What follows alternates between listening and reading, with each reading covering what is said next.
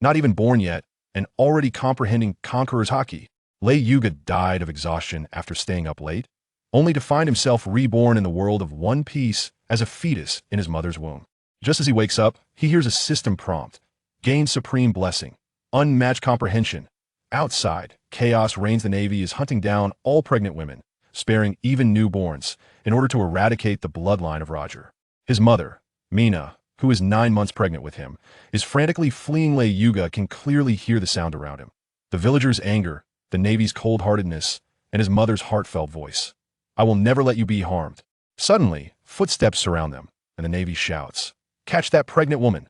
The sound of guns being cocked echoes, and his mother defiantly yells, you will not harm my child. He is not from a cursed bloodline. Bang, bang, bang. Gunshots ring out. Lei Yuga feels his mother's body shake, and behind them, he hears the Navy roaring. Follow me. Lei Yuga can still hear his mother's rapid heartbeat and breathing. Being chased by the Navy right after birth? Can his mother escape? With his unmatched comprehension, what kind of commotion can he create in the womb?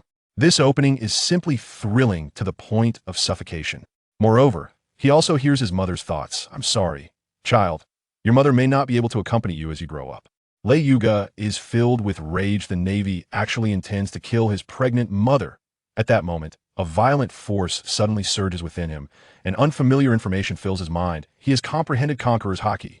His mother, using all her strength, jumps onto a small boat, while gunfire erupts behind them. Bullets raining down like a storm. She is hit several times in the back, but continues to row desperately, with only one thought in her mind. I must give birth to my child. Just as the small boat has traveled 20 meters, another bullet comes flying, and his mother falls face down, struggling to get up. She protects her belly and softly says, I'm sorry, child. Did I hurt you? On the shore, Navy Lieutenant Naka raises his hand. Prepare. The dark muzzles of guns are all aimed at the small boat. While a baby's cry rings out, and Lei Yuga is born. Naka roars, fire. The cursed bloodline must be eradicated. At that moment, a terrifying power spreads from the small boat.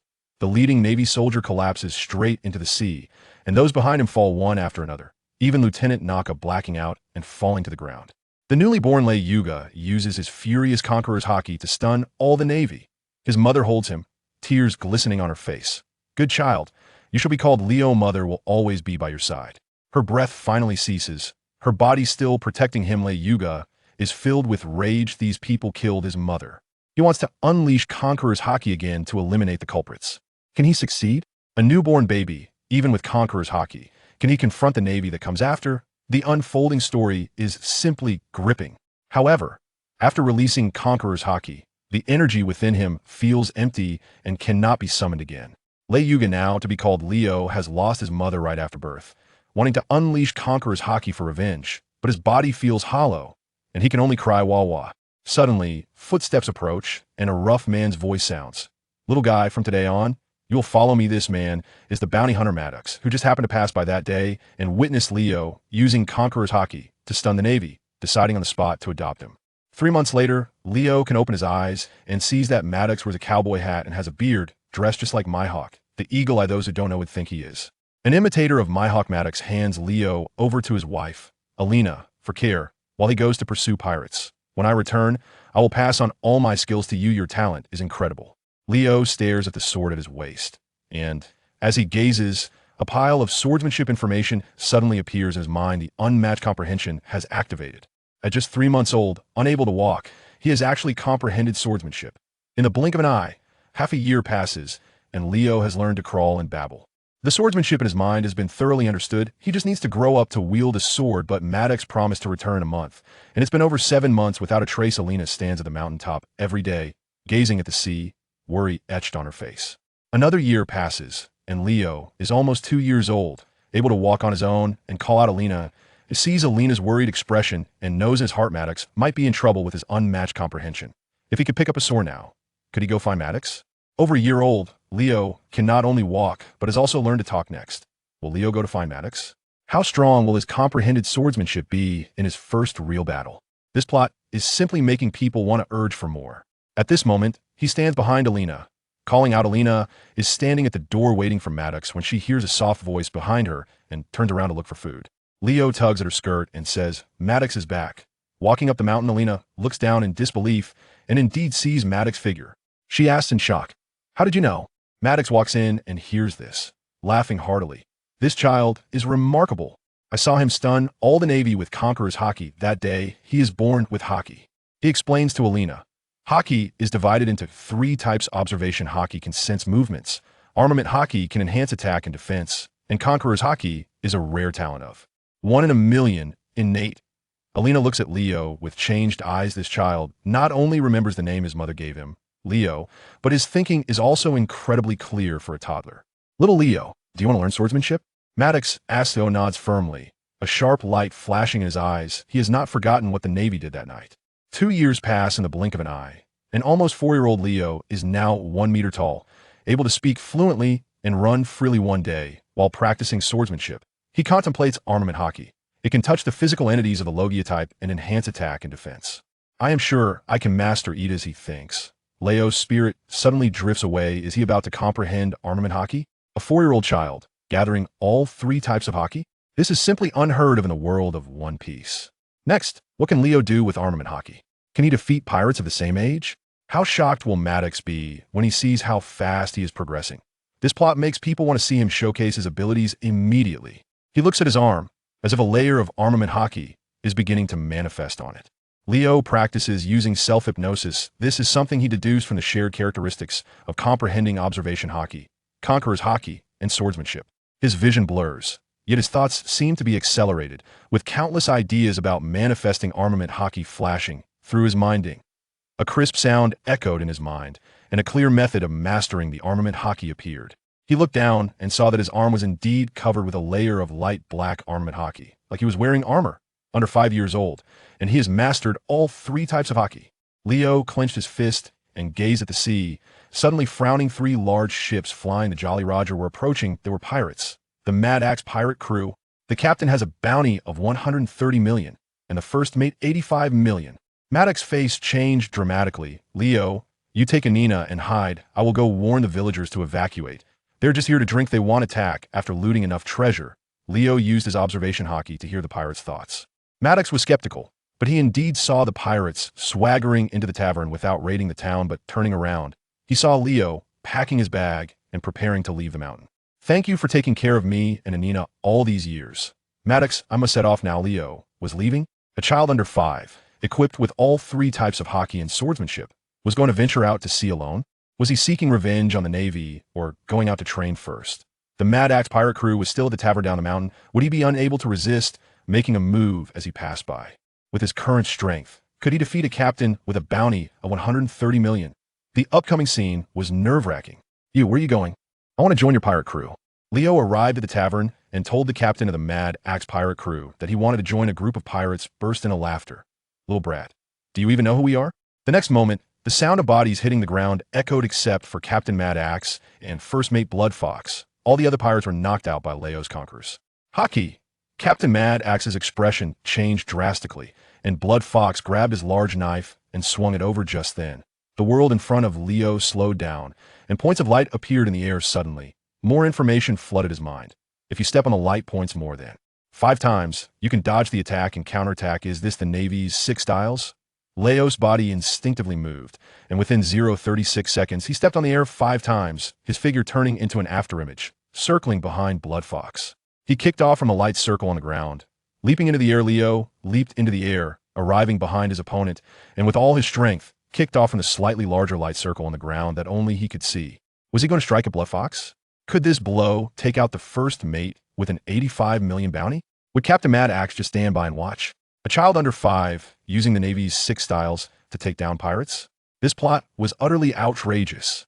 Unfortunately, the reminder from the Mad Axe came too late. Blood Fox Beck was attacked by Leo's spear thrust, and in an instant, a bloody hole appeared on the back of his neck. He collapsed on the spot, crashing heavily to the ground. His eyes rolled back, his mouth opened, and he had completely lost consciousness without a sound. Although it was a power he had just grasped, it must be said that it was very effective against these small fry. Leo looked at the opponent he had defeated on the ground, silently thinking to himself. Then he turned around and looked at the stunned Mad Axe. You guy.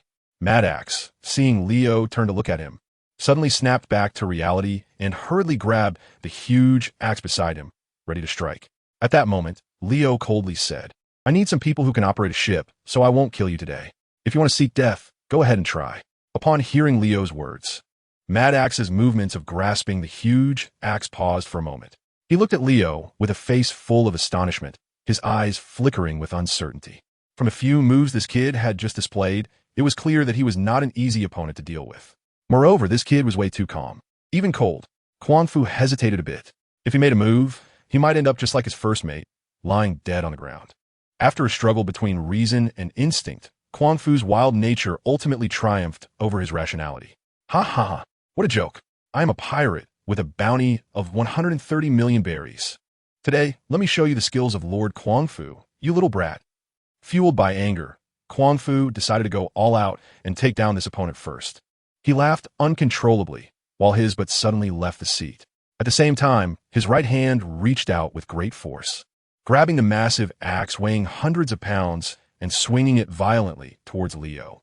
In Leo's field of vision, those lights were rapidly fading. Meanwhile, in his mind, streams of consciousness were constantly emerging. These streams of consciousness were all about how he should react and the possible counterattacks and evasive actions his opponent might take. As these streams of consciousness appeared in his mind, Leo's body began to move naturally. He utilized the newly comprehended Navy 6 styles, once again combining shave and moonwalk to dodge to the side. In that instant, the massive axe, weighing several hundred pounds, crashed down onto the spot where Leo had just stood. Boom! The ground shook violently, and dust billowed everywhere. The entire tavern was destroyed by over half due to the attack from the massive axe. Chapter 7. From today on, I am your boss. The ground continued to tremble, and the cracks on the surface were widening. Meanwhile, the massive axe suddenly swung up again, launching another attack towards Leo, who had circled to his left side. This guy was actually able to track Leo's movements, not fooled by the dust stirred up from the earlier commotion. Leo felt surprised. As expected, he was a pirate with a bounty exceeding 100 million berries. If this worth were placed a decade later, he would definitely be a supernova. Therefore, it was no surprise that the massive axe's skills were so impressive. Leo's figure flashed again, increasing in speed, and instantly disappeared from the massive axe's sight. Seeking death, the massive axe let out a low growl and suddenly swung the large axe horizontally to the left. Bang! Leo's fist slammed hard against the opponent's large axe, and the immense force immediately forced the massive axe to stagger backward repeatedly. Does this guy have observation Haki? Leo was a bit surprised. However, he quickly realized that was not the case. The massive axe's inner voice echoed in his ears. Fortunately, this guy's speed is really fast. Thankfully, my reaction isn't slow either. Damn, how can there be such a powerful little brat here? The massive axe was constantly shocked in his heart. From his inner monologue, it was evident that he had not yet mastered observation Haki, but this guy should be close to awakening it. Otherwise, it would have been impossible to dodge his earlier punch. Leo struck again, this time even faster than before, but he was not trying to sneak attack the massive axe. Instead, he created some distance from his opponent. Seeing the situation, the massive axe indeed thought Leo was planning to escape, and he immediately grinned and chased after him. Hee, now you want to run away? Little brat, it won't be so easy. I want you to die here today. I'll chop you into meat paste. Although this guy looked very robust, his speed was not slow at all. Now grinning, he caught up, raising the gigantic axe high, and swung it down towards Leo's head. But just when the massive axe thought he was about to succeed, he suddenly saw Leo turn around and stop fleeing, revealing a meaningful smile on his face. Oomph! Leo chuckled playfully. The moment the massive axe saw that smile, he instantly sensed something was wrong. But he didn't know where the problem lay, and the massive axe in his hand could no longer be pulled back, as all his strength had already been expended.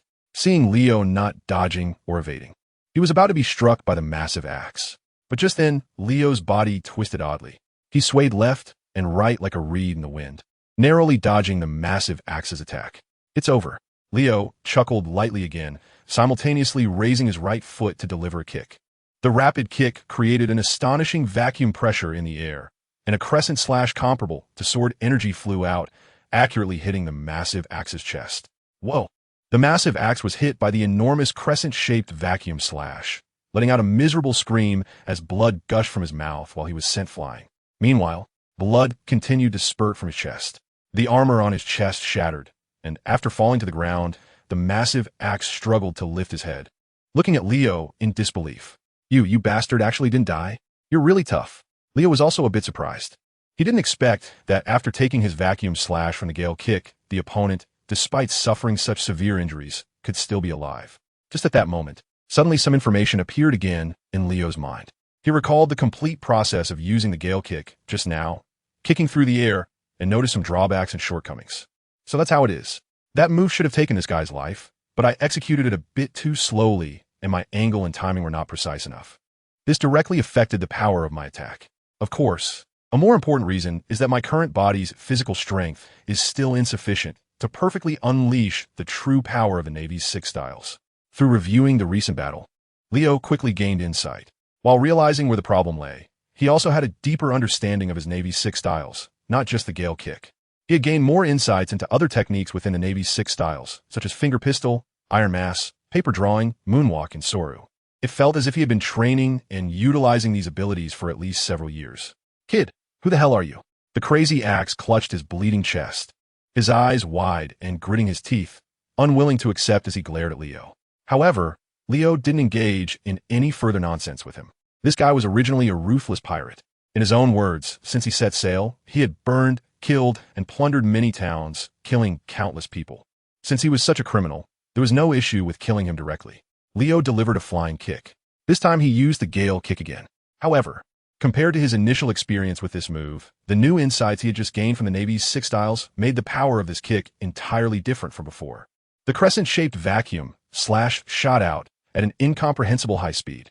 In an instant, Crazy Axe's head was severed from his neck. After taking care of this guy, Leo dusted off his hands and looked around. The other pirates who had been stunned by his Conqueror's Haki were just now waking up due to the commotion from the battle. As they regained their senses, these pirates saw their captain and second-in-command lying in a pool of blood. This scene instantly changed their expressions dramatically. Captain Crazy Axe and Captain Beck, they're dead? Dead? It seems like they really are dead. Idiot. Does it seem like it? They're definitely dead. The pirates looked around in terror, each one dumbfounded, not knowing what had happened. At this moment, someone finally noticed Leo. It was this kid who did it. Just then, everyone turned to look at Leo. Leo slowly turned around to face these pirates, flashing an innocent smile. That's right, I did kill them. From today on, you'll follow me, Leo said. A pirate, upon hearing this, angrily swung his sword and lunged at Leo. Damn it, I will avenge our captain.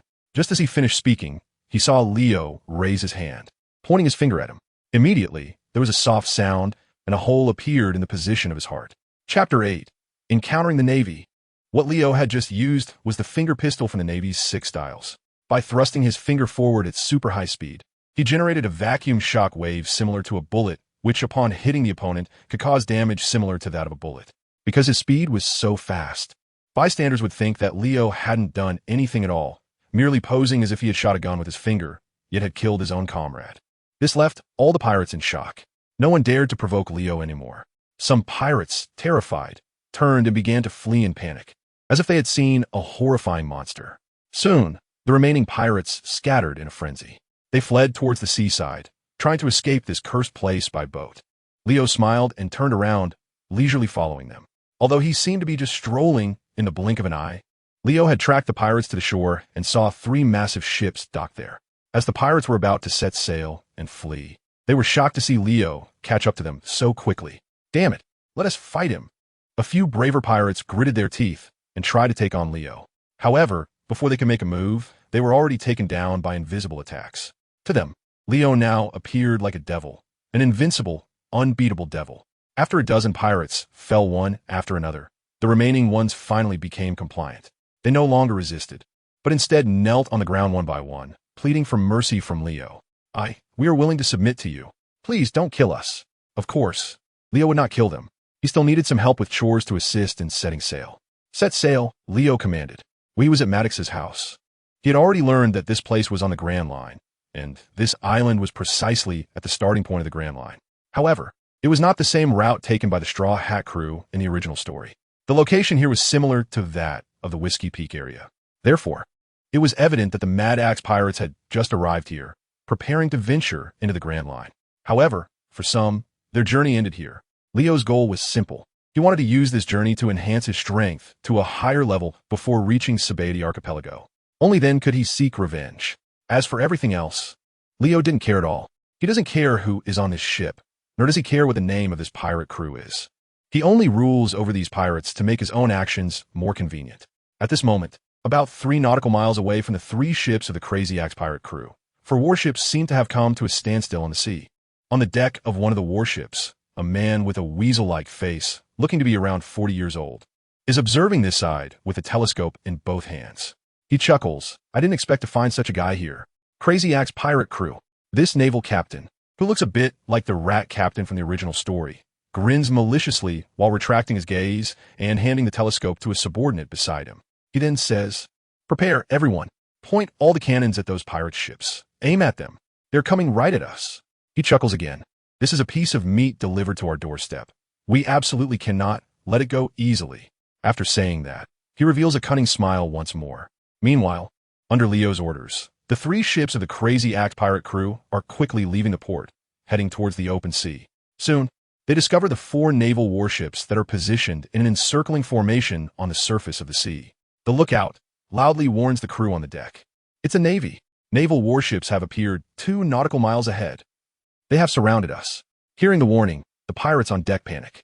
A burly pirate with several broken teeth rushes to Leo's side and loudly says, "Lord Leo, the navy has surrounded us."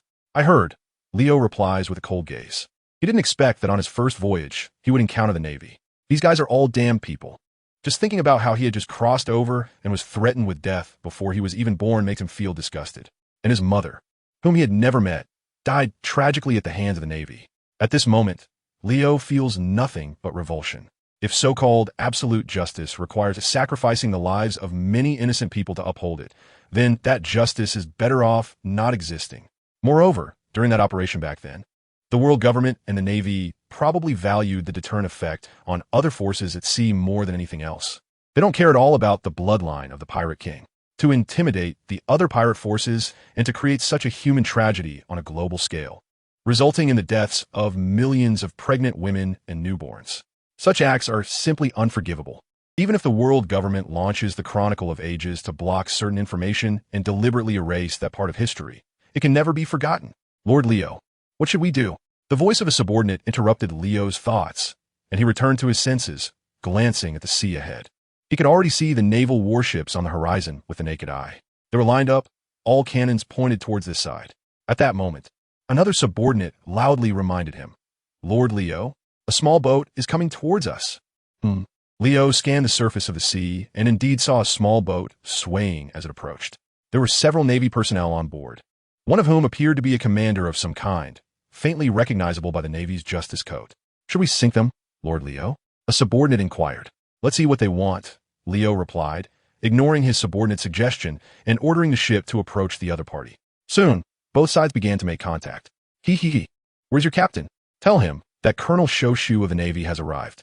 The tall, thin Colonel Shoshu, with a sly and sinister smile, introduced himself to the pirates on the deck. Just as he finished speaking, he saw a figure appear amidst a large group of pirates. Upon seeing Leo, Colonel Shoshu was momentarily taken aback. How could this pirate crew have a child of such age? Is he also a pirate? Although surprised, Colonel Shoshu didn't take care and asked, "Where's your captain?" "I am." Chapter 9. Open bribery?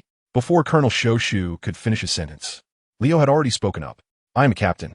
Leo looked down at him from a height, responding, "You?" Colonel Shoshu was clearly stunned and stared at Leo in disbelief. I remember clearly that the captain of the Crazy Axe Pirates is Crazy Axe, and the vice captain is Blood Foxbeck. I want to see those two, not some little brat like you. Hurry up and let them come out to meet me, or I won't be polite." Colonel Shoshu threatened. His words left the pirates on the deck dumbfounded and furious.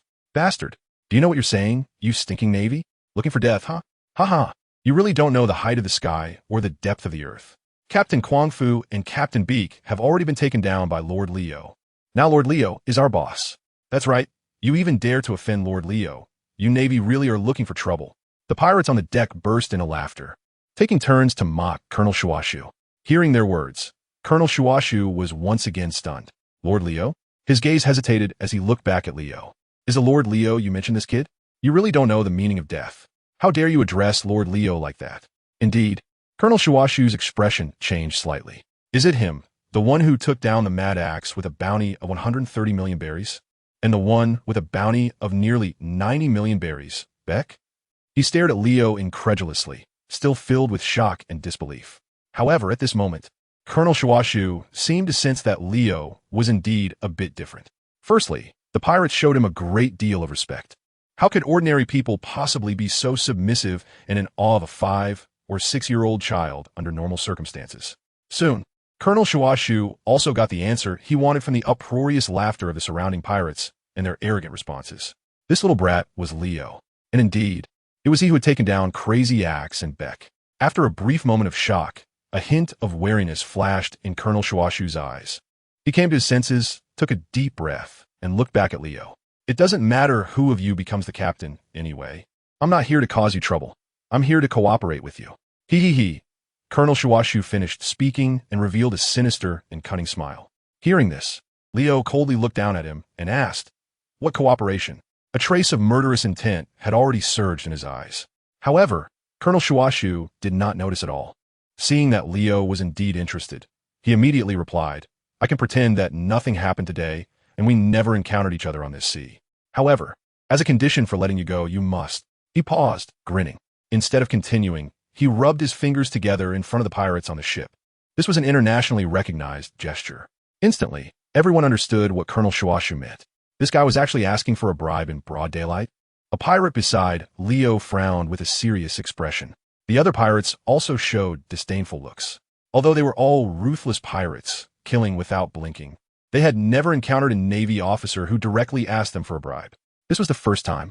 It was really unexpected that such a person existed in the Navy. I'm really seeing things for the first time. Hey, you guy, do you even know what you're saying? Aren't you a Navy colonel? Capturing pirates is your duty. Yet here you're asking for a bribe? It's clear that this guy is not a good person. The pirates on the deck exchanged words, each mocking Colonel Shuashu or questioning his actions. However, Colonel Shuashu did not care at all about these doubts and laughter. His face was incredibly thick-skinned. Colonel Shuashu looked at Leo and continued, "So, what do you think? Just pay me 50 million berries, and I can let all of you go. I guarantee that no one will know about this, and there won't be any Navy chasing after you. With your 3 ships and hundreds of people, this deal is quite a bargain, right?" After finishing his words, Colonel Shuashu looked at Leo with anticipation. However, this time, he finally saw a strong killing intent in Leo's eyes. This killing intent made Colonel Shuashu's heart skip a beat, causing him to feel a chill all over his body. He rolled his eyes and quickly said, "If you think this price is too high, it can actually be negotiated. Let's just consider it making friends. How about 40 million berries?" Colonel Shuashu extended 4 fingers. The pirates on the deck, who were about to retort when they heard the initial asking price of 50 million berries, suddenly burst into laughter upon hearing Colonel Shuashu's new offer. What a joke. If we had that much money, would we even need to be pirates? Ha. What a fool. Daring to bribe us. Lord Leo, why not just take them out? They thought to themselves that this guy really was blind to the situation. The pirates on the deck laughed heartily. Clearly, no one intended to pay a bribe to this naval colonel. At that moment, Leo snorted softly. "From what I see now, you really deserve to die." Hearing Leo's words and sensing the killing intent in his eyes once again, Colonel Shuashu's pupils slightly constricted. However, this guy clearly wasn't new to facing setbacks. His skin was thicker than a city wall. Instead of backing down, he grinned and continued, "The Navy is just a job for us. It's a profession we have to take on to make a living. Just like you become pirates to pillage and kill.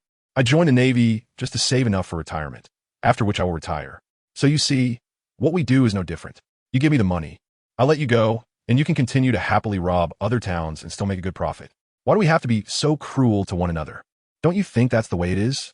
Just as Colonel Shuashu finished speaking, he suddenly saw Leo raise his finger at him. Chapter 10. Quickly notify Marineford. Upon seeing Leo's action, Colonel Shuashu immediately put away his smile and narrowed his eyes, looking serious. He hesitated, staring at Leo, unsure of what the other party intended to do. "You're very noisy. Just die here," Leo said decisively as he unleashed a pointed attack. The vacuum bullet, invisible and as fast as lightning, shot out in an instant, whizzing toward the opponent's vital points. However, at that critical moment, Colonel Shuashu suddenly changed his expression and dodged to the side. It was this one evasive move that allowed him to escape disaster. The vacuum bullet struck his left ribcage, narrowly missing his heart. "This is the Navy's 6 styles? Who are you?" Although he was not strong and only focused on making money, Colonel Shuashu still had some knowledge. After a certain stage of training, Navy recruits would begin to learn the Navy's 6 styles. So, he immediately recognized the technique after being attacked. No wonder that movement felt so familiar. But how could this be possible? Colonel Shuashu was filled with suspicion. He had practiced the Navy's 6 styles for many years, yet he was still far from mastering it. This kid had managed to injure him with just one move. If he hadn't dodged quickly enough, he would have been dead. At that moment, Colonel Shuashu was extremely frightened. Leo's cold and ruthless decisiveness made him feel the threat of death. He wanted to clarify more about the situation and then try to find a way to solve the problem. If it really came down to it, he could even pay these pirates to let him live. However, at that moment, Leo didn't give him a chance at all. Just as Colonel Shoshu was about to speak again to ask for more details, a gust of wind suddenly rushed towards him. Before Colonel Shoshu could understand what was happening, the small boat beneath his feet suddenly shattered into 2 pieces, as if it had been struck by an invisible sword attack. Colonel Shoshu and his 2 loyal subordinates fell into the sea at the same time. It was at this moment that a rain of bullets began to fall. These attacks were all unleashed by Leo. The vacuum finger gun attack had power comparable to real bullets. In an instant, Colonel Shoshu's 2 subordinates were killed on the spot, with blood staining the nearby sea. At the same time, the bloody scent attracted sea beasts and sea kings from beneath the waves. In the distance, a Navy lieutenant on one of the 4 warships, who was observing the situation through a telescope, witnessed this scene. Seeing his commander, Colonel Shoshu, under attack and 2 of his companions dead, and Colonel Shoshu himself being swallowed by an enormous sea king, the faces of the sailors on the deck changed dramatically. The Navy lieutenant reacted quickly. After his expression darkened, he immediately ordered, "The pirates have attacked us. Colonel Shoshu is dead. Counterattack immediately. Open fire on them. Now." Instantly, the cannons on the 4 warships fired simultaneously. Black cannonballs, accompanied by sharp whistling sounds, soared through the air. The pirates on Leo's side were not to be outdone and began to fire back. At that moment, Leo suddenly struck out. In the air, crescent-shaped, slashing outlines surged forth, only to vanish in an instant. Meanwhile, all the incoming cannonballs exploded in mid-air, posing no threat at all. Seeing Leo's intervention, the cannonballs were instantly shattered. On the decks of the 3 massive pirate ships, hundreds of pirates shouted and cheered in unison. Leo's strength was far greater than that of their previous captain. Now, every pirate felt genuine admiration and awe for Leo. What? How is this possible? The Navy soldiers on the 4 warships were left dumbfounded at this scene. They couldn't believe that someone could do such a thing. Fire. Open fire immediately. Sink all those pirate ships. The naval captain on the deck issued the command again. However, just as he finished speaking, his whole body suddenly stiffened. Then, a bloodstain appeared in the middle of his face. Following that, his body was split in 2. At the same time, the Navy warship beneath him also erupted with a loud boom, splitting from the bow to the stern. The entire massive naval warship was instantly torn apart. Amidst the thunderous sounds of destruction and the intense friction of metal and wood, this naval warship quickly sank into the sea. The naval soldiers on the remaining 3 warships were left dumbfounded at the sight. So powerful. That ship has a great swordsman. Retreat quickly. No one is allowed to run. Open fire immediately. We must kill these pirates. Avenge all our brothers and Colonel Shuashu. On the other naval warships, other captains and lieutenants stepped forward to take command of the battle. However, just as these naval lieutenants and ensigns issued their orders, suddenly their ships were also attacked. Many naval soldiers clearly saw several powerful pressures rapidly approaching from the distant sea. The ocean seemed to be sliced open by an invisible giant knife, creating huge chasms on the surface. Before these naval soldiers could figure out what was happening, their ships also began to split in 2. Boom! The damaged naval warships quickly sank into the water. Many naval soldiers fell into the sea. It was at this moment that they realized they had provoked an existence they could never afford to offend. Many Navy personnel clung to pieces of the ship, floating on the surface. Just as they took a breath, they suddenly saw the enemy's attack coming again. An invisible and powerful vacuum cut through the waves of the sea, hitting a group of naval soldiers who had just surfaced. In an instant, this group of naval soldiers was all killed, their blood staining the sea red. Meanwhile, more attacks came. The remaining naval soldiers finally understood that the enemy had no intention of letting them go. They intended to wipe them out completely. A Navy captain quickly shouted to his subordinate, who was holding the transponder snail, "Hurry! Quickly report the situation here to Marineford and the branch. These pirates are simply madmen." Madmen? As soon as he finished speaking, he saw another group of Navy survivors, less than 50 meters away. being engulfed by the huge waves stirred up by the terrifying vacuum slash. Chapter 11. Use stillness to overcome movement, waiting for them to deliver themselves. Naval Headquarters, Marineford. In the Marshal's office, Sengoku was feeling a headache. He had originally thought that after the great pirate Roger was executed publicly, the chaos at sea would be quelled, and peace would be restored to the world. However, what no one expected was that cunning guy Roger, right before his death, used his demise to open the door to an even more chaotic era of great pirates. His last words before dying proclaimed that he had left countless treasures of gold and silver somewhere in the world. This led to the emergence of countless pirates around the world, all harboring dreams of becoming rich. These various pirate crews caused chaos in different parts of the world and created numerous tragedies. Their presence severely distracts the Navy, making it impossible for the Navy headquarters to focus all its energy on dealing with the new pirate crews established by the former officers of the Rocks Pirates. For example, the Whitebeard Pirates, the Big Mom Pirates, the Kaido Pirates, and the Golden Lion Pirates, among others. Watching those pirate crews grow stronger and more powerful, they become increasingly difficult to handle. The Holy Land Mariewa has been putting pressure on Marineford. Over the past few years, Sengoku has been greatly troubled by these matters. Although he is not yet 60, his hair has already turned completely gray. Recently, he heard that the Whitebeard Pirates have occupied several more islands in the New World, further expanding their sphere of influence. Sengoku is contemplating how to deal with the Whitebeard Pirates, trying to find ways to weaken their strength. Just then, a knock on the door interrupted Sengoku's thoughts. He came back to his senses from contemplation and looked up in shock towards the door. "Come in, Admiral Zhanghua." A Navy colonel entered, his demeanor very respectful.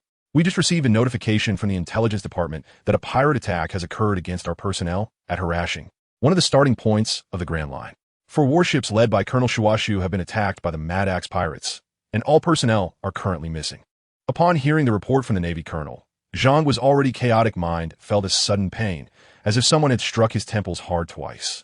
However, being an experienced admiral who had witnessed many grand events, and since it was only a Navy colonel who had been attacked, he did not show any extreme surprise at the moment.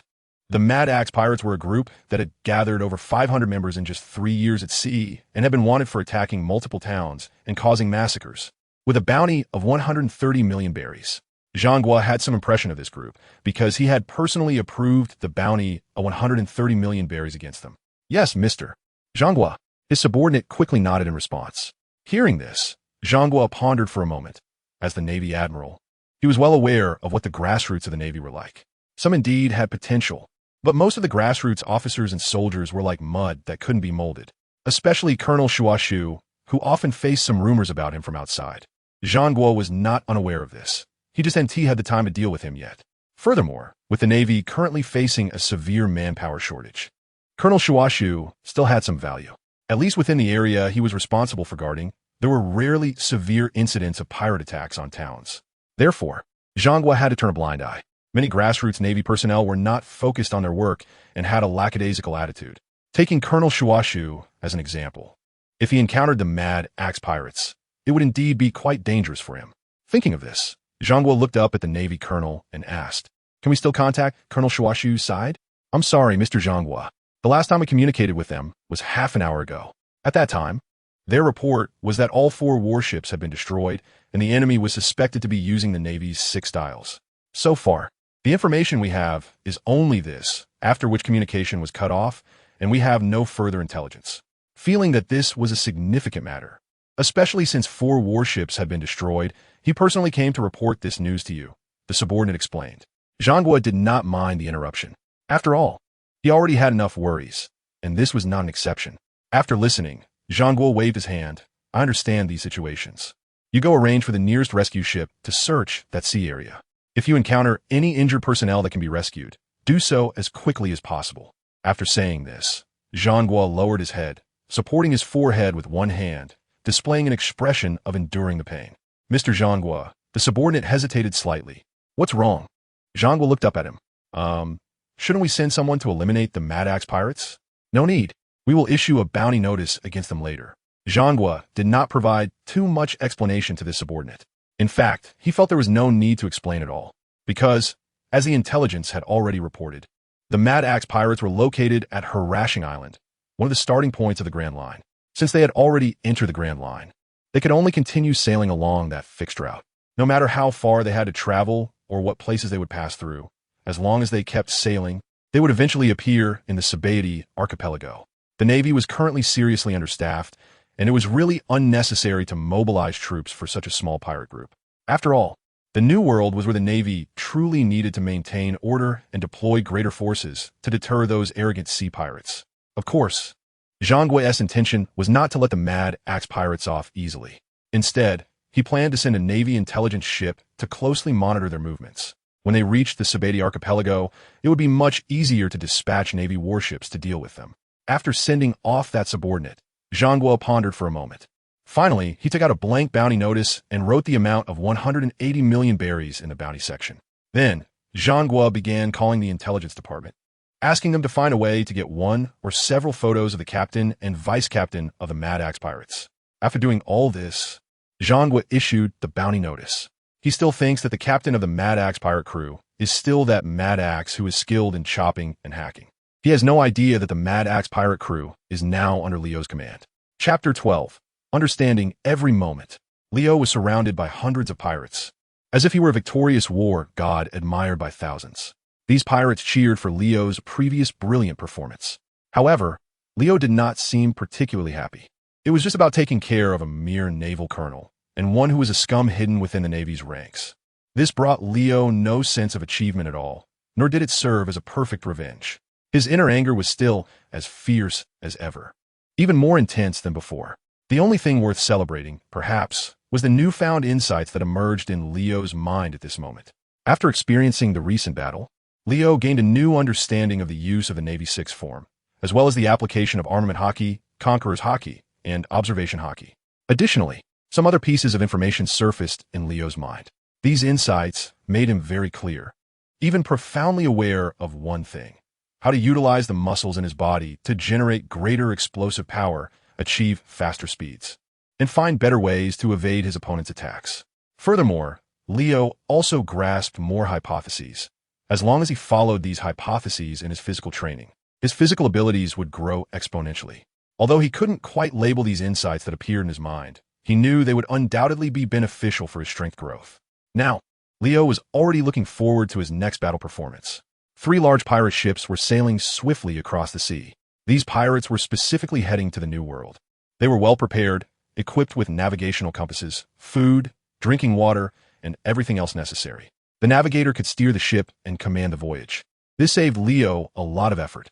Now, he only needed to focus on the deck, diligently studying the physical techniques and Haki he had just comprehended, as well as swordsmanship, to help him improve his strength more quickly. He didn't need to concern himself with anything else. However, at this moment, Leo felt a bit puzzled. Normally, if the Navy encountered such a level of attack, they would definitely dispatch more reinforcements to assist, or even track us down for counterattack. Yet, 3 days had passed, and they hadn't seen a single shadow of them. Could it be that I acted too quickly, causing them not to relay the message? Leo recalled the situation from earlier. He clearly remembered his observation Haki, hearing the shout of the opposing Navy commander, who said he would use a din mushy to notify the nearby Navy branch and the Navy headquarters at Marineford. He initially thought an interesting character would come to practice with him and help him improve quickly. Now, after waiting left and right, all he got was a face full of disappointment. Just as Leo was puzzled by the Navy's confusing behavior, one of his subordinates suddenly voiced his confusion not far away. Is this the latest bounty notice? Why is it our former captain's bounty? Shouldn't it be Lord Leo's? Let me see. It really is our old boss's? What's going on? Haha, he actually skyrocketed to a bounty of 180 million berries. That crazy axe guy would definitely die laughing if he knew.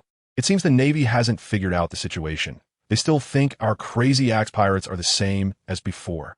Yes, they probably don't know that our current captain is Lord Leo. On the deck, the burly pirates, besides fighting each other every day, found one of their greatest pleasures was reading the daily news. Today's newspaper brought the latest news, including the Navy's newly released bounty notice. However, from these guys' conversations, Leo gathered some useful information. The Navy had not realized that the current captain of the Crazy Axe pirates was him, not the already taken down Crazy Axe. They even issued a higher bounty for the already dead Mad Axe. So because of this, they didn't send pursuers to attack us? Realizing this might be the case, Leo narrowed his eyes. But on second thought, it's fine. This way, he can have more time to grow and improve. Although Leo has already perfectly mastered the three-color Haki, as well as powerful martial arts, swordsmanship, and other abilities, his overall strength is still not particularly formidable. He has no problem dealing with ordinary small fry, but when facing true powerhouses, he might still fall short.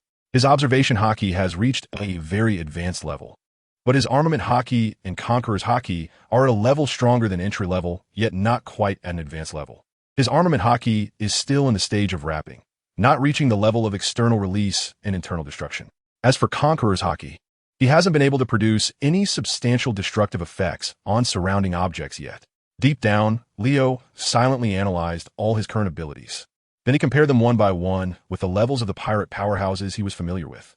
There is no need to mention the top-tier combat power like the three admirals of the Marine headquarters. Carp, with his iron fists and armament Haki, can level several mountains in one go. Such combat power is something Leo cannot achieve at the moment. As for those top pirates on the seas, they can easily unleash their armament Haki to create a powerful internal destruction effect with just a punch. Conqueror's Haki can also pose a significant threat to opponents from a distance. These are things Leo currently does not possess. So, how should I improve my armament Haki? How can I further enhance the power of the Marine 6 styles? Leo lay on the beach chair, lost in thought, and unknowingly fell into a deep sleep. Even in his sleep, he did not forget to train. He had a long dream, but rather than calling it a dream, it was more like a memory that flickered like a revolving lantern. It recalled the moments from the time Leo was born, starting with his first use of Conqueror's Haki to deal with the pursuing Navy and the various experiences he had on his journey of growth over the past 5 years, leading to where he is today. Of course, it wasn't every detail. It mainly focused on the important fragments of life, the significant moments that contributed to Leo's growth or changed the course of his destiny. For instance, the first time he grasped observation Haki, the practical effects of using Conqueror's Haki for the first time, the process of awakening armament Haki, his reflections, and the growth of armament Haki over the years. Each important time fragment was replayed several times. Unbeknownst to him, these significant memories seemed to flow together like a stream merging into the sea, beginning to brew and merge into new insights in Leo's mind. Chapter 13, An Unconscious Sword. Although he was in a mysterious state that felt like dreaming, his brain was rapidly replaying bits and pieces of the past. However, at this moment, Leo was actually in a state of clarity. He could clearly and intensely feel that he was recalling and summarizing those important experiences from the past. Gradually, he began to comprehend new things. He further understood observation Haki, gaining a more powerful predictive effect and the ability to read what others were thinking. This increased Leo's perception range and lowered the focus requirement of observation Haki. At the same time, Leo could, through observation Haki, capture more agile targets. Even when facing an opponent attacking him with the Navy's 6 styles, he could easily predict the trajectory of the target in advance. With an increase in understanding of armament Haki, Leo gradually felt that next time, he could try to externalize armament Haki. Of course, the updates and iterations on the methods of practicing and using armament Haki were secondary. What pleased Leo even more at this moment was his expanded understanding of armament Haki. This enhancement in understanding made Leo feel like his armament Haki was growing every second. Those familiar with the world of One Piece should know one thing. Armament Haki has a concept of a limit. It is like your stamina, health bar, and energy bar. It also has a usage limit. During battle, armament Haki will be continuously consumed. Once it is depleted, all effects are lost, and it takes time to recover. This means that the results one can achieve in battle while using armament Haki often depend on their level of comprehension and application of it, as well as the quantity of their armament Haki. It is evident that someone with a greater amount of armament Haki, capable of externalizing it, is likely to be stronger than someone with only a small amount of Haki, who cannot even harden or cover their entire body.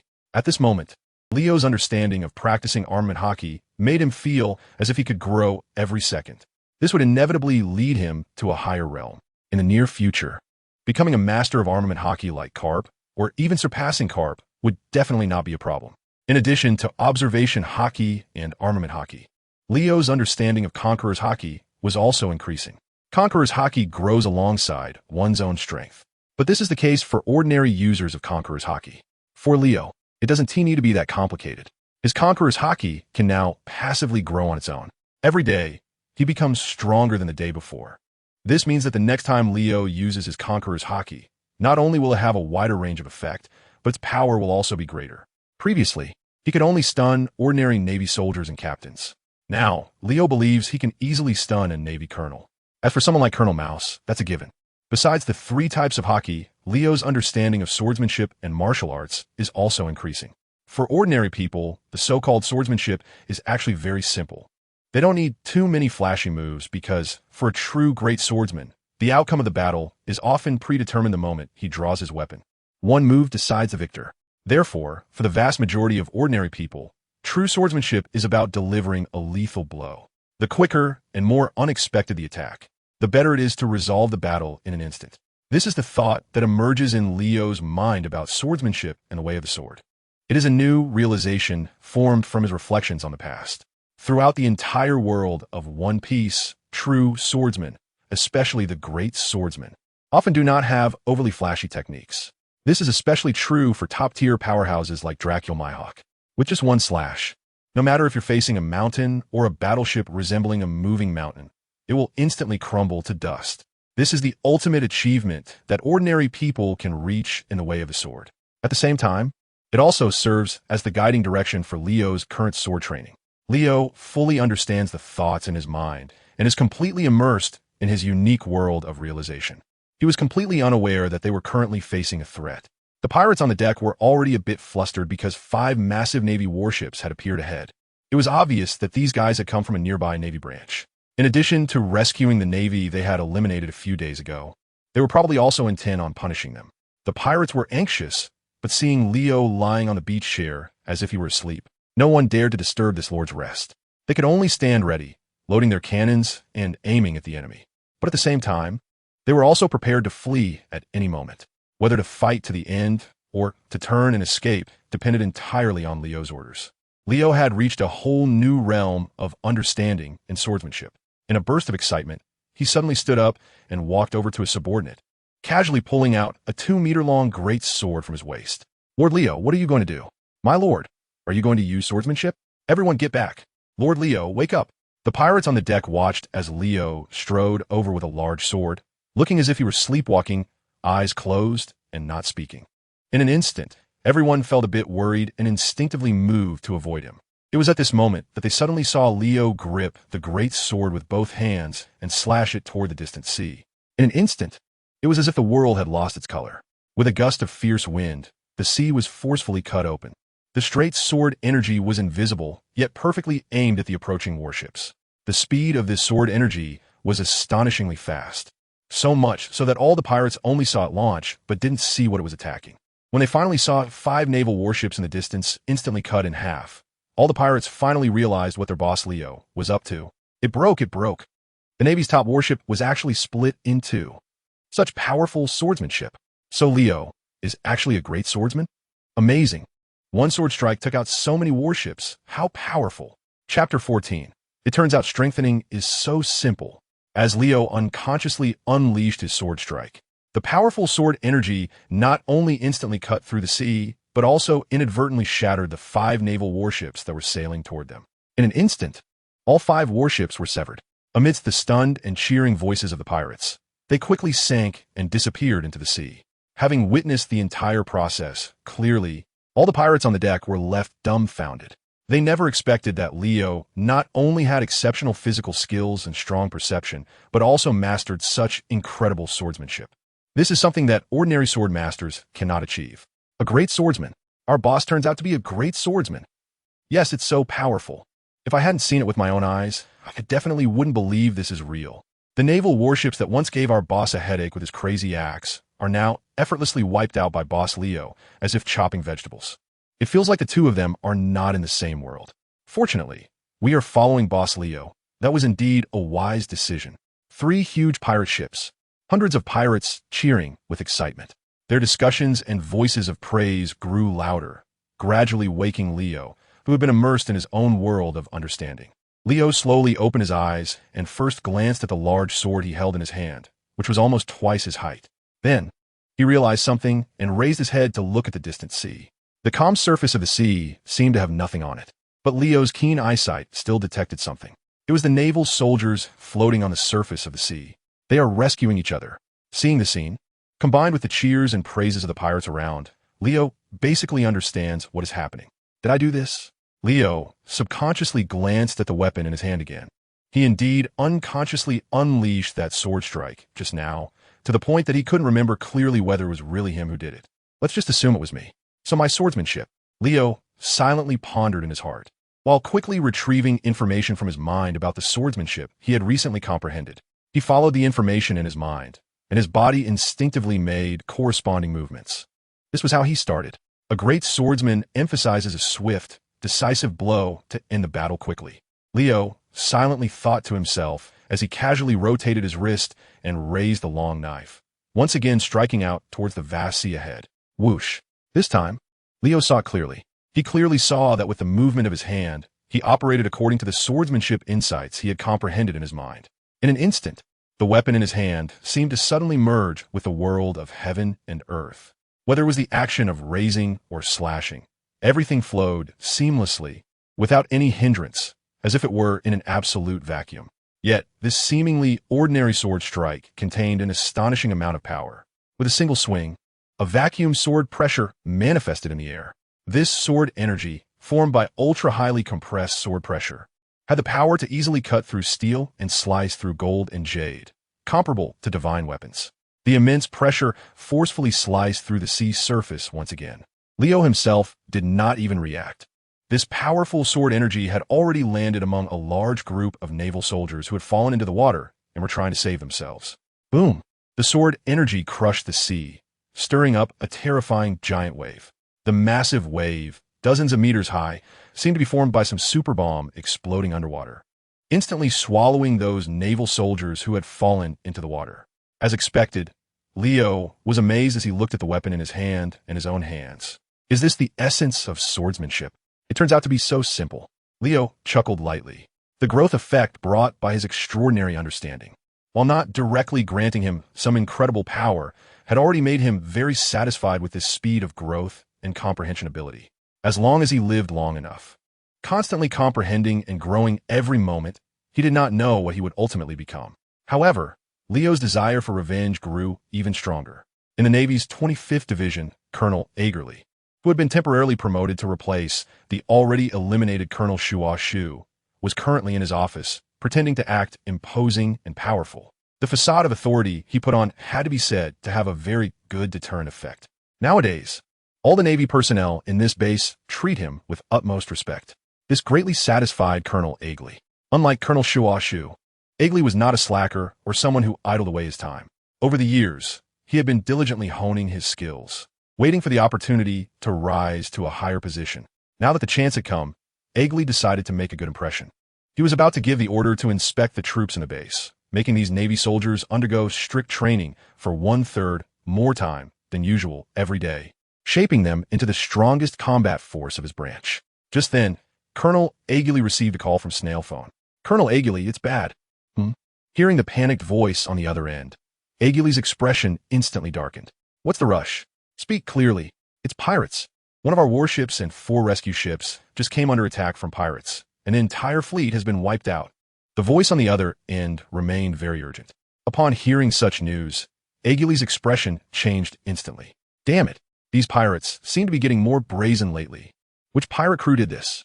Agerly asked coldly. It seems to be the Mad Axe pirate crew. His subordinate quickly replied. The Mad Axe pirate crew? Colonel Agerly. The previous branch commander was killed by them. A captain nearby reminded him with a serious expression after hearing this. Agerly certainly knew about this matter. After all, it was precisely because the previous commander was killed that he had the opportunity to rise to power. Although Agerly was eager to achieve meritorious deeds and show his capabilities to Marineford, he was not foolish. The captain of the Mad Axe pirate crew was currently offered a bounty of 180 million berries. This amount was considerable even in the New World. As of today, more than 5 Navy warships had already been destroyed by the Mad Axe pirate crew, along with 4 rescue ships. With such strength, even if he took the entire branch to pursue them, they would likely still be outmatched. Immediately report this incident to Marineford. Also, gather all personnel and mobilize. Agerly snapped back to his senses and ordered loudly. Chapter 15. Must reassess this opponent. Although he knew very well that the Mad Axe pirate crew, with over 500 members, was not to be trifled with, Agerly still had to put on a show. establishing an image of a brave and fearless commander in front of his subordinates. After all, with their current naval ship speed, they wouldn't catch up to the Mad Axe pirate crew's ships. The distance was too great. He decided to inform Marineford and let them deal with it. At Marineford headquarters, a sudden exclamation rang out in the office. What? Sengoku turned around, astonished as he looked at the subordinate reporting the news. Another incident by the Mad Axe pirate crew? Despite being accustomed to major events, Sengoku couldn't help but feel a bit surprised at this moment. Just a few days ago, he had received a report that the relatively prominent newcomer, the Mad Axe pirate crew, had attacked 4 Navy warships near the starting point of the Grand Line. This battle resulted in several Navy soldiers going missing or being injured, and even the commander, Colonel Moth, could not escape his fate. As a result, Sengoku ordered close monitoring of the Mad Axe pirate crew and issued a higher bounty for their capture. However, the main strategy was to ignore them for now. Once they arrived at the Sabaody archipelago, he planned to unite the Navy from Marineford and the stationed troops at Sabaody to eliminate these pirates together. However, Sengoku never expected that the Mad Axe pirate crew would turn out to be much more troublesome than he anticipated. They actually dared to strike at the Navy again. How despicable. That bastard Roger has left us with a real mess. Sengoku gritted his teeth, clenching his fists and muttering to himself. At this moment, Admiral Tsuru walked in from outside. She had just received news about the Axe pirates, so she specifically came to discuss this issue with Sengoku. Sengoku, have we underestimated the Axe pirates? It seems we need to re-evaluate our response strategies against them. Admiral Tsuru is now the Chief Staff Officer of the Navy headquarters. Her intelligence is well known and certainly not inferior to the strategist Sengoku. Hearing Admiral Tsuru say the same thing, Sengoku quickly calmed down and began to seriously consider the issue. After a moment, he nodded gravely. From the current situation, the Axe pirates are indeed not to be underestimated. We must adopt a serious attitude and thoroughly study them, Sengoku said solemnly. In the past, no matter how rampant pirates were, most newcomers would choose to flee when encountering a naval fleet. There are actually not many pirate crews that dare to confront the Navy head-on. Moreover, the Navy's warships are top-notch vessels modified by Dr. Vegapunk. They not only have powerful engines, but also possess defense and firepower that ordinary pirate ships cannot compare to. Therefore, a pirate crew that can retreat unscathed while sinking all naval warships under the siege of the Navy's elite vessels is, so far, known to Sengoku in numbers not exceeding 10. Those guys are not just any rookie pirates. Each one is a notorious big pirate. Sengoku thought seriously. Since the Axe pirates can accomplish such feats, and not just once, but repeatedly, it is enough to prove that the strength of the Axe pirates has been greatly underestimated. Admiral Tsuru had already anticipated this, and upon hearing Sengoku say he wanted to study the Axe pirates, she walked over and handed a stack of documents to Sengoku. This is the latest information just returned from the intelligence department. After learning about the Axe pirates' attack on the commander of the 25th branch, I had someone launch an investigation. Hearing Admiral Tsuru say this, Sengoku looked up at her in surprise. You really are thorough in your thoughts, little Tsuru. Sengoku nodded and began to review the documents in his hand. On the deck, Leo, lying on a beach chair soaking up the sun, suddenly felt a bit of itch in his ear. He reached out and rummaged a bit, then lifted his head to see a group of pirates staring at him with intense eyes. Upon seeing their gazes, Leo's expression instantly darkened. At that moment, one of his subordinates walked over with a grin, flattering him by asking, Boss Leo, the next town we're heading to is said to be extremely wealthy. Hey, this time we must make a good haul. That's right. Under your leadership, boss, we will plunder that town clean. Kill all the men and take all the women onto the ship. Ha ha ha ha. It seems like it's been a full 2 months since I last had some fun. This is truly a battle that makes one eager. Gold, beauties, we want them all, ha ha. The Mad Axe pirates are the strongest. These pirates were actually focused on him for this. Hearing their filthy words, Leo felt a bit uncomfortable inside. Not because he was some kind of saint. He is certainly not a good-natured person himself. But Leo has a principle: to repay kindness with kindness and revenge with revenge. He wouldn't randomly target innocent strangers. Hearing the sinister laughter of the pirates around him, Leo sneered and commanded, From now on, we will only target the Navy and the scum of the pirates. No raiding towns, no attacking ordinary people. Upon hearing Leo's sudden declaration, the entire deck fell silent as all the pirates stopped what they were doing. They looked at their boss in astonishment, as if their brains had short-circuited and they couldn't process what was happening. Boss, are you joking? That's a very wealthy town, with countless treasures of gold and silver, and many beautiful, lovely, and well-shaped women. A pirate blinked and hesitantly reminded Leo. He was afraid that Leo wouldn't know the benefits of the next island. However, as soon as he finished speaking, he suddenly stumbled and fell to the ground. Immediately, he clutched his leg and screamed in pain. The crowd looked on in confusion, only to discover that this guy's knee had been pierced by some force. At that moment, a blood hole appeared, gushing blood out. Seeing this, the other pirates instantly fell silent, not daring to mention what had just happened. "Do I need to repeat our principles again?" Leo asked coldly, his sharp gaze sweeping over all the pirates. The pirates instinctively took a big step back, all shaking their heads and waving their hands frantically. No, boss, we understand very clearly. That's right. From now on, we will only target the Navy and the trash on the sea. We absolutely won't rob ordinary people." Chapter 16. The Navy's strongmen mobilize. 3 days later, Leo and his fleet arrived at a small island called Dreamland. Although the island's total length and width were less than 10 kilometers, the towns built on the island were very prosperous. There are not only mature commercial districts, but also various entertainment venues. Since the recording pointer was still magnetically charged and would take several more days, and the food on the ship was almost gone, Leo had his subordinates go to the island to buy food, while the rest had free time, and he himself strolled around the island. Since they were already there, he wanted to experience the local customs and culture. Life is not just about the distant struggles, but also about enjoying the peaceful moments in front of him. Leo had just landed on the island and arrived at a commercial street. He found a restaurant, sat down, and ordered a large spread of delicious food, ready to enjoy a good meal. But suddenly at that moment, his observation Haki picked up some sounds. Upon careful listening, they came from the direction of the dock. "Hey, boss, we struck gold this time. There's a town up ahead that looks very lively." A rough voice rang out. "Ha ha ha, have we found another island? Send the orders down. Full speed ahead. Take all the women and gold and jewels from there, and kill the rest." Looking at the table full of sumptuous dishes, he hadn't even taken a bite when someone planned to come and stir trouble, destroying this town. Leo's gaze instantly turned cold. Just then, a large group of pirates walked in, laughing and joking. They were none other than Cetas, the captain of the second ship of the Mad Axe Pirates, and his crew. As Cetas and a few crew members walked in, he immediately noticed Leo sitting in the center of the hall. Instantly, he displayed a respectful demeanor. "Lord Leo, you are here as well." Cetas approached politely, his face full of flattering smiles. "There are some troublesome guys at the dock. You and your men should take care of them," Leo commanded. Upon hearing this, Cetas was slightly taken aback. "Understood. Lord Leo, leave it to us." He didn't ask too much about what the trouble was. However, since it was a direct order from Leo, no one dared to be negligent. Soon, Cetas hurriedly left with his subordinates.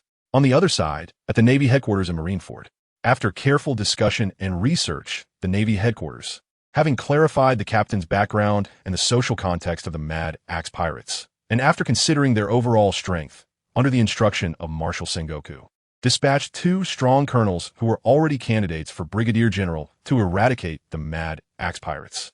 The 2 individuals are Aliski and Shioen. One is a strong fighter skilled in armament Haki, swordsmanship, and the Marine 6 styles, with impressive combat power. The other is a Paramecia-type rust fruit user, also possessing formidable strength. These 2 Marine colonels each lead 3 of the most advanced and heavily armed warships to confront the Mad Axe Pirates. According to the intelligence provided by the Marine Intelligence Department, they have now confirmed the enemy's location. Watching the 6 massive warships sail away from Marineford towards the golden horizon under the rising sun, Admiral Tsuru beside Sengoku couldn't help but take a deep breath. Although he said nothing, his actions undoubtedly revealed his inner worries. If it weren't for the fact that the Marine headquarters currently had no available troops, Sengoku wouldn't have only dispatched 2 colonels to deal with the Mad Axe Pirates. "Don't worry, Sengoku. Both of them are Zifa's proud students. Although they look young, they are trustworthy and excellent Marines.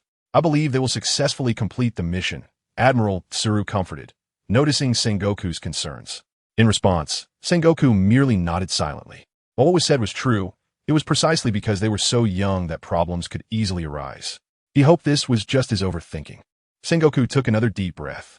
At this moment, neither he nor Admiral Crane knew that their wrong decision would lead to Leo launching a full-scale counterattack against the Navy.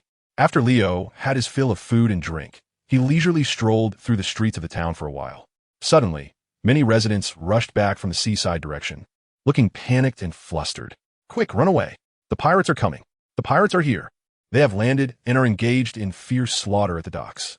Help, wait for me." These local residents seemed to have seen a ghost. One by one, They cried out in horror and fled towards the back of the town. The entire street instantly became chaotic. The news spread quickly, multiplying from 10 to 100, and in no time, the once bustling commercial street turned desolate. All the shops on both sides of the street had closed their doors. There were no traces of any pedestrians on the road, except for Leo himself. Leo, seemingly unfazed, continued walking towards the seaside. At this moment, he didn't even need to use his observation Haki. He could clearly hear the thunderous shouts and sounds of battle coming from the direction of the docks. The pirate crew that had come was unknown to him, but from the sounds, there were quite a few of them. At this moment, these pirates were engaged in fierce combat with the members of the Mad Axe pirate crew at the docks and the nearby coastline. Leo didn't care at all about the lives or deaths of these people. After all, he was just using the Mad Axe pirates as laborers to do the work for him, steering the ship and navigating. Soon, Leo arrived at the docks. Many pirates around recognized Leo's identity and rejoiced. Boss Leo is here. Finally back, Boss Leo. Great, now the enemy is doomed. Our Boss Leo has arrived. Hey, everyone, perform well. Don't let Boss Leo look down on us. Let's take down these bastards. Go. Leo never imagined he would become the spiritual pillar for this group of pirates. When he appeared, it was as if a burning totem granted endless strength to the brave warriors. In an instant, the pirates of the Mad Axe pirate crew erupted with astonishing fighting power. They soon slaughtered the pirates on the dock and the beach, leaving no trace behind. The remaining pirates began to turn and flee. Leo, how did that kid become the captain of the Mad Axe pirate crew? Wasn't their captain that guy Mad Axe? At this moment, on a massive pirate ship docked by the shore, a burly man with a muscular build stood at the bow, coldly crossing his arms and observing Leo while talking to himself. Chapter 17. The man with a bounty of nearly 400 million. This man had long green hair and looked to be in his 30s, with a remarkably strong physique. Standing over 3 meters tall, he wore a floral shirt on his upper body and tight white jeans on his lower body, perfectly outlining the solid muscles of his thighs.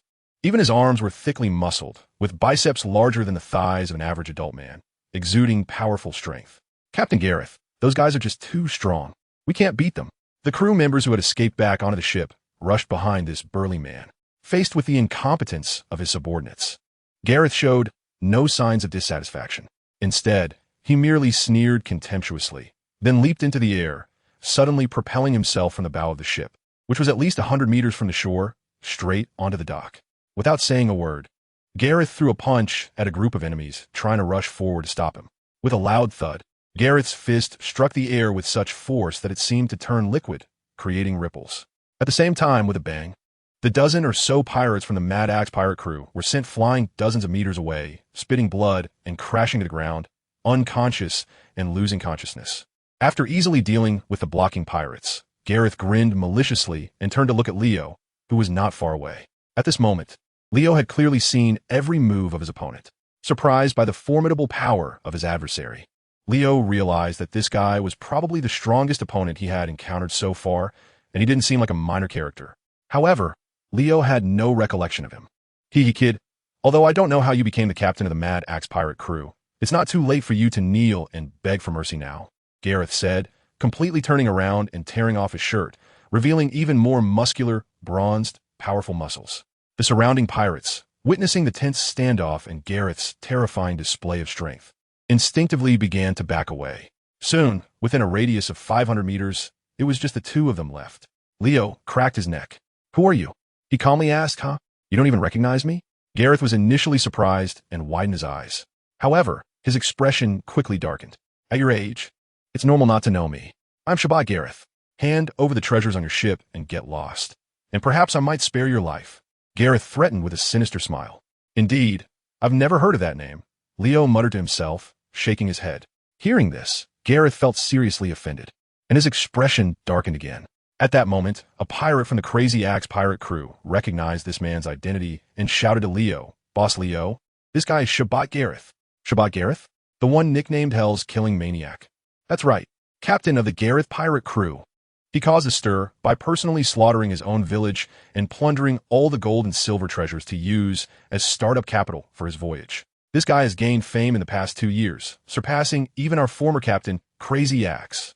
Now he's a notorious pirate with a bounty of over 390 million berries. I heard that just last month, he and his crew raided over a dozen towns, causing countless casualties, and even the Navy couldn't do anything about him. The surrounding voices finally made Leo understand the background of the man before him.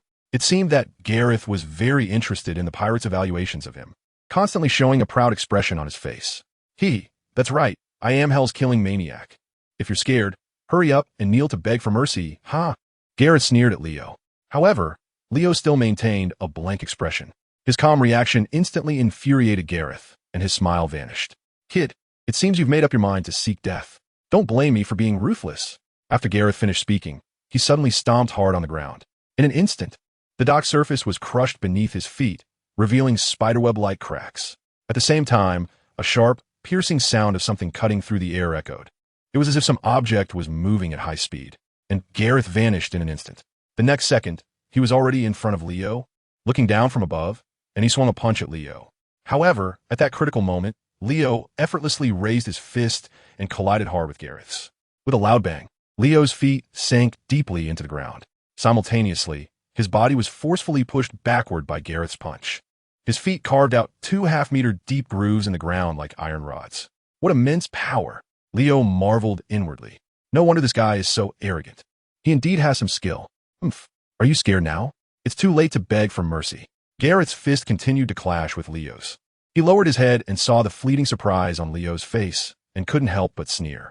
Little did he know at that moment, Leo suddenly lifted the corners of his mouth, revealing a contemptuous smile. His arm was suddenly covered by a layer of black aura. Seeing this strange black aura and the eerie cold smile on Leo's face, Gareth's heart tightened slightly, and his expression changed as well. He squinted suspiciously, playing tricks. But just as he was about to exert force and smash Leo completely into the ground with a heavy punch, he suddenly felt an incredibly terrifying force, far beyond what he was currently exerting, coming from Leo's small arm. At that moment, Gareth finally realized that something was wrong. Without saying a word, he gritted his teeth and swung his left fist directly at Leo's head. However, it was still too late. The immense force, seemingly stacking infinitely, suddenly erupted at that moment. With a deafening roar, Gareth's massive body was like a cannonball, instantly sent flying hundreds of meters away. Chapter 18. Experience, baby. Leo's punch literally sent Gareth flying hundreds of meters away. This left all the pirates present dumbfounded and in shock. They never expected that such terrifying power was hidden within Leo's small body. Captain Gareth was actually pushed back? Are you kidding me? What is that little brat's background? This is impossible. Absolutely impossible. Gareth's subordinates were all shocked at this moment. No one wanted to believe what their eyes were seeing. On the other hand, the Mad Axe pirate crew was cheering for Leo. As expected of Captain Leo. Truly impressive. So fierce. Captain Leo can not only fight against Gareth, but he even seems to have the upper hand. As expected of Captain Leo, we are definitely going to win this battle, right? Gareth has collected a lot of treasures and wealth over the years, and now they will all be ours. Hundreds of pirates were extremely excited. It was as if they could already see victory waving at them. At this moment, Leo also caught up with Gareth and had no intention of letting his opponent go. That punch just now seemed easy for him to win. But Leo knew very well that Gareth would not be easily defeated just because of that punch. Sure enough, just as Leo caught up with Gareth, the latter quickly snapped out his daze. Upon seeing Leo in front of him, Gareth grinned wickedly. Keat, your power is truly unbelievable. Are you interested in coming aboard my ship as the first mate? I just happen to need a right-hand man. Shut up. Leo was unceremonious and punched at his opponent. This time he did not use Haki, as he still couldn't skillfully unleash his Haki in battle. At this moment, Leo used the Navy's 6 powers technique, finger pistol, but instead of using his fingers to attack, he replaced them with his fist. His Navy 6 style, as his understanding deepened, could now be applied to a level of proficiency. Whether it was pointing fingers or throwing punches, the principle of force application remained the same. With this punch thrown, in an instant, at least a dozen vacuum punches manifested in the air, striking towards the opponent from different directions as if they were real fists. Gareth never expected that Leo would have such a technique. Despite being well experienced, he still couldn't anticipate such a situation occurring to him. In a moment of surprise, Gareth was once again hit by Leo's attack. The dozen vacuum punches landed heavily on him, resulting in a series of dull thuds of bone and flesh. Gareth's massive body crashed heavily to the ground, creating a loud boom and a cloud of dust. At the same time, he was injured and spat out a mouthful of old blood. However, Leo seemed to have underestimated this guy. Despite being hurt by a single move, Gareth appeared completely unaffected. On the contrary, he suddenly jumped up and launched a counterattack at Leo. "It's my turn now. You also get a taste of my punch." Gareth sneered and threw a powerful punch towards Leo. Unfortunately, facing Leo, who possessed near top-tier Kinbunchika Haki, all of Gareth's attacks were futile. Leo didn't even need to use paper drawings. Relying solely on the advanced perception from his strong Kinbunchika Haki, he could easily evade his opponent's attacks. Gareth's heavy punch, which concentrated almost all his strength, not only missed the target, but also caused him significant trouble due to his excessive force. His fist struck the air, and unable to control his momentum, he crashed to the ground, creating a massive crater over 30 meters in diameter. Meanwhile, dust and debris obscured Gareth's vision. "Damn it! Where are you, brat? Come out!" Gareth clearly had not awakened his Haki. He had a strong physical technique, but was entirely unable to deal with Leo. At this moment, he seemed to be completely toyed with by Leo. "Looking for me?" Leo's voice suddenly rang out from behind Gareth. The latter reacted quickly, swiftly turning around and throwing a heavy punch towards the direction of sound. However, this punch also missed. Gareth was infuriated, almost going crazy. Meanwhile, Leo treated this guy as his experience-gathering target. It turned out that the Navy 6 style was so easy and effective to use once mastered. Facing an opponent without Haki was simply a slaughter, Leo thought to himself. As the battle with his opponent continued, Leo naturally summarized many situations he hadn't noticed before. For instance, when using Moonwalk, he could further enhance aspects like muscle force, air landing points, and angle changes. This way, he could achieve faster speeds, more unexpected effects, and conserve energy. Additionally, the vacuum punches he just released could be even more energy efficient while significantly increasing in power. The key lay in mastering more effortless and advanced techniques for applying force. Of course, there are many other techniques as well. For example, how to better balance speed and strength when stamina was limited was also very important knowledge. Gareth's current approach was a perfect example of what not to do.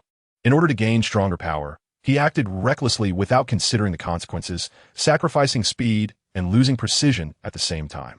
He could have executed the previous attack more easily and conserved energy, while also having a greater chance of hitting Leo. However, he perfectly avoided all the key techniques, appearing to be nothing more than a brute force bull. Missing his opponent was to be expected. All this information naturally emerged as Leo battled his opponent, deeply imprinting itself in his mind. In addition to practical applications of physical skills, he gained more insights into the use of a three-color Haki. These realizations would undoubtedly help Leo grow further. After toying with his opponent for a while, Leo realized that Gareth had reached his limit. There was nothing left for him to learn from this guy. Leo decided to deliver the final blow and completely end the battle. Chapter 19. I have no interest in money. Deciding to finish the fight with one strike, Leo decisively used his Conqueror's Haki. In an instant, Gareth, who had just been shouting and furious, trying to find Leo's whereabouts to deliver a fatal blow, was suddenly shaken. Cold sweat dripped down his cheeks as he incredulously turned around to look behind him. He didn't fall down? Leo calmly crossed his arms and looked at the other person. He first used Conqueror's Haki when he had just awakened. After releasing it for the first time, he was unable to use it again no matter what. At that time, Leo thought Conqueror's Haki was exhausted. However, over the years, as he continued to train and grow stronger, Leo discovered that Conqueror's Haki was different from armament Haki. It did not have a concept of quantity. It would not be depleted from repeated use. The reason he couldn't use Conqueror's Haki a second time back then was simply because he was not yet skilled enough in its application. At that time, he had just grasped and awakened Conqueror's Haki, and he was still unable to control it at will. Usually, he could only release it unconsciously during extreme emotional fluctuations. But now, Leo could release Conqueror's Haki at will through his own intention. Although he still couldn't directly use Haki to shatter surrounding objects or inflict direct harm on targets, it seemed that using it to intimidate someone like Gales was no longer a big problem. As Leo unleashed Conqueror's Haki, he indeed gained a lot of insights about it in his mind at that moment. His body seemed to be stunned. What did you do to me? Gales looked at Leo in suspicion, questioning incredulously. You're noisy. Just fall down here, Leo said, his arm covered in armament Haki, and he leaped up to strike his opponent's head. With a bang, what seemed like an ordinary punch made Gales see stars, blood spitting out as he fell backward. Soon after, Gales rolled his eyes and completely lost consciousness. Conqueror's Haki was growing stronger every moment, and it seemed that during battle, his comprehension effectiveness improved, and he gained more experience. Leo silently summarized the gains from this battle in his heart. Besides swordsmanship, he had made significant progress from Haki to physical techniques. After defeating Gales, Leo returned to his ship as if nothing had happened. The members of the Mad Axe Pirates had long been waiting respectfully there. Boss Leo, the bounty on Shabak Gales is nearly 400 million. If we hand him over to the Navy, we can get a large sum of money. One pirate approached Leo with a flattering smile, reminding him. Another added, they must have a lot of gold and jewels on their ship. Boss Leo, should we? Do you really need me to guide you on such matters? Leo coldly retorted. Instantly, the pirates understood and grinned, resembling ferocious beasts. Hey, did you all hear that? Boss Leo told us not to let the Gales pirates get away. Everyone charge, take them all out, and bring back all the gold and treasures. Ha ha ha. The chaotic battle unfolded once again. Facing the imposing members of the Mad Axe Pirates, Gales's people were already at a disadvantage. Those stragglers who had just watched their leader defeated, uncertain of his life or death, could not possibly be a match for the Mad Axe Pirates. Soon, they were completely scattered. Some pirates jumped into the sea to escape, swimming away into the open waters. Others knelt down to beg for mercy. While many were dealt with on spot, the battle quickly ended. As they had anticipated, the Gales pirates had plundered towns everywhere over the past 2 years, accumulating an overwhelming amount of gold and jewels. Since they did not have a territory, these guys carried their treasures with them on their ship. Naturally, these spoils now belonged to Leo. The pirates, humming and singing, quickly moved box after box of gold and jewels over. Leo, meanwhile, sat leisurely in his chair, calmly watching it all. He wasn't particularly interested in gold and jewels. What intrigued Leo more were the insights he had just gained in his mind. More comprehensive and excellent training methods, as well as more detailed combat techniques. All of these were valuable resources to help Leo rapidly enhance his strength, far more valuable than any gold and jewels. The magnetic force of Dreamland Island was too weak, causing the time required to fill the recording pointer with magnetism to be particularly long. During these days of waiting, Leo's strength made significant progress again. That morning, he, as he had done for the past few days, arrived on deck early to warm up and practice. But suddenly, the lookout on the tower rang the alarm. Warning everyone, Navy, the Navy is coming. Everyone pay attention. A Navy fleet is approaching. The sudden ringing of the alarm woke everyone from their dreams. The rough pirates, lying all over the deck, jumped up one after another. Leo looked up and scanned the distance. A thick fog covered the morning sea, obscuring the view of what lay ahead. However, through the haze, it was indeed possible to see several warships sailing towards them. Sir Leo, there are a total of 6 warships. They seem much larger than those we encountered before, and they are heading straight towards us. It's obvious they are coming for us. The lookout reported loudly. After speaking, he raised his telescope to confirm whether he had made a mistake. At the same time, in the distance, the Navy fleet led by Rear Admiral Schuin and Colonel Yaliski had also spotted their target. Report. Colonel Yaliski, ahead confirms our target. The Mad Axe Pirates are docked on the island's shore. There are a total of 3 pirate ships, and it seems they have noticed us too. The Navy lookout on the deck informed Colonel Yaliski of what he had observed.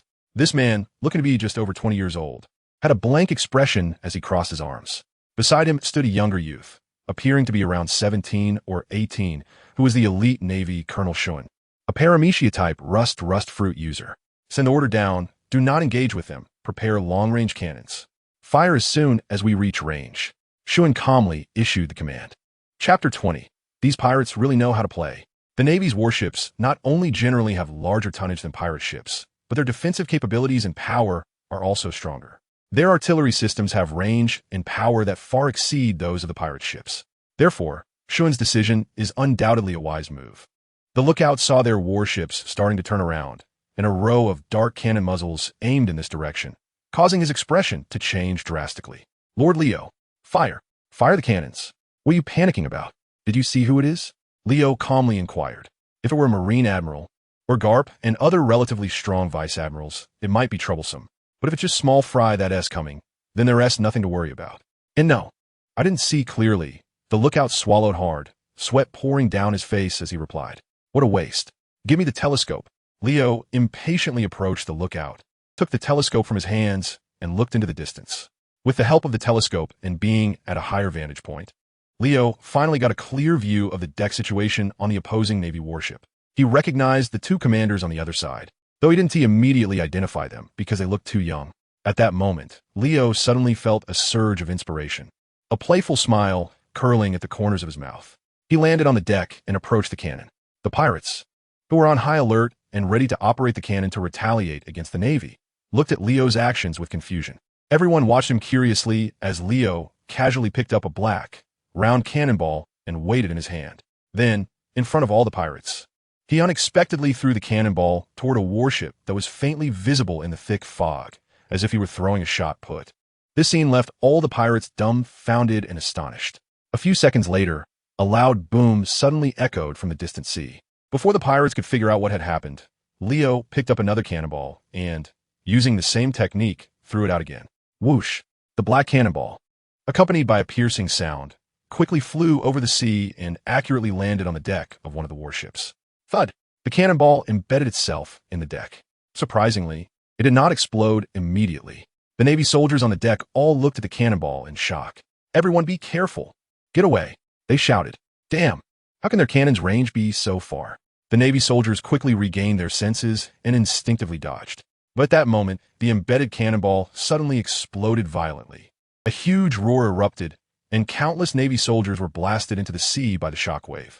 At the same time, a hole was blasted in the deck.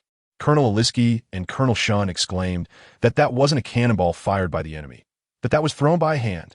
The Navy soldier responsible for observing the situation repeatedly looked through his telescope, and after confirming this, he immediately reported back. "What did you say? Thrown bombs by hand?" Shun found this utterly unbelievable. However, at that moment, several sharp sounds of something cutting through the air suddenly rang out. They looked up and saw 3 shells ignited and flying towards them.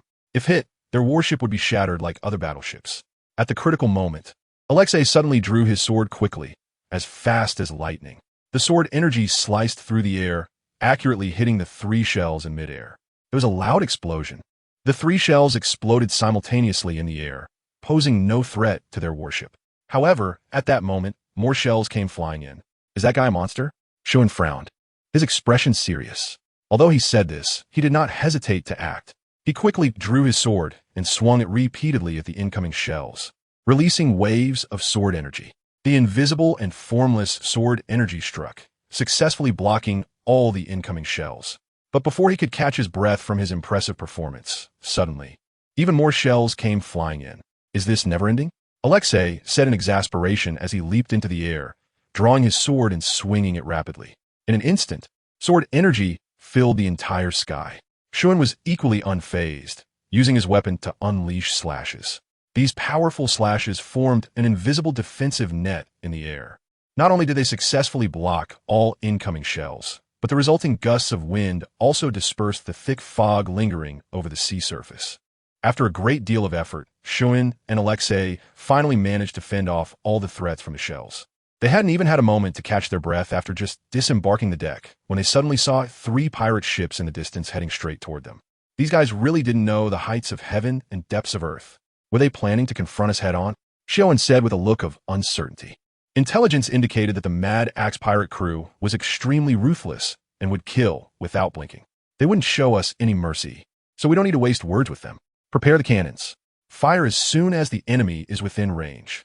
Aliski shouted loudly, but just at that moment, a figure suddenly leaped from the distant pirate ship, rapidly stepping through the air and charging straight toward them. Both Aliski and Shioen's expressions changed at the same time. Navy 6 styles. Moonwalk. The two recognized at that moment that what Leo was using was indeed the moonwalk from the Navy 6 styles. He quickly stepped through the air and soon arrived at the bow of the ship. Leo kicked hard at Shun, who was standing at the bow. In an instant, the unprepared Shun was kicked and flew out, crashing heavily against the ship's barrier more than 30 meters away. The metal barrier of the ship was dented from the impact. Shun also spat out a mouthful of blood. Fortunately, Leo did not pursue further, otherwise he would have sustained even more serious injuries. Meanwhile, a large number of naval soldiers raised their guns and aimed at Leo. Leo, however, ignored them and looked at Aliski with a half-smile. "Who are you?" Seeing such a small brat coming, Aliski furrowed his brows deeply. The intelligence did not mention that there was such a powerful little brat hidden in the Mad Axe pirates. Chapter 21. Leo will never kill the innocent. Leo naturally would not respond to such a boring question. He coldly examined the figure of Aliski in front of him and calmly spoke. 5 years ago, Pirate King Roger was executed. The Navy launched a brutal purge across the world. That operation resulted in the deaths of millions of newborns and pregnant women worldwide. Now you answer me this.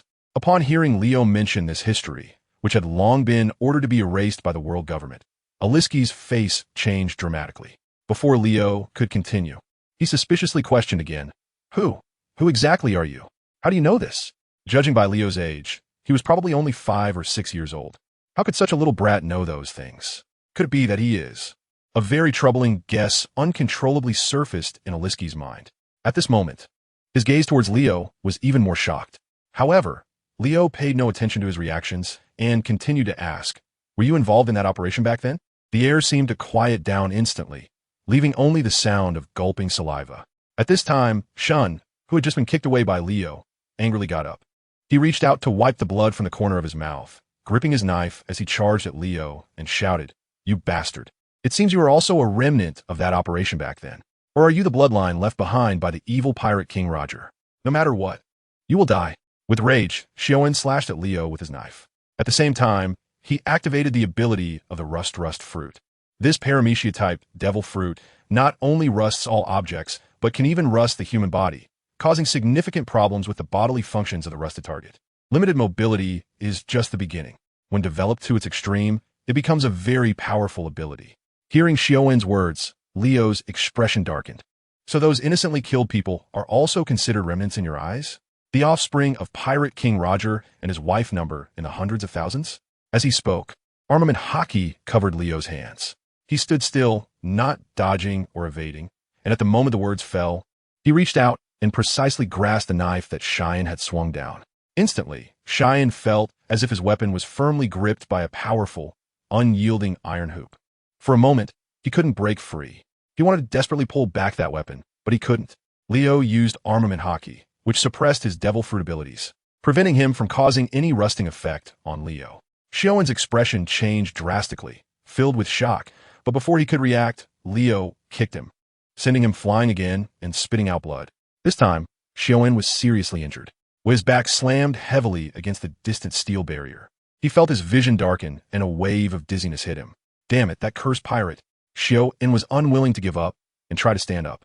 However, he found that his whole body was in pain, as if many of his bones had shattered. Moreover, any slight movement made him feel weak, and he couldn't exert much strength at all. This is no joke.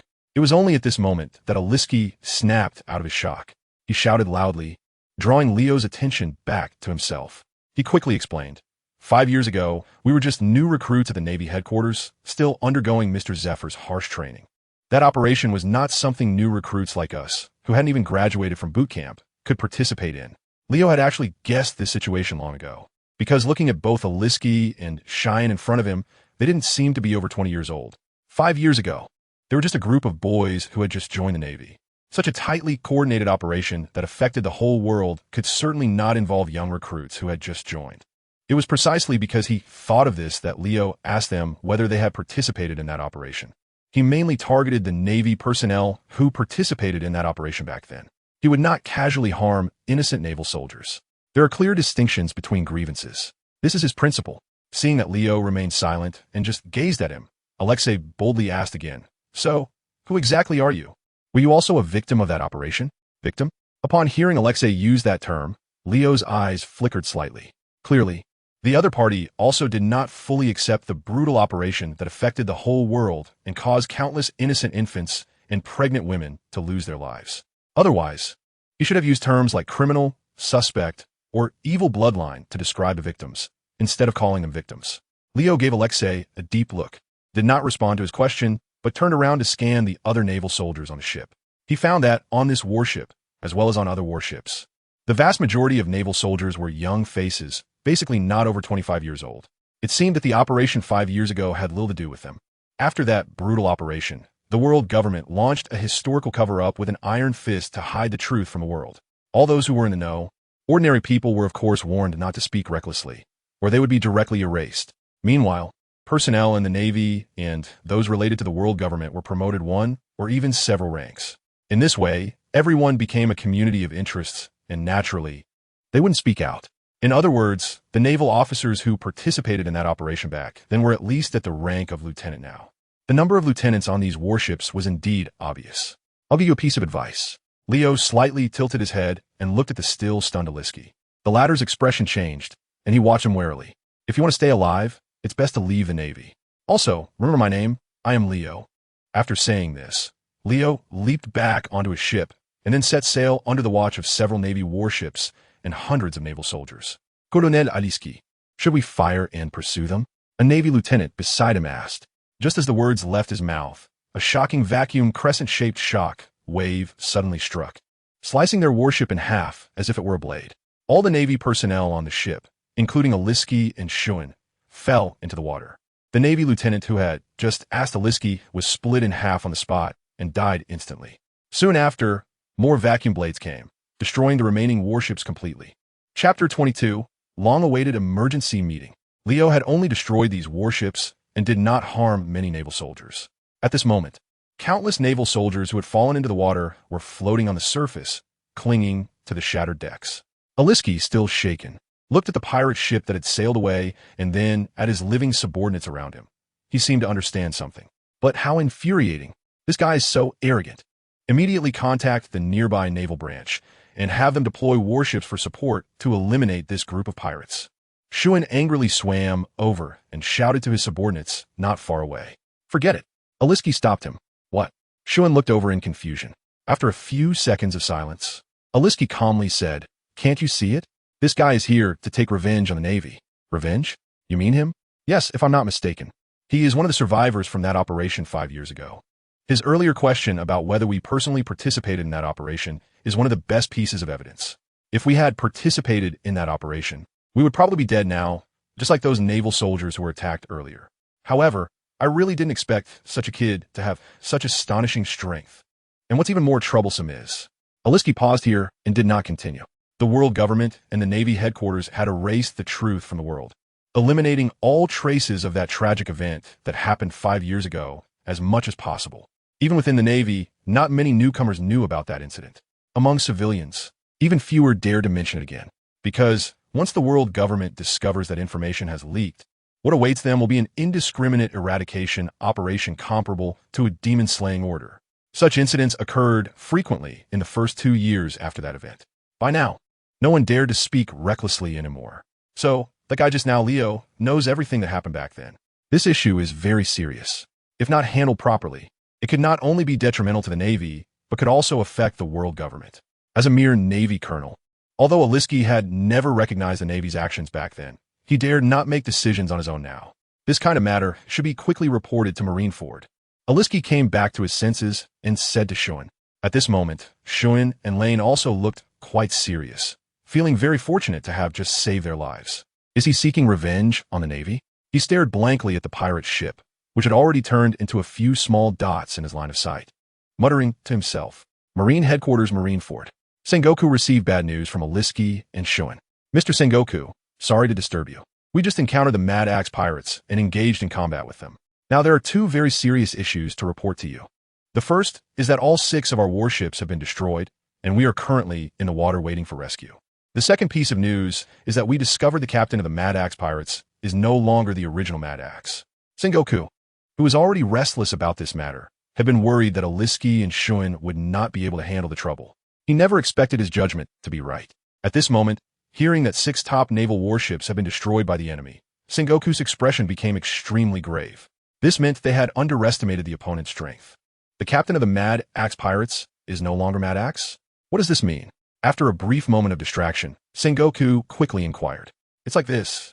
We encountered a kid named Leo, about 5 or 6 years old. On the phone bug side, Aliski recounted the situation that had occurred in detail, while Shuen made appropriate supplements.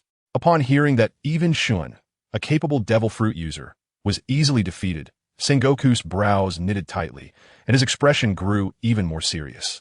When Sengoku heard that Leo was suspected to be a survivor from that operation 5 years ago, his face completely changed. What did you say?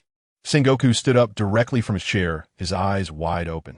After multiple confirmations, Sengoku felt his scalp tingle and his whole body turn cold. He is no longer interested in investigating how his subordinates found out about that matter. At this moment, his expression is extremely serious as he hurriedly issues orders to gather all naval officers of the rank of Rear Admiral and above for a meeting. Even the 3 major generals from headquarters have been summoned back. About 5 hours later, the port of Marine Headquarters in Marineford is filled with warships from the main naval leaders. Even Carp, who is far away in the East Sea on a mission, has been called back. Everyone rushes to the conference room. On the way, Carp runs into Akiji. An emergency meeting for everyone. It's been a long time since we've had such a situation, right? Carp laughs. Yeah, I wonder what exactly happened, Akiji replies lazily. Soon, the two arrive at the conference room, which is nearly full of people, with only Carp and Akiji arriving late. Buddha, it's you personally hosting the meeting? It's been a long time since this happened. Carp laughs. The last time was when Roger voluntarily surrendered. Carp looks at Sengoku and laughs heartily. Stop talking nonsense, Carp. Sengoku shoots a glance at Carp in exasperation. The news of Roger's surrender has been kept secret by the Navy. Countless people around the world believe that the Navy captured that man. This kind of thing makes one worry that Carp's big mouth might spill it. I just received some definite but also very troubling news. 5 years ago, the Navy launched an operation to eliminate Roger's bloodline, but there are still some who escaped. That child is now openly declaring his intention to take revenge on our Navy. Sengoku says seriously, delivering the news. Instantly, this statement ignites a buzz among the generals present at the meeting. I'm not here to hold any of you accountable. None of you would want to see something like this happen. But unfortunately, the news is true, and you should all be very aware of the seriousness of the situation. I have not yet notified the world government. Sengoku's words are very clear. His intention is to resolve this trouble before it escalates further. Summoning all the generals back is to inform them about this matter. Chapter 23, Yellow Ape Moves. The incident from back then had a huge impact. If the world government does not erase all traces of its existence, it will definitely cause widespread chaos. It has already been peaceful for 5 years. Unexpectedly, such a thing would happen now. Hearing Sengoku say this, all the generals, including the 3 Marine Admirals Akainu, Kizaru, and Akiji, had serious expressions. Is his name Leo? How does that kid know about this? If he was born at that time, he shouldn't remember such things. A Marine Rear Admiral furrowed his brows and analyzed. Humans generally cannot remember events that happened before the age of 3. This is a common trait shared by almost every human in the world, not an exception. This means that someone told that child about those matters. Someone immediately reacted and followed up with this statement. Sengoku replied solemnly. So this is the important reason for gathering all of you back. It is clear that there are others behind Leo who are opposing our Navy. This secret absolutely must not leak out. Otherwise, it poses a serious threat to our Navy and the world government. Upon hearing Sengoku's words, everyone fell silent. Only Garp was laughing heartily. Are the mistakes made back then finally going to face retribution? The world government must have a headache now. While saying this with a bit of schadenfreude, Garp opened a pack of sunbae and started eating. Don't eat during meetings. How many times have I told you, Garp? Sengoku helplessly glanced at Garp and took 2 deep breaths. I really can't do anything about this carefree old comrade. How should we deal with that guy, Leo? At this moment, a Marine Major General inquired. Sengoku looked at the other party and replied, I will personally issue a bounty for Leo, and I have already dispatched reconnaissance ships to track their movements. When the time comes, we will eliminate them at Sabeti Archipelago or a more suitable place. Hearing Sengoku say this, everyone had no objections. They actually have a very important task waiting for them to handle right now. If it weren't for this, they could easily send a lieutenant general to deal with that trouble. Just when all the generals stopped making suggestions, Admiral Tsuru spoke up. This is a serious matter. As Leo carries such an important secret, I think the priority should be to eliminate him. Of course, it would be best to capture him alive and then investigate how many people behind him know about that matter. Cutting off the source of the information is the most important thing. Tsuru's reminder was something that Sengoku had also considered. The main issue is that the Navy's combat power is currently clearly insufficient. In the New World, several major pirate crews are causing a lot of trouble, like the Beast Pirates, Whitebeard Pirates, and Big Mom Pirates. Plus, there's the recently rising and eye-catching red-haired pirates. These major pirate crews are fighting for territory or creating problems for the Navy. To deal with them, the Navy headquarters has to invest more manpower and resources to handle these troubles. Once the Navy relaxes its vigilance towards the New World's movements, it will only create opportunities for those top pirate crews. Otherwise, they could send an admiral to deal with Leo. At this moment, Sengoku fell into deep thought. Mr. Sengoku, let me go, a suddenly lazy voice said, just as Sengoku was lost in thought. Sengoku looked up and saw it was Kizaru Borsellino. Sengoku's heart stirred slightly at the sight of Kizaru. Don't worry, we can solve the problem quickly, Borsellino said confidently. Sengoku knew very well about Kizaru's strength. He is one of the 3 top combat powers of the Navy headquarters, a user of the Pika Pika no Mi. With him personally intervening, he believed it could indeed be handled easily. Kizaru, Tsuru called out as she saw Borsellino stand up and prepare to leave. Borsellino turned to look at Tsuru. Try to capture him alive. We need to find out how many people behind him know that secret, Tsuru reminded. Understood, Borsellino nodded, then instantly transformed into a golden light and disappeared from spot. Leo stood on the deck, gazing at the shimmering sea in the distance. With countless pieces of information floating in his mind, looking at the undulating surface of the sea, Leo suddenly had a feeling and swung his sword. Whoosh! The sea instantly surged into huge waves. A massive, bottomless chasm appeared in front of him, stretching to the end of his line of sight. Seeing this scene, the pirates on the deck were all dumbfounded. So amazing, Boss Leo! The sea was actually cut open in an instant. It's simply unbelievable. Such swordsmanship so strong. Boss Leo's swordsmanship is invincible. The pirates on the deck continuously praised Leo. However, just at that moment, Leo's katana suddenly snapped in half with a crack. Seeing this, all the pirates were stunned and quickly fell silent. Leo frowned, looking at the half of the weapon left in his hand. Boss Leo, here, you can use my weapon. A clever pirate quickly handed over his weapon.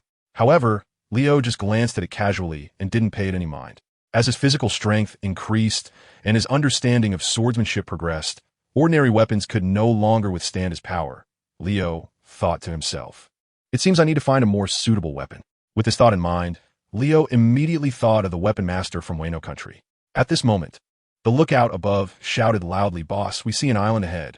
This reminder brought Leo back to his senses, and he raised his eyes to look ahead. Sure enough, he saw a faintly visible island on the distant horizon. What place is ahead? Leo asked. The navigator, Ford, quickly took out a map to check. But after looking a few times, he awkwardly replied, Lord Leo, I'm very sorry, I don't recognize this place. Since it was their first time entering the Grand Line, besides the log pose in hand, they had no idea where they were heading. Everything was essentially a blank slate. Leo naturally understood this reasoning and didn't say much. At this moment, all he hoped for was that there would be something good in the weapon shop on the island. Just like how Zoro obtained the famous swords Snowwalk and Sandai Kitetsu. Chapter 24. Choosing a Sword. 3 massive pirate ships slowly approached the shore. To avoid unnecessary trouble, Leo ordered the ships to dock at a position far from the pier. At the same time, he chose to go ashore alone, leaving all the other crew members on the ship on standby. After landing, Leo headed straight toward the town and quickly arrived on a bustling street. Excuse me, do you know how to get to the weapon shop? Leo stopped a passerby to ask. Weapon shop? The person looked at Leo with confusion. It's just up ahead. Walk about 500 meters, turn left, and then cross 2 streets. Thank you. After a brief inquiry, Leo successfully arrived at the weapon shop mentioned by the person. It was quite large, appearing to have several thousand square meters. From the entrance to the main hall, the weapon racks were filled with all kinds of samurai swords, dazzling to the eye. However, Leo merely glanced casually and walked directly toward the counter. The shop owner was a woman in her 50s, looking fierce with squinty eyes, as if she was dozing off. Hello, where are your most expensive weapons? Leo asked respectfully. Hearing the voice, the shop owner opened her eyes, scanned left and right, and finally looked down at Leo, who was at counter level. You want to buy a weapon? The shop owner looked at Leo in surprise. I have money. Leo directly threw a large bag of money onto the counter. The shopkeeper glanced casually into the bag and was instantly even more surprised. The big bag was filled to the brim with stacks of brand new bills. All of them were the world government's legal tender, berries. And it looked like there were at least 8 million, if not 1,000. Of course, this shopkeeper was not someone who had never seen the world. Since she could afford to run a weapon shop filled with hundreds of various weapons, she had certainly seen sums like 18 million berries before. She just had never seen a kid like Leo come in with so much money to buy weapons all by himself. After a brief moment of shock, the shopkeeper regained her composure. She re-examined Leo in front of her. After a few seconds, the shopkeeper said, with this amount of money, you probably can't afford our most expensive weapon. Let us take a look. If it's suitable, I can add more money, Leo replied. Hearing this, the shopkeeper fell silent, staring at Leo without saying a word, as if trying to see through his background. However, after a moment, she didn't inquire about Leo's origins or why he was carrying so much money to buy weapons. Instead, she turned and walked upstairs. Please wait a moment, the shopkeeper said before hurriedly going upstairs. It was quite a while before she came back down, accompanied by a burly man. This man was holding a large pile of weapons and approached Leo alongside the shopkeeper. These weapons are the most expensive in our shop. Please take your time to choose. Customer, the burly man said politely to Leo. Leo, however, didn't waste any time. He casually pulled out a black-handled katana from his hands. Just a glance, and Leo's brow furrowed. After sensing with his observation Haki, his expression turned even more dissatisfied. These swords have no soul, Leo said flatly. After saying this, he waved his hand. Instantly, a massive blade of energy flew out to the side. In the blink of an eye, the nearby weapon rack was split in two. A narrow crack appeared in the wall as well. This was still the result of Leo trying to control his strength. Otherwise, the entire building, even the whole town, would have been cut in half. The shopkeeper and her assistant were left stunned at the sight. They originally thought Leo was just an ordinary guy. Who would have thought his swordsmanship was so impressive? Just that one move was something many skilled swordsmen might not easily achieve. Yet Leo seemed to treat it as a trivial matter, not paying attention to the astonishment of the shopkeeper and her assistant. He casually picked up the knife in his hand and examined it carefully. Not bad, although it wasn't a supreme great blade or even a great blade. It didn't even qualify as a good blade. However, the quality and craftsmanship of this weapon were still much better than ordinary swords. How much is this? Leo looked up at the shopkeeper and asked. 600,000 berries. The shopkeeper appeared to be shocked by Leo's earlier action. Or perhaps she was just being honest in her business dealings. She voluntarily provided the actual price at that moment. Are all these prices the same? Leo pointed to a large pile of weapons in the assistant's arms. Not all, customer. The one you have is 600,000 berries, while the rest range from 800,000 to 2 million berries. There are cheaper ones too. Those in the hall are 50,000 berries each. But considering your exceptional swordsmanship, you probably wouldn't be interested, the shopkeeper said, glancing nervously at the weapon in Leo's hand. Are there no better weapons? Leo asked. The shopkeeper hesitated for a moment and shook her head. No, all the most expensive weapons in the store are here. However, Leo noticed the details of her hesitation completely. At that moment, Leo ignored the shopkeeper and closed his eyes to activate his observation Haki. Famous swords often have unique characteristics. Some renowned swords can only be wielded by those truly suited for them. For example, the cursed sword, Shu Sui, can't be used by ordinary swordsmen or even great swordsmen. It's difficult to unleash the power of Shu Sui unless it recognizes you. This is similar to a sword recognizing its master. Although it sounds mystical, such phenomena do exist. Generally, people can't perceive that special quality, but perhaps Leo's observation Haki can. If there is indeed a famous sword in this shop. The shopkeeper and her assistant looked at each other, puzzled by Leo's actions. At that moment, Leo suddenly turned and walked toward the upper floor. Hey! Seeing Leo's movement, the shopkeeper's expression changed slightly, and she quickly followed him. After using his observation Haki to carefully scan the area, Leo sensed a special aura on the upper floor. This aura did not belong to a human, but seemed to possess a life of its own. He went upstairs and discovered that it was a small armory, and the special aura he sensed was quietly lying in the most prominent position on the shelf, right in the middle. Chapter 25, The Centenary Demon Blade, Blue Rain. Upon seeing this weapon radiating a blue sheen, Leo knew that this was the special aura he had just sensed using his observation Haki. He walked directly towards the weapon, but at that moment, he heard the terrified voice of the shopkeeper behind him. No, you can't. Leo completely ignored her and continued walking towards the weapon. As he walked, he complained, there are clearly more powerful weapons here. Why aren't you showing them to me? Are you afraid I can't afford them? By the time he finished speaking, he had already reached the weapon. At that moment, the shopkeeper hurriedly explained, no, it's not that. This weapon is very special. Ordinary people can't wield it.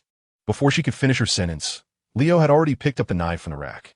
The shopkeeper's face changed dramatically with fear, and her assistant beside her widened his eyes. Both seemed to be on the verge of witnessing a horrific event, turning away in reluctance. Meanwhile, Kizaru, Borsellino, was sailing on his exclusive warship across the sea. Having received intelligence in advance about Leo and his ship's whereabouts, Borsellino was heading straight for the island where Leo was, completely unaware of it. While he was selecting weapons in the town, the fleet personally led by Borsellino had already surrounded the island completely. Admiral Kizaru, we have spotted the ships of the Crazy Axe pirates ahead. They are on the coast just north of the dock. There are a total of 3 pirate ships, confirmed to belong to the Crazy Axe pirates, but we don't know if Leo is on board. His subordinates reported the observed situation to Borsellino. Borsellino calmly issued the order, sink them all, although he was very confident in himself, believing that these pirates could not escape once they encountered him. Borsellino still took the time to carefully study the previous encounters between the Crazy Axe pirates and the Navy on his way there. He noticed a detail. In the previous encounters with the enemy, the Navy's warships had not fired their cannons at the targets immediately. Or rather, even if they did fire, they failed to pose a threat to the enemy. This led to them suffering counterattacks from the enemy. However, such things would never happen on his ship, the Borsalino. For many years, Borsalino had adhered to a principle during missions. If you can fire and sink the enemy's ship directly, then do not engage them in close combat, unless it's just for fun. With Borsalino's orders given, 10 Navy warships swiftly approached the target and decisively opened fire. It wasn't until they appeared and started firing that the 3 pirate ships of the Mad Axe pirates finally realized the situation was dire. Unfortunately, it was already too late. They are now surrounded on the shore by 10 naval warships. There is no way to escape. When it comes to comparing the range and power of naval cannons, they are absolutely no match for the Navy. In an instant, 3 pirate ships found themselves in a passive position, taking hits. The Navy is coming again. Hurry to inform Captain Leo, quickly. Oh no. If this continues, our ships will be completely destroyed. Hurry and notify Captain Leo. Realizing the situation is bad, some pirates decisively thought of Leo. Immediately, someone hurriedly jumped off the ship trying to notify Leo that the Navy was coming. But just as those 2 pirates jumped onto the shore, 2 golden lasers suddenly shot from the sea. In an instant, they were knocked down to the ground. Oh dear, a playful voice came from nearby. Admiral Borsalino of the Navy appeared on the shore, walking leisurely in his justice cloak. He looked at the 2 pirates he had knocked down and said smugly, "I can't let you go and tip anyone off." Leo raised the mysterious weapon. This action frightened the boss lady and her assistant. The 2 of them thought that Leo would surely meet the same fate as the swordsman who had come to see the weapon before and would be killed by it. So they didn't dare to look at the brutal scene. However, after waiting for a long time, the boss lady and her assistant heard no unusual sounds. They turned their heads back curiously and opened their eyes, only to see an incredible scene. At that moment, Leo was holding the weapon, which emitted a bright blue glow, with one hand looking utterly enamored. The cursed blue blade, which would unleash a massacre at the slightest touch, was something even the shopkeeper, the owner of the weapon, dared not approach casually. The existence of this weapon had caused the business in the shop to decline over the past 2 years. Many swordsmen who came seeking it had met their demise at its hands. The shopkeeper was deeply troubled and had been trying to find a way to deal with the weapon, but had never found the right opportunity or method. However, now it seemed to be as docile as a little lamb in Leo's hands. Not only did it not attack him, but it also allowed him to gently caress the blade. This was the first time the shopkeeper had witnessed such a thing. How strange. Blue Rain didn't attack you? The shopkeeper looked at Leo with suspicion. So it's called Blue Rain? Leo turned to her. Indeed, this was a great blade forged by the master blacksmith who was a century ago, said to be a demon sword that would kill anyone who came into contact with it. The shopkeeper then recounted the origins and characteristics of Blue Rain. A demon sword? How interesting. A playful smile appeared on Leo's lips. At that moment, holding Blue Rain, he could indeed feel a special kind of power emanating from the blade. However, he did not sense the aggression the shopkeeper mentioned. Instead, he felt that Blue Rain was very friendly towards him. It seems this blade has chosen me, and I have chosen it as well. Leo smiled as he slowly sheathed Blue Rain. He then looked at the shopkeeper and asked, "How much is this sword? Since it has chosen you, and if you really like it, then I might as well give it to you for free." The shopkeeper was taken aback for a moment and then quickly replied. She had tried everything over the past 2 years, even spending a lot of money to hire renowned swordsmen to subdue the weapon and take it away, hoping to prevent it from causing further losses to her shop. But no matter what she did, it was useless. Now that someone had finally appeared who could tame this demon sword, the shopkeeper was so grateful that she couldn't bear to ask for money. Free? No charge? Leo was a bit surprised. Yes, free. I'm giving it to you. The shopkeeper emphasized again. Chapter 26. A surprising opponent. Since it was free and still a great sword, Leo naturally would not refuse and gladly accepted the weapon. Then, thank you very much. He smiled and spoke to the shop owner before turning to leave the weapon shop. Now that he had the demon blade Blue Rain, he could better showcase his swordsmanship. Watching the young figure, the shop owner and her assistant were unable to calm down for a long time. They really didn't expect that this young kid could actually tame that demon blade. Indeed, it is said that demon blades choose their own masters. And it seems that all the legends are true. The 2 stood at the staircase, murmuring to themselves. Meanwhile, downstairs, Leo had just walked out of the weapon shop and sensed danger approaching. He instinctively turned his head to the left and saw a tall, thin man in a yellow and white striped suit wearing a pair of brown sunglasses, leisurely strolling towards him. Leo recognized the man's identity with just a glance. He didn't expect it to be him. Leo's expression instantly darkened. At that moment, the yellow monkey, Borsalino, also stopped, standing about 20 meters away. He had his hands in his pockets, and draped over his shoulders was a robe that represented the absolute justice of the Navy. Borsalino glanced at Leo.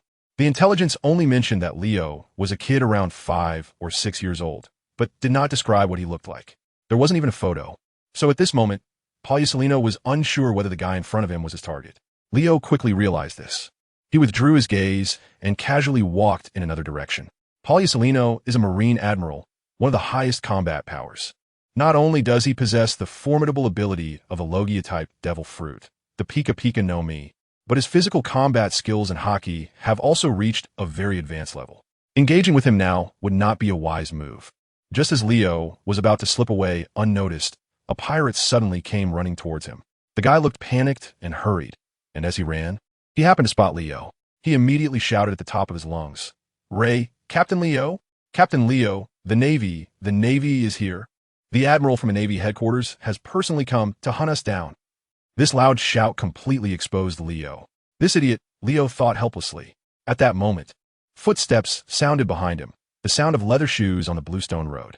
Borsalino leisurely walked towards Leo. Are you Leo? The infamous pirate leader who attacked the Navy and caused the sinking of over 10 warships?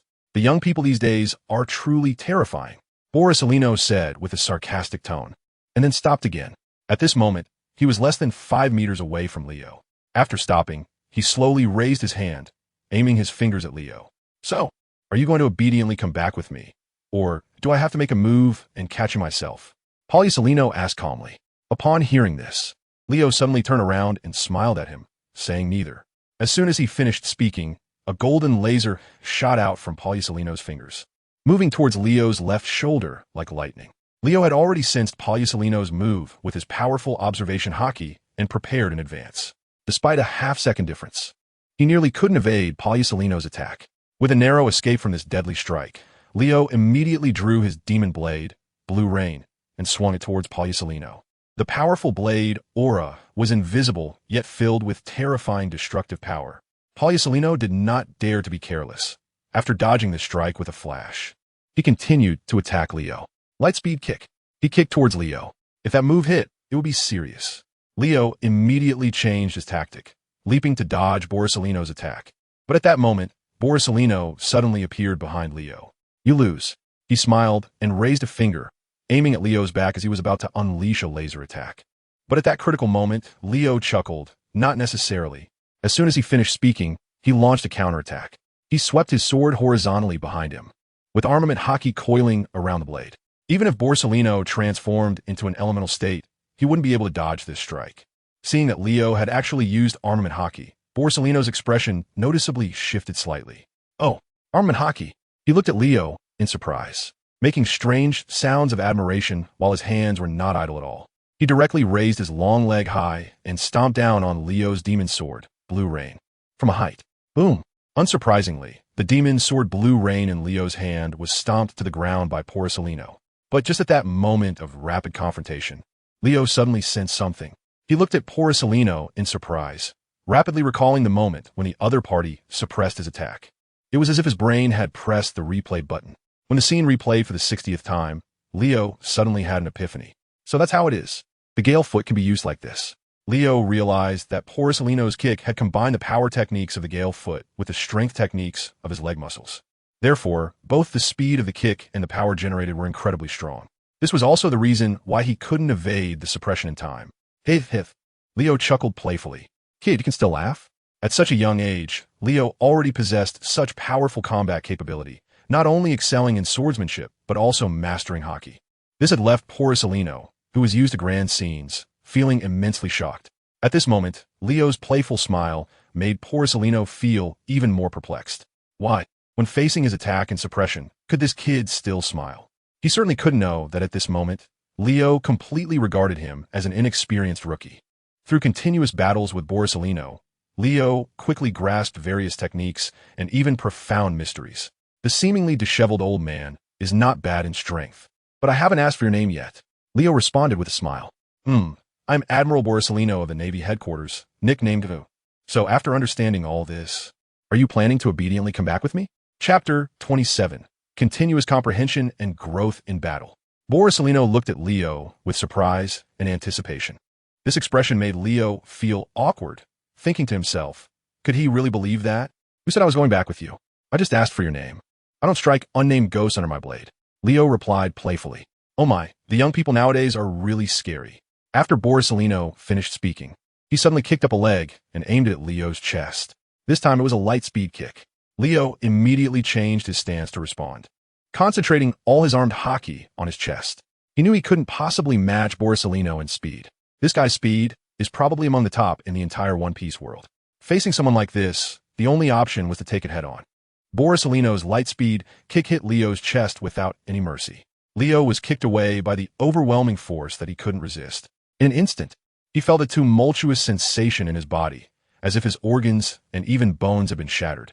In the end, he felt liquid rising in his throat, and uncontrollably, blood flowed down from the corner of his mouth. Indeed, the gap is still a bit large, Leo thought to himself, realizing that he could only temporarily retreat today. Continuing to fight would only put him at a disadvantage. Taking advantage of being knocked back, he adjusted his direction, quickly turned around, and activated the Navy's 6 styles, combining Soru with Jeppo, shattering the air as he swiftly escaped. Oh, the Navy's 6 styles? From a distance, Borsalino, witnessing this scene, was instantly astonished. The Navy's 6 styles are powers that only commanders above the rank of officer can master. They are generally not passed on. How could such a young brat, and a pirate at that, possibly know such techniques? Leo's mastery of the Navy's 6 styles was already beyond the beginner level. His speed was extremely fast, and in just a few seconds of hesitation, Borsalino had already lost sight of Leo. Oh no, he's about to escape. Borsalino came to his senses, let out a strange cry, and his body transformed into golden light, rapidly disappearing. Leo had escaped to the seaside and saw his 3 pirate ships, 2 of which were already engulfed in flames. The remaining one had also sustained some damage. The shore was littered with the bodies of members of the wild axe pirate crew, lying in disarray, a sight too gruesome to behold. The ship that still had sailing capability had moved hundreds of meters away from the coast and was attempting to break through the blockade of 10 naval warships. But clearly, this was impossible. Without a word, Leo continued to use the Navy's 6 styles moonwalk, stepping across the air and spanning hundreds of meters over the sea. Just as he was about to land on the deck of his ship, at that moment, his observation Haki sensed danger approaching. Leo spun in midair, as agile as a fish, quickly dodging a barrage of golden laser attacks that shot toward him from behind. At the same time, he slashed backward with his sword at Borsalino, who was pursuing him. Following that, he unleashed 2 gale foot attacks. However, these 2 attacks were not aimed at Borsalino, but rather at the distant naval ships on the sea. The sword slash did not pose a threat to Borsalino, merely slightly hindering his movements. On the other hand, the gale foot attacks produced vacuum slashes that achieved remarkable results. The 4 naval warships were almost simultaneously cut in half. Boom! After a loud crash, the 4 naval warships slowly sank into the water. At this moment, Leo turned around to face Borsalino. Yada no Kagami. This time, Borsalino wasted no words and immediately unleashed his ultimate move against Leo. His purpose is very simple. Above this vast sea, he aims to quickly eliminate Leo. Because the opponent cannot leverage any force, there's no way to stay airborne for long. Of course, Borsalino is the same. Leo sneered disdainfully and suddenly launched a counterattack against Borsalino. A powerful gale kick attack was unleashed, with a vacuum pressure striking straight towards Borsalino. It was obvious that this time, Leo's gale kick was more powerful than any he had used before. The force was astonishing. Even professionals like Borsalino were greatly surprised. You really open people's eyes. The youth of today is truly frightening. Although he thought this, with his strong observation Haki and excellent speed, Borsalino easily dodged Leo's counterattack. At the same time, a lightsaber appeared in his hand. Lightspeed movement. In a flash, Borsalino moved along the corridor, transforming into a photon through the reflected light created by the golden light of the glistening fruit. In the blink of an eye, he appeared next to Leo. The lightsaber in his hand ruthlessly swept towards Leo's feet. There are many pirates who can battle me to this extent, especially a newcomer like you. Just obediently come back with me, Borsalino said while attacking Leo. But in the next moment, he was stunned. His eyes first caught sight of Leo's body. which seemed to be distorted by some complex force. Then, Leo suddenly darted to the right, so fast that even Borsalino's observation Haki couldn't anticipate it in time. By the time his eyes registered the scene, his mind was just beginning to sense it with his observation Haki. At that moment, Leo had already dodged his attack and was 100 meters away. However, Leo wasn't trying to escape. Instead, he actively used Moonwalk and launched a counterattack towards Borsalino once again. Witnessing this scene, the surprise in Borsalino's heart intensified. What is going on with this kid? His heart felt not only surprise, but also a deep shock and even strong confusion. There was even a hint of slight apprehension. There are many famous pirates in this world, and he has seen and even experienced the strength of several of them. They are all strong, but they certainly weren't this strong from a young age. Someone like Leo, for example, is someone Borsalino has never encountered in his decades of life. At this moment, he has already realized that Leo has completely surpassed him in the application of the Marine 6 powers. So much so that when he used the Moonwalk, his speed was so fast that even his observation Haki couldn't capture in time. In that instant, as he watched Leo bravely launch a counterattack against him, Borsalino's expression finally turned serious. It wasn't out of fear, but rather, he had an unsettling feeling. Chapter 28. Small setbacks, big gains. What made Borsalino wary wasn't the strength Leo was displaying at this moment, but rather Leo's astonishing potential. At such a young age, possessing such terrifying strength, if he continues to grow, what will that lead to? Who did you learn the Marine 6 powers from? Borsalino couldn't help but ask. What Marine 6 powers? I don't know. This is the martial arts essence I've comprehended on my own. As Leo responded, he had already arrived in front of Borsalino. He launched an attack on Borsalino from a very tricky angle, wielding the demon sword Blue Rain. An invisible and powerful sword aura instantly enveloped Borsalino. It seemed that in just a moment, this opponent could be reduced to ashes.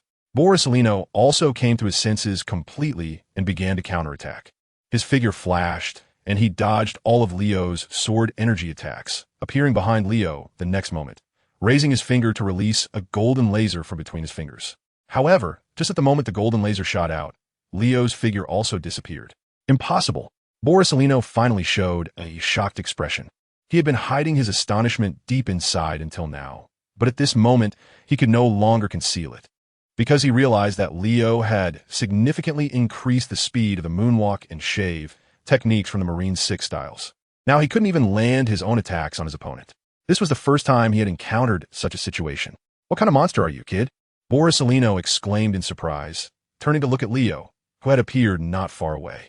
Yes, Leo replied, simultaneously gripping the demon sword Blue Rain with both hands and unleashing a powerful sword energy towards his target.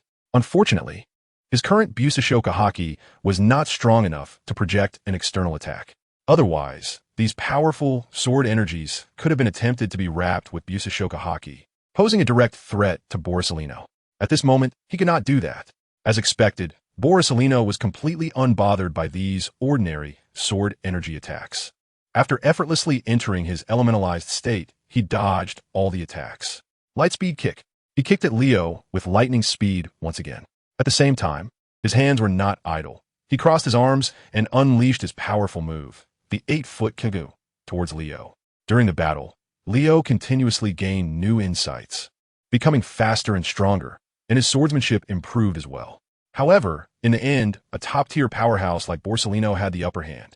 The opponent's stamina, combat power, and battle experience were all far richer and stronger than Leo's. The two fought on the surface of the sea for about 3 hours, and finally, Leo was subdued by Borsalino with a narrow margin. Looking at Leo, who had suffered significant injuries and was knocked into the water, Borsalino expressed his recognition. You are the strongest newcomer I have encountered in all these years. It really took some effort to take you down.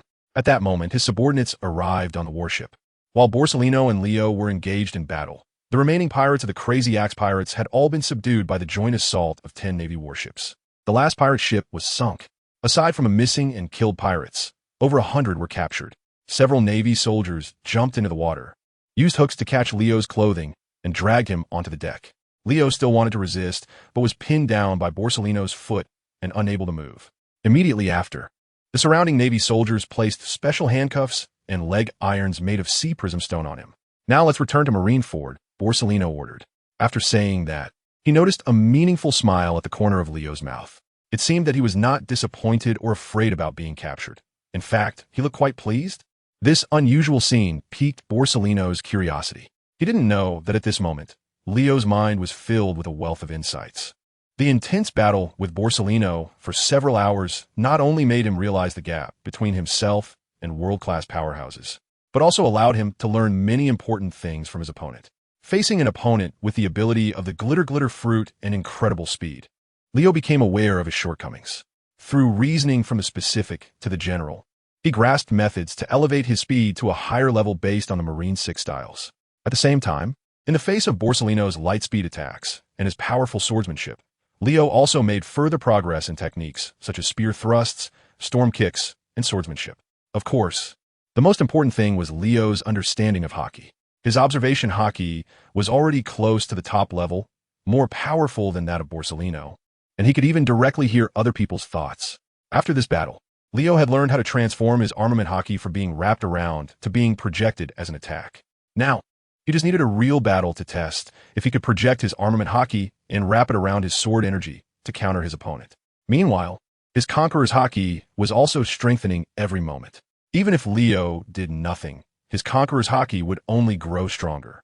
Therefore, he didn't feel anything about being captured by someone like Borsellino, a representative of the top combat power in the world of One Piece. In fact, he felt quite happy, because compared to his gains, this small setback was nothing at all.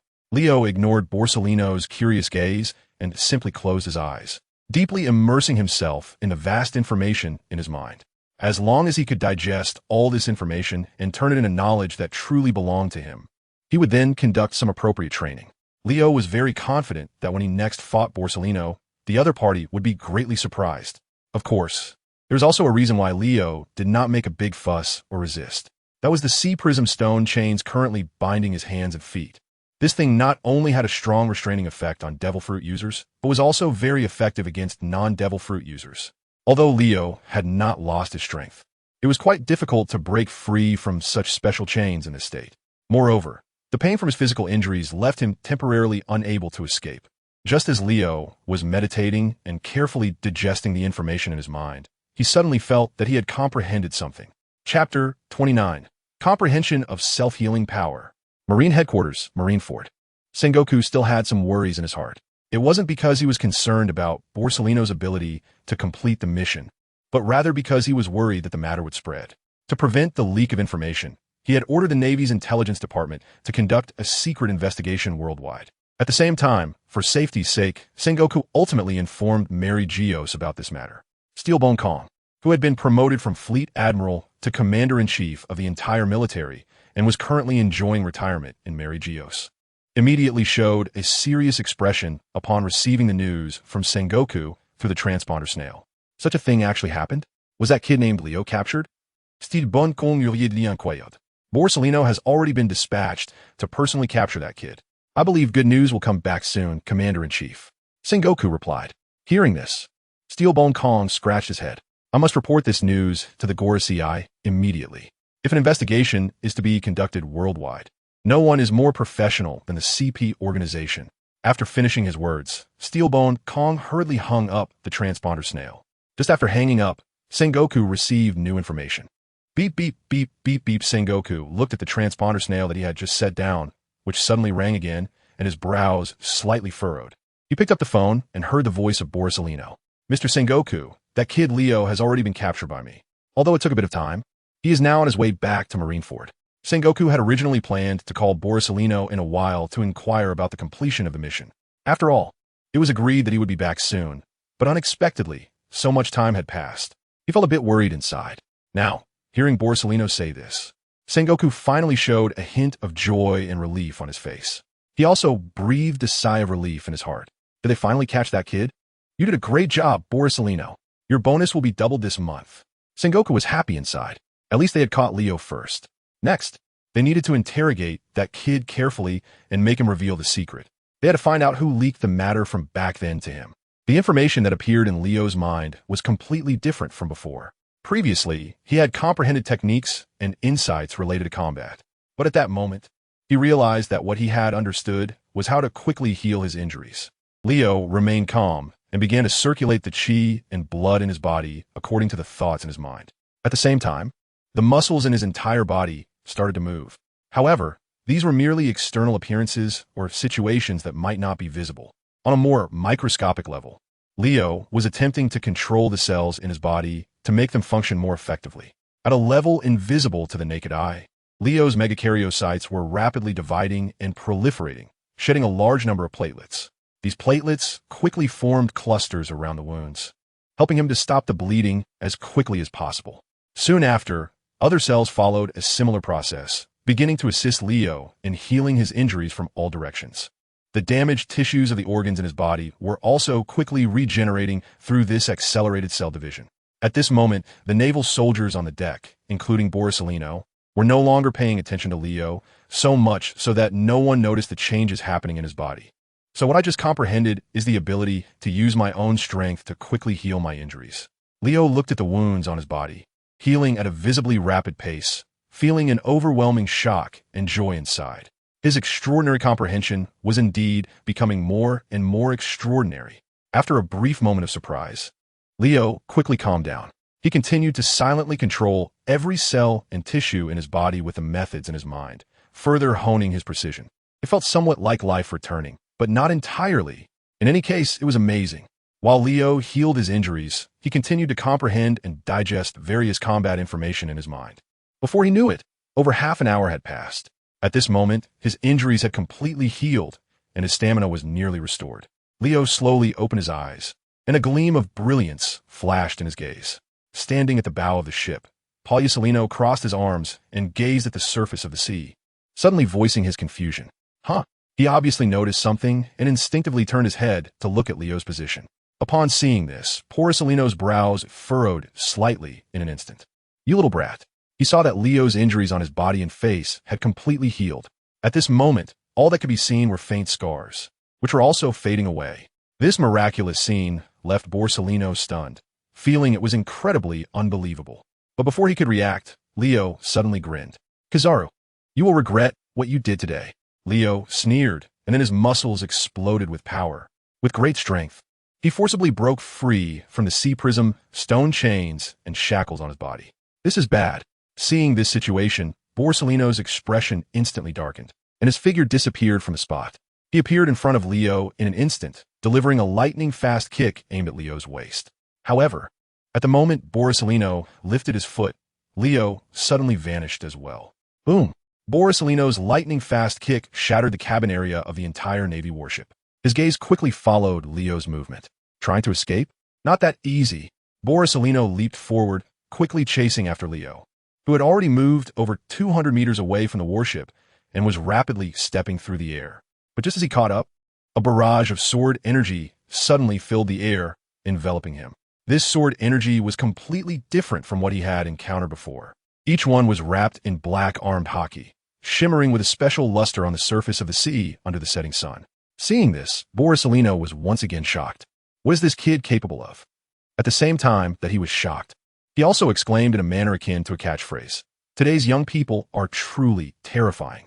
As soon as the words left his mouth, Borsalino was instantly engulfed by the sword energy released by Leo. Chapter 30. Mr. Waring states, Leo has run away, facing the overwhelming attack of sword energy wrapped in armed color Haki. Borsalino did not dare to be careless and had to free up his hands to deal with these attacks. He unleashed his ultimate move, the 8-span Chiongoyu. At the moment when the overwhelming sword energy enveloped him, he released of golden lasers to counter the incoming attack. Boom, boom, boom, boom, boom. Intense explosions erupted on the sea, resembling cannon blasts. The powerful shock waves crushed the surface of the sea, even stirring up tumultuous waves in the originally calm waters.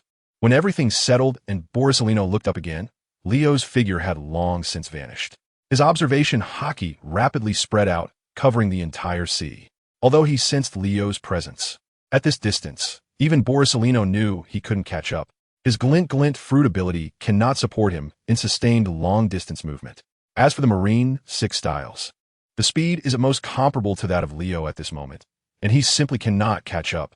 Borsalino can only helplessly accept the fact that a small pirate has escaped right under his nose. He leaped and returned to the ship. They were far from land now, and even with mastering the Marine 6 styles, Leo could not make long-distance moves. Immediately pursue. Polyasilino calmly ordered his subordinates behind him. As long as Leo exhausted his stamina and fell into the water, or could not continue using the Marine 6 styles to move through the air, they could still catch this kid. However, just at that moment, Polyasilino's transponder snail rang. It was Sengoku calling. Kizaru, where are you right now? I've sent someone to pick you up. They will be responsible for transferring Leo to ImpelDown, and you will head straight to the New World. I just received news that the Whitebeard pirates have occupied another island. Sengoku's voice was very serious, and there was a sense of urgency in his tone. Although his words seemed understated, Polyasilino knew at once that the situation in the New World was definitely not simple. Mr. Sengoku, I have some bad news to tell you. Polyasilino responded. On the other end of the transponder snail, Sengoku's heart sank slightly. What bad news?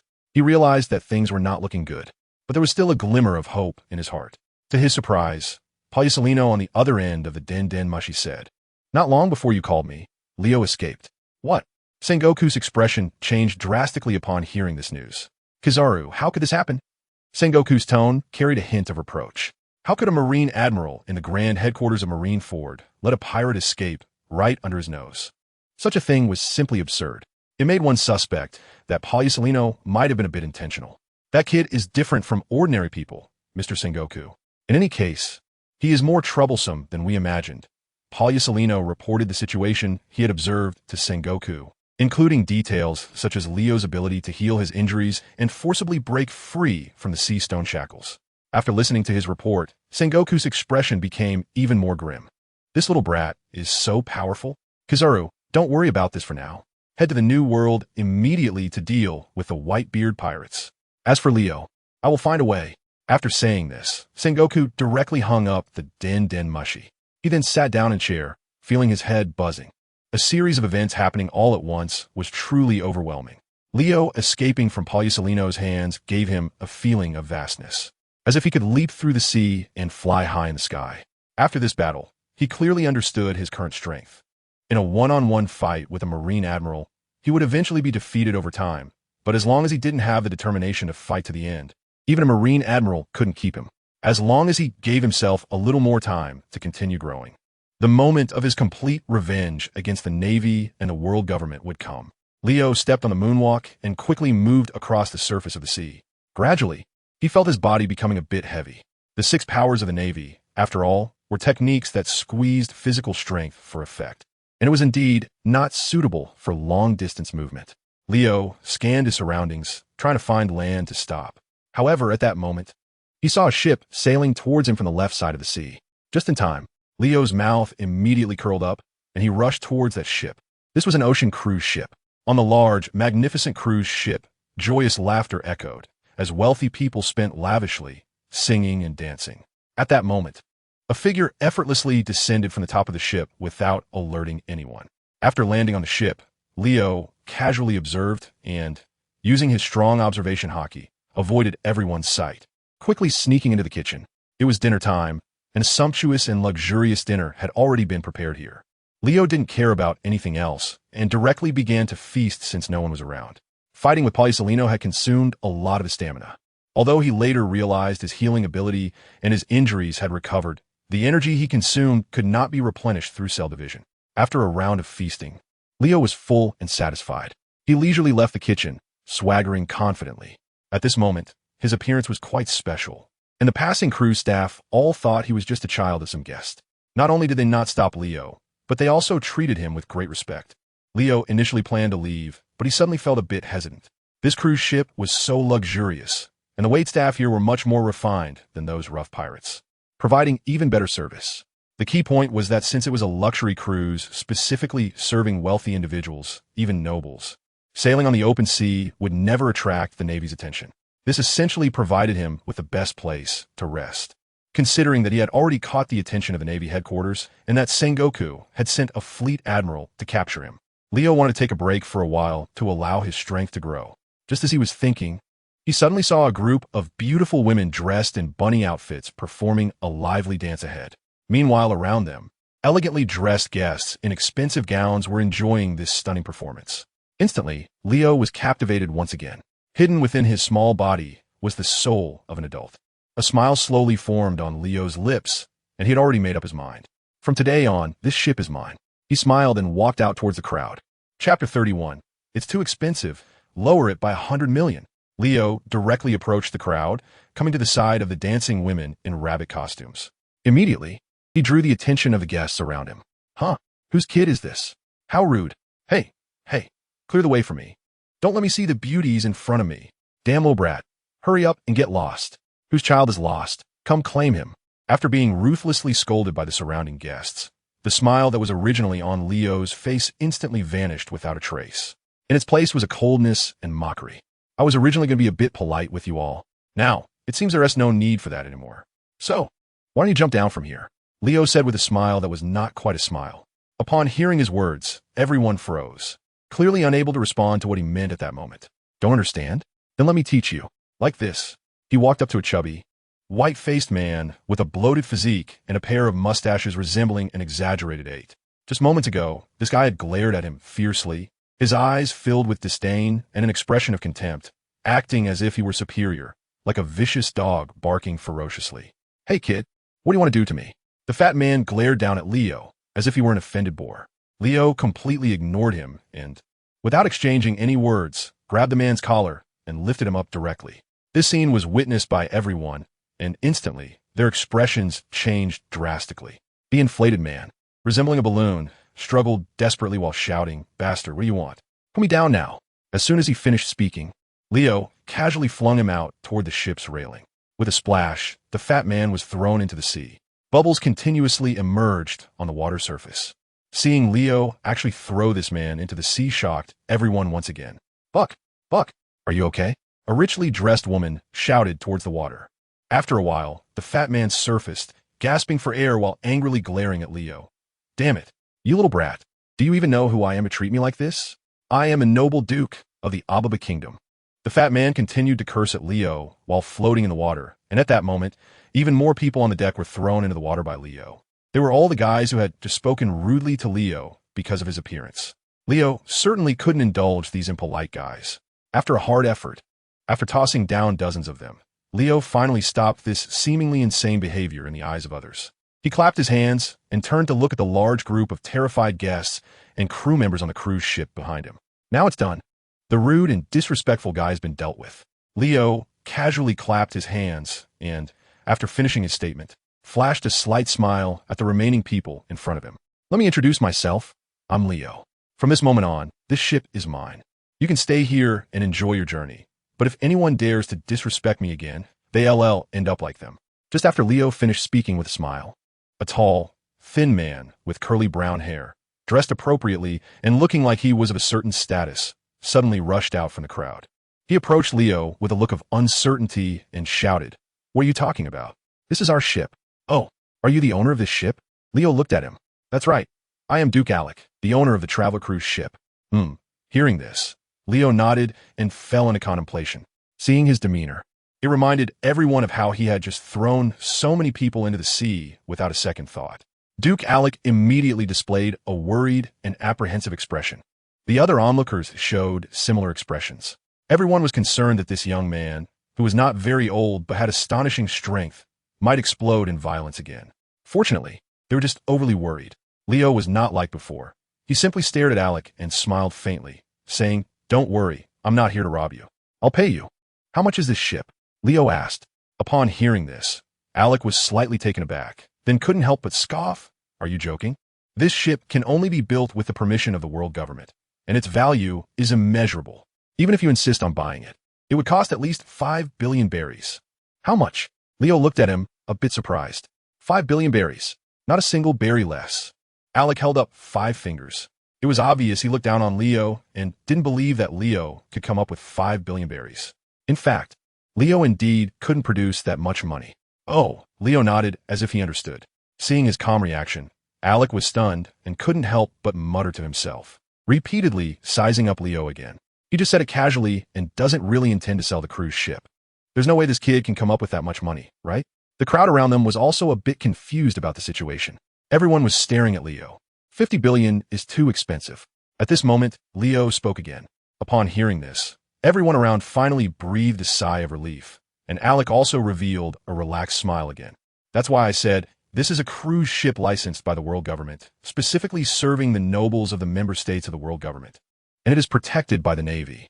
You can't buy it even if you wanted to. 50 billion berries is too much. How about a little less? How about 50 berries instead? Leo interrupted Alex's voice. What did you say? 50 berries? Are you joking? Seeing Leo's serious expression at that moment, Alec almost jumped up. Leo, however, said nonchalantly, I'm not joking. Didn't I say a little less? 50 berries is just right. While speaking, he reached into his pocket. Previously, when he was on a ship of the Mad Axe pirates, he had brought some money to buy weapons. Although he lost most of it during the fight with Admiral Kazuru, he still had a little left in his pocket. At this moment, he really took out 50 berries, walked seriously towards Alec, and handed the money to him. Chapter 32. Protected by the Navy? Then call the police. Alec looked at Leo, who was serious, and he was now 100% sure that this kid was here to cause trouble. Just then, a small mustached man dressed in a tailcoat, looking like a butler, approached Alec with a thick book-like object in his hands. The butler respectfully said to him, Duke Alec, we have checked, and this young gentleman is not on the guest list. Oh, upon hearing this, Alec was a bit surprised and looked back at Leo. He originally thought that Leo looked dignified, with bright eyes and a beautiful smile, and did not seem like a child from an ordinary family. He even assumed that Leo was a family member of an important guest on the ship. That's why he let Leo act recklessly on the ship. Now it seems he was mistaken. Suddenly, Alec's expression darkened. Damn, I thought you looked fairly handsome and didn't seem like a bad kid. Now it seems I misjudged you. I'm sorry, but our top-notch cruise ship is specifically prepared for esteemed guests, and those who are not invited are prohibited for boarding. Since you're not a guest on our ship, please leave here. Alec closed his eyes, adopting an air of superiority. He tried to remain polite and restrained, issuing an eviction order to Leo. So you mean you want me to leave? Leo asked back, feigning confusion. Exactly, come here. Get him off my ship. Immediately, more than a dozen bodyguards in black suits, burly and imposing, rushed over and surrounded Leo. I just said that I have already bought this ship, and you agreed to it. Facing the aggressive bodyguards, Leo calmly looked at Alex. Nonsense. Who agreed to that? Hurry up and throw this unknown brat off the ship.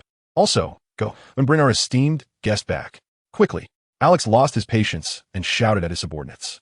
The group of bodyguards immediately charged at Leo, looking as if they intended to tear him apart. However, at that moment, all the bodyguards suddenly collapsed in a strange manner. In an instant, the deck was filled with the dull thuds of heavy bodies hitting the ground and the sound of friction as they skidded to a stop. Leo's expression was cold. He looked at the terrified Alex and the butler beside him. These guys, along with the other guests on the ship, were all stunned in shock. No matter how dim-witted they were, they finally realized that this kid in front of them was probably a pirate. Moreover, a fierce and tyrannical pirate. Now, they were essentially facing a pirate robbery. A pirate? He's a pirate? What is wrong with these guys? Why did they all suddenly collapse? Hey, I am a world noble. Offending me has serious consequences, kid. We are nobles protected by the world government. You attacked us, and the Navy 1T let you off. Damn it. Alec, didn't you say the ship was safe? Why are we being robbed by pirates now? Seeing Leo so fierce, and realizing he might be a pirate, the guests around were completely panicked. Some loudly declared their identities, trying to intimidate Leo. Others brought up the Navy, also intending to use that to make Leo think twice about attacking them. There were even some who directly blamed Alec for this situation. Leo didn't care about their reactions. In any case, I've already bought this ship. Since you were so rude, get off my ship. After saying this, Leo directly stepped forward and grabbed Alec's little mustached butler, throwing him into the sea. You little brat. Do you know that this ship is recognized by the world government, protected by the Navy? Even pirates wouldn't dare to rob us. What do you think you are? How dare you come onto my ship to force a deal? Alec was also feeling angry as he was blamed by the guests around him. He was blustering but inwardly timid, loudly threatening Leo. Upon hearing his words, Leo not only felt no fear, but even wanted to laugh a little. Would the Navy protect this ship? Leo asked with a playful smile. That's right. Alec's eyes lit up, and he immediately answered loudly. He was convinced that Leo felt scared upon hearing him mention the Navy. Perhaps he could further exploit the Navy to make the other party back down. Oh, Leo nodded. Then hurry up and call the police. Huh? Call the police? Yes. Quickly inform the Navy to come and save you. Leo nodded. As soon as Leo finished speaking, one of Alec's subordinates indeed hurriedly brought over the phone bug. Duke Alec, your phone bug, the subordinate said, glancing at Leo. At that moment, Leo was also sizing up the other party. He smiled with a harmless and friendly expression. However, The subordinate suddenly felt a chill run down his spine. But Alec didn't pay much attention to it. He really picked up the din-din mushy and started dialing a number. "Are you really calling?" Leo coldly asked, staring at the other person's every move. "Damn brat. I'm going to notify the Navy to come and arrest you for the alleged assault on the world nobles." "No, not alleged. You've already assaulted the world nobles. The strong ones from the Navy headquarters 1T let you off," Alex said decisively as he dialed the din-din mushy number. "Moshi Moshi?" A lazy voice came from the other end. Before Alec could say anything, Leo had already grabbed him. "So rude. You should go reflect in the sea first." After saying that, Leo casually tossed him into the ocean. Then, Leo turned around to look at those so-called world nobles. "I have a question for you." Leo once again displayed a harmless expression. The pampered nobles were already scared silly, each one staring at Leo in shock and not daring to make a sound. 5 years ago, the Navy conducted an operation that killed millions of pregnant women and newborns. Did this operation receive your authorization or approval? Leo coldly asked as he looked at the fat and bloated figures. Upon hearing this, every noble present, except for the crew on the ship, showed an expression of utter shock. "Why, you little brat? How do you know about that?" One bald, overweight nobleman questioned Leo with uncertainty. Chapter 33. This is much more comfortable than a pirate ship. Just from a question posed by this bald, overweight man, it was clear that even if they hadn't authorized the Navy to act that way, they definitely knew about it. After all, the so-called world nobles, besides the celestial dragons, also included the rulers of the member states of the world government and their royal relatives. The blades that fall upon ordinary people simply do not reach them. They're just here to watch the spectacle. How I know this is not important. What matters is that it's my turn to ask you, not the other way around. This is your last chance, the same question as before. Leo's gaze gradually turned cold. His tone revealed a hint of growing impatience. The surrounding nobles fell silent, each with a shocked expression. If I remember correctly, the world government has erased that incident from history. So how does this kid know? It's unclear, but judging by his age, he could very well be a survivor of that event, right? So does that mean he has come to take revenge on us? Sure, don't say anything. Be careful he hears you. If he finds out we were involved in that incident back then, we would all be in trouble. A large group of world nobles murmured to each other in hushed voices. They do not know that every word and action of theirs is entirely under Leo's control. Leo can not only hear the clear conversations of each one of them, but he can also clearly understand their innermost thoughts at this very moment. When Leo learned that this group of people indeed participated in that incident back then, and that they had jointly issued such orders to the Navy alongside the world government, he realized that the world government had summoned the rulers of all member countries to Mariejoa to discuss before making that decision. In other words, they are the indirect masterminds. At this moment, Leo's gaze turned completely cold. Although his mother died at the hands of the Navy, this group of people is equally unforgivable. The members of the world aristocracy are still unaware that danger is approaching. They were all whispering to each other. Some even expressed their bewilderment, complaining about who had leaked the information to Leo. Unrepentant, they continue to blame others for their mistakes. In that case, all of you can get off my ship. After Leo finished speaking, he unleashed his Conqueror's Haki without mercy. In an instant, an astonishing shockwave seemed to emerge from the air, an invisible force crashing through the air and forming visible, wave-like ripples. Members of the world nobility from all directions were caught in this shockwave and were immediately sent flying. One by one, they fell from the deck of the cruise ship, several dozen meters high, into the sea like dumplings dropping. In the blink of an eye, the ship was left with only the innocent staff. Leo glanced over at them. At that moment, they looked at Leo with trepidation. Noticing his gaze, each staff member instinctively took a big step back. A beautiful woman pleaded, "No, it has nothing to do with us, my lord." "Yes, my lord. We're just working for them. We didn't participate in that matter." Although they didn't know what Leo had inquired about 5 years ago, they had heard the conversation between Leo and the world nobility and witnessed the complete process of Leo attacking them because of their responses. Therefore, at this moment, this large group of staff members all claimed ignorance. Leo certainly believed them. If they truly knew about the deliberately erased history, they would have probably died long ago. From now on, continue to work well on this ship. I won't harm you, but if anyone dares to betray me. Leo's gaze swept over the tall, graceful women in rabbit costumes, exposing their fair skin and long legs. Finally, his eyes landed on a group of staff. Once again, these staff members expressed that they would absolutely not speak carelessly or betray Leo. "Prepare a room for me. I need to rest. Call me when dinner is ready." Leo commanded a woman who looked like a housekeeper. Yes, my lord. Please follow me. The beautiful housekeeper immediately responded respectfully and led the way. What's your name? Leo asked, looking at her swaying hips. My lord, are you talking to me? The housekeeper turned around and paused. My lord, my name is Danis. Danis, good. You will be responsible for my daily meals and living arrangement from now on, Leo said. Understood, my lord. Danis immediately replied respectfully and continued to lead the way.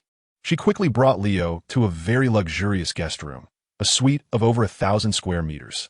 Everything that should be there was present. The world nobility really knows how to enjoy life, Leo thought, amazed at the layout and facilities of the room. Isn't this much more comfortable than those pirate ships full of rough men? He thought to himself again. Danis was still standing by the door, waiting for Leo to give a command. You can go out first. I will call you again if needed, Leo said, looking at her. Yes, my lord. I'm called Leo. All right, Lord Leo, Danis is always at your service. Then I will take my leave now. After Danis finished speaking, she turned around and gently closed the door for Leo. Leo walked to the big bed and lay down on his back, feeling the softness beneath him, as if he were lying on a pure, soft cloud at that moment. He began to recall the information he had just comprehended. Leo clearly remembered all the details of the moment when he unleashed his Conqueror's Haki, instantly sending those members of the world nobles flying into the sea. Before that moment, his Conqueror's Haki certainly did not possess such power. At most, it could only stun a person. However, in that instant, the suddenly unleashed Conqueror's Haki began to have a direct damaging effect on targets within a certain range around him. This meant that Leo's understanding of his Conqueror's Haki had clearly increased. He now needs to solidify this strength. However, at this moment, Leo does not know that among the group of world nobles who fell into the sea, one of them took out a transponder snail and dialed a certain number. Chapter 34. The sin just below the attack on the celestial dragons. At the Marine headquarters in Marineford, the transponder snail suddenly rang. Sengoku seemed to have developed a form of PTSD from the transponder snail. Every time he heard its sound, his heart would inexplicably tremble. Despite his strong reluctance, Sengoku instinctively grabbed the transponder snail and answered the call. This is Sengoku, he said in a deep voice. Mr. Sengoku, this is the intelligence department. We just received a call from the finance minister of the Ababa Kingdom. They claim they were attacked by pirates at sea. Hearing the report from the transponder snail, Sengoku's expression suddenly darkened. Indeed, every time the transponder snail rang, it meant trouble. A member country of the world government? Sengoku muttered to himself. Then, he responded gravely. If I remember correctly, the Ababa Kingdom is near the Marines' 77th branch, right? This kind of situation should be dealt with by the 77th branch. Why do they call me? His intuition told Sengoku that things were probably not that simple. Sure enough, in response to his words, the voice on the transponder snail continued. Mr. Sengoku, they were attacked on the Traveler Super Cruise ship. Along with them were ministers or royal family members from over 60 member countries of the world government. And, what else? Hearing the hesitant voice from the transponder snail, Sengoku couldn't help but tense up. The pirates who attacked them, according to their account, claimed to be called Leo. The head of the intelligence department quickly responded again. Leo, this name is now known by everyone at the Marine headquarters. He has successively attacked several naval branches' warships, not only causing heavy losses to the branch's navy, but also defeating the warships dispatched from Marineford. Even Admiral Kazuru himself could not take down that guy. He's like a monster. Just hearing his name makes people feel apprehensive. At this moment, Sengoku's heart also tightened. Lao, he muttered to himself, his brows tightly knitted. Admiral Kazuru had been reassigned by him to the New World to deal with the troubles caused by those top pirate crews. This was actually also the intention of Mariehua. Now, Marineford was facing a serious manpower shortage. For the time being, it seemed that no one could solve this trouble. Where is the Traveler Cruise ship now? Sengoku asked in a deep voice after a moment of contemplation. Our intelligence department is closely monitoring their movements. This cruise ship is currently sailing along the 5th route. According to this route, it will eventually reach the Sabeti archipelago with a fixed ocean current. According to the cruise ship's original itinerary, they were supposed to visit Fishman Island. The snail phone replied. Sabeti archipelago. Sengoku squinted. All right, I understand. Keep a close watch on that ship's movements, and also find a way to confirm whether it was indeed Leo's doing. Once confirmed that it is Leo, do not act rashly and alert the enemy. After saying that, Sengoku hurriedly hung up the phone. He then stood up and decisively walked outside. Just as he was about to go downstairs after exiting his office, he encountered Vice Admiral Tsuru coming up. Sengoku, where are you going? Vice Admiral Tsuru looked at Sengoku, who appeared to be in a hurry, in surprise. I need to head to Mariewa immediately. Tsuru, I'm counting on you to handle things here in Marineford, Sengoku replied. Is something urgent happening? Vice Admiral Tsuru asked anxiously, her heart tightening slightly.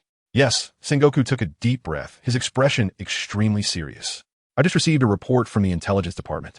After Leo escaped from Kizuru, he immediately caused a huge mess. This time, he attacked the nobles of the world government's allied nations. On the traveler cruise ship, a total of nobles from over 60 allied nations were attacked by him, and now they have all fallen into the sea. While Leo has robbed and taken control of that cruise ship, Sengoku conveyed this situation to Vice Admiral Tsuru in a low voice. Upon hearing this, Vice Admiral Tsuru immediately showed a very serious expression. The reason why the allied nations of the world government were willing to provide a large amount of heavenly gold every year was precisely because the world government promised to protect their safety and prevent them from pirate attacks. Once the allied nations of the world government are attacked by pirates, the Marine headquarters must dispatch rescue forces, not only to protect the safety of those allied nations, but also to punish the pirates who caused harm. These are all clearly written in the treaty. In other words, it was now Marineford's turn to take action.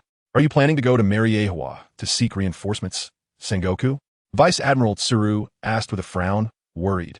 This matter must be reported personally to the Gorosei to hear their handling opinions, Sengoku replied without elaborating. Currently, the Gorosei has requested the main combat power of the headquarters to focus on the New World to handle the disputes caused by those top pirate crews. It seems they do not place high importance on Leo. So this time, Sengoku intends to personally go to Mariewa to report, hoping to make the Gorosei clearly recognize the huge threat posed by this newcomer. As for what decision the Gorosei will make afterward, that is beyond his control. Then you can rest assured and head to Mariewa. I will handle things here in Marineford. Vice Admiral Tsuru, having partnered with Sengoku for many years, naturally understood his thoughts.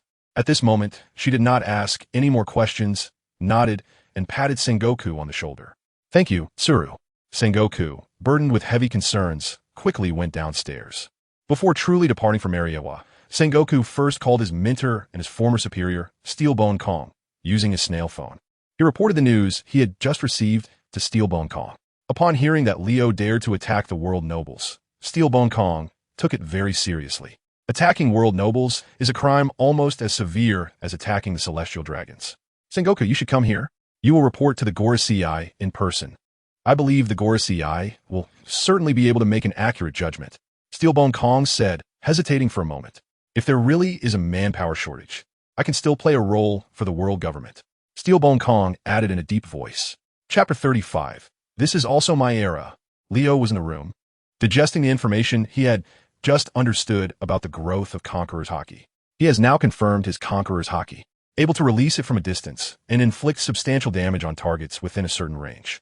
However, this is merely the entry-level standard of this realm.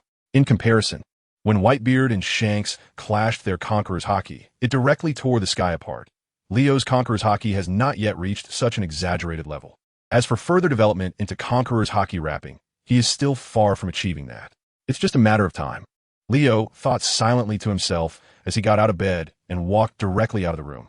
He didn't know if it was because he had gained the ability to heal his body or due to excessive cell division, but he now felt particularly prone to hunger. Although he had just had a hearty meal in the kitchen not long ago, his stomach was already growling again.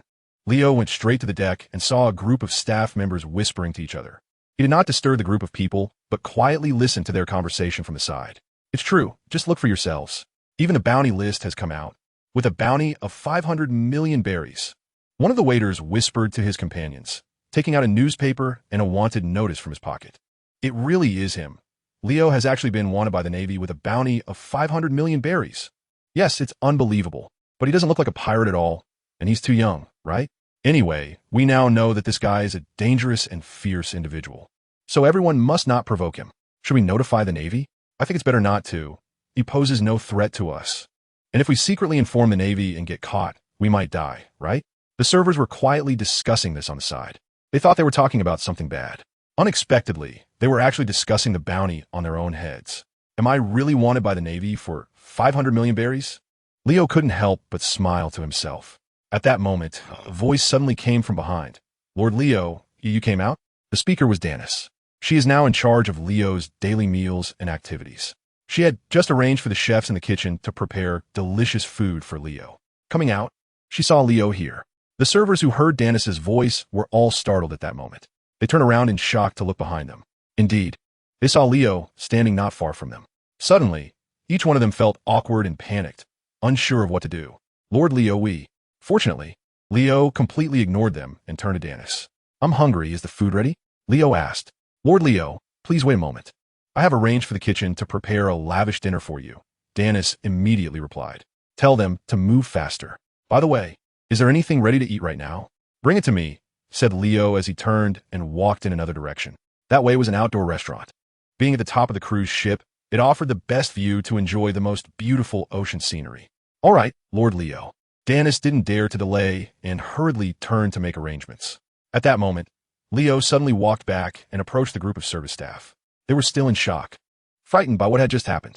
Now that they saw Leo walking back, their faces changed dramatically. Can I have that? Leo pointed to the newspaper and the wanted notice in the other person's hand. Please don't mention it. The waiter hurriedly handed the newspaper and the wanted notice to Leo. Thank you. After Leo finished speaking, he turned and continued walking toward the outdoor restaurant. He casually found a spot to sit down and opened the newspaper to take a look. His own wanted notice was placed aside. On the front page of the newspaper, the headline reported on the movements of the New World. The Whitebeard pirates had occupied 17 islands, and the Navy was gathering a large force to try to encircle the Whitebeard pirates. Kaido of the Beasts was using the Beast pirates to forcibly occupy Wano country and was gradually expanding his influence, which had seriously threatened the safety of the Navy and the world government. The Big Mom pirates. Indeed, this era is all about the rise of the former executives of the Rocks Pirates. Leo looked at the content of the newspaper and couldn't help but chuckle. At the same time, his gaze gradually became sharp. When I wasn't here, you were all legends of the sea. Now that I have arrived and seen it, I will also leave my mark in this era. He silently thought to himself, glancing at the wanted notice on the table. Immediately, he casually grabbed the wanted notice and crumpled it into pieces, opening his hand as countless fragments flew in the wind and dispersed. 500 million berries? You really underestimate me. Leo squinted his eyes. At that moment, Danis also brought the food over, and he set aside his thoughts, beginning to enjoy these top delicacies that only the world's nobility could taste. After Sengoku arrived at the Holy Land, Mariewa, he immediately went to meet the Gorosei with Steelbone Kong. The 5 old men were all over 60, but still looked vibrant. Sengoku, we already know about that matter. The CP organization is handling the related issues. Why are you in such a hurry to see us? Don't you know this time is crucial? You should be personally stationed at the Navy headquarters. The Gorosei looked at Sengoku without asking for reasons, but instead started questioning him. In their eyes, dealing with the remnants of the Rocks Pirates was just as important as eliminating Pirate King Roger. Now that Roger was dead, the sea was still in chaos. Whitebeard Edward Newgate, Kaido of the Beasts, Big Mom Charlotte Linlin. These former executives of the Rocks Pirates had now grown into super strong figures dominating their own territories. They will not die, and the world government will not have a moment of peace.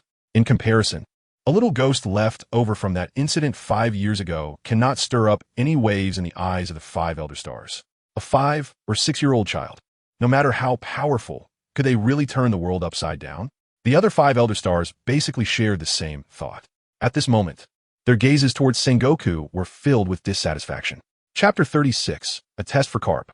Sengoku felt a bit dissatisfied when he heard the 5 Elder Stars questioning him like this. However, he remained calm and patiently explained, 5 Elder Stars, we recently dispatched Kizuru to personally deal with Leo. But on the way, that kid managed to break free from the Sea Prism stone chains and escaped right under Kizuru's nose. Just half a day ago, we received news that Leo attacked the Traveler cruise ship and assaulted over 60 world nobles from allied countries. Marineford has already received distress calls from the nobles of those attacked countries. Therefore, I personally came to the Holy Land to meet with you and explain the situation. Previously, when reporting to the Holy Land of Mariewa, Leo hadn't even fought Kizuru yet, so the 5 Elder Stars were unaware of that kid's threat. Now, after listening to Sengoku's personal report, as expected, the expressions of the 5 Elder Stars changed dramatically. Such a thing happened? Just looking at their wide-eyed, furious expressions, Sengoku was truly worried that they would blame him for not reporting the situation in a timely manner. At this moment, Steelbone Kong, who was standing nearby, also spoke up. 5 Elder Stars. Back in the day, the Navy conducted a worldwide hunt for the evil bloodline of Pirate King Roger to uphold absolute justice. That secret should have remained buried, but now, due to the appearance of this kid Leo, there's a risk of further leakage. I believe the Navy bears an undeniable responsibility in this matter, to maintain the Navy's absolute justice, uphold the interests of the world government and all allied countries, and protect your safety. I am willing to personally go and deal with Leo. Steelbone Kong's words eased the expressions of the 5 Elder Stars somewhat. At this moment, the thoughts of the old men gradually calmed down, and one of them looked up at the tall and muscular Steelbone Kong, whose muscles were still strong and unyielding, as if his sword had not dulled with age. Kong, you are now the commander-in-chief of the entire army. Dealing with a mere little pirate is not something you need to take action on. Who else is available at Marineford now? This bald 5 Elder Star with a W-shaped mustache, named Topman Vacheli Saint, is the legal martial god of the world government. After saying this, Topman Vacheli Saint looked at Sengoku. Due to the turbulence of the world situation, the available combat power that can be dispatched is basically all in action. The only remaining combat power at headquarters is me and Little Crane, Sengoku replied. The two of them, one is a fleet admiral and the other is a chief of staff in the Navy. Both are high-level command talents. The 5 elders certainly cannot send them directly to the front lines. After a moment of silence, the bald, glasses-wearing 5 elder, financial war god Zamlin V. Nasasho spoke up. Where's Karp now? Hearing this, Sengoku's heart sank slightly, but he still replied. He is currently on his way to the New World. Sengoku knew very well that in the eyes of the 5 elders, Karp was seen as a troublesome figure. Back when they were dealing with the Rocks Pirates, Karp had made significant contributions. At that time, Fleet Admiral Steelbone Kong had tried multiple times to promote Karp to a general, but Karp repeatedly declined. Even the 5 elders' persuasion had no effect. Over the years, Karp's performance has also been a headache. Sengoku knew that the 5 elders were fully aware of this. However, the seas are not peaceful, and the Navy is in need of personnel. Karp hasn't committed any serious mistakes and has been very loyal and reliable to the Navy. So the 5 elders chose to overlook some things. Now, the 5 elders are trying to send Karp to deal with Leo. The intention behind this is quite obvious. It is to test Karp once again. Karp had strongly opposed that operation back then. Now asking him to go after Leo is just a way to test him. Isn't it? Sengoku silently sighed in his heart. On the surface, however, he remained unruffled. He nodded slightly. I understand, Elders of the Stars. I will immediately notify Karp to head out and deal with Leo. The Elders of the Stars nodded calmly. Then, the elder with the mustache in a V shape, the martial god Marcus Mars, asked, Also, you just said that Leo was able to break free from the chains of Sea Prism Stone. What is going on? The handcuffs and shackles made of Sea Prism Stone only have a strong binding effect on those with Devil Fruit abilities, rendering them powerless. But Leo is not a Devil Fruit user, Elder of the Stars. Sengoku replied. How old is he? At this moment, the one speaking was Jagarsha Saturn, wearing a black hat and sporting a thick beard, the martial god of scientific defense of the world government, currently estimated to be between 5 and 6 years old. Sengoku answered immediately. This statement made the Elders of the Stars and Steelbone Kong present all stiffen their gazes. A child of 5 or 6 years old possessing the power to easily break free from shackles and escaping right under the nose of Admiral Kazura Borsellino. This ability is certainly enough to shock the entire world. At this moment, both Steelbone Kong and the Elders of the Stars began to think of the notorious pirates causing chaos on the seas, making the whole world restless and leaving the Navy in a state of panic. They all showed extraordinary strength at a very young age. For example, Big Mom Charlotte Linlin, with her giant lineage and innate powerful abilities, could easily defeat those giant warriors of the same age. There are also Kaido of the Beasts, Whitebeard, and Gold Lion. Before these strong figures, the Pirate King Roger, the super overlord of the sea's rocks, and others are names that weigh heavily on the mind. Now, with Leo displaying such shocking strength at a young age, he cannot be underestimated. Is another great pirate about to emerge? The expressions of the 5 elders became serious. However, despite their inner shock and worry, the 5 elders still maintained the composure of their positions. The scientific defense god Jakarsha sat in, who had just spoken, looked at Sengoku and said, You can let Karp take action. I have something to give you later, Sengoku. As the scientific defense god, Jakarsha sat and directly oversees all technological forces of the world government. Even the world's top genius scientist, Dr. Vegapunk, must obey him. In recent years, They have been researching and creating various effective weapons to build a stronger navy to better deal with those criminals. Now, to deal with a special existence like Leo, they will likely need to use those technological achievements. Chapter 37. The Bloodline of the Pirate King. After a while, someone indeed brought over the items mentioned by the scientific defense god. It was a pair of chains and shackles, shining silver, and clearly not ordinary items. Additionally, there was a bottle of colorless transparent liquid that looked like water. Were these? Sengoku looked at the scientific defense god Jikarsha, sat in confusion. These are one of the research achievements of the scientific defense forces. The chains and shackles are forged from special materials, with a toughness 100 times that of ordinary chains and shackles. They are specifically designed to bind those criminals with innate superhuman strength, combined with a tranquilizer that can quickly calm a person down and strip them of all their power. Even the top pirates in the world can be easily captured. Jikarsha sat and explained confidently to Sengoku. Hearing this, Sengoku's eyes brightened.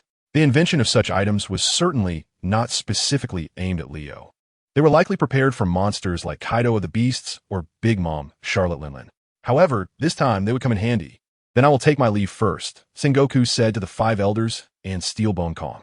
With these specially crafted shackles and the powerful tranquilizer, it seems at this time Leo is doomed.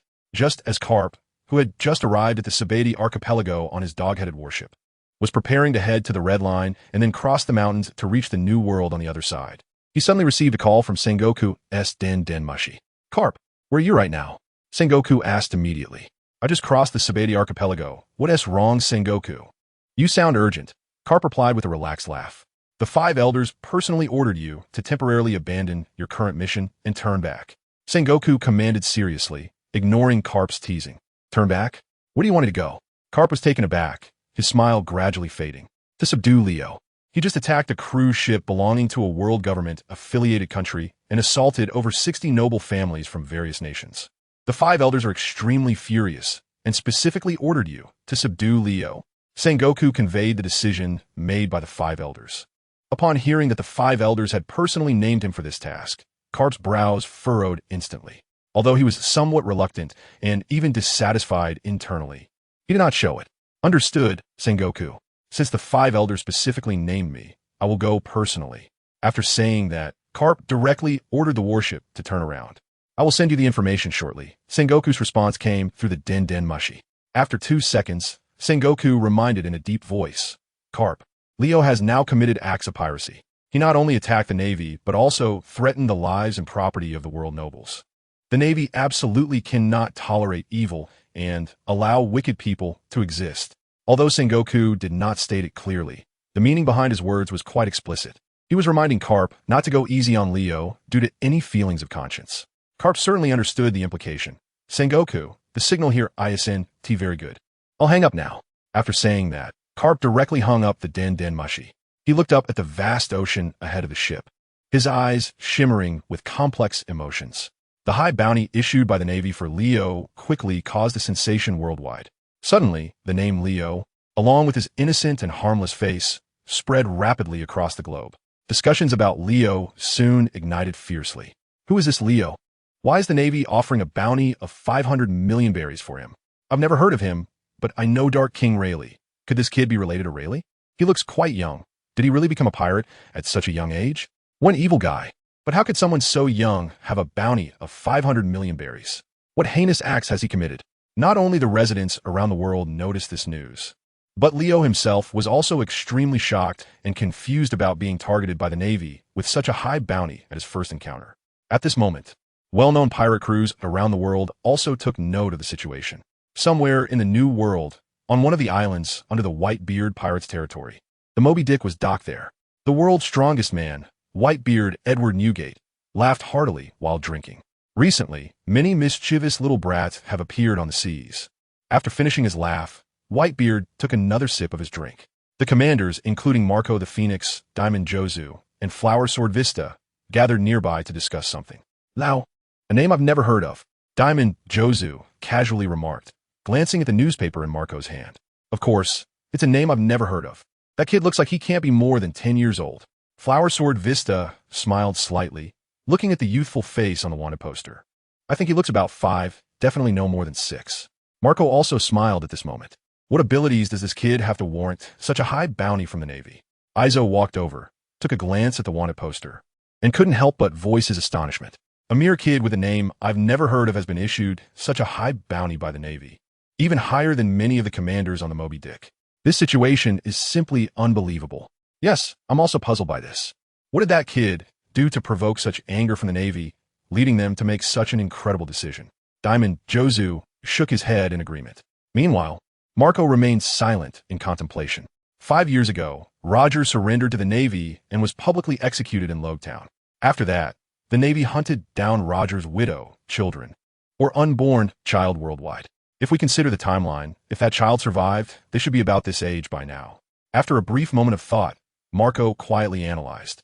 This statement stirred the hearts of all the commanders on the ship. Whitebeard's eyes flickered. Roger's bloodline? A slight stir arose in Whitebeard's heart. Chapter 38. Different Attitudes of the Rulers. Not only did the Whitebeard pirates notice the information, but at this moment, on the other side of the New World, at Onigashima in Wano country. After occupying the place for just a few years, Kaido of the 100 Beast Pirates had already completely controlled Wano country. He had also engaged in various black market dealings, recruiting troops to continually strengthen his forces, and today he was particularly happy, because the total number of his subordinates had exceeded 20,000. Moreover, there was another even more exciting piece of news. Thus, Kaido was holding a grand feast on Onigashima. However, at this moment, while enjoying his drink, Kaido's gaze slightly glanced at a wanted poster beside a newspaper on the table. It was a kid named Leo, who had just been issued a bounty of 500 million berries by the Navy. It's worth noting that even his 3 calamities had bounties only slightly higher than this amount. Where did this kid named Leo come from? Kaido's voice boomed like thunder as he suddenly spoke. His voice instantly drowned out all the cheers and clamor of the pirates in the hall. In an instant, everyone fell silent and looked at Kaido. Does no one know about this kid? Kaido scanned everyone's faces and saw confusion and bewilderment. It seemed that everyone, like him, had never heard of this kid's name. Suddenly, a strong black aura seemed to surge from Kaido. Oh no, Kaido must be getting drunk again. Seeing Kaido like this, his subordinates suddenly felt a chill in their hearts. One by one, their expressions turned grave. Just judging by this situation, their boss was likely about to go on a drunken rampage. The faces of the 3 calamities also slightly changed. Cold sweat appeared on everyone's faces. Sure enough, a few seconds later, Kaido suddenly burst into tears. While crying, he raised a wine gourd and kept pouring liquor into his mouth. Damn it, damn it.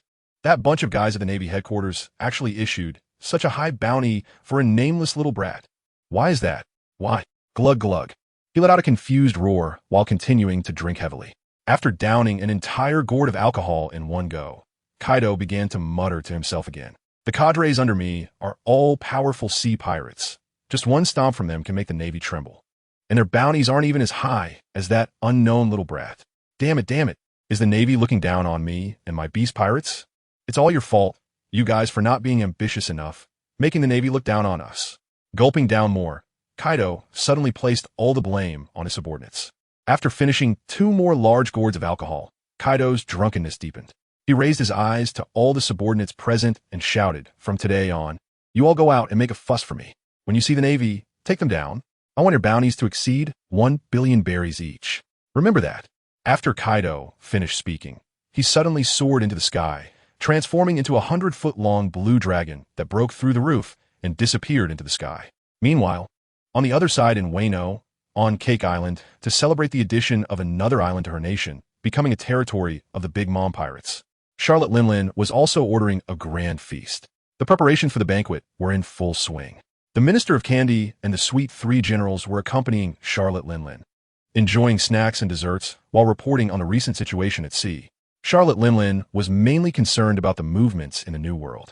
After all, besides their Big Mom Pirates, there were also the Whitebeard Pirates led by Edward Newgate and the Beast Pirates led by Kaido, among others.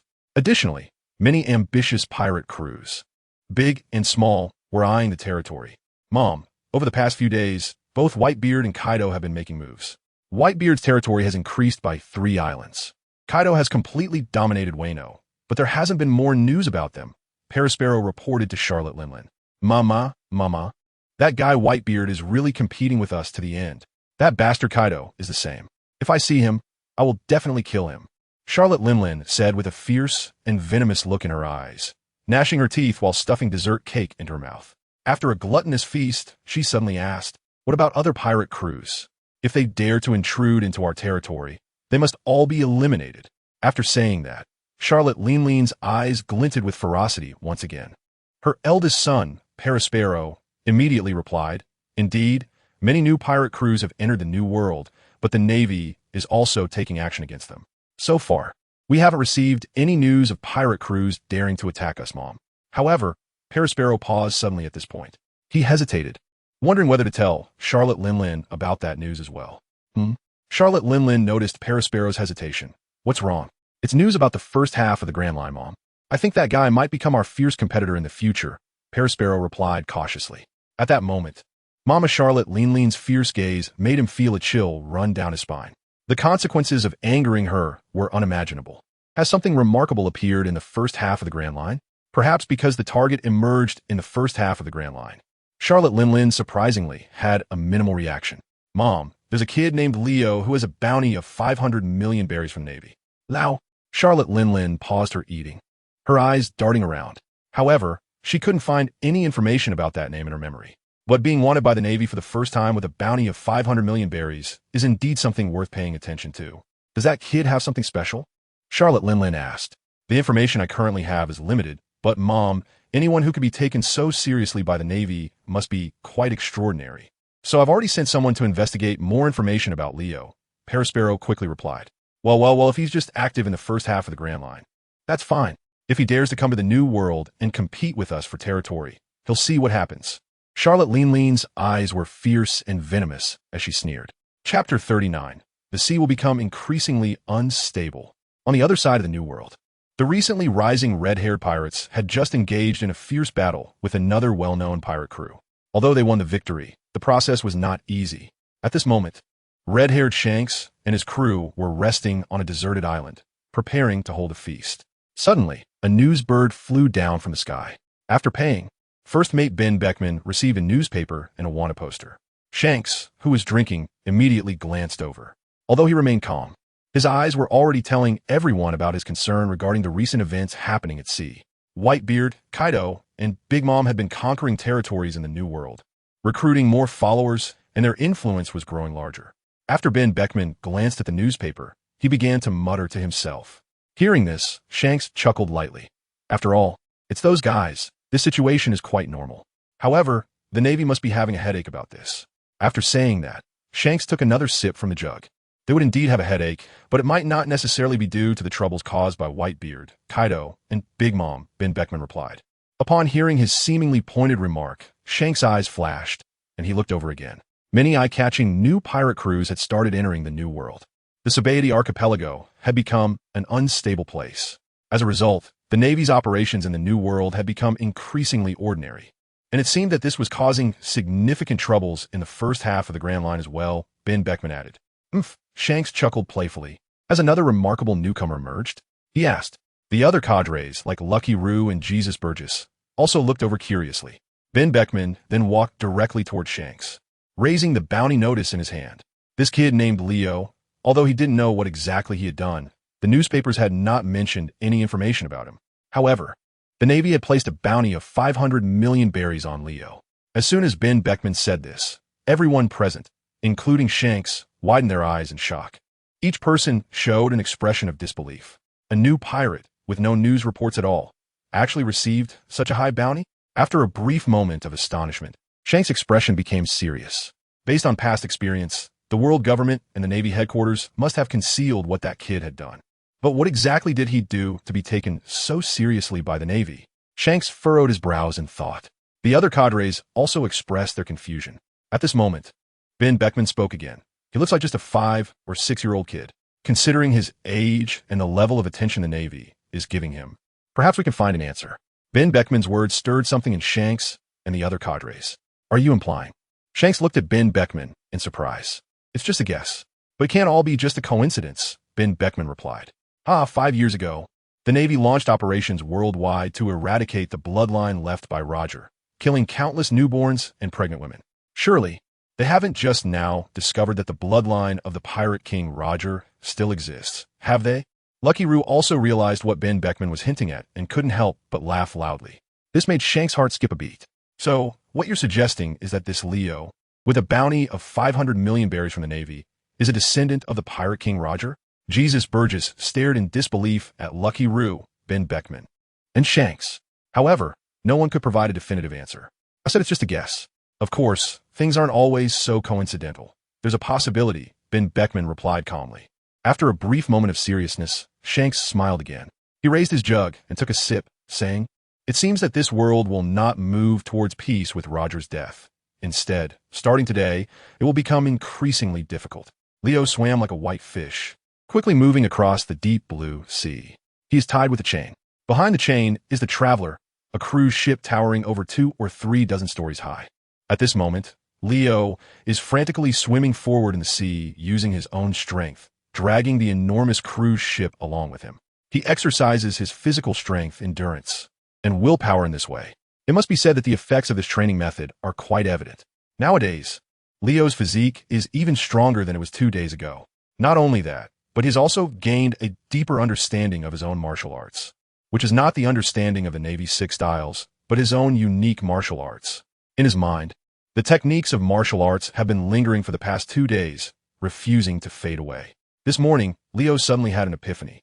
In his mind, it was as if a movie was playing, with countless little figures practicing various martial arts techniques and moves.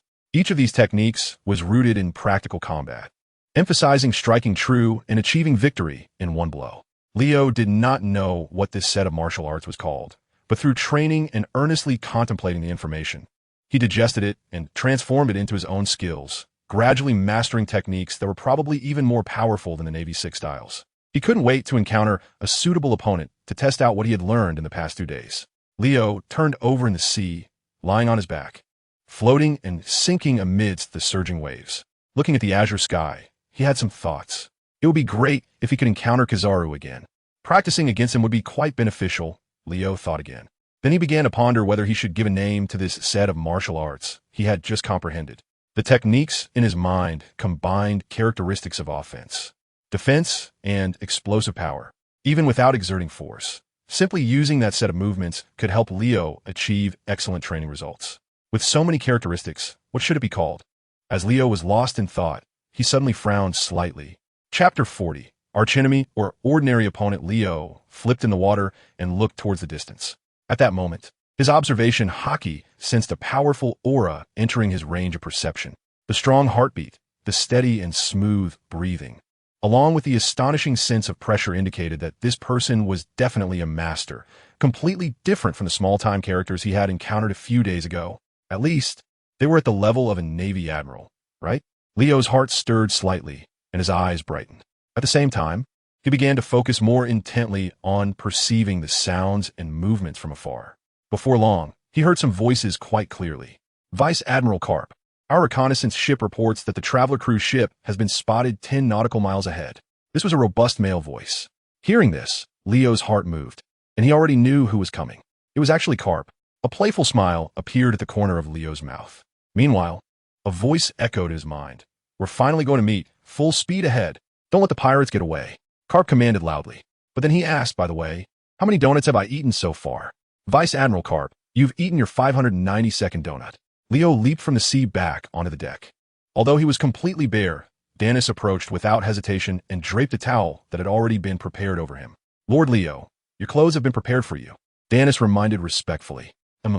Leo nodded casually, dried himself with the towel, and put on his clothes. He then walked to the bow of the ship, gazing into the distance. At this point, the aura he sensed with his observation Haki was getting closer. Before long, he could see a warship faintly appearing on the horizon, approaching this way. The reconnaissance ship mentioned earlier was now following closely behind the cruise ship. Leo was fully aware of the situation. He was just too lazy to care. Although Karp's performance later was quite disappointing, he is now more than a decade younger than he was back then. Both his physical strength and Haki are still close to their peak level. I'm really looking forward to it. Thinking about the upcoming confrontation with Karp, Leo not only felt no fear or hesitation, but rather became excited and eager. After a while, Karp's dog-headed warship was already clearly visible, rapidly approaching through the waves. "Lord Leo, it's a Navy warship," Danis couldn't help but remind him as she saw the approaching dog-headed warship. Upon hearing this, Leo slightly turned his head to look at her. Aren't you supposed to be happy? This question was hard to respond to, but that was for ordinary people. Danis, having seen large scenes, was a professional butler who had long served the world aristocracy. At this moment, Danis shook her head. Lord Leo, since you have given me this opportunity to serve you, I will cherish it. Though she didn't say much, Danis's response surprised Leo a bit. It seemed that not everyone liked the Navy. Leo didn't further inquire why Danis had such an unusual mindset, because at this moment, Karp's warship had already arrived before them. Oh, were you waiting here specifically for me? Karp asked, seeing Leo standing at the bow in a prominent position, arms crossed, watching him. And he didn't order the cruise ship to speed away. I knew you were coming, so I waited here, Leo replied. Ha ha ha ha, interesting. Kid, do you know who I am? Karp looked at Leo with great interest.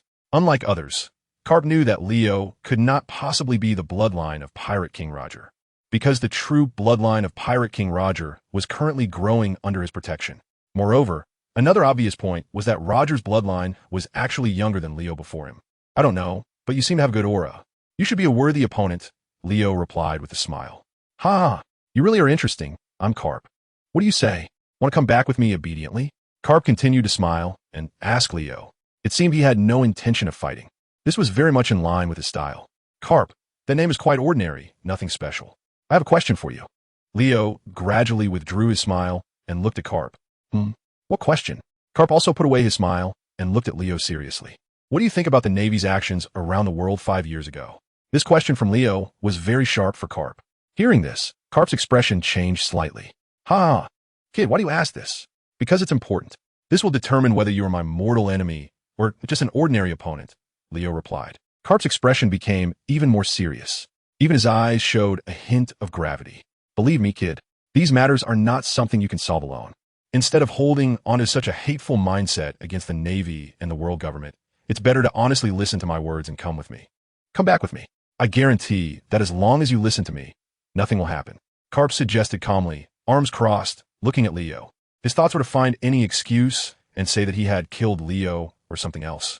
Then he would arrange for him to be with Ace and his own grandson. After the storm passed, when these kids grew up, he would let them join the Navy. Well, since you said that, I already know the answer, Karp. Leo nodded. This surprised Karp a bit. But it seemed that the kid in front of him was not very willing to follow his orders. Karp's expression became more serious. Sure enough, at this moment, Leo spoke again. Let's have a fight.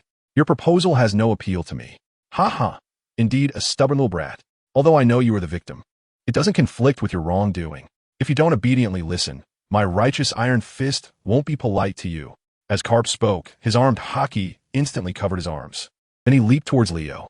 Since he was unwilling to cooperate, he would first knock this kid down and then take him away to hide. Chapter 41, What on earth is this kid? Karp was indeed one of the strongest in the active Navy headquarters. At this moment, he struck fiercely, moving as fast as lightning, and in an instant, he jumped from his dog-headed warship to Leo's side, right in front of him. Leo's gaze deepened, calmly responding.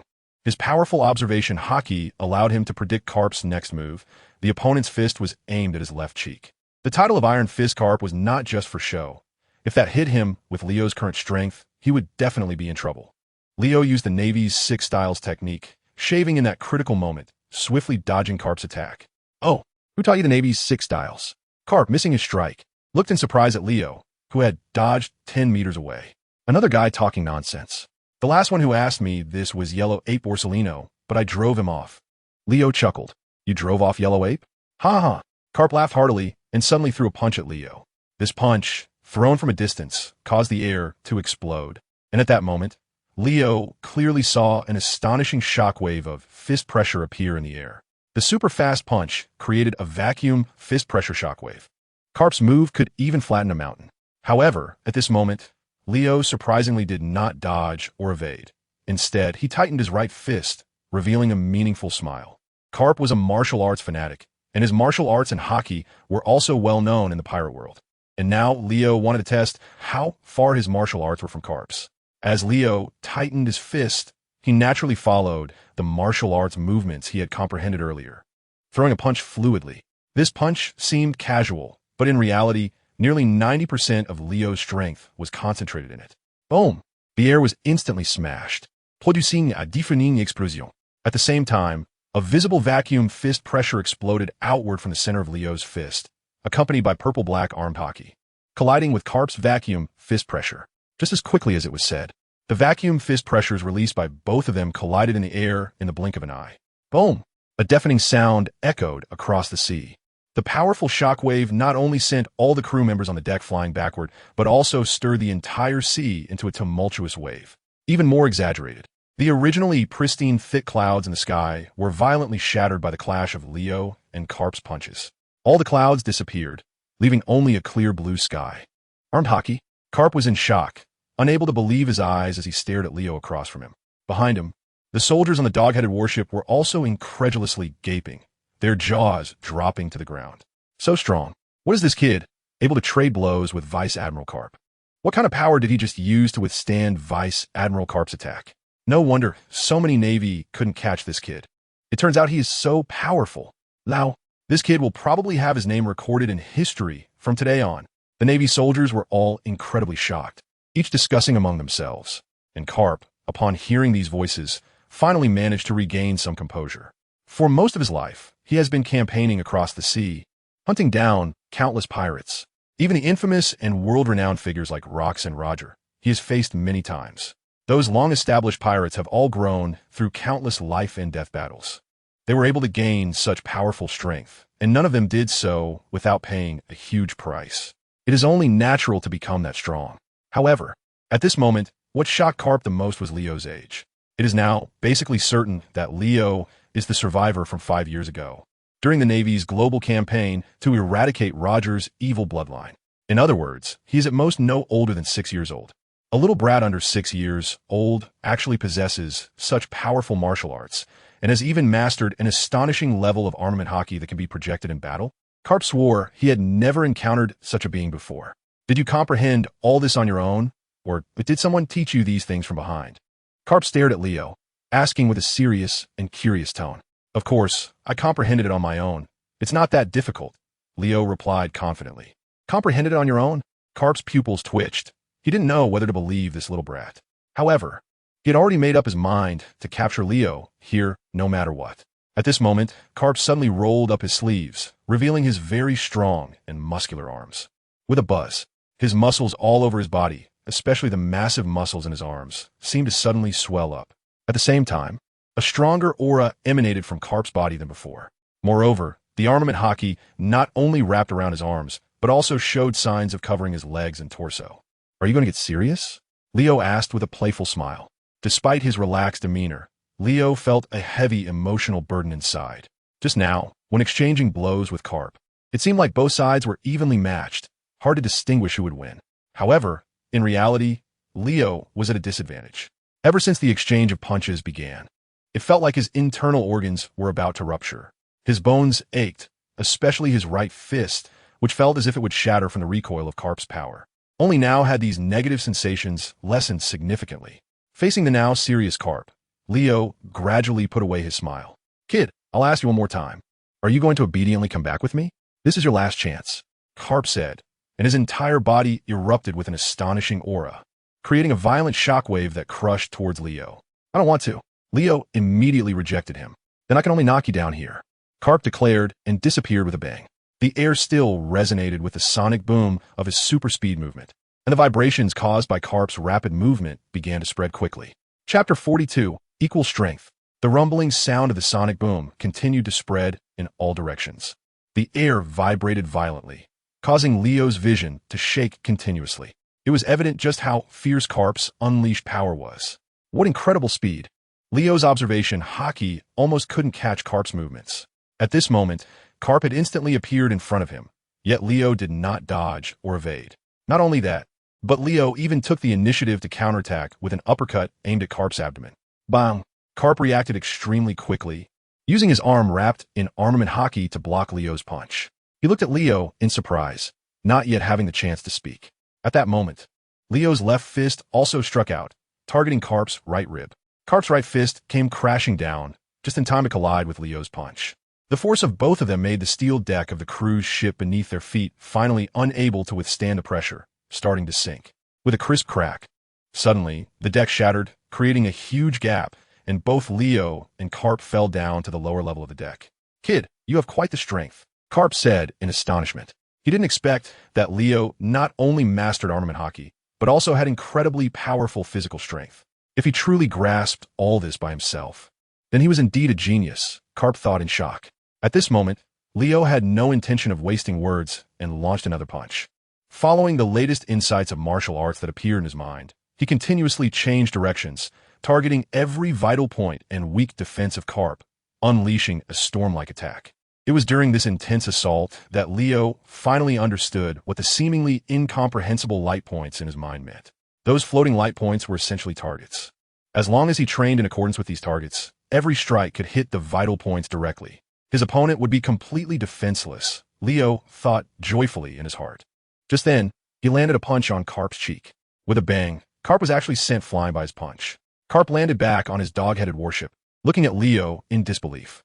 He reached out and wiped, already starting to show some superficial injuries, causing pain from the wounds. Kid, not bad. I admit I underestimated you before. Since that's the case, let's sink your ship first. After Carp finished speaking, he suddenly reached out and grabbed a cannonball from the side, directly throwing it towards Leo. Can't win in a fair fight, so resorting to bombing? Leo frowned slightly. At the same time, he drew the demon sword Blue Rain and sliced the incoming cannonball in half with one strike. The cannonball didn't even explode. It simply fell into the sea. At this moment, Carp also heard Leo's words. He stretched out his hand and suddenly paused, and at the same time, Carp looked up at Leo. Is he actually trying to provoke me? Carp stared at Leo in surprise. Although he understood that Leo was deliberately trying to stimulate him, Carp couldn't help but feel a bit irritated. Saying that he couldn't defeat him and thus resorted to using explosives felt somewhat disrespectful. Carp put down the second cannonball he had just grabbed. Kid, I was just careless earlier. This time, there won't be such a good opportunity again. After Carp finished speaking, he once again covered his fist with armament Haki and launched an attack towards Leo. Iron Fist, Meteorite. At the moment Carp's voice rang out, his iron fist swung at an incredibly high speed, as if powered by an electric motor, moving in a way that was too fast for the naked eye to follow. As Carp unleashed this move, the world around them changed dramatically. The sea roared with fierce winds, and the once bright and clear blue sky was now filled with thunder and dark clouds. Even more shocking was the overwhelming vacuum punches beginning to attack. Thousands of vacuum punches gathered in the air, forming a vacuum shockwave torrent that rapidly pressed toward Leo's position. The signature move of Iron Fist Carp had appeared. Leo's eyelids twitched. He finally witnessed the power and momentum of this move firsthand. Experiencing it in person was even more shockingly direct. This was a power capable of flattening mountains. Leo didn't dare to be negligent. This time, he didn't use martial arts to fight Carp, but instead gripped the Demon Blade Blue Rain with both hands. Blue Torrent. Leo swung the Demon Blade Blue Rain and launched a counterattack against Carp. He didn't know why he called out that name. He just followed his instincts, gripping the Demon Sword Blue Rain, and executed the sword technique that appeared in his mind at that moment, along with the related movements and power techniques. This was a swordsmanship that Leo had not mastered before. As Leo unleashed this earth-shattering strike, the entire world erupted with thunder. At the same time, the sea began to surge, as if the deep blue water was being stirred by his sword energy, rapidly rising from the surface to form a gigantic aquamarine water tornado. The massive water tornado, with a diameter of over a kilometer, surged forward with unstoppable force towards the meteorite punch released by Carp. Boom! The two powerful forces collided in midair. Instantly, the sky collapsed and the earth cracked, splitting the sea in two. The gigantic water tornado formed by tens of millions of tons of seawater not only withstood Carp's attack, but also, upon descending, created towering waves that surged violently. Under the impact of the rolling waves, even the enormous cruise ship was tossed about, swaying uncontrollably as it drifted away. Carp's dog-headed warship was no exception. Faced with waves nearly 100 meters high, the dog-headed warship was like a leaf in the wind, being pushed towards the distance by the overwhelming currents. The distance between the cruise ship where Leo was and Carp's dog-headed warship grew larger and larger. At this moment, heavy rain began to pour down from the sky. However, Leo and Carp still seemed to be unsatisfied. They once again tacitly attacked each other. In order to prevent Leo from escaping, Carp directly threw all the cannonballs on the deck towards him with both hands spinning like a windmill. Hee, goodbye. Leo waved the demon sword Blue Rain, easily using invisible sword chi to cut and detonate all the incoming cannonballs. Just as the two were performing these actions, the distance between them was further stretched by the surging sea currents. Here's a big gift for you. Carp. Leo raised the demon sword blue rain high, aiming at Carp's doghead warship, and unleashed a supermassive sword chi infused with blue currents. Chapter 43. Wait for me, I'm coming. Seeing Leo planning to escape with the ocean current, Carp initially intended to give the order to pursue. But just at that moment, a huge blue torrent over 100 meters high suddenly rose from the sea, rapidly crashing towards his doghead warship. It was not only intimidating, but also possessed trillions of tons of energy, directly threatening the warship. At the same time, its appearance stirred the entire ocean, creating astonishing waves and massive tides. These surging waves also brought great trouble to Carp's doghead warship. At this moment, even a warship with its own propulsion system was beginning to retreat rapidly in the face of the increasingly large, angry waves generated by the accumulation of ocean wave energy, combined with the overwhelming blue torrent crashing down from above. The entire warship seemed to have turned into a leaf in a storm, swaying uncontrollably from side to side, with the risk of capsizing at any moment. Faced with such a situation, Carp had no choice but to order to stabilize the warship first and quickly turn around to leave this dangerous sea area. Meanwhile, he exerted all his strength to unleash a vacuum fist that enveloped the heavens and the earth, smashing the incoming blue tornado waves into pieces. When the sea finally calmed down again, Leo and his ship had long since disappeared without a trace. Leo leisurely lay on a beach chair, sipping the ice-cold drink that Danis had brought over, a look of contentment on his face. His observation, Haki could no longer sense Carp's presence. This meant that the distance between them was already very far. Although he could not defeat Carp in their battle, Leo had gained a lot from the experience. He not only further understood his current combat power level, but also gained valuable growth insights through his battle with Carp. These growth experiences can help Leo make progress more quickly. As long as he is given a little more time, surpassing those top powerhouses on the sea will be no problem. Next, as long as he avoids the top powerhouses of the Navy and encounters ordinary foes, he can sweep them away easily. Navy, prepare to face the arrival of my vengeful wrath. Leo silently thought to himself, suddenly standing up. He took off his clothes and jumped directly into the sea, starting to swim freely. A strong physique is the foundation for executing top-tier physical techniques. In this battle against Carp, Leo had an understanding of physical techniques, but he was lacking in strength. Otherwise, he should have been able to perform better at that time. As Leo swam in the ocean, his body gradually began to heat up. Along with his physique, his Haki was also being trained. At this moment, the armament Haki manifested on the surface of Leo's body, and he unleashed it without reservation. The insights gained over the past few days made Leo realize one thing: to increase the quantity of armament Haki and further enhance its power. There's only one best and fastest way, which is to use it more often. Each time, he aimed to exhaust the armament Haki within his body, squeezing out every last drop. In this way, the armament Haki would continuously accumulate and grow under stimulation. If one hesitates to use it easily because they know that armament Haki will be consumed during battle, it is a foolish action. Because if you do not push it to its limits, you will forever remain stagnant. Besides honing his armament Haki and physical abilities, Leo's Conqueror's Haki was also being continuously trained and strengthened at this moment. He tugged on the cruise ship's anchor with one hand, pulling the ship forward through the massive chain, exercising himself in this way. On the other side, he looked at the recording pointer on his hand and swiftly advanced toward the next island. At this moment on the deck, Danis and a large group of crew members watched Leo, who seemed like a king among men in the sea, all displaying expressions of immense awe. Lord Leo's strength is terrifying. Even the Navy can't do anything to him. Just by watching his current actions, it's clear he is definitely not an ordinary human. This anchor chain weighs tens of thousands of pounds, yet in his hands, it seems as light as a straw rope.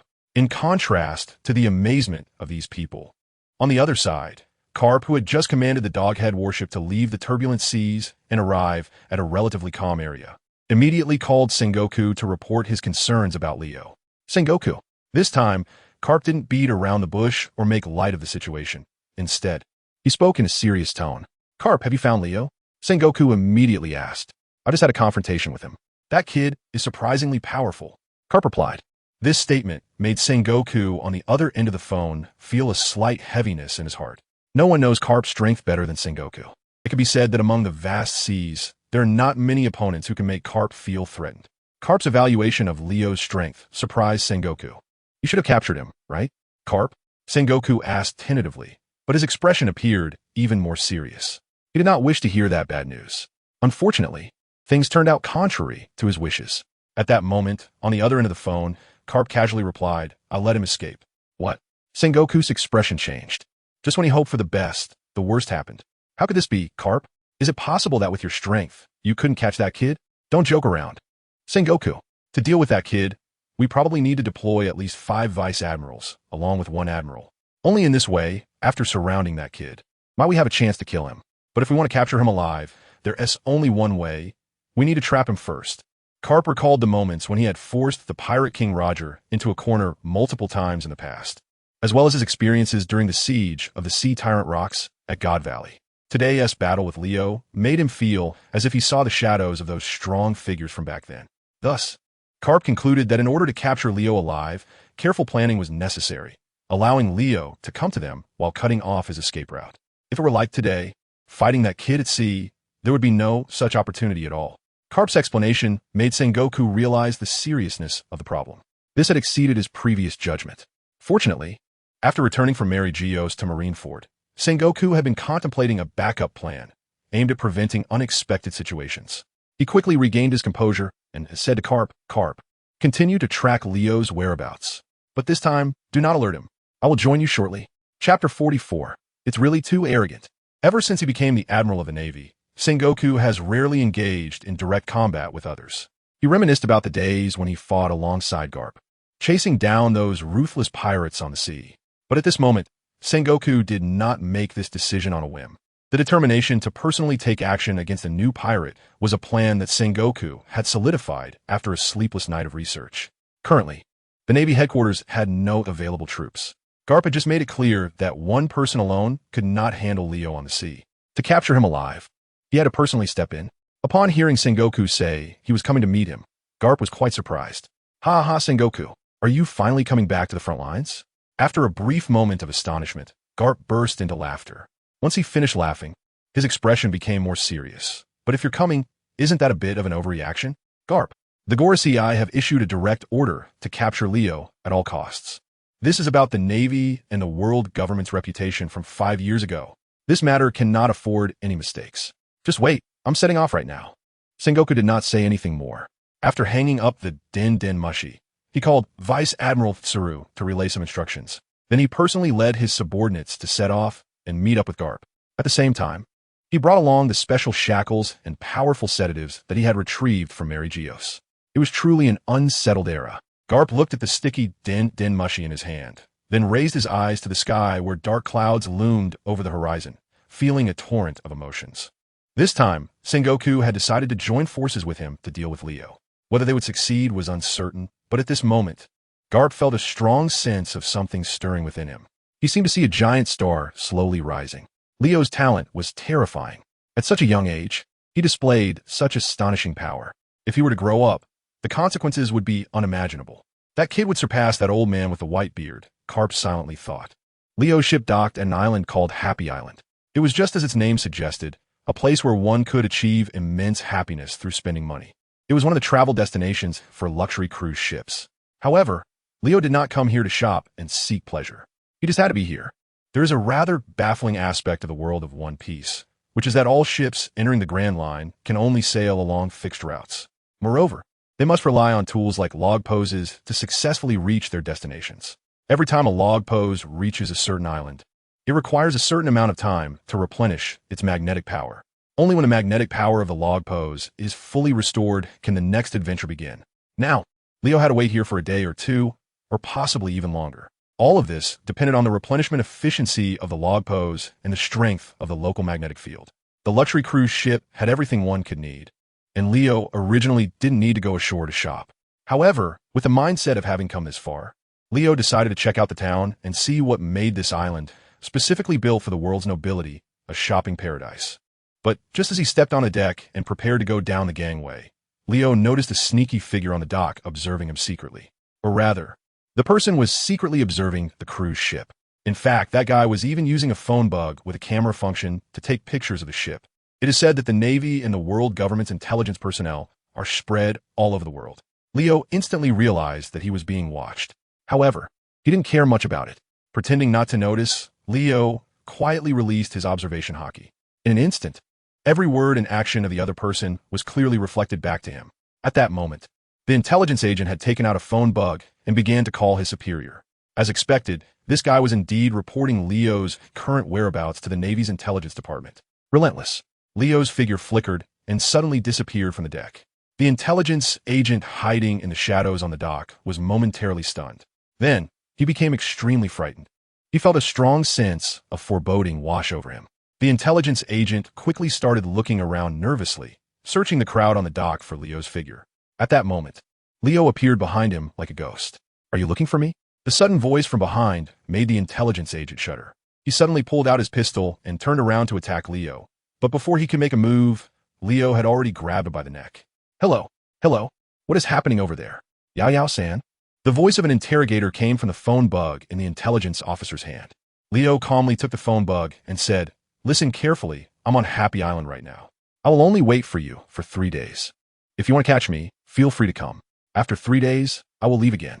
If you miss this opportunity, you'll have to wait until the next island to ambush me," Leo said playfully into the phone bug. This left the other side completely stunned. After several seconds of silence, a hesitant voice came from the phone bug. "You? Who are you? Huh? Aren't you the ones tracking me? Ray, Leo? But what have you done to my men? I warn you, Leo, don't get too cocky. You punk. The Navy will definitely come for you. If you have guts, just stay there and wait." After a brief moment of shock, the voice on the phone bug became furious. At that moment, Leo couldn't help but smirk at the simulated frustrated expression of the other party. He was too lazy to continue paying attention to the other party. After knocking out the intelligence officer in front of him with a punch, Leo turned around and left with the phone bug in hand. Meanwhile, the provocative remarks Leo had just made, along with the location information he voluntarily disclosed, were swiftly transmitted back to Marineford and other powerful factions. Upon learning that Leo was currently at Joy Island and boldly challenging the Navy to come after him, Carp and Sengoku's warships quickly headed this way. Chapter 45, Integrated Understanding. Joy Island was indeed bustling. The streets and buildings in the town were resplendent, and the passers-by were dressed elegantly, with women adorned in stunning outfits, and men looking dapper and gentlemanly. There were also some wealthy individuals flaunting gold and silver, strutting down the street with swagger. The shops lining the roads displayed a dazzling array of goods. There were even young and beautiful women waving at Leo, inviting him to come and play. It's worth noting that he was still just a child. Despite the dazzling sights, Leo remained completely unfazed. He directly crossed the town and came to a forest. Continuing through the woods for a while, he arrived at a cliff near the sea. Leo planned to train here to consolidate the insights he had gained over the past few days. Not for any other reason, but to better face the upcoming challenges. Due to issues with the recording pointer, the ship could not leave for the time being, and the Navy already knew his location. A fierce battle was inevitable. The only way for Leo to survive was to continue getting stronger. Sitting cross-legged at the edge of the cliff, Leo began to meditate with his eyes closed. He is reviewing the information in his mind. His observation Haki naturally begins to operate and spread out. At the same time, various sounds continue to appear in Leo's mind one after another. During this process, Leo can clearly feel that his perception ability of observation Haki is gradually improving. At first, it might just be that he hears more and more comprehensive sounds. Then he can hear the various thoughts in others' hearts. With a mix of different people and voices, there is a sense of confusion and noise. But as Leo's attention becomes more focused, the sounds he hears begin to be automatically categorized. Is it a man or a woman speaking? Is it verbal expression or inner thoughts? The distance, whether there is goodwill or malice towards himself, and so on. According to these standards, the voices that appear in Leo's mind are automatically classified into different types. He can not only hear these things, but also choose when to listen, which one to listen to first, and which one to listen to later. Leo himself is not even aware that this is a sign of his observation Haki progressing. He felt that everything was so natural. After keenly and clearly capturing these sounds, once everything stabilized, there would be no interference. Leo's observation Haki began to gradually expand its range. At first, it covered the entire huge town. He heard the conversations of thousands of people and their inner thoughts. Next, the observation Haki extended to areas outside the town. Then it covered the entire Joy Island. Leo noticed that the sounds he could hear were no longer limited to conversations and thoughts among humans. He could even hear the voices of animals and their conversations. At this point, Leo finally realized that his observation Haki had leveled up Of course, it wasn't just the observation Haki that had improved. At this moment, Leo reviewed all the combat skills he had comprehended over these days and years in his mind. He repeatedly recalled every detail of his battle with Cap, without any particularly clear purpose. He just wanted to find some hidden mysteries between heaven and earth through this method. Those abilities or techniques that could help him continue to grow stronger, or perhaps something else. Time passed second by second, and he didn't know how long it had been. Suddenly, Leo felt a bit of heat in his body. At first, he thought it was the sensation brought on by the sunlight. After all, when he arrived at the seaside cliff, it was noon, and the scorching sun was shining directly on the cliff and on Leo. However, gradually, Leo realized that it wasn't quite that simple. He realized that the intense heat he felt was coming from within his own body, not from the outside. At that moment, it seemed as if he had suddenly transformed into a beam of light, or rather, into a source of energy, continuously radiating heat to the outside world. Meanwhile, all the insights he had about physical techniques began to move rapidly in his mind. These insights were like a revolving lantern, as if they had been accelerated 100-fold, constantly flashing before his eyes.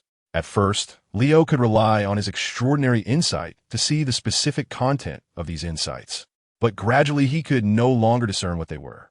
Eventually, these insights completely merged together, indistinguishable from one another.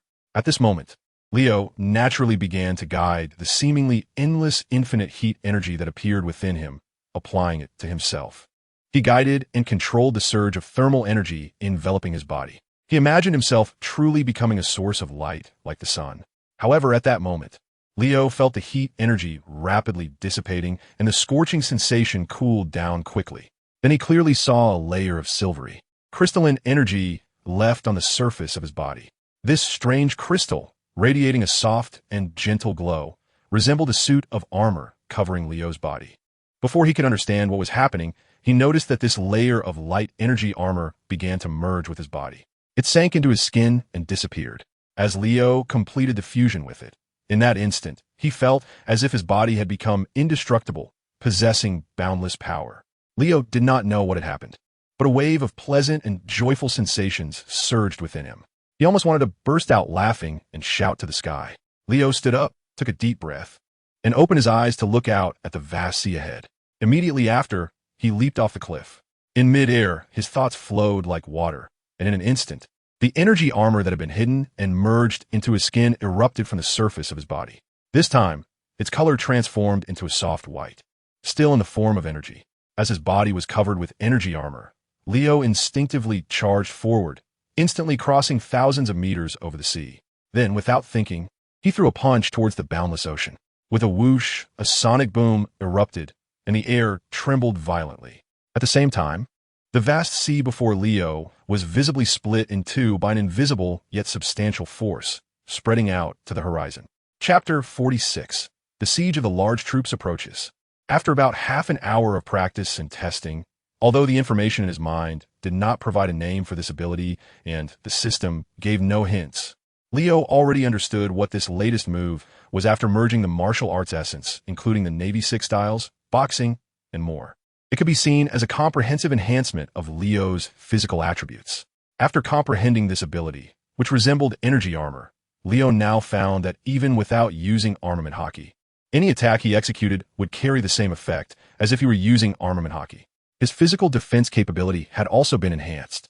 Even without using armament Haki, his defense remained incredibly strong, comparable to the defensive boost of an ordinary person using armament Haki. Since both Leo's physical defense and attack power had significantly increased, his stamina had also seen a considerable boost. Under such circumstances, if he were to use armament Haki, there was no doubt that Leo's combat power would reach an unprecedented level. But this was not Leo's limit. At that moment, Leo suddenly drew his cursed blade, Blue Rain, and lightly waved it forward. Instantly, a swirling storm of sword energy, resembling a spherical shape, formed before his eyes. The storm of sword energy, with chaotic blades dancing, flew forward swiftly for a distance before Leo detonated it over the sea, 1,000 meters away. All of this was a natural, instinctive action by Leo. As he watched the sea being lifted up, forming giant waves 100 meters high, and the fierce winds slicing through the air and the ocean like sharp swords, Leo realized that his swordsmanship had also improved during this process of comprehension. Not only had the power of his swordsmanship increased, but Leo also had his own understanding of the true essence of swordsmanship. Combined with his exceptional observation Haki, he couldn't say he could fight at will, as that would be too arrogant, but he should have no problem ranking among the world's top swordsmen. In addition to swordsmanship and martial arts, Leo's armament Haki and Conqueror's Haki had also progressed. In that instant, Leo suddenly felt invincible. Whether it was just his own delusion would be clear once he faced those strong Navy warriors. Leo sheathed his curse blade, Blue Rain, feeling his body beginning to fall toward the sea. The brief moment of weightlessness had already disappeared. His feet lightly touched the air, appearing casual, but in that instant, he had already stepped on the air more than 20 times. In an instant, his body lunged forward. At the same time, that soft, white energy armor naturally reappeared on him. The energy armor seemed to have a jet-like effect, and Leo's speed was once again enhanced in that moment. He seemed like a plane flying directly toward the shore. Just as his toes touched the ground, Leo's stomach started to growl. He turned and walked towards the town. He casually found a restaurant that was very lavishly decorated, planning to have a hearty meal before continuing to practice and solidify the ability he had just comprehended. However, at that moment, he suddenly realized that he had no money on him. Leo did not want to be someone who dined and dashed, nor did he have any intention of bullying ordinary people. He turned and left the restaurant, returning to his own boat on the shore. To his surprise, the cruise ship was still there waiting and hadn't sneaked away while Leo was on land. When she saw Leo return, Daniela immediately came over. "Lord Leo, you're back. I'll prepare some food right away. You must be hungry," Daniela said with a gentle smile. "Make a little more." "I'm very hungry," Leo reminded her. "All right, Lord Leo. You must be starving after being away for 3 days," Daniela casually remarked, which made Leo pause slightly. "I've been away for 3 days?" He stared blankly at Danis. He clearly remembered that he had just come ashore for a little while. "Yes, Lord Leo, you entered the town 3 days ago," Danis replied immediately. She was also puzzled about what Leo was doing alone in the town. However, considering Leo's strength, she didn't dare to ask further. They didn't even dare to set sail and escape on their own. If Leo caught up to them, they would all be done for. So that enlightening experience I had actually took 3 days? I thought only a few hours had passed, Leo realized, looking up at the sky. It was just the right time for day. No wonder he hadn't noticed that so much time had gone by. "Lord Leo, what's wrong?" Danis couldn't help but ask when she saw Leo's strange expression. "It's nothing. Go prepare some food, Danis." Leo shook his head. As soon as Leo sat down in the restaurant on the top terrace, he suddenly sensed a powerful aura approaching from afar. One of them felt familiar. Carp? Leo felt no surprise. Since the Navy had already discovered his location, Carp would definitely be tracking him down. However, in addition to Carp, Leo sensed another equally powerful aura. This person's strength was on par with Carp's. Within Marineford, there were not many strong individuals who could be compared to Carp, aside from the 3 admirals at headquarters. The most likely candidate was Sengoku. Additionally, at this time, Zifa was still in Marineford, but he shouldn't be involved in any tasks. So, was it Sengoku or one of the other admirals coming? Leo thought leisurely, with no intention of escaping. If the Navy didn't come looking for him, he would eventually go to Marineford to meet those guys.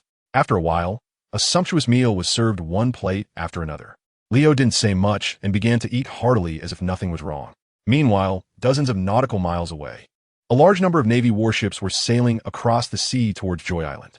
In addition to Carp's dog-headed warship, there were also a dozen warships from nearby Navy branches that had received Sengoku's orders to come to assist. Furthermore, 5 warships personally led by Sengoku were also heading this way. Soon, Carp's dog-headed warship and Sengoku's warships joined forces and sailed side by side. Sengoku stood at the bow, arms crossed, with a serious expression, gazing ahead. Carp next to him laughed heartily. "These days are really nostalgic, Sengoku. This time, we must capture Leo." "Carp," Sengoku replied in a low voice. Chapter 47. There are big shots on this island. Although the Navy's top warships were fast, it still took nearly an hour to cover the dozens of nautical miles to reach Joy Island.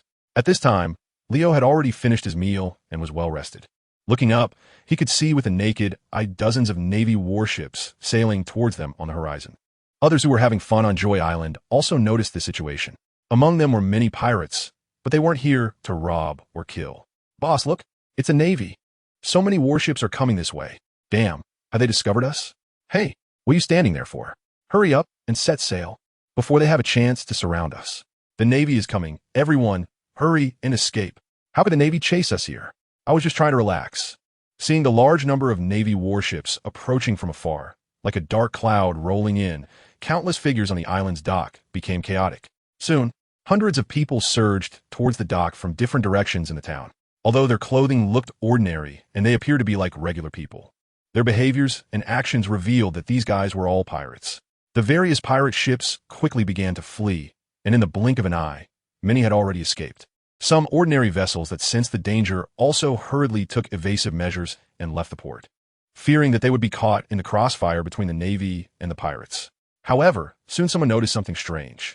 The fleeing pirate ships clearly brushed past the Navy warships, but it was puzzling that the Navy warships seemed to be oblivious to these escaping pirate ships. They continued to head straight towards the dock of Joy Island. What's going on? Aren't these Navy ships here to capture us? Are they blind? Can't they see us? Hey, what's going on? It seems like they really aren't coming for us, but how could they send out so many warships? Is there some big-time pirate on this island? Don't joke around. This is a paradise for the world nobles. Even if pirates come, they wouldn't dare to cause trouble here. Everyone knows the Navy would send reinforcements immediately, while the surrounding fleeing pirates and fishing boats were puzzled by this strange phenomenon. Dozens of Navy warships had reached the vicinity of the dock. They surrounded the huge cruise ship that was docked at the pier. Seeing the scene, the pirates on the surrounding ships finally realized that their target was this cruise ship. Isn't that the exclusive cruise ship for the world nobles? Why would the Navy surround it? Could there be a big pirate on that ship? What kind of guy is worth the Navy mobilizing so many warships? It can't be Whitebeard, right? Because the Navy had not launched a capture operation against them, the bolder pirate crews stopped at a distance to watch the excitement. Likewise, some merchant ships and fishing boats lingered nearby, wanting to see who was important enough to warrant such a large Navy operation. At this moment, Carp's dog-headed warship and Sengoku's warships slowly approached the cruise ship. When both sides were within 50 meters of each other, they ordered the warships to stop. Standing at the bow, Sengoku and Carp could clearly see a figure lounging on a beach chair under the sunshade on top of the cruise ship. Sengoku recognized at a glance that the kid was indeed his target for this trip. "Leo, you seem relaxed, Leo," Carp said, crossing his arms and looking at Leo with a playful expression. At this moment, Leo was leisurely eating grapes. Hearing the voice, he glanced at Carp and said, "You guys are late. If you took a few more hours, I would have planned to leave here. This time, I assume you brought quite a few helpers, Carp," Leo said with a calm smile. "Leo, I am the Fleet Admiral of the Navy headquarters. Sengoku, come on, surrender quietly and come back with us." Sengoku's deep voice thundered. As soon as the words were spoken, before Leo could react, the surrounding pirates watching the commotion were the ones who were startled. "What did that guy just say?" he asked the Fleet Admiral of the Navy. "Sengoku? The Buddhist Sengoku. No wonder he looked so familiar. I couldn't recognize him from such a distance. Hey, why would the Fleet Admiral of the Navy come to a place like this? Does that kid have some impressive background? I think his name is Leo, right? I remember seeing a bounty notice a few days ago. Is that the guy who has a bounty of 500 million berries? 500 million berries. Leo, that's right. I remember now, it's that kid. He actually attracted the Fleet Admiral's personal attention. If that guy is Sengoku, then the other one is definitely not wrong. I remember that man, the one who once cornered the pirate King Roger, the legendary hero of the Navy. Monkey D. Gap. Realizing this, all the onlookers were stunned, especially the pirates, who never expected to encounter these two prominent figures of the sea at the same time. And they couldn't imagine that Garp and Sengoku personally came just to capture a seemingly young kid. Hey, what exactly is Leo's background? Why did it attract the Fleet Admiral Sengoku and the legendary Vice Admiral Garp to come after him? I don't know. In any case, that kid is no ordinary person. His first bounty reached 500 million berries. You know, our boss's bounty is still less than 60 million berries. What the hell is this unsettling feeling? It feels like the air has suddenly become heavy.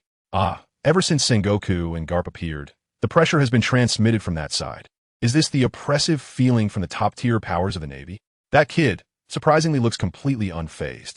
The pirates watching from a distance can already feel the immense pressure coming from Sengoku and Garp. That is a power they cannot contend with. But what is even more shocking is that Leo can face these two great powers without changing his expression. Chapter 48. My goal is blood for blood. Although almost all the pirates here and the ordinary people watching had never heard of Leo's name before, at this moment, they realized one thing. There is no doubt that this guy named Leo is now definitely a big shot.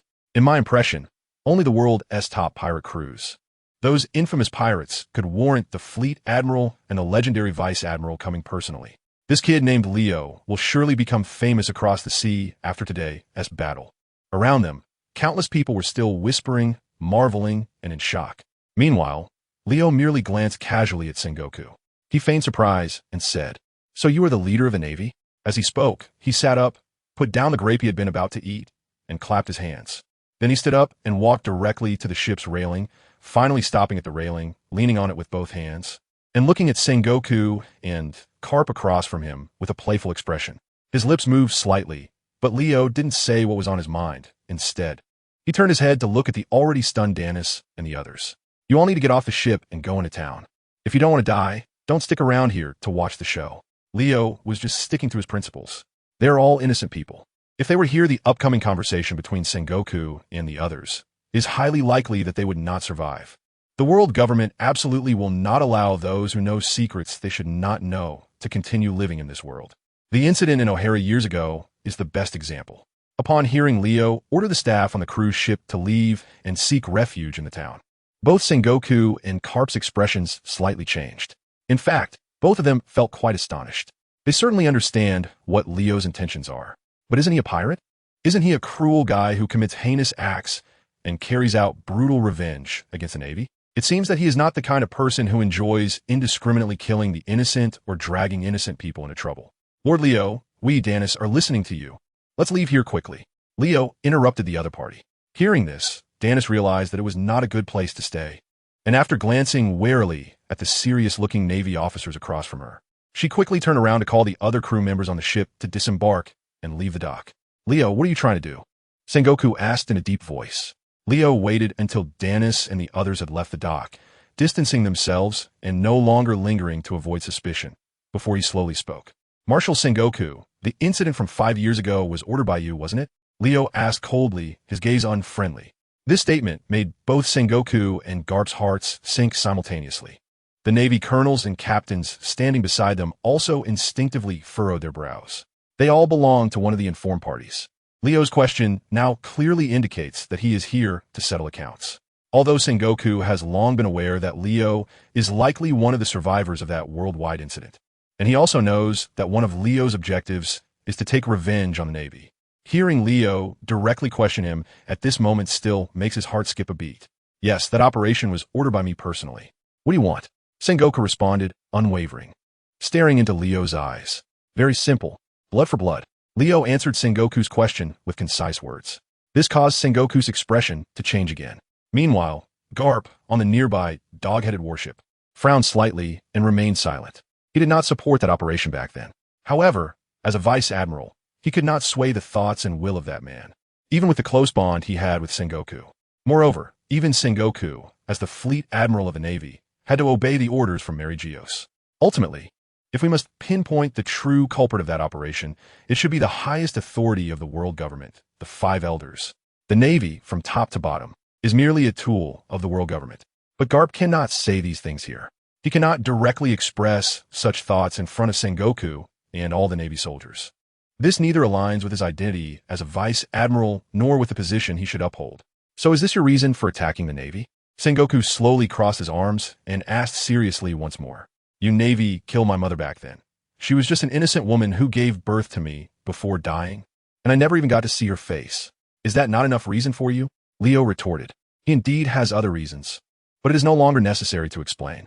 In any case, attacking the Navy is already a heinous crime, and you also attacked a member state of the world government, throwing the nobles of over 60 member states into the sea. For these crimes, I must arrest you. Leo. Sengoku didn't say much more.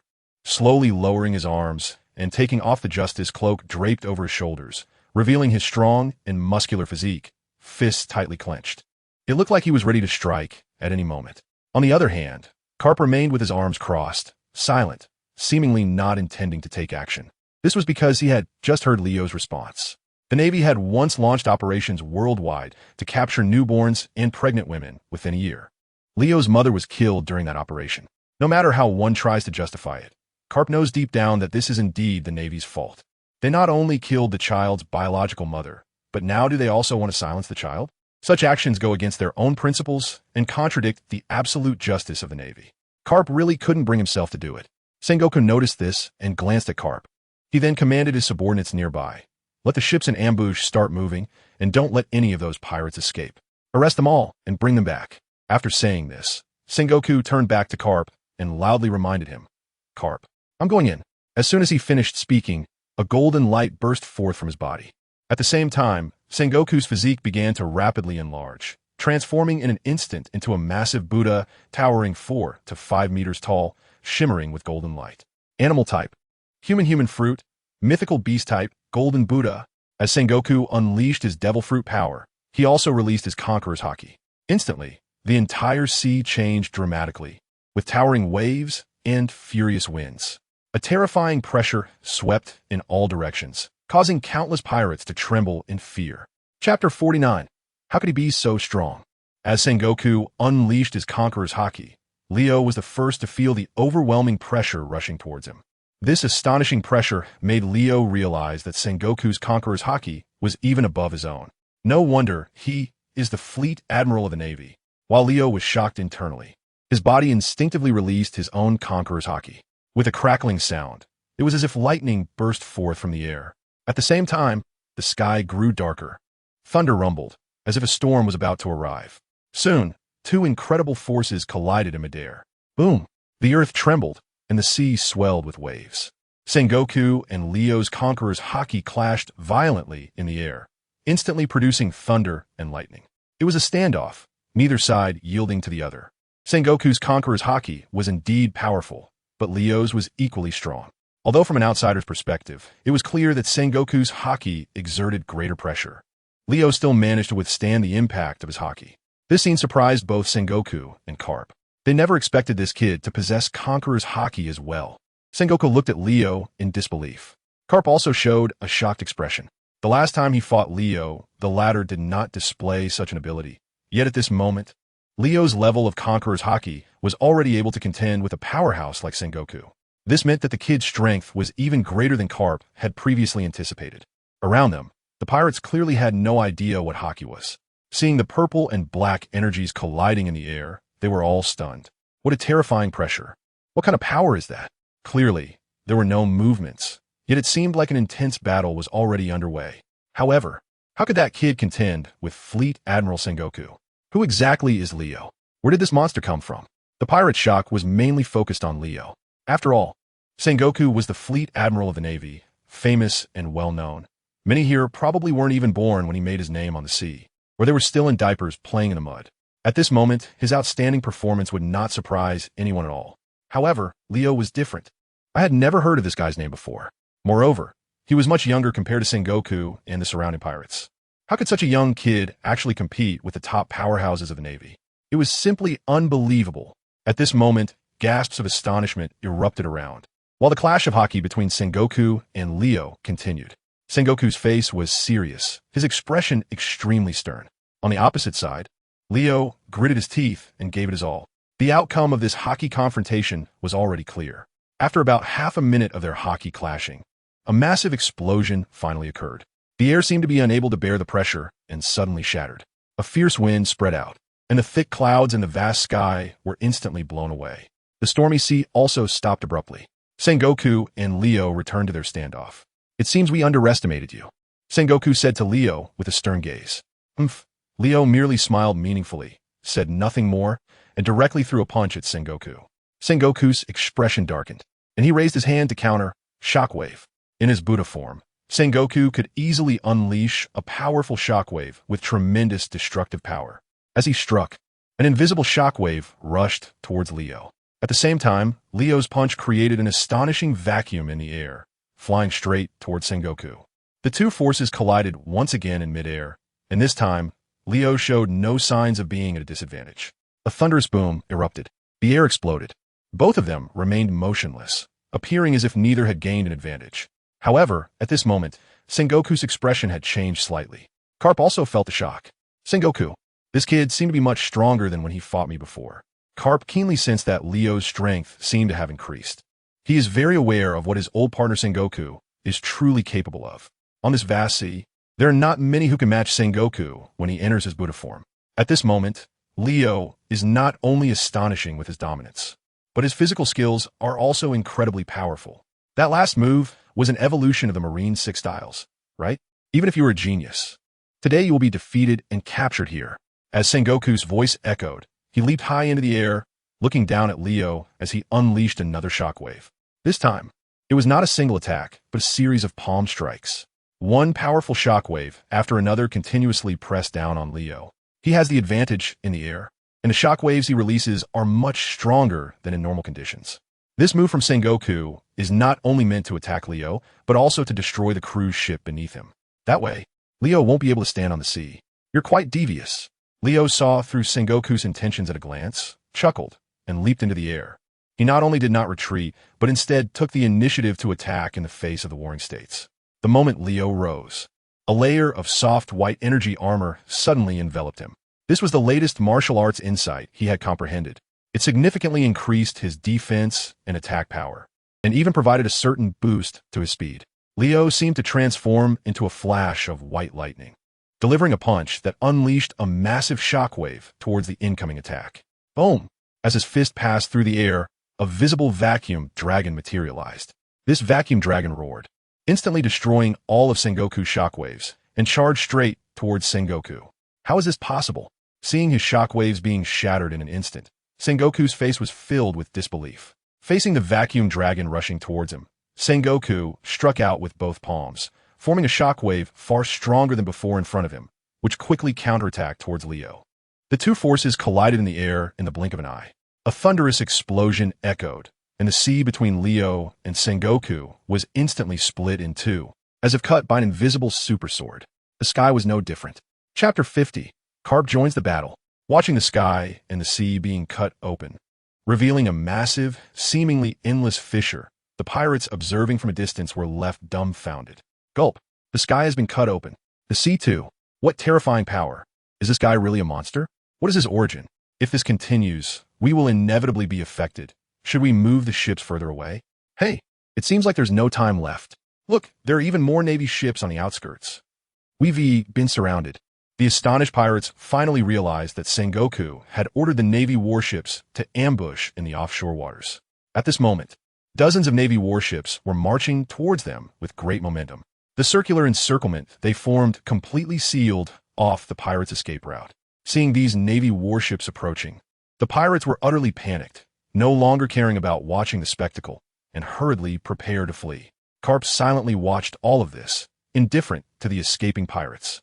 All his attention was focused on Leo at this moment. The strength that Leo displayed was far beyond their expectations. Sengoku had already started to get serious, but this kid still seemed to be handling it with ease. Indeed, it was impossible to capture this kid alive with just one person. Although the Navy had indeed made mistakes back in the day, that was definitely not a reason for you to commit a crime. Carp said this while rolling up his sleeves, looking ready to join the fight. Meanwhile, Leo had already launched a full counterattack against Sengoku. Under the enhancement of the energy armor, he threw punch after punch, each capable of pushing Sengoku back a distance.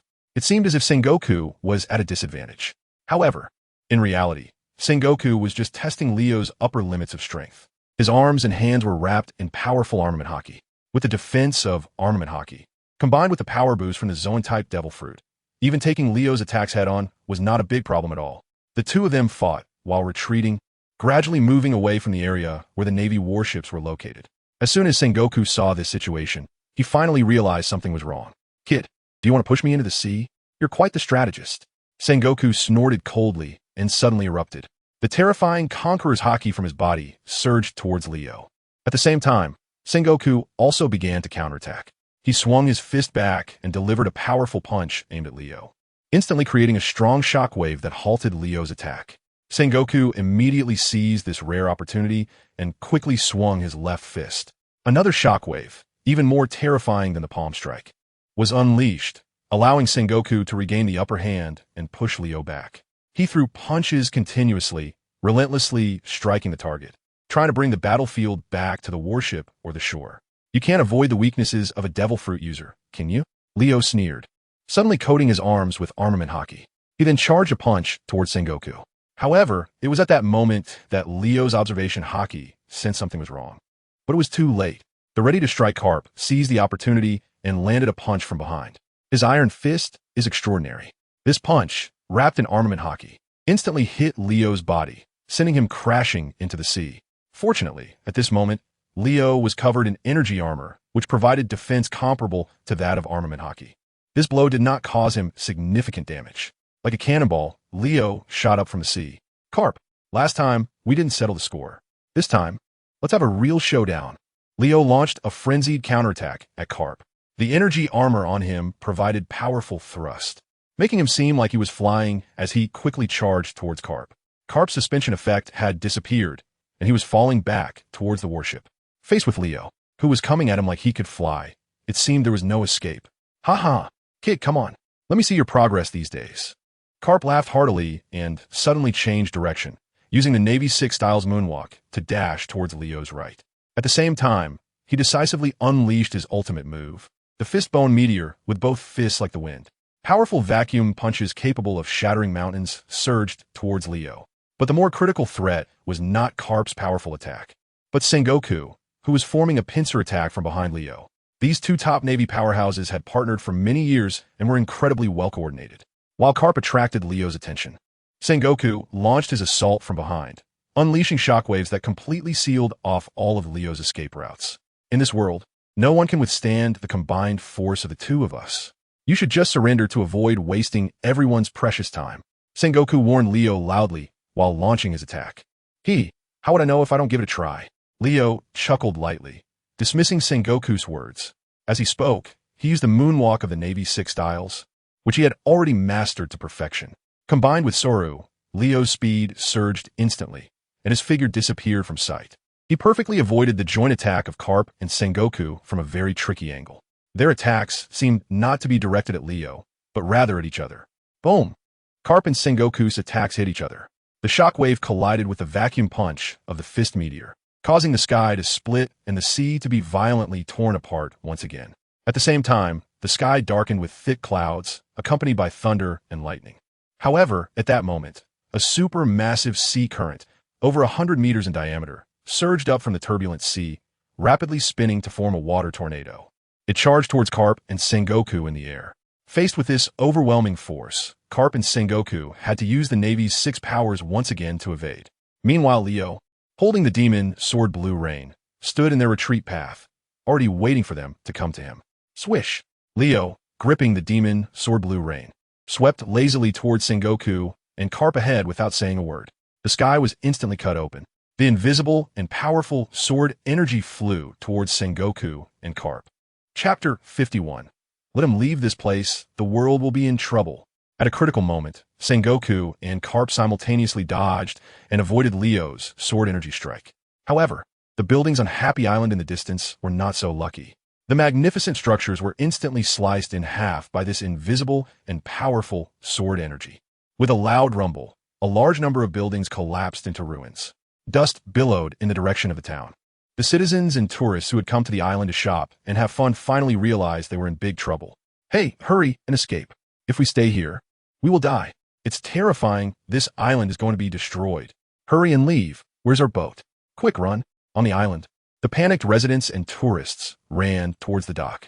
The earlier battle had already destroyed some of the ships docked at the shore.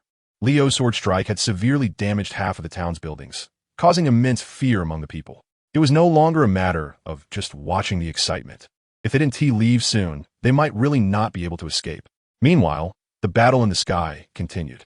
However, the Navy's 6 powers ultimately could not allow one to remain suspended in the air for long. Facing Leo, who had started a fight with the demon sword Blue Rain, Sengoku and Carp's expressions grew much more serious.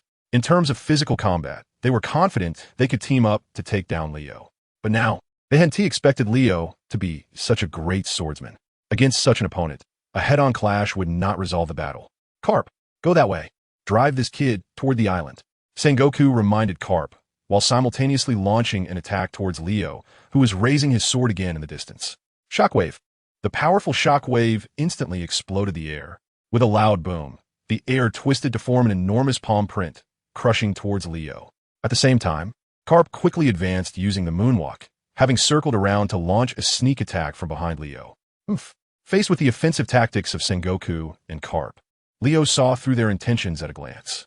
He calmly swung his sword, blocking the shockwave from Sengoku, while quickly advancing forward to create distance from Carp behind him. Sengoku and Carp couldn't stay in the air for long, and Leo actually couldn't either. Now, all three of them urgently needed to land on the ground to fight. Otherwise, their stamina would deplete very quickly. It's not that easy to run away. Carp, seeing Leo charging forward from the back, immediately threw punches with both fists, swinging them left and right. His muscular arms were tense, veins bulging. With each punch thrown, the speed broke the sound barrier, producing a thunderous sonic boom, while simultaneously creating an incredibly strong vacuum punch pressure aimed at Leo. Leo's figure was as fast as lightning. Using the Navy's 6 styles, he had mastered to quickly dodge and advance in mid-air, serpentine movements bringing him closer to Joy Island.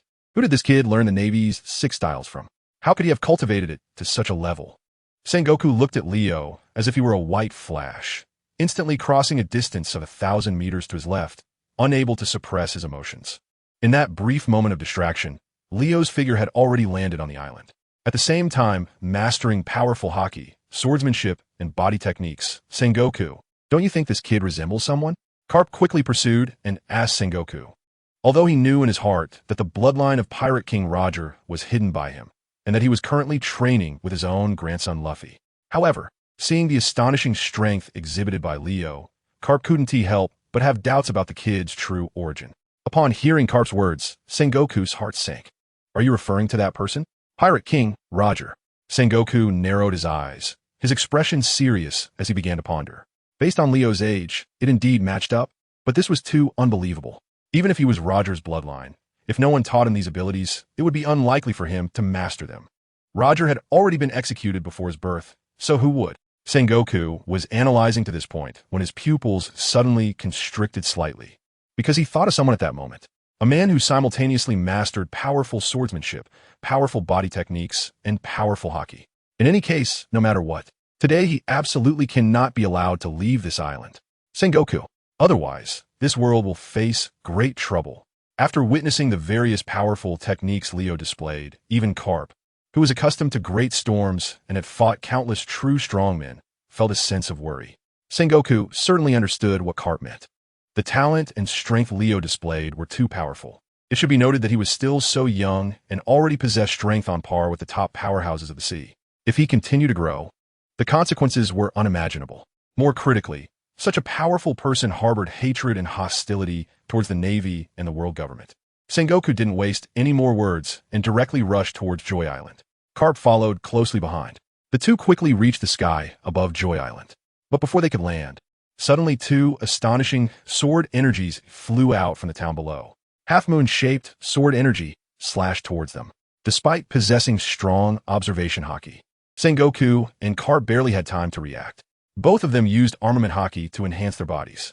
In the first instance, they executed moonwalk and shave, quickly moving while simultaneously altering direction to dodge to the sides. This kid's swordsmanship is already on par with great swordsmen. How did he master such powerful abilities in such a short time? Carp questioned in confusion while dodging Leo's attacks. Sengoku, however, furrowed his brow and remained silent. They're all top-tier powerhouses accustomed to grand scenes. Naturally, they know that even the likes of Rox and Roger, the top pirates of the past, didn't become so powerful overnight. As the saying goes, one day of training yields one day of skill. The level of strength possessed by someone like Leo cannot be achieved by an ordinary person without a decade or 2 of diligent practice. Shockwave. Sengoku utilized shave and moonwalk to circle in midair, evading Leo's slash, and simultaneously positioned himself to Leo's right, both palms thrusting out, golden light flashing. The powerful shockwave descended from above, crushing down towards its target. Chapter 52. How is this possible? Carp's attack, infused with his top-tier armament Haki, formed a vacuum punch that pressed down towards Leo. The overwhelming vacuum punch appeared like a multitude of purple-black real fists, resembling a meteor shower falling from the sky. Leo was focused on countering Carp's massive attack when Sengoku seized this perfect opportunity to unleash a shockwave at Leo. Caught off guard, Leo couldn't evade this assault and was immediately struck by Sengoku's shockwave. This was also the first time since the battle began that Leo had been hit by an opponent's attack. The moment Sengoku's attack connected with Leo, his body naturally radiated a burst of white light, as if countless energies in the air were suddenly expanding. The white energy sphere rapidly expanded, forming a defensive effect against Sengoku's shockwave. However, The surrounding buildings were not so fortunate. They were instantly shattered by Sengoku's attack. Houses, shops, and streets were all destroyed in an instant by this terrifying shockwave. Amid the thunderous roar, a significant portion of the town was turned to ruins.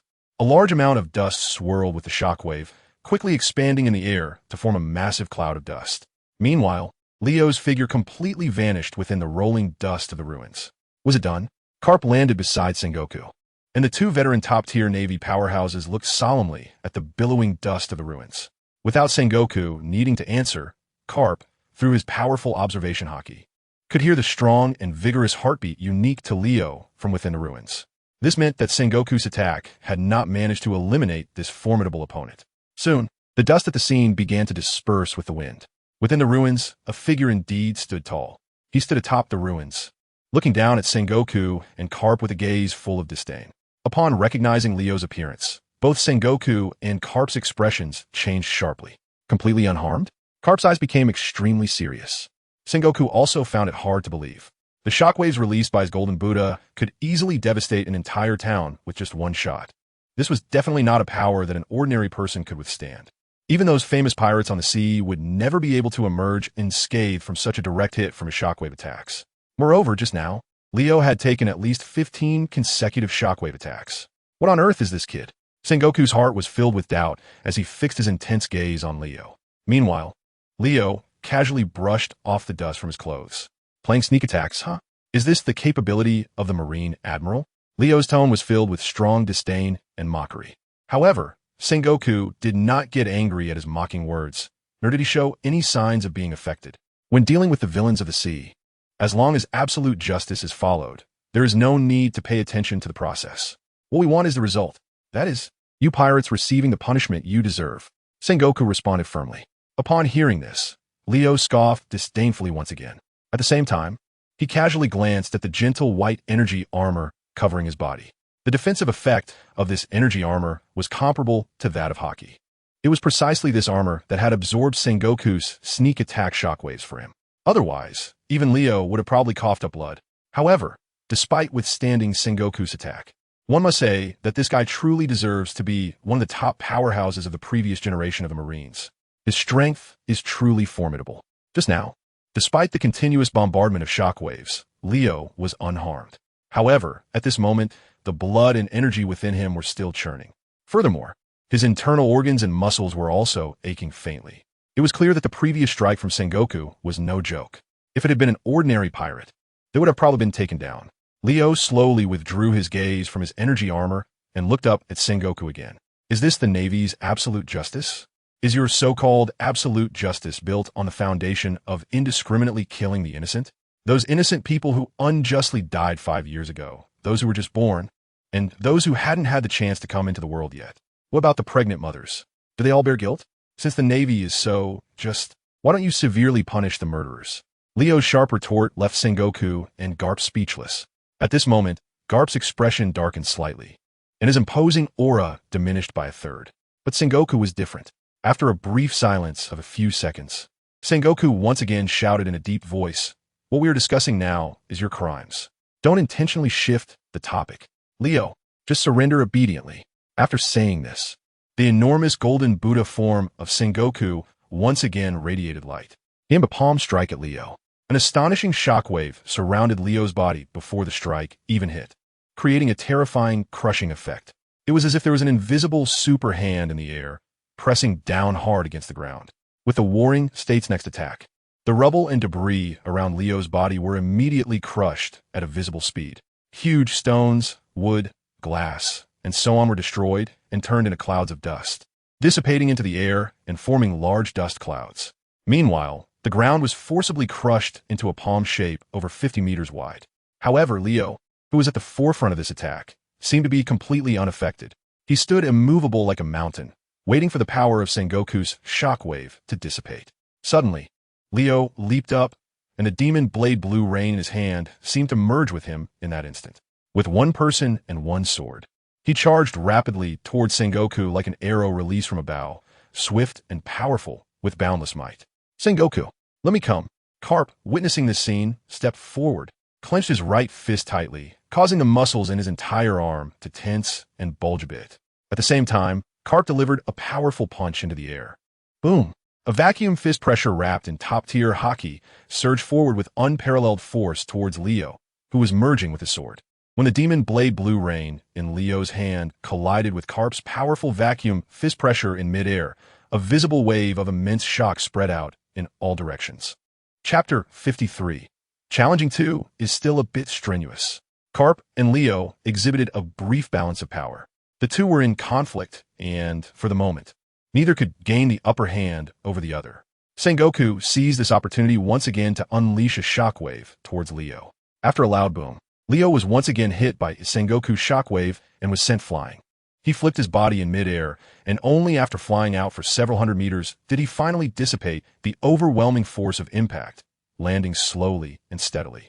It was indeed a bit of a strain for him at his current level to take on two opponents at once. Leo remained calm and took a couple of deep breaths, allowing the turbulent energy within him to gradually settle down. However, before he could catch his breath, Sengoku and Garp launched their attacks simultaneously. The two surrounded him, unleashing a torrential barrage of assaults, embodying a ruthless dominance. Both Sengoku and Garp were using their full strength, with top-tier Haki combined with powerful martial arts, and Sengoku's Devil Fruit powers, which posed significant trouble for Leo. I see you two are getting up there in age, yet your stamina is pretty impressive. Leo feigned ease, continuously employing the Marine Six styles and his own martial arts to counter Sengoku and Garp's attacks, while also taunting his opponents. In truth, he was already feeling the pressure mounting. At this moment, Leo could finally understand the feelings of Pirate King Roger and the Sea Overlord Rocks when they were besieged by these top Navy powerhouses. Let's see how long you can hold on. Sengoku snorted coldly and unleashed another shockwave. However, Leo seemed like a nimble monkey, swiftly jumping to the left. It was at this moment that Garp seized the opportunity and threw a punch. Leo, quick on his feet, anticipated with observation Haki and immediately countered, his armament Haki flowing like a liquid. He then kicked out with a gale kick. Under his precise control, the armament Haki instantly wrapped around this vacuum slash.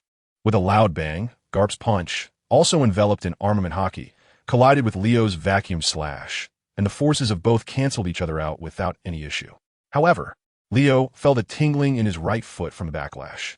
To make matters worse, Sengoku seized the opportunity to attack from behind. Shockwave. Sengoku aimed a palm strike at Leo's back. One must say, their teamwork was truly flawless and seamless.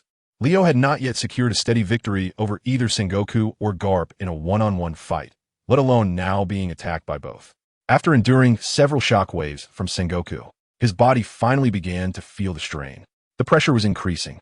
At this moment, Leo once again naturally enveloped himself in the white energy armor he had comprehended, covering his entire body. Following that, he also applied armament Haki to his back, creating a powerful dual-layer defense. With a bang, Leo braced himself against Sengoku's attack, stumbling forward. Sengoku and Garp, seeing this, assumed Leo would take advantage of the momentum to attack Garp. However, Leo chose to go against the expected. He quickly changed his position using the moonwalk from the Navy Six style and suddenly counterattacked Sengoku, who was charging towards him. Before they knew it, by the time Sengoku and Garp's observation Haki sensed something was wrong, it was already too late. Leo suddenly appeared in front of Sengoku, his right fist clenched, and delivered an uppercut to Sengoku's abdomen. Bang! This was the first time Sengoku had been directly hit by Leo's attack since the battle began. He had rarely encountered such physical techniques before. In that instant, Sengoku felt as if an overwhelming force surged through Leo's fist, completely unresistible. His massive body suddenly leaned back uncontrollably. However, Leo did not stop there. After landing a punch on Sengoku, he flipped over, adjusted his posture in midair, and unleashed a series of continuous kicks to Sengoku's chest with his feet. Bang, bang, bang, bang, bang. In an instant, it was as if the sound of explosions echoed from Sengoku's chest. Each of Leo's counterattacks was infused with armament Haki. Moreover, every kick targeted the same spot on Sengoku's golden Buddha form. Although his armament Haki had not yet achieved the effect of internal destruction, attacking the same area repeatedly meant that even without using armament Haki, Sengoku might not be able to withstand it. Sure enough, after nearly 100 consecutive kicks, Sengoku's enormous golden Buddha was kicked away. However, just at that moment, Garp suddenly charged at Leo from the side like a raging bull. How dare you be so reckless? Kid Leo, do you think I don't exist? Carp shouted, and his fists came crashing down on Leo without mercy, like a fierce storm. His iron fist is extraordinary, with power that surpasses even the shockwaves of the Warring States period. When it directly envelopes top-tier Busashoko Haki and strikes Leo, the effect is evident. Although he has the defense of Busashoko Haki and his own physique, after integrating his martial arts into a new level of understanding, his defensive capabilities far exceed those of ordinary people. However, being struck directly by someone like Carp, Leo still feels unbearable pain throughout his body. He was knocked off balance and quickly flew out to the side. However, Carp was relentless and immediately pursued. Fist of the Meteor! Carp unleashed his special move once again. His ultra-fast punches caused friction with the air, not only creating a vacuum punch pressure, but also producing bursts of sparks from the air. Such an attack was clearly much more sophisticated than before, and its destructive power was even greater. Carp intended to take this opportunity to decisively eliminate Leo. With the help of Carp, this god-level teammate, Sengoku, who had just been pushed back by Leo, adjusted his state and rejoined the battle. The two of them attacked from both sides, simultaneously besieging Leo, once again forcing him into a flurry of confusion. Ultimately, Leo found it difficult to fend off the combined assault of Sengoku and Carp, two top Navy powerhouses, and soon received several heavy blows. He felt again in his heart, having to admire the strength of Carp and Sengoku. However, at this moment, Sengoku and Carp were even more in their hearts than Leo. The two of them launched an attack simultaneously, attempting to take down Leo with a quick offensive. However, after all this time, Leo remained steadfast. This was far beyond what the two had expected. Chapter 54. Armament Haki, Internal Destruction. Although at this moment Sengoku and Carp both wore serious expressions and attacked Leo earnestly, internally, both were already filled with shock. This kid, being able to withstand such a long time under the combined assault of me and Carp, is truly unbelievable, Sengoku thought to himself. At the same time, Carp was also extremely shocked. After enduring over 50 shockwave attacks from Sengoku, along with at least 100 direct hits from me, he still continued to confront us as if nothing had happened. This kid not only possesses powerful martial arts, swordsmanship, and Haki, but his physical condition also seems to be extraordinary. Indeed, if he were to escape from here, the consequences would be unimaginable. In Carp's decades-long naval career, he had never encountered anyone like Leo, with such an indestructible physique. Even the infamous pirate rocks back in the day could never have withstood the combined force of Sengoku and himself, taking hundreds of punches without a scratch. Of course, Pirate King Roger could not do so either. Yet this little brat in front of us has achieved such an unfathomable feat, which is truly hard to believe. Sengoku, it seems we have no choice but to use that. Seeing that their prolonged assault was ineffective, Carp exchanged a glance with Sengoku and made a suggestion. As old comrades who had fought together for decades, Sengoku immediately understood Carp's meaning. Armament Haki destruction? Sengoku frowned slightly. Carp, the order from the Gorosei is to capture this kid alive, not to kill him. You need to be careful, he quickly reminded.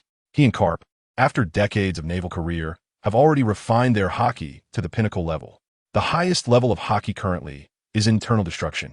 Once used, it can allow Haki to penetrate the target directly, thereby causing internal damage. When used to attack inanimate objects, such as mountains, large stones, ships, etc., the effect is that the mountain will be leveled, the stones will be shattered, and the ships will be instantly sunk. If used to attack living beings, like the opponent in front of him, the effect is obviously even more significant. Carp is known as Iron Fist Carp, not only because his fists are trained to be as hard as steel, but also because of his super strong Haki. Once the Haki destruction is unleashed, combined with Carp's peak martial arts skills, the effect is absolutely overwhelming. Even the Pirate King Roger was once pushed to the brink by Carp using this technique multiple times. It is precisely because he understands the strength of his old partner so well that Sengoku reminds Carp at this moment. Earlier, in order to capture a living target, although both he and Carp used Haki, they did not truly employ the top-tier techniques of Haki. They did not use the effect of internal destruction. Now, Carp has changed his mind. In case he accidentally strikes too hard and kills Leo, he would have a headache from the blame of the five elders. I know, Sengoku. Carp readily agreed to Sengoku's reminder. At the same time, a purple-black aura began to emanate from his body. He looked as if he had turned into something cast from bronze and iron. Leo, on the opposite side, also felt Carp's astonishing momentum, and his expression involuntarily stiffened. Kid, Get ready to truly experience the taste of the Iron Fist of Love. Carp unleashed the power of internal destruction with his armed Haki, and in an instant, he seemed to be reborn. Not only did the pressure he emitted become incredibly overwhelming, his strength, speed, and so on have all been greatly enhanced. Boom! Carp suddenly disappeared from his original position, leaving only a deafening sound of sonic boom. Zulfust! Leo's pupils constricted slightly, and instinctively, he crossed his arms to protect his chest. In the next moment, an overwhelming force struck his hands. That terrifying power was like a mountain collapsing, brutally tormenting Leo's small body. In an instant, he was sent flying backward by this astonishing force. In the blink of an eye, Leo had already flown over 1,000 meters. However, Carp did not give Leo a chance to catch his breath or adjust his posture. Quickly chasing after him using Soru and Jeppo. Cough cough. Leo couldn't hold it in. He felt something in his throat, and his body instinctively coughed twice in response. Suddenly, a mouthful of fresh blood spewed from his throat. Seeing the blood splattering in the air, Leo's expression sank instantly.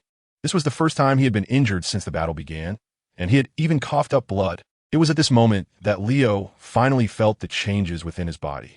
He clearly felt as if there were sharp knives piercing through his internal organs. Even his muscles and bones distinctly sensed the pain of that piercing and cutting. Leo wiped the blood from the corner of his mouth and looked up at the fierce Carp who was pursuing him. Was the internal damage from the armed color? It turned out he had not shown his true abilities all along. His expression became much more serious. At first, when facing Admiral Kizu Borsellino of the Navy, he was captured by the opponent, but after escaping, Leo's strength improved rapidly. He still thought that he could now challenge these top naval powerhouses one-on-one, and even possibly outlast Carp or Sengoku in a one-on-one fight. But now it seemed that it was just his illusion. After all, they were among the very best in the world. If Carp or Sengoku were that easy to deal with, they wouldn't have become lifelong rivals of figures like Rox, Roger, and Whitebeard. Should he admit defeat? Seeing Leo not turning to flee, Carp laughed heartily. He threw another punch down from midair. Leo endured the pain in his body and dodged to the side. Boom! The spot where he was just standing was hit by Carp's punch, creating a crater with a diameter of over 10 meters. Carp's speed in changing his moves was also very fast. If one hit missed, he would immediately turn around to chase. At this moment, Leo began to consume his own stamina, activating his powerful self-healing ability to accelerate the recovery of his injuries. This technique was realized when he was captured by Borsellino on the warship. Now it was useful again. Moreover, after a few days of understanding, Leo was more adept at using this ability. It consumed less stamina, and the healing effect was better. After witnessing the internal destruction power of Carp's armament Haki, Leo chose not to clash head-on with him anymore. He was healing himself while quickly dodging.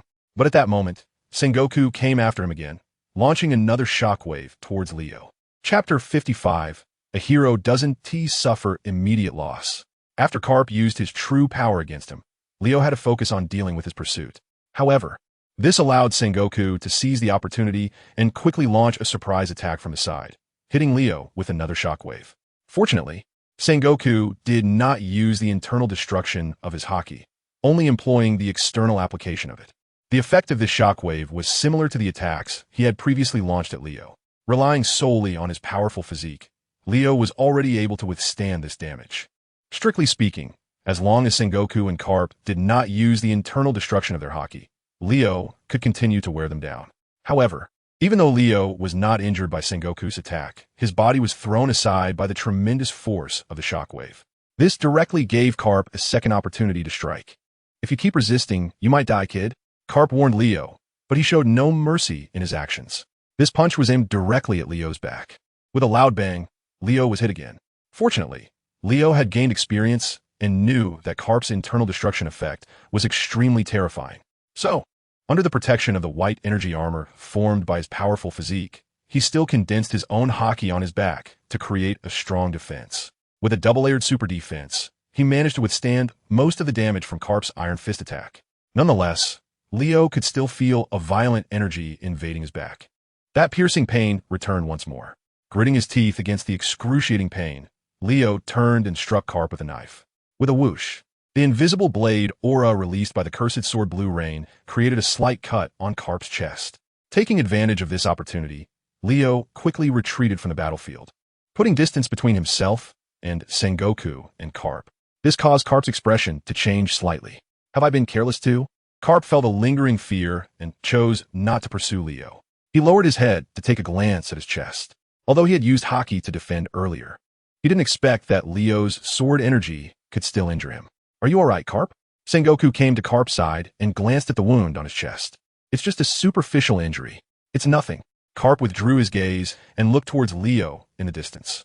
There was a hint of seriousness in his eyes. Leo's martial arts and Haki were indeed strong, but injuring him and Sengoku was not an easy task. His armed color and Conqueror's color are at least one level above himself and Sengoku. Therefore, the same punch delivered by him on me and my punch on him have completely different effects. However, Leo's swordsmanship is another matter. Carp himself is not good at swordsmanship, and Sengoku is the same. Despite the top-notch hardness of armed color Haki, Leo's swordsmanship can still injure me. This issue is quite serious. If we are not careful in our response, both Sengoku and I might fall at the hands of this kid. Carp said solemnly. However, this kid is really more troublesome than we imagined. Sengoku silently nodded, but did not say much more. He is responding to Carp's words with concrete actions. At this moment, the golden Buddha statue's arms are wrapped in powerful armed color Haki, displaying a purplish-red color. Carp glanced at Sengoku's arms and knew that Sengoku had also started to take things seriously.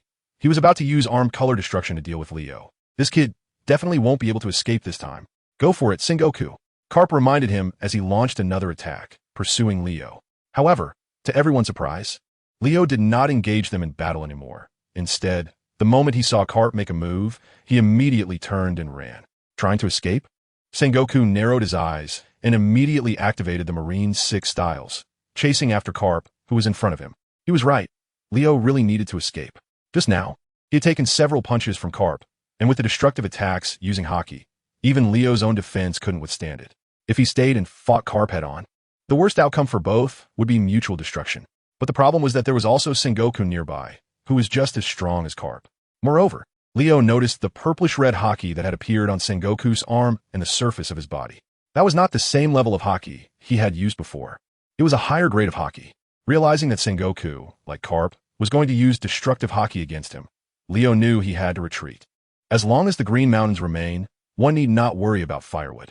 Once my Haki reaches this level, I will definitely make you pay, Leo thought to himself, not pausing for a moment, using Soru and Jeppo to accelerate his escape.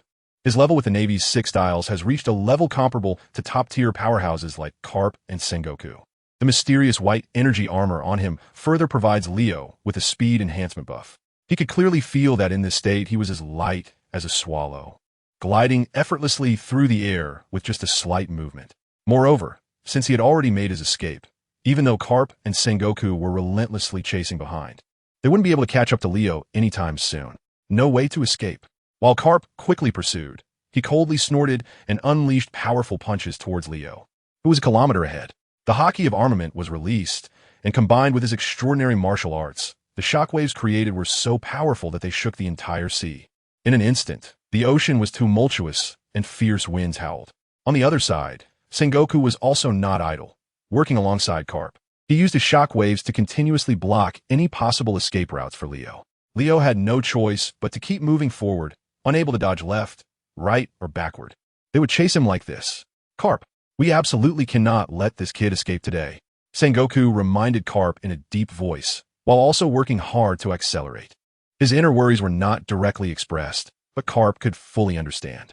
If Leo were to escape smoothly right under their noses today, not only would they fail to report back to Mary Geos, but even more seriously, they couldn't be sure how strong that kid would become by the next time they met. This risk could not be taken. I know. Carp bit down on his teeth, his arm muscles suddenly bulging, veins popping out. At the same time, the speed of his punches increased, and the power became even stronger than before. Chapter 56. Until we meet again. Sengoku and Carp both accelerated, and Carp even unleashed a more powerful strength. The powerful punch shockwave he unleashed, combined with the release of armament Haki, swept down like a tidal wave, crushing towards Leo. Feeling the pressure coming from behind, Leo's expression darkened. He turned around and swung his demon sword, Blue Rain, delivering a powerful slash towards the pursuing Carp and Sengoku.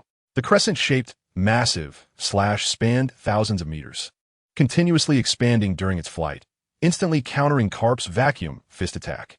Although Carp's attack dissipated, the subsequent shockwave released by Sengoku, also infused with Armament Haki's destructive effects, was not cancelled out.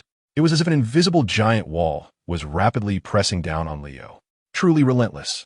Leo gritted his teeth, gripping the demon sword blue rain tightly, raised it above his head, and struck forward with all his might. Swish! The downward slash fell straight down, hitting the invisible giant wall formed by Sengoku's shockwave, forcibly cleaving a gap. Seizing this opportunity, Leo turned and accelerated again.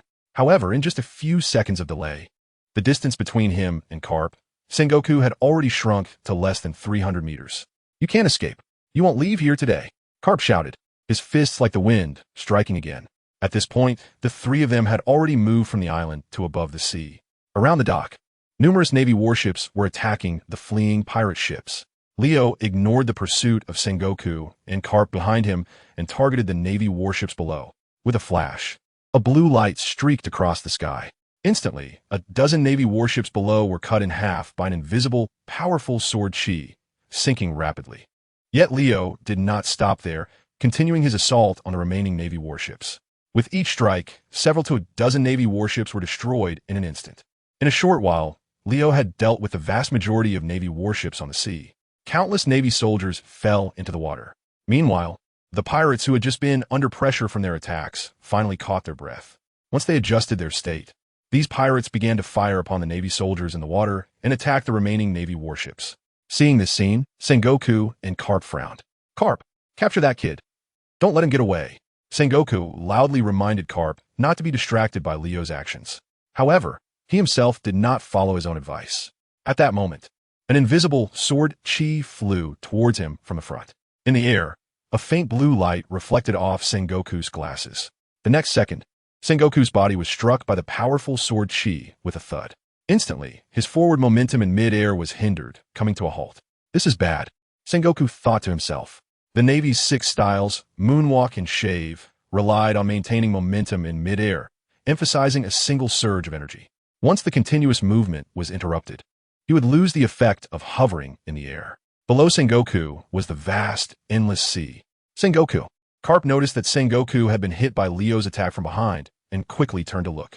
He saw Sengoku's figure plummeting straight towards the sea. As a devil fruit user, if he fell into the ocean, he would be unable to continue fighting. "Damn little brat." Carp turned to look at Leo, who had taken the opportunity to distance himself, with the gap between them now over 500 meters again. "Do you want to end up like Sengoku, Carp?" Leo sneered, turning back to swing his cursed sword blue rain, continuously releasing sword energy to form a web of blades to obstruct Carp. Although those sword energies struck without a trace and were difficult to capture with the naked eye, Carp's powerful observation Haki still came into play. He covered his entire body with armament Haki and simultaneously punched forward, creating super high-speed punches that generated powerful shockwave pressure. At the same time, flames erupted from the air, attacking Leo like a meteor shower. Boom, boom, boom, boom. Carp's attacks blocked most of the incoming sword energy slashes. However, this slight delay allowed Leo to create an even greater distance between them. "You won't escape," Carp shouted at Leo. "Then come catch me if you can." Leo replied with a grin. Carp indeed responded, his fists moving like the wind, launching a barrage of punch pressure attacks at Leo. The purple-black armament Haki emanated from him, entwining with his vacuum punch pressure attack as if to completely tear apart and annihilate Leo ahead. However, Leo remained calm and composed, skillfully countering each incoming sword energy slash that accurately intercepted Carp's attacks. He even started to play tricks, moving in reverse to face the pursuing Carp, not only maintaining his speed, but also making it easier to counterattack Carp. Another wave of sword energy slashed towards him. Not so easy. Carp gritted his teeth and unleashed a vacuum punch, blocking Leo's attack once again. However, at this moment, Carp's speed also slowed down. "Damn it, this kid."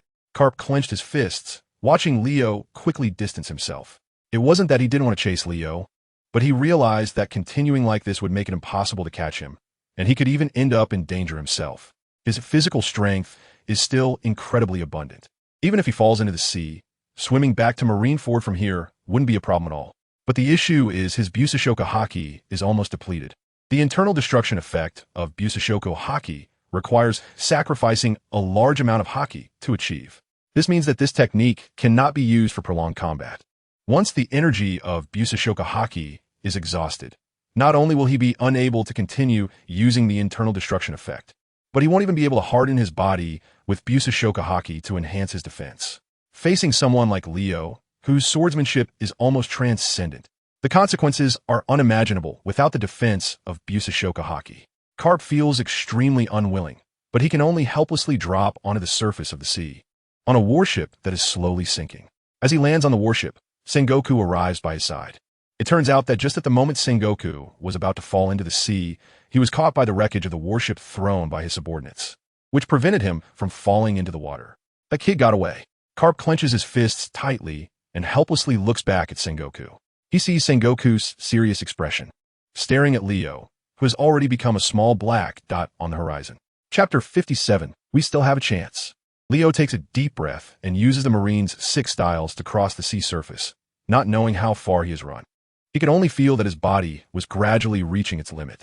When using the shave to exert force, the pressure from his legs was increasing more and more.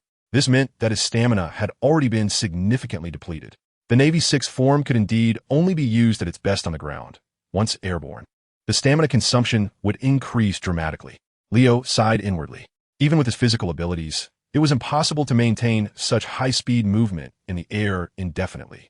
Fortunately, Leo spotted an island in the distance to his right front. He used the moonwalk to adjust his direction and quickly rushed towards the island. Upon landing on the island, Leo discovered that it was a small, uninhabited, deserted island. He walked directly towards the beach.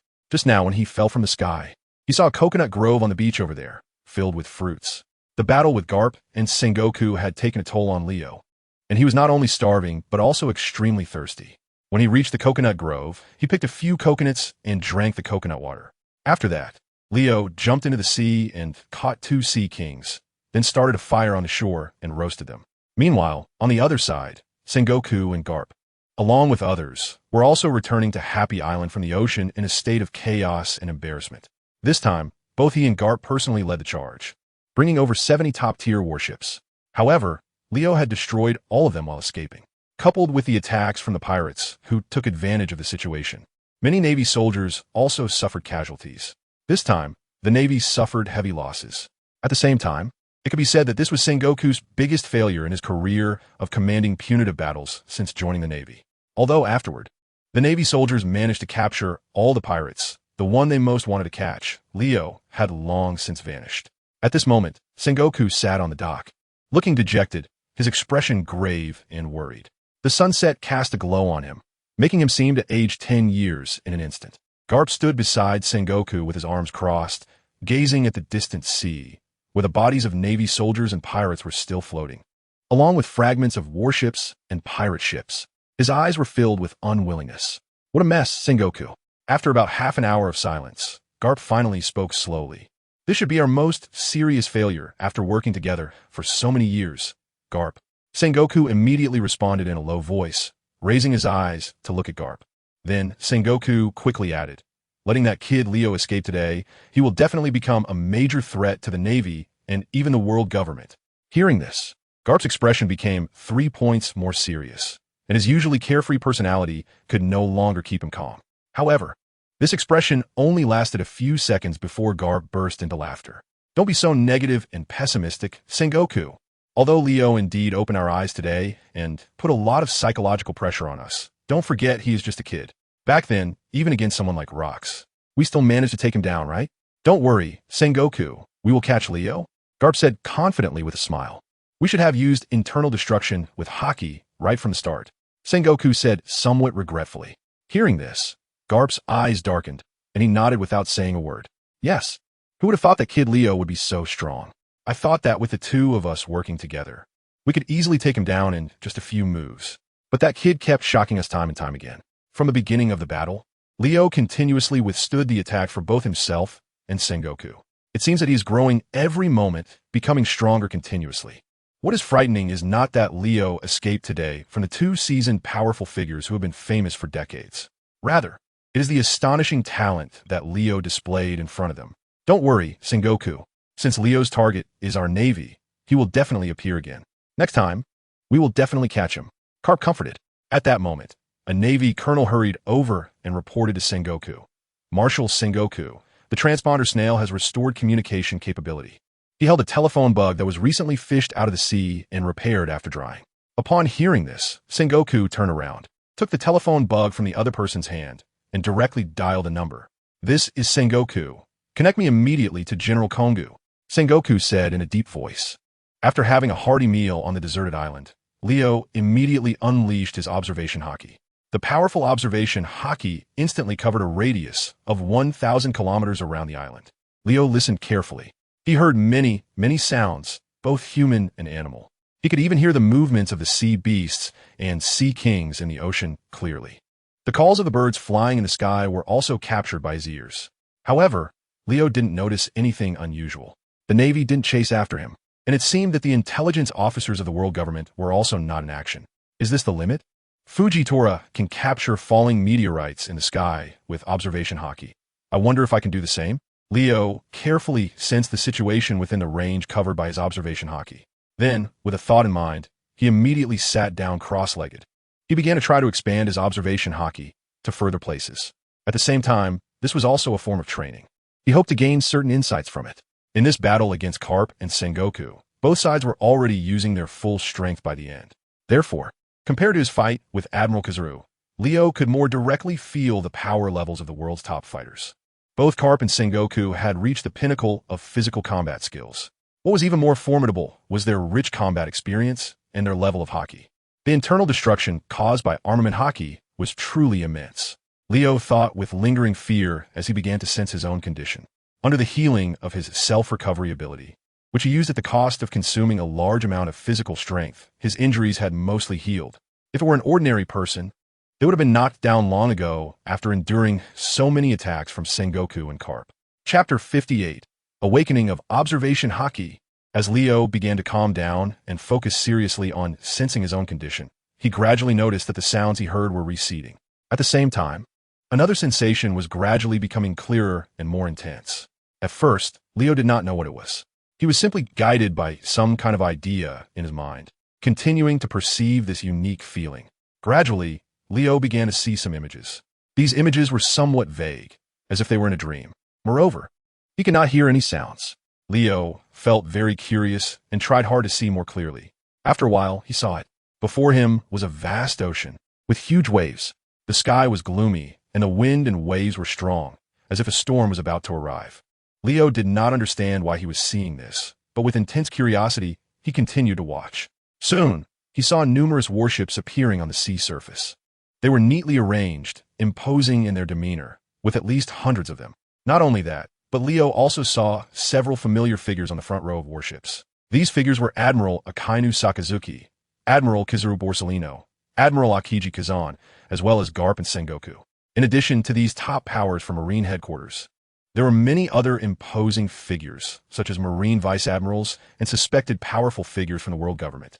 Leo also saw himself standing on an island, facing the overwhelming attack from the Navy alone. Upon seeing this scene, Leo seemed to understand something. Is this the effect of my observation Haki? Leo speculated in his heart. When observation Haki is cultivated to the highest level, one can briefly see future events. Combining the images Leo saw at this moment, he could basically confirm that his observation Haki had gained further insight. Now, his observation Haki could not only hear others' conversations and read their thoughts, but also, like Karakuri, foresee the future. Of course, as observation Haki grew, Leo's perception abilities became sharper. Previously, Garp and Sengoku's speed was too fast, making it difficult for Leo and both sides to make preemptive judgments to evade their attacks through observation Haki. Everyone had to rely on experience, intuition, or directly observe to dodge attacks. But now, it seemed that Leo didn't need to worry about this problem anymore. Interesting. Is this the gain from my battles with Sengoku and Garp? Leo's mouth slowly curled into a smile. The further insight into observation Haki allowed him to foresee the future. However, it still required practical combat to know for sure. But now Leo slowly opened his eyes. Hundreds of Navy warships, along with the 3 admirals, Sengoku, and Garp personally coming. Are they planning to join forces against me? They really give me a lot of face. Leo snorted lightly.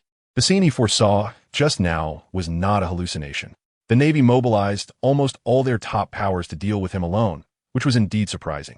Doesn't this mean that his future growth would make them feel increasingly troublesome, to the extent that the Marine headquarters needed to mobilize all their top powers to deal with him? Leo chuckled as he stood up. Regardless, this time Sengoku and Garp let him escape, and now the real nightmare for the Navy was about to begin. He slowly drew out his demon sword, Blue Rain. Gazing at it, he became entranced by the sharp, azure blade. This weapon had made a significant contribution before. At that time, Garp had used his armed Haki for internal destruction, catching Leo off guard and injuring him on the spot, causing him to spit blood.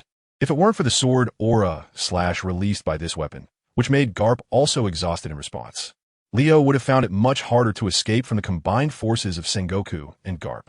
So, next, he needed to practice his swordsmanship well. Leo, holding the demon sword Blue Rain, walked towards the distant end of the beach, atop the Red Earth continent, in the Holy Land, Mariehua. The phone bug in Fleet Admiral Sengoku's office suddenly rang. This is Sengoku. Sengoku picked up the phone bug, and immediately a report came through. Fleet Admiral, this is Sengoku. Sengoku? What's going on? Have you caught that kid Leo? Both Sengoku and Garp were his disciples, and back when Sengoku served as admiral at the Navy headquarters, he fought alongside them against the Rocks pirates. Therefore, Sengoku was well aware of their strengths. At that moment, he instinctively thought that Sengoku and Garp must have already dealt with Leo. However, the phone bug on the other end fell silent. Seeing the lost expression on the phone bug, Sengoku couldn't help but feel a sinking feeling in his heart. What happened? Sengoku? Sengoku asked in a deep voice. I'm sorry, Fleet Admiral. Garp and I couldn't capture that kid Leo. Just now, he escaped from our grasp, and not only that, he destroyed all the Navy warships we brought with us. Our casualties are heavy, Sengoku said. What did you say? Sengoku couldn't believe the outcome he just heard. He widened his eyes and stared at the phone bug in front of him, feeling a bit dazed. If someone else had told him this, Steelbone Kong would never have believed it.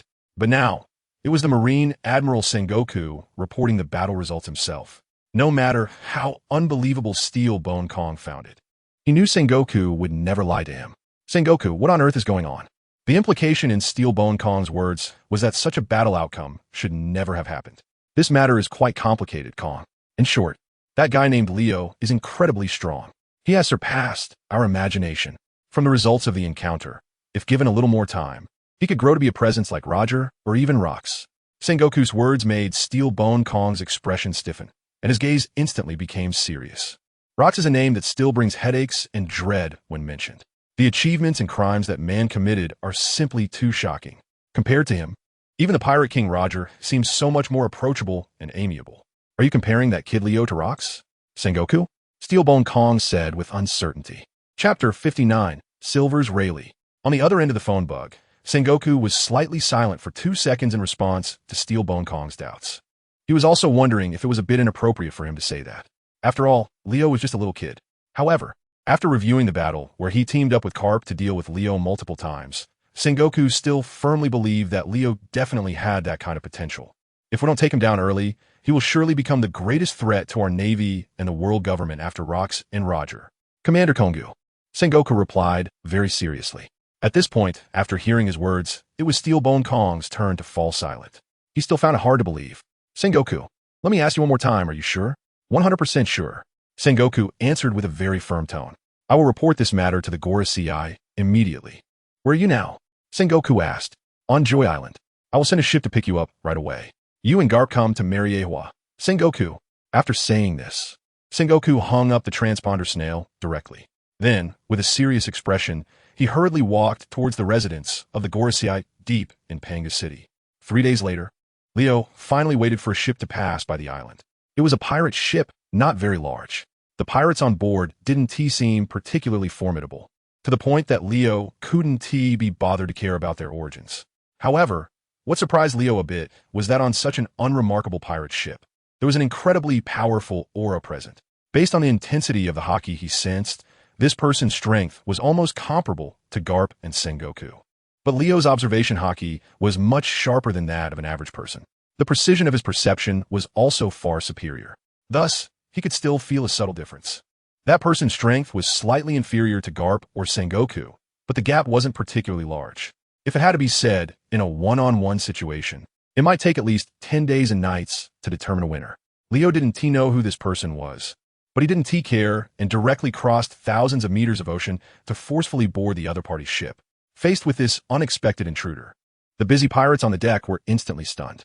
The Scarface guy looked at Leo fiercely. "Kid, how did you get up here?" Leo, suddenly appearing on the deck, startled them. Here in the vast sea, with no village in front and no shop behind, suddenly a person appeared. It was unbelievable to anyone. The other pirates also rushed to the edge of the ship, trying to find Leo's ship. However, they found nothing. Leo's gaze fell on the pirates preparing for a feast, with the deck piled high with fine wines and delicacies. Then his sight passed over the food and drinks and landed on a man with long silver hair, who was sitting with his back to him, drinking by himself. "From now on, this ship belongs to me," Leo said slowly, a smile creeping up his lips as he focused on that figure. Hearing his voice, the man drinking didn't stop his actions, but laughed heartily. "Haha, this ship isn't mine. Feel free to take it if you want." Upon hearing this, Leo looked around at the shocked faces of the pirates with amusement. At this moment, those pirates also came back to their senses. Hearing Leo openly declare his intention to seize their ship, they immediately turned fierce, their eyes glaring at Leo with malevolence.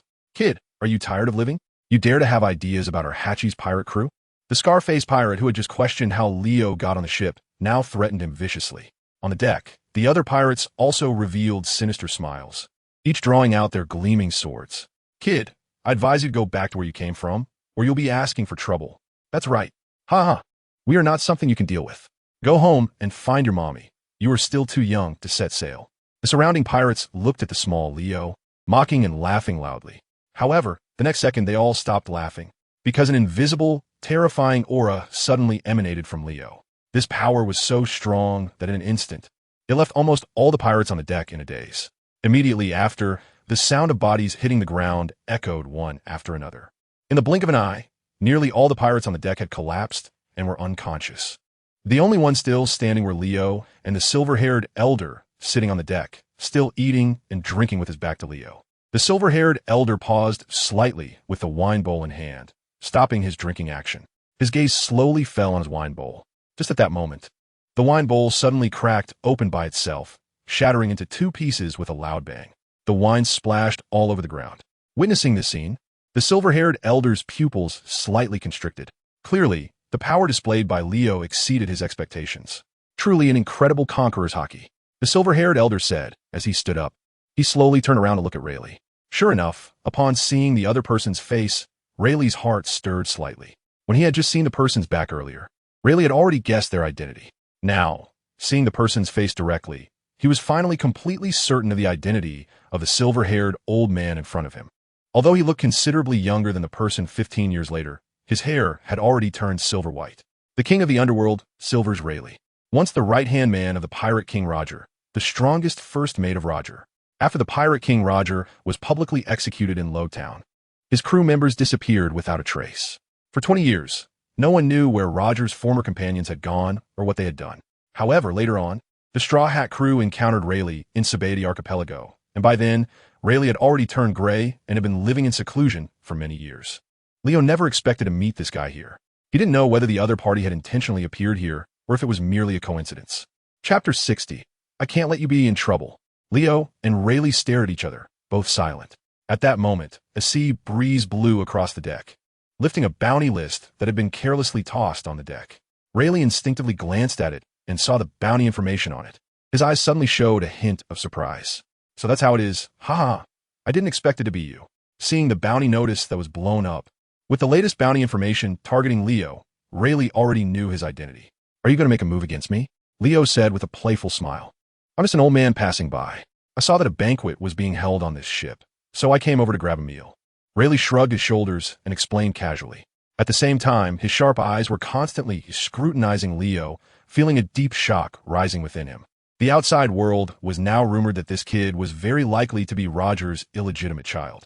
The Navy had issued such a high bounty for him, coupled with the recent commotion he had caused on the sea. From any perspective, it seemed undeniable. However, what had he gone through? How had he gained such powerful strength at such a young age? As he pondered silently, Rayleigh's gaze instinctively glanced at the pirates around them, lying on the ground. Eyes rolled back, completely unconscious. Conqueror's Haki, a rare power that might not even appear among millions. A true aura belonging to a king. Although he was not yet at the top level and still fell short compared to Roger in his time, the fact that he awakened such powerful Conqueror's Haki at such a young age was something Rayleigh had never heard of or encountered in his decades of life. Just as Rayleigh was continually observing Leo with increasing waves of surprise in his heart, Leo, after hearing the explanation, casually walked towards the fine food and wine nearby. "Are you going to continue dining?" He sat down and turned to Rayleigh to ask. Upon hearing this, Rayleigh grinned and said, "I thought you would throw this old man overboard too," he said as he walked over to Leo and sat down opposite him. However, Rayleigh did not eat or drink any of the food and fine wine. He crossed his arms and curiously stared at Leo. At that moment, he was still wondering whether Leo was truly the illegitimate child of his captain, Roger.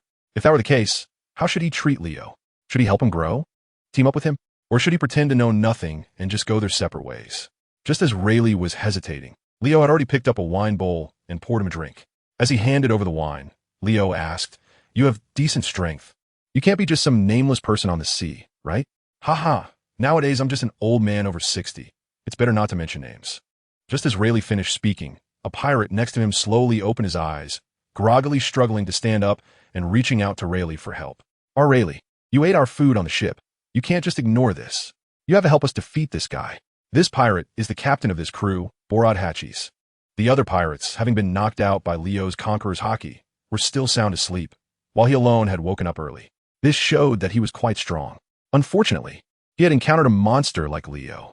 At this moment, hearing Hatchies' words, a smile slowly appeared on Rayleigh's lips as he looked at Leo with a playful gaze. What should he do? What he said seemed somewhat reasonable. Rayleigh wanted to further test Leo's strength and confirm his identity. Of course, he couldn't directly ask about such matters here, and a proper place was needed for a fight. So, he proposed such a statement. Leo leisurely took a sip of wine and then picked up a large roasted ham and took a big bite. While eating, he calmly said, "You received kindness from them, so you should repay it. If you defeat me, I'll return this ship to them." Upon hearing Leo's calm response, deep surprise once again appeared in Rayleigh's eyes. Meanwhile, Hatchies was filled with excitement. "Huh, kid, that's what you said. You better not go back on your word. If you lose to Rayleigh, then you must return this ship to us and leave obediently." As soon as Hatchies finished speaking, Leo's cold gaze fell on his face like two knives. Suddenly, he jolted and instinctively fell to the ground. Hatchies was filled with terror, as if he had just been targeted by the Grim Reaper. He climbed up again, still feeling scared, and this time he didn't dare to provoke Leo anymore. Instead, he turned to Rayleigh and said, "Hey, Rayleigh, you're the first mate of Pirate King Roger. You have to help us deal with this kid. Don't forget that your ship ran into trouble, but we allowed you to come aboard our ship, and we provided you with food and water and so much fine wine. It's only been a little over 5 years since Pirate King Roger died. His crew members were once renowned figures in the world.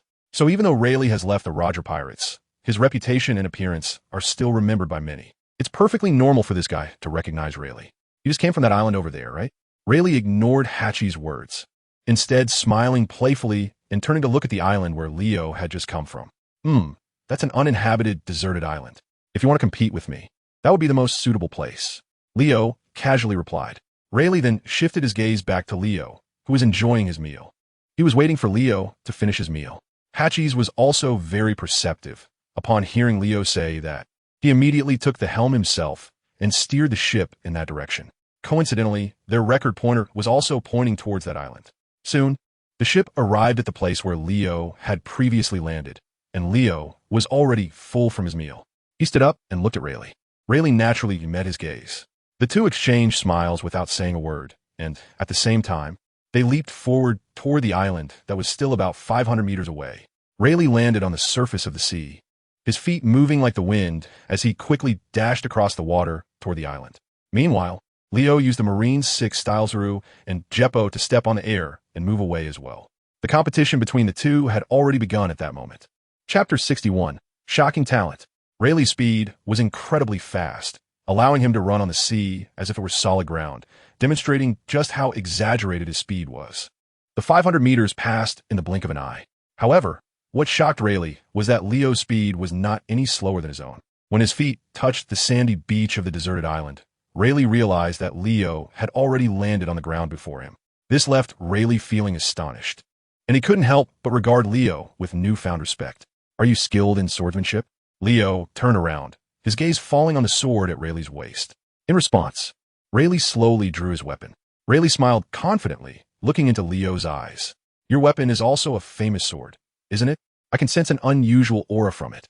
It is a demon sword, named Blue Rain, Leo replied. Then let me see if your swordsmanship is worthy of that demon sword. As Rayleigh's voice fell, he immediately swung his sword at Leo. At the same time, his Conqueror's Haki was unleashed. Leo sensed it almost instantly and quickly released his own Conqueror's Haki, raising the demon sword Blue Rain to counter Rayleigh's attack. Boom! As their weapons clashed, the powerful Conqueror's Haki collided in the air. In an instant, a sound like the earth-shattering echoed.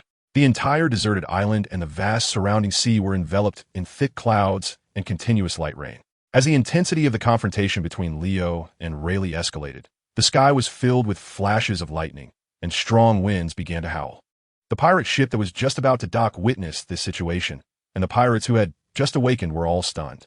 What's going on? Is the commotion caused by those two? Truly the Dark King Rayleigh, what terrifying power! But how is that kid able to contend with Rayleigh? Isn't he the same kid who just boarded our ship? Captain, what's going on? The pirates on the deck were all shocked, staring blankly at Rayleigh and Leo battling on the shore. Their captain, Haki, was even more astonished than the others. He had thought that Roger's first mate Rayleigh could defeat that kid with a single strike, winning back their ship. He never expected that the seemingly unremarkable kid would be so strong. This looks troublesome, Haki thought to himself. A thought had already taken root in his heart. If things went south, he would quickly set sail and leave this place. He would rather get lost at sea than face Leo here, unwilling to hand over his ship to the other party. Just as Haki was harboring this thought, on the island, Leo and Rayleigh, who were locked in combat, suddenly felt their Conqueror's Haki dissipate without a trace. In its place, however, was the powerful armament Haki enveloping their weapons. The clash of armament Haki also triggered flashes of lightning, spreading and blooming around their bodies. Have you really grown to this level on your own? Rayleigh asked with a smile, while calmly engaging Leo with his sword. Indeed, Leo pushed forward with all his might, and they both jumped back simultaneously. However, he could tell that Rayleigh was holding back against him. Whether it was the earlier clash of Conqueror's Haki or the current clash of armament Haki, the other side had not gone all out. You've got quite the talent. After saying this, Rayleigh swung his long sword, and a powerful sword aura shot towards Leo in an instant. The sword energy he released was entwined with armament Haki, making it visible unlike ordinary sword energy slashes. Therefore, at this moment, Leo could clearly see its flight trajectory. Realizing that this was yet another concession from Rayleigh, deliberately allowing him to see the movement trajectory of the sword energy slash, Leo felt a bit displeased in his heart.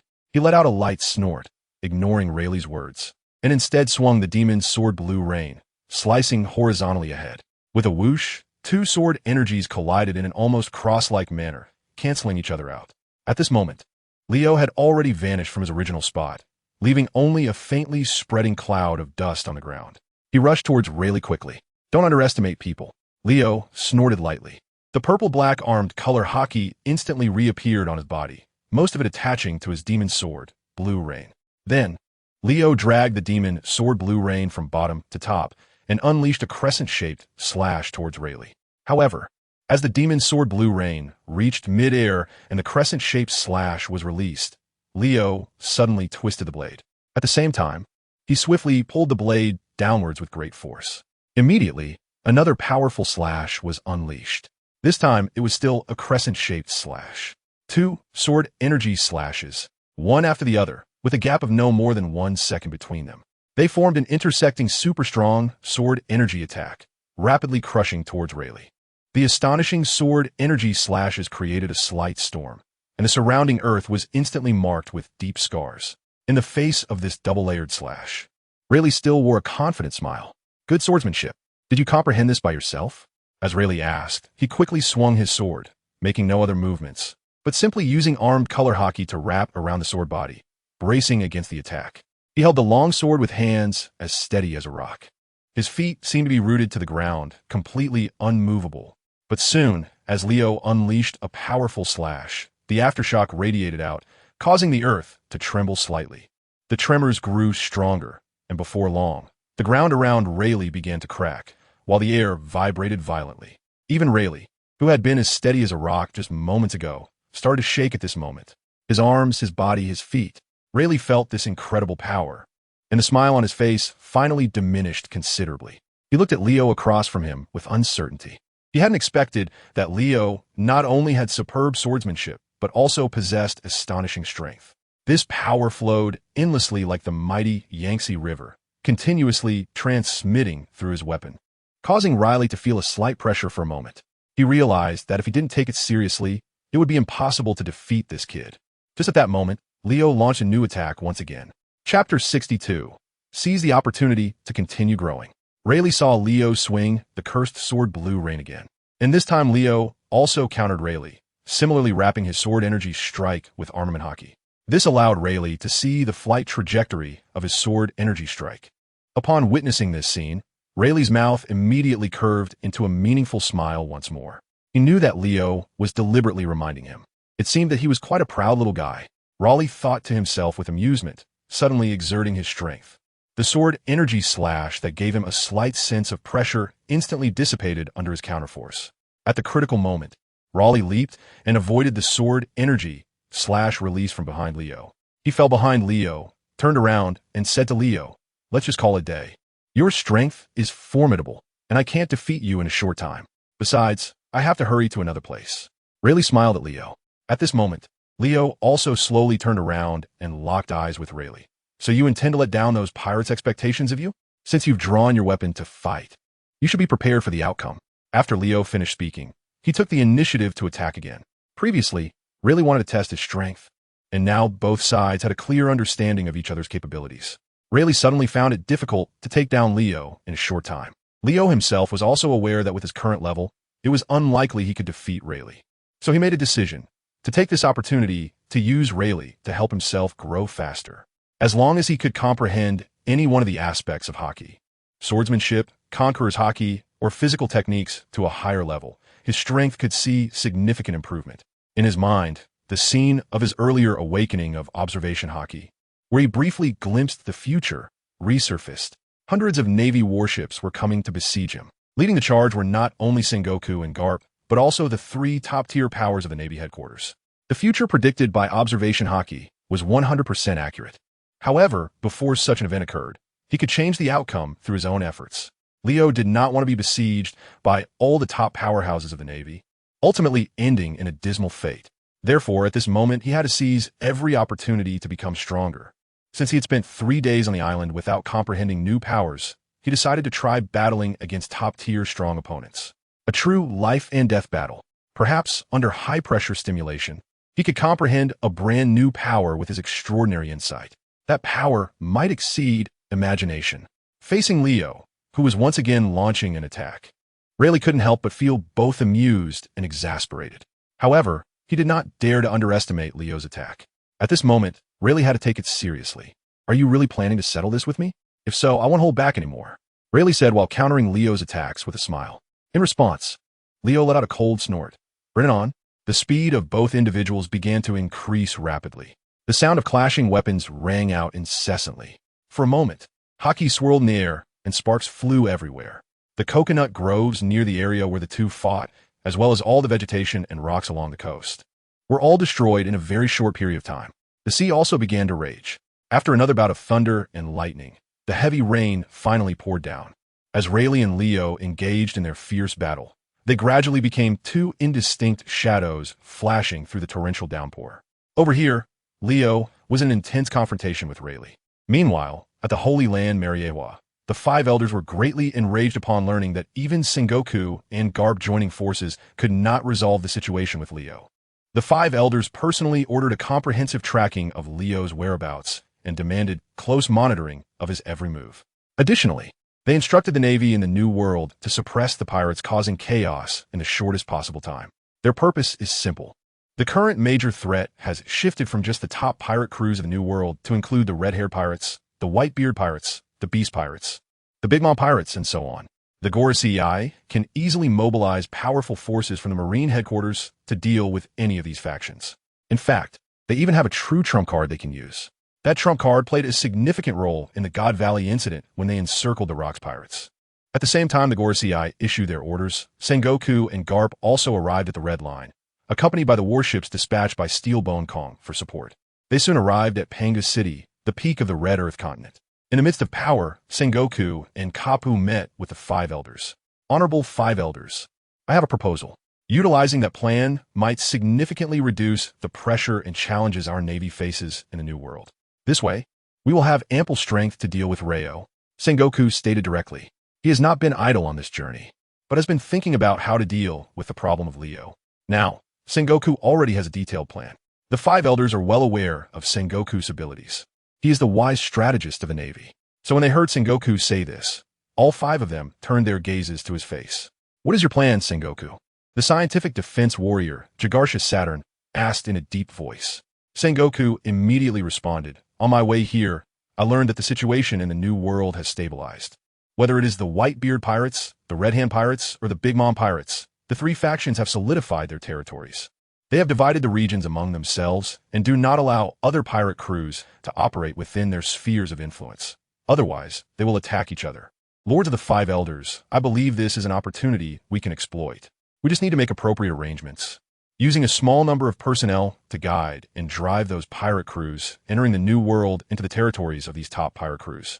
This way, they will end up fighting among themselves. To prevent those newcomer pirate crews from invading, the top pirate crews will definitely be distracted and their focus divided. Meanwhile, we can take this opportunity to gather our main forces back to the first half of the Grand Line to deal with Leo. Sengoku's plan was carefully thought out and meticulously considered. He is very confident in his plan. As long as they follow what he says, they will have enough combat power to deal with Leo. For Sengoku, the threat of Leo has now surpassed that of any pirate crew in the New World. Chapter 63. Focus on that kid. Sengoku's proposal left the Gorosei and Sora Steelbone in silence. Carp, on the other hand, crossed his arms and waited leisurely, showing no intention of speaking. He already felt he was giving the Gorosei face by being here. It was impossible for him to offer opinions. After a moment, one of the Gorosei finally spoke again. This one is the environmental martial god, Marcus Moss. The remnants of the Rocks Pirates have now grown into a colossal threat to the world government. Their influence in the New World is increasing day by day. Do you know what could happen if we relax our suppression of them, Sengoku? Marcus Moss looked at Sengoku and asked in a deep voice. Of course, I know the consequences of doing so, but as long as we execute the plan I proposed strictly, I can assure you with over 90 confidence. My lords of the Gorosei, the New World will not have any disturbances under our close watch. And right now, the most important thing is to eliminate Leo. He has clearly shown hostility towards the Navy and the world government. This time, Carp and I went to confront him, and I got confirmation directly from his mouth. As Sengoku said this, the brows of the Gorosei and Sora Steelbone furrowed deeply. At this moment, Sora Steelbone also spoke up. My lords of the Gorosei, the threat of Leo can indeed no longer be ignored. Based on the results of Sengoku and Carp's expedition, I personally believe Sengoku's judgment is correct. If we do not eliminate Leo quickly and allow him to continue to grow, the threat he poses to the Navy and the world government may be unimaginable. As the former fleet admiral and now the commander-in-chief of the entire army, Sora Steelbone's words carry significantly more weight than Sengoku's. Seeing that he shares this view, the expressions of the Gorosei finally became more serious. A mere brat is able to make both the Navy headquarters and the world government feel overwhelmed. This is truly an insult to us. Sengoku, from now on, the intelligence work in the New World will be handled by the CP organization. The rest, you Navy must not let us down again. The Justice Martial God, Topman Vachali, sternly ordered Sengoku. Until this moment in their hearts, Leo was merely a kid who had just made a name for himself on the seas. Although Sengoku spoke very seriously and earnestly, even exaggerating Leo's strength, the truth of these words remained questionable. The reason is simple. It is because Carp is involved in this action. Carp has repeatedly defied the orders issued by the world government and has refused Sora Steelbone's decisions to promote him to admiral multiple times. He harbors certain emotions towards the celestial dragons, while having a different complex feeling towards pirates. In fact, the Gorosei have been silently observing these matters all along. Of course, Carp has not made any principal mistakes. Therefore, over the years, the Gorosei have just turned a blind eye. Regarding this action, the Gorosei believe that Carp must have let it slide. While Sengoku is trying to cover for Carp by concealing the truth, he deliberately exaggerated Leo's strength. Now, the Gorosei merely have not directly voiced their thoughts. Sengoku picked up on the subtext in the words of Justice Martial God Topman Vachali, but he could only play dumb and nod. Understood. The group then discussed some more specific details regarding actions against the New World and Leo. Afterward, Sora Steelbone personally issued a new bounty on Leo, and Leo's bounty soared to an unprecedented height. The battle between Leo and Rayleigh lasted for 6 full days and nights, yet no winner emerged. This left Rayleigh immensely shocked. He had already exhausted all his abilities. Initially, Rayleigh estimated that he could defeat Leo in at most 2 days. However, it now seemed that his judgment had been severely mistaken. But Leo could not understand where the problem lay, because no matter how he looked at it, the Leo from 6 days ago could not possibly have fought for this long.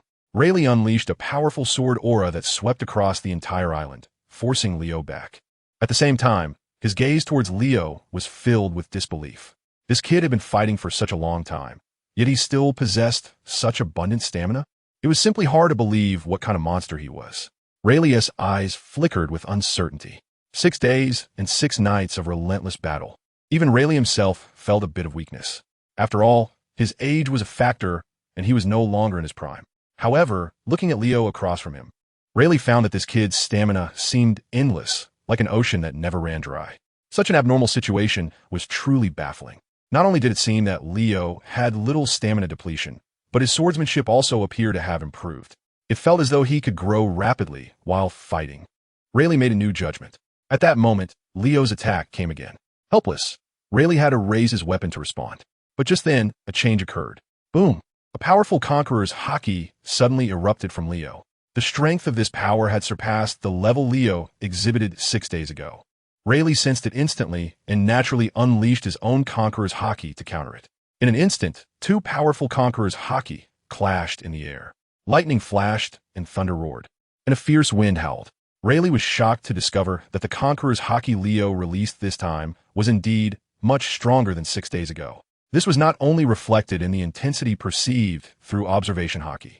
At this moment, the Conqueror's Haki released from his own body clashed with Leo's Haki in the air, forming distinct traces of power collision. However, this time, the clash of Conqueror's Haki between Rayleigh and Leo was different from their most recent encounter. He could clearly see that the energy sphere formed by Leo's Conqueror's Haki was almost as massive as his own. 2 equally matched Conqueror's Haki. Has even the Conqueror's Haki grown?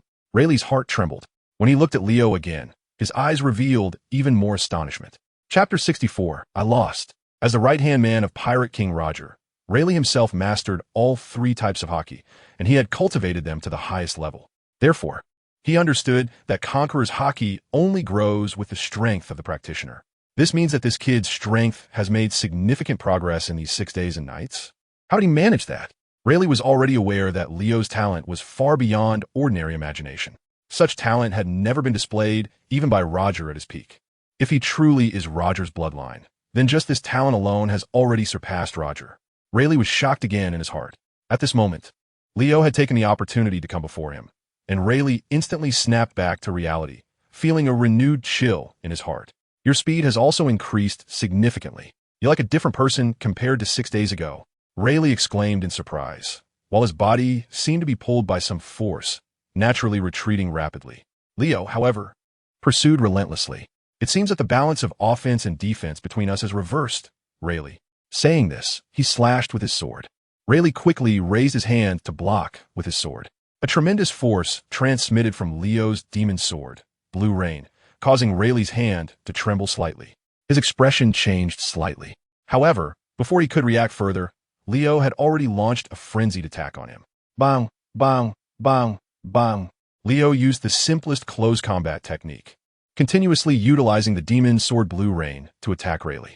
Unbeknownst to him, after 6 days and nights of battle, his strength had already reached a new level. Now, his physical skills had become even more powerful, and his physique was stronger than before. His swordsmanship and Haki had also improved.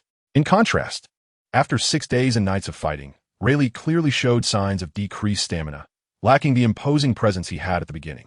With this shift, not only had the offensive and defensive exchanges between Leo and Rayleigh reversed, but Leo had also gradually turned the tide from initially being at a disadvantage to now steadily overpowering Rayleigh. Realizing he had begun to fall behind in the battle, Rayleigh couldn't help but let out a bitter laugh. He could only brace himself and continue fighting against Leo. Unbeknownst to him, 3 days have passed. During these 3 days, Leo's strength has further improved. His physical skills, domineering presence, swordsmanship, and so on, have all become much stronger than 3 days ago. This is because throughout the battle, Leo has been comprehending and continuously transforming his combat experiences into new insights. Of course, during these 9 days and nights of continuous fighting, Leo's stamina has also been severely depleted. However, compared to Rayleigh, his condition is still much better. At this moment, Rayleigh appears to be noticeably struggling. He had many scars on his body. Although they were just superficial wounds, they made him look incredibly disheveled. Coupled with his clothes, which were covered in dust and slightly damaged, it was clear who was strong and who was weak in this battle. Leo stopped his attack, standing still with his sword, watching the panting Rayleigh on the opposite side. Upon seeing his action, Rayleigh smiled knowingly and also sheathed his sword. "You really surprised me. I lost," Rayleigh said with a wry smile. However, that ship seems to have already escaped. After saying that, he turned his head to look at the pirate ship, which had become a small black dot on the distant sea. Since they hadn't landed on the island, their record pointers couldn't recharge. Although Hachi's intended to escape with the ship and his men, they had actually been circling this area of the sea for 9 days and nights. As long as the record pointer couldn't accurately indicate the direction of the next island, they would be trapped here until death. Therefore, Leo wasn't worried at all about the ship escaping. He leisurely inserted the demon sword blue rain into the ground, then sat cross-legged to rest. During these 9 days and nights, he gained a lot of insights. The rewards he obtained are far more than what he has shown in the battle against Rayleigh. He needs to solidify his skills again. Seeing Leo's actions, Rayleigh also planted his weapon in the ground and sat cross-legged like Leo. At that moment, a newsbird suddenly flew down from the sky. Rayleigh looked up at the newsbird and bought a newspaper from it. As soon as he got the newspaper, the latest bounty notice regarding Leo immediately caught his eye. Upon seeing the bounty amount on it, Rayleigh's eyes twitched slightly, and he instinctively looked up at Leo. "Kid, your bounty has increased again." He waved the bounty notice in his hand at Leo. Leo glanced at it and saw that his bounty had skyrocketed from the initial 500 million berries to 5 billion berries. He couldn't help but snort. How foolish. Hearing him say this, Rayleigh felt a slight stir in his heart. "It seems you're quite dissatisfied with the Navy, aren't you?" Rayleigh said, looking at Leo with a probing gaze. However, Leo did not respond to his question. Instead, he stood up and walked towards the sea. Rayleigh curiously turned his head to look at his back. He saw Leo dive straight into the sea after arriving at the beach. Before long, Leo returned from the water, dragging 2 huge sea creatures. After fighting for so long, he was starving. "Let's eat this tonight. You handle these, and I'll go find some firewood." Leo naturally said this to Rayleigh before turning to search for firewood. After 9 days and nights of battle, this deserted island had been almost completely destroyed. However, there were still some dry branches to gather at the edges of the island. Leo headed straight for those places. Meanwhile, Rayleigh looked at his back with a face full of astonishment. After a few seconds, a playful smile appeared at the corner of Rayleigh's mouth. "Humph. Regardless of whether he is Roger's bloodline, this kid's aura is quite impressive." Rayleigh had originally planned to leave, but now he decided to stay a bit longer to observe Leo. He still couldn't be sure whether Leo was the person he was looking for, as he was uncertain about Leo's goals. If Leo was indeed the man he needed to wait for, then he wouldn't mind following him to the end of the road. Otherwise, he would stick to his original plan and find a place to enjoy retirement. Chapter 65, Rayleigh's Choice. After dinner, Leo and Rayleigh sat around the campfire chatting. At that moment, the two seemed like old friends, completely forgetting the tense atmosphere they had at the beginning. What remained was the mutual appreciation between strong individuals. Rayleigh smiled and suddenly asked Leo, "What are your plans next?" Despite his inner speculation, he never voiced that question. He did not directly ask Leo whether he was Roger's son. All the way, he practiced and fought his way to the Marine headquarters at Marineford. Leo casually replied. Such an answer clearly caught Rayleigh off guard, exceeding his expectations. He thought that Leo would first establish his own pirate crew or invite him to join his team. But Leo seemed to have no intention of that at all. Going solo, Rayleigh asked with a teasing smile, his tone light and casual.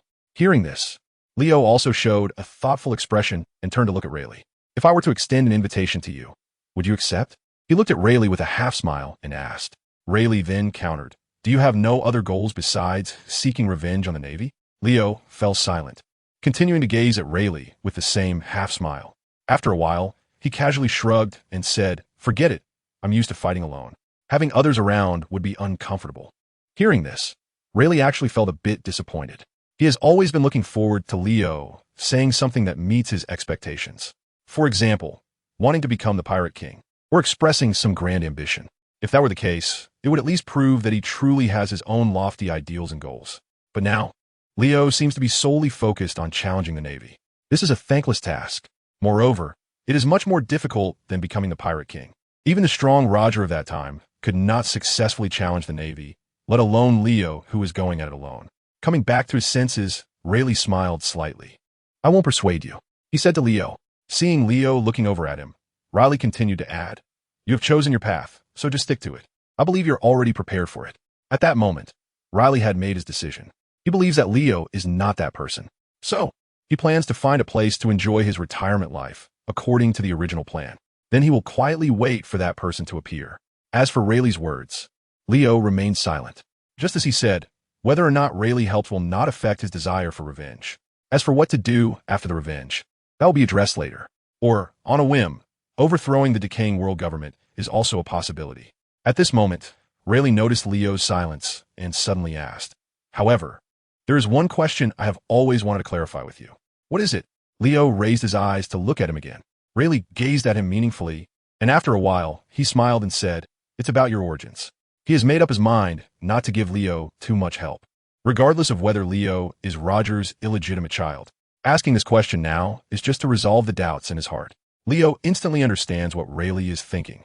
He heard those pirates say that you were the right-hand man of Pirate King Roger. He looked at Rayleigh, and the latter neither confirmed nor denied it, simply folding his arms and leisurely watching Leo. "However, I am not Roger's son. I have no connection to that Pirate King. The Navy once hunted down the so-called evil bloodline all over the world, targeting unborn babies and all newborns. My mother happened to be pregnant and was on the arrest list. She did her utmost to give birth to me before being shot by the Navy," Leo explained. His tone was very calm, so calm that it felt frightening.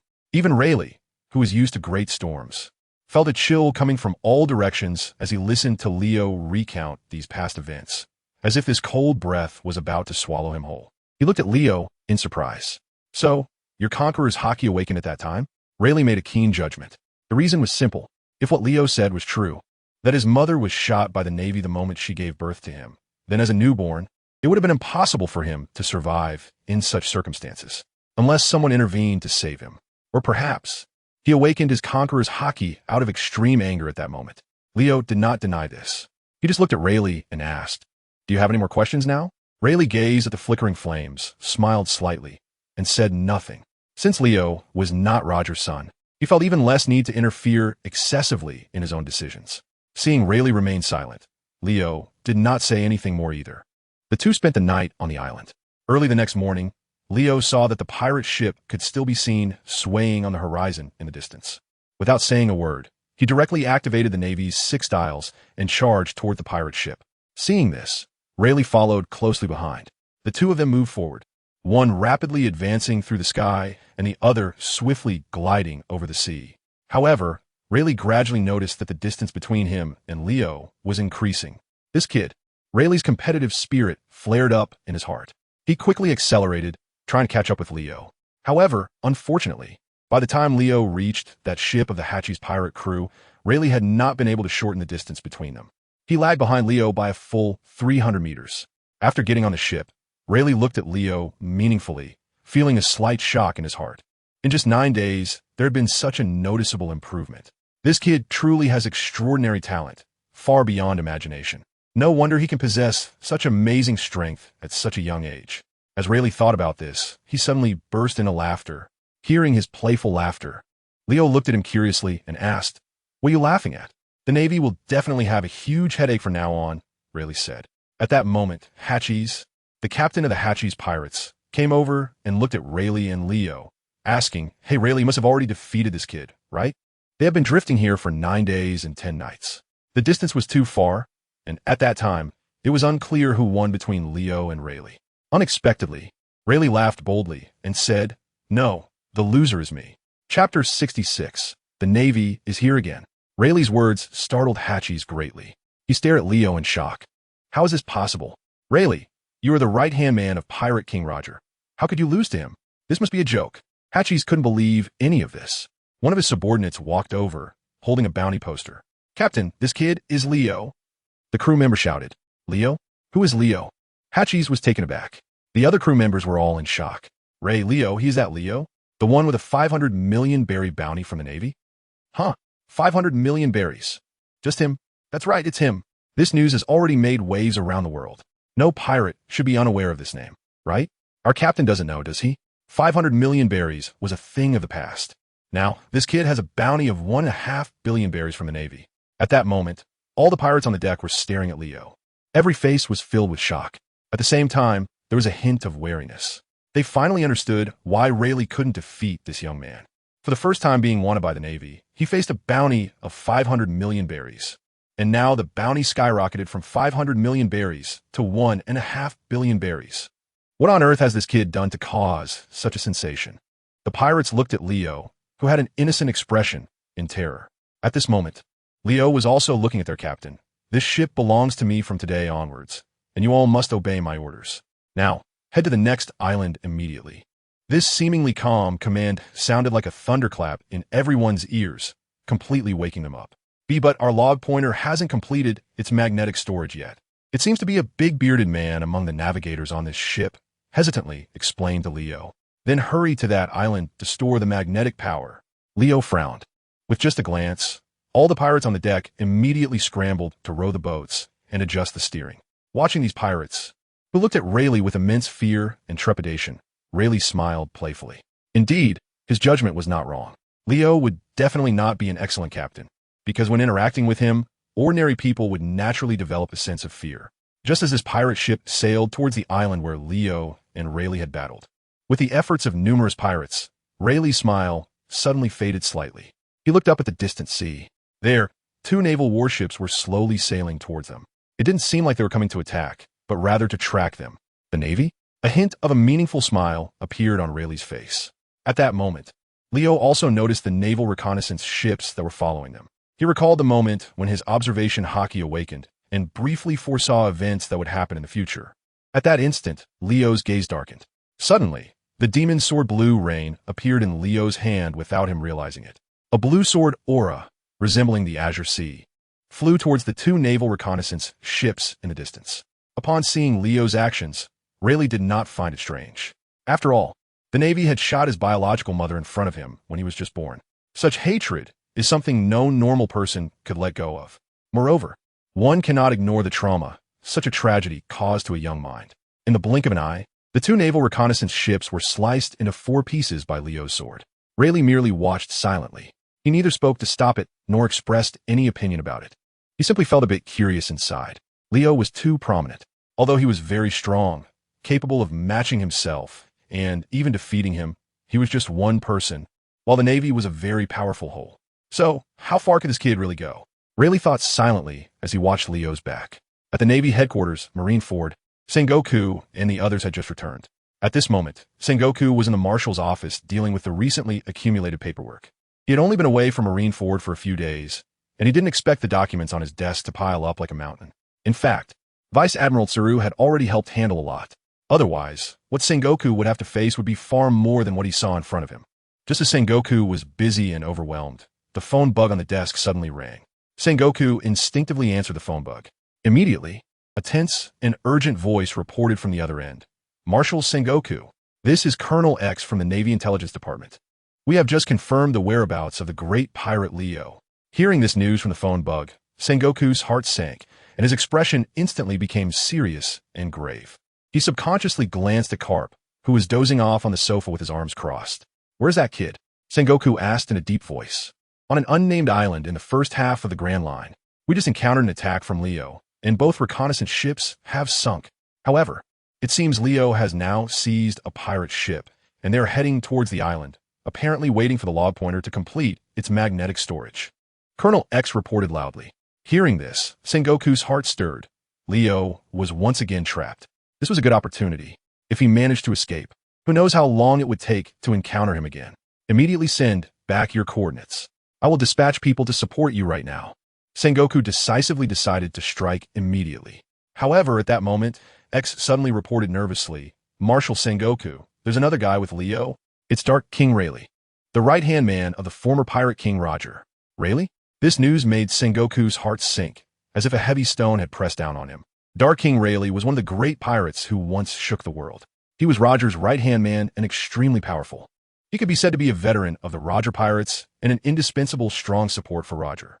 He was a force that could rival the admirals of the Navy headquarters. How could that guy be with Leo? Sengoku furrowed his brow tightly.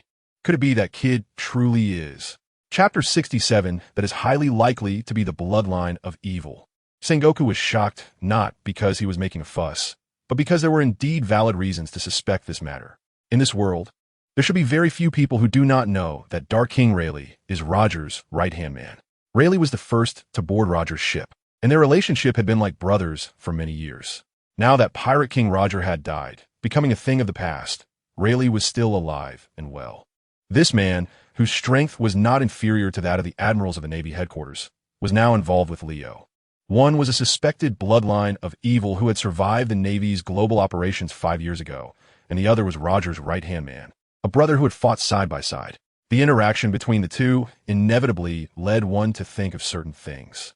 If Leo truly is Roger's bloodline, then he must be eliminated. Sengoku snapped back to reality from his contemplation, his eyes firm as he clenched his fists. He then began to issue orders to his subordinates, instructing the naval reconnaissance personnel present to closely monitor Leo and Rayleigh's every move and report the latest situation to him at all times. After hanging up the transponder snail, Sengoku immediately stood up and walked in front of the still snoozing Carp, kicking him awake.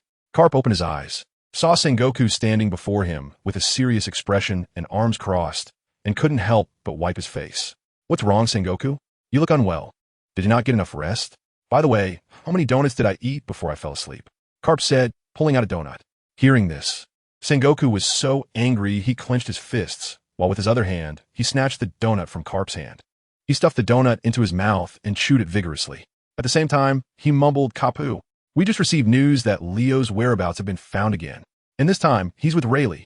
Sengoku very seriously conveyed the news he had just received to Kapu. Hearing this, Kapu's eyes also slightly sharpened. "Rayleigh? Are you sure? Sengoku? That guy's been in hiding ever since Roger was executed, right? Why has he suddenly reappeared now?" At this moment, Kapu finally shifted from his casual, lazy demeanor to a serious one. The mention of Rayleigh's name was indeed unforgettable and striking. They had encountered Roger's pirate crew back then and had plenty of dealings with Rayleigh. This guy is a legendary man. Rayleigh, who seemed to have retired, suddenly reappeared on the sea. Moreover, he has ties to Leo. In short, let's talk as we walk, Carp. I suspect Leo is Roger's bloodline. That man, filled with evil, managed to pass down his bloodline despite the Navy's efforts back then to eradicate it. Sengoku said this in a low voice while striding towards the office exit. Hearing him say this, Carp's heart stirred slightly. Carp's inner thoughts screamed that this was absolutely impossible. However, he did not voice this thought. With Sengoku's intelligence, if he heard Carp's inner thoughts, he would certainly be able to guess the truth. "You're not hiding anything from me, are you, Carp?" Sengoku suddenly stopped, turned around, and asked Carp. The latter was momentarily taken aback and then scratched the back of his head, laughing heartily. "What are you talking about, Sengoku? What could I possibly hide from you?" "It's best if you don't, Carp. I heard that Roger met you before his execution. Only you know what you two really talked about, Carp. Don't forget your own identity." Sengoku's cryptic words left Carp slightly stunned. In that moment, he seemed to understand the underlying meaning of Sengoku's words.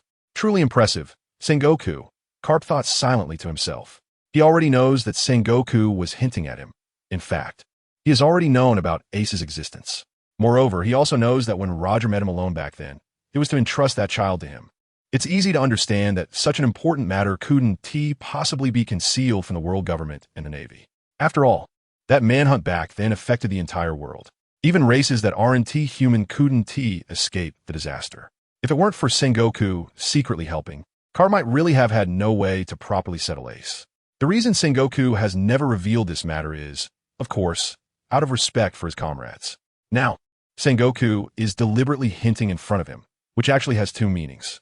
The first meaning of Sengoku's words is to remind him not to forget his identity. Ace is growing up day by day, and this issue must be handled well. Otherwise, it will only bring trouble upon himself. The other implication is that the outside world is speculating that Leo is the evil bloodline of the pirate King Roger. Since everyone thinks this way, Sengoku plans to turn the situation to his advantage. He plans to use Leo for a disguise, making everyone believe that Leo is Roger's bloodline. This also served to protect Garp and Ace. Once the entire world, even the attention of Mariewa, is focused on Leo, no one will pay attention to Ace's existence. In this way, that child can continue to live under Garp's protection. Garp silently pondered and couldn't help but feel grateful to Sengoku. He knew that because of Leo's incident, the world government was paying unprecedented attention to that operation. Therefore, the intelligence personnel of the world government launched operations worldwide once again, meticulously reinvestigating every clue. If they didn't quickly divert their attention, they would likely find leads soon. At that time, even with his own protection, Ace would be in danger. Lost in thought, Garp and Sengoku had already arrived at the large square downstairs. It was at this moment that they saw several warships slowly docking at the shore. These were the warships of the vice admirals of the Navy who had been urgently notified by Sengoku to return for support. In addition to them, one of the Navy's admirals, RaikageFusion, was also part of this operation. Admiral Sengoku, 50 top-tier warships, along with 6 vice admirals from the headquarters, have all gathered. Hearing the report from a Navy colonel beside him, Sengoku furrowed his brow slightly and scanned the surroundings. Where's Kazan? He didn't see Admiral Kazan's figure. Admiral Kazan was probably sleeping. A subordinate quickly replied. Upon hearing this, Sengoku said in a deep voice, "Hurry and notify him to come down immediately." Yes. The subordinate rushed off to deliver the message. In a little while, the drowsy Admiral Kazan appeared in the grand square. Sengoku scanned all the assembled Navy soldiers present. This time, our target for the expedition is Leo. It has been confirmed that they are indeed the bloodline of Pirate King Roger. Moreover, according to reliable intelligence, Leo has already made contact with Rayleigh, and their intentions are currently unknown. However, we must bring these wicked individuals to justice and absolutely cannot allow them to disrupt the order of the seas any longer. After Sengoku finished speaking, he ordered all Navy soldiers to board the warships. At this moment, Kazan couldn't help but curiously ask, "Admiral Sengoku, aren't we waiting for Kazuru and Akainu? They're still on their way and won't be able to return in time for the assembly here. I've already notified them to head directly to our destination when the time comes," Sengoku explained. Hearing this, Kazan stopped talking. All the Navy soldiers boarded their respective warships. Thus, 50 massive Navy warships sailed grandly towards the gates of justice in Marineford. Meanwhile, Leo and Rayleigh were still on the island waiting for the magnetic force of the log pose to be replenished. Although they already knew their position had been exposed, which would definitely attract the Navy, the two, an old man and a young man, surprisingly looked as if nothing was wrong. They are currently competing in endurance on the beach. Rayleigh has stripped off his entire upper body, revealing his strong and muscular physique. At the same time, he is standing in a horse stance on the beach. Leo is doing the same, on the pirate ship docked at the shore. The pirates have gathered at the railing to watch Leo and Rayleigh. I said, these two are really impressive. They've been out in the blazing sun all day. Yes, they've managed to stay completely still under the scorching sun for an entire day. If it were me, I would faint after just 1 hour. Their stamina is truly incredible. But how much longer do we have to wait here? I have a very bad feeling about this. I feel it too. It must be because of those Navy forces, right? The Navy scout ship was sunk here, but there are still many survivors floating on the surface. They should notify other Navy forces to come and capture us. It's not just a possibility. It's definitely going to happen. However, our record pointer hasn't been fully charged with magnetism yet. The pirates on the deck started to worry as they spoke. From being amazed by Rayleigh and Leo's incredible stamina and strength, they are now concerned that powerful Navy forces will come to arrest them. This worry quickly turned into a desire for protection. The pirates soon began to pay attention to Leo and Rayleigh. If those two are here, we shouldn't be afraid, even if more Navy battleships come. That's right. Rayleigh is the Dark King. He is the right-hand man of Pirate King Roger. Leo is also very strong, and even Rayleigh is not his match. In short, we must take good care of these two gentlemen and must not let them leave, or we will be in trouble. After some discussion, these pirates began to show even more respect and even flattery towards them. A few of the more clever ones even ran to the beach. "Lord Leo, would you like some water? I prepared some chill drinks for you." "Lord Rayleigh, have some water." Several pirates each carried a large bucket of chilled drinks, wanting to offer them to Leo and Rayleigh. However, at this moment, Leo and Rayleigh were just staring at each other and completely ignored the pirates' words. "Take these things away. If we stop to eat and drink, then it wouldn't be a competition." Leo is neither thirsty nor hungry right now. The only thing he felt was that these pirates were extremely annoying. It would be best if they disappeared quickly. Otherwise, he might lose his temper. The pirates, of course, didn't dare to offend these two deities and hurriedly ran back to their ship. Before they knew it, the time had come to the afternoon. The sun had become even more scorching. Both Leo and Rayleigh, being exposed to the blazing sun without moving, had already started to peel. However, the benefits of this for them were unimaginable to ordinary people. Ha ha ha, I haven't done this in many years. You make me feel like I've returned to my youth. Rayleigh laughed heartily at Leo. Leo just chuckled lightly and didn't say much more. He is now contemplating the latest information that has appeared in his mind. Don't be fooled by his stance. Standing still like this consumes an unimaginable amount of physical energy. Whether it's Leo or Rayleigh, after standing like this for an entire day, both of their legs have begun to feel a bit numb. This is a sign of poor blood circulation. They feel even more exhausted than after a fierce battle. However, unexpectedly, the gain is significant. The insightful information that has emerged in Leo's mind is about the application of Conqueror's Haki in a technique called divine avoidance. This move, as its name suggests, truly allows one to kill gods and Buddhas alike. At this moment, the powerful technique of Conqueror's Haki that Leo has comprehended is indeed divine avoidance. The Conqueror's Haki can inflict tremendous damage on a target from a distance. When dealing with targets weaker than himself, it is almost a guaranteed instant kill. You seem to be getting better and better. I can't see any signs of fatigue at all, Rayleigh remarked, noticing the intriguing smile on Leo's face. Every competition with you always brings a lot of gains. Let's call it a day for now, Rayleigh. I am hungry. Leo has grasped a new method of using Conqueror's Haki and has elevated his strength to a new level. At this moment, he has no desire to continue competing with Rayleigh in endurance. He needed to find a quieter place to further solidify the abilities he had just comprehended. Those guys would be arriving soon, Leo thought to himself. Chapter 69, An Unprecedented Lineup. Time passed unknowingly, and a day went by. Leo further consolidated the newly comprehended Conqueror's Haki. That afternoon, Hachis, the captain of the Hachis pirate crew, hurriedly came to inform Leo. Boss Leo, our record pointer has fully stored its magnetic force. We can set sail for the next island right away. Upon hearing this news, Leo did not react much. After all, he had long been mentally prepared for it. You all leave first, try to go as far as possible, Leo said to Hachis. Although this pirate crew would eventually be forgotten, it was not because they were weak. Rather, it was because they had not committed any heinous acts since going out to sea. In other words, while these people were pirates, they were not the kind who engaged in criminal activities, burning, killing, and plundering without restraint. They are good pirates. This is also the reason why Leo has been keeping them under his command to do things these past few days. Now, the main force of the Navy is about to arrive. Leo's observation Haki has already sensed their presence coming this way. Therefore, there is no need to let Hachis and his men stay here. Facing those dozens of Navy warships, along with a bunch of strong figures from the Navy headquarters, these pirates would only be sending themselves to death. Upon hearing Leo say this, Hachis was momentarily stunned. However, he immediately replied, Boss Leo, since we have acknowledged you, we won't abandon you no matter what happens. I also know that the Navy is coming soon. It's just right that I want to raise my bounty lately. Hachis flashed a sunny smile. This man, nearing 40, had a full beard. While his smile wasn't particularly handsome, it exuded sincerity. Compared to those hypocritical Navy members, he was much more likable. Leo didn't say much more. This was their own choice. He slowly stood up and walked toward the beach. For a while, you and your people should not interfere. That is not your battle. Those Navy men are after me. Leo gave Hachis one last warning. His observation Haki had already sensed 2 powerful and familiar auras. No, to be precise, it was 3. Because one of the auras was significantly weaker than the other 2, Leo hadn't noticed it at first. These 3 auras belonged to Carp, Sengoku, and the Ghost Spider. All of them were strong Marine headquarters fighters he had fought against. Besides them, there were several other auras, one of which was on par with Sengoku and Carp, possibly even slightly stronger. The other auras were at the same level as the Ghost Spider. Leo had a good idea of these powerful auras in his mind. 1 Marine Admiral and 6 Marine Vice Admirals had arrived. He just didn't know whether it was Akiji or Akainu.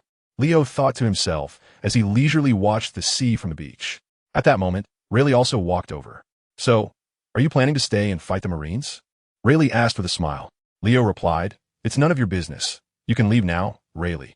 Rayleigh also possessed extremely powerful observation Haki. He also noticed that there were several strong individuals in the Navy whose power was not inferior to his own.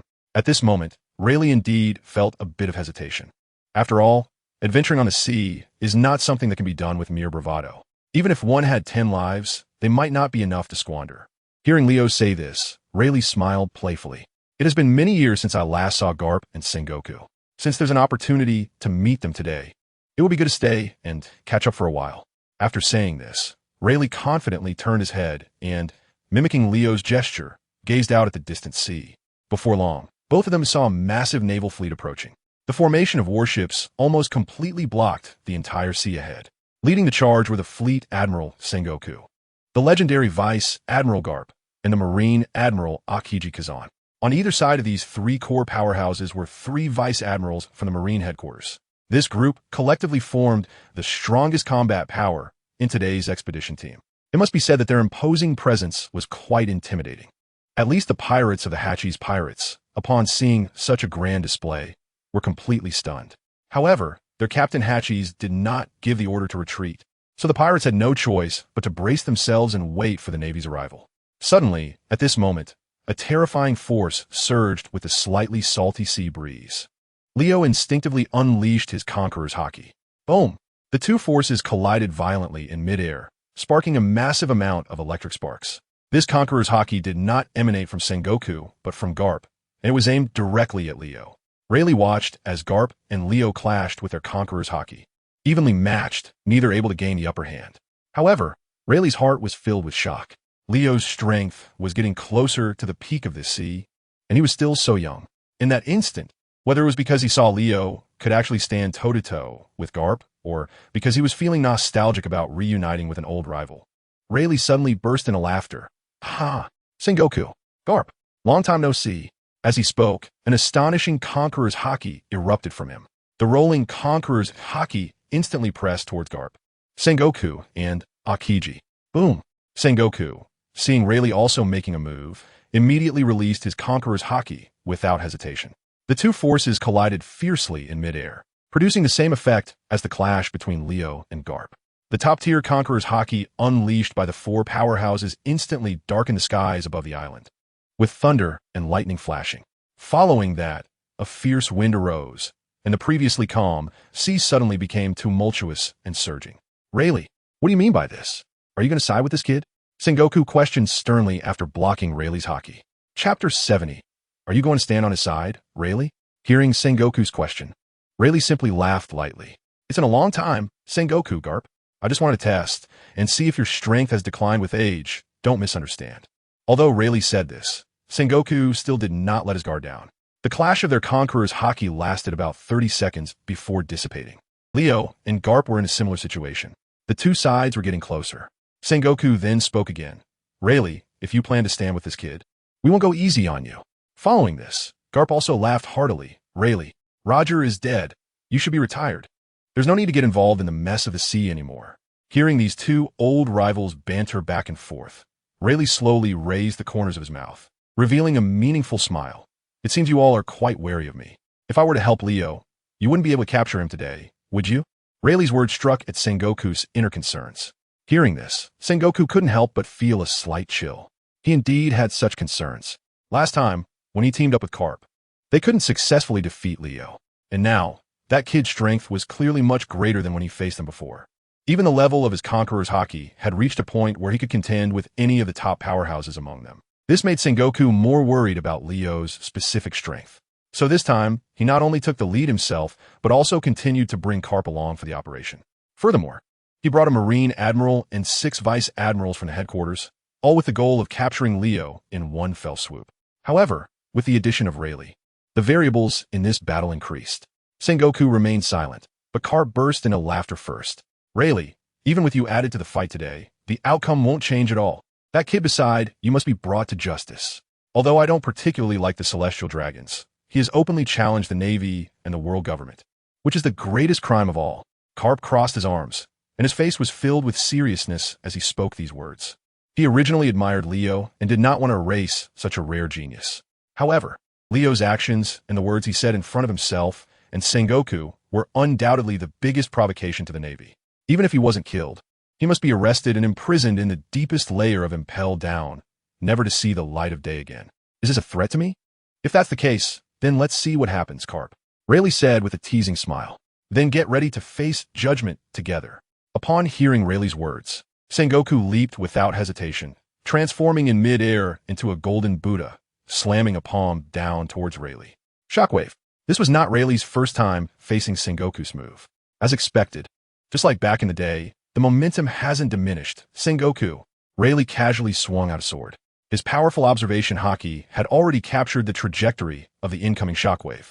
At the same time, Rayleigh's top-tier armament Haki was also unleashed, and in an instant, the two forces collided fiercely in midair. With a loud bang, Rayleigh's sword energy and Sengoku's shockwave canceled each other out, neither sustaining any damage. As Sengoku and Rayleigh began to engage, on the other side, Carp was also quickly charging towards Leo. "Leo kid, last time I let you escape. This time you're not so lucky." Carp's speed was like lightning, and he seemed to fly through the air in the blink of an eye, arriving above the island from thousands of meters away on a Navy battleship. He unleashed a punch from midair, aimed directly at Leo below. With a thunderous roar, the terrifying power and speed shattered the air, creating a sonic boom. In an instant, the shockwave shaped like a fist formed by the vacuum punch arrived above Leo's head. Leo let out a light chuckle, not dodging or evading, and directly met it with a punch of his own. His fist was wrapped in powerful armament Haki. This punch was equally strong and heavy. Bang! The vacuum-shaped shockwave of the fist collided solidly with Leo's fist. The air trembled violently in an instant. Yet Leo remained unmoved, as if he were a mountain. "I'm just waiting here for you to deliver yourselves to me. Why run away?" Leo questioned after shattering Carp's attack with a punch. "All right, in that case, be prepared. There will definitely be no more surprises today." As Carp spoke, he swung his left fist fiercely, aiming another punch at Leo. This punch instantly created a super strong sonic boom. As the air exploded, a fist-shaped vacuum shockwave, wrapped in armament Haki, broke through the explosive air and surged toward Leo. "If you can do it, then come try." Leo responded sharply, showing no sign of retreat. He suddenly unleashed a powerful Conqueror's Haki throughout his body, and at the same time, the Demon Blade Blue Rain appeared in his hand. The top-tier Conqueror's Haki coiled around his Demon Blade Blue Rain. Divine Avoidance. Leo struck out with a single slash aimed at Carp's incoming attack. At that moment, upon hearing Leo's words, Carp's pupils clearly contracted sharply. Meanwhile, Sengoku, who was engaged in battle with Rayleigh, also glanced at Leo with a face full of astonishment. Divine Avoidance? Both Sengoku and Carp felt extremely shocked. This was one of the applications of Conqueror's Haki after reaching its pinnacle. In battle, it could be said to be invincible. The two clearly did not expect that Leo could master such a powerful Haki attack. What surprised them even more was that not only had Leo mastered Divine Avoidance, but the power of this move was hardly inferior to that of the Pirate King Roger's Divine Avoidance. With just one move, the Black Lightning instantly shattered all of Carp's attacks. Moreover, Carp, caught off guard, was also violently pushed back by this move. In that instant, Carp felt his blood surge, and his internal organs felt turned upside down. Although he was not injured, his face was still filled with shock. "You brat. It seems you've improved a lot compared to before," Carp said, looking at Leo with surprise after landing steadily. "You still look the same." After saying this, Leo actively launched another attack at Carp. Chapter 71. Aokiji is about to join the battle. The Divine Avoidance Leo had just demonstrated not only shocked Carp and Sengoku, but also left Rayleigh equally stunned. In that moment, he seemed to see the figure of his old captain, Pirate King Roger, reappear. Although he knew that Leo was not of Roger's bloodline, how similar they were. When did that kid start to comprehend this move after battling me? It's simply unbelievable, Rayleigh thought, deeply shaken. However, due to this distraction, Sengoku seized the opportunity to counterattack. "What are you thinking about?" "Shockwave." Sengoku suddenly appeared in front of Rayleigh and struck towards his chest with a palm. "Oh no!" Rayleigh suddenly came to his senses, realizing that he had let his observation Haki down due to his distraction, giving Sengoku the chance to strike. He instinctively raised the weapon in his hand and wrapped it with armament Haki. Just as he completed this, the shockwave from Sengoku hit his body hard. With a muffled bang, the tremendous force sent everything around Rayleigh flying. A large fan-shaped shockwave area formed on the ground. Rayleigh himself was violently propelled backward by this overwhelming power, quickly flying away. He landed about 200 to 300 meters away, and as he hit the ground, he immediately felt a sweet taste in his mouth and instinctively reached up to wipe away the blood spilling from the corner of his mouth. At that moment, Sengoku appeared like a giant gleaming with golden light, striding forward to pursue him. "Oof, he hasn't lost his touch." Rayleigh grinned and raised his sword. He infused it with Conqueror's Haki while combining it with the internal destruction of armament Haki, slashing out with a sword strike that possessed earth-shattering power. Shockwave. Sengoku's pupils contracted slightly, and he had no choice but to press down with both palms to launch a counterattack. Because Rayleigh had timed his attack precisely for the moment Sengoku's body was airborne. In such a situation, ordinary people would typically be unable to adjust their direction due to the lack of leverage. However, Sengoku was not an ordinary person. As he struck with both palms, he utilized the Navy's 6 Styles Jeppo to quickly dodge to the side. Nonetheless, Rayleigh's sword chi slash was simply too fast. Even though Sengoku had reacted, he was still a step too slow. Bang! He was covered in a shining body with powerful armed color Haki, as if he had been directly attacked by a sharp blade. Sengoku felt that half of his body had gone numb. He was like a kite with a broken string, crashing down towards the forest on the left. Meanwhile, Leo renewed his attack against Carp, once again wrapping the Conqueror's Haki around his demon sword, Blue Rain. Without hesitation, Leo slashed at Carp. After witnessing Leo's extraordinary Conqueror's Haki earlier, Carp became much more cautious and serious. After all, Conqueror's Haki is not like armament Haki. It has no concept of quantity. In other words, Conqueror's Haki does not deplete with combat and will not run out like armament Haki. It can be used at any time. The kid Leo in front of him had already comprehended the highest level of Conqueror's Haki. If he wasn't careful, he might fall into Leo's hands. Carp moved at super high speed, his whole body resembling a human-shaped cannonball, circling around Leo at an untraceable speed. While running, he continuously struck out at Leo. This approach allowed him to effectively dodge Leo's sword energy attacks while also counterattacking. Carp's fists were not idle. The top-tier armament Haki radiated from him, wrapping around the vacuum punches he unleashed, capable of flattening mountains in an instant. Leo not only had to counterattack Carp, but also avoid punches coming from various tricky angles. Carp's armament Haki had reached an extraordinary level. The internal destructive effect meant that even a light brush could lead to severe consequences. Therefore, Leo had to be extremely careful to avoid any missteps. The two fought back and forth, neither able to gain the upper hand. On the deck of a Navy warship, Akiji, with his arms crossed, observed the battle on the island with a serious expression. No wonder Admiral Sengoku wanted us to come together to deal with Leo. Just looking at his young appearance, it was unexpected that he could hold his own against Mr. Carp. Akiji couldn't help but marvel internally, gaining a clearer and more intuitive understanding of Leo's strength. Admiral Akiji, what should we do now? A Rear Admiral asked. At this moment, Rear Admiral Guzih spoke in a deep voice. Leo's strength is terrifying. He is no longer an opponent we can challenge. Our responsibility is primarily to seal off this island and prevent their escape. Dealing with Leo should be left to Admiral Akiji, Mr. Carp, and Admiral Sengoku. Guzich's words made all the Navy Rear Admirals feel a sense of solemnity.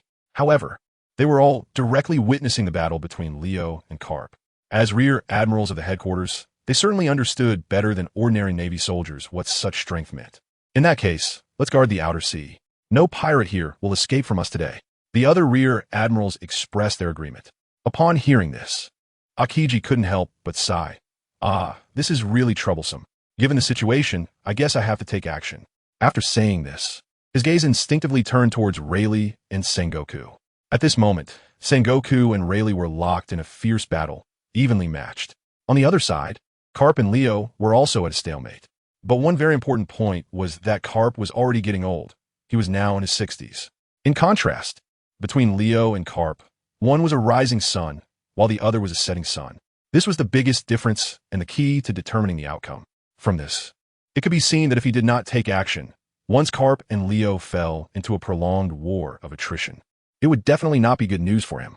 Realizing this, Akiji no longer hesitated. Suddenly, he leaped up, jumping at least 70 or 80 meters high. Immediately, two wings made entirely of ice crystals sprouted from his back, resembling a large white bird as he quickly dove towards Leo and Carp. During the flight, Akiji also directly used his freezing devil fruit ability. The air rapidly froze, and along his path, the air visibly formed white, sharp, needle-like ice crystals. At the same time, the temperature of the surrounding air plummeted. Ice Blade, during the rapid descent, Akiji suddenly exhaled a large breath of freezing air. This freezing breath quickly formed a frozen long sword in front of him, and Akiji directly grabbed the ice sword. At the moment the ice sword was created, Akiji also arrived behind Leo. Without saying a word, he gripped the frozen long knife and swung it horizontally towards Leo's body. Carp in front, then leaped back. seemingly trying to create distance between Leo and Kazan, allowing them both space to fight. However, upon closer inspection, it becomes clear that Karp's intention was not as it appeared. At this moment, the situation was extremely perilous, leaving no room for anyone to think carefully. Just as Kazan's attack was about to hit Leo, an astonishing aura suddenly erupted from Leo's body. With a crack, under the overwhelming pressure of the powerful armament Haki, the frozen long knife in Kazan's hand was instantly shattered into countless ice crystals. However, Kazan was already beginning to change his tactics.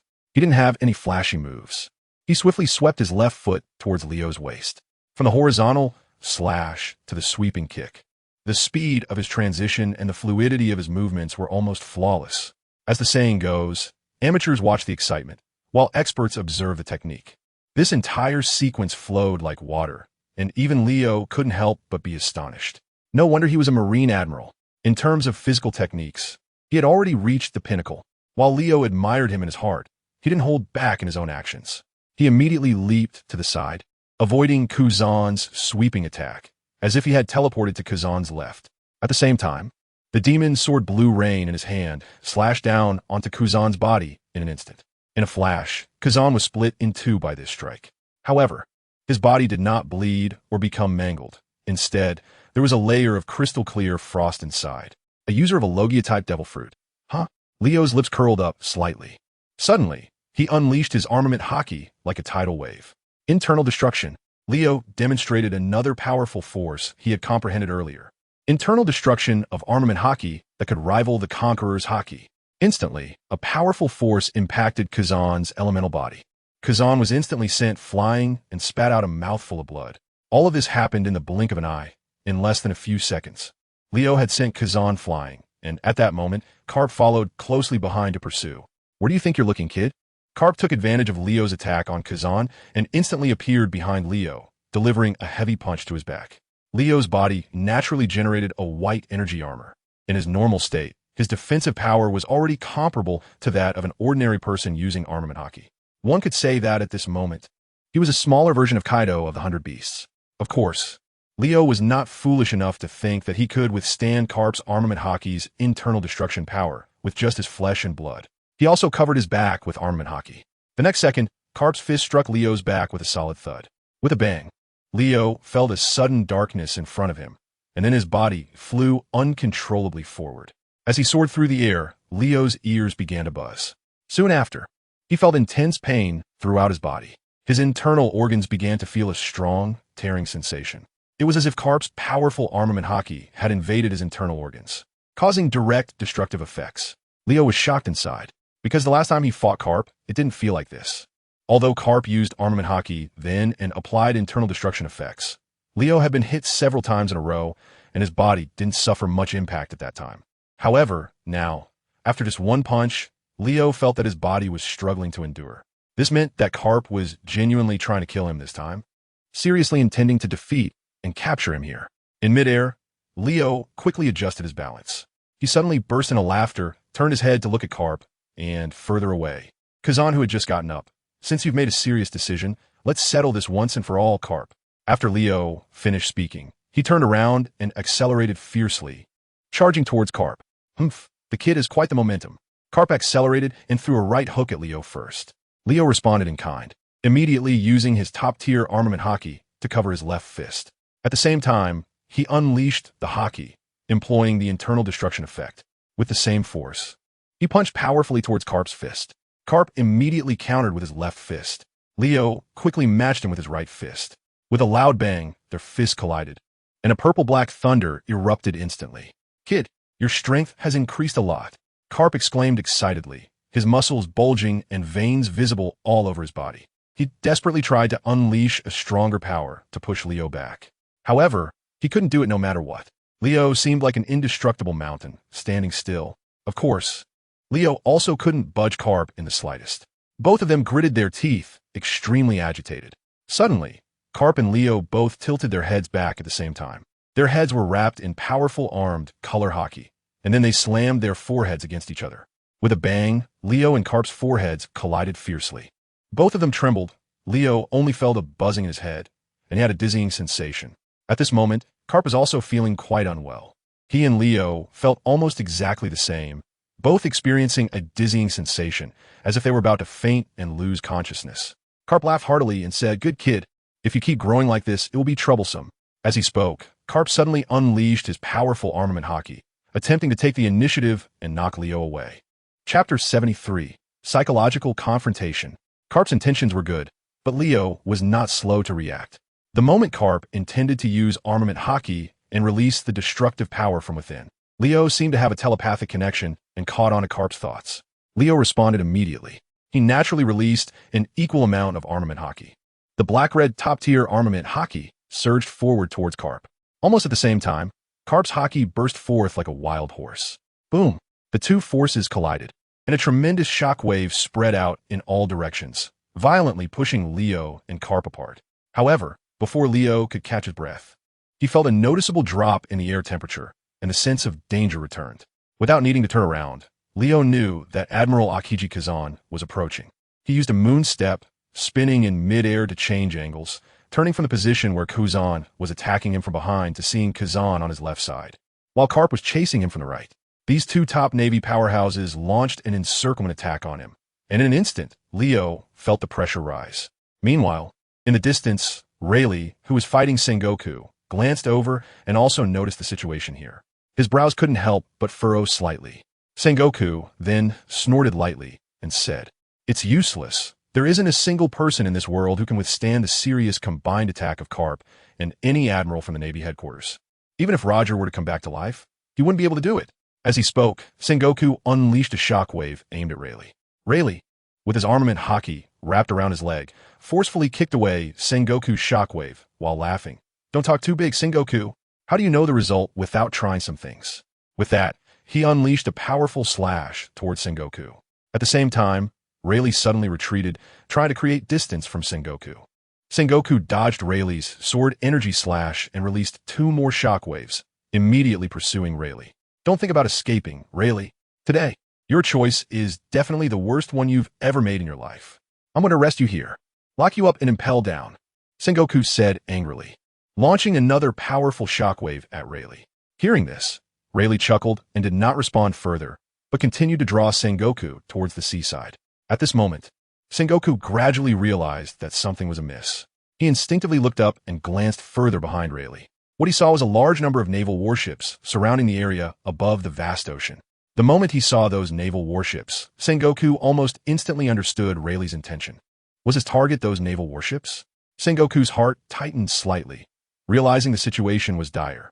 At that moment, memories of when Leo and Garp were battling surfaced in his mind, particularly the scene where Rayleigh had shattered dozens of naval warships he led before making his escape. How did it feel so similar to that time? Realizing that Rayleigh might be planning to escape and attack the warships on the surface, Sengoku's expression became much more serious. If Rayleigh really intended to escape, he might not be able to stop him. The most crucial point was that he was a devil fruit user and could not enter the sea. Once he came into contact with seawater, he would reveal his true form. However, Rayleigh did not have that worry. He could swim away from the island at any time. If he got into the sea, it would mean Sengoku had completely lost the chance to pursue him. And if Rayleigh truly planned to leave by swimming, he would definitely not let the warships surrounding the area off the hook. A top-tier powerhouse like Rayleigh could not be stopped by just a few rear admiral-level Navy officers. The Navy would suffer significant losses. With that thought, Sengoku's speed unconsciously increased. He wanted to stop Rayleigh from escaping and prevent him from attacking the naval warships. Against such a great swordsman, even the top Navy warships would merely be cut down by a stroke of his sword. It seemed to have already realized my thoughts, Sengoku. Watching Sengoku relentlessly pursue and try to intercept him, Rayleigh suddenly burst into laughter. "Sengoku, if you escape now, that kid Leo definitely won't be able to leave this island today. Is that okay?" Sengoku coldly snorted, asking calmly. This was one of his psychological warfare tactics, because after learning that Rayleigh was here with Leo, he had preconceived the idea that Leo might have some connection with the Pirate King Roger. However, who knew that after hearing those words, Rayleigh just smiled slightly, his expression full of intrigue. That kind of thing, Leo probably wouldn't care about it himself. So why should I? After saying that, Rayleigh stopped playing hide and seek with Sengoku, turned around, and accelerated towards the ocean. At the same time, he laughed. "Sengoku, I'm going to deal with your naval warships. Those guys Do you think they can withstand a single sword strike from me? Guess how many times I need to strike to take care of them? Sengoku's threat did not shake Rayleigh in the slightest. However, at that moment, Rayleigh's words had a certain psychological impact on Sengoku. When top-tier powerhouses fight, it's not just about comparing combat skills, Haki levels, mental willpower, physical strength, and endurance, but also the strength of psychological qualities. At that moment, Sengoku was distracted by Rayleigh's words, and his observation Haki was instantly disrupted. Without observation Haki, Sengoku could not accurately capture Rayleigh's attack trajectory. Sengoku silently cursed himself for the misstep. However, it was already too late. At that moment, Rayleigh had already captured the crucial opportunity to strike using his observation Haki. He laughed and said, "Buddha, do you also have this immature side?" At the same time, Rayleigh suddenly disappeared. Then he suddenly appeared on Sengoku's left side. However, it seems that Rayleigh was perhaps reminiscing about old times, where he didn't really want to completely tear apart their relationship with the Navy and turn it into a deadly fight. So even though he had the upper hand at that moment, he did not strike Sengoku with lethal force. He did not use his own weapon to attack Sengoku, but instead kicked Sengoku hard, sending him flying. With a muffled bang, Sengoku seemed to be like a cannonball that pierced through the entire island, flying to the other end. Chapter 74. He actually became more and more courageous in battle. Rayleigh sent Sengoku flying to the other end of the island with one strike, but did not immediately pursue him. He turned his head and looked in Leo's direction. His expression shifted from a relaxed and playful demeanor to one of seriousness. That guy Carp is actually going all out against that kid. It's just like how they treated Roger back in the day. Rayleigh was silently thinking this when suddenly his observation Haki detected a threat. A blade of sword energy was flying towards him. Rayleigh instinctively tilted his head to dodge and looked over to see it was a vice admiral from the Navy headquarters. Although he had a young face, Rayleigh still recognized his identity. If I remember correctly, back when the Navy was hunting us down, this kid was a rear admiral or a captain on Sengoku's ship, right? I didn't expect him to grow to this extent. Rayleigh looked at the Navy Vice Admiral, Ghost Spider, with ease. Hearing this, Ghost Spider snorted lightly. "Rayleigh, I couldn't capture you big pirates back then, but today I must arrest you." As Ghost Spider said this, he raised his sword again. However, just as he was about to strike again, he saw Rayleigh seemingly teleporting, continuously flashing in front of him. Each time Rayleigh appeared in a different position, approaching him at super speed. Ghost Spider instantly realized the situation was dire. But it was too late.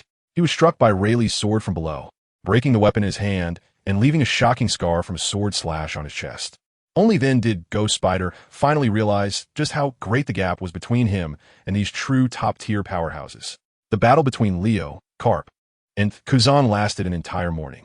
The entire island was left in ruins, battered and full of holes. Yet the three were still locked in a stalemate. As the battle continued, Carp and Kuzan, the master and disciple, began to showcase their powerful teamwork.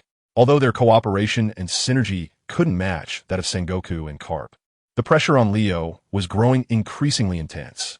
When Leo swung his sword at Carp, Kazan would immediately intercept to prevent Carp from being hit by the sword energy. Meanwhile, Carp would take advantage of that opening to launch a furious counterattack against Leo. With their close cooperation, Leo was unable to make any progress for the time being. Both sides gradually fell into a war of attrition. This kid is really something.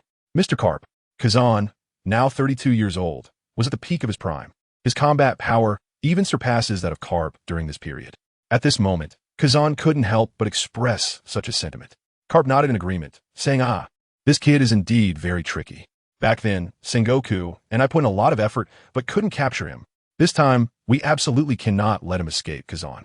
You should be able to feel it, right?" Carp's words made Kazan's heart tighten slightly. He knew what Carp meant. During their earlier confrontation, Kazan clearly felt the change in Leo's strength. This kid seemed like an endless abyss. You simply couldn't see where his limits were. It seemed that whenever his opponent grew stronger, he would grow stronger as well. Thus, whether it was himself or Carp, every time they attacked seriously, Leo always managed to turn danger into safety at the last moment. Once or twice, it could be said that he was just lucky, a coincidence. But if it happened every time, then it couldn't just be explained away as good luck. It seems it can grow anytime and anywhere during battle. It's really strange, Kazan commented.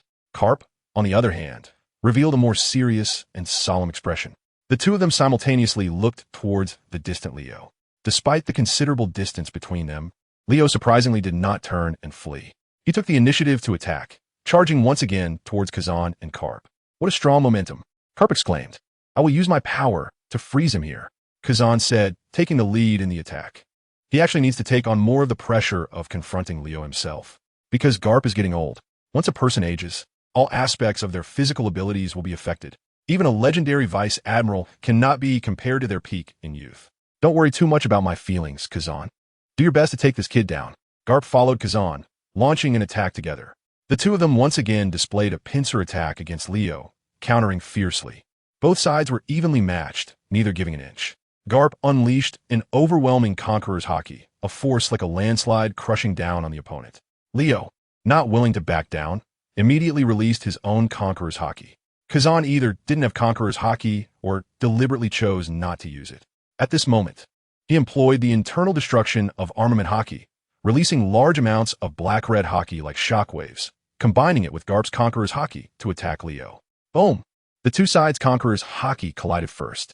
Immediately after, Leo tightly gripped the Demon Blade Blue Rain in both hands and used Conqueror's Haki to entangle it around Garp and Kazan. Divine Avoidance. He once again demonstrated his incredibly strong Conqueror's Haki attack. Garp and Kazan were both knocked back by this astonishing sword aura in an instant. At that moment, they felt their blood surging throughout their bodies, their emotions stirred. They looked at Leo with a newfound seriousness. However, once they stopped their retreat, Garp and Kazan quickly regrouped and continued their assault on Leo. Although they were just pushed back, the actual impact on them was limited. The pressure was shared, and since they were all top-tier fighters, even Leo's divine avoidance couldn't possibly injure both of them at the same time. At this moment, the two of them launched another attack on Leo, effectively returning the immense pressure back to him. The sound of booming explosions echoed incessantly. The entire nameless island had long been flattened, with mountains and forests completely gone. From another direction of the island, faint sounds of massive impacts could occasionally be heard. That was the commotion from Rayleigh and Sengoku battling it out. Garp and Kazan had a simple plan. They aimed to continuously exhaust Leo's physical limits by leveraging their own advantages. As long as they could keep this kid consuming energy, there would eventually come a moment when Leo would be unable to hold on due to exhaustion. That would be the best time to capture him. Chapter 75, Rayleigh in Crisis. Time unknowingly passed, and half a day had gone by. Over here, Leo was facing the siege of the two top-tier fighters, Garp and Kazan. All on his own, yet he was handling it quite steadily. For the time being, there were no signs of him being defeated, and he was far from being at a disadvantage. This left Garp, Kazan, and the surrounding Navy soldiers utterly shocked. At this moment, everyone understood why Sengoku needed to bring so many powerful Navy fighters to besiege this kid. However, just because Leo was fine didn't mean everyone else was. The first to be unfortunate was the Hachi's pirates. Earlier, Leo had told them to leave first, but they were unwilling to go. Although they didn't directly participate in the battle, their pirate flag and proximity quickly drew the attention of the Navy, putting them in danger. Now, their entire ship was surrounded by dozens of Navy warships, and everyone was arrested. But these guys were asking for trouble themselves. They originally had a complete opportunity to escape, but they chose their own fate. The same goes for Rayleigh. At this moment, Rayleigh is being besieged by the Marine admirals, including the Ghost Spider, Doberman, and Fire Mountain. The strength of these admirals is not to be underestimated. Each one is a formidable force capable of standing alone in the world. Although they're often pushed back by a single blow from Rayleigh, they are not knocked down and can still exert combat power, posing a certain threat to him. Moreover, now they're working seamlessly together to launch a coordinated attack on Rayleigh. Even Rayleigh can easily be held back by them. But the real threat to Rayleigh is Sengoku. With the cooperation of these 6 Marine admirals, Sengoku is in his element. Not only is the pressure reduced when facing Rayleigh, but he can also more calmly devise battle strategies against Rayleigh and even against Leo. Their thoughts here are almost the same as those of Garp and Kazan. That is, to adopt a strategy of alternating attrition to exhaust the opponent's stamina and fighting will. As long as the opponent collapses under the pressure, victory will belong to them. Seeing himself in crisis, Rayleigh is feeling desperate. However, he does not blame Leo for any of this because it is his own choice. Rayleigh himself does not even know why he made this decision. He just wanted it this way. The moment he saw Garp and Sengoku appear together, accompanied by the Navy's admirals and several vice admirals acting in unison, Rayleigh made this decision. Perhaps I want to see just how far this kid can go. Rayleigh thought to himself, but his actions were anything but hesitant. His formidable strength, combined with the peak of Conqueror's Haki, is now being displayed to the fullest. Moreover, Rayleigh has adopted a very clever strategy. Unlike armament Haki, Conqueror's Haki has no quantitative limitations. As long as he hasn't fallen, he can unleash his Conqueror's Haki anytime and anywhere. Additionally, top-tier Conqueror's Haki can attack targets from a distance. Therefore, at this moment, Rayleigh is simply using Conqueror's Haki instead of armament Haki. On one hand, he can defend from a certain distance, and on the other hand, he can use his swordsmanship to attack the opponent from afar.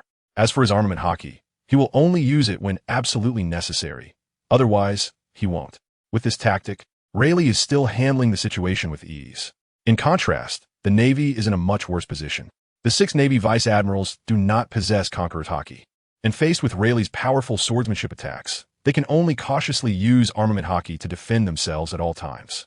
After all, against such a strong opponent, a moment of carelessness could cost them their lives. If it weren't for Sengoku helping to suppress Rayleigh, the 6 Navy Vice Admirals would likely have been severely injured. Rayleigh, you can conserve your armament Haki, but how long can you hold on? At your age, your stamina must be nearing its limit, right? Sengoku, seeing that the prolonged battle with Rayleigh was only causing the 6 Navy Vice Admirals to be pushed back into a passive defensive position, began to engage in psychological warfare against Rayleigh. In reality, Rayleigh still has plenty of stamina. Even if he fought them for 3 days and nights, it wouldn't be a problem. Sengoku deliberately said this to instill a sense of panic within Rayleigh. This way, they might find an opportunity to exploit. However, Rayleigh, having experienced countless battles, is already well aware of his own strength. His mental fortitude, like his strength, has been tempered through countless trials and is as steady as Mount Tai. At the same time, the Navy in front of him are all old rivals, well acquainted with each other. Faced with Sengoku's psychological tactics, Rayleigh just laughed. Sengoku, my stamina will be consumed as the battle goes on. Won't yours? Let's see who falls first. After saying this, Rayleigh swung his sword again, forcing back the 2 who attempted to handcuff him, the Ghost Spider and Doberman. Shockwave. Sengoku seized the opportunity and immediately unleashed his Devil Fruit ability at Rayleigh. This shockwave was fast, precise, and ruthless, instantly sending Rayleigh flying. Fortunately, at the moment the attack was about to hit him, Rayleigh used his armament Haki to defend himself. Therefore, the shockwave attack only caused Rayleigh to sustain minor injuries, which are not a big deal. He felt a chill in his heart. Indeed, he could not let his guard down for even a moment. A slight misstep would give these guys the opportunity to take advantage. Rayleigh quickly adjusted his breathing and regained his fighting rhythm. He knew that he absolutely could not let Sengoku and the others dictate the pace of the battle. Once they took control of the fight, he would end up in a passive position, and in a 1-against-7 situation, it was impossible for him to be their opponent. Rayleigh had just adjusted his rhythm, ready to strike again. However, at that moment, Sengoku once again launched a new psychological attack against him. Rayleigh, why you bother? Unless that kid has some connection to you. Your name is Rayleigh, and his is Leo. He can't possibly be your grandson, right? Or is he Roger's child? Sengoku's aim with these words was to distract Rayleigh. Upon hearing this, Rayleigh couldn't help but burst into laughter. You guessed it right, Sengoku. That's not good. But it seems that even with Carp and Aokiji teaming up, they still can't do anything about that kid. So what are you going to do? Rayleigh also launched a counter-psychological attack on Sengoku, remarking on Carp's age as well. Chapter 76, Worst News. In the face of Rayleigh's psychological tactics, Sengoku's expression remained unchanged. After consecutively releasing 3 shockwaves that shattered all of Rayleigh's attacks, Sengoku finally spoke calmly. Rayleigh, this time we are not unprepared to capture Leo. No matter who comes to support Leo today, the outcome will not change. And you will be arrested for assisting Leo in trying to escape the Navy's pursuit and for colluding with a criminal like him. This time, you will never regain your freedom. As Sengoku said this, his eyes were filled with a kind of pity, as if looking at a pitiful creature. After the dissolution of the Roger pirates, aside from Roger, who had already been executed, his crew members could have lived out their later years in peace. This was something that the Navy and the world government had tacitly agreed upon, a promise made when Roger surrendered to the Navy.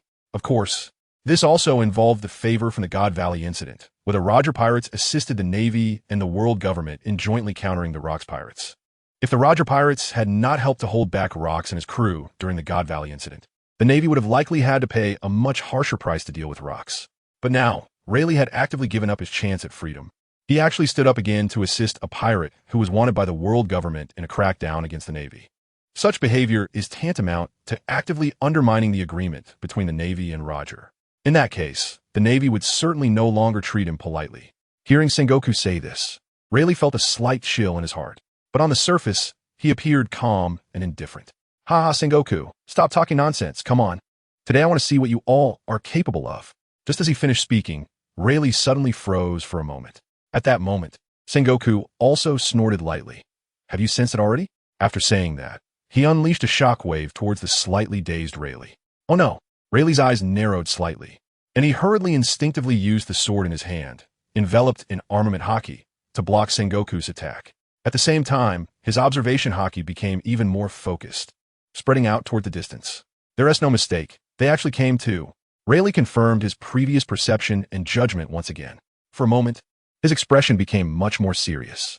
At this time, Sengoku seemed like a giant Buddha descending from the heavens, looking down as he unleashed another shockwave. He then spoke to Rayleigh. "Since you have already sensed it, I might as well tell you, Rayleigh. This is the battlefield where Leo is about to be captured. The 3 admirals of the Navy headquarters are all mobilized at the same time. There's absolutely no one in this world who can withstand their siege simultaneously. You should understand now how foolish and futile everything you have done is." After saying that, Sengoku's left hand was not idle either, and he unleashed another shockwave towards Rayleigh. Hearing these words, Rayleigh's heart sank, as if a heavy stone was pressing down on him. "Leo, it seems today is really going to be unlucky." Rayleigh couldn't help but self-deprecatingly smile. If it were just the current situation, with Sengoku and the 6 Navy rear admirals, he might still be able to risk his life to fight against them. Without risking his life, he could at least hold them off, preventing them from getting close to Leo. This way, Leo would have to face Garp and Kazan alone, and the outcome would depend on his own fortune. Perhaps he could accomplish such a difficult challenge. But now, the other 2 top-tier powerhouses of the Navy, Admiral Kazu Borsellino and Admiral Akainu Sakazuki, were also rushing here. This meant that even if Leo suddenly grew 3 heads and 6 arms, it would still be impossible to withstand them. Kizaru and Akainu could also be considered old rivals of the Roger Pirates. Back in the day, the 3 admirals of the Navy were not yet admirals. The established admirals were Sengoku, Zephyr, and others. They had once followed Karp, Zephyr, Sengoku, and Steelbone Khan together to fight against the Roger Pirates and the Rocks Pirates. Rayleigh certainly knew how powerful these 3 current admirals were. The more he thought about it, the more he felt uneasy. After all, a genius boy had emerged, capable of fighting 2 top-tier Navy warriors. At this moment, Rayleigh truly felt a pang of compassion. He didn't want to just watch Leo get captured by the Navy. "Leo, kid, stop fighting. Hurry and find a way to escape. I'll hold him off here." Rayleigh couldn't help but shout a reminder to Leo. At this moment, Leo, who was engaged in an extremely fierce and dangerous battle with Karp and Kazan, had no time to use observation Haki. This Haki has a drawback. It can only be used when one is extremely focused. Once distracted or if attention wavers, observation Haki becomes ineffective. Thus, many top-tier warriors often seek a quiet place to duel one-on-one. If there are others around to distract them, they will be seriously affected. Without the ability to use observation Haki, top-tier warriors can only rely on brute strength, trading blows with their opponents to see who can take more hits. The battle between Leo and Karp and Kuzan was such a situation. The 3 of them had become so focused on the fight that they were blinded by rage. None of them could concentrate enough to use their observation Haki. Whether they could hit their opponent, how to launch an attack, and how to dodge the opponent's strikes all relied on their fighting instincts and experience, as well as their own reaction speed. After exchanging blows continuously for dozens of times, both Karp and Kuzan had noticeable injuries on their bodies. However, on the other hand, Leo seemed strangely unscathed. At that moment, Leo heard Rayleigh shout, and his expression slightly darkened. Distracted, he was suddenly slashed across the back by Kazan's ice blade, causing blood to gush from his wound. Karp also showed a somewhat complicated expression. "Just accept your fate here, Leo. Honestly, let us capture you, or you'll end up suffering even more." Karp shouted. He hoped that Leo would not continue to resist, because the 2 admirals coming over later included one who was a paranoid adherent of absolute justice, a truly terrifying existence who was merciless towards pirates and would not show any mercy. If Leo encountered him, it would probably not be as simple as just getting hurt. Chapter 77. In a critical moment, enlightenment again. Karp's reminder was originally well-intentioned. After all, being captured by them would at most mean being locked up and ImpelDown.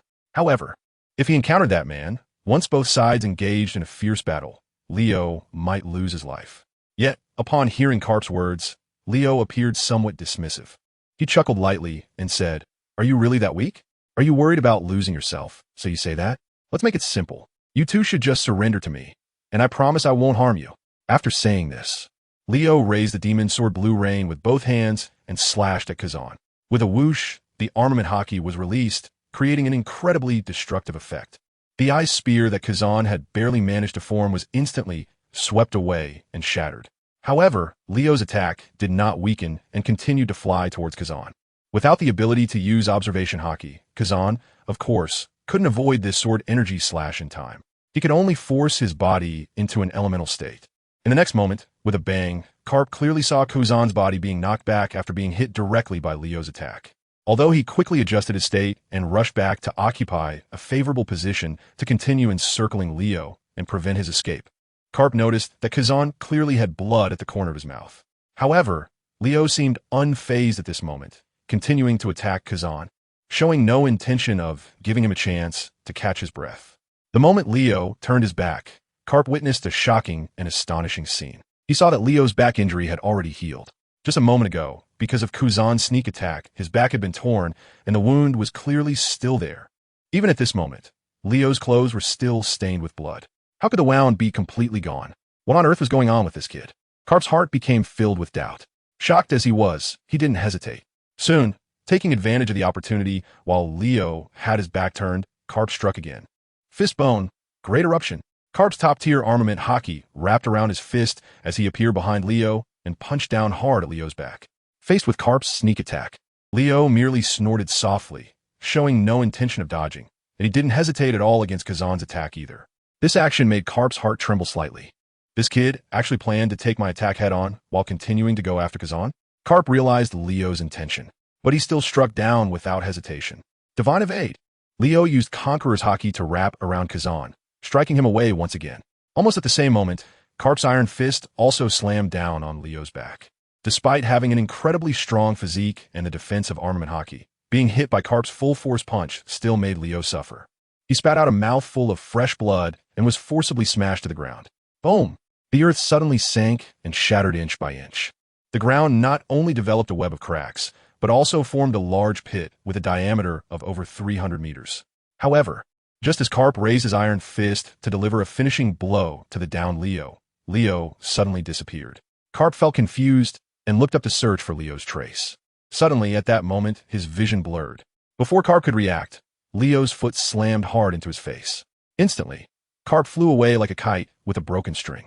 His body flew in a parabolic arc, landing several hundred meters away, and then it was as if he was a plow, violently scouring the ground and leaving behind a massive trench. After flying nearly 1,000 meters, Karp finally came to a stop, deeply buried under a pile of rubble. Meanwhile, Leo showed no signs of stopping. After kicking Karp away, he immediately turned around and launched a counterattack against Kazan. Faced with Leo's renewed assault, Kazan finally felt an incredible pressure. What was going on with this kid? Kazan's heart was filled with doubt. While hastily defending, he observed Leo in disbelief. He was sure that his previous attack had indeed caused damage. Kazan was 100% certain of this. Moreover, he was also certain of another point. Leo not only healed quickly, but had also further increased his speed and strength. After a prolonged battle, facing the combined assault of himself and Karp, Leo's stamina should have been rapidly depleted. It was impossible for an ordinary person to retain such strength, let alone become even stronger. Yet Leo had achieved just that. It was simply unbelievable, because he was getting stronger and faster, and his power was increasing. Kazan found himself increasingly passive when facing Leo's attacks. The pressure was mounting, creating an illusion that he might not be able to defeat this kid. Kazan, of course, could not imagine that Leo was gaining more insights during his ongoing battle with him and Karp.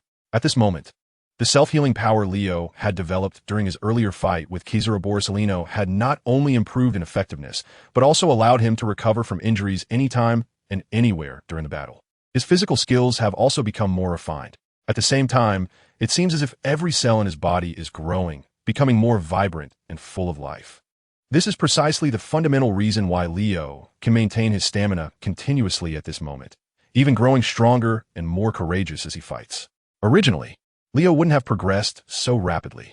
However, after hearing Rayleigh urge him to find an opportunity to escape, Leo seemed to suddenly have an epiphany. Not only did a wealth of insights flood into his mind, but his own strength also surged forth endlessly.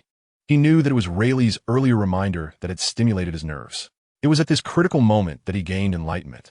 "What are you thinking? It's troublesome to be distracted while fighting me." Leo seemed to teleport in front of Kazan. The latter was still in a state of brief shock and disbelief, unable to extricate himself. It wasn't until he saw Leo appear before him that Kazan's gaze became stern, and he snapped back to reality. Unfortunately, it was already too late. Leo threw a powerful punch.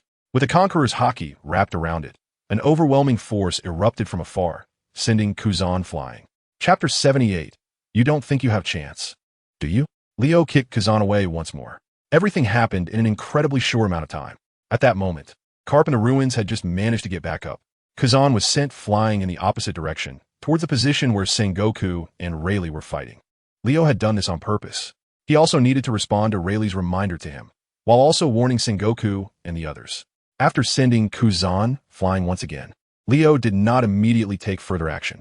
He stood still, subconsciously glancing down at his hands. Although his body looked unchanged on the outside at this moment, Leo felt an incredibly strong sensation within him. It was as if power was surging forth endlessly from every single cell. I would call this move physical sublimation. Leo thought to himself. He felt as if he possessed an inexhaustible amount of physical strength at that moment. Suddenly, he raised his head and looked playfully at Carp, who had just gotten up and was quickly rushing toward him. Carp used the Marine 6-style shave, moving at incredible speed, easily covering thousands of meters in the blink of an eye. He came at Leo like a fierce wind, exuding an unmatched presence of Haki. "Oh, old man, you still have the energy to stand up?" "That's quite surprising," Leo intentionally teased Carp. "Don't be too arrogant, young man." Carp was indeed furious, throwing a punch at Leo. However, Leo responded with great composure, merely sidestepping and narrowly avoiding the direct attack of Carp's fist. As for the Conqueror's Haki enveloping Carp, it posed very limited threat to him. Leo was only pushed back a few dozen meters by the astonishing force. "Your strength is a bit weaker than this morning, Carp. Time waits for no one, right?" Leo continued to provoke Carp, but he wasn't just talking. At that moment, Leo also struck back. Iron Fist. "I can do that too. Your moves are just the same few. Only those insignificant guys at sea would be forced into a corner by you." After saying this, Leo launched an attack on Carp with his fists like the wind. What he unleashed was indeed the exact same move as Carp's fist, a meteor.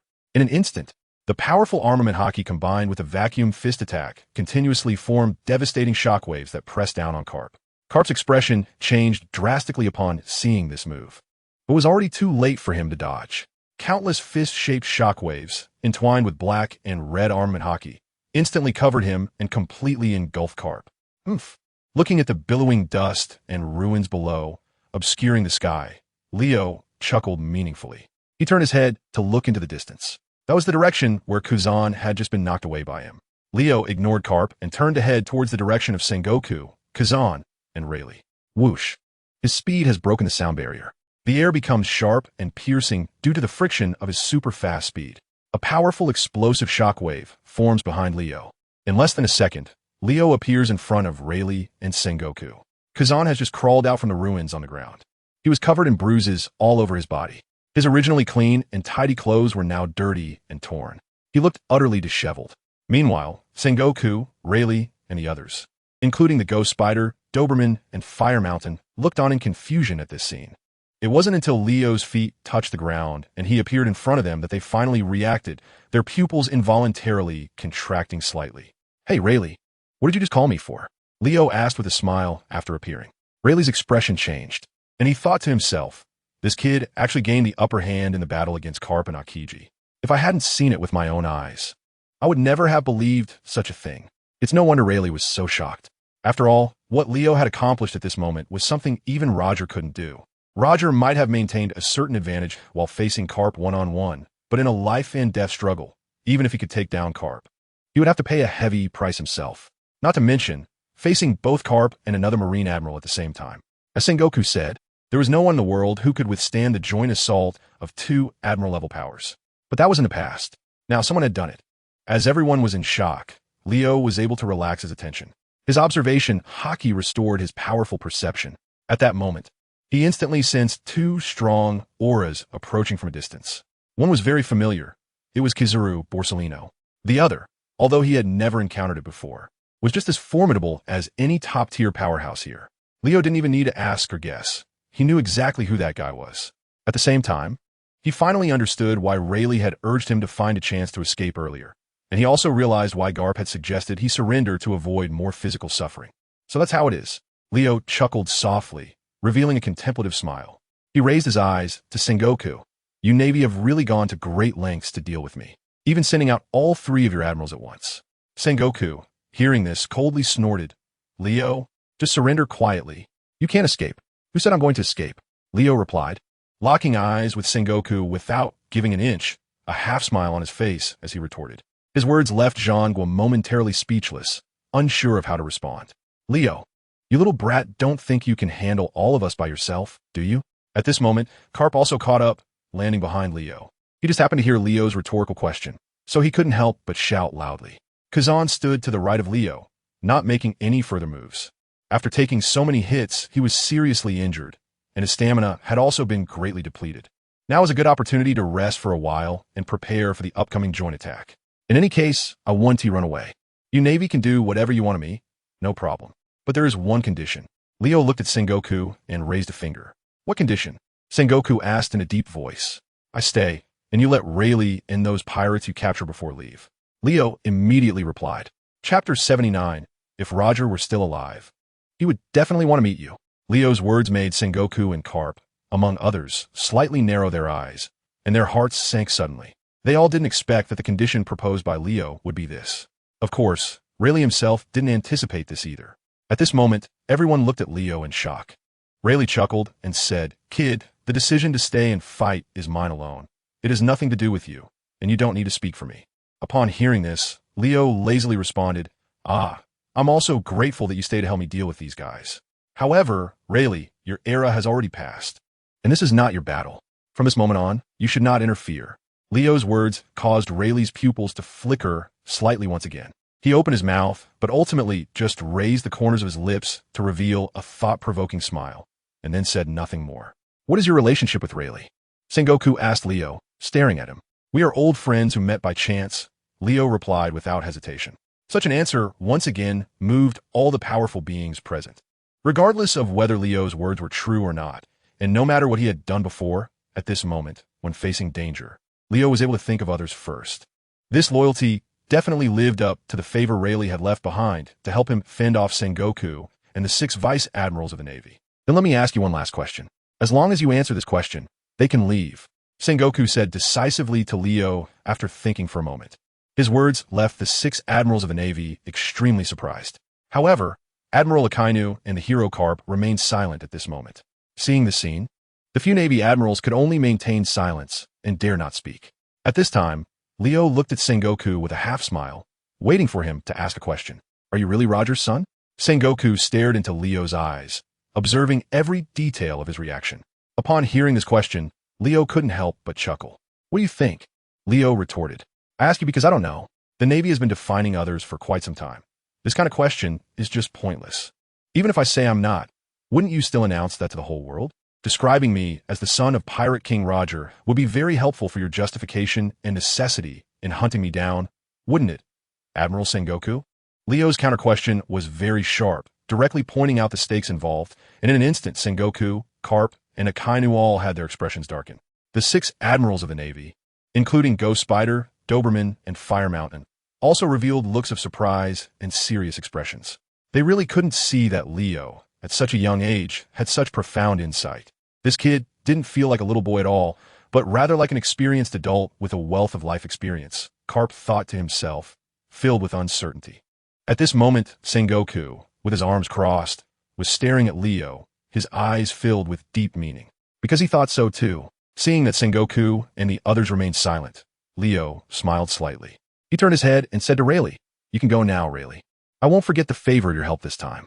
Upon hearing this, Rayleigh smiled and glanced at Sengoku. He saw that Zhangguo was silent, seemingly tacitly allowing him to leave. He couldn't help but secretly admire how impressive this kid Leo was. With just a few words, he had drawn all the firepower onto himself. Now, Zhangguo must be taking this kid very seriously. It was only natural for him to let him go in order to capture Leo. If he stayed to help Leo, then the Navy would have to pay a price if they wanted to arrest Leo today. Even from the earlier confrontation, where Leo was able to hold his own against the combined efforts of Karp and Kazan, it seemed that the Navy gathered here might not be able to do anything to this kid Leo. It would be very easy for him to escape. Thinking of this, Rayleigh also made up his mind. He decided to leave. He respected Leo's thoughts and decisions. As expected, just when Rayleigh was guessing inwardly, Sengoku finally spoke up. "You can go, Rayleigh. It's best if you don't appear in the Navy sights again. This is your last chance. If you insist on getting involved in matters that don't concern you, no matter who pleads for you, it will have no effect." After Sengoku finished speaking, his gaze returned to Leo's face. "So, will you obediently surrender, or will you continue to challenge us? Come on. Do I look like someone who would surrender without a fight?" Leo shrugged. After saying that, he turned his gaze to Rayleigh. "Kid, don't die here. I'm waiting for the good news of your fame shaking the world." Rayleigh laughed. At this moment, Sengoku also added, "Well, your courage is indeed admirable. Since that is the case, you must be prepared. Next will be the battle between our Navy and you. Anyone who wants to interfere will be treated as an enemy." Sengoku's last words were clearly directed at Rayleigh. Rayleigh only smiled and remained silent. He sheathed his long sword and turned to walk towards the sea. Behind him, several powerful auras soared into the sky. Among them, one was particularly strong, completely surpassing Karp, Sengoku, Kazan, and any of the 6 Navy Vice Admirals. Although Rayleigh wore a relaxed and playful smile throughout, at that moment when he turned around, a profound respect and deep regret appeared on his face. In his judgment, Leo was undoubtedly destined to die today. Even if he survived, he probably would never see this man again. With the 3 admirals of the Navy headquarters gathered, along with Sengoku and Karp, these 5 would strike simultaneously. Even the former Sea Overlord Rox would not be able to contend with them. Although he was still young, he was truly a real tough guy, a true hero. If Roger were still alive, he would definitely be happy to know someone like you. As Rayleigh walked and thought, he unknowingly felt his vision becoming somewhat blurred. At this moment, his observation Haki sensed increasingly close and powerful auras. The 2 of the 3 admirals of the Navy headquarters, Borsellino the Yellow Monkey and Sakazuki the Red Dog, were soon to arrive at the battlefield. At that time, this place would be hell. Chapter 80. Pick the soft ones first. Leo is not a fool. He is very clear that with his current strength, it is absolutely impossible for him to simultaneously confront Wano, Garp, Aokiji, and the 6 Marine Admirals. But he is even more aware of the consequences of his escape. If he does that, Rayleigh and everyone in the Hachi's pirate crew will be implicated, and no one can guarantee their survival. Leo met them by chance, and they all had a pleasant conversation. He is unwilling to let these innocent people be harmed because of him, especially since Rayleigh had actively shielded him from the pressure of Sengoku and the 6 Marine Admirals, giving him enough time to grow and understand. If it weren't for Rayleigh, Leo knows very well that he probably wouldn't be able to comprehend a stronger power. It's hard to say whether he can even hold on until now. So, for both emotional and rational reasons, Leo has no reason to let Riley and the others stay here to die. As for Leo himself, he certainly won't stay here to die either. The reason Leo is challenging Admiral Aokiji, as well as Sengoku, Karp, and those 6 Marine Vice Admirals like Gecko Moria, Doberman, and Fire Mountain is not because he is blindly confident or foolish, but because he knows the depth of his own strength. He is confident in his golden finger, that kind of heaven-defying comprehension ability. The previous battles with Karp and Kuzan have allowed Leo to grasp a stronger physique, more powerful martial arts, and even greater self-healing abilities. This enables him to confront both Karp and Aokiji simultaneously without falling behind. Now, Leo wants to make another desperate attempt. He hoped that he could continue to comprehend in the upcoming battles. As long as he kept understanding, he could not only overcome the difficulties, but also possibly help his mother take revenge. The powerful Conqueror's Haki erupted from Leo, instantly bringing a tremendous sense of pressure to the Navy strongmen across from him. Sengoku and Karp, the 2 top-tier powerhouses, also instinctively released their own Conqueror's Haki to counter Leo. The 2 Conqueror's Haki clashed in the air, forming an enormous black-red energy halo that continuously battled against Leo's Conqueror's Haki halo. In a 2-on-1 situation, they could barely hold their ground against Leo. As for Kazan and the 6 Navy Vice Admirals, none of them displayed any Conqueror's Haki, indicating that they likely did not possess such an ability. After about 10 seconds of confrontation between the 2 sides' Haki, it dissipated, and the expressions on Sengoku and Karp's faces were filled with undeniable shock. Meanwhile, Leo's mouth slowly curled into a smile as he actively launched an attack against them.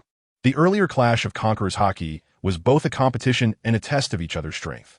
Now, Leo was 1,000% sure of his abilities, and after battling with Carp and Kazan, he had indeed made progress. In contrast, Sengoku, Carp, and Kazan on the opposite side were at a level that was evenly matched with him. This undoubtedly gave Leo a strong sense of confidence. He believes that he can definitely take down these opponents and then calmly leave before the powerful reinforcements Sakasaki and Borisolino arrive. The first target of Leo's attack is neither Ueno nor Carp, and certainly not Admiral Kazan. He first targeted the 6 naval admirals. Although these guys were not top tier in strength, they were still formidable. Keeping them around would be troublesome. They could unexpectedly launch an attack. And while they didn't pose a significant threat to Leo didn't want to be disturbed by these guys while he was fighting against 3 top-tier powerhouses. No way. Seeing through Leo's intentions, Sengoku reacted immediately, raising his hand and unleashing a shockwave aimed at Leo. He wanted to stop Leo from attacking the admirals. Carp was the second to react, leaping into action to chase after Leo, swinging his massive fist wrapped in armament Haki, aiming a punch at Leo. Little did they know, this was part of Leo's battle strategy. He had long anticipated that these top-tier powerhouses would not allow him to deal with targets that were slightly weaker first. So, Leo deliberately exposed a flaw to Sengoku, Carp, and Kazan. But in reality, he had been on high alert all along. Just as he was about to be hit by Carp's iron fist, Sengoku's shockwave was also about to hit his body without any surprise. But just at that moment, Leo suddenly disappeared. In the blink of an eye, he vanished into thin air. Boom! The shockwave from Sengoku hit a nearby ruin. Carp's iron fist struck the ground where Leo had just been standing. The ruins were instantly destroyed, and the earth was left with a massive pit several dozen meters in diameter from Carp's punch. The scene was immediately filled with rolling smoke and dust, obscuring the sky and blocking the sun. In a situation where such powerful fighters could easily determine the outcome of a battle, everyone was on high alert. No one dared to let their guard down. With their minds unable to calm and relax, their observation Haki naturally could not be used. The rolling smoke and dust provided Leo with a very advantageous opportunity for concealment. He precisely remembered the exact positions of the 6 naval admirals before the smoke and dust rose. At that moment, Leo appeared behind them like a ghost. Bang! One naval admiral was hit first by Leo. He spat out blood, suffered serious injuries, and was instantly knocked unconscious. Immediately after, amidst the thick smoke, a loud shout came, "Divine avoidance!" The terrifying Conqueror's Haki erupted like a raging flood, carrying unimaginable immense energy that destroyed everything in its path. With just one strike, the moment the purple-black lightning burst forth, 5 figures were almost simultaneously sent flying. These 5 figures were the remaining 5 naval admirals. Each of them was seriously injured and coughing up blood. However, the power of the attack unleashed by Leo, using his Conqueror's Haki, was still beyond that. The ground was instantly torn apart. The destruction radius caused by Leo's move exceeded 2 kilometers. The dark clouds in the sky also showed radiating lines, as if they had been sliced by an invisible giant blade, leaving behind a super chasm. Not to mention the 6 Marine admirals, who were severely injured by his single blow. At this moment, even Sengoku, Garp, and Kuzan, 3 top-tier powerhouses, were being violently shaken by the terrifying shockwave. If it weren't for their own immense strength, this single attack from Leo could have taken them out instantly. This kid is so strong. Sengoku was deeply shocked, unable to hide the expression on his face. Oh dear, this is troublesome. Ice Age. Taking advantage of everyone's shock, Kazan suddenly appeared behind Leo, unhesitatingly releasing a large amount of freezing air, attempting to freeze Leo in an instant. Chapter 81, Renforcement arrive.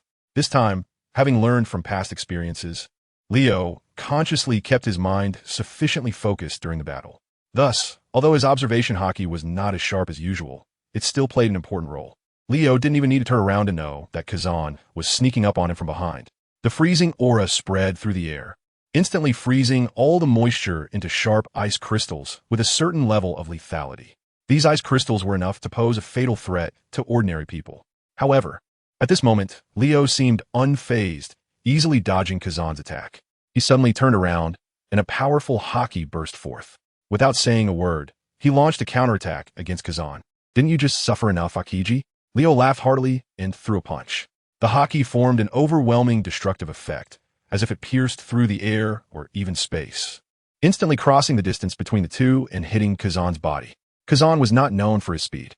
He had no way to dodge this sudden attack, and could only rely on his elemental transformation or Haki to withstand it. However, against an opponent of Leo's caliber, it was clear that elemental transformation would be ineffective. So after taking a solid punch, Kazan was unsurprisingly sent flying again. Of course, being a Marine Admiral, at the same time he was hit by Leo, he threw several ice balls at him. These ice balls created a powerful, freezing blockade in the air, mainly for two purposes. One was to hope for a direct lethal effect on Leo, and the other was to delay Leo's pursuit, allowing Kazan to catch his breath.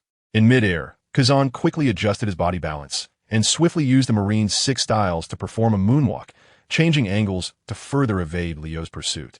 It seemed that the previous losses had instilled a deep sense of caution in him towards Leo.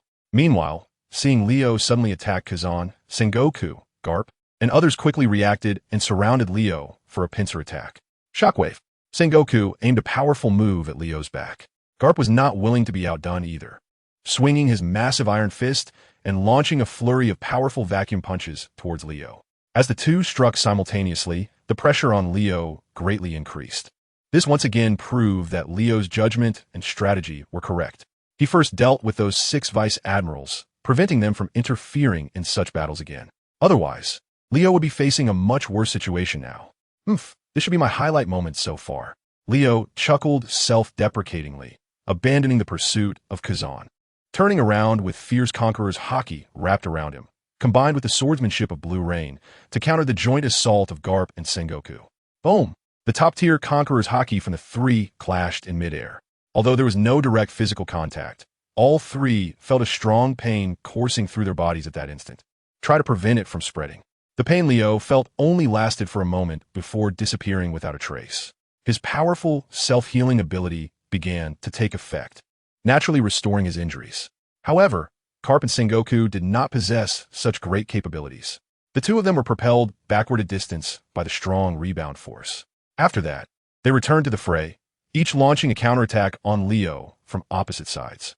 Meanwhile, Kazan was also able to catch his breath thanks to their support and immediately launched a new round of attacks on Leo.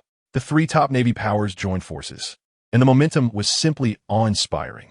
In an instant, the sky above the nameless island was already filled with thunder and lightning, and dark clouds covered thousands of miles. The sea was turbulent, with waves rolling fiercely. Even the massive Navy warships were swaying precariously in the terrifying storm, as if they were about to capsize at any moment. Rayleigh, who had reached the seaside and was boarding the ship with the freed Hachi's pirate crew, turned around to see this scene, feeling the overwhelming pressure bearing down on him, and couldn't help but shiver. Leo was truly powerful, able to contend with 3 super strong Navy fighters at the same time. Captain Hachi's of the Hachi's pirate crew couldn't help but exclaim in admiration. As the captain, he was still barely able to hold onto the ship's railing in such a grand scene. But his subordinates had long been knocked unconscious by the overwhelming wave of Conqueror's Haki that rushed in like a terrifying tsunami. This kid's name will be recorded in history from today onward, Rayleigh said with his arms crossed, a playful smile on his face. However, just as he finished speaking, he heard a thud. Rayleigh didn't turn around to look because he knew that Hachi's had also been knocked down and rendered unconscious by the residual pressure from the terrifying clash of Conqueror's Haki. It's truly unbelievable, Rayleigh couldn't help but exclaim again. Further out at sea, several warships were sailing through the waves, quickly heading toward the island. These warships were personally led by Navy Admirals Akainu Sakazuki and Kizaru Borsellino. At this moment, both Sakazuki and Borsellino looked somewhat serious, because their observation Haki had clearly sensed everything happening on the distant island. Sakazuki said nothing about Sengoku letting Rayleigh go because he had already sensed Leo's strength. Such powerful Conqueror's Haki, he had only felt it in a limited number of people throughout his decades of life. And to be able to hold out against 3 top-tier combatants from the Navy headquarters simultaneously for such a long time, Sakazuki had never seen that before. Neither the Roger of his time nor the Great Sea Overlord rocks from an even earlier era could achieve this. It was precisely because he felt Leo's uniqueness and recognized the threat this kid posed to the Navy, the world government, and even the world itself, that Sakazuki tacitly allowed Rayleigh to leave. Even when their ships brushed past one another on the nearby sea, he acted as if nothing had happened, as if he had seen nothing. Wow, what a powerful clash of Conqueror's Haki. The young people today are truly frightening. Borsellino saw Sakazuki remain indifferent to the pirates passing by, which was almost unprecedented, and he couldn't help but chuckle. Chapter 82. the toughest battle. Leo, Sengoku, Carp, and Kuzan fought fiercely, and the area around the island seemed like the end of the world had arrived. Dark clouds loomed low, as if they were about to crash down onto the sea at any moment. The overwhelming sense of oppression made it impossible for any weaker beings to withstand even half a second. As the battle continued, Leo's understanding and application of Haki further strengthened. Take observation Haki, for example. Originally, according to the characteristics of this Haki, one must maintain high concentration and a relaxed mind to use it. Even top-tier fighters, if they haven't undergone special training and honed this skill through actual combat, would find it difficult. Their insights and overwhelming presence are of no use at critical moments. However, Leo has begun to break through this limitation. Since the beginning of his battle with Kazan, he has consciously utilized observation Haki during the fight. Even when facing the combined assault of Sengoku and Carp, he did not abandon this tactic. As the battle continued, Leo gradually found himself becoming increasingly adept at using observation Haki. Even while focusing on physical combat, his consciousness could separate and freely control observation Haki to sense all the movements and changes in the surrounding atmosphere. By leveraging the powerful characteristics of observation Haki, he was able to avoid risks in a timely manner. This special combat ability, Leo was unsure if it was unique to him in this world. However, he was certain that neither Kazan, nor Sengoku, nor Carp possessed this ability at that moment. Or to be more precise, their observation Haki was in a state where it could sometimes be effective and sometimes almost useless during actual combat. In other words, regarding the current battle situation, whether Carp and Kuzan could foresee their opponent's actions and anticipate their next moves relied on luck in a duel between top-tier fighters. Leo realized this because of the results of his battle with these three top-tier warriors. Once Leo's observation Haki could consistently function during the fight, the threat from the attacks of these three powerful figures was evidently reduced. In Leo's mind, he could outline their attack trajectories at any time and clearly predict what they would do next, responding appropriately in the first instance. For example, at this moment, after Kazan threw a massive frozen bird at Leo, he immediately realized that the next step would be for his opponent to use a frozen spear to attack his heart. Sengoku, after releasing two shockwaves, jumped above him to attract his attention, intending to create an opportunity for Kazan. As for Carp, his armament Haki was already surging, and in the next second, he would unleash a powerful attack against Leo. The fistbone meteor was about to reach the battlefield. Of course, the information Leo was aware of went beyond this. He clearly sensed that two top powerhouses, Admiral Kazu, Borsellino, and Admiral Akainu, Sakazuki, had arrived at the seaside of the island. They are about to land. By then, Leo will face not only the Navy's Admiral Sengoku and the hero Carp, but also Akainu and Borsellino. Leo can clearly sense that the auras of those two powerful beings have locked onto him. They're like two ferocious tigers, ready to pounce on their prey at any moment. However, Leo remains remarkably calm. He first dodged to the right, easily evading Kuzan's freezing spear attack. Then, he turned around and exchanged punches with Carp, swiftly unleashing a massive shockwave imbued with Conqueror's Haki. Finally, with a beautiful sword slash, he confronted the shockwave released by Sengoku. All of this happened in an instant. Leo's movements were fluid and seamless, with no hesitation or delay. In an instant, the thunderous sounds echoed endlessly. The earth cracked, and the sky was torn apart. The violent shockwave destroyed everything that could be destroyed in an instant. Just as Akainu and Kizuru arrived at the seaside, preparing to disembark from a ship, they immediately felt this astonishing threat. The two almost simultaneously leaped into the air. Meanwhile, the warship beneath them was instantly deformed and twisted by the powerful shockwave. These warships, built from the strongest materials, barely held for less than 5 seconds before being shattered and destroyed. Akainu and Kizuru appeared like two shooting stars falling toward the battlefield. Before they even arrived, Akainu had already made his move. Hellhound, he is a user of the natural system lava fruit. Upon arriving near Leo, he immediately threw a punch at him. The air instantly ignited. A scorching wave of heat rushed toward him, accompanied by a massive fist formed from a large amount of solidified magma. Unlike Sakazuki, the other side, Borsellino, who had already reached the battlefield, was not in such a hurry to make a move. He was more like a spectator, transforming into a golden light suspended in the sky, observing the battle below. Arrogant pirates, this is where it ends for you. Admiral Sakazuki of the Marine Headquarters has arrived. After making his move, Sakazuki shouted loudly at Leo. The purpose of his voice was to distract Leo, but Leo naturally ignored this guy. He turned around and swung the demon blade blue rain, effortlessly blocking Sakazuki's sneak attack under the wrapping of armament Haki. Upon seeing Sakazuki and Borsalino appear, Sengoku, Garp, and Kuzan temporarily halted their actions, standing at 3 different angles around Leo, subtly surrounding him. At this point, the 5 strongest fighters of the Navy headquarters had all arrived on the battlefield. The atmosphere on site instantly changed. Leo originally thought that Borsalino was just there to watch the excitement. Unexpectedly, while he was competing with Sakazuki, this guy suddenly attacked from behind, shooting down a golden laser. In this state, Leo had no way to dodge and could only endure the damage of this attack. Despite his incredibly strong body, enhanced by the coverage of armament Haki, which increased his physical defenses, Leo was still pierced through the shoulder by Borsalino. A strong burning pain spread across his back as a blood hole quickly appeared. Leo's body lost balance, and he stumbled. The healing power within him began to take effect. Bang! However, at that moment, Sakazuki seized the opportunity and punched Leo away. Chapter 83. It's over, Sakazuki. The magma fruit that Sakazuki possesses is known as the most powerful Logia-type devil fruit in terms of attack power.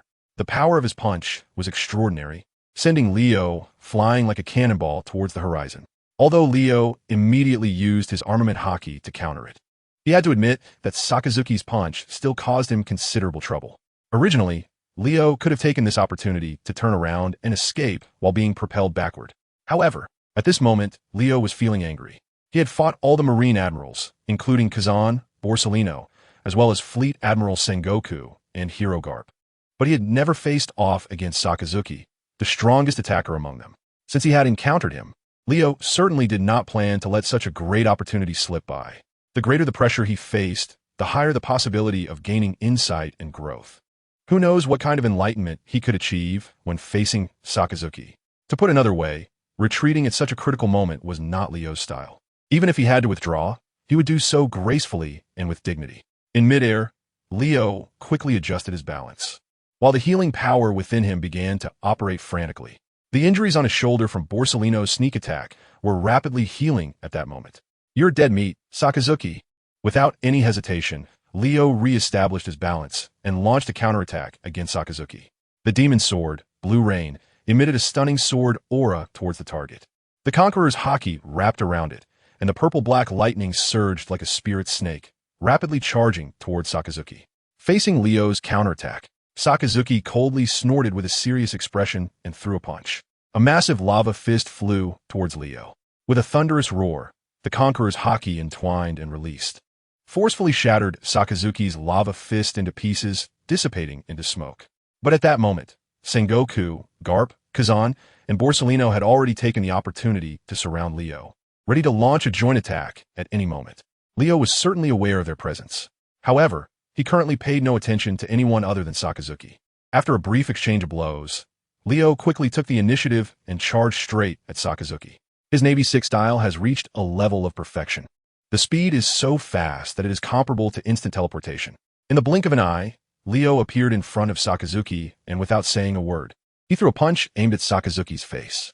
His speed was so incredible that even a top powerhouse like Sakazuki couldn't defend or dodge in time. In a critical moment, Sakazuki instinctively covered his head with armament Haki. Just as he completed this, his head was struck by a solid punch. With a bang, half of Sakazuki's head was deformed by the terrifying internal destruction effect of Leo's released armament Haki. In an instant, lava flew everywhere, and Sakazuki's massive body was sent flying backward, tumbling toward the sea. It can't end like this. Leo intended to pursue Sakazuki, but Sengoku, Garp, and Kazan, sensing the situation was dire, had already taken action to organize Leo's pursuit. Borsalino also seemed like a ghost, flashing golden light and appearing behind Leo. "Oh my! Your strength is truly surprising. Even Admiral Sakazuki was sent flying by you. How terrifying." With that, the old man raised his hand and pointed a finger at Leo. Don't be deceived by his seemingly slow movements. His attack speed was anything but slow. Just at the moment Borsalino's seemingly warning words fell, a golden laser shot out from the tip of his finger. No matter how fast Leo's reaction was, he couldn't possibly withstand the speed of this laser. Caught off guard, he was hit by Borsalino's attack once again, leaving another wound on his already injured left shoulder. The laser pierced through his shoulder blade and flew out. However, Leo turned his head as if nothing had happened, looking at Borsalino. "Oh my, what a terrifying gaze." Borsellino raised both hands in a gesture of surrender. But Leo had no time to joke with him. He directly turned around and launched a counterattack with a punch aimed at Borsellino. With the combination of Conqueror's Haki and the internal destruction effect of Armament Haki, the power of Leo's punch was unimaginable. With a muffled bang, Borsellino was also sent flying. However, halfway through the air, Borsellino instantly transformed into golden light and dissipated into the air. Before Leo could continue pursuing Borsellino, Sengoku, Garp, and Kazan had already taken action. The three of them teamed up again, and with the momentum of Borsellino and Sakazuki, they brought immense pressure to Leo. For a moment, it felt as if several mountains were pressing down on him. Not to mention moving, he felt like even breathing was becoming a bit difficult. "You brat, why don't you obediently surrender? You can't defeat our combined strength." Garp shouted loudly and threw a punch at Leo. His fist was extraordinarily hard, as if it were truly forged from steel, both hard and heavy. When he struck, Leo's head was instantly tilted to the side. However, Leo did not fly away as a result. He merely turned his head slightly and quickly faced forward again. In a fit of anger, Leo turned and delivered a powerful punch to Garp, whose fist was also enveloped by both Armament Haki and Conqueror's Haki. Unlike the solid hit Leo took without moving an inch, Garp was sent flying backward by Leo's retaliatory punch. But at that moment, Leo's body was struck by a shockwave released by Sengoku from the side. With a loud boom, about 10 shockwaves hit Leo's body hard. The cumulative force sent Leo staggering to the side before he was propelled backward for several dozen meters. At that moment, Kazan seized the opportunity and unleashed the freezing powers of his devil fruit against Leo. A massive wave of freezing air gathered and spread in the path Leo was retreating, as if the entire world had frozen in that instant. As Leo's body passed through that area, his surface quickly began to ice over. However, at that moment, Leo unleashed his Conqueror's Haki indiscriminately. Chapter 84. I, the Marine Admiral, am not afraid of you. The powerful Conqueror's Haki erupted from Leo in an instant. The air that Kazan had frozen seemed to shatter like glass at that moment. Countless ice crystals flew in all directions under the impact of the overwhelming shockwave, and Leo swiftly turned and teleported right in front of Kazan. "This is bad." Kazan felt a chill as he saw Leo, resembling a death god, suddenly appear before him, looking coldly at him. Sure enough, Leo grinned, and his fist came crashing down on Kazan's head. Wrapped in unmatchable Conqueror's Haki, Kazan was sent flying like a cannonball. "Pirates, do not act recklessly here. Magma River, great fire." Sakazuki's voice came from a distance behind Leo, as he unleashed a fiery eruption. A massive lava fist with a diameter exceeding 100 meters quickly flew towards Leo from the seaside.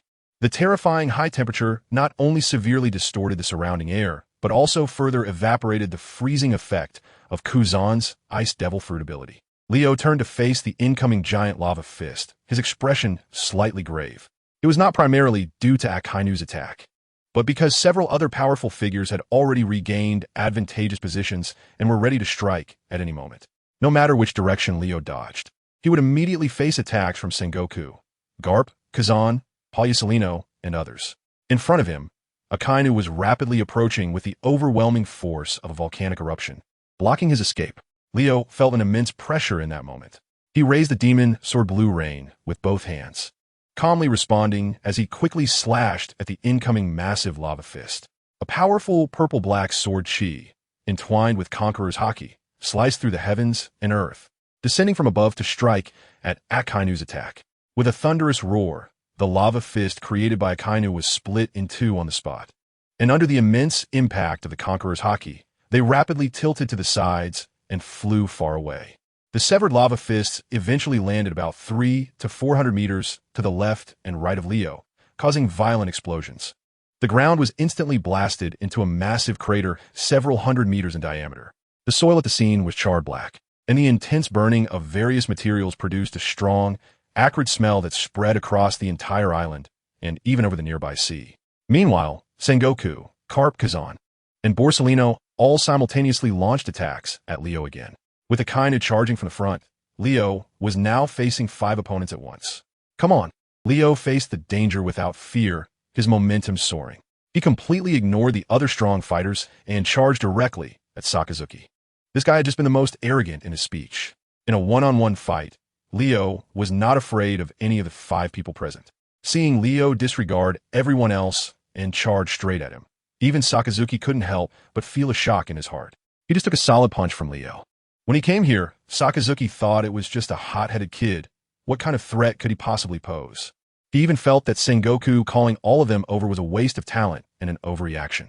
However, after Sakazuki truly fought against Leo, he realized that it wasn't Sengoku who was making a big deal out of nothing, but rather he himself had underestimated the situation.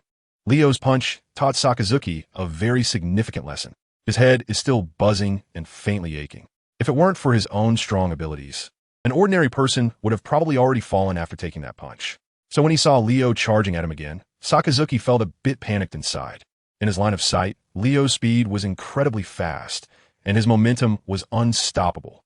Even though there were his comrades around him, each one a renowned powerhouse, battle-hardened, and they were also attacking Leo, Sakazuki still didn't feel much sense of security from his allies. At this moment, he felt as if he was fighting alone, facing a terrifying demon all by himself. This intense subjective feeling left Sakazuki in disbelief and shock. How could I possibly feel this way in front of a mere kid?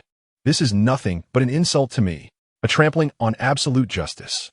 As a dignified admiral of the Marine headquarters, the highest combat power, how could I feel apprehensive in front of such a thing?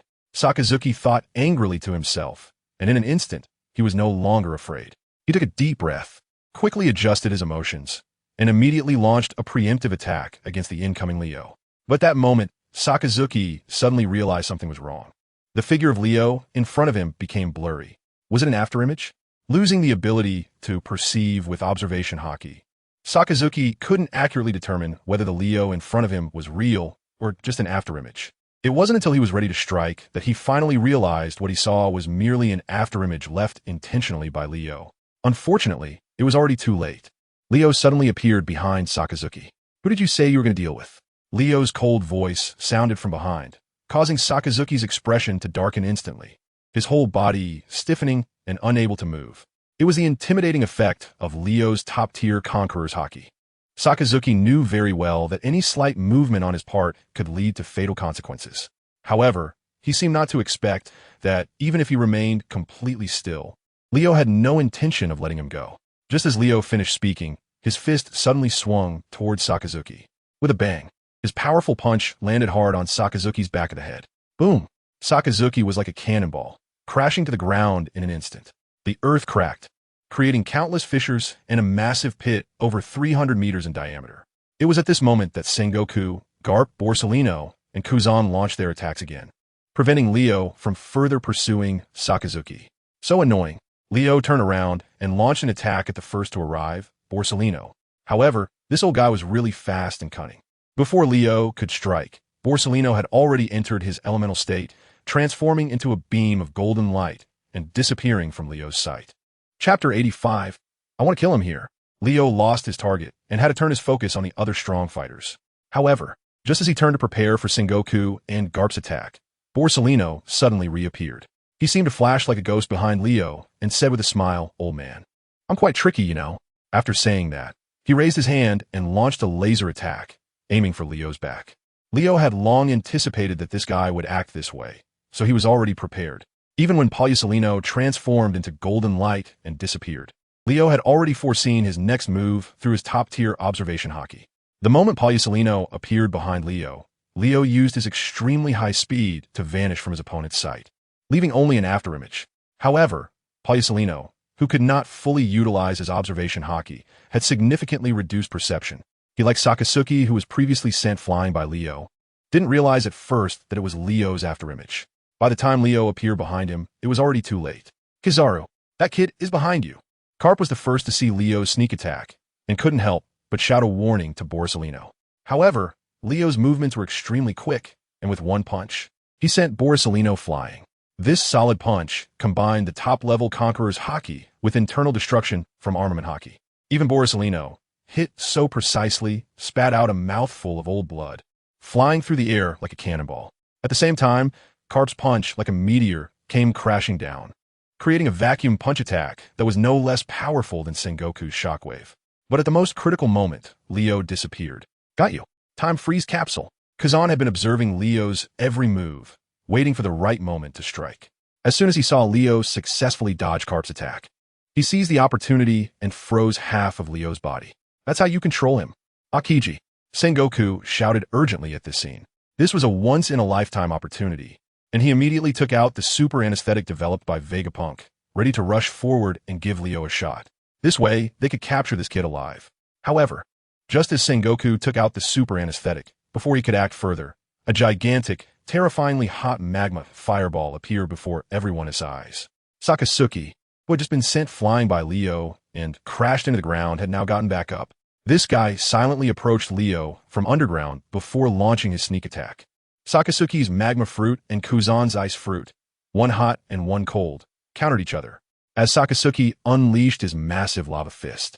The high temperature began to melt the icy atmosphere.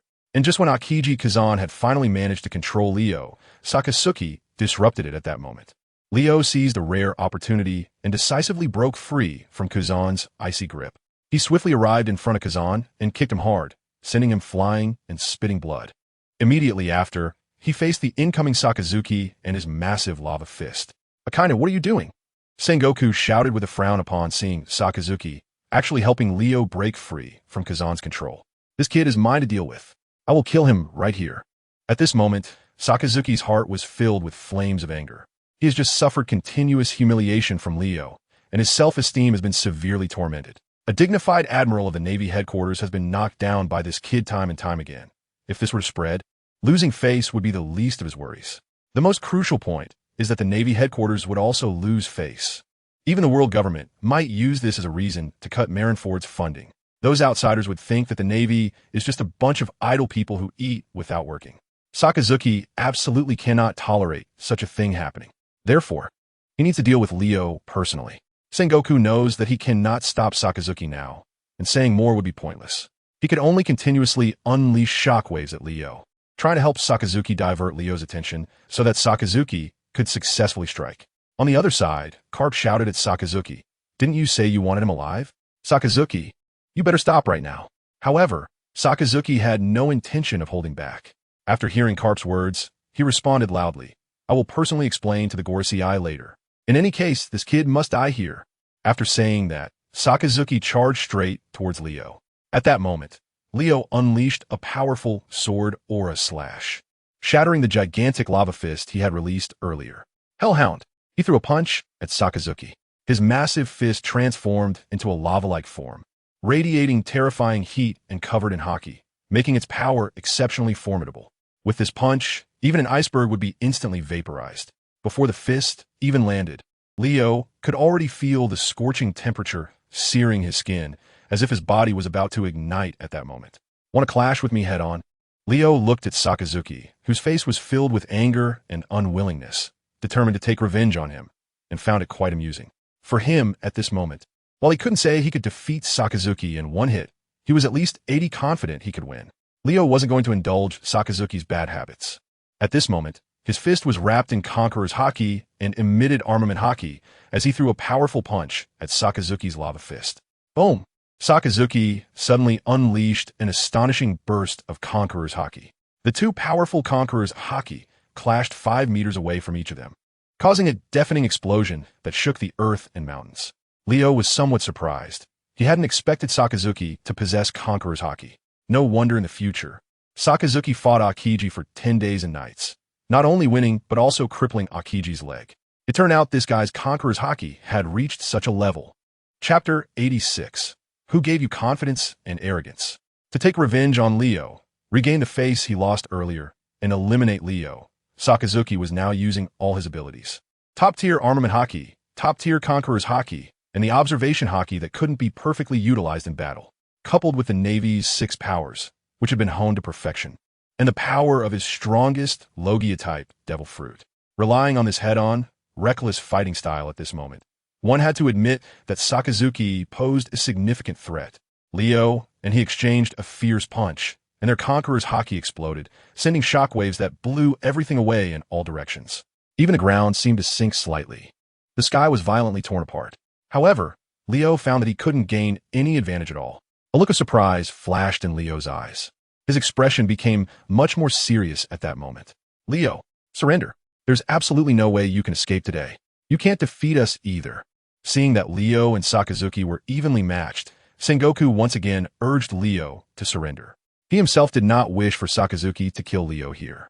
Whether the other party could do it or not remained a big question mark. Hearing the advice from Ueno to surrender, Leo chuckled lightly. Where does your navy get its confidence and such arrogance?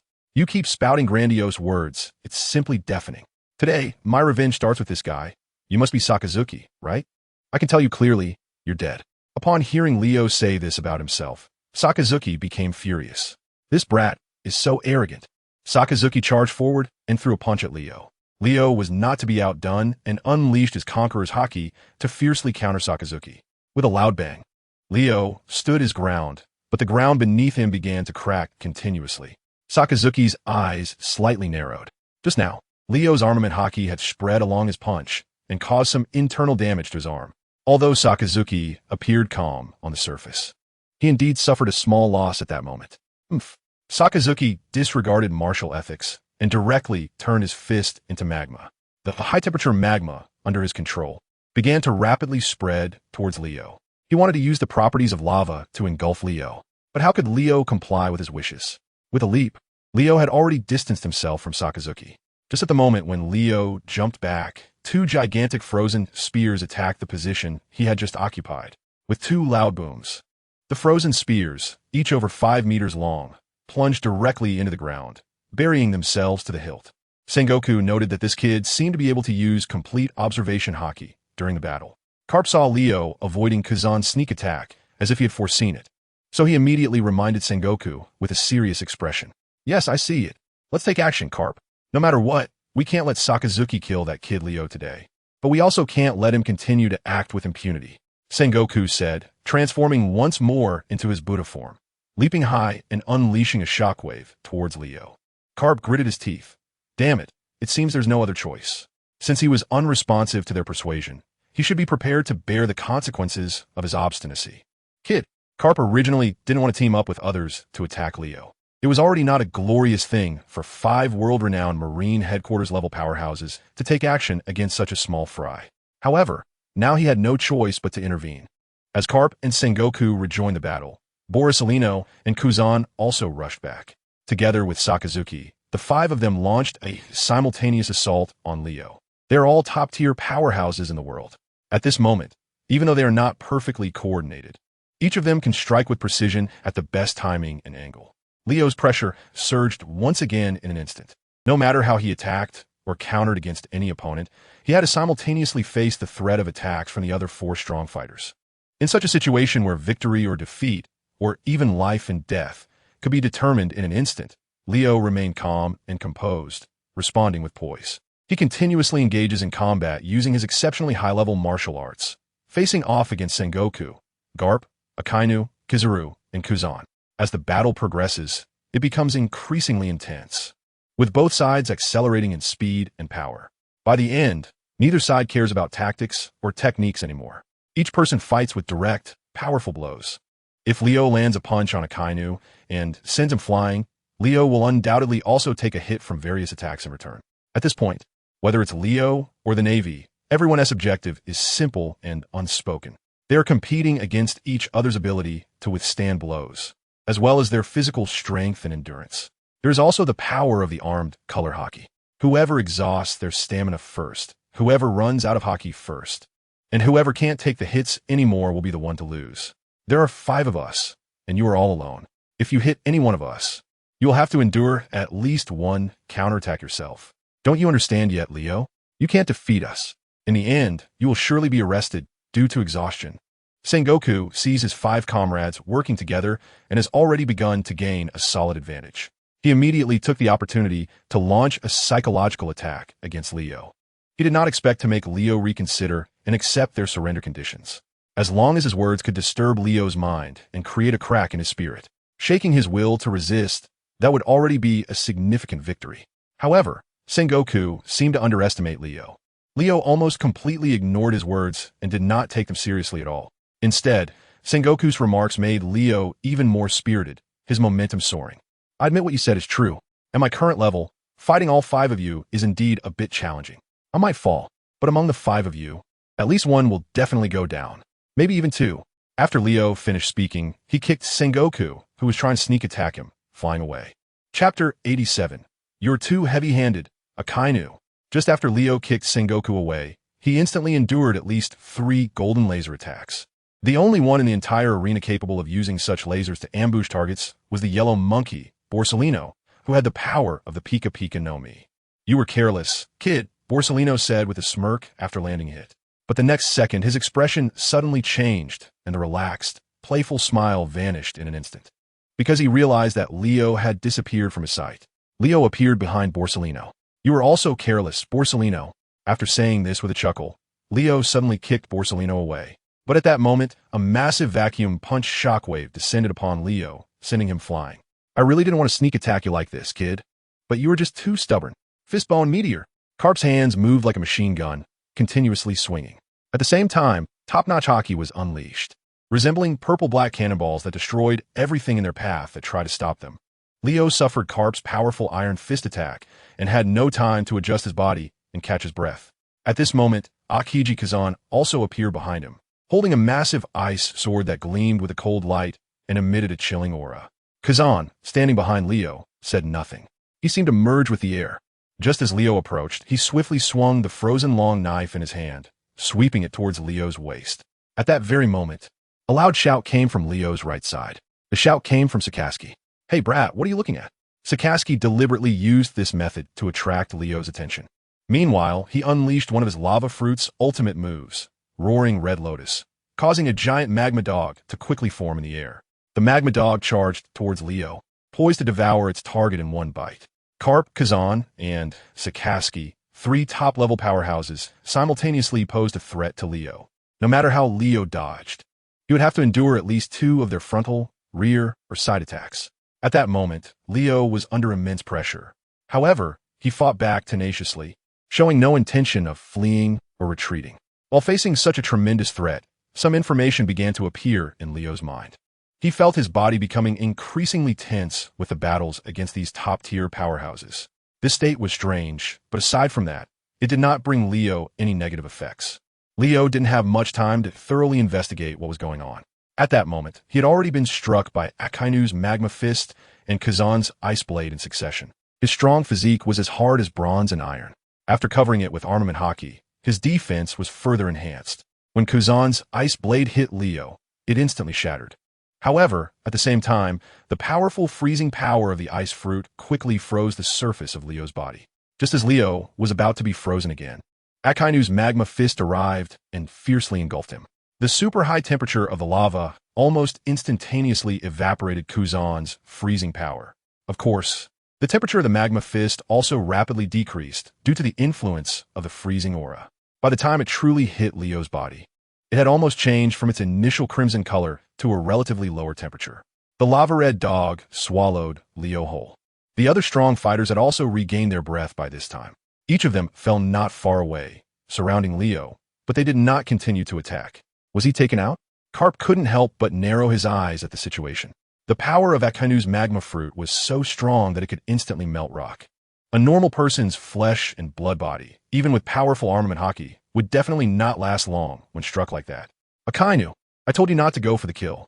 Sengoku crossed his arms and looked seriously at the scene before him. He also believes that after Leo endures Sakazuki's move, he is likely facing a dire situation, perhaps with Leo's level of Haki. He can use armament Haki to barely hold on for a while even as his body is engulfed by lava. However, there is a limit to the amount of armament Haki one can use. During the battle, it will be consumed rapidly. Therefore, Leo cannot last long. Once his Haki is exhausted, it will be the moment of his demise. The garbage of the sea should pay the price of death. If they are not prepared for this realization, I don't think they would easily become pirates. Why should Fleet Admiral Sengoku speak for such trash? Sakazuki responded coldly. It was no longer the first day Sengoku understood Sakazuki's temperament. At this moment, Sengoku could only helplessly take a deep breath upon hearing this. This kid has many unresolved mysteries about him. The Gorosei Eye's intention is for us to capture him alive and interrogate him thoroughly. We need to extract valuable intelligence from him as much as possible. After saying this, Sengoku opened his palm and glanced at the bottle of super tranquilizer personally developed by Dr. Vegapunk in his hand. This drug is specially designed to deal with targets who have immense strength but are not devil fruit users. Just a small bottle can make them sleep quietly for 24 to 48 hours.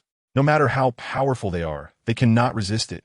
Once hit, their bodies will become weak and powerless, unable to escape or even resist. Unfortunately, it seems it can't be used right now.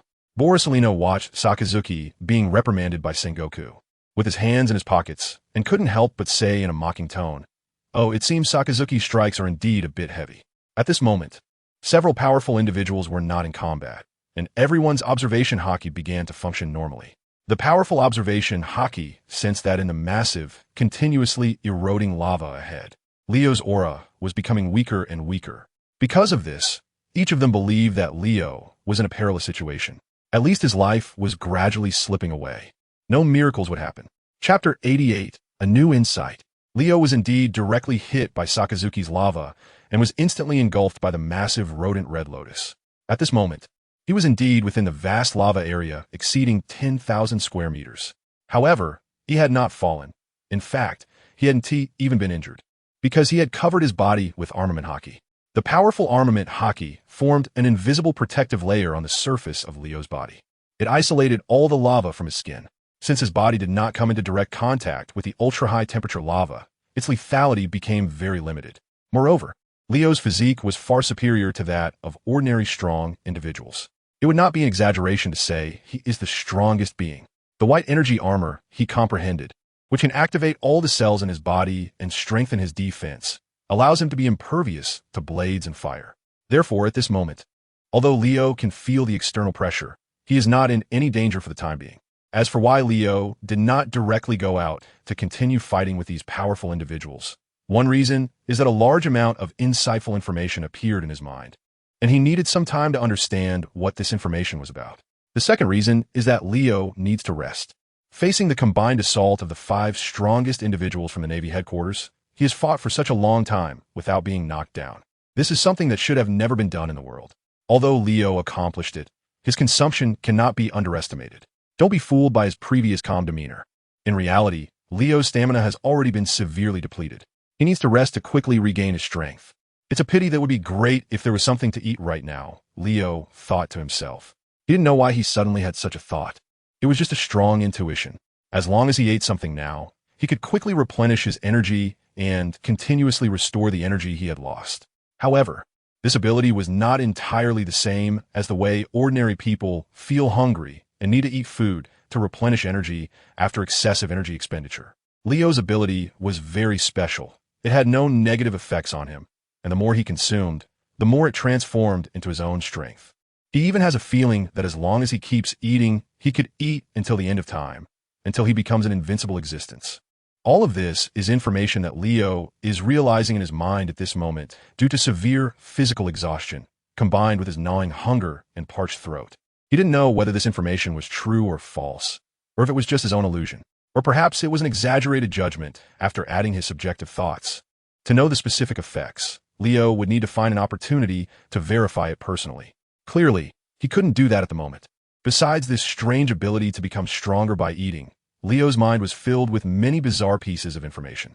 For example, he had thoughts that he could control any part of his body through consciousness, turning them into powerful weapons to deliver lethal attacks to opponents. This was somewhat similar to the life return technique of the Navy Six styles when practiced to the extreme.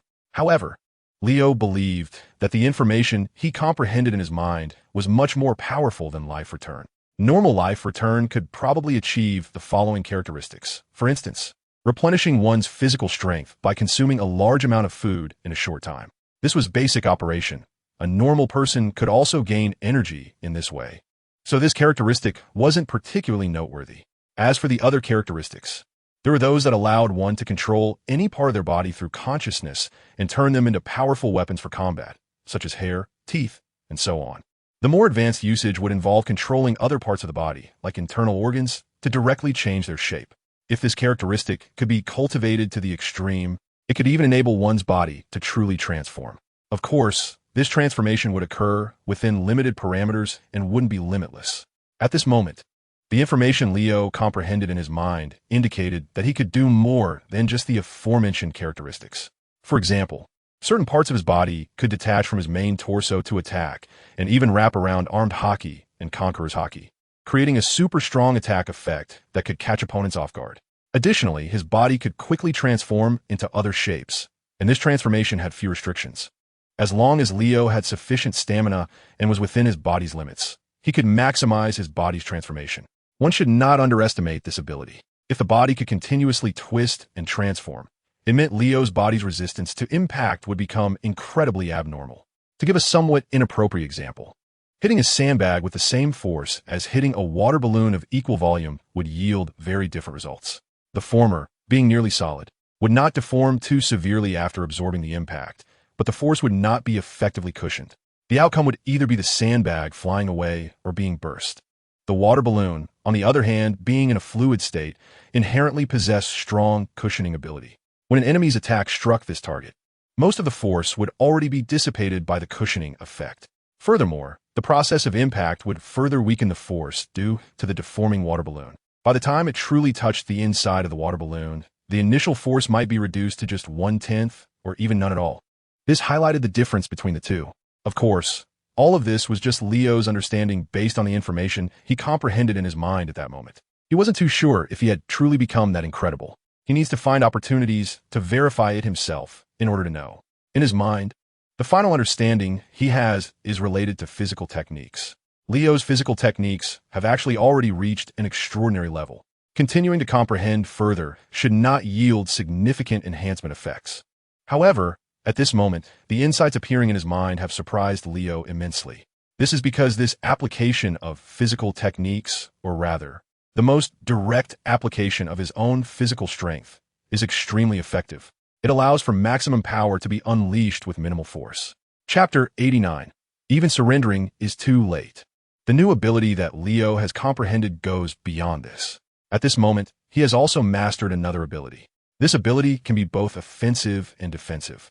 Specifically, it allows Leo to easily control his breath and even his vital signs, enabling him to perform perfect deception and disguise.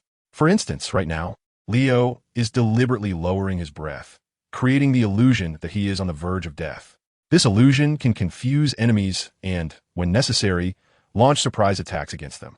Of course, since this is his first understanding of it, Leo is still diligently exploring more uses for this ability. He is still not very familiar with it. He needs real combat to test the advantages and disadvantages of this combat ability. Leo is still seriously contemplating. Meanwhile, outside the lava, Sengoku, Garp, Akainu, Kazan, and Kizaru are still observing the huge lava area. What should we do now, Sengoku? Garp asked. Akainu, aren't you going to put away your magma? Sengoku looked up at him. Hearing this, Akainu remained indifferent, crossing his arms, and calmly said, "Pirates deserve to die. This kid has seriously threatened the safety of Marineford and the Holy Land, Mariewa. If we don't eliminate him here, I would be ashamed of this uniform. Marshal Sengoku, please do not stop me." After saying this, Akainu not only did not stop, but quietly increased the weight of the lava on the ground and raised its temperature. This guy possesses the most powerful natural type devil fruit ability. He is also one of the highest combat powers of the Marine headquarters. In terms of strength, Akainu is not much weaker than Sengoku, and even somewhat stronger. In terms of status and influence, although Sengoku is the marshal of the Marine headquarters and Akainu is one of his subordinates, Sengoku's control over these admirals is not necessarily very high. Therefore, from any perspective, Sengoku can only compromise with Akainu's actions. At this moment, as Akainu further enhances the power of the magma, Leo, who is inside the magma, gradually feels a sense of threat. Magma that reaches thousands or even tens of thousands of degrees Celsius is no joke. Armament Haki can isolate the magma so that it cannot make contact with his body, but it cannot completely shield him from the onslaught of those terrifying temperatures. The continuously rising temperature wakes Leo from his contemplation. His gaze turns slightly cold, and in an instant he locked onto the exact position of Sakazuki. Immediately after, Leo suddenly erupted. With a thunderous roar, a massive pillar of magma shot into the sky. Accompanying, it was a figure radiating a black-red aura, soaring straight up before diving directly toward Sakazuki at lightning speed. Before Sakazuki could react, he suddenly felt a sharp pain in his chest. In that moment, a terrifying burst of Haki erupted. It was as if explosives detonated inside his body, continuously invading and damaging his internal organs and limbs. Sakazuki's body flew backward like a kite with a broken string, simultaneously spewing out a large amount of blood. However, the other four powerful figures reacted immediately, launching a coordinated attack against the newly appeared Leo. Garp swung his iron fist, unleashing thousands of powerful shockwaves. Sengoku also continuously released his ultimate moves. Kazan went all out, maximizing the abilities of his ice fruit. They are all in a state of shock, completely overturning their worldview at this moment. Just now, everyone thought Leo had been taken out by Sakazuki. Even Sakazuki himself believed this. What kind of person could possibly survive in that terrifying magma? Yet Leo did. He not only achieved it, but also remained unscathed. What's worse is that his combat power seems to have become even stronger as a result. Under such intense shock and stimulation, even Karp, who initially did not want to completely eliminate Leo, was now filled with murderous intent. Every person acted without mercy, focusing solely on one goal, to defeat Leo, even to kill him. At this moment, Leo faced unprecedented pressure. However, he remained calm and composed, continuously pushing his physical limits to contend with these top-tier powerhouses. In an instant, the sound of explosions echoed endlessly. Time unknowingly passed, and 5 days and nights had gone by. The battle between Leo and the 5 top powerhouses from the Navy headquarters had lasted this long. The 6 of them had yet to determine a victor. Whether it was Sengoku, Karp, or Akainu, Borsellino, Kazan, each of them had become utterly disheveled. Their clothes have long been tattered. Their physical strength is severely depleted. Each person is covered in bruises, with contusions and abrasions all over. Of course, Leo himself is not in much better shape. After all, he is facing some of the strongest opponents in the world. He is now in tattered clothes all over his body, and his head is bleeding, due to severe exhaustion. Leo's self-healing ability can no longer play an important role like it did a few days ago. He must conserve more strength to win this battle. Facing 5 opponents alone and achieving this result is already quite impressive. At this moment, both sides are taking a brief break, panting heavily and focusing intently on each other. You really are tenacious, kid, but you're close to your limit, aren't you? Karp said to Leo. Even if you fall, you won't fare any better, Leo replied. Sengoku immediately said in a deep voice, I have no expectations of you anymore. Since you refuse to cooperate honestly, we can only go all out. No matter what, we cannot allow you to continue your misdeeds. Misdeeds? Only you self-righteous Marines can say such things. How hypocritical, Leo retorted sharply. Hearing his words, Akainu instantly became furious. He let out a cold snort. Even if you kneel and beg for mercy now, I will never forgive you. You either die here today, or after we knock you down, we will arrest you. After saying this, he launched a new round of attacks on Leo. The other 4 strong fighters immediately joined in to surround Leo once again. Chapter 90, The Final Showdown. A fierce battle erupted once more between Leo and the 5 top Navy fighters. Both sides wanted to defeat their opponent as quickly as possible. At this point, the battle had escalated beyond a simple competition of strength. Everyone's stamina was severely depleted. Now, besides measuring physical strength and combat skills, Leo also had to compete with these 5 top fighters in willpower. Whoever had the stronger will could hold on until the end and had a chance to win. Boom! Sengoku appeared in front of Leo and threw a punch at his cheek. Leo was instantly knocked back. However, refusing to back down, Leo retaliated with a punch that sent Sengoku tumbling to the ground. At the same time, Garp rushed over and also knocked Leo down with a punch. Boom! Sakazuki seized the opportunity to descend from above, his massive magma fist smashing down towards Leo. But his attack missed as Leo had already vanished. The next second, Leo ambushed Sakazuki from the left, kicking him away. However, Kazan took advantage of this moment to sneak up behind Leo, activating the power of his ice fruit, instantly freezing Leo. Yet in the next moment, Leo unleashed his terrifying Conqueror's Haki, breaking free from Kazan's freezing power with a single move. But just at that instant, Borsellino launched a surprise attack. Yasukani no Magatama. A multitude of golden lasers shot towards Leo, with at least a dozen piercing through his body, leaving finger-sized holes. Leo had no choice but to use his stamina to rapidly heal his injuries. At this point, to conserve more stamina, they all refrained from dodging their opponent's attacks. Everyone was bracing themselves. However, in terms of combat effectiveness, this approach clearly favored the Navy. After all, for every punch Leo landed on them, there were 5 people, and each could counterattack Leo once. In theory, this was true. In reality, Leo's resilience, due to his superhuman physique and armament Haki defense, reduced the damage he took by at least 90%. His attacks, after accounting for the defenses provided by Sengoku, Garp, Sakazuki, Borsellino, Kazan, and their own armament Haki plus physical enhancements, still dealt about 40% damage. This meant that the cumulative damage inflicted by both sides was roughly equal. If they were to suffer losses, everyone would suffer together. While Leo was certainly feeling the strain, these top Navy fighters were also continuously depleting their combat potential. Unbeknownst to them, both sides continued to fight for 5 days and nights. The once lush and vast unnamed island, after 10 days of intense battle, had been completely leveled. All that remained was barren, pockmarked land. But the fighting continued. In the eastern part of the island, influenced by Kuzan's ice fruit abilities, it had almost become a permanent permafrost layer, transforming into a world of ice and snow. On the other side, the southern part of the island resembled a hellish landscape after a volcanic eruption, filled with molten lava. The climate of the island had been completely altered. While this place had previously been uninhabited, it was home to numerous animals. Now, even humans, who could adapt quickly to natural environments, could no longer survive here. Compared to 5 days ago, Leo's stamina had decreased significantly, and his movements had become slower. He is now feeling dizzy, and his whole body is experiencing waves of subtle pain.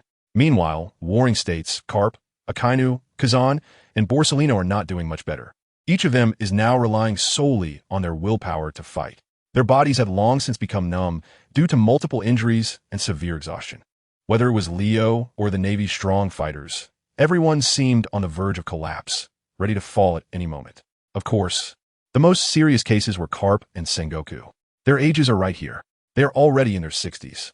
They have fought against Leo continuously for 10 days and nights at maximum intensity.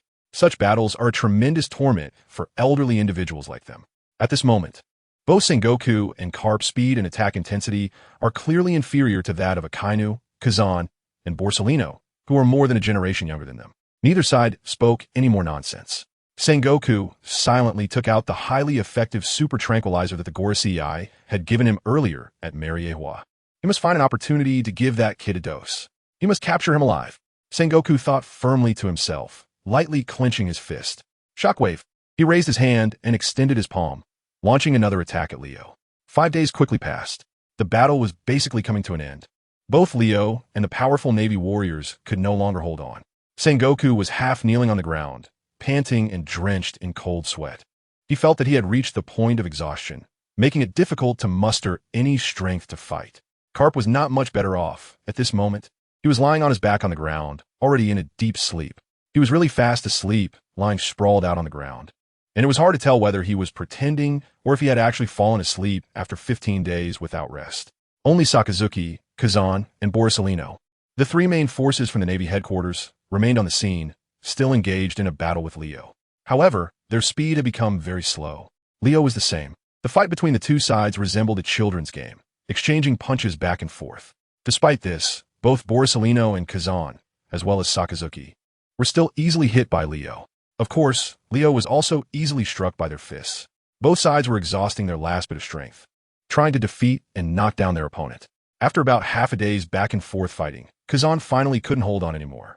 Covered in wounds and blood, not only had his Haki been completely depleted, but his stamina had also reached its limit. He could no longer use the powers of his devil fruit.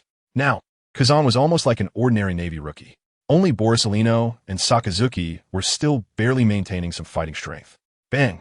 Borsellino was caught off guard and suffered a heavy punch to the face from Leo, collapsing to the ground, unconscious. Meanwhile, Leo was sent flying several dozen meters away by Sakazuki, who seized the opportunity to counterattack. Chapter 91. Everything is over. With a bang, Leo flew out several dozen meters.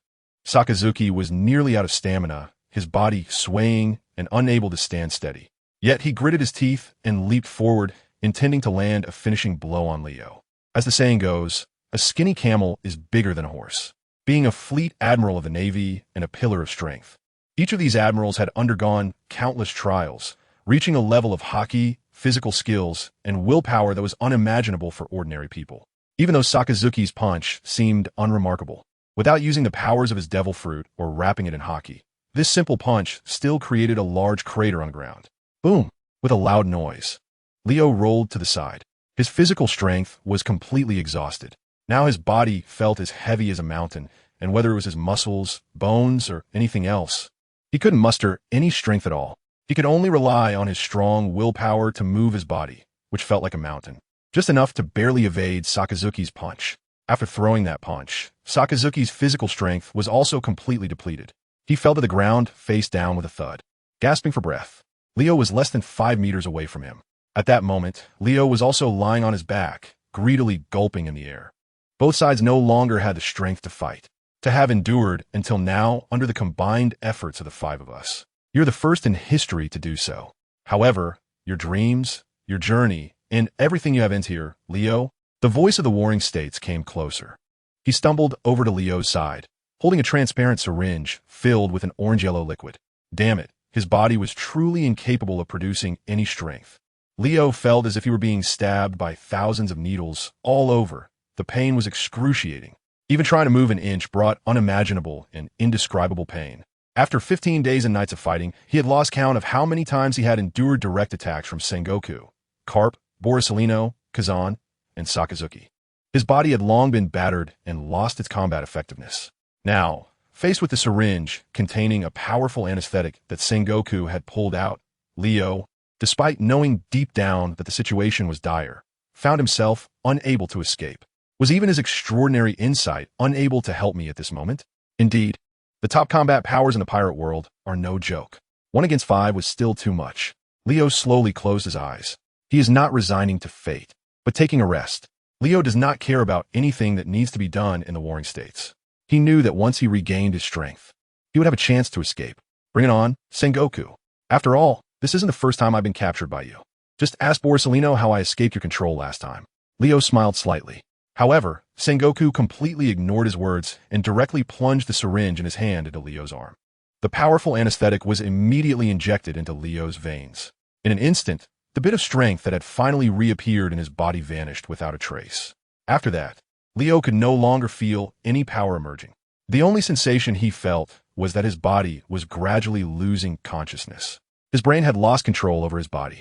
It was as if, at this very moment, he was left with only a remnant of consciousness trapped within a decaying shell, his body no longer responding to any command from him.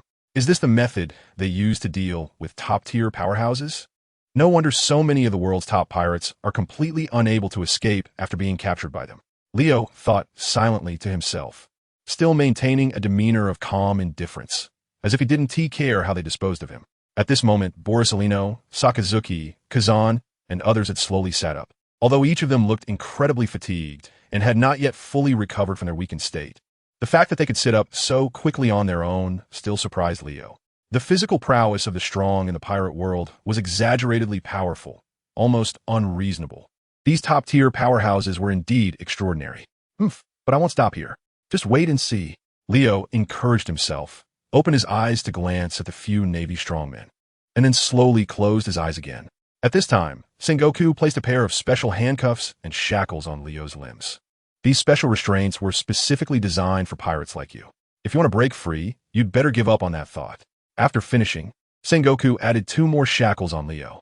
At this point, Leo was completely bound. What an exceptionally difficult battle. Kazan touched his bloodied head and glanced this way, exclaiming, "That kid Leo is quite terrifying." Borsalino also returned to a teasing tone. "Let me escort him, Admiral Sengoku." Sakazuki swayed, propped himself up on his knees, and gritted his teeth to stand up. But as soon as he finished speaking, he collapsed back to the ground. "Let's focus on recovering our strength first. We'll talk when our people arrive," Sengoku reminded. About 5 hours later, the battleship sent by the Navy finally arrived at this island, which had been almost unrecognizably destroyed. Having regained some strength, Sakazuki personally escorted Leo to ImpelDown. However, to be safe, Sengoku requested that Borsalino and Kazan also follow along. After watching the warship leave, Sengoku finally approached Garp. At this time, Garp was still sound asleep, looking very comfortable. "Wake up, Garp. We need to go back." Sengoku grabbed Garp by the collar, lifted him up, and shouted. Hearing this, Garp opened his eyes, yawned widely, and sleepily asked, "What time is it, Sengoku?" "The battle is over. We should head back." Sengoku set Garp down, said no more, and turned to walk towards the seaside. Garp gradually regained his senses, moved his slightly aching limbs and body, and looked up at the sunset by the sea. Then, he glanced at the devastated large island. "The battle is over. That kid has been captured, right? Yes. I had Sakazuki and Borisolino escort him back to ImpelDown. Chapter 92, Erasing the Evidence of Existence. On the way back to Marine Headquarters Marineford, Sengoku contacted the Holy Land Mariewa, the location of the world government, using a din mushi to inform Fleet Admiral Steelbone Kong of this good news. Steelbone Kong then relayed this news to the five elders. Upon learning the good news that Leo had been captured, the five elders were extremely pleased and personally ordered Dr. Vegapunk to expedite the development of a new generation of super anesthetics and the latest generation of shackles, all to prevent Leo from escaping. Sengoku, listen carefully. You must seal off all information regarding the existence of that kid Leo and erase all evidence of his existence. The five elders personally issued this command to Sengoku. This was not the first time the Navy had done such a thing. Sengoku had gone through this countless times over the decades and was quite experienced. Moreover, with Steelbone Kong, a former Marine Headquarters Fleet Admiral, as guidance, Sengoku certainly understood how to handle it. I understand, five elders. After hanging up the din mushi, Sengoku began to arrange for his subordinates to carry out the orders. From the East Blue to the Grand Line, everyone who knew about Leo's existence was quickly silenced. The bounty and wanted poster regarding Leo had also been withdrawn. The world government initiated a historical erasure, eliminating all evidence of Leo's existence overnight. Meanwhile, 3 days later on the other side, in the underwater prison ImpelDown, which formed a triangular shape with Marineford and Eni's lobby, Leo, personally escorted by the three Marine Admirals Sakazuki, Borisolino, and Kuzan, had arrived here. The director of ImpelDown, 30-year-old Magellan, personally came out with his subordinates to welcome them. At the same time, Dr. Vegapunk also sent a large amount of high-strength sedatives and shackles made of composite alloys. Everything was aimed at suppressing Leo and preventing him from escaping and continuing to bring great trouble to the world. What kind of person could warrant the personal escort of three Marine admirals? Magellan looked at the imposing, powerful Marine top forces, Sakazuki, Borisolino, and Kuzan, personally escorting a prisoner to ImpelDown, and couldn't help but feel curious. He is located inside the deep-sea prison, overseeing criminals, and has been isolated from the outside world for a long time. Therefore, he is not particularly aware of what is happening outside at the moment. This guy is a heavy criminal among heavy criminals and must be strictly monitored, in addition to the 24-hour continuous surveillance by the phone bug. There must also be personnel on duty to guard him, and he must receive an injection of this super potent tranquilizer every 4 hours. Note that he is not a devil fruit user, so the sea stone chains are ineffective against him, which is why this must be done. Never forget that. If this guy escapes, all of you in ImpelDown will be dismissed on the spot and held accountable by the world government. Sakazuki, who had experienced a 15-day battle with Leo, is now extremely wary of him. Therefore, when he said this, his tone was naturally very serious. Although Magellan is still unclear about who Leo really is, seeing the three admirals personally escorting him and Sakazuki's numerous warnings about how to treat this guy, he immediately realized the seriousness of the situation. Rest assured, Admiral Sakazuki, as long as I am here, no criminal will escape, Magellan assured, patting his chest. Then this is entrusted to you. Sakazuki handed over Leo, who was tightly bound and injected with a strong tranquilizer, to Magellan. Watching him and his subordinates take Leo into ImpelDown, and after the heavy doors closed, Sakazuki finally let out a slight sigh of relief. It's finally over. Borisolino also felt a sense of relief. This battle experience will be unforgettable for a lifetime. Kazan also followed up. After the three admirals expressed their sentiments, they fell silent and returned to the ship. The warship set sail back towards Marineford. 5 days later, on the islands of Sabaody in the first half of the Grand Line, Rayleigh stepped onto this island, a place he had visited before, but now everything has changed. The first thing he did was not to reminisce about the past adventures at sea with Roger and the other members. Instead, he searched for newspapers to check the latest news. However, Rayleigh searched throughout the entire Sabaody archipelago, and he also read the latest newspapers sold by the newsbirds flying in the sky over and over again. He didn't find any reports about Leo. It's been at least 20 days since then. By now, there should be some outcome, right? Has that kid already been killed by the warring states? The lack of any news about Leo made Rayleigh vaguely sense that something was wrong. He continued to investigate quietly on the island without drawing attention. 3 more days passed. A new batch of bounty notices had been issued, but there was still no news about Leo. In fact, Rayleigh discovered something astonishing. The previous bounty notices targeting Leo had all vanished without a trace. This made Rayleigh feel even more uneasy and curious. That kid Woon T, he was once wanted by the Navy with a bounty of 1.5 billion berries. If what I suspect is true, then everything about him should have been erased as well.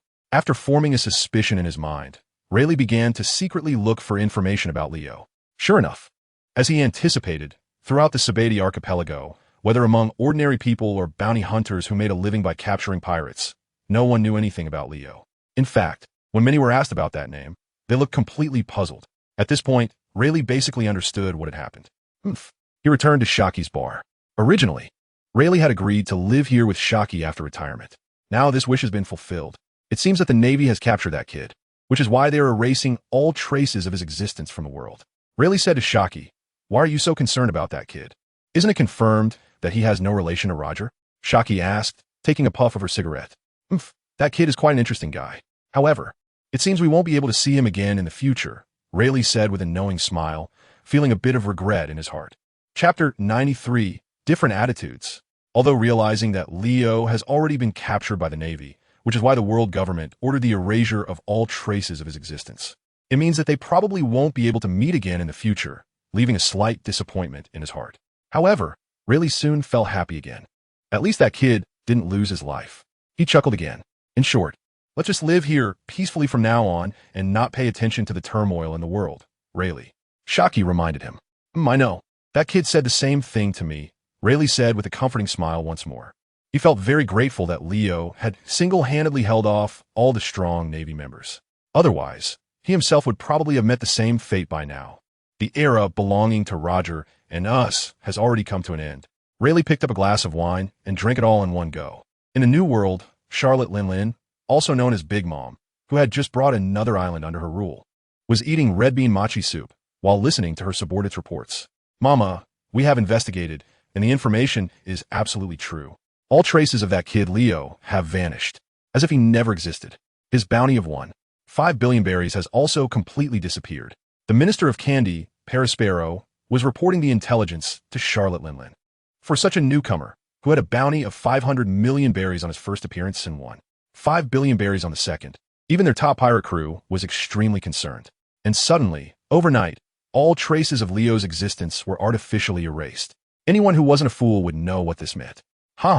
It seems that kid has been captured by the Navy. I thought we were going to see a new supernova rise, but it turns out to be just a flash in the pan. No one can threaten our status. Bring me another serving of red bean machi soup. By the way, has the invitation been sent out?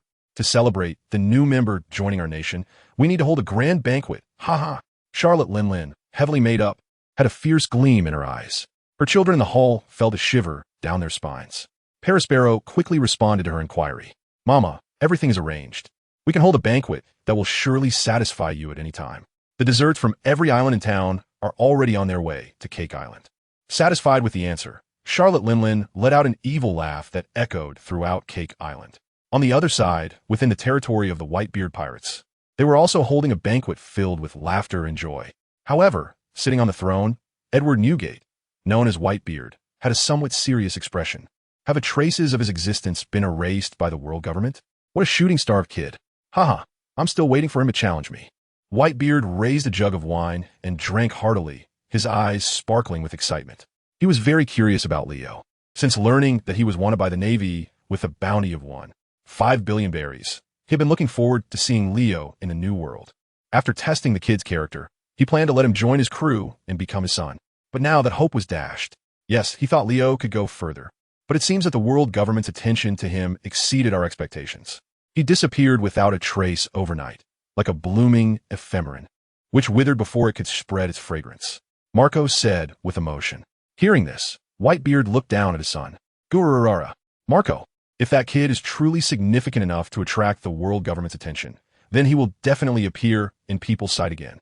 Whitebeard laughed heartily. Upon hearing this, Marco and the other captains around him all showed surprised expressions. "Dad, what do you mean?" "Gururara, that kid will definitely give the world government a headache again." Whitebeard was full of confidence, his gaze deep and filled with wisdom and assurance, looking out towards the distant sea. Wano country, Onigashima. Inside a cave, Kaido was holding a huge wine gourd, continuously pouring fine wine into his mouth. While gulping down the drink, he was crying bitterly. "Oh ha ho ho ho. Damn it. Damn. Damn it. Whoa, it's all because you are too weak. Kid, I was already prepared to invite you onto my ship. Someone who could be worth 5 billion berries to the Navy. Oh, we haven't even met yet, and I didn't expect you to be taken down by the Navy like this. Speaking of which, it's really your fault for being too weak. Good. Kaido's performance at this moment was like that of a madman. Outside the cave, the subordinates on duty were all shrinking their necks in fear. No one dared to disturb their moody and irritable governor at this time. After listening for a while at the cave entrance, these subordinates noticed that the noise inside seemed to have quieted down a bit. They looked into each other's eyes. The governor finally cried enough. Huh? Chill. Don't talk recklessly, or you'll lose your life if Governor Kaido hears you. But why is he so sad? He's just a kid we've never met before, right? I don't know. I just can't understand Governor Kaido's thoughts. The subordinates outside the cave were whispering among themselves. Suddenly, a deafening roar came from above the mountain peak. A dragon's breath erupted, instantly piercing through the entire mountaintop, and a gigantic figure soared into the sky. It was a 100-foot-long azure dragon. It was Governor Kaido. Where's he going? I don't know, looks like he's drunk again. Don't disturb him. The subordinates were all shocked, watching as the drunken Kaido transformed into a 100-foot-long dragon and soared into the sky, rolling in the air. In an instant, lightning flashed and thunder rumbled, strong winds howled, and dark clouds pressed down as if to crush the city. Shortly after, Kaido cried out as he plunged into the thick clouds, causing bursts of thunder to erupt, and eventually his voice gradually faded away, disappearing from sight. Chapter 94. A Joyful Conversation. Over here, Kaido, drunk and causing a ruckus, has transformed into a 100-foot-long dragon and doesn't know where he's gone. Meanwhile, on the other side, a group of uninvited guests arrived within the territory of the Whitebeard pirates. The Red Force ship slowly docked at the shore. On this main ship belonging to the red-haired pirates, Captain Shanks and First Mate Ben Beckman appeared. The members of the Whitebeard pirates immediately looked serious, ready for battle. However, Whitebeard, as captain, remained calm and composed, sitting on his throne and drinking heartily. Gulalala red-hair brat, did you come here to challenge me, or to take my head? Whitebeard laughed as he looked at Shanks, who disembarked alone. The strongest man in the world. Anyone who wants to reach the top wants to challenge you, Whitebeard. Shanks smiled and casually walked over with a large barrel of wine. But today, I'm not here to fight you. After he came before Whitebeard, he directly sat cross-legged and placed the huge wine jug he was holding aside.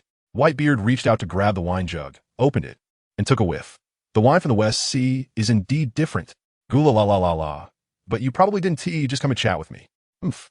Shanks smiled slightly. In an instant, both of them released their Conqueror's Haki simultaneously. With a loud bang, a large group of pirates on the beach fell down without warning.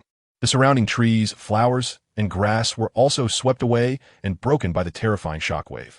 The dark clouds in the sky were even violently torn apart by their overwhelming Conqueror's Haki, creating huge rifts. The captains of the Whitebeard pirates looked at this scene. Their faces changed drastically, filled with unease and shock. Gula la la la la, your Conqueror's Haki has improved quite a bit, red-haired kid. Whitebeard laughed heartily as he withdrew his Conqueror's Haki. Shanks also withdrew his. The two exchanged smiles, and Shanks began to pour wine for Whitebeard. You must have heard about that newcomer, right, Whitebeard? Shanks asked while pouring the wine.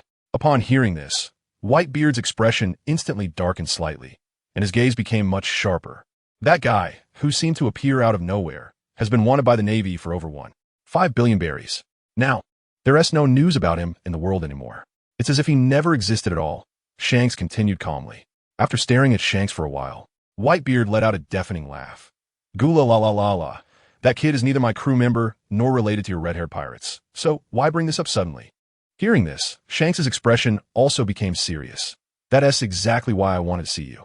I've heard that the kid's background is not simple, and you should have heard some rumors, right? It seems to be related to Roger. If that's the case, I'm worried that the actions of the world government will bring great trouble to this world. After all, besides Rock back in the day, no pirate has ever been wanted by the Navy for 5 billion berries during their rookie period. Shanks's words made Whitebeard's gaze sharpen even more. However, Whitebeard seemed quite unconcerned. Gula la la la la. Are you worried that kid will cause a disturbance? Or is there something more? Red hair brat. Even if that kid is related to Roger, it's no longer important now. Can't you see? The world government will not allow someone like him to exist. From the moment Leo's existence was completely erased, it was all over. After saying this, Whitebeard picked up the giant wine bowl and gulped down 3 mouthfuls. While he said he didn't care about these matters, in reality, his feelings were quite complicated. He had also heard rumors that Leo might be the illegitimate son of the pirate king Roger. As a powerful figure from the same era, Roger was a great hero of the sea whom Whitebeard admired, a true man. This was also an important reason why Whitebeard had been looking forward to meeting Leo after hearing the news about him. But now, the Navy has succeeded. Leo couldn't hold on until the day he met him in the New World. So everything is over. Many times, things are like this. Everything is beyond one's control. Whitebeard wasn't foolish enough to oppose the entire world government and the Navy for Leo. At least not now. Just as he said, Leo has nothing to do with him and nothing to do with the red-haired pirates either. Your worries are unnecessary, red-haired kid. Whitebeard raised the giant wine bowl again and took a sip. Looking at his carefree demeanor, Shanks pondered for a moment before also raising his wine bowl.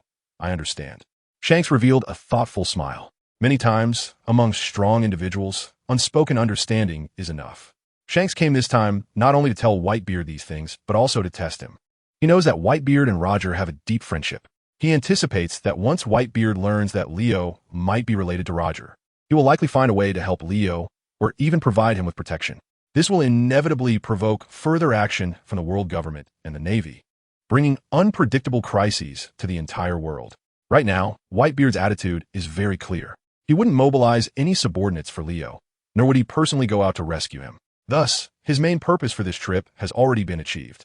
Confirming that Whitebeard wouldn't act recklessly, Shanks felt much more relaxed while drinking. Gulalala, red-haired kid.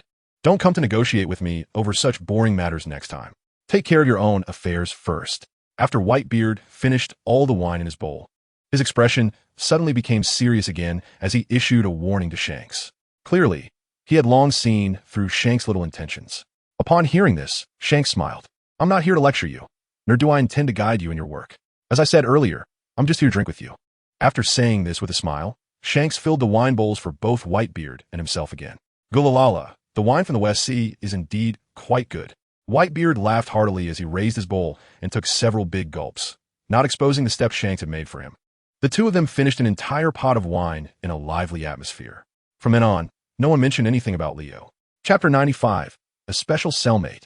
In the deep-sea prison, ImpelDown. In the darkest cell of Infinite Hell Level 6, Leo, whose hands, feet, and body were heavily bound by thick chains, opened his eyes at this moment. His consciousness was still a bit hazy. The powerful sedative injected by the Navy left him unable to muster any strength. But at this moment, Leo could sense that the door to the prison was being opened. Are they going to inject me with that stuff again? It seems your fear of me runs deep. Leo chuckled lightly, his tone full of contempt and mockery. The strong sedative injected every 4 hours keeps you in a state of compliance. Don't even think about escaping from here, Leo. You can't do that. Can't do it? Ha! Leo was unfazed. Meanwhile, the serious Navy colonel had picked up the powerful sedative and approached him. This was the lowest level of the deep-sea prison, where the most notorious criminals in the world were held. They had committed heinous crimes and had their existence erased by orders from the world government. In other words, no one in this world remembers you. Just grow old and die here alone. After saying that, he forcefully plunged the syringe into Leo's body. As the powerful sedative was injected, the little strength Leo had just regained vanished once again. He quieted down. However, at that moment, a maniacal laughter came from the adjacent cell. Ha! Is there really no one left in this world who can remember our existence? You really dare to say that? Upon hearing this laughter, the naval colonel who had just injected Leo with a powerful sedative slightly changed his expression, and 2 beads of cold sweat rolled down his cheeks. Golden Lion. He whispered something softly, then took a deep breath and shouted in a deep voice, "Stop talking nonsense there, Golden Lion. Aren't you also locked up here for committing serious crimes for so many years? Even someone like you, a legendary pirate, is helpless now. What do you want to prove? Just stay here honestly and wait to die." After saying that, he stood tall and walked out of Leo's prison, locking the cell door again. Turning around to glance at the cell next door, where Golden Lion Shiki was held, the Navy colonel snorted coldly and left with his 2 subordinates. At this moment, a cold, ruthless long laugh echoed from Golden Lion's cell. After the Navy soldiers left, Golden Lion spoke again. "Kid, what did you do to get in here?" "I want to destroy the Navy headquarters and overthrow the world government," Leo replied calmly. "Oh, not bad. But looking at you, it seems you have failed." Golden Lion laughed loudly. However, this time Leo did not respond. After a while, Golden Lion continued to talk to himself. "I almost destroyed the entire Marineford once." "Is that so?" Leo replied in a still indifferent and cold tone. This made Golden Lion feel belittled. You still don't know who I am, do you? Golden Lion asked. Does it matter? We're both here, both locked up. Leo's words left Golden Lion momentarily speechless. His eyes flickered coldly as he looked down at the sea stone shackles binding his feet, restricting his movements and preventing him from using his devil fruit abilities. He then raised his head to look at the sea stone chains that tethered his hands, tying him to the wall like a beast. For a moment, anger and humiliation surged within him. Additionally, the words of the naval colonel earlier, stating that the people here had been erased from existence by the world government and forgotten by the world, also provoked the Golden Lion. A bold idea emerged in the Golden Lion's mind, a thought of escape. Why are you silent? Leo asked, noticing the Golden Lion's lack of response. You're right, kid. We're all trapped here, unable to leave. Asking questions indeed serves no purpose. But, do you really want to spend your whole life here? You're so young. There's so much the world has to offer you, The Golden Lion began to try to incite Leo. However, Leo did not respond to this. The powerful sedative in his body began to take effect quickly. Once the drug took hold, a wave of intense fatigue surged over him, completely unstoppable. Leo couldn't help but feel that his body was empty, devoid of any strength. He seemed to have lost even the strength to think. An infinite sense of drowsiness swept over him, making him feel sleepy. After holding on for about 20 seconds, Leo could no longer support himself. His consciousness faded, and he fell into a deep sleep. The Golden Lion waited for a long time, but did not hear Leo's response, and his brow furrowed. Kid, why aren't you speaking? The question seemed to vanish into thin air, still receiving no response. The Golden Lion fell silent. He listened carefully and then used his observation Haki. Ultimately, he confirmed that Leo had lost consciousness. These Navy guys are truly ruthless. The Golden Lion laughed heartily, though he felt a deep shock inside. Previously, he hadn't used his observation Haki and didn't know the depth of this newcomer's strength. But at this moment, as the Golden Lion's observation Haki enveloped Leo, he immediately sensed an extraordinary aura emanating from him. Although Leo was currently unable to exert his full strength due to the effects of the powerful sedative, and his aura was significantly weakened, for a top-tier powerhouse like the Golden Lion, it was still not a problem to discern Leo's true strength using his advanced observation Haki. From Leo, the Golden Lion sensed a level of strength that made him wary. It was a terrifying aura he hadn't felt in many years, one that was even comparable to his own. No, it's not just comparable. This kid's strength might have reached the level of that monster rocks. The Golden Lion thought in shock. Afraid of misjudging, he carefully used his observation Haki again to probe Leo inside and out. The more he probed, the more shocked he became. At the same time, the Golden Lion began to decide that he must do whatever it takes to bring this kid into his crew. Chapter 96. Unable to maintain consciousness. A few hours later, the effects of the drug on Leo began to wear off. He slowly awakened from his slumber. The moment he regained consciousness, it was as if a current had passed through his brain, instantly activating it. At the same time, countless thoughts and ideas appeared in Leo's mind. About domineering power, about martial arts, about swordsmanship. The flood of information made Leo ecstatic. He knew that he was beginning to gain insights again. Even in a state of sleep, his extraordinary talent never ceased. However, Leo soon became frustrated. Although he had gained new insights, the information from these insights would help him become stronger after his own understanding. Yet, Leo could not use this information to break free from the restraints on him. The effects of the super potent tranquilizer were still suppressing his power, leaving his body unable to exert any strength. Even though he possessed great skills, understood various techniques for channeling energy, could use minimal effort to achieve great results, and could wield overwhelming charisma, Leo still could not break free from his bonds. At that moment, the colonel who had previously injected Leo with the super potent tranquilizer came back. This guy was very punctual, walking in expressionless with a syringe in hand. Are you awake? Ready to sleep again? The colonel approached Leo, preparing to inject him with the tranquilizer once more. Aren't you going to humiliate me again? Leo sneered. Hearing this, the Navy colonel was slightly taken aback. Do you have such a special hobby? He stopped the injection and looked at Leo with a playful expression. Leo also showed a meaningful smile. Even in his dormant state, with the help of his extraordinary comprehension, he could still grasp various profound abilities. However, it was only in his awakened state that Leo could convert the insights he gained into true experience through his own heartfelt understanding. To put simply, This process of comprehension is essentially Leo repeatedly practicing the various abilities he has understood in his mind.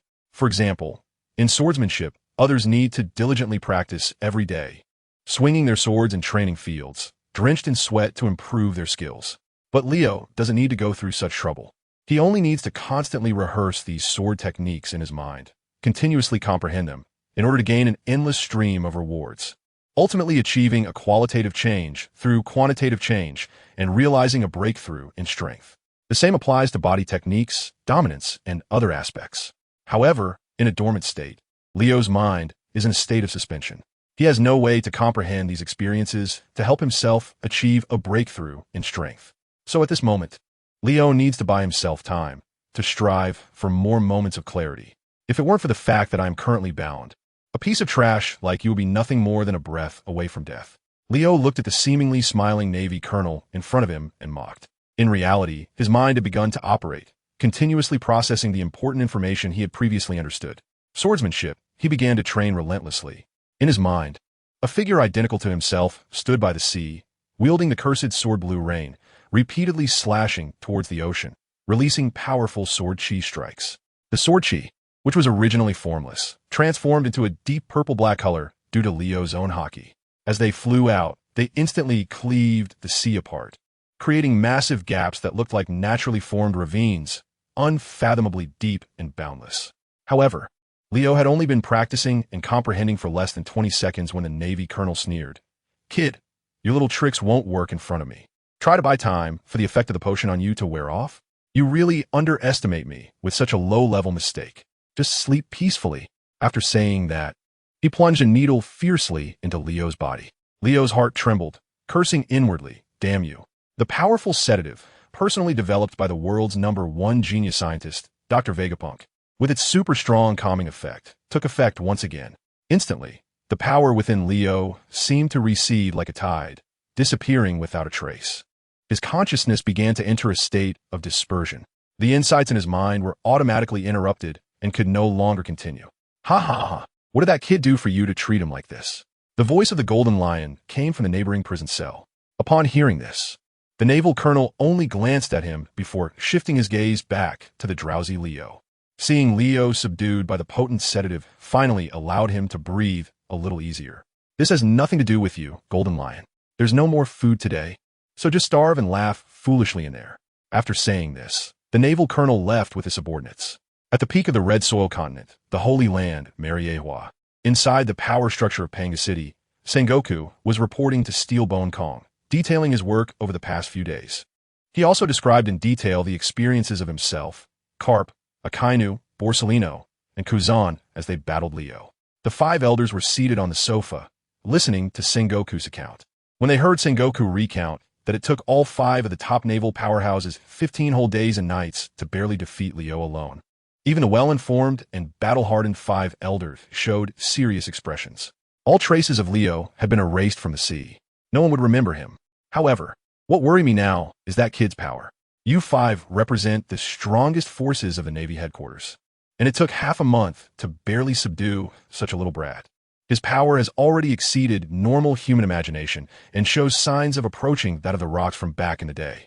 I am now concerned whether the potent sedative given to you by Vegapunk can still effectively suppress that kid.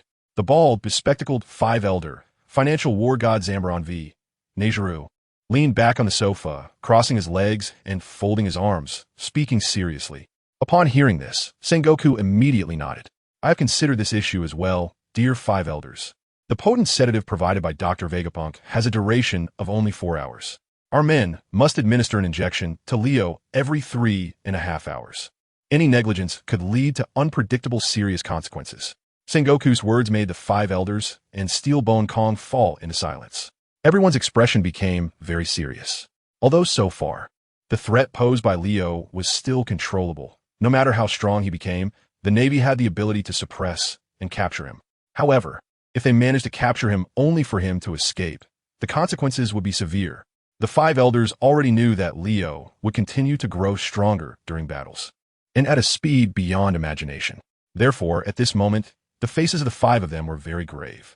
Sengoku continued, "Although we have arranged a lot of personnel to monitor Leo's every move 24 hours a day, and strictly control the timing to supplement the injections of the potent sedative right on time, I still feel very worried, dear Five Elders.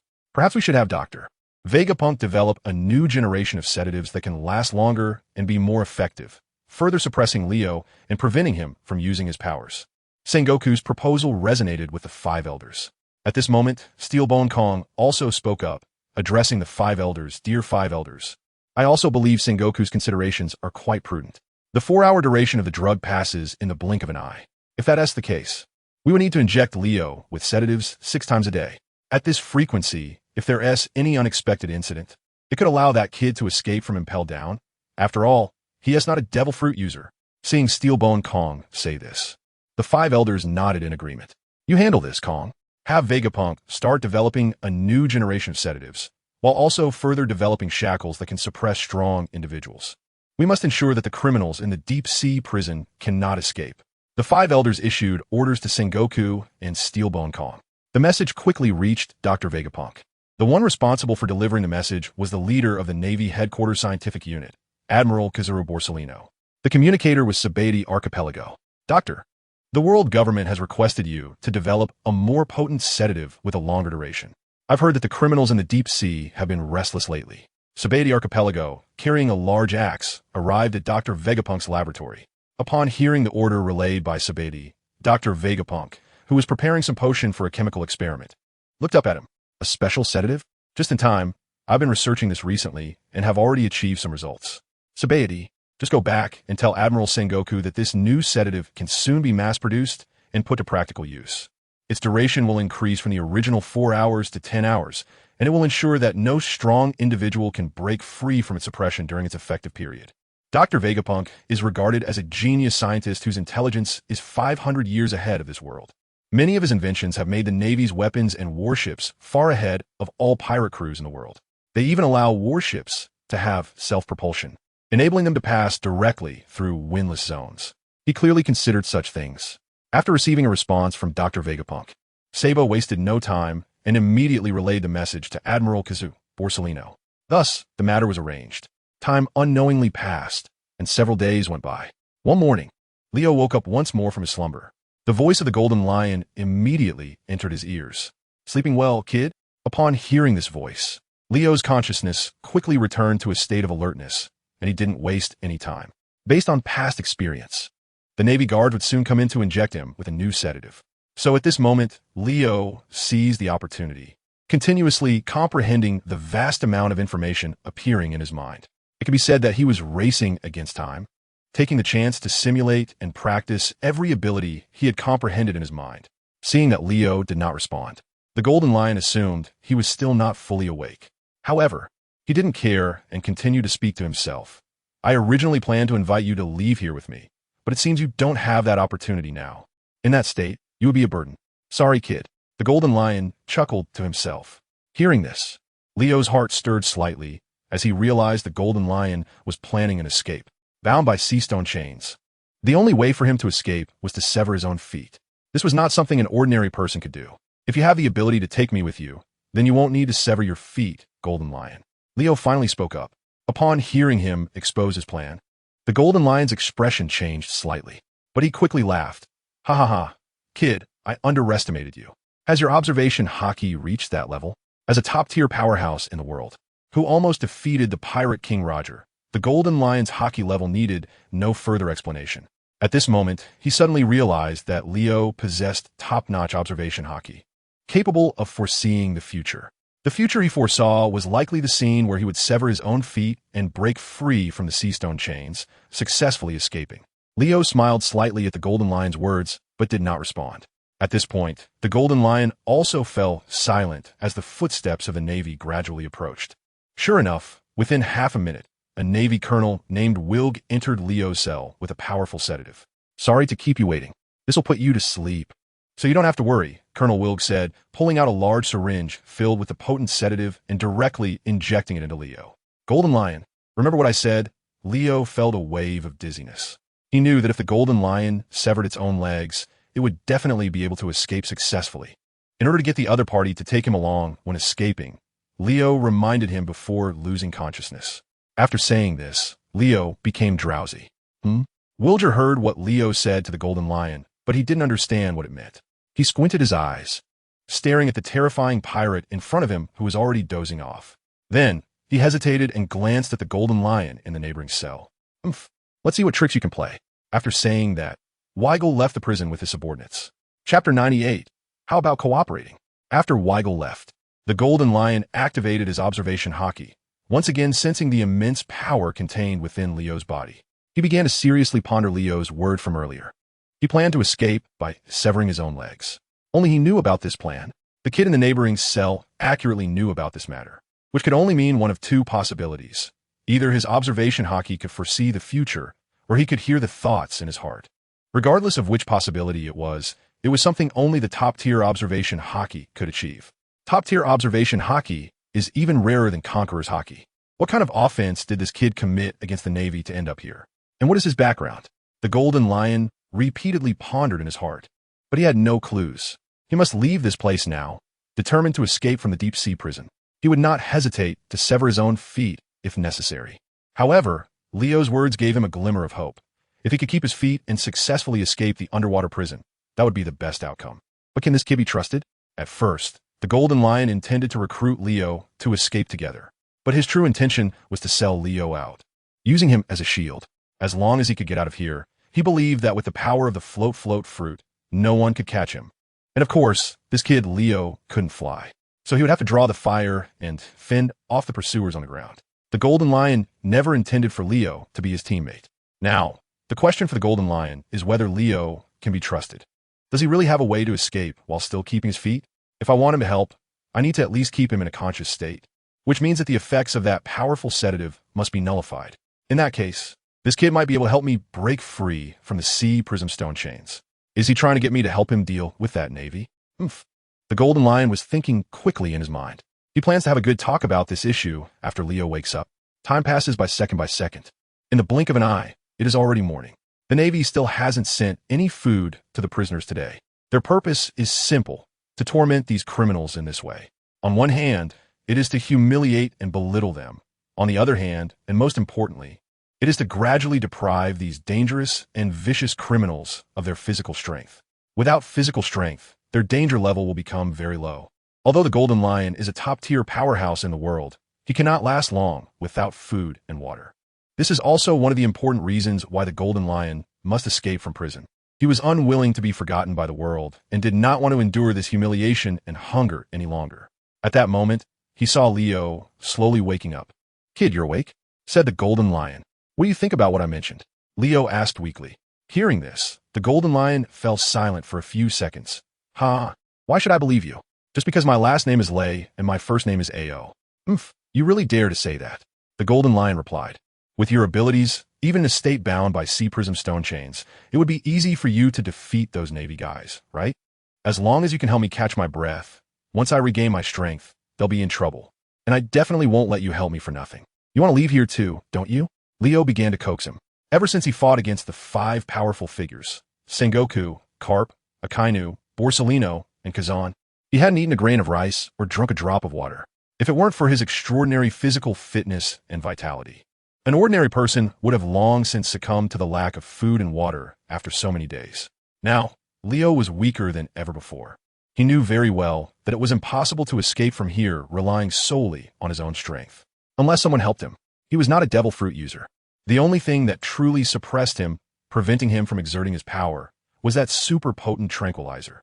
As long as he could let the drug wear off, preventing those Navy officers from taking further action against him and injecting him with new tranquilizers, then once he regained some strength, breaking out of here would definitely not be a problem. And the person who could help him was Golden Lion. Hearing Leo's words, Golden Lion was indeed quite tempted. He really wanted to get out. And as Leo said, he could indeed do it, taking down those Navy soldiers in an instant even while bound by sea stone chains. The reason he didn't do it before wasn't that the Golden Lion couldn't, but because it was meaningless to do so. He was still restrained by the sea stone chains. Even if he could defeat those sailors, he would still be unable to escape. The other side just needed to starve him for 10 days or so, then give him a little food and water to prevent him from starving to death, and he would be in for it. But now it was different. Leo was right next door, and this kid was not a devil fruit user, yet he was very powerful. As long as he could help him break free from his restraints, Then he could help him unlock the sea stone shackles. Then, both of them would have a chance to escape. The Golden Lion's eyes kept shining as he stared at Leo for about 10 seconds. All right, I'll trust you this once, Leo. If you dare to play tricks on me, I won't let you off. Enough with the nonsense, they're coming. You need to seize the opportunity, Leo reminded him. Sure enough, after about 10 seconds, footsteps began to echo in the dark underground prison. Soon, Wilg and his two subordinates appeared at the cell door of Leo and the Golden Lion. He first glanced at the Golden Lion in the cell on the left and mocked. You look quite spirited, Golden Lion. It's been 10 days and nights without food or water, yet you still have this kind of strength. I have to say, you're truly a monster. But what does it matter if you go another 10 days without eating?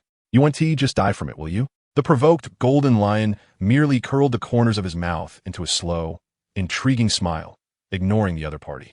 After hitting a wall, Weirger turned his attention to Leo. I heard you fought for half a month against the Warring States Marshal, Admiral Karp, and the 3 generals from headquarters before being defeated.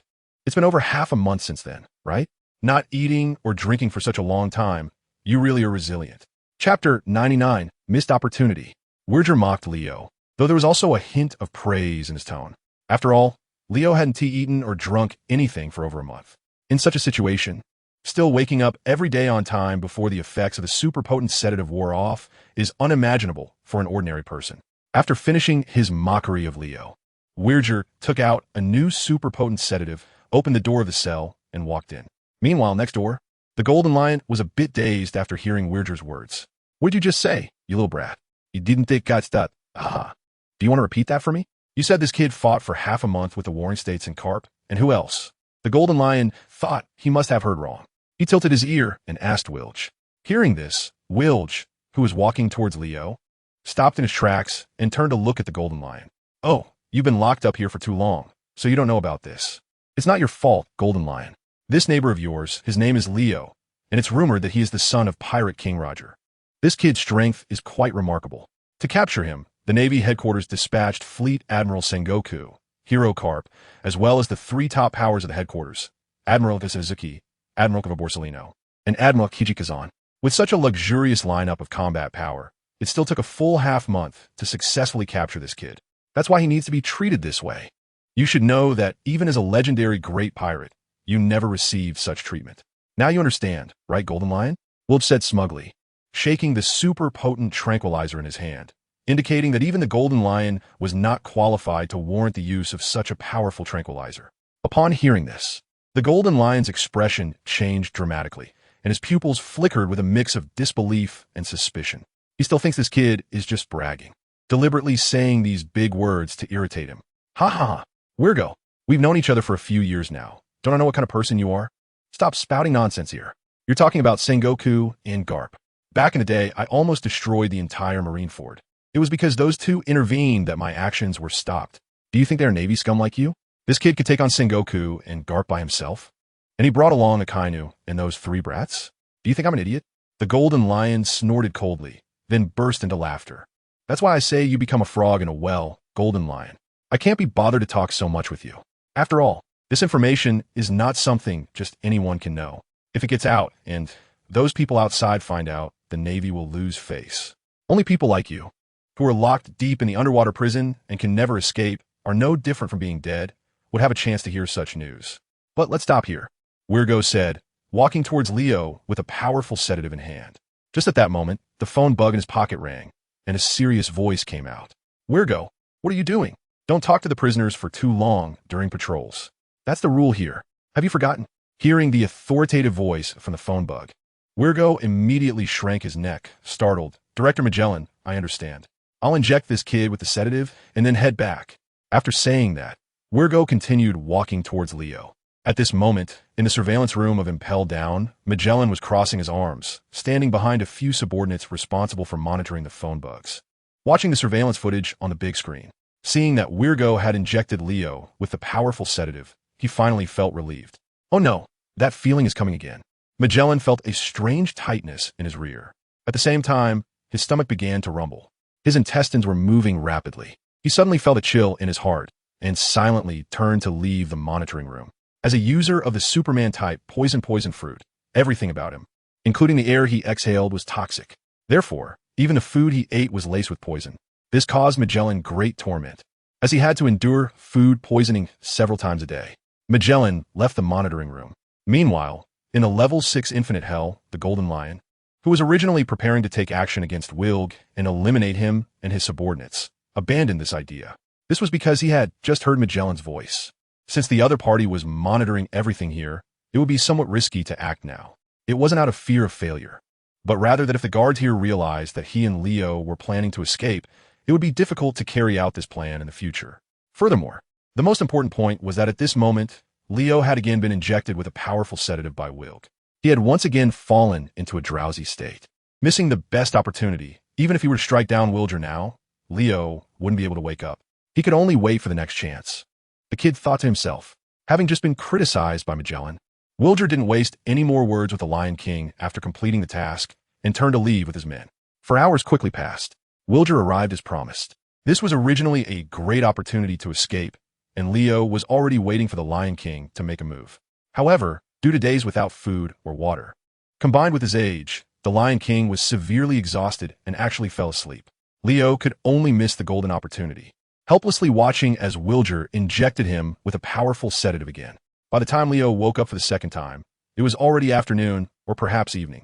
Without seeing the outside sky, Leo had no idea what day it was. He just saw that the Golden Lion guy still hadn't woken up. It's truly a sad thing that a legendary pirate like him could end up dying in a place like this, Leo said with a sneer as he looked at the approaching Wilg. Hearing this, Will glanced at the Golden Lion and then at Leo. What a joke. That guy is the Golden Lion. We are here to make pirates like you suffer endlessly. It's not that easy to die. Chapter 100, The Awakening Time Extended. After coldly finishing his words, Wilg immediately had his two subordinates prepare food. Then he walked over to Leo. TSK, look at you. You're already starving to the bone. How does it feel to endure hunger? But it's not your turn to eat yet. Just keep waiting. In 2 days, when you're too weak to speak from hunger, maybe I'll give you a little bit of food. After saying this, Wilg injected Leo with a powerful sedative. It's better that he doesn't say these words. When it comes to Leo, he has indeed not eaten anything or drunk a drop of water for more than a month. At this moment, Leo truly feels his stomach rumbling. The speed of his physical recovery is becoming slower and slower. The intervals between each time he wakes up are getting longer as well. Sometimes, even when Leo wakes up, he feels no signs of strength recovery. This is a signal of severe physical exhaustion and a serious lack of energy. He knew he was reaching his limit. If he didn't eat or drink, even if the Golden Lion really helped him take down those Navy soldiers, he might not have the strength to help the Golden Lion escape afterward.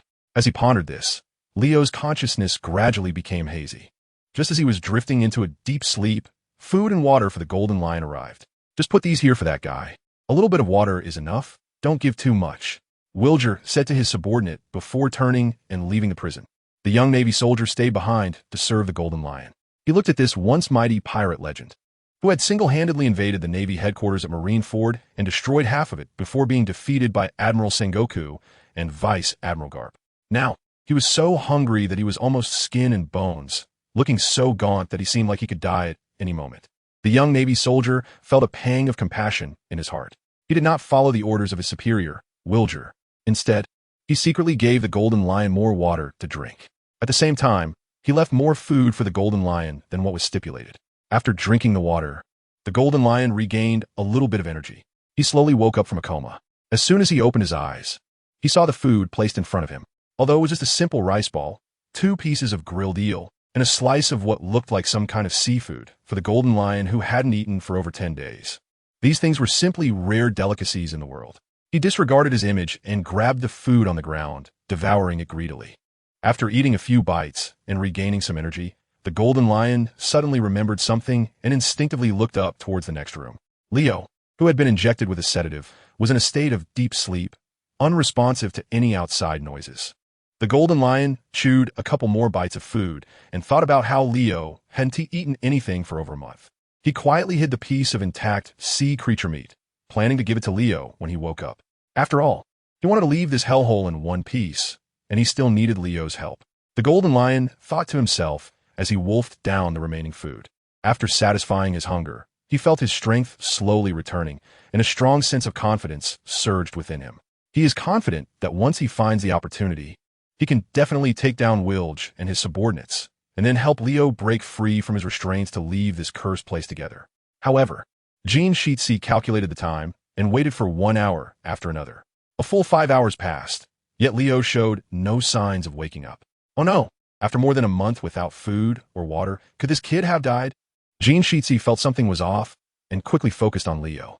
At the same time, he released his observation Haki. However, he saw that Leo still had a pulse and his breathing was relatively stable, which made him feel a bit relieved. This kid really has a strong will to live. Over a month without food or water, and he's still as if nothing happened. Even I can only last about 20 days. Jean Sheetsy silently admired Leo's willpower, stamina, and that vigorous life force. But what is going on? Usually, he would wake up in just over 3 hours. Yet today, it has already been 5 hours with no sign of movement. And this doesn't even account for the time I was unconscious. Jean Sheetsy stared at Leo's regularly rising and falling chest, feeling puzzled. Moreover, that guy Wilge hasn't come over. Could it be that the effect of the drug has lasted longer? Jean Sheetsy quickly realized this possibility. He continued to observe, silently counting. Unknowingly, several hours passed. Finally, the golden lion noticed Leo's eyelids twitch slightly. Sure enough, a few seconds later, Leo slowly began to awaken. Why do I feel like I've been asleep for a long time? Leo looked at the golden lion with a slightly dazed expression. Oomph. It seems the Navy has increased the dosage of the sedative they used on you. You were out cold for a full 9.5 hours. Here, eat this.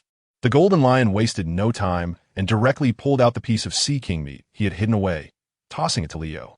Upon seeing the food, Leo's eyes lit up, and without any hesitation, he took a bite and swallowed it down. As the food went down, Leo felt a continuous surge of energy beginning to restore his strength. The power of physical enhancement. Leo rejoiced internally. This was a brand new ability he had comprehended during his battles with Sengoku, Garp, and others. It was a power more potent than the effect of life return. It allowed Leo to quickly convert the food he consumed into replenished stamina, with an efficiency and percentage far exceeding that of life return. With his stamina restored, Leo's spirits began to soar. Golden Lion, this is a great opportunity. You must seize it. If you want to get out, make sure not to hold back. Leo's eyes sparkled as he looked at the Golden Lion, urging him. Ha ha, do you think I'm someone easy to deal with? Just make sure you don't slow me down later. The Golden Lion laughed heartily. Humph. Leo chuckled playfully, choosing not to say more. At this moment, they could sense the footsteps and presence of Weigel and his men approaching through their observation Haki. Suddenly, the Golden Lion asked in confusion, Kid, why don't you use your Haki to deal with those guys? Chapter 101. Interrogation. The Golden Lion's question was merely casual. He did not know that Leo had mastered Conqueror's Haki. However, he could sense the presence of armament Haki within Leo. Moreover, Leo had quite a significant amount of it. Hearing this, Leo shook his head with a bitter smile. Do you think I don't want to? This sedative can suppress the power within me, preventing me from using my stamina, and I can't use either armament or Conqueror's Haki. Only observation Haki seems unaffected. You still have Conqueror's Haki? The Golden Lion was taken aback, disbelief written all over his face. Yeah, what's wrong? Don't you have it? Leo asked, looking at him curiously. The Golden Lion laughed heartily. Ha ha, what a joke. Of course, I have Conqueror's Haki. I just didn't expect that a little brat like you would have mastered such power. Let me see your Conqueror's Haki later, Golden Lion. After Leo said this, he turned his gaze toward the left corner outside the cell. The footsteps from that direction were getting closer. The Golden Lion's eyelids twitched. He felt offended by Leo's words. However, he did not lose his temper, but instead sneered. We'll see about that. But just as he finished speaking, the Golden Lion's brow furrowed slightly. At that moment, he sensed a very subtle but familiar presence approaching. That aura was coming along with Weigel and the others, getting closer. The familiar presence caused the Golden Lion's expression to darken instantly. At the same time, Leo also sensed the presence, and, similarly, his expression turned slightly surprised. That old guy is here, the Golden Lion snorted coldly. Sure enough, as soon as he finished speaking, a hearty laugh echoed from the corner of the outside passage. Ha ha ha ha ha. Golden Lion, you seem to be just the same as ever. As Garp's laughter rang out, his figure appeared at the corner. Upon hearing his voice, the Golden Lion's face grew even darker. Garp, you old bastard. Did you come here just to watch me make a fool of myself? Garp's footsteps stopped at the door of Leo and the Golden Lion's cell. He crossed his arms and first took a glance at the Golden Lion. Then, his gaze landed on Leo. You look pretty good. Huh, Leo, kid? Seems like you're getting used to living here. Garp laughed. Humph. Want to come in and give it a try? Leo sneered. At that moment, another authoritative voice rang out from behind. Carp, stop wasting time. Get on with the serious business. It was Sengoku speaking. Hearing his voice, Leo's heart sank. It seemed that their jailbreak plan would not be executed today. At this time, the Golden Lion, who also heard Sengoku's voice, showed an angry expression. Sengoku, I didn't expect you old bastard to come too. Ha ha ha. You two old bastards can't all be here just to see me make a fool of myself, right? The Golden Lion asked with a grim smile. Today's matter has nothing to do with you, Golden Lion. Sengoku appeared before everyone. Besides him, the warden of ImpelDown, Magellan, followed behind. In front of these big shots, Virgo appeared quite apprehensive. He honestly stepped forward and opened the door of Leo's cage, then stepped aside. Sengoku and Carp walked in. An astonishing aura instantly emanated from the two, directly locking onto Leo and suppressing his power. At this moment, Leo's strength was still not restored due to the sedative. Being simultaneously suppressed by Sengoku and Carp made him even more mobile. Are you coming for me? Leo said with a playful smile as he looked at Sengoku and Carp. After resting for such a long time, you should have calmed down a bit, right, Leo? We are here today mainly to discuss a few matters with you, Sengoku said, crossing his arms and looking down at Leo. What good things can you say? Leo scoffed. It's about the result of your trial. Due to the serious crimes you have committed, the world government, in conjunction with the Navy's judicial island, has sentenced you to life imprisonment, to be held in the deep-sea prison for the rest of your life. I believe you have nothing to say about such a result, Sengoku explained. Leo indeed remained silent, as this verdict meant nothing to him. As long as he teamed up with the Golden Lion and escaped together, the vast sea would allow fish to leap, and the sky would let birds fly. Once he completely comprehended all the information about the abilities in his mind and digested them, they would become his true strength. On that day, he would make the Navy and the world government tremble. Let me ask you, Leo, what is your background? And besides yourself, who else knows about the events from 5 years ago? Who taught you all these skills?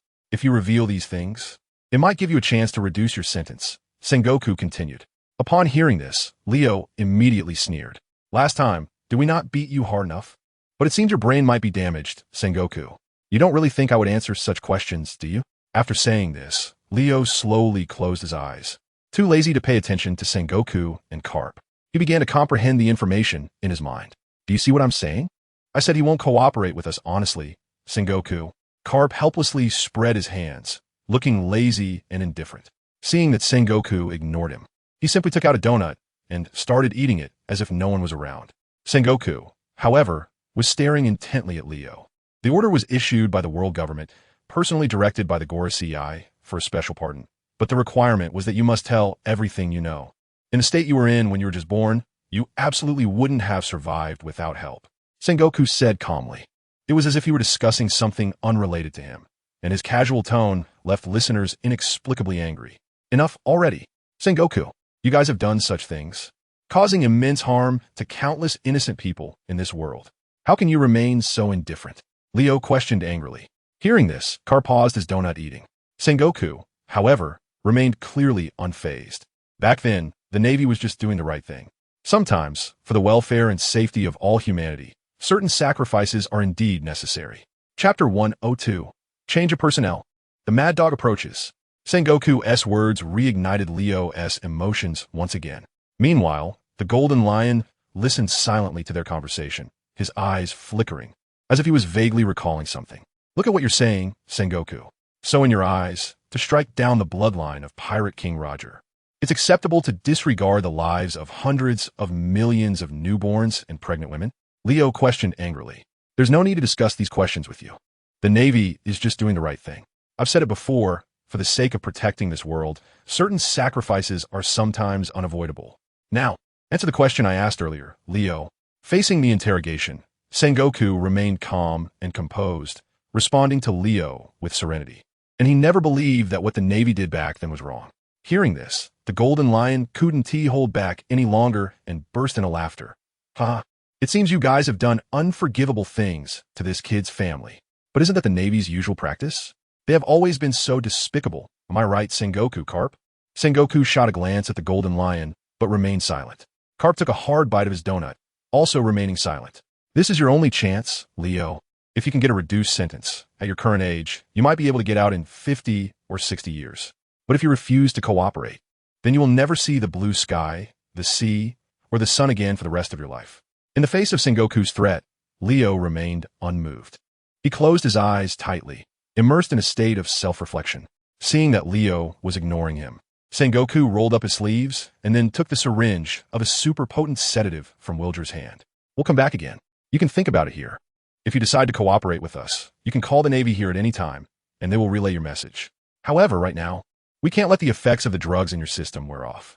After saying this, Sengoku directly plunged the syringe into Leo's body and slowly pushed the plunger down. Haha, you are still as rational and calm as ever, Sengoku. This annoying personality is getting more and more irritating to watch.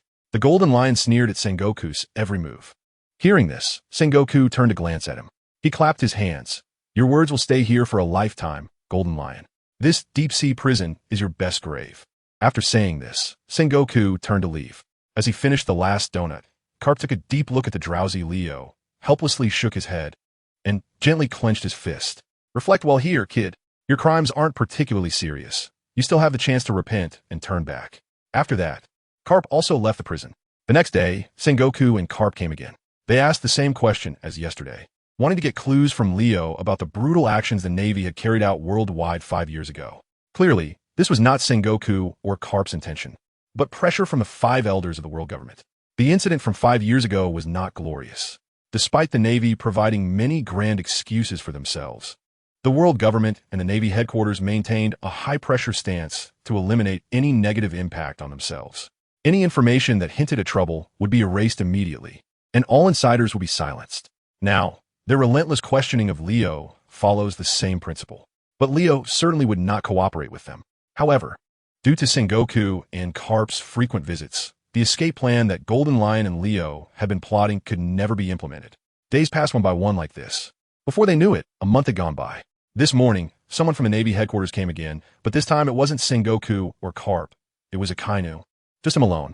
Akainu walked into Leo's cell like a mad dog, rolling up his sleeves. He said nothing and asked nothing. He came up and directly punched Leo.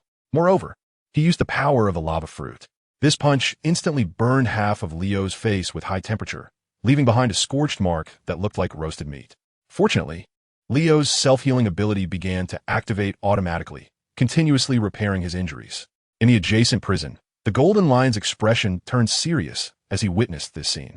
He certainly recognizes his Sakazuki. This brat, despite being a generation younger, is not to be underestimated. He is the strongest attacker among the natural-type devil fruit users.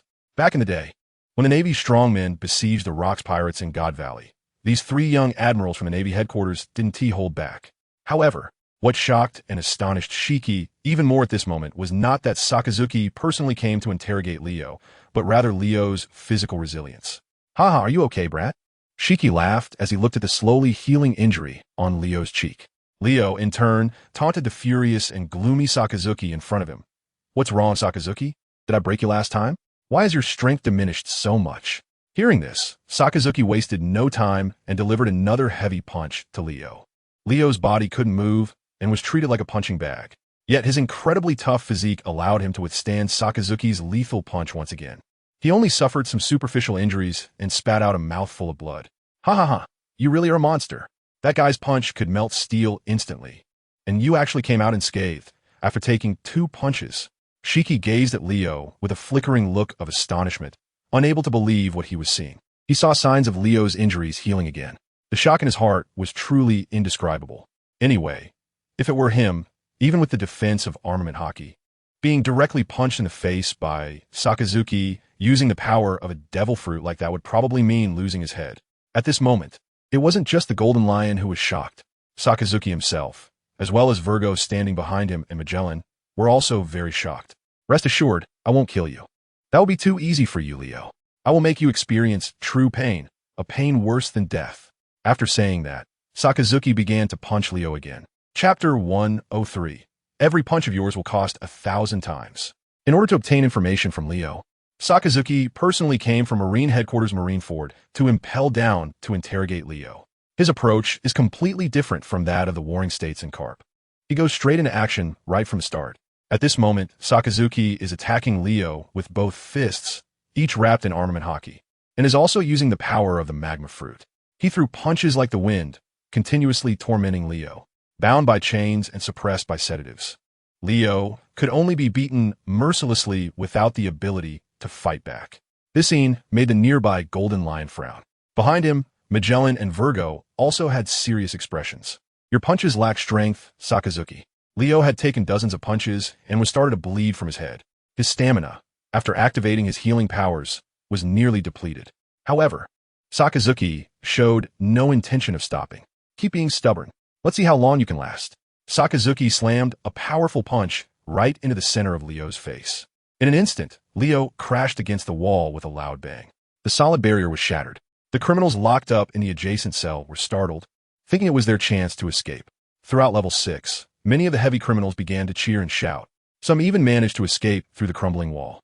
Yet, Sakazuki completely disregarded the consequences and continued to pursue Leo, launching a frenzied attack. He had been holding back his anger for too long. The last time 5 people teamed up to attack Leo, they almost let the kid turn the tables. Moreover, he himself was in a terrible state, nearly collapsing from exhaustion. For Sakazuki, who adheres to absolute justice, this was absolutely intolerable. At the same time, it made him deeply wary of Leo. Now that there was an opportunity, he certainly wouldn't miss the chance to strike. Sakazuki even wished he could eliminate Leo right there. Unfortunately, the 5 elders had given orders. He must not kill Leo before extracting all the intelligence from him. So at this moment, Sakazuki could only vent his anger by beating Leo mercilessly. Ha ha ha. If that kid were to be killed like this, would it be a problem? The Golden Lion looked at Magellan and his subordinates, who were standing at the cell door, coldly observing everything. Sakazuki, as a general, knows how to handle things. This kind of matter is not for you to comment on, Golden Lion. If you don't want to be treated like that, just stay inside quietly. After all, your old bones can't withstand the torment from General Sakazuki. Hearing Magellan's slightly mocking tone, the Golden Lion's expression darkened instantly. These little brats really dare to talk. If I weren't chained up, you wouldn't even be worthy of kneeling down to help me with my shoes. Although he said this, the Golden Lion felt a bit apprehensive inside. If he attracted Sakazuki's attention and received such a beating, his old body really couldn't take it. This made the Golden Lion even more eager to escape from ImpelDown. Sakazuki beat Leo for more than half an hour, until Leo was on the verge of death. Before he finally stopped, give this guy a tranquilizer. He has the ability to heal himself. Once his injuries recover, inform me. Sakazuki said with a serious expression as he walked out from the ruins and ordered Magellan.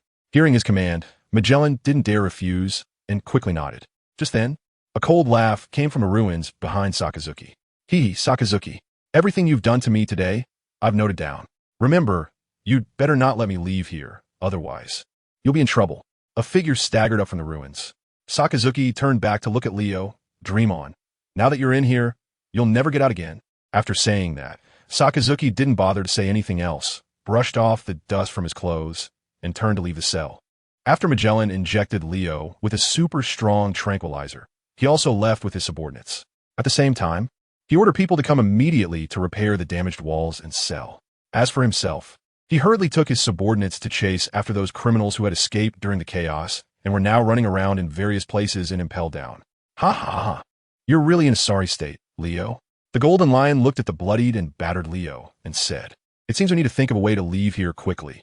Upon hearing this, Leo said nothing, silently pushing his body to exert more strength to activate his healing ability and help himself recover from his injuries. He said nothing, but that doesn't mean today's events can just pass like this. Sakazuki treats himself this way, and sooner or later, he will make the other party pay back with interest. Time unknowingly passed for a month. Because he couldn't eat enough in prison and didn't have enough rest time to recover his strength. Leo's injuries took a full month to completely heal. He himself is not very satisfied with such a recovery speed. However, in the eyes of a powerhouse like the Golden Lion, it is already a miraculous existence. You kid really is a monster. You remind me of another monster I know. He has the same physique as you, and he can't be killed no matter what. The Golden Lion's words made Leo think of that guy as well, and his figure even appeared in his mind. Leo remained silent. He shouldn't show that he knows Kaido of the 100 Beasts. At this moment, the Golden Lion continued to speak to himself, but to be honest, I think your physique has surpassed that monster. Even he wouldn't possess such a strong recovery ability as you. To be attacked by Akainu's magma and still be perfectly fine. If I hadn't seen it with my own eyes, I definitely wouldn't believe it. The current Golden Lion has shifted from his initial distrust of Leo to a relative familiarity now. He gained a deeper understanding of Leo's strength and gradually began to admire this man who was several generations younger than himself. If this kid really managed to escape from here, he would undoubtedly become a presence that surpassed that guy Rocks. Of course, in the future, he would also become the greatest obstacle to my advancement. There can only be one king of the world. Given this, should I still rescue him? The Golden Lion began to repeatedly ponder this question in his heart. Chapter 104. Looking for Leo? The mad self-destruction of Kaido. Having witnessed Leo's extraordinary physique and terrifying strength, the Golden Lion now had concerns. Initially worried that Leo wouldn't rescue him, he later became concerned that Leo would compete with him for world domination. Once one's mindset shifts, people start to grow distant. Although the Golden Lion still laughed and joked with Leo on the surface, internally, he had already decided not to help Leo escape. As a result, even when faced with several suitable opportunities, the Golden Lion did not take action. Leo gradually became aware of this issue. Realizing that the Golden Lion did not trust him and viewed him as a potential rival, Leo no longer placed his hopes on the Golden Lion. He rarely brings up asking the Golden Lion for help to free himself from the chains and the restraints of the sedatives. Each time he wakes up, Leo's words become fewer and fewer. His thoughts are simple. Save every penny and every second as much as possible. Utilize the vast amount of information he has comprehended in his mind. Continuously practice, reflect, and simulate. Then strive to quickly turn all of these into his own strength. After being severely taught a lesson by Sakazuki last time, Leo gained a lot from the experience. He felt a fire in his mind. A fire from deep within the earth. The fire of lava, the fire of the earth's core. Leo still did not understand what this power was, because every time he woke up, his time for comprehension was very limited.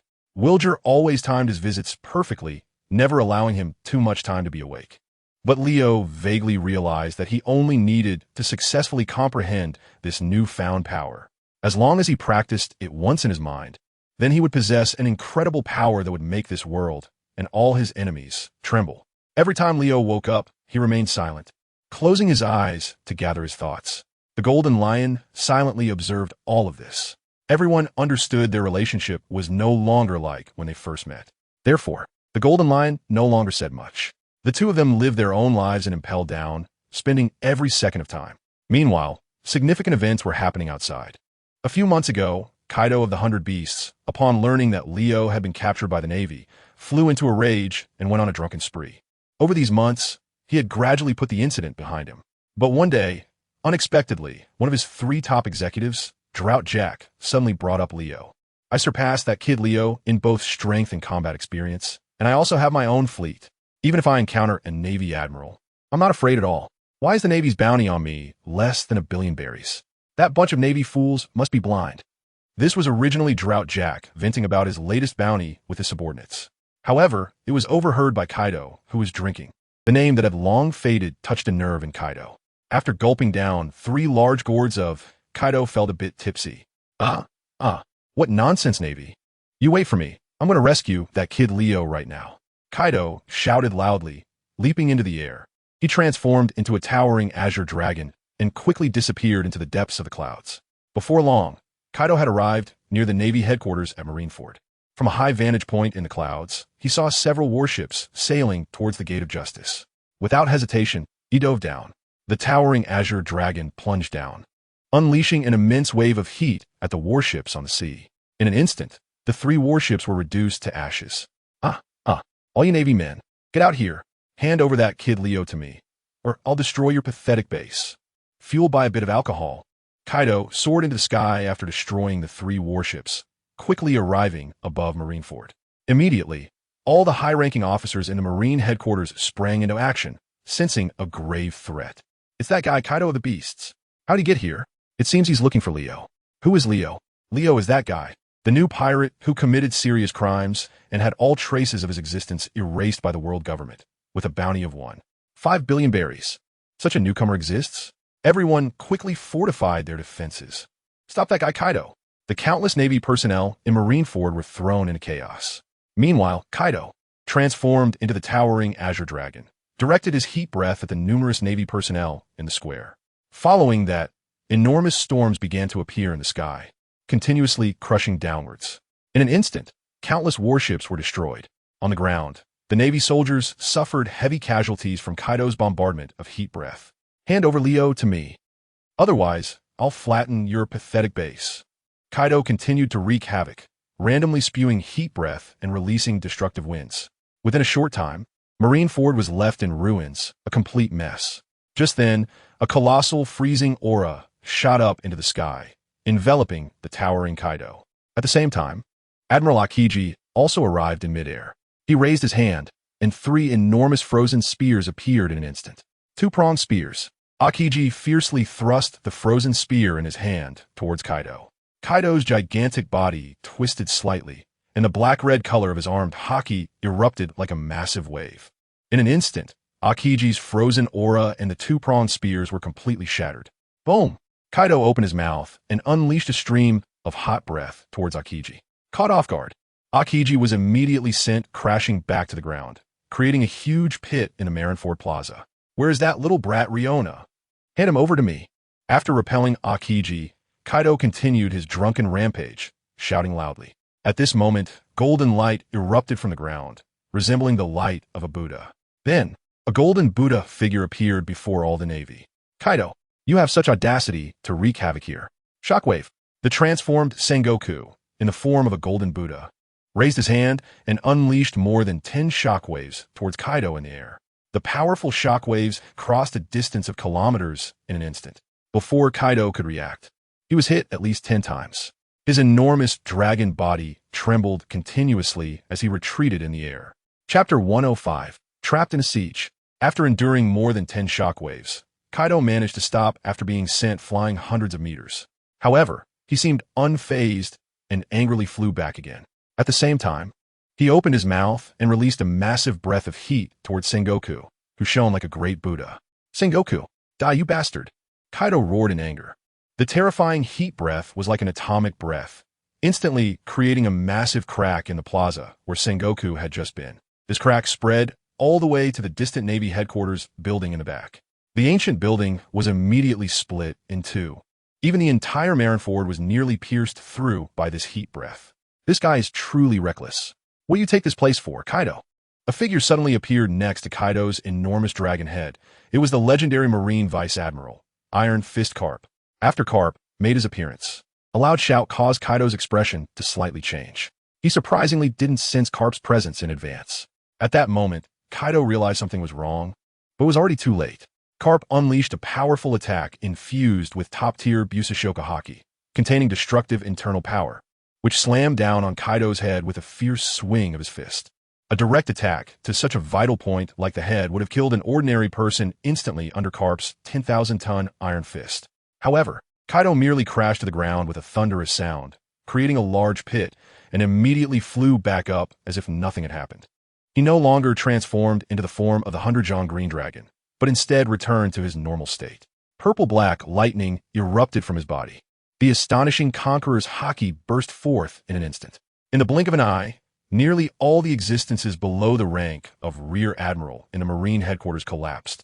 Stunned, only a few stronger colonels and brigadiers, as well as Marine powerhouses above the rank of Rear Admiral, were not significantly affected. Kaido, surrender obediently, Sengoku shouted in a deep voice. Meanwhile, Kaido, with a dark and angry expression, now held a Black Wolf Fawn Club in his hand. He exuded a dark purple aura all over his body, looking extremely terrifying and possessing a powerful deterrent force. Hey, where's that kid Leo? Hand him over and I'll leave. Kaido laughed arrogantly, as if he were negotiating with Sengoku. So arrogant. Shockwave. Sengoku directly responded to Kaido with a shockwave. At this moment, Garp also descended from the sky, standing not far away with his arms crossed, watching the battle. Thunderbagwa. In response to Sengoku's shockwave, Kaido immediately swung the Kanabo in his hand, unleashing his own ultimate move towards Sengoku. The powerful Conqueror's Haki wrapped around him, launching a counterattack from a distance against Sengoku. Just as he released the Thunderbagwa, Sengoku's shockwave struck his body hard. Kaido was instantly sent flying. However, Sengoku was also hit in the chest by the distant attack generated by Kaido's Conqueror's Haki. The golden light instantly faded away. Sengoku was also sent flying. Frozen time capsule. As Kaido was flying backward, he heard a calm voice behind him. Immediately after, he felt the temperature of the air drop sharply. His skin began to freeze rapidly. Even the internal muscles, bones, blood vessels, and so on started to freeze. Kaido's heart sank, and his expression changed slightly. At this moment, he also sobered up a bit. His observation Haki sensed that if he were to be frozen by this Marine Admiral's devil fruit ability, the consequences would be serious. Ugh, hee. Thunderbagwa. Kaido turned around and unleashed an overwhelming Conqueror's Haki and armament Haki, instantly shattering and dispelling the freezing aura that had not fully formed on him. At the same time, his Kanabo struck fiercely against Aokiji, sending him flying in an instant. But just at that moment, Carp suddenly appeared in front of Kaido. Oomph. Carp said with a playful smile, "Fistbone, meteor." Carp suddenly unleashed a barrage of punches at the gigantic Kaido. A massive amount of punch pressure waves, wrapped in his super strong armament Haki, continuously slammed into Kaido's body. His robust physique was instantly pushed down repeatedly. Meanwhile, Kaido's eyes bulged out fiercely. Although he was known as the strongest creature, possessing the powerful mythical Zoan-type Azure Dragon fruit, with vitality and defense that ordinary pirates could not compare to. Facing Carp's relentless heavy punches head-on, even someone like Kaido found it difficult to endure. He soon spat out his first mouthful of blood. But that was not the end. Just as Kaido was being suppressed by Garp, constantly receiving one-sided blows that caused him to bleed, Sengoku suddenly attacked from behind. Faced with such a ruthless and audacious pirate daring to invade Marineford, Sengoku did not dare to be negligent. After approaching Kaido from behind, he immediately raised his palm and unleashed a shockwave aimed at Kaido's back. Boom, boom, boom. One shockwave after another continued to strike Kaido's back. Coupled with Garp's frontal assault, Kaido's body was caught in a pincer attack, with impacts not only on the surface, but more seriously in unseen places. His internal organs and bones were enduring an unimaginable crushing intensity. Caught between top-tier powerhouses like Garp and Sengoku, Kaido momentarily saw stars. But the more pressing danger was not this. At that moment, Admiral Aokiji launched another attack on high alert. Although he did not strike again, Aokiji was fully focused, emanating an incredible aura, standing not far away and staring at Kaido. This undoubtedly put a great psychological pressure on Kaido, forcing him to divert some of his attention to guard against Aokiji, preventing this guy from launching a sneak attack on him. As a result, Kaido was even less able to mount an effective counterattack against Garp and Sengoku. Bang, bang, bang, bang, bang. Boom, boom, boom, boom. Sengoku and Garp, as if practicing on a punching bag, continuously unleashed their strongest attacks on Kaido. However, Kaido's ability to become one of the 4 emperors of the New World and recruit troops posed a significant headache for the world government and the Navy headquarters. His strength is certainly no joke. At this moment, Kaido angrily swings the Kanabo in his hand, unleashing both Conqueror's Haki and armament Haki simultaneously, delivering a fierce blow to Sengoku. Instantly, the golden light dims again. At the same time, Sengoku's massive body is sent flying by Kaido's strike. After knocking Sengoku away, it's time for Carp. He once again swung the massive spiked club, intending to strike Carp. Chapter 106. Kaido captured Golden Lion escapes. Just as Carp, fully focused on unleashing his attack, was about to be hit by the monster Kaido's spiked club, Kaido suddenly felt the temperature of the air around him drop sharply once again. It felt as though his body was about to turn into a popsicle. Realizing the danger, Kaido quickly unleashed his armament Haki and Conqueror's Haki to negate Aokiji's ice powers. However, this slight delay allowed Carp to land at least 100 punches on Kaido. Kaido spat out another mouthful of blood. Seeing Kaido in this state, Carp hesitated for a moment, and that hesitation of less than half a second gave Kaido the opportunity to counterattack. Thunderbagwa. He angrily swung his stick, sending green pheasant flying over 1,000 meters. Immediately afterward, he transformed into a 100-meter-long Azure Dragon and soared into the sky, unleashing a heat wave attack at Kizaru, who was chasing on the ground. Want to escape? Not so easy. Sengoku's booming voice echoed like rolling thunder, instantly exploding across the sky of Marineford. Then, a purple-black lightning bolt descended from the heavens, striking Kaido hard. This was the effect of Sengoku using his Conqueror's Haki to attack Kaido from distance. After taking the hit, Kaido indeed transformed back into his normal form, crashing down towards the ground again. Seizing the opportunity, Carp wasted no time and struck once more. Another relentless barrage of punches slammed into every part of Kaido's body. Following that was Sengoku's shockwave, along with the freezing attack from Kizaru's ice fruit powers and the threat of their martial arts.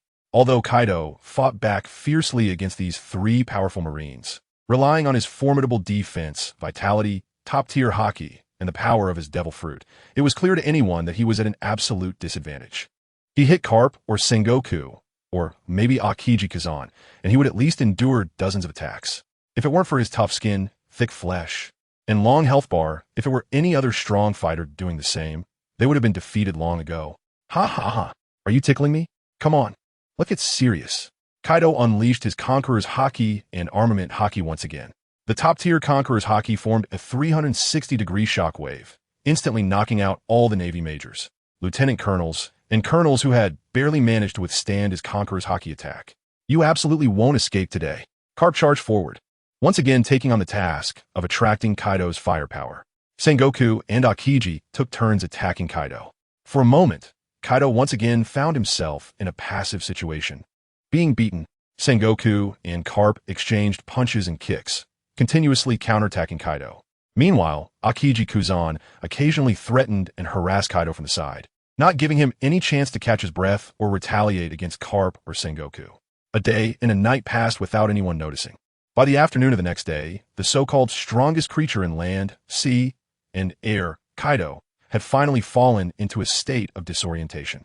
He was knocked unconscious by the combined efforts of Carp and Sengoku. Carp looked at Kaido of the 100 Beasts, who had fallen to the ground in a state of unconsciousness, and couldn't help but wipe the cold sweat from his forehead. What monster! He actually fell after enduring so many attacks. Sengoku also had a look of lingering fear on his face. Although it wasn't the first time he and Carp had teamed up, they could basically suppress any major pirate completely every time. But against a tough opponent like Kaido, even Roger couldn't achieve this level, apart from the Golden Lion and Rock from back in the day. Since this guy came to us, we have successfully defeated him. Then, we can publicly execute him. Recently, many newcomers on the seas don't know the heights of heaven and depths of the earth, Sengoku said, squinting his eyes. Ever since the Golden Lion set the precedent by invading Marineford alone, more and more people have tried to challenge the authority of the Navy headquarters. Today, Kaido of the 100 Beasts barged in, causing massive destruction and killing so many Navy soldiers, leading to such severe economic losses. It is absolutely impossible not to make him pay a price. Inside ImpelDown, Leo woke up once again from his slumber. However, just as he regained consciousness, he suddenly had a sharp glint in his eyes. Instinctively, he looked up ahead. Sure enough, in the cell next to him, the Golden Lion, who should have been bound and unable to move by sea prism stone chains, had long since vanished.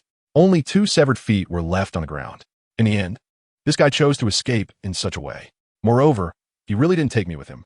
Leo was not surprised that the Golden Lion had indeed severed his own feet. The only regret he had was that the Golden Lion truly did not trust him. He would rather choose to escape alone with a broken leg than help him leave ImpelDown. Relying on a mountain may lead to its collapse, and relying on people may lead to their departure. Indeed, only oneself is the greatest and most reliable support. Leo did not complain about anything. He knew that the Golden Lion was merely making the choice he believed to be right. At this moment, Leo slowly closed his eyes and began to continue comprehending the swordsmanship mysteries he hadn't finished grasping before losing consciousness. After a while, Wilger arrived, as punctual as ever. However, upon entering the cell, Wilger was immediately taken aback. He cast a suspicious glance at the adjacent cell of the Golden Lion, his expression changing drastically. Where's that guy? The Golden Lion? Wilge glared at Leo and questioned. You ask me? How would I know? Leo replied with confusion. Upon hearing this, Wilge took another look at the adjacent cell. This time he saw the 2 severed legs lying on the ground and finally realized what had happened. Wilge didn't care about Leo anymore and quickly grabbed the phone bug to notify all the guards in the advanced city. This is bad. Director Magellan. The Golden Lion Shiki has escaped from prison. The news spread quickly. The entire guard navy of the advanced city was thrown into chaos. Meanwhile, Magellan was in the restroom, squatting on the toilet due to food poisoning from today's meal. Leo silently watched Wilge's flustered state, wearing a smirk of disdain on his face. He remained calm, seizing the time to comprehend and practice the ability to understand in his mind while quietly waiting for an opportunity. The effects of the tranquilizer in his body continued to wane, and his stamina was gradually recovering. As long as Wilger continued to ignore him like this, he would soon be able to regain his strength and escape. The novel can be downloaded through the open-source Freestar string downloader developed by Xingyu. If you obtain the novel file through a proxy download, and the merchant has not provided the software source code or open-source address, please request a refund immediately and report the merchant. Author's email, Xing Outlook. Com Authors QQ. 201-759-3710 Official QQ Group. 149050832 Official TG Group. HTTPS. T. Me FQ Tool. Chapter 107. New Neighbors. Sometimes, things are filled with unpredictability. Just when Leo thought that Wilger would be flustered by the Golden Lion's jailbreak and overlook his presence, thus creating an opportunity for him to escape, this guy suddenly calmed down. He glared fiercely at Leo. What kind of look is that? Damn pirate. Wilger angrily approached, seemingly blaming all the resentment from Gold Lion's escape on Leo. No one can escape from ImpelDown. Just stay here obediently. After saying that, Wilger directly came over and injected Leo with a syringe. The powerful sedative took effect once again. The little bit of strength he had just regained was completely dissipated. Leo felt his limbs go weak again, and at the same time, dizziness and confusion clouded his mind. Just like in the original story, without Leo, Gold Lion ultimately escaped smoothly from ImpelDown. No one knew how it happened or how that guy managed to do it. All Leo knew was that when he woke up from his slumber the next day, there were already 4 serious and meticulous Navy soldiers guarding the cell door. Besides the strict guards outside the main prison, there were also Navy patrols regularly patrolling the corridors, approximately every 5 minutes. Furthermore, every 2 hours, Magellan or the deputy warden of ImpelDown would personally lead a team into level 6 for inspection. This continued day and night. This left Leo, who was already struggling to find an opportunity to escape, with even less chance. Early this morning, Leo woke up from his sleep again. However, he found that there was now a neighbor in the adjacent cell. That guy's body was like a small mountain. Even in the dim, lightless corner of the prison, his outline was clearly visible. A super strong man whose size was dozens of times that of Leo's, radiating a chilling aura filled with dominance and ferocity. Along with his twisted muscles and long beard, Leo instantly thought of one person. His consciousness gradually returned, and he observed carefully again. Have you seen enough, little ghost? A deep, thunderous voice suddenly echoed in the cell. Following that, opened, bright as a light in the darkness, exuding a chilling aura. A domineering and authoritative presence surged towards Leo as the eyes opened. Then, the pinnacle of Conqueror's Haki pressed in like a tidal wave. However, Leo's heart only raced for a few seconds. His blood surged momentarily, and then he completely returned to normal. He was not stunned. At the same time, he had realized who the strong man in front of him, as sturdy as a mountain, really was. If he wasn't mistaken, this guy was the legendary strongest creature of land, sea, and air. He was one of the important cadres of the Rocks Pirates, a group that once shook the world and made the Navy and the world government wary. Now, he was one of 4 emperors, Kaido of the 100 Beasts. Seeing that Leo was not stunned by his Conqueror's Haki, there was a hint of surprise in Kaido's pupils. You can actually withstand my Conqueror's Haki. You have some decent strength, kid. Yes, to be precise, I'm a bit stronger than you, Leo replied with a smile. It was quite surprising that Kaido of the 100 Beasts had been captured and brought to ImpelDown. At this moment, new ideas were forming in Leo's mind, and he could roughly guess what had happened. In the original story, Kaido of the 100 Beasts had been defeated 7 times in his life. He single-handedly challenged the other 4 emperors and even attacked the Navy headquarters, confronting the top strongmen of the Navy. There is no doubt that Kaido cannot defeat Whitebeard. As for Shanks, it's uncertain. His defeat was probably also due to being defeated by Whitebeard. Additionally, he was defeated by the top powers of the Navy. As a result, Kaido was arrested by the Navy 18 times and sentenced to death multiple times. However, ironically, the Navy exhausted all means to deal with Kaido, trying to execute him, but all failed. Whether it was beheading with a long sword or cannon attacks, they were ineffective against Kaido. The reason Leo thought of this was that since Kaido had been arrested by the Navy so many times and they couldn't do anything to him, they could only imprison him in ImpelDown. As for why this experience of Kaido was not mentioned, it's actually not hard to understand. The legendary pirate Gold Lion had just escaped from prison not long ago. This was already enough to give the Navy and the world government a headache and lose face. They must conceal these matters. In this context, if Kaido were to successfully escape from ImpelDown, the world government would certainly choose to hide the news. Lau, who understands the original work, knows that Kaido is bound to escape from ImpelDown. Otherwise, the subsequent plot of the original work wouldn't exist. So, as long as he makes good use of this guy, he might also be able to leave this hellish place. Countless thoughts raced through Leo's mind in an instant. A playful smile appeared on Leo's face. And sure enough, When Kaido heard Leo's arrogant words, he burst into laughter. Kid, you sure have a big mouth. Do you know who I am? Kaido glared at Leo, coldly questioning him. I don't care who you are. You're just as imprisoned here as I am, Leo replied nonchalantly. This remark left Kaido speechless, unable to respond. The kid in front of him gave him a very peculiar feeling. Both his words and demeanor, as well as his aura, felt distinctly different. For a moment, Kaido couldn't help but take a few more glances at Leo. Kid, what's your name? Kaido suddenly asked. Leo. So you are Leo? Looks like you know me. I've finally found you. What do you want with me? Leo asked curiously. Being worth 5 billion berries and locked up in ImpelDown level 6. You're definitely not an ordinary person. I can feel it from you. How about coming over to help me? Kaido straightforwardly extended an invitation to Leo.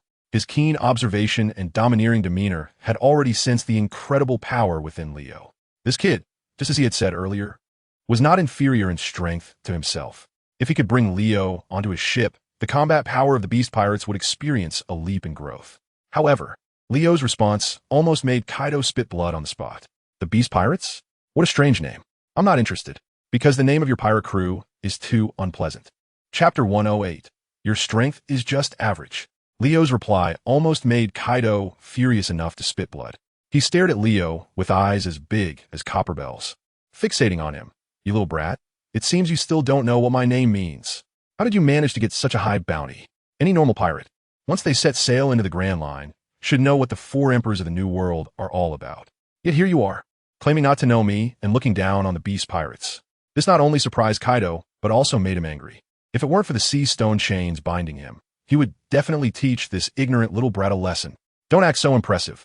I told you. No matter how much you say, aren't you stuck here with me now? Leo shrugged nonchalantly. Just as he finished speaking, footsteps were heard outside.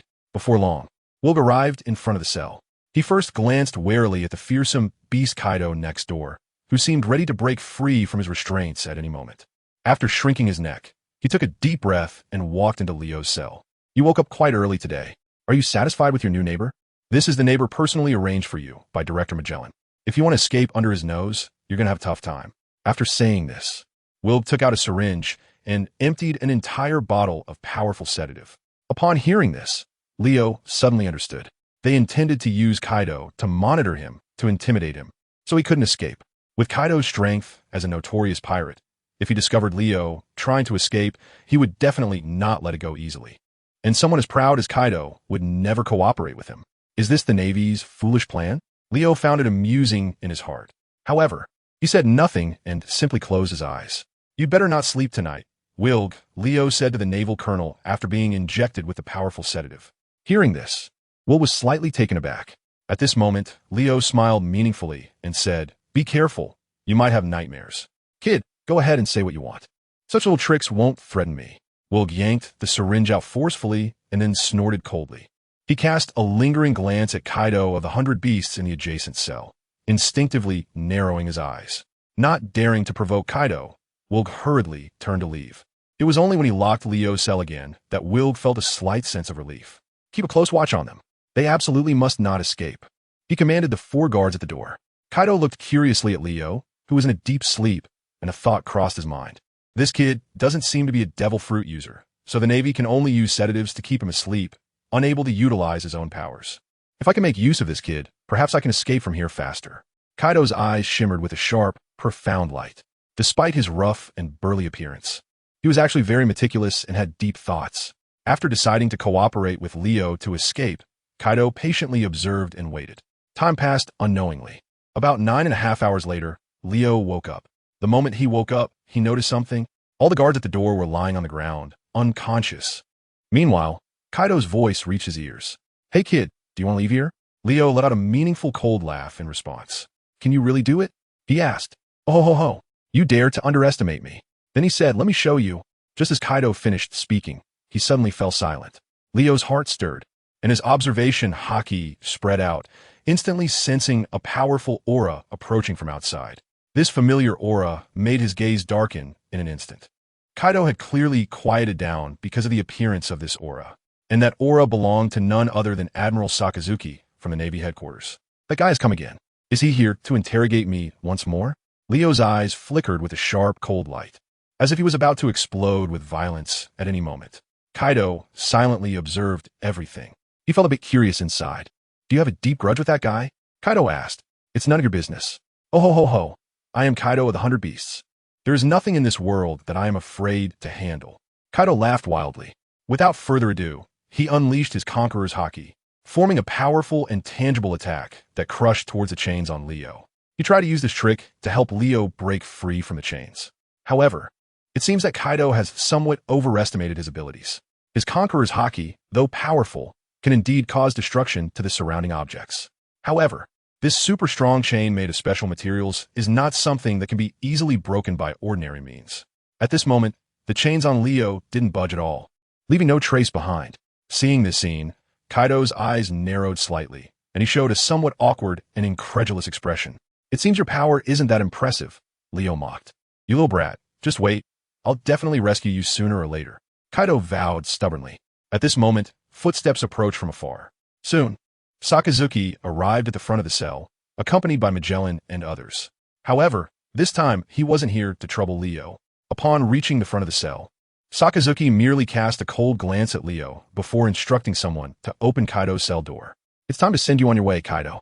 The news has been sent out, and in 3 days, the Navy will execute you publicly in Marineford. By then, many people around the world will witness your head rolling. Sakazuki said coldly, crossing his arms. Several Navy soldiers immediately grasped their long knives and entered the prison to prepare to take Kaido away. In the adjacent cell, Leo's heart stirred slightly upon hearing these words.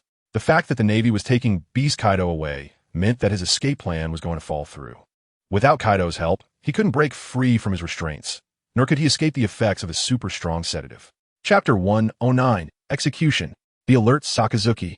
Hearing Sakazuki say he would be executed publicly, Kaido suddenly burst into laughter as if he had heard the funniest joke in the world. Ha ha ha. Since when did the Navy have such arrogant rhetoric?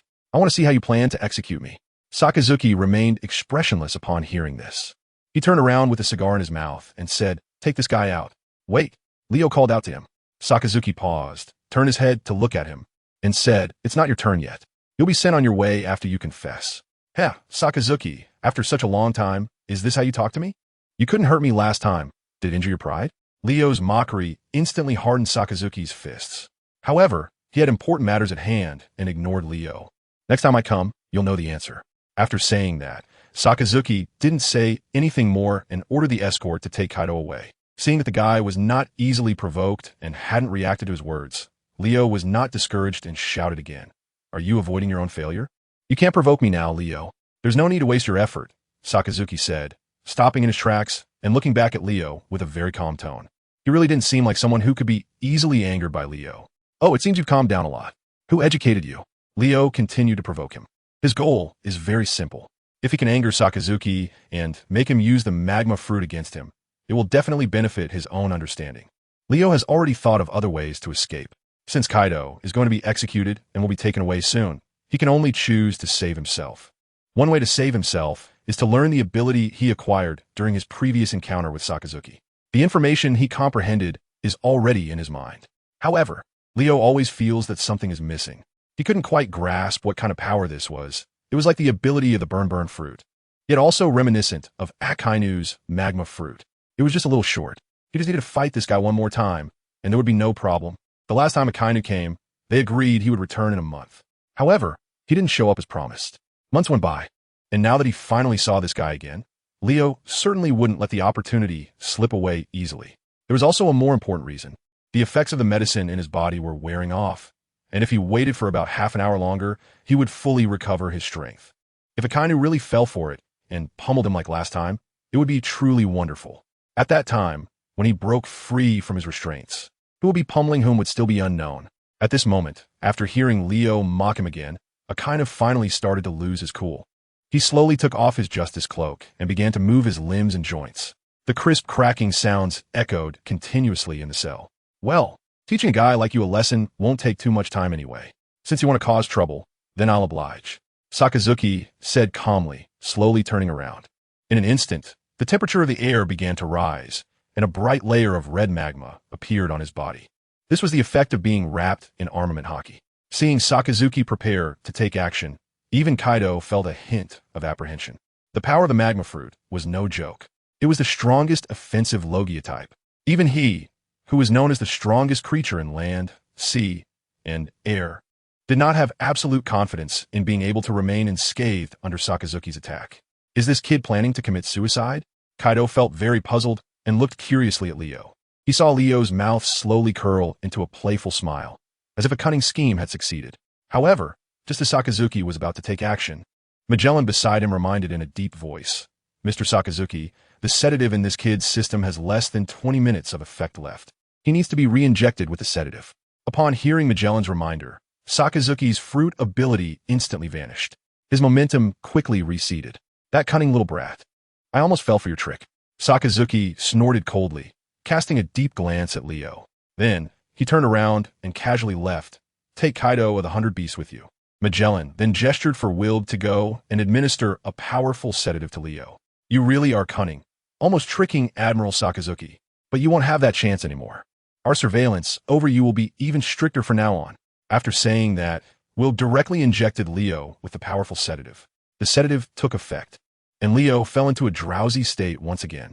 When Leo woke up again, the cell that originally belonged to Kaido was empty. Aside from the faint heartbeat and breathing sounds coming from a cell a distance away, the only other sound were those of the 4 Navy guards stationed at the entrance. There was no doubt that Kaido had been taken to Marineford. That guy was about to face the Navy's public execution. Of course, with his abilities. Unless a strong person like Sakazuki used the power of a devil fruit against him, Kaido would not be killed, whether it was guns or swords. None of that concerned Leo. He had no way to escape using Kaido anymore. Leo collected his thoughts and began to focus on comprehending the valuable information he had gathered in his mind. He continuously simulated and practiced them in his mind, again and again. However, just after practicing for a while, that annoying guy came again. Wilg, looking smug, came to Leo's cell with the powerful sedative. He just sneered a couple of times without saying much and directly injected Leo with the sedative. Wilg truly lived up to his word. He had said he would closely monitor Leo's every move and would not give him any opportunities. This guy really did it. When Leo woke up again, Wilg would definitely appear before him within 10 minutes. The same happened for several days. Each time Leo woke up, he would have about 8 to 10 minutes to comprehend the various abilities he had realized and practice them in his mind. After that, he would be injected with a new powerful sedative and fall back into a deep sleep. Time passed unknowingly for 6 months. On this day, Leo woke up as usual. However, he saw a familiar figure. Chapter 110. Kaido returns to prison. On this day, Leo woke up from his slumber just like usual. As soon as he regained consciousness, his observation Haki naturally activated, and he immediately sensed a familiar and immensely powerful aura. Leo instinctively looked up ahead. In the neighboring cell, a gigantic figure that resembled a small mountain was sitting in the corner. Who else could it be but Kaido of the 100 Beasts? Possessing such a physique and ferocious presence? Just sitting there, Kaido exuded an imposing aura that made ordinary people dare not look directly into his eyes. At this moment, Kaido looked quite frustrated. It was clear that he had been captured again. "I thought you were killed by the Navy." Seeing Kaido, Leo felt no surprise. This guy had a record of being captured by the Navy 18 times, with dozens of execution attempts failing. This was nothing new. It was obvious that Kaido was still in a state of enjoying the thrill of recklessness. Even if he escaped this time, he would surely be captured again in the future. "You little brat, do you think it's worth laughing at me for being here now?" Kaido questioned in a low, thunderous voice upon hearing Leo's teasing. "I don't find it funny.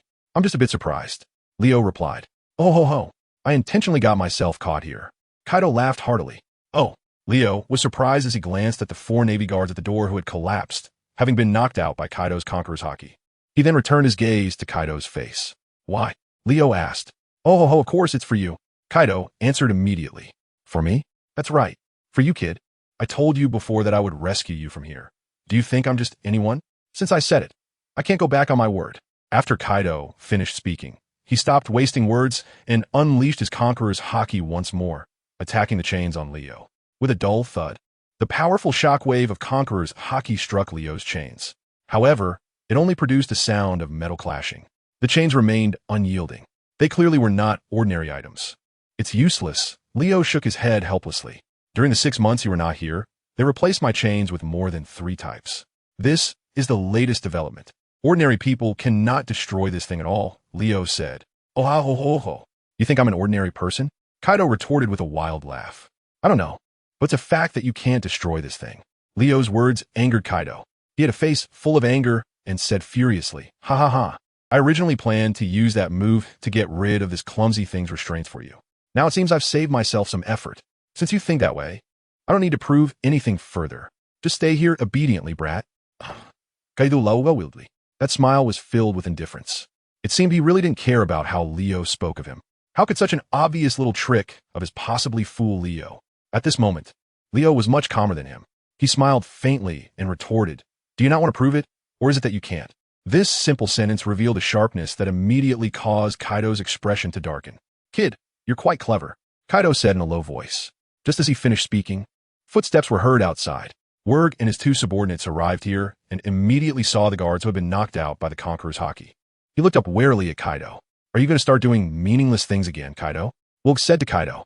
This time, he was clearly much bolder. Because the last time Kaido was locked up here, he was bound by sea stone chains, and he didn't have to worry about anything. This made Will believe that in such a state, Kaido posed no threat to him at all. Meaningless things? If I wanna, I can knock you out too. Kaido responded with a big laugh to Will's question. If you think you can do it, then go ahead and try. But you absolutely have no chance of escaping from here. Do you see the thing up there? Will pointed to the image transponder snail on the ceiling behind him, facing the corridor. Although the angle made it impossible to capture the specific situation inside the cell, the image transponder snail could clearly capture what was happening in the corridor. In fact, they had already seen Kaido knocking out those guards from the monitoring room. Fortunately, Kaido hadn't escaped. Otherwise, they would have launched a full-scale attack. By the way, you too, Leo. You haven't eaten for half a month, and you've actually grown taller. What a freak. Just sleep well. Although Wilg was no longer so afraid of Kaido, he still didn't dare to provoke him too much. At this moment, he turned his attention to Leo, directly ordering the opening of Leo's cell door and walking inside. Without saying a word, he raised the syringe to give Leo another dose of the powerful sedative. But just then, an astonishing impact suddenly came from the adjacent cell. It was like a mountain crashing down, as if a wall was pressing toward him with the overwhelming presence of Conqueror's Haki, instantly tightening Wilg's entire body. He felt dizzy and had an unsteady feeling. With a thud, Welger ultimately couldn't withstand Kaido's powerful Conqueror's Haki and fell to the ground. His two subordinates had already been knocked unconscious by Kaido's Haki, unable to wake up. But damn it, Kaido, what are you planning to do? Welger was in shock and hurriedly took out the emergency contact snail to call Magellan.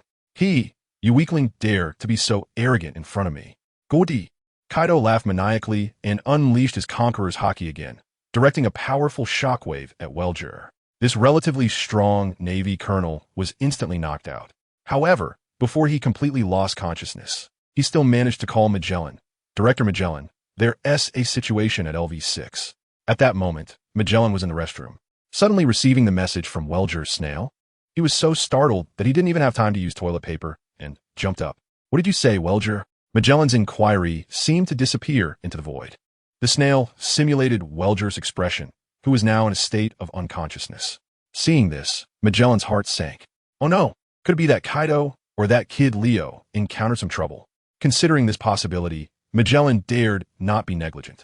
He immediately notified the deputy director of ImpelDown, ordering them to bring people to LV6 Infinite Hell. At the same time, he instructed the Navy soldiers in the monitoring room to closely monitor all movements on the 6th level. Meanwhile, in the 6th level of Infinite Hell, Kaido, who had just used his top-tier Conqueror's Haki to knock out Navy Colonel Welger, wore a maniacal expression. Kid, I'm gonna rescue you right now. After saying that, Kaido immediately used his Haki on Leo as well. The powerful Haki acted on the chains, binding him. However, just like last time, it was useless. Leo chuckled playfully and said, save your strength, Kaido. I just need about 10 more minutes to fully recover my stamina. By then, breaking free from these chains will be a piece of cake. After saying this, Leo began to seriously close his eyes and restore his strength. Hearing this, Kaido fell silent. He silently watched Leo, and after about half a minute, he indeed sensed a more powerful aura emerging from Leo. It was as if an empty jar was continuously being filled with water. As Leo's aura increased, Kaido gradually felt the power within himself becoming more and more daunting. For a moment, Kaido's expression grew serious. This kid's strength is actually much greater than I expected. Just as Kaido was filled with doubt, a series of footsteps came from the corridor outside. Kaido, I need a little more time. Those lackeys are up to you, Leo reminded him. Upon hearing this, Kaido snorted coldly and disdainfully said, "Oh ho ho ho, if I help you, how will you repay me?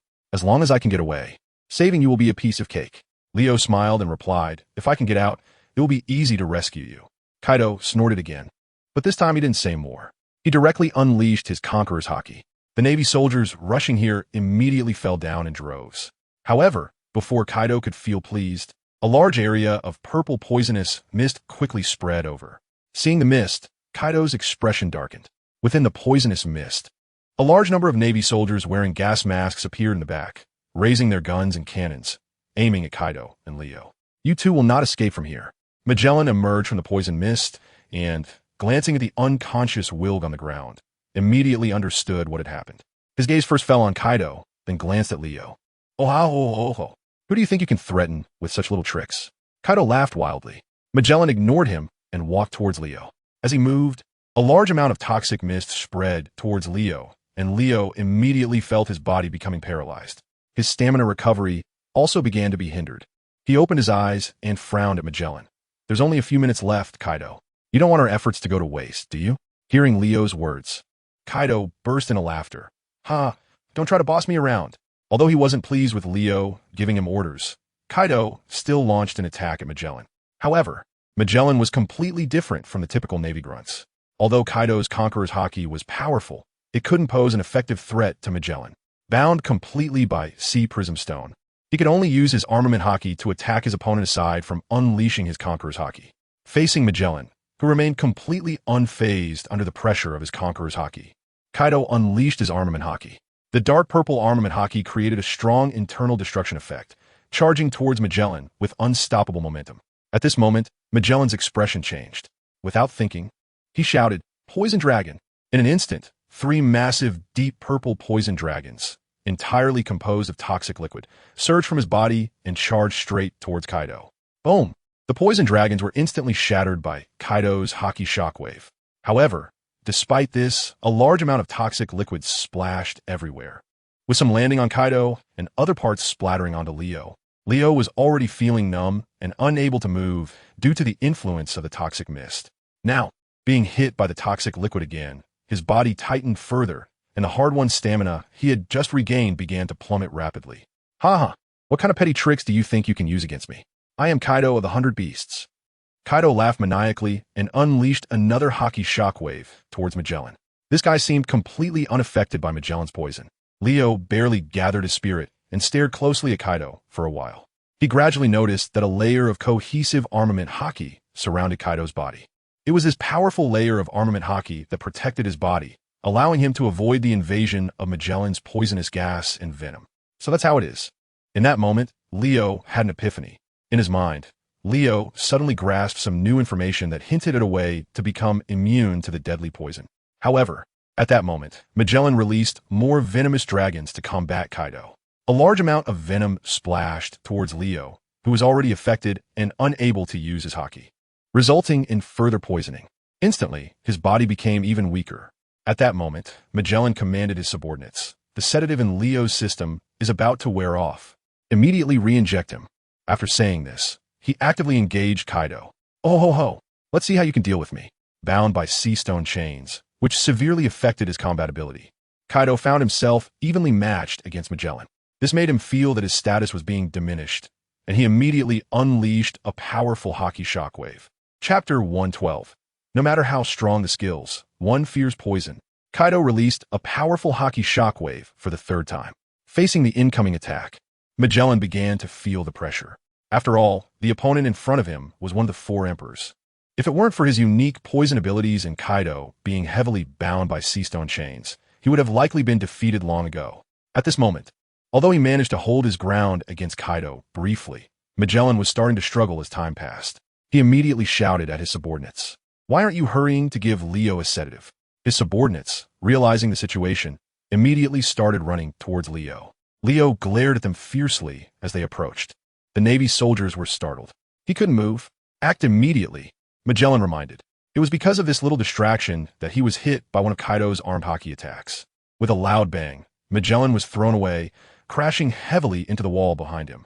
The solid wall immediately showed numerous cracks and caved in. Magellan then spat out a mouthful of blood. His subordinates all felt a sense of dread upon witnessing this scene. One of them bit down hard on his teeth and said, "Damn it, we absolutely can't let this kid regain his strength. Otherwise, we'll be in trouble. With one Kaido and one Leo, if they break free from their restraints, advancing into the city might get wiped out." This naval colonel also exuded a formidable presence. While speaking, he grabbed the syringe that had fallen next to Weird and immediately rushed towards Leo. Under the influence of Magellan's poison from the poison fruit, Leo was completely unable to resist this attack. Instantly, all the strength within him was drained in that moment. Leo's consciousness began to blur. He felt dizzy and had a sense of losing control over his body, no longer able to command it. He was in a daze, looking at Magellan, who had walked back over. "You, just wait for me," said Leo before completely losing consciousness. Seeing Leo fall into a deep sleep again, Kaido furrowed his brows deeply. Without Leo's help, no matter how hard he struggled today, as long as the sea stone chains were still on him, he wouldn't be able to escape from here. "Oh ho ho ho, a user of the Doka Doka no Mi, huh? I'll remember you, Magellan." Kaido did not make another move against Magellan. It wasn't that he didn't want to. First, doing so would be meaningless. It would only waste his energy. As for the second reason, it was something Kaido did not show. Although he just used armament Haki to defend against most of Magellan's attack damage. The venom contained in Magellan's venom fruit is simply too powerful. Even someone as ruthless as Kaido is somewhat affected at this moment. His body felt a bit numb. If he continued to fight, the effects of the deadly poison would only worsen. At that point, he might even fall at this guy's hands. "Kaido, just wait here patiently to be executed. From now on, no food or water will be given to these two guys." After Magellan finished speaking, he turned around and hurriedly left with his subordinates. After just a few steps, he couldn't help but spit out a mouthful of blood. Looking at the blood he spat out, which pooled in his palm, Magellan's eyes flickered. As expected of one of the four emperors, Kaido of the Beasts, the strongest creature in land, sea, and air, he truly lives up to his reputation. Thankfully, this guy was restrained by sea prism stone chains. Otherwise, I would have probably been killed just now, Magellan thought, feeling a lingering fear, and his expression became much more serious. Because of this failed prison break, the guard force in ImpelDown had increased significantly. Magellan didn't dare to relax for a moment, personally leading people to patrol the 6th level every day. Just as he ordered, from that day on, Leo and Kaido were cut off from food and water.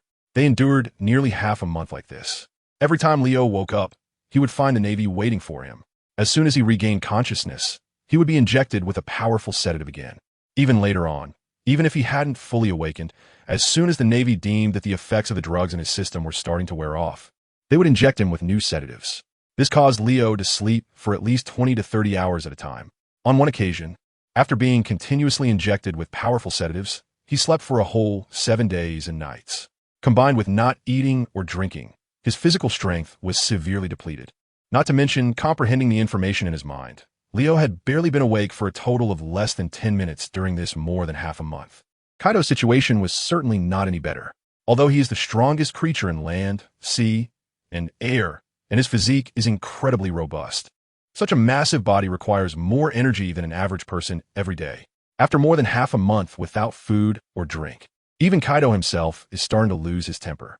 He began to grow weak. Although he looked almost the same as he did half a month ago, Kaido had already stopped making noise to conserve his strength. He didn't know how much longer he would be imprisoned, but Leo sometimes slept for several days, leaving him no chance to even say a word to him. The idea of using him to help escape became something unrealistic. Gradually, Kaido gave up on the thought of cooperating with Leo. He was more focused on how to escape by himself. Time passed unknowingly, and in the blink of an eye, a month had gone by. On this day, Vice Admiral Onikomo from the Navy headquarters arrived. It turned out that it was the day for Kaido's public execution, and Onikomo was there to escort Kaido to Marineford. "Oh ho ho, are they finally going to deal with me?" Upon seeing that a Vice Admiral had been dispatched from the Navy headquarters, Kaido burst into loud laughter. "This time, your execution results won't be made public, Kaido. Just rest assured and head to your destination. When you get outside, take a good look at the sky. You haven't seen the outside world for over a month, have you?" Onikomo was not worried at all that Kaido could cause any trouble. After being starved for over a month, the fact that he hadn't died was already a sign of a strong life force. Now, it was just right to escort him to Marineford. "Kaido, with no energy left, was no different from a worm. As they were escorting Kaido out of the cell, Anakomo couldn't help but glance back at Leo. That kid will probably be locked up here for the rest of his life until the day he dies, Anakomo thought to himself. Chapter 113, Mastery. Immunity to Poison. When Leo woke up for what felt like the umpteenth time, he discovered that Kaido, who had been next door, had vanished without a trace. Without needing to think, he knew that the guy had definitely been taken away to Marineford for execution. If the Navy could kill Kaido using conventional methods, he wouldn't hold the title of the strongest creature in land, sea, and air, Leo silently thought to himself. He was not surprised at all that Kaido was taken away. It was only a matter of time. After the last failed escape attempt, which was thwarted by Magellan, Kaido had not mentioned it again. Lao, who had been starved for over a month, now had no strength left. Even in a semi-conscious state, he felt too lazy to speak and didn't want to move his mouth. At this moment, that guy Wilg appeared in his line of sight with a serious expression once again. Leo simply couldn't be bothered to pay him any attention. He forced himself to concentrate and began to grasp the information in his mind. Last time, after his encounter with Magellan, he suddenly realized a certain power, an ability that could make him immune to extreme poison. However, Leo had never found the opportunity to practice and comprehend it in detail. This time was no different. After Wilg entered, he said not a word. He first gave Leo a shot of the powerful sedative specially developed by Vegapunk. Once the effect started to override the previous dosage, leaving Leo unable to regain his strength, Wilger smiled and said, "It's just you again. Your neighbor Kaido has already been sent to Marineford for execution. If nothing unexpected happens, you two will never meet again in this lifetime. Just stay here quietly, Leo. If you can behave yourself, I will regularly bring you food and water." After saying this, Wilger took a deep look at Leo and then said nothing more. Turning to leave the cell, Leo remembered his last words. Time passed quickly. Leo awoke from his slumber once again. This time, he distinctly felt that his body seemed different. Since being affected by Magellan's poisonous fruit ability, which poisoned his body, Leo's condition had been poor. Each time he woke up, being able to maintain normal cognitive function was already a luxury. However, today, when he woke up, Leo found that his mind was exceptionally clear. Not only that, the feeling of fatigue in his body and the pain that felt like every cell was being pricked by needles suddenly vanished without a trace. After more than a month, had my body finally adapted to these toxins? Was it due to the understanding of the immunity to toxins? Leo speculated inwardly. He began to perceive the information in his mind about the newly realized ability. Based on the insights in his mind, Leo repeatedly tried to control his cells. He continuously classified those cells, distinguishing the normal, healthy cells from the damaged and poisoned ones. It sounds easy to say, but in reality, it's anything but simple. The number of cells in Leo's body is counted in trillions. Accurately counting each cell is already a very challenging task. To determine their quantity and location is necessary before categorizing their types. This is another monumental project. At this moment, Leo is constantly feeling and comprehending with his heart. The effect is still somewhat noticeable. He quickly classified over 10 billion cells. However, at that moment, Wilger arrived. This guy not only brought the latest super strong sedative, but also food and water. Opening the prison gate and coming before Leo, Wilger said nothing at all. He placed the food in front of Leo and said, "You should be reaching your limits, right? You've been quite well behaved during this time. Although you are a heinous criminal, and there's no way I can let you continue causing trouble here. It wouldn't be that easy to just let you die like this. Eat up, because after this meal, the next time you eat will be a month from now. You only have 3 minutes, no matter whether you finish or not. I will inject this powerful sedative into your body." With that, Wilger stood up and took out the syringe. Leo was indeed starving. He urgently needed energy to replenish his body. So after hearing Wilg's words, he didn't care whether the other party was insulting or mocking him. Those things didn't matter. Leo directly grabbed a rice ball and started eating. It must be said that these Navy personnel still had a bit of bottom line when it came to treating the prisoners here. The food was fresh and made on the spot, not the kind that was spoiled and stinky. Leo grabbed a piece of ham and wolfed it down. In just 2 minutes, he had devoured all the food. Looking at Leo, who had eaten all the food in front of him, Wilg's expression remained unchanged as he directly gave Leo an injection. "You are currently a highly dangerous individual, so just eat well and rest." Watching Leo's consciousness become groggy, Wilg turned around and left the cell with his subordinates. In the following days, this guy still tirelessly came at the scheduled time. Clearly, to avoid any further accidents, Wilg wouldn't waste words with Leo each time he came. He would just give the injection and leave. Time unknowingly passed, and another half-month went by. Each time Leo woke up, the time he remained conscious didn't exceed a minute. However, he seriously utilized every minute, constantly comprehending and practicing various abilities he had understood. During this half-month, Leo successfully digested the ability he had previously comprehended that allowed his body to be immune to extreme toxins. Now he had fully mastered this power. He didn't know the specific effects yet, but he could try it out the next time he met Magellan. If he could be immune to the effects of his extreme toxins, then he would have a better chance of escaping from here. Leo thought to himself, already feeling a bit impatient to encounter Magellan again. However, every time Magellan patrolled, Leo was in a deep sleep. In a month, he might not even encounter that guy once. He decided to comprehend other abilities first. Last time he fought against Sakazuki, it seemed he also gained some understanding of abilities related to flames or temperature control. Leo cast aside all thoughts in his mind and began to seize the time to comprehend the remaining abilities. Chapter 114. A group of heinous criminals arrived. Every day, as soon as Leo woke up, he seized the time to comprehend his new abilities, even if it was just for a second. He wouldn't miss the opportunity to practice his new abilities in his mind repeatedly.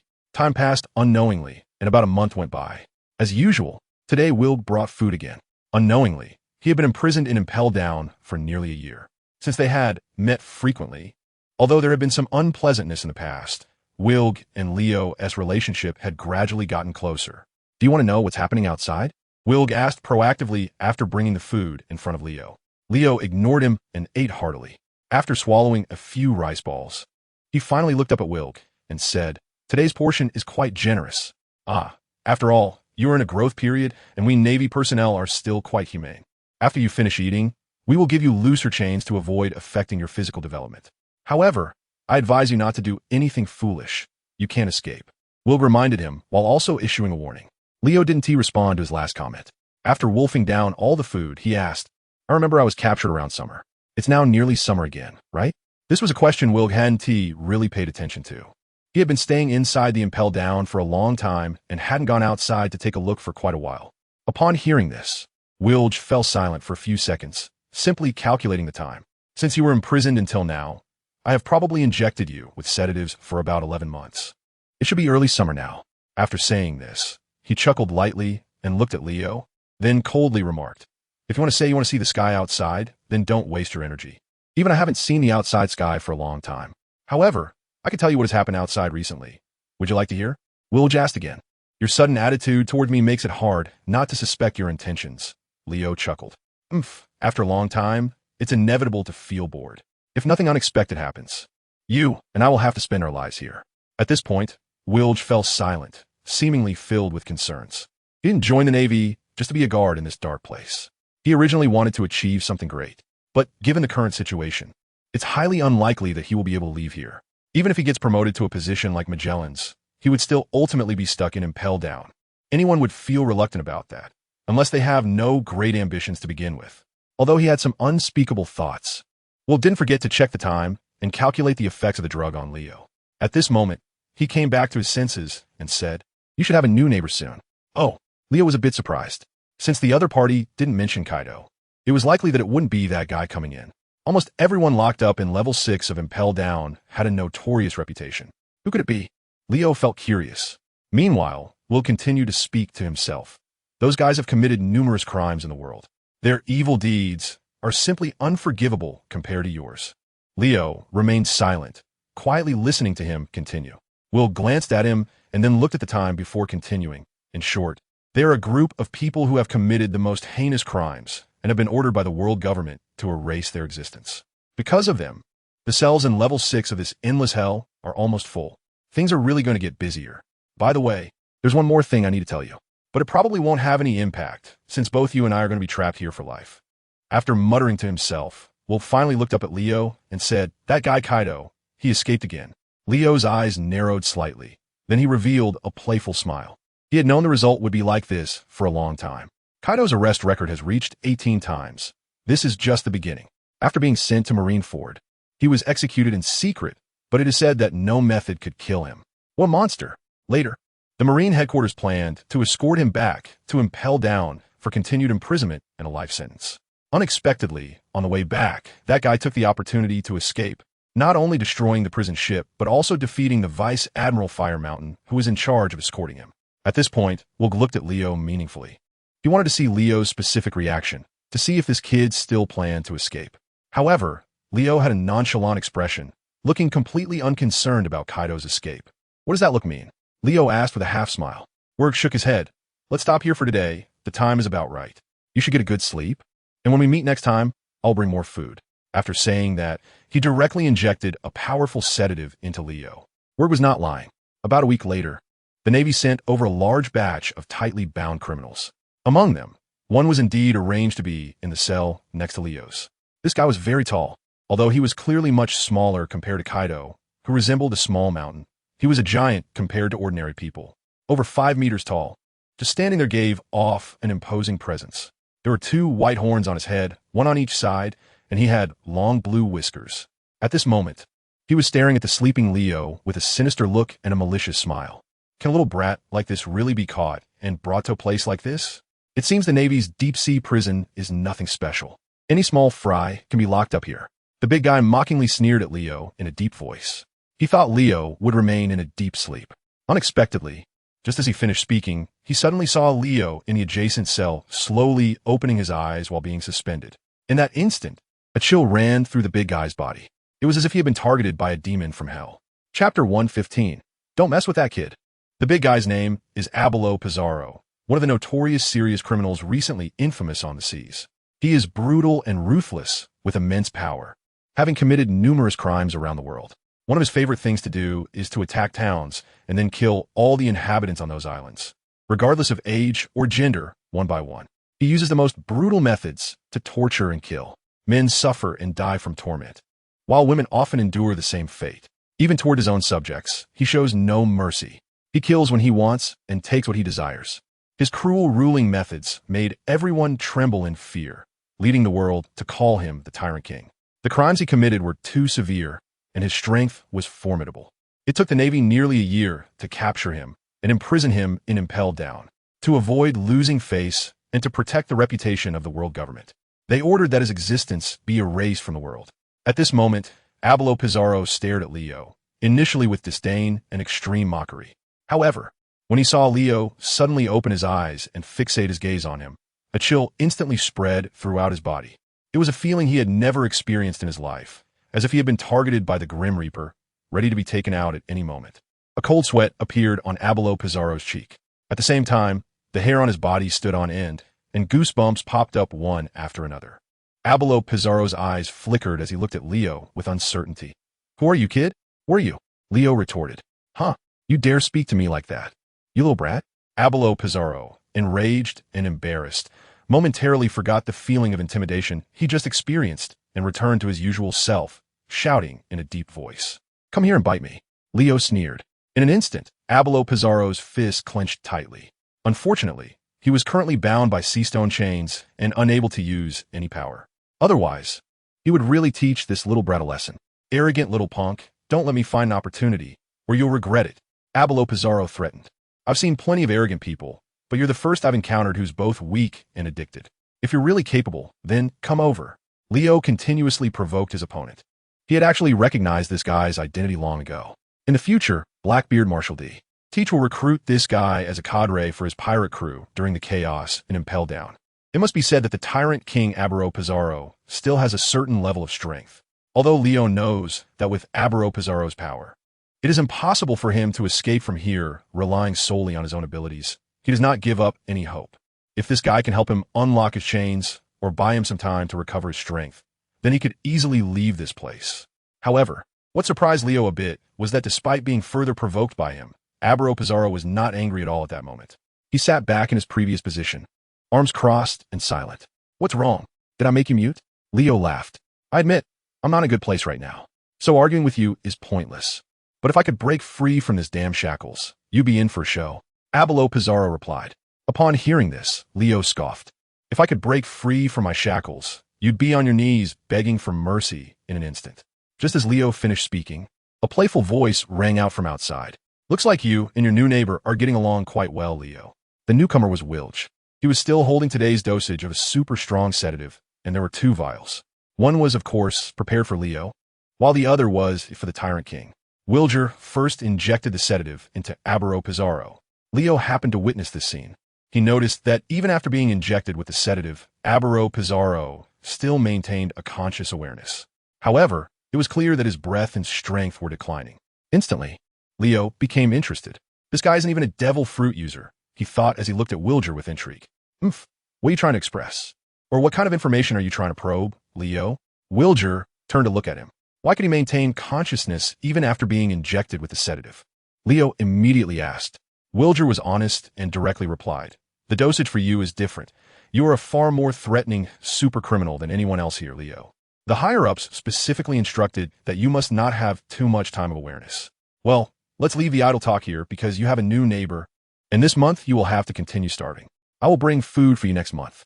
In any case, sleep well, Leo." After saying this, Wilger directly injected Leo with a super strong sedative. Leo immediately felt his consciousness blur and became drowsy.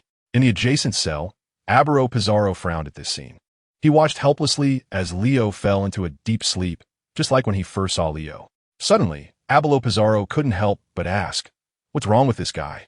Hearing his question, Wilg turned to glance at him. "This kid, like you, has had his existence erased by the world government. But it's better not to pry, Abbaro. It's for your own good. That guy's a real monster." After saying this, Wilg cast a wary glance at Leo.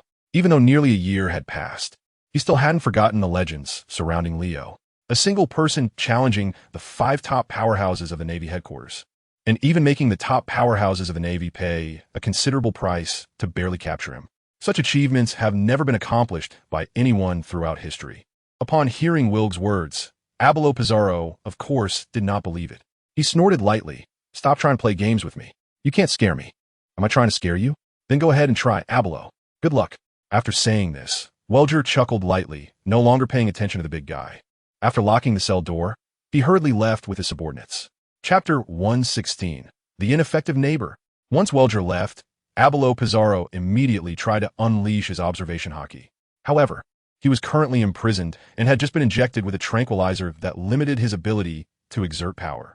At this moment, although he could barely use his observation Haki, the perception effect was completely incomparable to when he was in normal condition. Struggling to use his observation Haki, he could only barely hear Leo's heartbeat and breathing. It was impossible to probe this kid's specific strength. With no other options, Abbaro Pizarro had to give up. Time passed by second. Abbaro Pizarro had originally planned to have a good chat with Leo once he woke up, but after waiting and waiting, Leo still hadn't regained consciousness. He was feeling a bit bored, so he simply closed his eyes to rest. However, at that moment, Leo spoke up softly. "Hey, aren't you coming over?" Hearing Leo's voice, Abbaro Pizarro's eyes slightly narrowed. "You really are awake. Do you want to leave this place?" Leo didn't respond to him, but got straight to the point and asked. "Leave?" Abbaro Pizarro was taken aback for a moment, then started to laugh. What nonsense are you talking about? Haven't you heard the rumors about the deep-sea prison? No one has ever left here alive." In response, Leo just smiled mysteriously and didn't explain. He silently thought to himself, "Really no one? At least, I know 2 guys who left here alive." With that in mind, he encouraged Abbaro Pizarro. "Do you have Conqueror's Haki?" "Conqueror's Haki? That kind of thing." Abbaro Pizarro initially wanted to put on a show, but ultimately said with confidence, "I don't have it." Leo already knew that would be the case. Although this guy had some skills, it wasn't much. Conqueror's Haki is something that might not even be found in 1 out of 100,000 people, so it's normal. "What about armament Haki?" he asked again. "Well, you can do it. Then use your armament Haki to help me unlock this chain," Leo said, glancing down at the heavy, specially made chains on his body. Abbaro Pizarro's gaze instinctively turned over as well. When he saw the shackles on Leo, which were obviously thicker than his own, his expression slightly changed. "Are you kidding me?" Abbaro Pizarro coldly retorted. "What's wrong? Can't you do it? I should have thought of that. If you can't do it, then forget it. Pretend I said nothing." Leo disdainfully curled his lips, appearing too lazy to care about the other party. Seeing his expression, Abbaro Pizarro's face immediately filled with anger. He clenched his fists tightly, and sure enough, he was stimulated by Leo's provocation, starting to grip his fists and trying to use his armament Haki to help Leo break the chains. However, he failed. The reason was simple. First, his armament Haki had not been trained to the level of internal destruction and could only barely be used externally. The most important point was that his strength was restricted.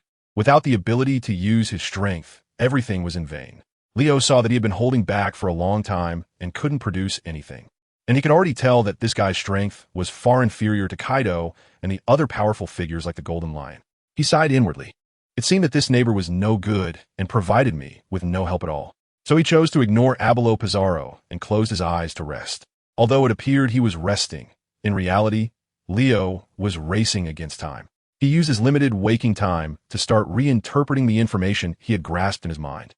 Last time, he had been continuously practicing the ability to control fire and temperature in his mind. By now, he had made some progress. However, just as Leo was getting into the zone and preparing to practice properly, Wilger arrived. "Are you two conspiring about something? Your faces look so grim." He glanced at the bound Abelo Pizarro next door, then looked at the meditating Leo. "I'm hungry. Give me something to eat." "Hurry up," Abelo Pizarro shouted at Wilger. Upon hearing this, Wilger glanced at him. "I already said, if you want to eat, you have to wait until next month. Just be patient." "Hey, Leo, why aren't you saying anything?" He turned to look at Leo. There was nothing special to say. For the next 20 days or so, it would be better to keep his stomach empty and conserve energy. "Humph, you seem to be getting wiser, huh?" "That's right. Just accept your fate honestly. If you are a bit more honest here, you will have a more comfortable time. If you plan to play any tricks, then you will suffer." After finishing his words, Wilg stepped forward and stabbed Leo with a needle. Then, after locking Leo's cell door again, he went next door and also gave Abelo Pizarro a shot. However, at that moment, Abelo Pizarro suddenly kicked out, catching Wilg off guard and sending him flying. With a bang, Wilg flew through the cell door and crashed into the barrier in the corridor outside. However, he simply brushed off the dust from his clothes and walked back calmly, seemingly unfazed. Standing at the cell door, Wilg sneered. "Your strength has been greatly restricted, and such a sneak attack is like a tickle to me. But because of your foolish actions, your fasting days have increased from 1 month to 45 days. 45 days without food or water. I hope you don't die, because I would be very sad if you did. I wouldn't be able to continue tormenting you." After calmly finishing his words, Wilg ordered his subordinates to lock the main door again and left with them. "Damn Navy, bring me food. I want to eat. I want to drink." Abelo Pizarro roared angrily towards the sky. However, in the pitch black and deep infinite hell of ImpelDown level 6, there was no response other than his own voice echoing in the corridor. As Wilg left, all the lighting inside infinite hell failed. For a moment, the entire level 6 was truly engulfed in infinite darkness, as if it had really become a true hell. But Abelo Pizarro was not willing to give up and continued to shout, trying to attract the Navy. No one paid him any attention. Time passed by second. Abelo Pizarro got tired of shouting and sat down to rest. At this moment, he saw Leo's eyelids move and then slowly open his eyes. Without saying a word, Abelo Pizarro spoke to Leo. "Kid, do you have a way to get out?" Chapter 117. Regaining freedom. I will turn this world upside down. Leo heard Abelo Pizarro's words, but did not respond. Because at this moment, after waking up and regaining consciousness, he suddenly felt a strong impulse of information in his head. For so many days and nights, Leo had persevered in comprehending and practicing the information he had realized in his mind, continuously deepening the absorption of his new ability. Today, he finally succeeded in making this power his own. At the same time, Leo also finally understood what this ability he had comprehended was. It was neither the ability of flames nor of magma. Instead, it was the control of temperature. Leo could freely change the temperature of himself, the surrounding environment, or any object he touched. He could lower their temperature or raise it. As for the upper limit of this temperature control, Leo was still unclear, but he already knew how he should escape. At this moment, as he awakened and the effects of the drugs gradually faded, Leo's physical strength was also slowly recovering. He immediately began to try using his newly acquired ability to attempt to break the chains on him. These specially made chains were very sturdy, and it was difficult to break them using brute force. Leo's method was quite simple. He synchronized the lowering of his own temperature and that of the chains. As he used this ability, the temperature began to drop little by little. -5 degrees Celsius, -10 degrees Celsius, -20 degrees Celsius. When the temperature continued to drop to -150 degrees Celsius. Finally, Abelo Pizarro in the next cell noticed something was off. He saw signs of freezing on Leo's body surface and the chains on him. Even the area around Leo's body began to freeze. The ground, the air, everything was frozen. The low temperature was spreading, and ice crystals were expanding towards the prison he was in. "What are you doing, you brat?" Abelo Pizarro asked Leo with suspicion. Leo ignored him. When the temperature dropped to around -200 degrees Celsius, Abelo Pizarro in the next cell, the Navy guard at the door, and the other criminals in the surrounding cells, etc. They were all frozen one by one. At this moment, Leo thought the opportunity was almost here. The extreme low temperature should have damaged the structure of these chains, making them as fragile as cookies. In any case, it was worth a try. Leo began to move his body. In just this short moment, the stamina he had painstakingly recovered was almost completely depleted by using this special ability. Leo's movements were slow, but just as he had anticipated, as soon as he slightly moved his arm, the shackles on his body made a crisp, crackling sound. Immediately after, the chains shattered into countless pieces. Leo shook his body gently. Instantly, all the shackles on him broke apart and scattered around him. Now free, Leo could hardly conceal the excitement on his face. He simply stretched his muscles. Suddenly, his ears twitched slightly as he heard footsteps coming from outside. Leo remained expressionless. His body suddenly seemed to melt away, transforming into a cold breath that merged into the frozen ground beneath him. He was completely with the surrounding ice crystals. In this regard, Leo had only made a slight attempt. He didn't expect to succeed. It seems that the ability I have comprehended belongs to a type of natural system, allowing my body to become elemental. Moreover, it feels like a reinforced version of the ice fruit combined with the heat fruit, Leo thought silently. At this moment, the footsteps outside stopped about 50 meters away. It's so cold here, what happened? Why did it suddenly become so cold? And it seems like there's no movement inside the cell. This is bad. Could it be? A voice came from Wilger. Immediately after, there were sounds of running footsteps. 2 seconds later, Wilger stood less than 30 meters away from Leo's cell, completely stunned, because he saw that Leo's cell, as well as all the surrounding cells, had been completely frozen. The extreme cold was emanating from these frozen cells. How could this happen? Could it be that Admiral Kazan has arrived? Wilger knew that Kazan, one of the 3 highest combat powers of the Navy headquarters, was a natural system user of the ice devil fruit. Upon seeing the scene before him, his first thought was of Kazan. But the next second, Wilger was even more shocked and confused, because he saw that Leo's cell was empty, with nothing inside. The ground was scattered with heavily frozen remnants, showing white crystalline shapes that barely resembled chains. But they were already shattered, and the originally imprisoned Leo had long since vanished. At this moment, Wilger was terrified and realized that Leo had escaped. He took out the telephone bug to call Magellan to inform him of the changes here.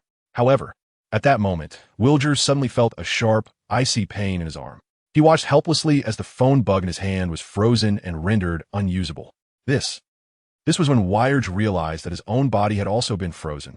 The bone-chilling low temperature continuously eroded his stamina, causing his body temperature to drop lower and lower. The 2 subordinates behind him were also frozen.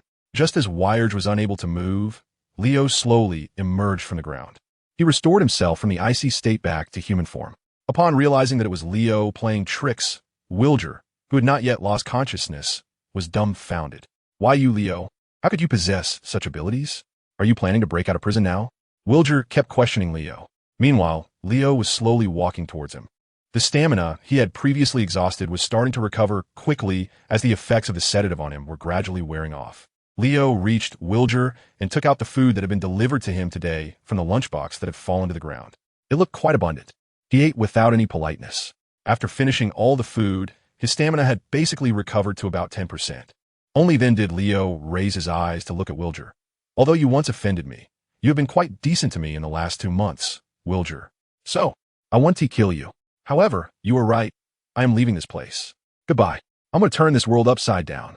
After Leo finished speaking, he swaggered towards the exit, and this scene was clearly captured by the surveillance video bug above the corridor. Chapter 118, Tremble, Marlon Vondo. The current director of the prison, Magellan, was immediately notified. Upon learning that Leo had successfully escaped and was making his way up from level 6 Infinite Hell, Magellan did not dare to delay. He quickly summoned Deputy Director Shirley and gathered a large number of elite Marine soldiers to prepare to stop Leo. However, before they could descend into Infinite Hell, Leo had already made it up. The 2 sides met in the 5th level of the prison. Now, what do you want to do? Surrender obediently. You can't escape. Magellan ordered in a deep voice, while releasing a large amount of purple toxic mist. He was poised to strike, but did not attack Leo. It wasn't because he didn't want to, but rather because he didn't dare to. At this moment, Leo's energy was still continuously regenerating. The aura he emitted was extremely terrifying, giving off an overwhelming sense of dread. Even the powerful Magellan felt as if he was completely suppressed, unable to move or breathe.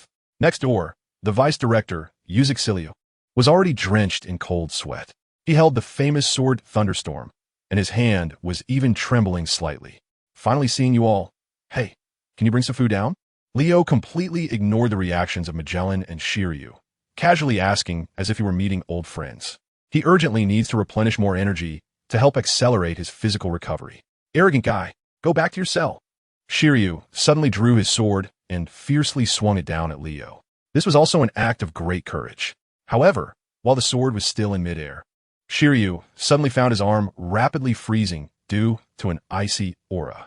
The bone-chilling pain pierced through his arm, freezing not only his muscles but also reaching deep into his bones. Shiryu's face instantly turned fearful and pained. What's wrong with you? This is Admiral Akiji's ability, right? Shiryu recognized that this ability was very similar to the power of the ice fruit. His face filled with disbelief as he looked at Leo in shock. The extreme cold temperature didn't make you lose consciousness? Your physique is quite good, but how long can you last? If you move carelessly, your body will shatter on the spot, Leo said with a playful sneer, showing no intention of responding to Shiryu's question. After saying that, he turned to look at Magellan. At this moment, Magellan came to his senses and took the initiative to attack. A toxic mist spread over, like a huge purple blanket descending upon Leo. At the same time, Magellan once again released 3 purple poisonous liquid dragons, the same move as last time. He still thought that Leo would be defeated by his own deadly poison like last time. But this time, facing the incoming poisonous attack, Leo did not dodge or evade, and did nothing at all. He walked directly towards Magellan. After passing through the poisonous mist and the attacks of the poisonous dragon, Leo appeared in front of Magellan. Immediately, Magellan's body was frozen by the power of extreme cold. You actually ignored my venomous attacks? How is this possible? Magellan stared wide-eyed in disbelief, looking at Leo in astonishment. He never dreamed that after Leo was poisoned last time, he had already comprehended the ability to be immune to toxins through his extraordinary insight. At this moment, this ability has been validated. Indeed, it is very effective. Leo ignored Magellan and took out a nearly frozen phone bug from his pocket. Magellan was only half frozen. His upper body and arms could still move. Leo handed the din mushy to the other party, called the Navy headquarters. What do you really want to do, Leo? Magellan asked with suspicion, seeing that Leo didn't answer. He had no choice but to take the din mushy and promptly dial the Navy headquarters. At that moment, on the other side, in Admiral Sengoku's office, the din mushy on the desk rang abruptly. Sengoku suddenly looked up. This is Sengoku. After connecting the phone bug, he immediately said, Mr. Sengoku, this is ImpelDown. I am Director Magellan. Just as Magellan's voice finished speaking through the phone bug, another voice suddenly rang out. Sengoku, long time no see. Hope you're doing well. Upon hearing this voice, Sengoku's expression instantly changed, and a cold sweat broke out on his cheek. Leo. He stared at the telephone bug in front of him with suspicion. Sure enough, the telephone bug was currently mimicking the half-smiling expression of Leo. So you still remember me? I thought you had forgotten about someone like me, whose existence has been erased by the world government, Leo said with a playful smile. What do you want, Leo? Sengoku, realizing that Leo had successfully escaped from prison, quickly snapped out of his shock. He had a serious expression on his face as he inquired about Leo, while also giving a glance to Admiral Tsuru, signaling her to quickly summon the 3 admirals of the Navy and cart back. At the same time, he instructed Admiral Tsuru to immediately contact Mary Gios and report the situation to Fleet Admiral Sengoku. Admiral Tsuru certainly understood who Leo was and what abilities he possessed. Now that he had escaped from the prison in ImpelDown and even met with Magellan, using the din mushy in Magellan's possession to call the Navy headquarters. It could only mean one thing. ImpelDown could not stop this man. At this moment, Admiral Tsuru did not dare to be the slightest bit negligent and immediately took action. What have you done to Magellan and his subordinates? Sengoku asked, trying to stabilize Leo. Of course, he was genuinely concerned about the safety of his subordinates. Don't worry, they won't die for now. But the Marines at Marineford might not be so lucky. Just wait there, Sengoku. I'll be there soon, Leo said with a light laugh before directly hanging up the din mushy. As he watched the din mushy being hung up, Sengoku's expression instantly turned extremely grim. Without saying a word, he grabbed the transponder snail and directly contacted the 5 elders in Mariewa. Meanwhile, the 3 Marine admirals who were out on a mission, along with Carp, who was about to lead his fleet for a routine patrol in the East Sea, also received the notification and were ordered to return to Marineford immediately. The Chief of Staff, Steelbone, reported in a panic that Rayleigh had escaped from ImpelDown. Moreover, he declared that he would come to Marineford for revenge. I am concerned that his next move may be Mariewa. So please be very careful. That guy is a presence that even Carp and I, combined with the 3 strongest fighters, cannot suppress. After connecting to the transponder snail in Steelbone's office in Mariewa, Sengoku hurriedly reported. Chapter 119. The destruction operation begins. Upon receiving the news from Marineford and getting confirmation from Sengoku that Rayleigh had escaped from ImpelDown and was threatening revenge on everyone, the face of the Chief of Staff, Steelbone, also became very serious. He did not dare to be negligent and immediately reported the news to the 5 Elder Stars. The 5 Elder Stars then relayed the message to Im, who sits on the throne of nothingness. The news was passed along, and ultimately, Im decided to mobilize the Knights of God to punish Leo. A mere pirate remnant actually dares to threaten our world government. This time, let us not hold back and kill him directly. As for that secret, as long as Leo is dead, dealing with the others will be much easier. Im personally issued such a hunting order. Meanwhile, Mary Geos entered a state of high alert. On the other side, at the Marine headquarters in Marineford, after Leo left ImpelDown, he immediately used his newly comprehended power to freeze the sea, creating a straight path to Marineford. Of course, before leaving, he also casually tested the reverse effect of his ability by raising the temperature. The target was the naval warships docked at the shore. In just 1 second, Leo raised the temperature of these warships to 30,000 degrees Celsius. In an instant, the extreme heat vaporized them, making them disappear on the spot. The air was filled with the acrid smell of evaporated metal. Leo continued to raise the temperature. This time, the target was the seawater. The seawater boiled, producing a large amount of steam that rose into the sky. The temperature around surged to nearly 100,000 degrees Celsius. In an instant, the surrounding sea of the deep-sea prison ImpelDown was completely evaporated in just over 10 seconds. Even though Leo was only affecting the seawater and raising its temperature, the terrifying high-temperature steam still had an impact on everything around. The seastone exterior of ImpelDown showed severe signs of erosion, and the main structure twisted and deformed. Meanwhile, the giant sea kings in the deep sea were all vaporized. Not bad. 100,000 degrees Celsius is not the limit, as long as my stamina allows. It seems I can control these 2 abilities indefinitely. However, Leo looked at his hands. Raising the temperature to nearly 100,000 degrees just now consumed a significant portion of his stamina. It was evident that this ability was related to his physical strength. The more stamina he has, the greater the power this ability can unleash. At the same time, the more stamina it consumes. Leo no longer wasted time and quickly rushed towards Marineford. About 5 minutes later, he arrived at his destination. At that moment, Sengoku had already ordered Marineford to be on high alert, entering the highest state of readiness. Upon seeing Leo suddenly appear in the air, Sengoku immediately ordered the coastal defense cannons surrounding Marineford to open fire. However, in the next second, these cannons were instantly evaporated. Along with them, the Navy soldiers stationed nearby were also vaporized and completely disappeared. Following that, the Navy warships along the coast also mysteriously vanished from everyone's sight in an instant. Sengoku, Carp, and Vice Admiral Tsuru, witnessing the situation, were all shocked beyond measure. The temperature in the air was rising. What had he done? Vice Admiral Tsuru asked, puzzled.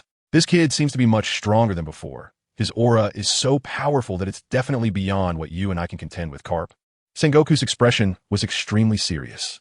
His strong observation Haki allowed him to sense that Leo's strength had surpassed any previous encounter with him. At this moment, Carp also had the same feeling. Hearing this, Carp laughed heartily. Sengoku, that doesn't sound like something you would say? No matter how strong this kid is, we can't let him act recklessly here. Let us go. As soon as Carp finished speaking, countless vacuum punches shot towards Leo with a shockwave. Accompanying them was his powerful armament Haki. It seems your power has improved, Carp. Leo sneered, countering. He also unleashed an incredibly powerful shockwave of punch pressure, clashing with Carp. In a simple physical contest, within just a moment of contact, all of Carp's attacks were shattered, while Leo's attack, mimicking a meteoric punch, descended upon the entire Marineford. Boom, boom, boom, boom. The super powerful fist-shaped shockwave struck every corner of Marineford, creating an unimaginable destructive effect akin to cannonballs. Amidst the sounds of explosions, The entire marine fort was engulfed in raging flames. The ground cracked, and buildings were instantly destroyed. Following that, everything was consumed by the fire.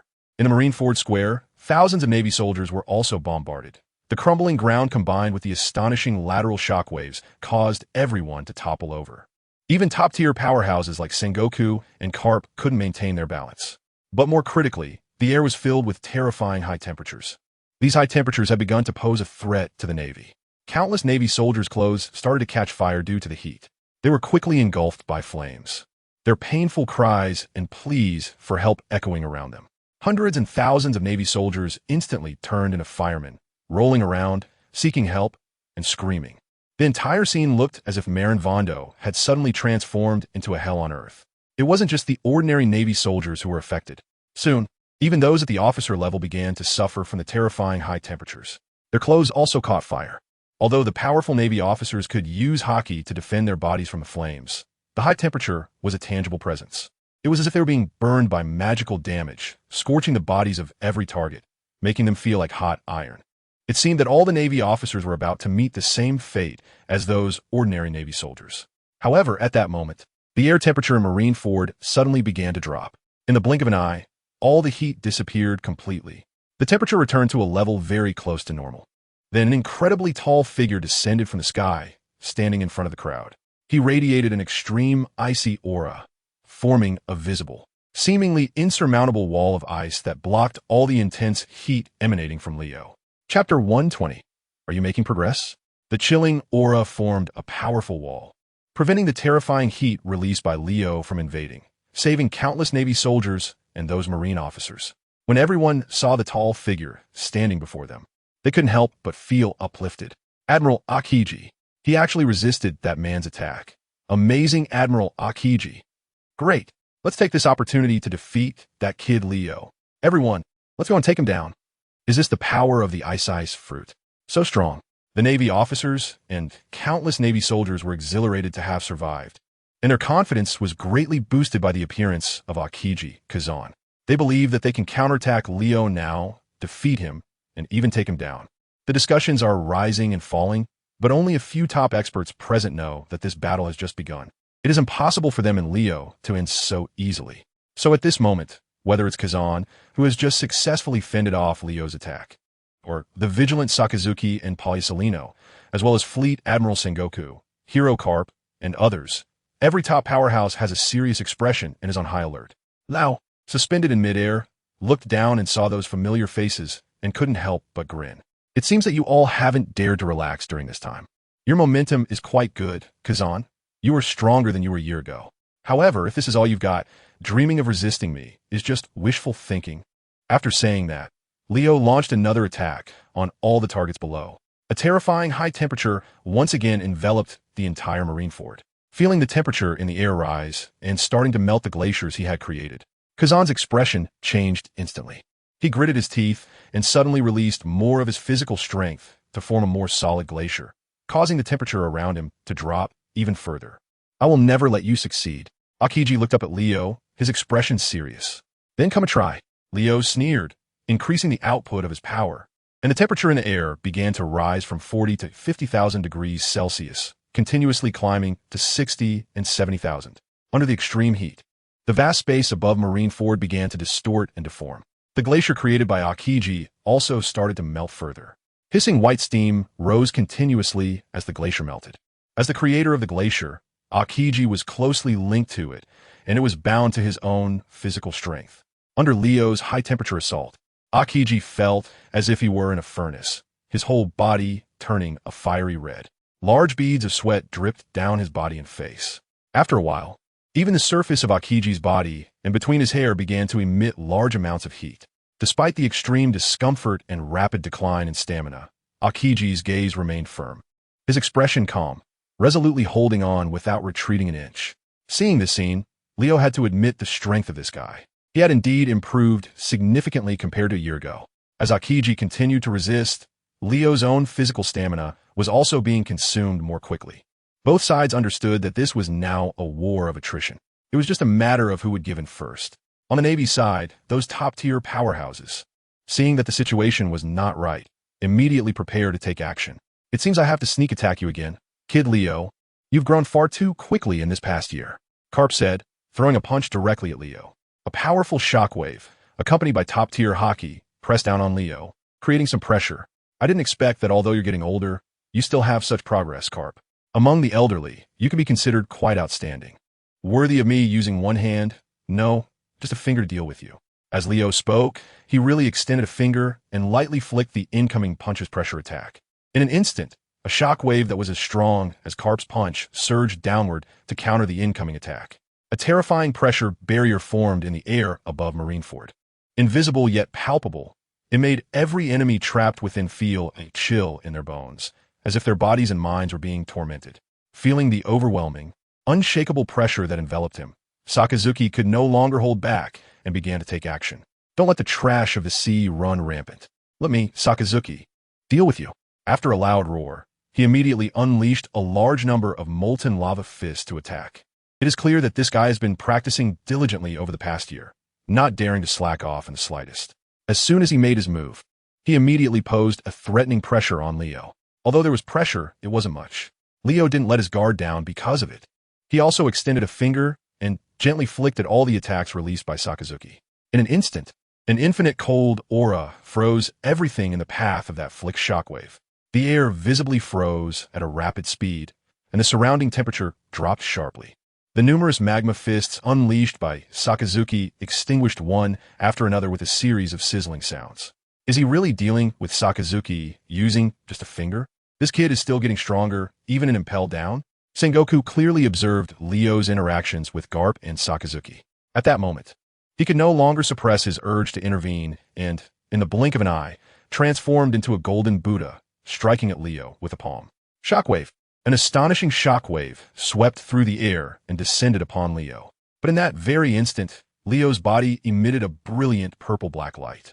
He not only withstood the shockwave attack from Sengoku without a scratch, but also calmly turned his head and looked down in the direction of Sengoku. After exchanging a glance with Sengoku, Leo smirked slightly. You guys have made some progress, but you, Sengoku, is it because being the fleet admiral keeps you so busy with duties that you've neglected your training? Your strength doesn't seem to have improved much compared to a year ago. Leo's words were filled with mockery, and coupled with his disdainful expression and the earlier act of enduring Sengoku's shockwave unharmed, it left the Navy's strongmen dumbfounded. At this moment, upon hearing Leo's words, they all felt a weight in their hearts. Chapter 121. Another surrounding tactic. However, Sengoku himself was unaffected by Leo's remarks and continued to respond with composure and calmness. He launched a continuous series of attacks against Leo with one palm after another. Although the power of the shockwaves was quite ordinary in front of Leo, he still had to divert some of his attention to deal with the disturbances from the Warring States attacks. This prevented him from focusing on dealing with Akiji, Sakazuki, and Carp. TCH, is it this boring tactic again? Leo scoffed disdainfully. He no longer responded to Sengoku's attacks, but suddenly his figure moved and dove rapidly towards Kazan, like an eagle preparing to hunt. This is bad. As Leo charged straight down from the sky towards him, Kazan instantly felt the threat of death. At that moment, despite being surrounded by countless allies ready to support him, including top-tier powerhouses like Borsalino, Sakazuki, Carp, and Sengoku, Kazan still felt utterly alone. Facing the relentless onslaught of a storm, he was drenched in cold sweat and momentarily forgot to react. Just as Kazan, whose mind was distracted, was about to be hit by Leo, a golden figure suddenly appeared beside him at the critical moment. Oh no, Leo is so scary. The one who intervened was none other than Borsalino, who had been watching the battle. During the year that Leo was imprisoned in ImpelDown, Borsalino had not dared to let up in his training. At this moment, he demonstrated the basic qualities of being one of the highest combat powers of the Navy headquarters. In an instant, he appeared in front of his opponent and, with a swift, accurate, and fierce stance, delivered a light-speed kick towards Leo. Bang! The force of the light-speed kick hit Leo's body, instantly unleashing an astonishing impact in midair. Leo's body remained motionless, and his body was shimmering with the purple-black hue of armament Haki. He forcefully defended against Borsalino's attack, but at that moment, Borsalino was instead knocked back by the recoil force. Fortunately, Borsalino was not acting in vain. His move bought Kazan a precious moment to react. At this moment, Kazan had completely awakened from the shock of being pressured by Leo's momentum just moments ago. A sharp and long spear appeared in Kazan's hand. The frozen spear silently advanced from Kazan's hand, aiming straight for Leo's heart. The frozen spear, enveloped in powerful armament Haki, had a power that could rival even the supreme Great Blade. If the strike hit, it wouldn't matter if Leo was just a mortal. Even if he were indestructible, he would likely face grave danger. However, to everyone's surprise, Leo did not dodge or evade. He actually stood there, allowed Kazan's attack to hit his body. Leo's actions were certainly not blind or due to a lack of reaction. He has several main objectives. The first is to shock his opponents by demonstrating his overwhelming strength, affecting their mental state and making them more prone to mistakes. As for the second objective, Leo also wants to take this opportunity to test his armament Haki and the current defensive strength of his body, among other things. Now he has a clearer understanding of his physical strength and the upper limits of his Haki defenses. He knows exactly where his limits lie.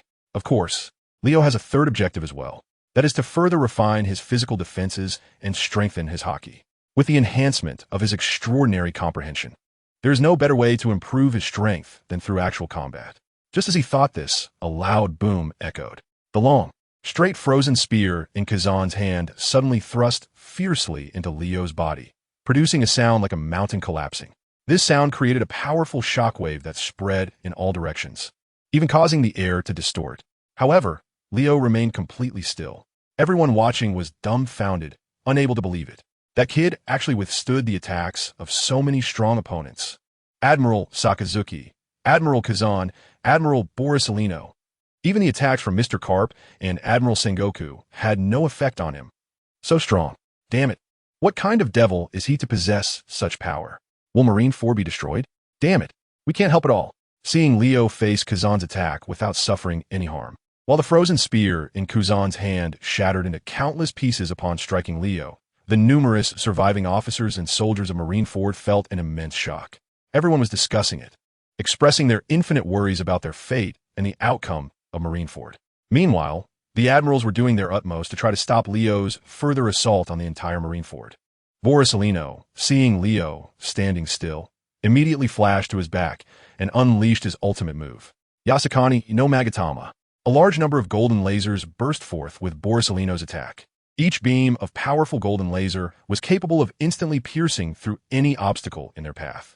In an instant, they all concentrated on Leo alone. At the same time, a purple-black light erupted from Leo, his incredibly powerful armament Haki seeming to overflow from his body and skin. It instantly enveloped and protected Leo, perfectly blocking Borisolino's Yasukani no Magatama attack. Boom, boom, boom, boom. After a barrage of golden lasers, Leo not only remained unscathed, but immediately counterattacked Borisolino. Yasukani no Magatama. I could do it too. Leo grinned, suddenly appearing in front of Borisolino.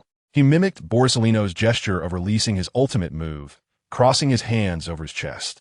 As Leo's voice fell, countless laser-like attacks shot towards Borisolino.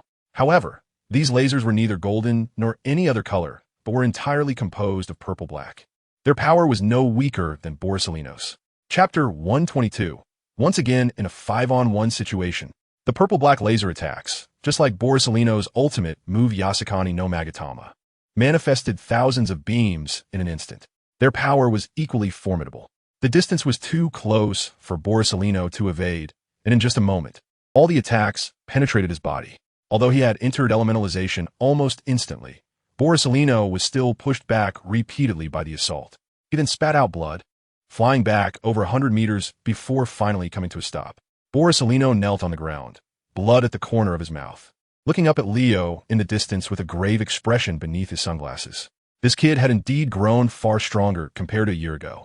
And although it wasn't a true Yasukani no Magatama, he could utilize his armament Haki to such an extent, something never seen before. It was terrifying. Borisolino thought in shock. At this moment, Leo had already launched an attack on the remaining Navy forces. Taking advantage of the openings in the defenses of several admirals, Sengoku, Carp, and others, Leo punched down at the Navy rear admirals, brigadiers, and commodores on the Marineford Square. This punch was not an ordinary punch. It not only contained Leo's super strong armament Haki, but also an extremely high temperature created by Leo deliberately raising the temperature. Those Navy rear admirals, despite being seasoned veterans, had never encountered an opponent as fierce and domineering as Leo. As the punch came down, although they successfully dodged, the Marineford Square was devastated. With a loud rumble, the entire Marineford square shattered into pieces. Not only that, the high temperature and shockwave rampaged outward. Countless Navy soldiers disappeared without a trace under the terrifying impact of this attack. Those who narrowly escaped watched in horror as their comrades vanished before their eyes, deeply moved. This was the second time they had seen their friends, companions, and even relatives evaporated by terrifying high temperatures. For any Navy soldier, the psychological impact was immense. What on earth did this guy do? They just evaporated like that, not even leaving a single bone behind. Damn it, Leo, you were going too far. What did we, the Navy, do to deserve this? He is a great villain, more evil and terrifying than other pirates, and he must not be allowed to leave here alive. Damn, he killed tens of thousands in an instant. What kind of devil is he? Fear, sadness, anger, and various emotions spread among the remaining surviving Navy personnel. Each person clenched their fists tightly, looking at Leo, who seemed like a demon descending from the heavens. They were furious, yet extremely cautious. No one dared to strike first against Leo, fearing they would become the next victim. As Leo was about to raise his hand to strike and completely destroy the already shattered Marlon Vondo, a figure appeared behind Leo. What are you looking at, kid? It was none other than Sakaski who made his move. He had been waiting for this opportunity, ready to strike. Now, at the moment when he saw Leo distracted, he suddenly unleashed his ultimate move. In an instant, a massive fist of molten lava, resembling a small mountain, was hurled towards Leo's back. The terrifying heat swept through everything around.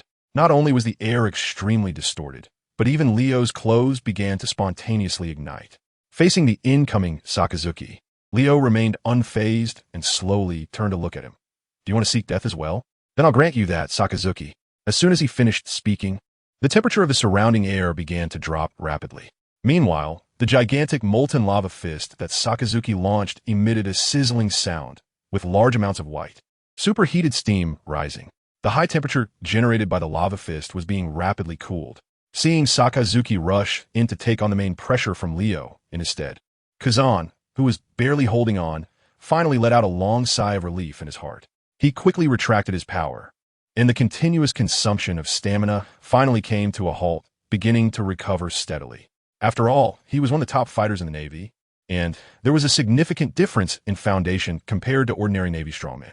After a brief rest, Kazan had already recovered quite a bit of stamina. Meanwhile, Sengoku and Garp were still relentlessly attacking Leo. Their thoughts were quite simple. No matter how powerful Leo's armament Haki was, there would always come a moment when it could be exhausted. It couldn't possibly be infinite. So even though he could currently withstand attacks with his incredibly strong armament Haki, over time, he would definitely run out of stamina. Thus, the two veteran top-tier powerhouses continuously launched shockwaves and armament Haki punches to harass Leo. As they had judged, although their attacks could not pose an effective threat or damage to Leo in the short term, at this moment, Leo still had to divert some of his armament Haki and physical strength to deal with their assaults. This meant he couldn't go all out against Sakazuki, and taking down a top-tier marine force like Sakazuki wouldn't be something he could do casually. However, what was even more problematic was that Poliusolino had now regained his breath and started to join the siege against Leo. Meanwhile, Kazan, who had just recovered some stamina, also began to attack Leo again. In an instant, Leo once again had to face the combined assault of 5 top marine powerhouses, feeling the pressure multiply. Leo maintained a calm and indifferent expression. This wasn't the first time he had encountered such a situation. You can come at me with everything you've got. Last time you couldn't kill me, and this time you won't achieve any results either. After saying that, a tremendous aura emanated from Leo, as he fully prepared to confront the combined assault of the 5 top marine powerhouses. Suddenly, he flashed and appeared right in front of Sakazuki. His speed was truly lightning fast, catching everyone off guard. Chapter 123. Mr. Carp, please fall down first. Facing Leo, who suddenly appeared before him, Sakazuki's pupils constricted violently, and his expression changed dramatically. Leo chuckled lightly and said, "Are you afraid of the dark?" Just as the words left his mouth, his fist slammed into Sakazuki's face. Instantly, Sakazuki's entire head deformed, and his massive body was sent flying by the punch. However, before Leo could launch a further attack, the assaults from Carp, Sengoku, Kazan, and Poliusolino, the 4 top powerhouses, arrived one after another, preventing Leo from pursuing Sakazuki. It was clear to see that at this moment, the coordination among these 4 top marine powerhouses was already very seamless. showing significant improvement compared to a year ago. Therefore, even now, Leo did not dare to let his guard down in the face of their combined assault. Reluctantly, Leo had no choice but to give up on attacking Sakazuki and turn a deal with the four powerhouses instead. This time, neither side wasted any words, engaging in a fast-paced battle, strong against strong. Their only goal was to thoroughly defeat each other. Each time the five top marine powerhouses were repelled by Leo, they would immediately regroup and attack again. No matter how many punches they took or how many kicks they endured, they showed no signs of retreat, growing braver with each battle. Gradually, Leo's stamina was rapidly depleting, and he had also sustained some injuries to varying degrees. Although these injuries were not fatal, Leo chose to ignore them. It wasn't that he couldn't quickly recover from his injuries during the battle, but there was no need for that at the moment. Activating his healing powers required a large amount of stamina. In this situation, he needed to conserve his energy to deal with the enemies and heavily injure them. Moreover, Leo gradually noticed a problem. Sengoku, Carp, Sakazuki, Paulus, Kazan, and others, including those marine generals lurking outside, were eager to attack and ambush him. Behind each of their actions, it seems that there are hidden secrets. Intuition tells Leo that their reckless fighting style seems to be aimed at keeping him here. As for the purpose of doing so, that remains unknown. Are they trying to buy time? Leo narrowed his eyes and sneered. At the same time, he crushed Borisolino's sneak attack with a punch. Leo, no pirate who dares to invade Marineford has ever left unscathed, no matter what you are or what reasons you have. Today you will definitely be captured by the Navy again. And this time, there's absolutely no chance for you to escape. Sengoku responded loudly to Leo. However, it was clear that this statement was an attempt to distract him. Upon hearing this, Leo simply sneered twice and ignored the other party. He swiftly moved in front of Carp. Your attacks are indeed unique, Carp. After being continuously attacked for such a long time, I can feel some pain as well. What should I do? Then I guess I'll just take you down. After saying this, Leo threw a punch directly at Carp's forehead. He wasn't teasing or joking with the other party. He genuinely felt a bit of pain. Carp's iron fist was no joke, nor was it just for show. After all, he was the man who had forced Pirate King Roger into a corner several times. After enduring nearly 10 minutes of Garp's firepower, his body began to struggle. If he didn't deal with Garp first, it would be very disadvantageous for him over time. Ha, little brat, your tone matches your strength. And even I have to admit this, you are the most difficult opponent I have encountered so far. Whether it's Rox or Roger, comparing them to you alone would be disrespectful. However, little brat, as long as I am here today and still breathing, I will never let you run amok. Last time, I kept you in prison for too short time. This time, you will properly repent for your actions in your cell. Amidst the laughter, Garp launched his fist simultaneously to counter Leo's attack. Leo was equally unyielding. Since Garp had said this, it meant he was fully prepared and mentally ready for battle. Not going all out against such a man would be a great disrespect to him. Leo threw a punch, and the air instantly twisted and deformed. At the same time, a powerful shockwave formed a gigantic fist shape right in front of Garp. Garp's eyes narrowed slightly, and he hurriedly concentrated all of his armament Haki into his arms, attempting to defend against Leo's terrifying attack. He knew very well that if he allowed Leo's attack to land solidly on his arms, his hands would be completely crippled, with no chance of survival. In the blink of an eye, Leo's fist struck out fiercely. The terrifying pressure of the punch, like a mountain torrent, instantly impacted Garp's arms. Garp's booming laughter abruptly stopped. A large amount of blood gushed from his mouth. At the same time, his body flew backward like a kite with its string cut. Leo took down Garp with one punch, but did not immediately pursue, as he did not have the conditions to do so. Behind him, Akainu charged in with immense rage.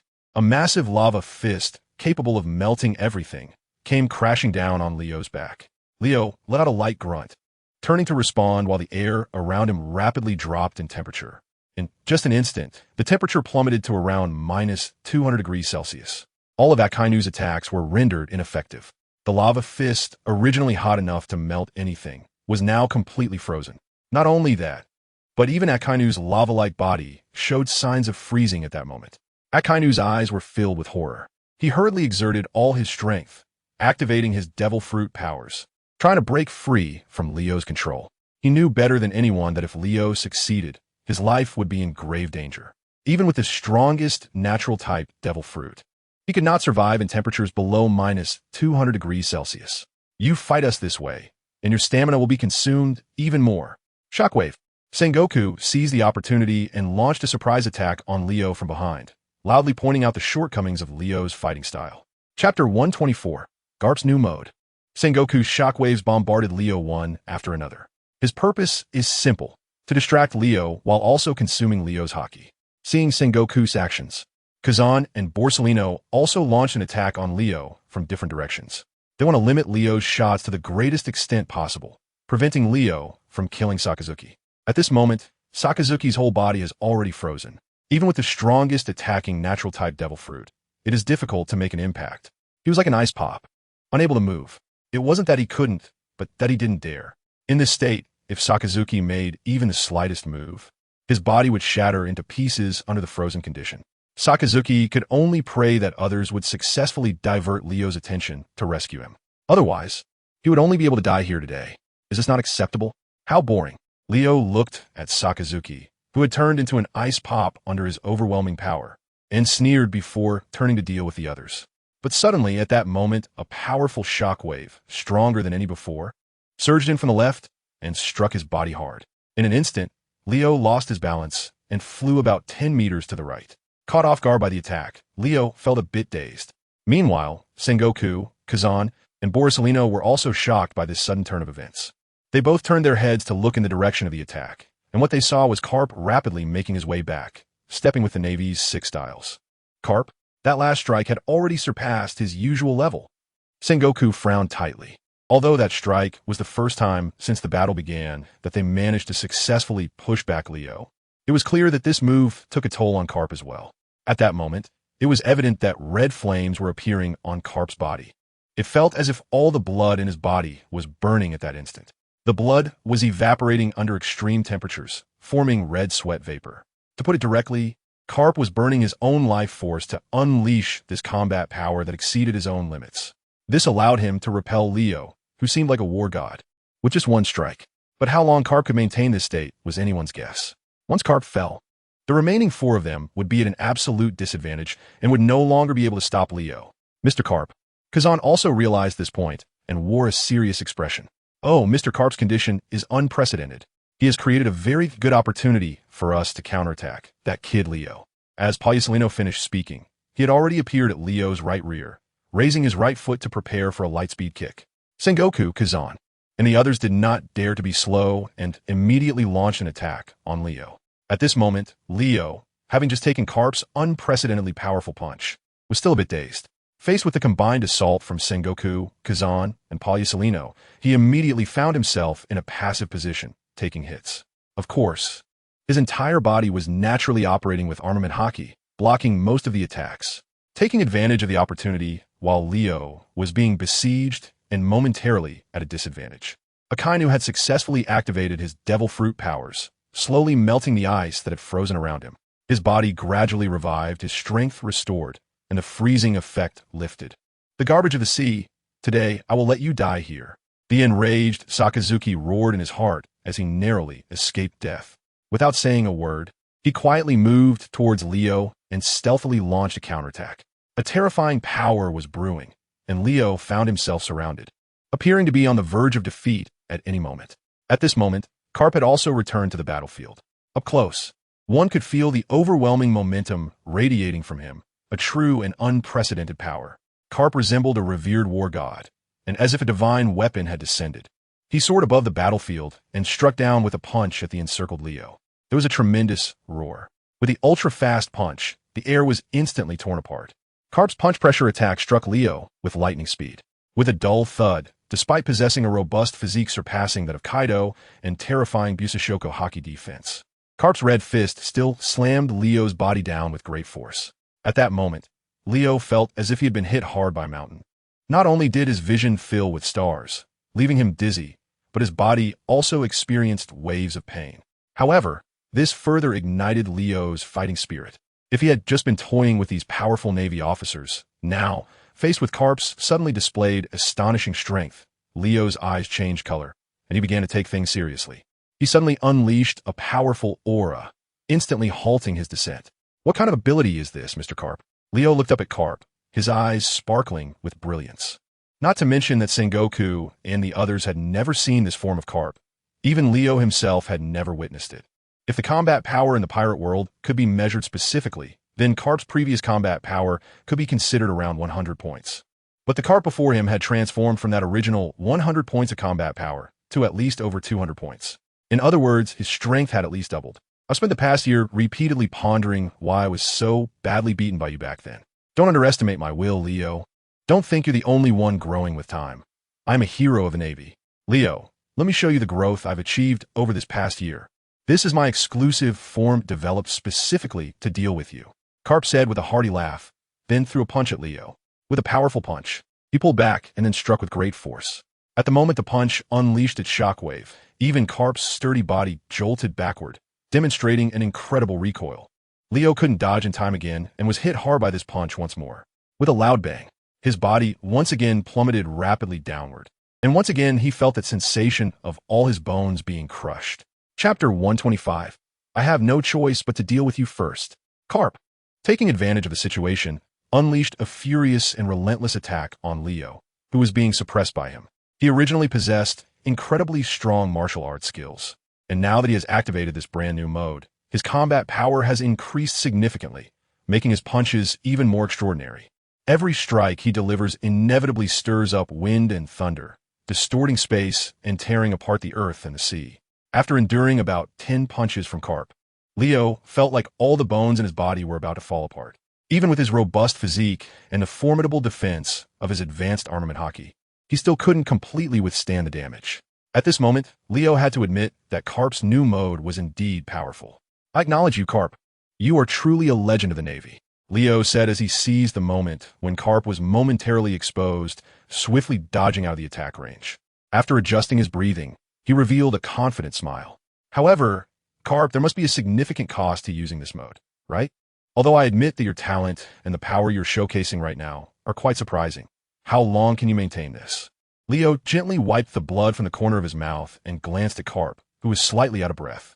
Despite Carp's fierce performance earlier, anyone could see with the naked eye that each of his movements came at a considerable cost. That cost was the increased burden on his body, a tactic that inflicted more damage on himself than on his enemy. At that moment, even if Leo stood still, Carp would still have considerable pressure to launch an attack. Hearing Leo's words, Carp laughed heartily, seemingly unconcerned. However, Sengoku on the ground revealed an unprecedented serious expression and glanced at Carp.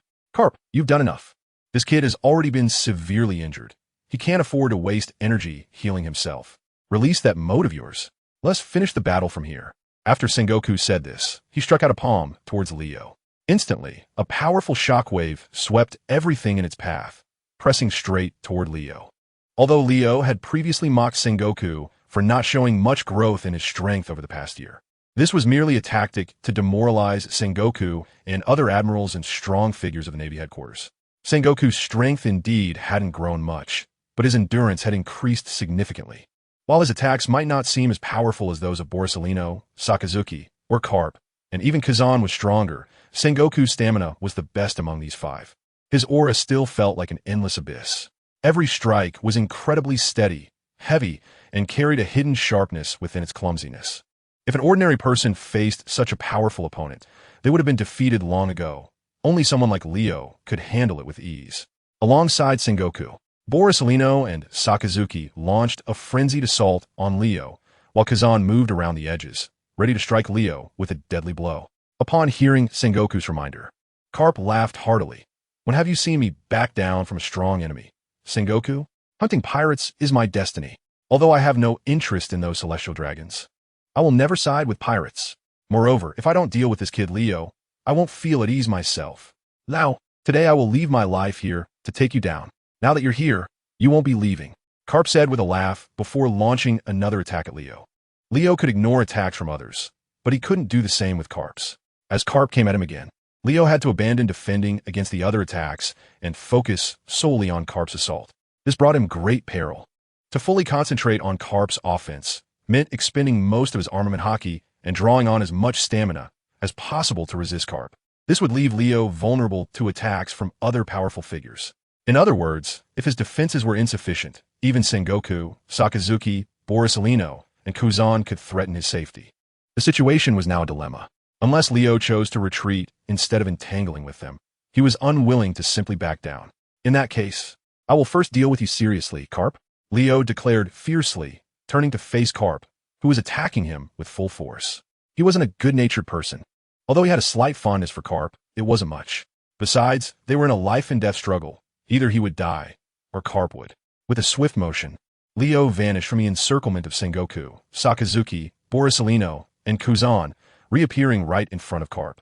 Without a word, he delivered a powerful kick aimed at Carp. Seeing the formidable kick coming straight at him, Carp's expression darkened, and his gaze became stern. Ha ha ha, Kid Leo, your martial arts are truly impressive. Carp laughed heartily, bringing his hands together to protect his body, while covering himself with his armament Haki. With a muffled thud, everyone saw Carp's body fly backward, as if it were a kite with a broken string.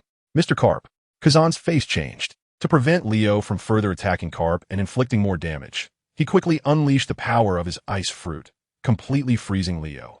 On the vast square of Marineford, the watching Navy soldiers were all on edge, each worried that Carp would be knocked down by this kick. After all, they had clearly witnessed the entire process of Carp opening an unprecedented powerful combat mode at the cost of his own stamina. This kid is too strong. Damn it. We have no chance to strike. At this moment, they thought they should call for help from Mariewa, believing the Gorosei would definitely send reinforcements to support the Navy headquarters. If someone from the world government arrived, Leo would have no chance of escape today. Chapter 126. Has Leo been taken down? To prevent Leo from continuing to pursue Carp and inflicting more damage, Kazan exerted all his strength to use his ice fruit power, completely freezing Leo. Under normal circumstances, if an opponent were frozen by his power, they would only have one outcome. Either they would be immobilized and unable to move, or their bodies would shatter due to the ice. However, at this moment, something strange unfolded before everyone's eyes. Despite being frozen, Leo still moved freely. His body continued to chase after Carp, completely ignoring Kazan's attack. It looked as if he was not affected by the powers of the ice fruit at all. Not only that, but Leo also emitted an even more astonishing freezing aura, completely freezing the surrounding air and condensing a large number of white ice crystals. Moreover, these white ice crystals spread further towards the pursuing Sakazuki, Borsalino, Kazan, and Sengoku. Seeing this scene, Kazan suddenly remembered that in terms of controlling temperature, Leo was far more skilled than he was. Under Leo's control, the temperature could even drop to absolute zero. They had already witnessed this earlier. Therefore, his ice fruit powers seemed like child's play in front of him. Let me handle him. Just as Leo was about to catch up to the flying Carp, Borsalino stepped forward and crossed his arms to unleash his ultimate move. In fact, continuously using his ultimate move had already consumed quite a bit of Borsalino's stamina. But now, it seemed that only his attack could pose an effective threat to Leo. Yatagarasu, Borsalino shouted and launched an attack towards Leo. Thousands of golden lasers instantly transformed into countless beams, shooting straight towards Leo and overtaking him, all landing on his body. In an instant, Leo's frozen body exploded in midair under Borsalino's ultimate attack, shattering into pieces. Seeing this, all the Navy elites and soldiers held their breath, staring intently at the ice crystal fragments falling from the sky. Was it done? It seemed so. That kid was first frozen by Admiral Kazan's ice fruit powers, and then attacked by Admiral Borsalino's ultimate move. No matter how powerful an existence was, being shattered into such fragments by such an attack could not possibly allow them to survive. Great, finally got rid of him. However, it seemed that all of this was too easy enough to make one doubt whether it was real. In any case, getting rid of him was good. That kid was truly terrifying. If it weren't for several admirals and Mr. Carp, along with Fleet Admiral Sengoku stationed here, I don't know what would have happened to Marineford today. Victory. The kid Leo has been dealt with. In the shattered Marineford square, with pieces scattered everywhere, the Navy soldiers could clearly see Leo, frozen and wrapped in thick ice, being crushed under Borsalino's attack. So everyone was exhilarated and overjoyed. They were all discussing animatedly, excitement evident in their voices. Even Sengoku, Sakazuki, Borsalino, and Kuzan, the top-tier powerhouses, could not help but let out a long sigh of relief in their hearts at this moment. They are truly afraid of Leo. It's not the first time they've fought him. This kid brings unimaginable pressure every time. Sengoku feels that after these few battles with Leo, half of his cells have died, and he looks decades older. Is he really going to be taken down like this? That kid, I still plan to teach him a good lesson. Sakazuki stood on a rock, snorted coldly, took out a cigar from his pocket, lit it, and spoke while smoking. Meanwhile, Kizaru remained in an elemental state, his body shimmering with golden light, his eyes filled with vigilance. Although he personally dealt with the target, he couldn't quite believe that Leo had actually been taken down by him. Oh, this process was too simple, too easy, that even I, an old man, can't be sure that the one I hit just now was really that kid. Kizaru muttered to himself, "It shouldn't be fake. My observation Haki couldn't sense his presence anymore. Moreover, my strength did capture him just now. Under such circumstances, with so many of us watching him, he shouldn't have been able to escape right under our noses." Kazan pondered for a moment before speaking in a relatively firm tone. Hearing his words, Sakazuki and Kizaru fell silent, as they too couldn't be sure that Leo was definitely dead. They could only say that since they couldn't sense him with observation Haki, it could be taken as if he had indeed been taken down. In any case, the battle seemed to have come to a close. The reinforcements from Mary Geos probably wouldn't need to be dispatched for now. The most important thing was to quickly check if Carp was okay.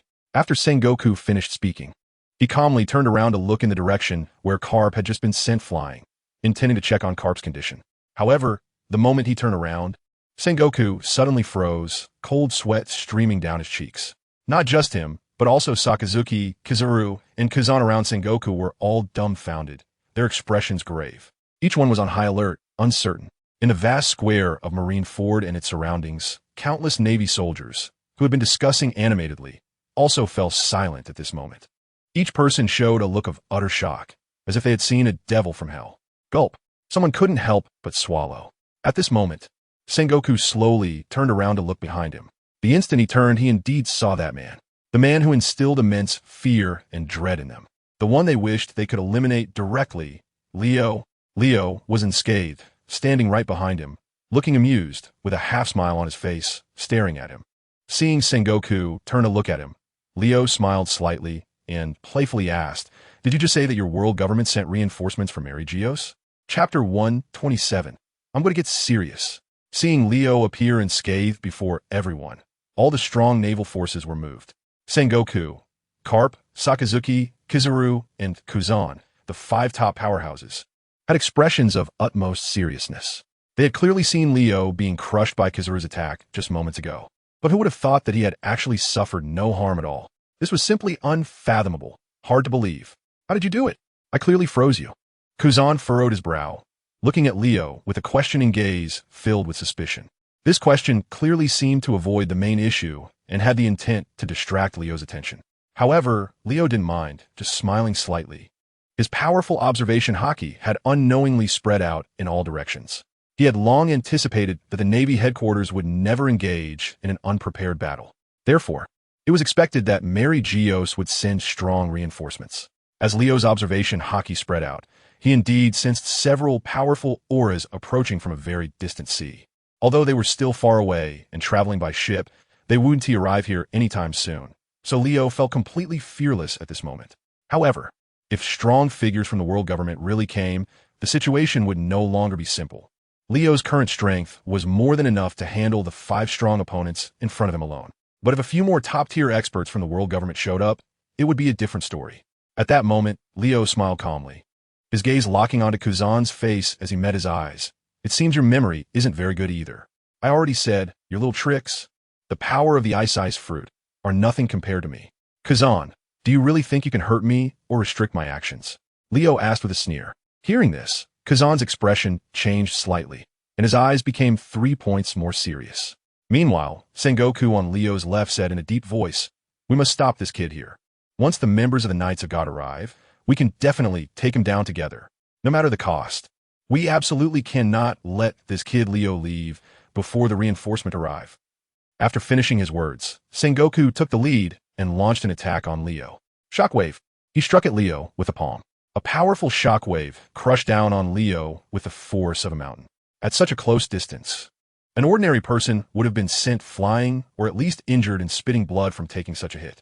However, Leo's body remained motionless and appeared unscathed. Sengoku made his move, and the other top fighters naturally wouldn't sit idle, immediately launching a torrential barrage of attacks against Leo, beginning a new round of siege. Carp, emanating red steam from his body, had returned to the battlefield, reinvigorated. At this moment, he threw a punch at the back of Leo's head. Not only was the force tremendous and exaggerated, but the air was also instantly torn apart, and his speed and accuracy were unmatched. Faced with the siege from 4 top fighters, Leo was truly overwhelmed, and he was caught off guard by Karp's sneak attack. With a thud, Leo staggered on the spot, nearly flying forward. Before he could catch his breath, more attacks from Karp followed. Thud, thud, thud, thud. Thud! An unending barrage of high-pressure punches slammed into Leo's body and head. Leo's body was finally shaken by Karp's attacks, continuously flying forward as if a mountain was being pushed forward by Karp's iron fists. Seeing Karp take action and regain the upper hand, briefly suppressing Leo, the countless Navy soldiers on Marineford were all invigorated. Great! Vice Admiral Karp has successfully suppressed that brat.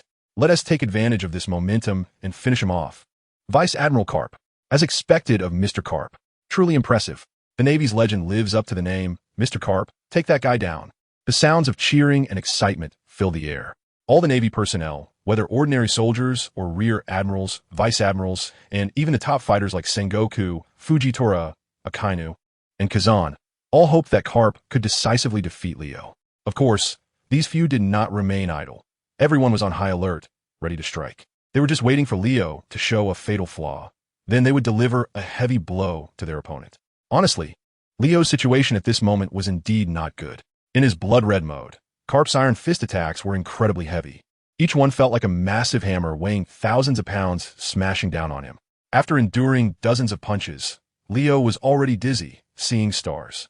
Every muscle bone, and even every cell in his body was aching. Leo realized that Karp intended to take him down with him, showing no signs of holding back. Each punch was thrown with all his might. In this state of the opponent, if he were to hold back, he might very well end up being the one defeated. Leo had to get serious. Karp, you're pushing me. With that, he let Karp experience what he had gone through and the growth he had achieved over the past year. After saying that, Leo's gaze instantly became incredibly sharp. Immediately, an unimaginable, unprecedented, terrifying aura erupted from him. The armed color Haki surged forth, as if it were free, forming a devastating shockwave. Combined with the dual deterrence of the Conqueror's Haki, it surged outwards towards all targets in every direction. In an instant, all the surviving Navy soldiers on the vast square of Marineford and the surrounding corners of the island fell one after another under the crushing force of Leo's terrifying Conqueror's Haki. Next to be affected were the brigadiers, rear admirals, and even vice admirals of the Navy headquarters. The Corps members felt unprecedented pressure in the face of the terrifying Conqueror's Haki unleashed by Leo. Everyone felt as if they were being weighed down by dozens of mountains, experiencing dizziness. In a moment, the brigadier generals and major generals also rolled their eyes and collapsed, unconscious. In just half a minute, the number of Navy soldiers in Marineford who could still stand and remain conscious was already very few.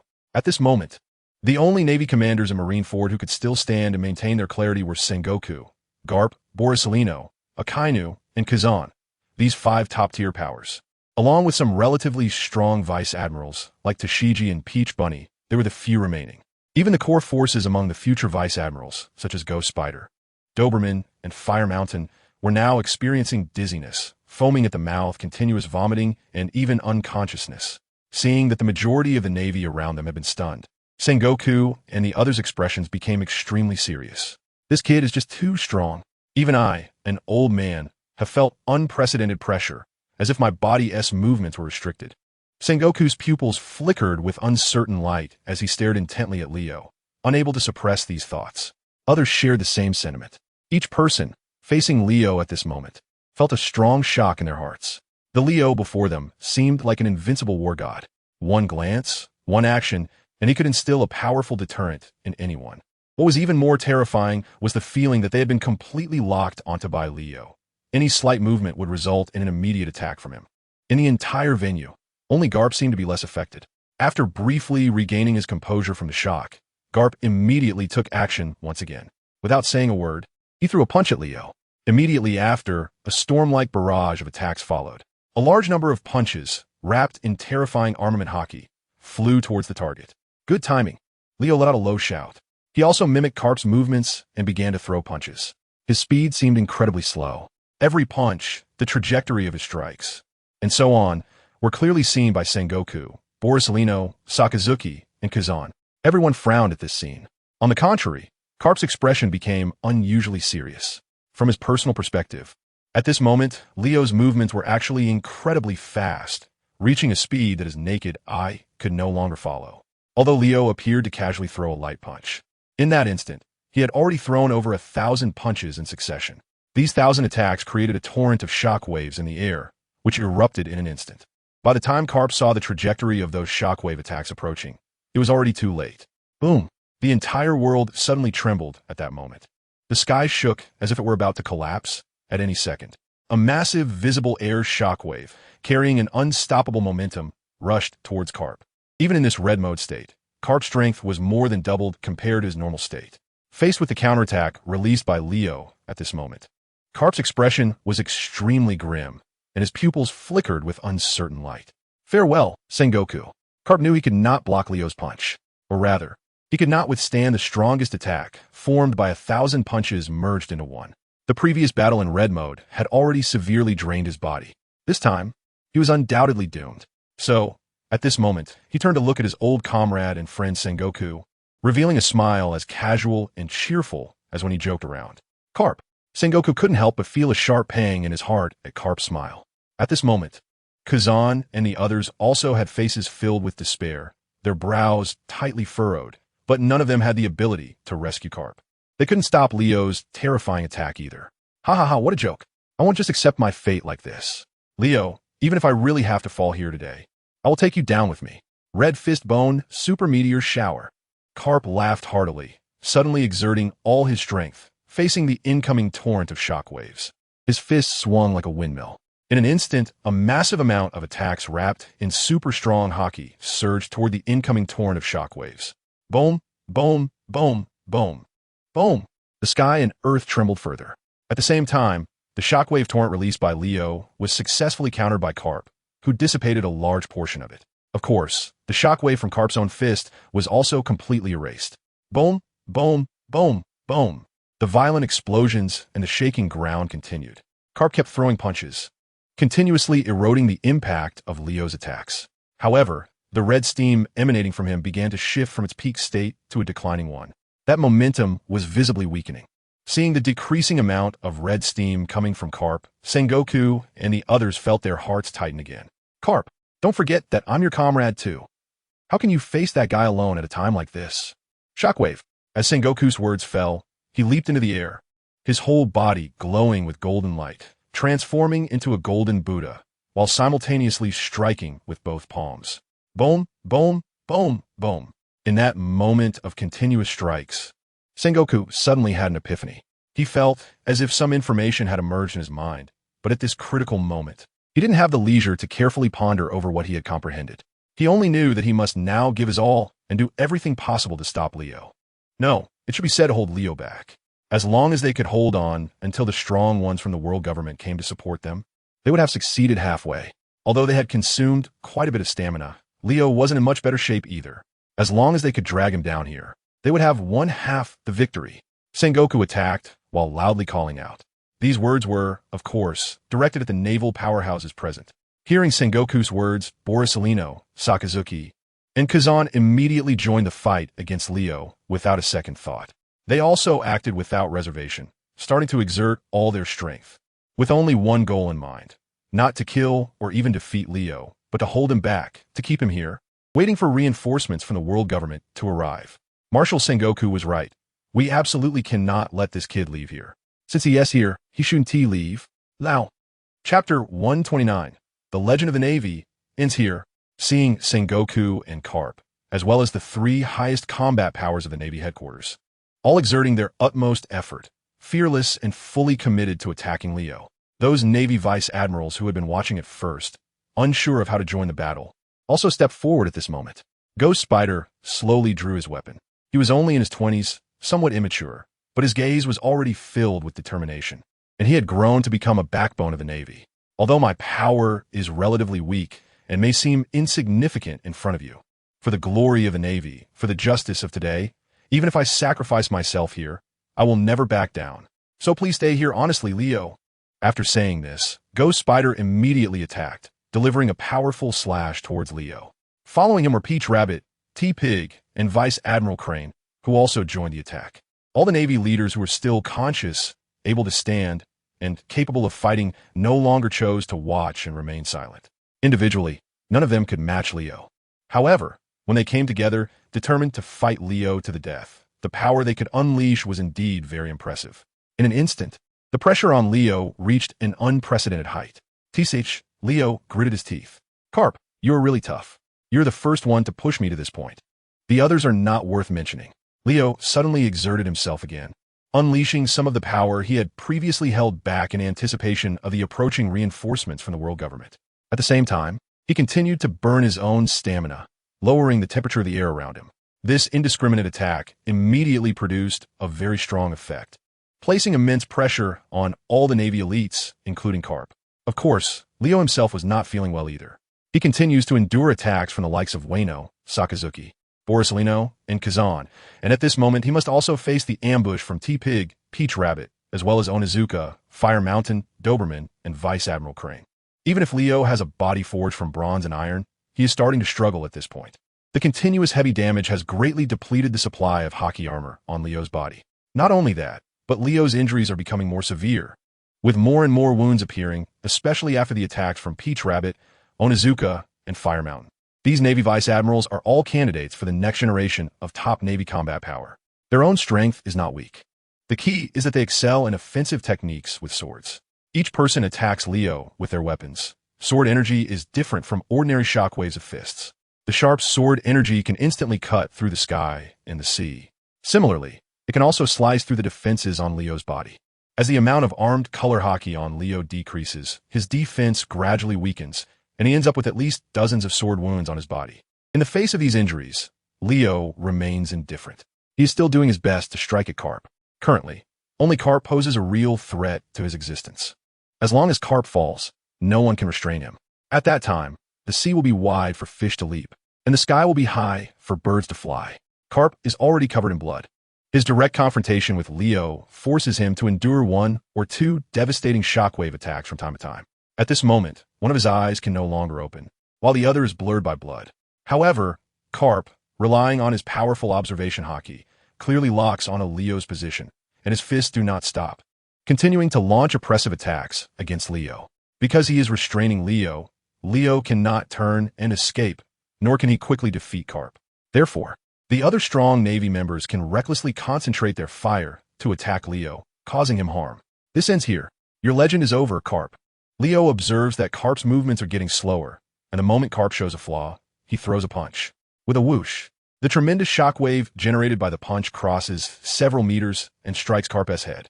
With a dull thud, Carp's body uncontrollably flies backward. In an instant, it feels as if the rain has cleared. All the attacks from Carp, which were enough to suppress Leo, are no longer a threat. They have all disappeared without a trace. However, at this moment, the attacks from the other strong members are still ongoing. One after another, all the attacks strike Leo's body, producing thudding sounds. Yet on Leo's body, that terrifying armament Haki seems to form a wall of copper and iron on his surface, shielding him from all attacks, rendering the vast majority of them ineffective. Leo slowly wipes the blood from the corner of his mouth, turns around, and coldly gazes at all the formidable enemies below. His gaze first swept over Sengoku's face. Then, it slowly shifted to Borisellino, followed by Sakazuki and Kazan. Finally, it landed on the likes of Gecko Moria, Trafalgar Law, and Don Quixote da Flamingo, among other powerful figures. These Navy elites, upon seeing the emotionless gaze of Leo, all felt a chill in their hearts, their expressions changing drastically. Their attack speed involuntarily slowed down. Meanwhile, Leo let out a light snort and slowly wiped away the blood trickling from the corner of his mouth. You all seem quite spirited. Leo sneered. He was already at the end of his strength, and his Haki could not last much longer. Everyone, do not stop attacking. As long as we break through Leo's defenses, we can successfully take him down. Sengoku shouted coldly, reminding everyone around him. The other Navy elites, upon hearing this, immediately felt invigorated. At that moment, no one dared to slack off. They all continued to attack, their goal no longer to defeat Leo, but to limit his movements as much as possible, preventing him from launching a counterattack. Otherwise, no one here would be able to withstand a strike. Die for me. Leo suddenly flashed and appeared in front of Sakazuki, then swiftly struck, gripping Sakazuki's neck. Boom! Sakazuki didn't even have time to react. as he was thrown to the ground by Leo with one hand, as if he were a rag doll. He was upside down, his head buried in the ground.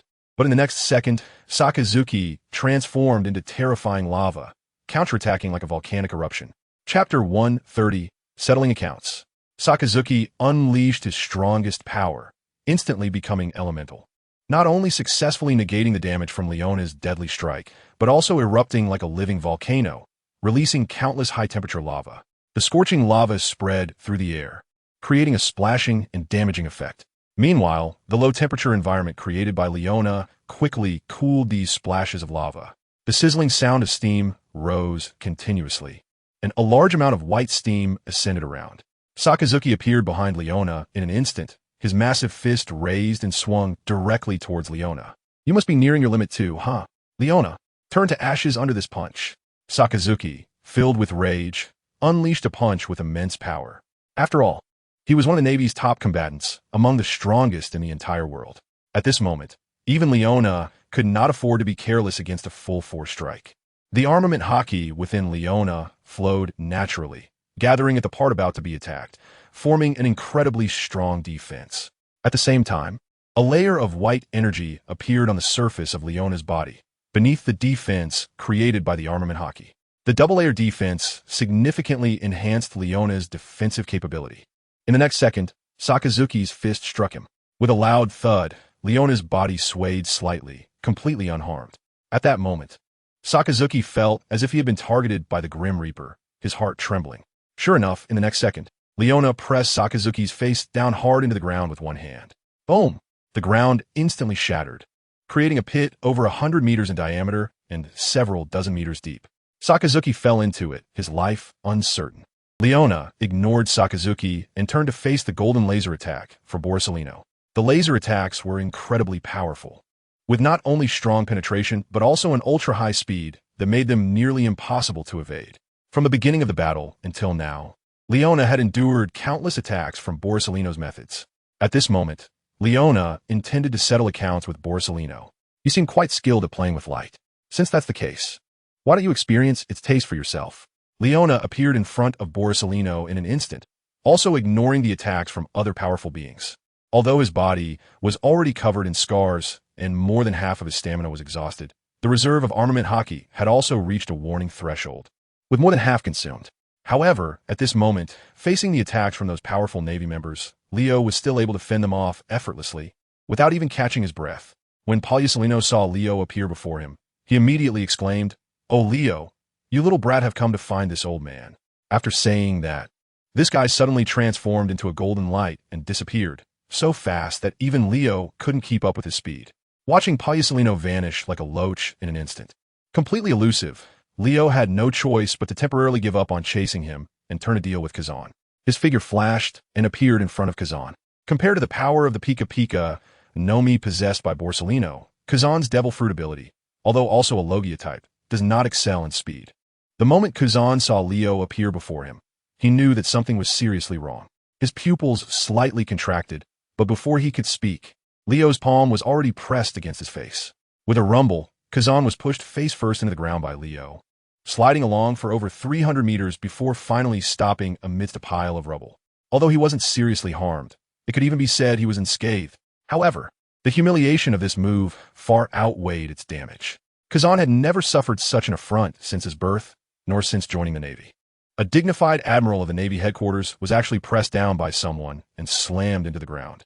If this got out, he would lose all his reputation. Kazan climbed up from the dusty ruins, but before he could utter a word or make any other move, a sudden immense force struck him. With a bang, Kazan was directly kicked into the air by Leo's powerful kick. In the blink of an eye, Kazan became a small black dot in the sky, disappearing from everyone's sight. After sending Kazan flying, Leo finally turned around. At that moment, several golden lasers came flying towards him, hitting his face. With a series of muffled sounds, Leo's face was protected by his super armament Haki, and he was momentarily uninjured. However, this was still a vital area, different from other parts of the body, and being hit directly caused Leo some trouble. His face was faintly aching at this moment. Leo's gaze shifted, glancing at Borsalino, who had launched a sneak attack on him, and snorted coldly. "The reason I didn't pursue you is not because I couldn't catch up, but because I didn't want to waste too much energy. Is this your reason for recklessly provoking death, Borsalino? If that's the case, then you'll be next. Before his words had even finished, Leo's figure had already vanished from everyone's sight. He seemed to teleport, truly as fast as lightning, suddenly appearing in front of Borsalino. Oh wow, Leo Kid is so fast. So scary. Borsalino was already on guard. He was about to use the power of the shining fruit to dodge Leo's attack and pursuit again. However, this time, Borsalino miscalculated. Leo's speed exceeded his expectations. In just a fraction of a second, Leo actually managed to grab Borsalino's arm. Under the suppression of the super strong armament Haki, even a Logia-type Devil Fruit user could not elementalize directly in front of Leo. With his arm caught, Borsalino was essentially subdued by Leo. Oh no, I surrender. Seeing the situation was not good, Borsalino actually raised his hands and made a gesture of surrender. His movements looked quite comical. However, Leo paid no attention to this, the corners of his mouth slowly curving into a meaningful smile. Immediately after, he kicked Borsalino hard, sending him flying. I told you. Now it's your turn to experience the taste of laser attacks. Chapter 131. Unleash your potential. As Leo's words fell, he kicked Borsalino away. Taking advantage of his opponent being sent flying, he crossed his arms over his chest. At the same time, everyone around only saw a large number of vacuum shockwaves suddenly appear in front of Leo. These vacuum shockwaves were different from the large-scale, massive shockwaves released by Sengoku. They were not the powerful punch-shaped shockwaves produced by Carp either. They appeared to be about the thickness of a finger, barely visible to the naked eye for just a moment before disappearing. The reason everyone could clearly see them at this moment was that there were simply too many of them, hundreds, thousands, or even tens of thousands. The dense vacuum shockwaves surged towards Borsalino from different angles, like a tidal wave. Having just endured Leo's powerful kick, Borsalino had not fully regained his breath and could only watch helplessly as those vacuum shockwaves approached him. Much like his own signature move, the 8-span jewel. Oh, Leo really released the laser. Borsalino remained calm and appeared to have the leisure to tease. But in reality, he knew best in his heart what kind of crisis he was facing. This was an attack released by Leo, and its strength was incomparable to his own attacks. A slight misstep, and he might end up bleeding on the spot. As he saw Leo's attack getting closer, Borsalino did not dare to be negligent. He quickly urged all his physical strength, accelerated to adjust his body balance, and also reactivated the power of the shiny fruit. With a flash of golden light. At the critical moment, just 1 second before Leo's laser attack was about to hit him, he successfully activated the power of the Devil Fruit again. In an instant, he transformed into countless golden photons, vanishing without a trace before Leo's eyes. It must be said that the power of the natural-type shining fruit is indeed a bit overpowered. Once Borsalino enters elementalization and disperses into countless photons, even with Leo's overwhelming strength, it is very difficult to catch him again. Of course, Leo is not completely helpless. Watching the scattered photons, Leo's observation Haki instantly captured the exact location of each photon carrying Borsalino's life force. At the same time, Leo launched another round of indiscriminate saturation attacks. Do you think it this way, I can't hit your true body? Borsalino, you are too naive. After saying that, Leo, centered on himself, unleashed countless vacuum shockwaves, blasting out in all directions. The strong spectators around, witnessing this scene, felt a chill in their hearts and wore serious expressions. He utilized an ultra-fast finger movement to release this punch-like attack. It was truly incredible. This kid's difficulty level far exceeded our expectations. If we give him another year, we might really be unable to suppress him anymore. Sakazuki has always been proud and dismissive of pirates on the sea, whether they are newcomers or well-known top pirates. However, at this moment, he actually made such an evaluation actively and naturally. This was a specific evaluation aimed at Leo. It shows that even this Marine Admiral, who wields the strongest attacking power of a natural-type Devil Fruit, has already been impressed and intimidated by the power displayed by Leo. After all, Leo is still human. As long as he is human, he cannot be invincible. Everyone, do not give up the attack. We must exhaust his combat power as much as possible. Once the reinforcements from the world government arrive, it will be our perfect opportunity to catch him.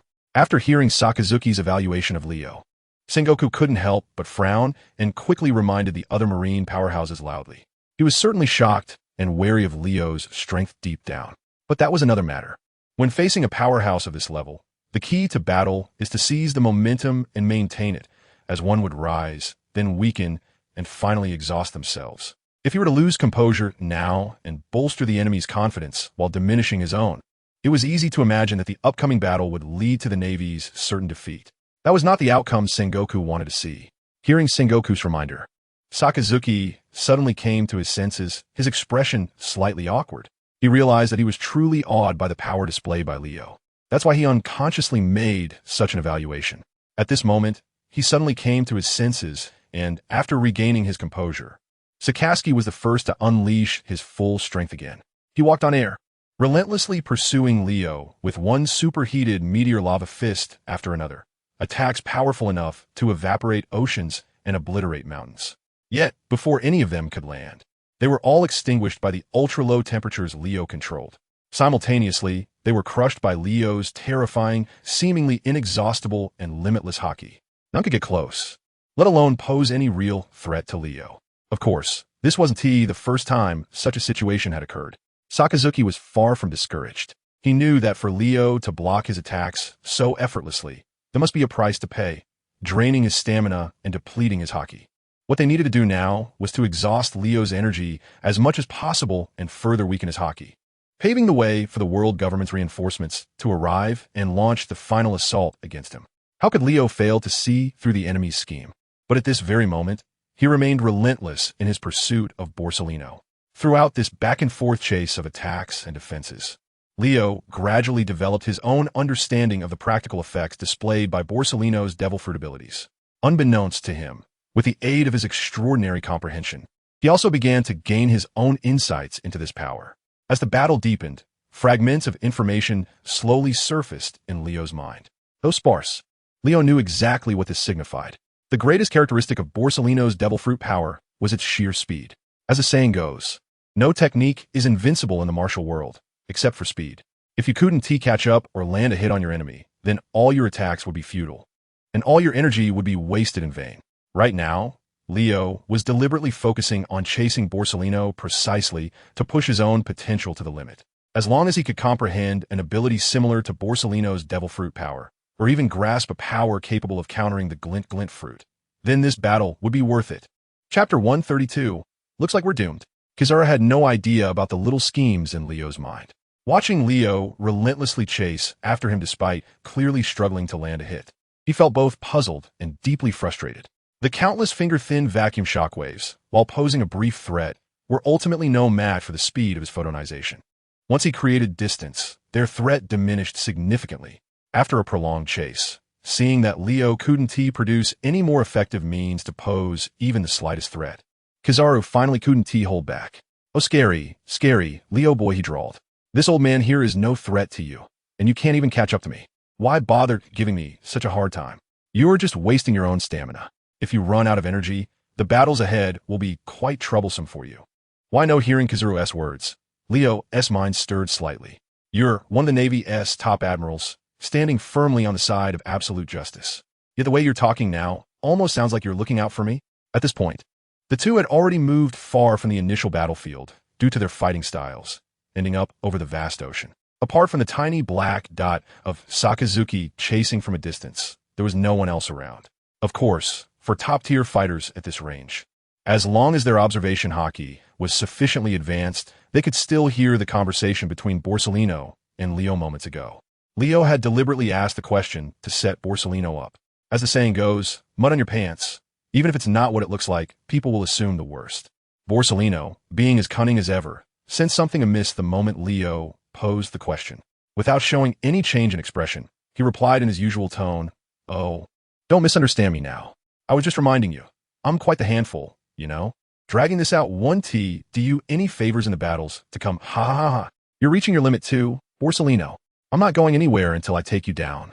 After saying this with a sinister grin, Leo instantly erupted with an even more terrifying Conqueror's Haki and Armament Haki. These two supreme forms of Haki materialized into tangible attacks. Combined with the shockwaves, they immediately placed immense pressure on Borsellino. Borsellino intended to repeat his previous tactic, using the power of the glint fruit to transform his body into countless photons and evade Leo's assault. However, he was unaware that during their prolonged battle, Leo had already discovered the flaw in his devil fruit ability. There was a brief window of about 0. 5 seconds before his body could fully elementalize. Half a second, less than the blink of an eye. For most people, detecting such a minuscule gap would be impossible. But for Leo, it was a different story. During this brief window, Borsellino's body remained in its physical form, unable to elementalize. Only after that 0.5-second delay could his body disperse into countless photons in a fraction of a second. In other words, if Leo could seize that 0.5-second opening, striking Borsellino would be effortless. And as it happened, Leo had precisely identified this opportunity. At this very moment, Leo unleashed both Conqueror's Haki and Armament Haki simultaneously. The sheer force of these two powers alone created an indiscriminate, all-encompassing saturation attack. Combined with his vacuum shockwaves, it formed an omnidirectional assault with no blind spots within a 360-degree radius. No matter where Borsellino tried to evade, he would be hit. Even more deadly, Leo was waiting for the exact moment Borsellino attempted to elementalize. Because 0.5 seconds passed in an instant, Leo had already simulated this scenario countless times in his mind. Now, the opportunity had arrived. Just as Leo struck, Borsellino began his elementalization. Within that fleeting 0.5-second window, Leo unleashed over 1,000 vacuum shockwaves, all of which landed on Borsellino's body just before he could fully transform. Boom! Boom! Boom! Countless muffled impacts overlapped in an instant, merging into a single deafening explosion that shook the heavens and split the earth. Borsellino's body was sent flying backward like a kite with its string cut.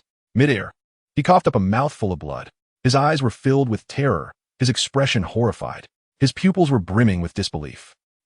How did you manage to hit me? An old man like me? Borsellino looked at the pursuing Leo in utter shock, spitting out another mouthful of blood. He simply couldn't hold it back. Seeing Borsellino's mix of astonishment and fury, already on the verge of losing his temper, Leo smirked with amusement. I told you. Now it's your turn to taste what it's like to be bombarded by countless lasers. And this isn't over yet, Borsellino. The attacks you launched at me earlier were far more than just this. I'll return every single one to you, with interest. After speaking, Leo struck again.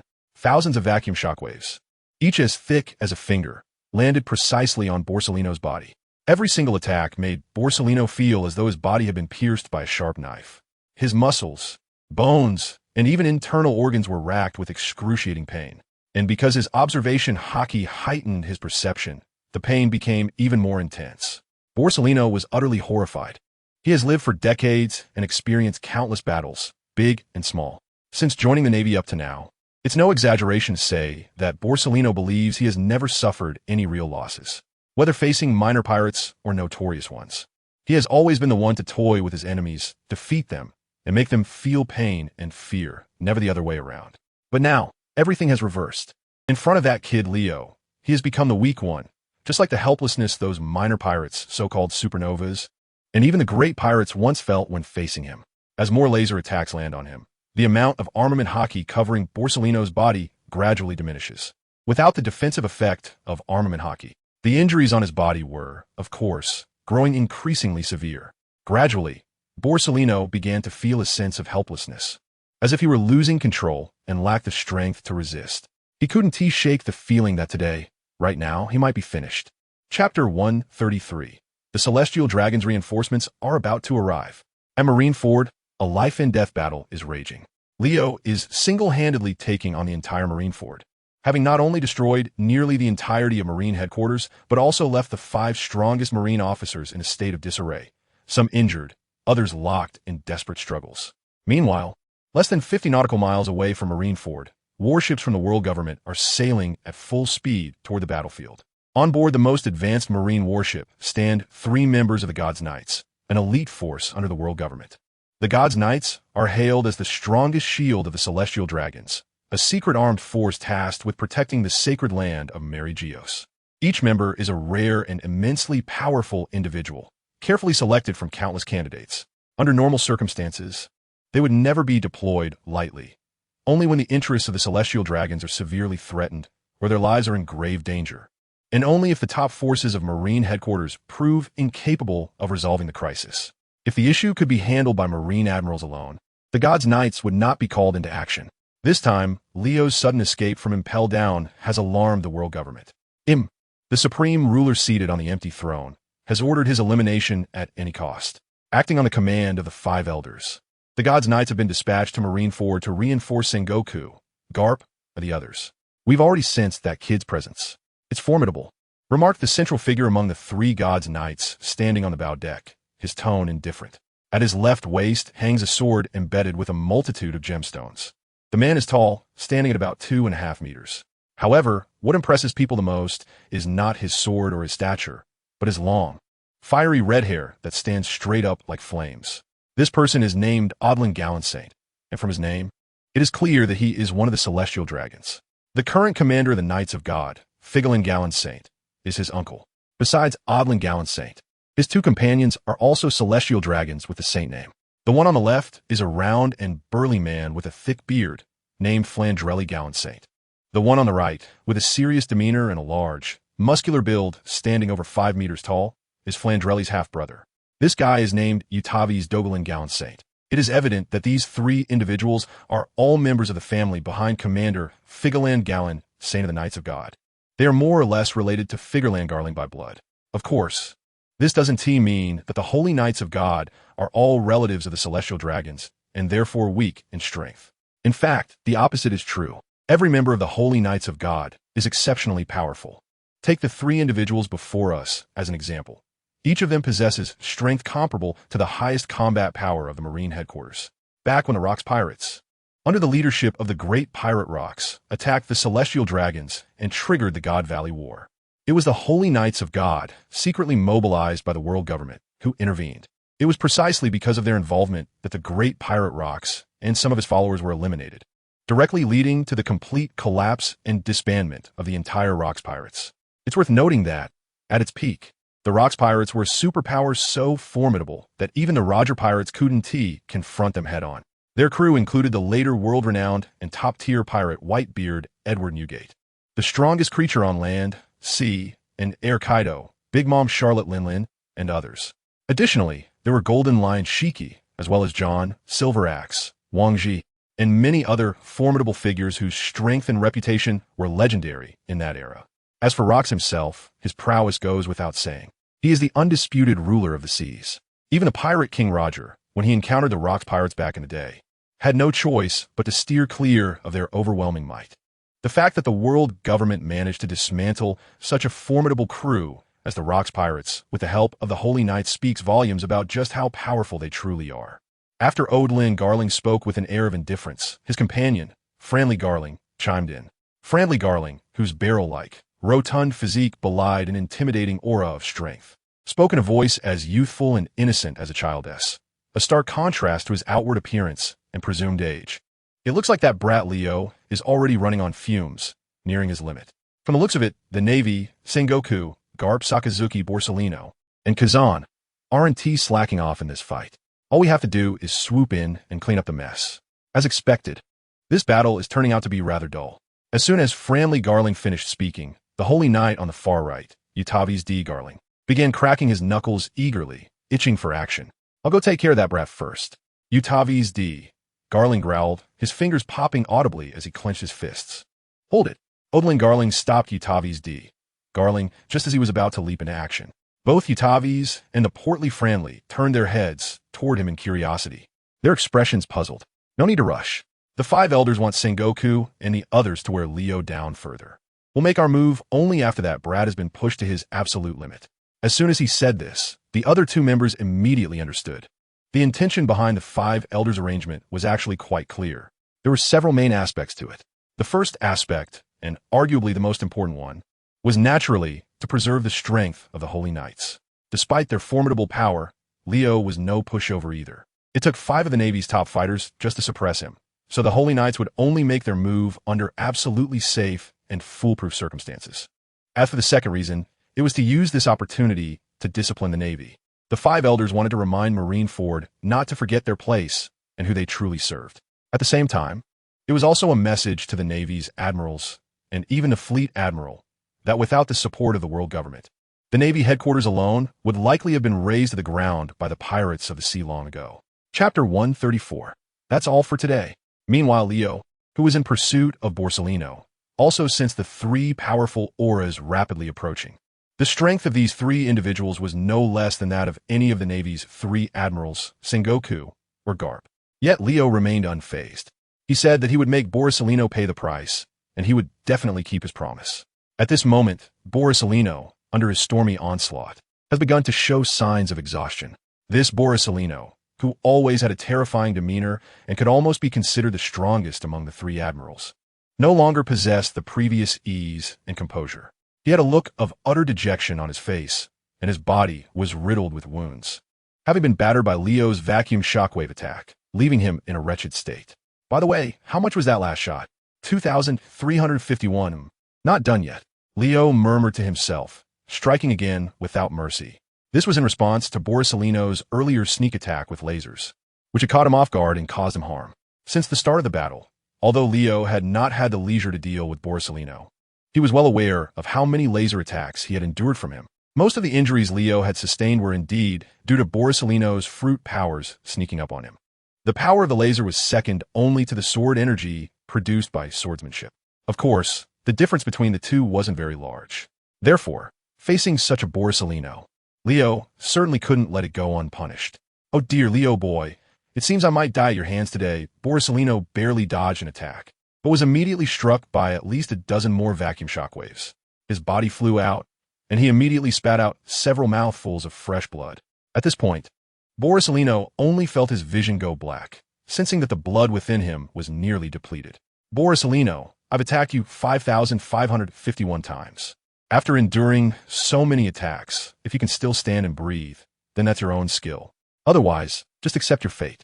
After Leo finished speaking, he accelerated his attacks. At that moment, Sakazuki, who had been chasing from the direction of Marineford, had arrived nearby. Seeing Borsalino on the brink of collapse from Leo's blows, Sakazuki wasted no time and directly threw a punch. "Trash of the sea, you want to act recklessly here without asking for my opinion first," Sakazuki shouted, then charged at Leo. The terrifying power of the magma fruit was unleashed, instantly causing the surface of the entire sea to boil with high temperatures. Facing the aggressive Sakazuki, Leo merely smiled disdainfully. "A grain of rice dares to compete with the sun and moon? Sakazuki, let me teach you what true high temperature is." With a cold laugh, the temperature in the air began to rise rapidly. In just a moment, the temperature above the entire sea soared to several tens of thousands of degrees Celsius, far exceeding the temperature limit that Sakazuki's magma fruit could create. At this moment, Sakazuki, whose whole body had already entered a molten state, appeared to be melting and constantly emitting smoke. However, Sakazuki showed no signs of retreating and continued to attempt his most powerful attacks against Leo. Unfortunately, facing an opponent who controlled a temperature far beyond his own, all of Sakazuki's attacks seemed feeble and ineffective. Even if Leo stood still and allowed him to attack, it would pose no problem at all. Just when Sakazuki felt despair and helplessness, a large number of frozen birds suddenly charged toward Leo. As the birds flew past Sakazuki, they emitted sizzling sounds and continuously released white steam. The high-temperature steam rapidly evaporated in the air, and those white frozen birds disappeared one after another. However, more frozen birds kept coming. They seemed to be endless, with no limit in sight. Sakazuki looked down and saw Kuzan skating across the already frozen sea, quickly making his way over. With the two top-tier naval powers joining forces, Sakazuki's pressure immediately lessened significantly. Meanwhile, the pressure on Leo began to increase. Borsalino, who was already on the verge of collapse and had no strength to fight back against Leo's attacks, could not escape, but with the support of his comrades. He seized the opportunity while Sakazuki and Leo were battling and made a direct escape. He finally succeeded in avoiding disaster and escaped the fate of being eliminated by Leo. However, after enduring thousands of heavy blows, Borsalino is ultimately not Leo. Even a powerhouse like him could no longer withstand it. The moment he escaped back to Marineford, Borsalino's body had already reached its true limit. He rolled his eyes back and fell into darkness. After that, he lost consciousness and didn't know what happened. Leo was already at the end of his strength. He couldn't hold on much longer. "We need to go support them. We must leave Leo here." Sengoku saw Borsalino fall and immediately shouted at the other marine admirals. Then he charged ahead, leading the way towards Leo's location. Leo had indeed consumed a significant amount of energy in the previous battle. Both his stamina and Haki reserves had reached a critical level. However, he was not as helpless as Sengoku described. At that moment, Leo sensed Sakazuki, who had almost completely melted into a semi-fluid state and was unable to move, flying with a punch. Then, he slowly turned around and looked towards the sea. The three powerful auras were getting closer. In Leo's observation, Haki had already foreseen the future of fighting against them. If he stayed to fight, he could take down one of them, but he would inevitably be captured by the world government again. For Leo, that was absolutely unacceptable. So at this moment, Leo made a choice. After all, he had gained a lot from his battle with Borsalino. Since that's the case, I'll wait until I fully understand those abilities before coming to play with you guys. Leo sensed the information he had comprehended in his mind and silently made a decision. Then, he turned and quickly left in another direction. Of course, before leaving, Leo did not intend to let Marineford off the hook. He had prepared a gift for Marineford. Chapter 135. He absolutely cannot escape. Before leaving, Leo did not spare Marineford. He dove quickly towards Marineford, and just as he was about to arrive, a sudden, overwhelming vacuum punch pressure attack formed a shockwave that enveloped the entire sky. In an instant, the shockwave crossed several kilometers, landing accurately on Marineford. The Marine headquarters at Marineford was already in ruins, fragmented and disintegrated. At this moment, it bore the brunt of Leo's final blow, completely collapsing. All the buildings that were still standing crumbled. The already cracked ground expanded further, and even shattered into countless fragments. As the vast square of Marineford cracked open, a massive influx of seawater rushed in, delivering a further destructive blow to the entire Marineford. Fortunately, due to the previous battle, most of the seawater had been evaporated by the extreme heat created by Leo. Otherwise, this single blow would have been enough to completely submerge Marineford. Leo hovered in midair, leisurely enjoying this feast of destruction. Witnessing his actions towards Marineford, Sengoku and the others were filled with rage, yet powerless. This kid actually destroyed the entire Marineford. He was just too powerful in that instant. The world's strongest man, Whitebeard, probably didn't he have such terrifying power, right? Another monster capable of destroying the world has been born. We must evacuate here. This island is going to sink. Are we going to be killed too? The surviving Marines were in a panic. The tremendous noise brought by the destruction awakened those Marines who had been stunned by Leo's Conqueror's Haki. As they regained consciousness and tried to comprehend what had happened, they were met with a scene of devastation, as if the apocalypse had arrived. The Marines immediately cried out in despair, wailing and screaming. The sounds of pleas for help, cries, and furious curses intertwined, with countless figures fleeing in chaos. Leo watched all of this coldly, his heart devoid of any emotion. In his eyes, this was the punishment they deserved. As the saying goes, one cannot persuade others to do good without experiencing their suffering. For years, the Marines, under the command of the world government, committed countless heinous crimes against countless people in this world. Yet no one punished them. They still proclaimed their self-styled absolute justice, claiming to uphold peace in the world. Such tyrannical and distorted actions, even without the events of 6 years ago or witnessing his loved ones being killed by the Marines, Leo would never show them mercy. Watching more than half of Marineford sink into the sea, submerged by the water, Leo turned his head to look in the direction of the three powerful figures from the world government rushing over, and then a playful smile slowly appeared at the corner of his mouth. Sengoku, today ends here. But don't think that my matters with you Marines and the world government are over just like this. When we meet again, Leo did not say much in empty threats, just let out a cold laugh. After looking down at the crowd for a few seconds, he turned around and suddenly unleashed his power. With a loud boom, he accelerated in an instant like a rocket-propelled projectile, moving at a speed that was completely unrecognizable to the naked eye. In the sky, leaving behind the trajectory of the massive shockwave produced by the reverse thrust, Leo also vanished from everyone's sight. Meanwhile, about 10 kilometers away, on a Navy warship rapidly approaching Marineford, three powerful figures, Audlin Gallant Saint, Flandre Gallant Saint, and Utavi's Dogalin Gallant Saint, sensed Leo's aura fading and immediately frowned. This is bad. This kid plans to escape. Where's Sengoku and the others doing? How could they let this kid have the chance to escape? Chase. We absolutely cannot let him get away. As their angry and suspicious voices echoed, three figures leaped into the air from the ship's deck.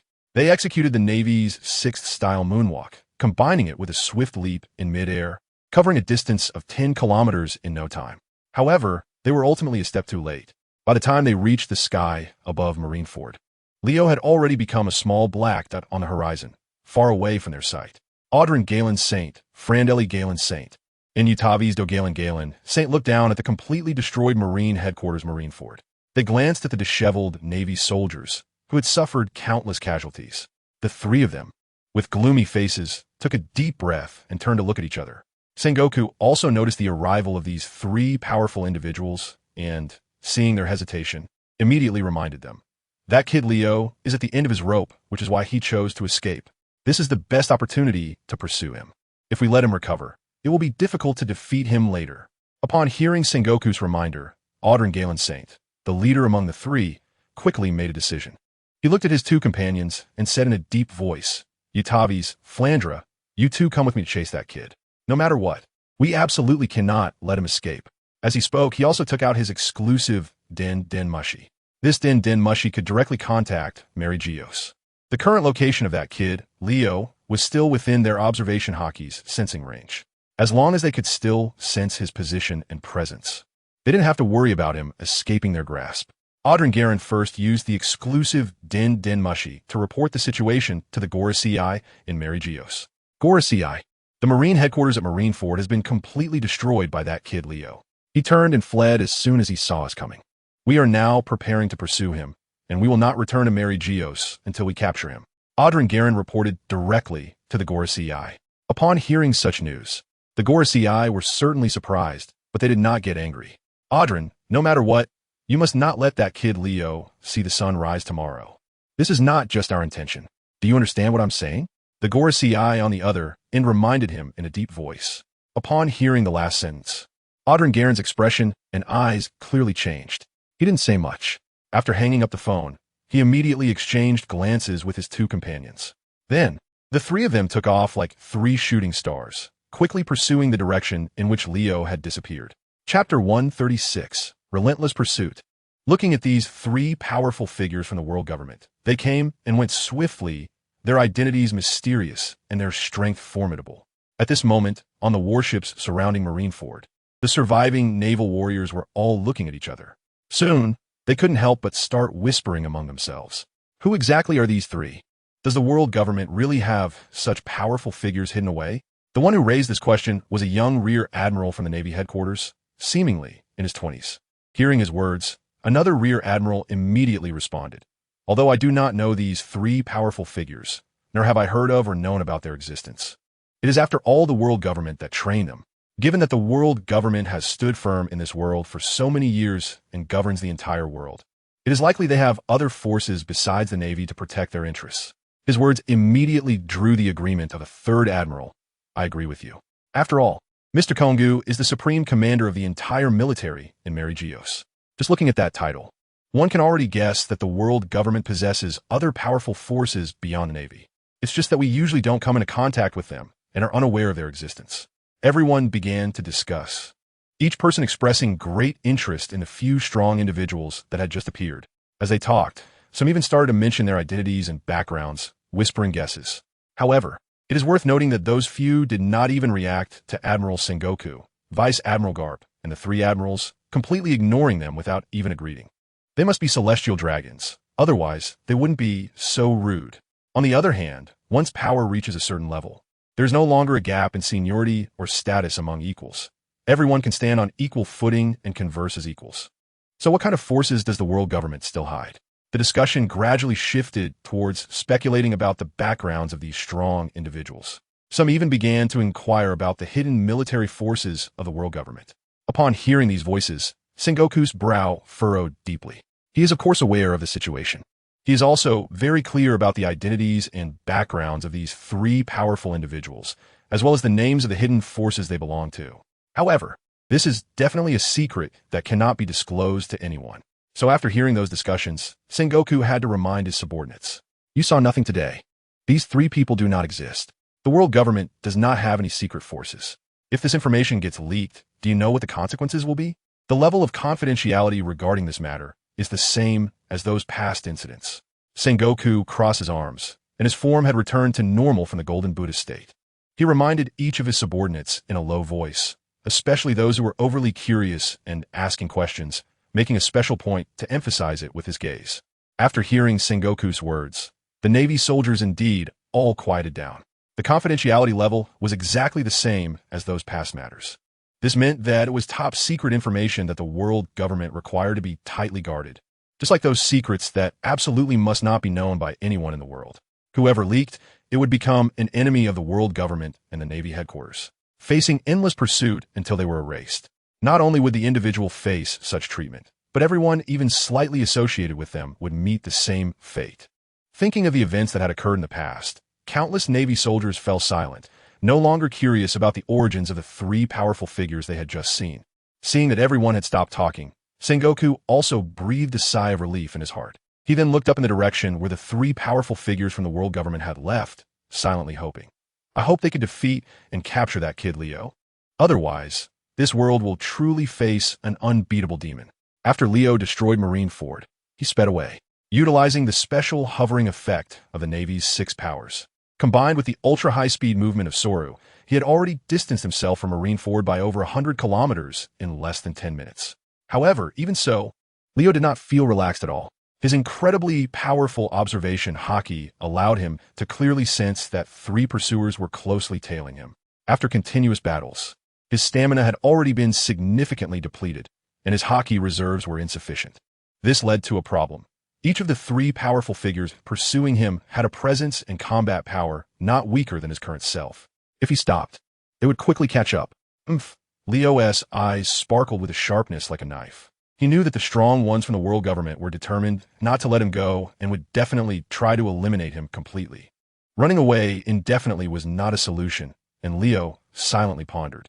In the current situation, although high-speed movement wouldn't put too much strain on him, if it lasted too long, it would still affect his combat effectiveness.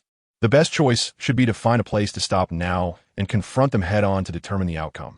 Otherwise, if the 3 of them continued to pursue him relentlessly, he would eventually exhaust himself. Could he really win in a 1-on-3 situation? Leo couldn't help but question himself. Just then, he suddenly remembered something. With a thought, the insights he had gained from his battle with Borsalino reappeared in his mind. This was information regarding speed. At that moment, the essence of all Borsalino's movements, as well as Leo's memories and insights about techniques to enhance his own speed after observing those movements, flashed before him like a slideshow. Upon seeing these insights, Leo's heart began to stir. Staying behind to fight them in a 1-on-3 scenario would be difficult for him to win in his current state. The best strategy was still to avoid confrontation for now. If he could fully grasp these abilities, perhaps there would still be a chance. After thinking of this, Leo's mood began to calm down rapidly. At the same time, his thoughts became incredibly clear. Chapter 137. The future can also be changed. Audlin Garen Saint, Frandelli Garen Saint, and Utavi's Dagran Garen Saint were continuously tracking Leo through their observation Haki. Since they were in peak condition during the pursuit, their speed was incredibly fast, even faster than their target. Therefore, despite Leo having started to escape first, they quickly caught up to him. At that moment, the distance between them was less than 20 kilometers, and it was slowly closing in, as they felt Leo's position getting closer. The 3 powerful members of the Divine Knights under the world government were increasingly pleased. That kid looked like he was indeed running out of stamina. His speed was slowing down. As soon as they caught up, victory would be easily theirs. Utavi's Dagran Garen Saint sneered disdainfully. However, his words did not earn the agreement of the other 2 companions, especially Audlin Garen Saint. After hearing Utavi's Dagran Garen Saint's words, Audlin Garen Saint snorted lightly and reminded him, "Don't underestimate that kid. If he were that easy to deal with, Sabaody wouldn't have had to expend so much effort. Moreover, he is the 3rd person to escape from ImpelDown. The other 2 were notorious pirates, with the Golden Lion being a legendary pirate.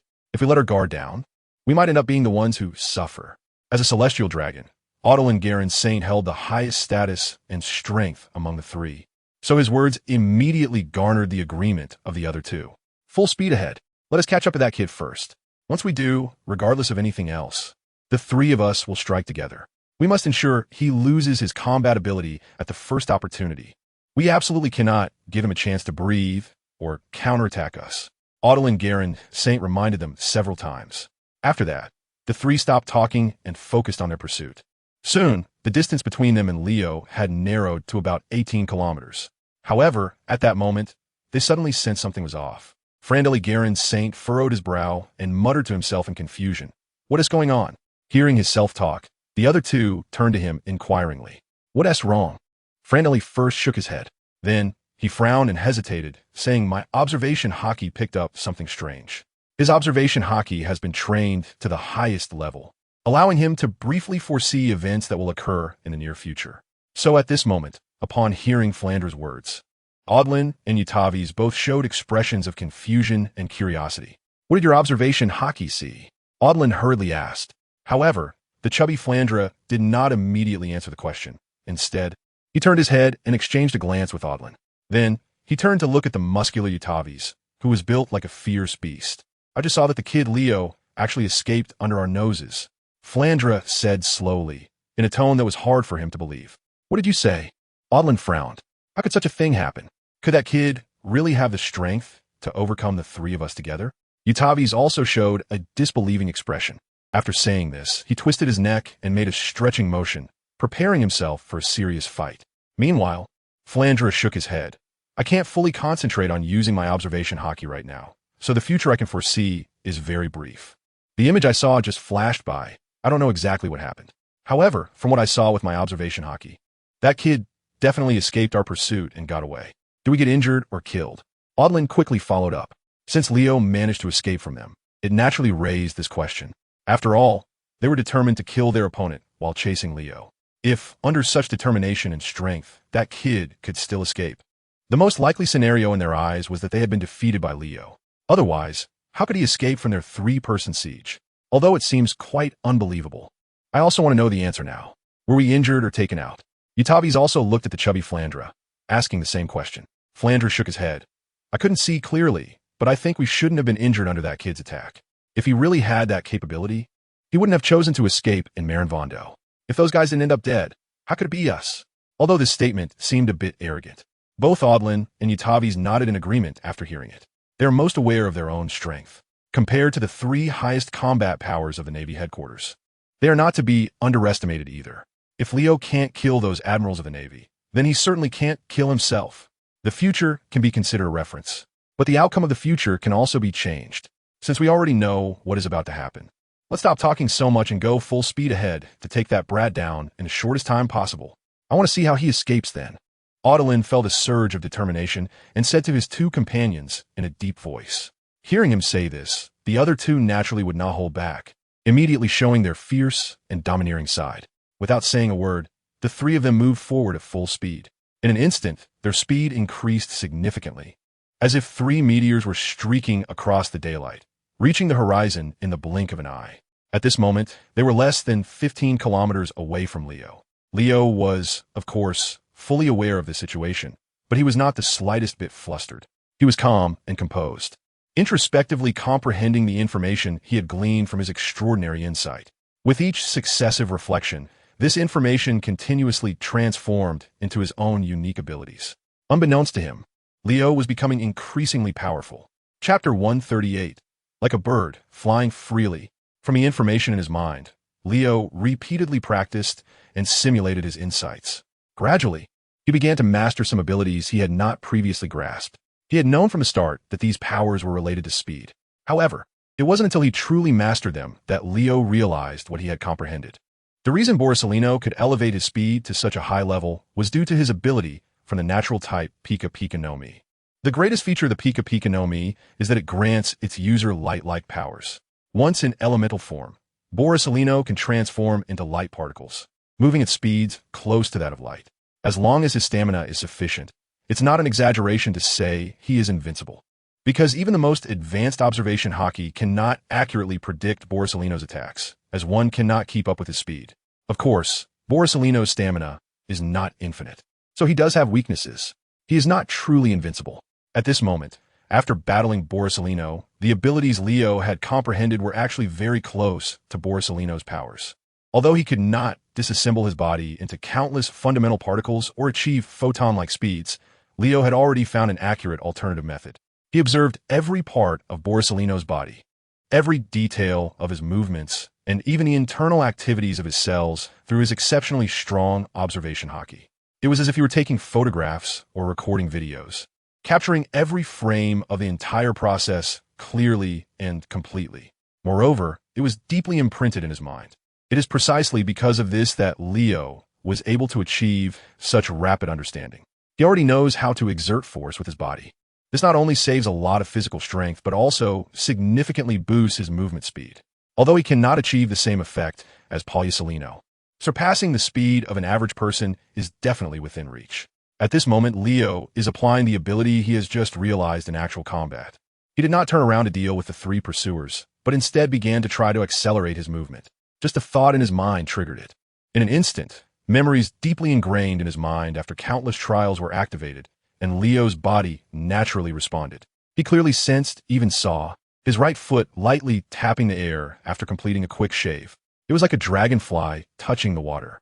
Although the density of air is far less than that of Leo's own body, that seemingly casual tap on the air seemed to generate an immense rebound force. In an instant, his body suddenly accelerated and flew out. The energy he expended for that brief movement was almost negligible.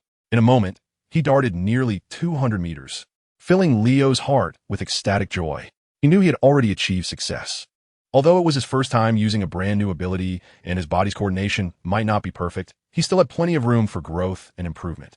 However, the results he achieved at that moment had already exceeded his expectations. Without hesitation, Leo began to try again. When his body was about to run out of energy, his left foot naturally and seamlessly tapped lightly in the air. This time, instead of moving straight ahead, he attempted to change direction. Suddenly, Leo's body surged forward like lightning, while simultaneously turning left. Changing direction was much more agile than the moonwalk. Leo's heart soared with joy once again. At the same time, his right foot tapped in the air once more, and his body quickly shot forward again. After repeating this several times, he had already covered at least 5 kilometers. The total time taken was no more than 30 seconds. Under normal circumstances, using the Navy 6 form to move in this manner, stepping in the air while moving quickly, Leo would need at least 3 minutes or more to cover the same 5-kilometer distance. Not only that, but he would also have to expend more stamina to maintain the effect of staying in the air. If there was even a slight lapse in concentration or distraction, he would fall into the sea or crash to the ground. But now Leo felt as light as a swallow. It was as if he had become a bird. As long as he wished, he could fly freely and at will. Of course, this was just Leo's own thought. In reality, he couldn't truly fly at will. The effect he was experiencing was merely a result of using a momentary super-speed air-tapping technique, creating a powerful rebound force that allowed for hovering and gliding. It was not fundamentally different from the moonwalk. The only difference was in the specific manifestation of the effects. After gliding for over 5 kilometers, Leo immediately noticed that the 3 pursuers behind him were starting to get anxious. They began to intensify their pursuit, closing in at a faster speed, fearing that Leo would escape. Sensing this information, a smile slowly appeared on Leo's lips. Let's have a contest and see whose speed is faster. As the saying goes, the more skilled one is, the bolder they become. At this moment, Leo not only did not continue to flee, but instead descended toward the small island in the lower right. He is waiting here for the arrival of the 3 pursuers, not to confront them, but so that everyone can compete on the same starting line. Only in this way can it be most clearly and directly tested whose speed is faster. In the distance, the 3 powerful figures from the world government, who were in pursuit, sensed that Leo had suddenly stopped and instantly looked at each other in confusion. They had just accelerated their pursuit because they sensed Leo's speed had increased, worried that the kid might escape. At this moment, the kid actually stopped. This is truly unbelievable. Is he planning to confront the 3 of us alone? Hee. If that's the case, then it's perfect. This is a once-in-a-lifetime opportunity. No matter what that kid says later, just ignore him and strike first. We must at least incapacitate him. Watch me. There's no way he can escape. The 3 pursuers from the Knights of God are now rubbing their fists in anticipation, ready to elevate their state to the best level. They are just waiting for the moment they encounter Leo to unleash a thunderous assault on him. Chapter 139. I'm a bit disappointed in you. 3 top-tier powerhouses from the world government are in hot pursuit of Leo. Unexpectedly, Leo actually stopped on the island ahead, seemingly waiting for them to face them 3 against 1. Such good fortune has thrilled the 3 pursuers. They pursued at full speed, continuously approaching Leo, and about 5 minutes later, they arrived above the island where Leo was located. With just a glance, they spotted Leo standing by the sea on the island. This kid was indeed waiting for us. Let's go down and take him out. I'll lead the charge. As soon as the 3 pursuers saw Leo, an astonishing aura erupted from them, and the terrifying Conqueror's Haki simultaneously pressed down on Leo. Just by looking at this situation, it was clear they intended to settle this quickly. Leading the charge and diving towards Leo was the muscular man, Utavi's Dagolin Saint, nearly 5 meters tall. Don't be fooled by his seemingly clumsy appearance. In reality, his speed was incredibly fast, even 3 times quicker than the other two. In the blink of an eye, he was already in front of Leo. The other 2 pursuers, Audrin Saint and Flandre Saint, were equally undeterred and appeared around Leo with about a 0.5-second time difference. The 3 surrounded Leo completely. Seeing this, a slight smile crept onto Leo's lips, revealing an intriguing expression. The game had begun. He let out a cold laugh, and then suddenly his figure vanished with a swoosh. At the same time, Audrin Saint, Flandre Saint, and Utavi's Dagolin Saint all launched an attack at Leo. The 3 of them were less than a 1/10 of a second late. But it was this tiny difference that led to their failure. A thunderous boom echoed, as their attacks not only produced a deafening sound, but also sent a terrifying shockwave that spread rapidly in all directions under the blinding light. A massive mushroom cloud even rose into the sky. Meanwhile, the spot where Leo had just been standing was left with an enormous crater due to the terrifying attack. The rumbling noise continued, and the astonishing shockwave swept everything away. The entire island was violently shaking, as if it might crumble at any moment. Leo had not actually gone far. He stood nearby, arms crossed, watching everything with ease. Suddenly, Leo clapped his hands and let out a thought-provoking laugh. Interesting, really interesting. You guys seem to have some decent strength. This laughter immediately caught the attention of the 3 top Divine Knights. They suddenly raised their heads, and at the moment they saw Leo, no one spoke. They directly launched an attack against him. Leo's goal was exactly this. He wanted them to come after him. At the same time the enemies moved, Leo also began to move. Whoosh! Leo suddenly darted out, like a nimble fish swimming from a state of stillness. Just at the moment Leo darted out, the 3 Divine Knights arrived at the position where he had just stood. The attacks from the 3 Divine Knights missed once again. This time, their expressions changed slightly, as they realized something was off. Initially, when they first surrounded Leo, they thought his escape was merely due to luck and quick reflexes. But at this moment, they finally realized it was not the case. This kid's speed was not only incredibly fast, but seemed he had ulterior motives. Was he deliberately luring us to chase him? The chubby Flandre Saint muttered uncertainly to himself. Just seeking death. The leader, Audrin Saint, snorted coldly, and once again took action, leading the charge to pursue Leo, who had dodged hundreds of meters away. The muscular Utavi's Dagolin Saint quickly followed suit. Facing this new round of pursuit from the 3 top Divine Knights, Leo turned around and chuckled. Is this all you can do? I seem to have overestimated you a bit. After saying that, he vanished once more. Just at the moment he disappeared, the 3 Divine Knights almost simultaneously arrived at his previous position. Their attacks missed for the 3rd time. This time, the 3 Divine Knights clearly realized the problem. This kid is doing it on purpose. What does he want? To mock us? Damn bastard. How dare he underestimate us? We must show him a thing or two. As they watched Leo continuously dodging their attacks, it seemed as though he had calculated everything perfectly, with his timing and speed just right. No matter how hard they tried, they were always just a hair's breadth away from hitting their target. This left them feeling even more shocked, although they appeared confident and fierce. It was merely a fade to mask their inner shock. Boom! The 3 Divine Knights launched a 4th joint assault on Leo. Violent attacks erupted in the air, creating a circular shockwave and visible white light in the sky. However, this combined attack still failed to pose any threat to Leo, not even touching a hair on him. This kid's strength is not as simple as it appears. I knew he was hiding something. Regardless, today I must take him down. The 3 Divine Knights pursued Leo once more. However, this time, Leo did not linger any longer. His goal has been achieved. The 3 of them were filled with extreme anger, completely consumed by the hatred they had stirred up within themselves. It was time to compete with them in real speed. You have disappointed me too much. I find your strength utterly uninteresting. Forget it. I'll just go find some fun elsewhere, like your holy land of the celestial dragons. Mary Geos. Destroying that place should be quite fulfilling, right? I'm off now, goodbye. After saying this with a grin, Leo waved at the 3 Knights of God and began to accelerate away. Chapter 140. Replenishing strength, waiting for the rabbit. Seeing Leo actually speed away without looking back, the 3 Knights of God were momentarily stunned. The whole process took less than a second. But in that 1 second, The distance between them and Leo had widened to 1 kilometer. Damn, brat, you think you can escape? Want to run? Where do you think you're going? You absolutely cannot escape today. Chase. The three of them exerted their full strength, unleashing a terrifying aura as they quickly pursued Leo's direction. In the blink of an eye, they had chased out several hundred meters. With their immensely powerful observation Haki, Leo sensed the movements and presence of the pursuit behind him and turned around with a grin. In his line of sight, the enemies were rapidly closing in. I must say, these three guys are pretty fast.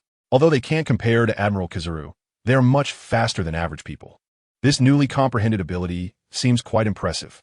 Leo glanced at the endless sea beneath his feet. He slowly raised the corners of his mouth and then suddenly accelerated. With a loud boom, his body broke through the sound barrier in that instant, creating an enormous sonic boom.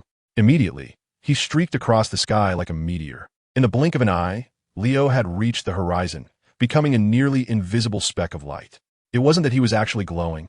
It was simply the result of his extremely high-speed movement, causing his body to repeatedly break the sound barrier and create sonic boom clouds. The white sonic boom clouds, combined with the disturbed air, formed a scattering effect in the atmosphere. It looked as if Leo was enveloped in flickering light. Leo turned back to take another look. This time, he saw that the enemies were getting farther away from him. Although the three Knights of God were doing their utmost to accelerate and chase him, they were still too slow compared to Leo's current speed. The distance between them, which had started at 2 kilometers, gradually increased to 2.5 kilometers. Then 3 kilometers and 4 kilometers. In the end, Leo saw them completely transformed into 3 small black dots in the distance. At this point, the outcome was clear. There was no need for any further verification.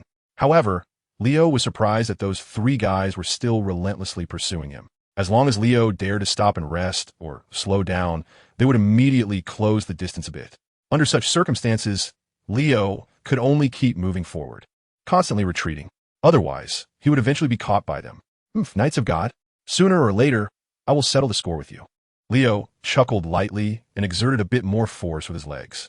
Instantly, his speed increased again. With a boom, he shot forward like a cannonball, flying nearly 1,000 meters away in an instant. Then, with another boom, Leo reached the horizon. When the third sonic boom echoed faintly, Leo had completely vanished from sight.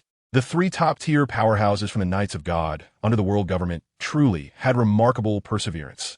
Even Leo, at that moment, had to admire their willpower. Leo had been fleeing for nearly 17 hours straight. During these 17 hours, he hadn't slept, eaten, or drunk anything. He had already moved over 3,000 kilometers away from Marinvondo. After crossing the huge shipping lanes and the windless zone, he arrived over an unnamed island in the West Sea. However, despite this, the 3 strong individuals from the Knights of God continued to pursue him relentlessly. They were no longer visible to the naked eye. Calculating the distance between them, Leo was over 700 kilometers away from the 3 of them. Yet even so, they could still clearly determine Leo's position and relentlessly chase after him. It was obvious that their goal was to exhaust Leo. At this rate, it seemed like it wasn't a viable strategy.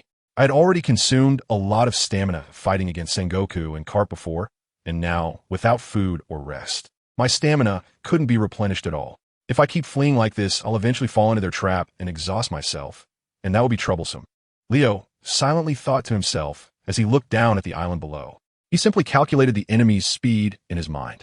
The speed of the 3 Knights of God was not slow. Although there was a distance of 700 kilometers between them at their current speed, it wouldn't be long before they arrived here. At that time, Leo would have to choose between fleeing again or staying to fight them. At this moment, Leo had already made his decision. He decided not to escape anymore. The reason he chose to retreat before was because he was worried about being jointly attacked by the likes of warring states and others. Taking on 5 might be manageable for him, but facing 8 would be difficult. However, now there are only 3 of you.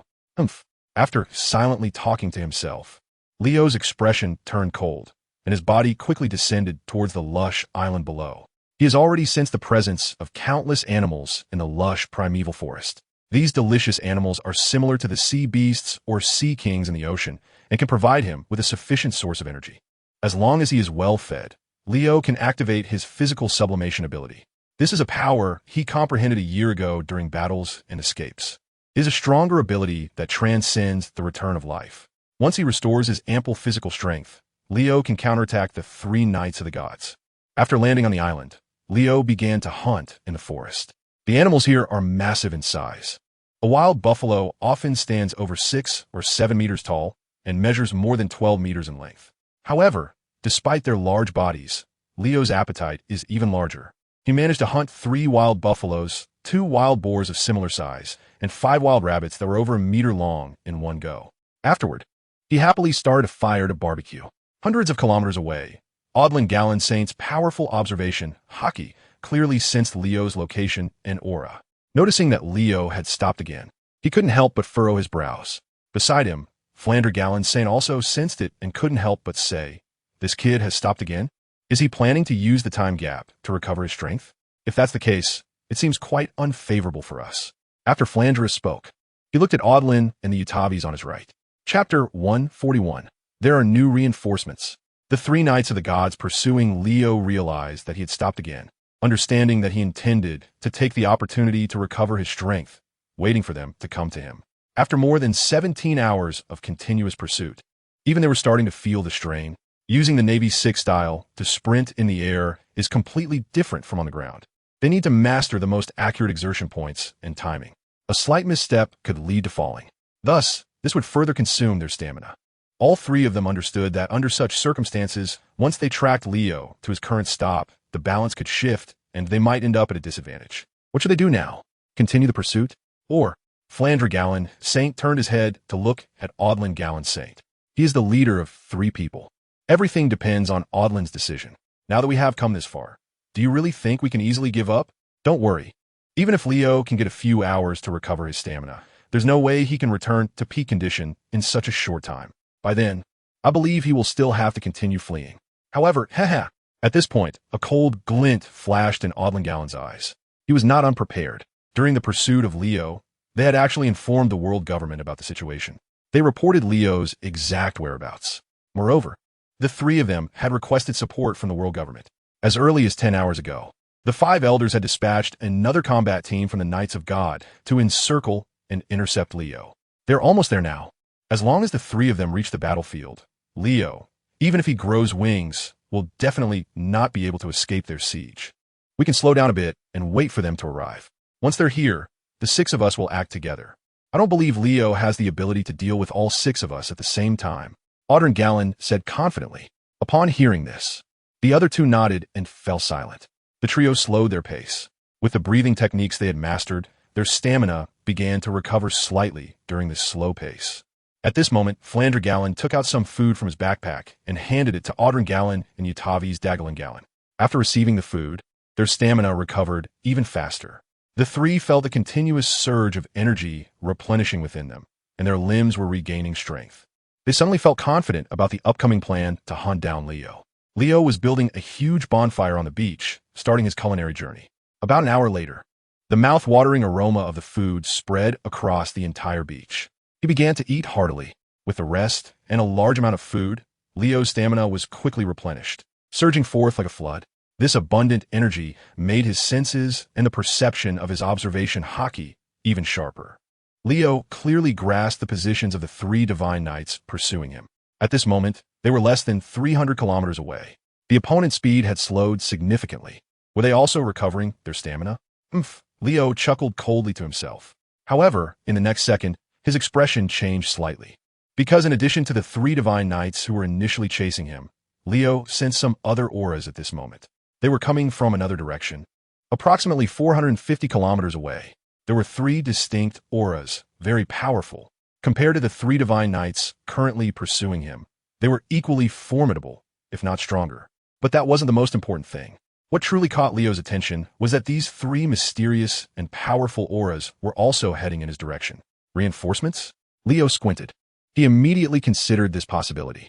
In the vast ocean, it was absolutely impossible for ordinary strong individuals to accurately navigate toward a specific direction from hundreds of kilometers away. Moreover, the ocean currents were not the same. The navigational pointers existed to help pirates and the Navy accurately reach their destination islands. This meant that the 3 mysterious auras were likely coming for him. Furthermore, there was one crucial point that corroborated his judgment. At this moment, those 3 powerful auras were moving at super high speed. That was definitely not a speed achievable by ordinary pirate ships, merchant vessels, or warships. Only by using the Navy's 6 powers and walking on air could such movement be accomplished.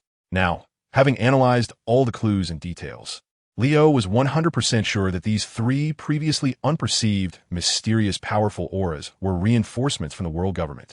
Even if they were not from the Divine Night Order, they could be other secret hidden forces of the world government, such as the CP organization. Of course, the combat strength of the CP organization might not be that formidable.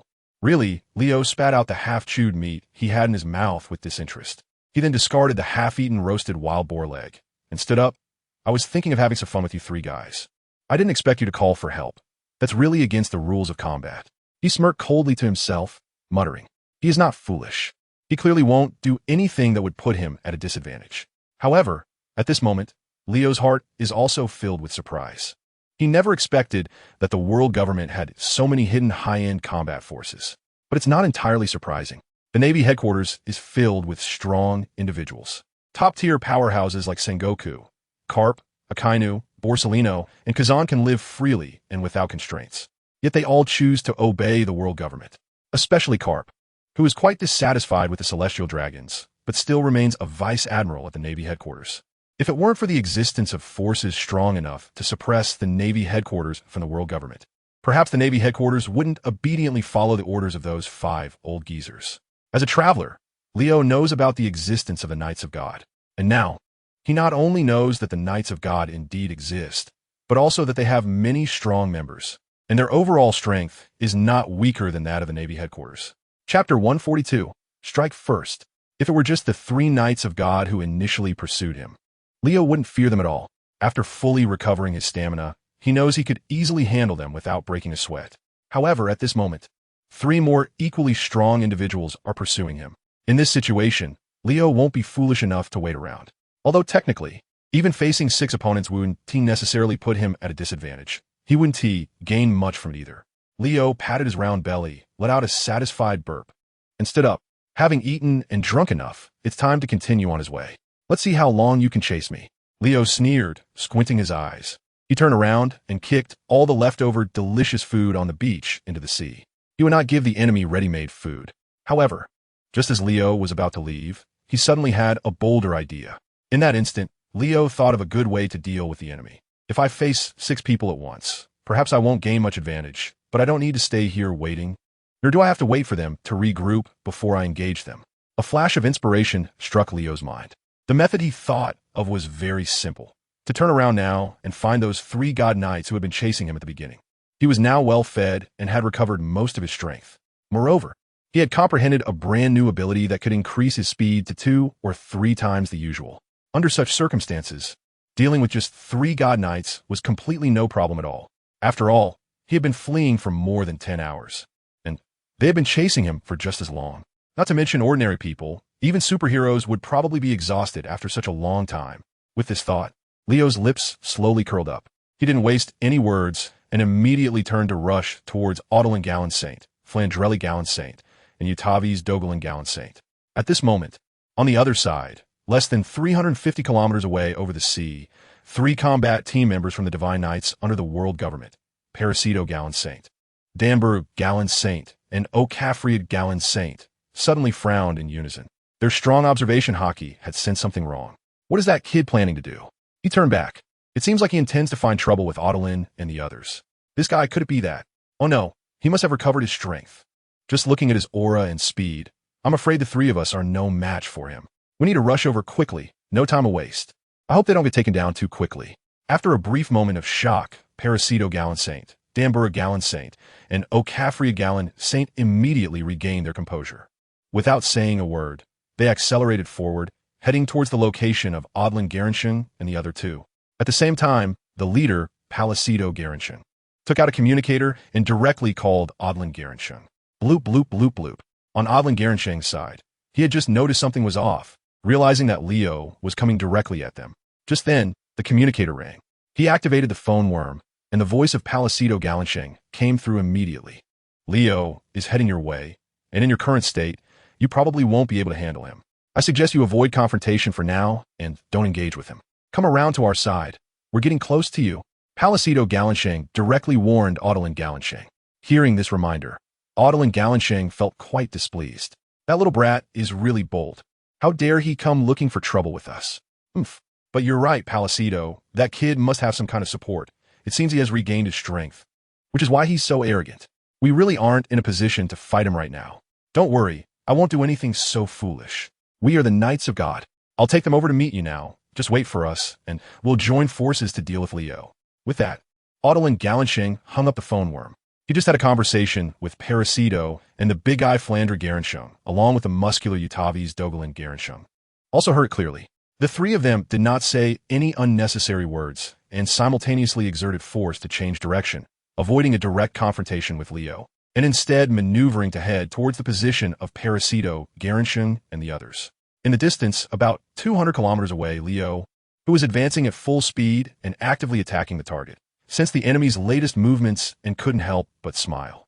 His powerful observation Haki allows him to sense everything within a radius of 1,000 kilometers clearly. The auras of 6 powerful members from the God Knights of the World Government are approaching from his right front and left rear. Just by observing their trajectories, he knows that the enemies are intentionally trying to avoid him. Or more accurately, they're trying to avoid encountering him alone before they all converge. It seems you're not so foolish after all, knowing that facing me alone would certainly lead to trouble. So you choose to regroup before confronting me. Huh? Ha! Your strategy is pretty good. Leo sneered and also changed direction, pursuing the enemies. His speed was incredibly fast. In the blink of an eye, he had already chased down 10 kilometers. Based on the speed of both sides, Leo could definitely intercept one of the 2 enemy squads before they merged. However, whether he could quickly defeat the opponent after the interception was another matter. It was clear that the enemy was also aware of this issue. So even though they noticed Leo changing direction to pursue them, they did not make any changes themselves. Both sides maintained their direction and speed, rapidly approaching each other. Time passed minute by minute. After about half an hour, Leo was less than 50 kilometers away from his target. At that moment, the positions of Odilon Gaolin and Palicedo Gaolin were also less than 100 kilometers apart. The 3 parties were about to meet on the sea. Chapter 143, Striking with Thunder. The enemy knew that Leo was pursuing them and proactively moved to intercept him. However, they still did not change their direction or speed. Just from this situation, it was clear that they were confident Leo would not be able to defeat them in a short time. As long as they could withstand Leo's attack until their other 3 reinforcements arrived, they would then surround Leo with 6 people, which would put immense pressure on him. This plan seemed well thought out. However, they seemed to underestimate Leo's strength and overestimate their own capabilities.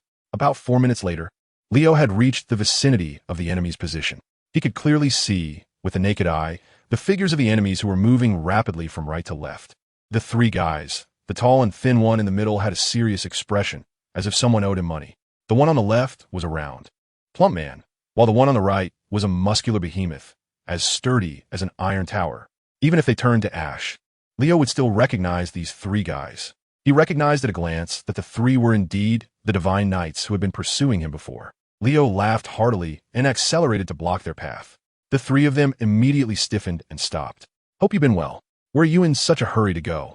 Leo said, crossing his arms and looking at the 3 with a leisurely expression. Upon hearing Leo's seemingly innocent question, the 3 Divine Knights frowned. You're quite fast. Now, to catch up with us here, but what can you do to us?" Among the 3 Divine Knights, the tall and thin Odilon Gaolin sneered repeatedly. Although he was provoking Leo with his words, he did not make a move. Anyone with keen eyes could see that he was clearly trying to buy time. Leo wouldn't fall for his trick. Your 3 companions, no, your accomplices, can't save you. No one can save you today, I assure you. Leo remained relaxed and composed, crossing his arms and watching Odilon Gaolin with interest. Upon hearing this, the latter's eyes narrowed slightly. Clearly, he hadn't expected Leo to see through their intentions. "What do you want, Leo?"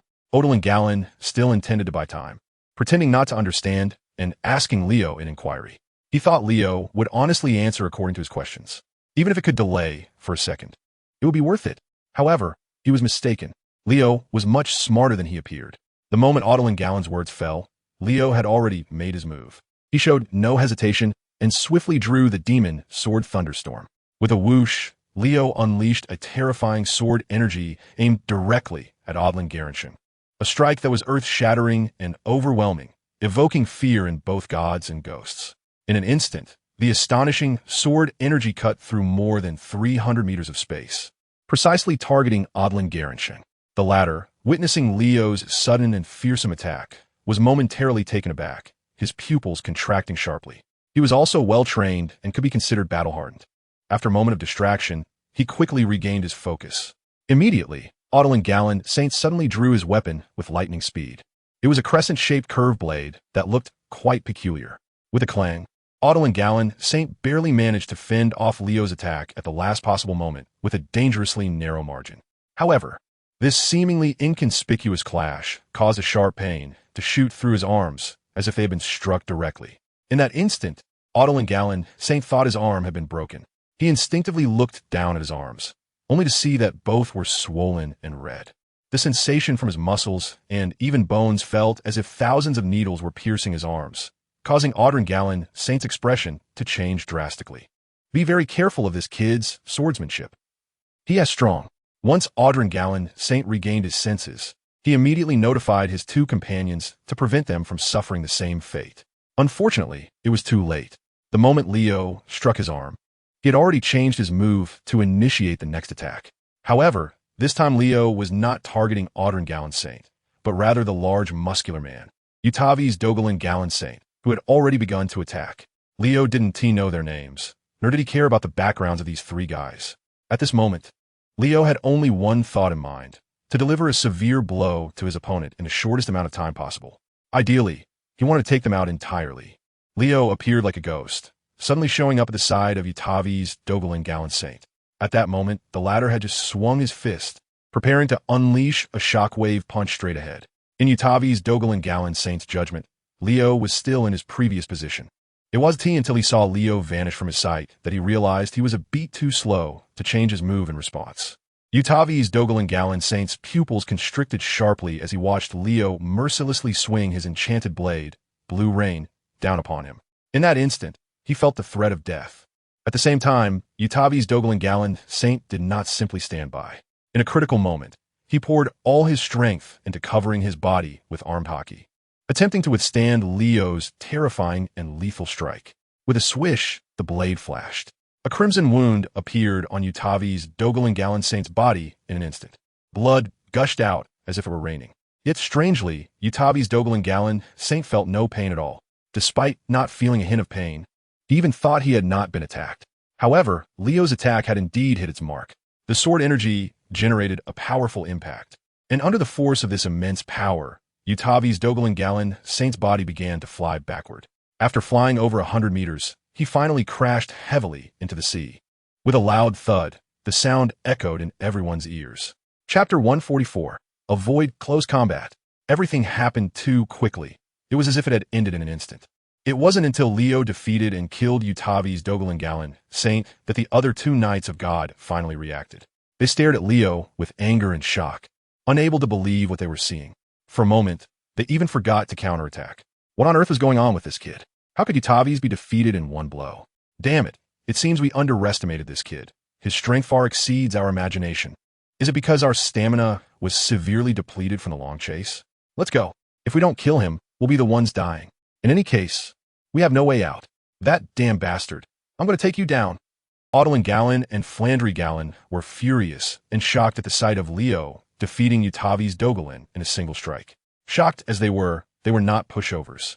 As soon as they regained their composure, they launched a counterattack against Leo. Each of them drew their weapons and unleashed powerful sword energy towards Leo. It was clear that both of them were masters of swordsmanship. Moreover, their armed Haki was incredibly strong, already at a level of complete control. Of course, their Conqueror's Haki was also formidable, manifesting as a tangible attack, crushing towards Leo simultaneously. Not only that, but Utavi's Dogalin, the muscle-bound giant who had just been knocked into the sea, was also rallying from behind and charging at Leo. The three of them teamed up to besiege Leo, attacking with all their might without holding back. Their goal is simple. They do not seek to defeat or even kill Leo here, but just need to delay him. Because the other three Knights of God are less than 50 kilometers away. As long as they can wait for those three Knights of God to arrive, they can easily team up to take down Leo. It sounds nice. Leo sneered repeatedly, facing the combined assault of these three Knights of God, whose stamina has significantly diminished. He handled it with ease. However, deep down, Leo couldn't help but admire the strength and mental fortitude of these three individuals.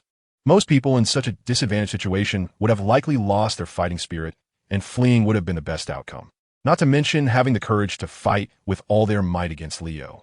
Yet at this moment, these three knights of God not only maintained their morale and courage, but they also displayed strength that exceeded what they should have been capable of at that moment. Although they did not pose a substantial threat to Leo, the three of them worked together seamlessly, attacking Leo without reservation. For a moment, it became very difficult for Leo to defeat them all in an instant like he did with Yutavi's Dogalin. Getting into a prolonged battle is not a good thing for Leo. He leaped back, deliberately leaving an opening to lure the enemy into pursuing him. He needs to create suitable opportunities to take down the three knights of God one by one. At this moment, the three proud knights of God are already furious due to Leo's performance and are eager to counterattack him. Therefore, they seem completely oblivious and directly chase after him, which plays right into Leo's hands. This is perfect. Leo coldly sneers internally while deliberately putting on a serious expression on the surface. Upon seeing Leo's serious face, the three knights of God secretly rejoice. It seems this kid isn't as terrifying as they imagined. In fact, his combat power is quite limited and not to be feared. Odline Gallon Saint thinks to himself. Meanwhile, the chubby Flanderly Gallon Saint has a similar thought. This kid is just bluffing. His stamina is severely depleted. Although he has received some recovery, he is not at his peak condition. We just need to hold him off here and avoid a direct confrontation. Flanderly directly voices his thoughts to remind his two companions. Hearing his reminder, Yutavi's Dogalin Gallant Saint, who originally planned to adopt an aggressive strategy to redeem himself from his previous failure, decisively pulls back. What are you doing? Seeing Yutavi's Dogalin Gallant Saint suddenly lose sync with the other two, Odline Gallant Saint realizes something is wrong. Sure enough, Leo has been waiting for such a good opportunity. As soon as he sees a flaw in their coordinated attack and defense, he seizes this rare chance for a counterattack. Leo suddenly flashes forward, appearing before Odline Gallant Saint as if teleporting. The latter suddenly comes to his senses, turning his head to see Leo's cold and ruthless eyes. His pupils immediately contracted sharply. Goodbye. Leo smiled slightly and kicked Odline Gallensheng in a vital spot. His speed of attack is simply too fast. So fast that as long as he gets close, it's basically impossible for anyone to react in time. This strike hit the target's vital points solidly. Odline Gallon's face instantly turned the color of liver. At the same time, his body flew back like a meteor. The speed was incredibly fast, and in the blink of an eye, he flew over 300 meters. Of course, this was not entirely due to the power of Leo's kick. In fact, Odline Gallon also wanted to use the force to escape the battlefield. After a brief exchange, he had realized that Leo's strength far surpassed that of any of them.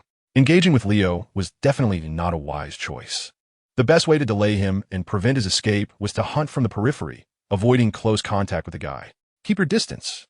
Odline Gallon endured the intense pain in his body and continuously unleashed dozens of incredibly powerful sword chi towards Leo.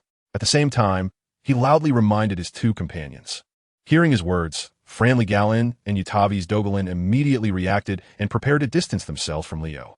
However, Leo merely chuckled. Want to leave? It's not that easy. Chapter 145. Indeed a bit tricky. After a fierce battle, realizing that Leo's strength far exceeded any one of them, even the three of them working together found it quite difficult to contend with Leo in such a state. Therefore, Odline Gallon changed his strategy. He plans to create distance from Leo first, using a kite fighting strategy against him. As long as they don't come into contact with their opponent, even a strong fighter like Leo would find it difficult to threaten them in a short time. With the suppression of Leo's sword energy by Odline Gallon, the other two knights of God, Frandelli Gallon and Yutavi's Dogalin Gallon, quickly withdrew in an attempt to leave the combat zone. However, as the saying goes, it's easy to challenge Leo, but retreating is not so simple. How could Leo allow them to fly their kite? With a cold laugh from Leo, he appeared behind Frandelli Gallon, who was preparing to retreat in the blink of an eye. You've gotten so fat. You must have eaten a lot of the people's wealth. Huh, let me help you lose some weight. Leo laughed heartily and suddenly kicked Frandelli Gallon hard in his plump rear. Instantly, Frandelli Gallon's body flew out. But Leo was not going to let it end there. He raised the demon sword Thunderstorm in his hand and unleashed dozens of powerful sword chi slashes toward the target's corpulent body. The intersecting sword chi slashes formed a dense web of swords, coupled with the terrifying armed color Haki and the entanglement of the Conqueror's Haki, if such an attack hit. Whether the target was a celestial dragon or a knight of God, they would surely be torn apart. Even in the worst-case scenario, this wave of attacks from Leo would definitely be able to severely injure the opponent, leaving an indelible mark on their body. Sensing the threat approaching from behind, Frandelli Gallon's expression changed drastically. He quickly concentrated all of his armed color Haki onto his body.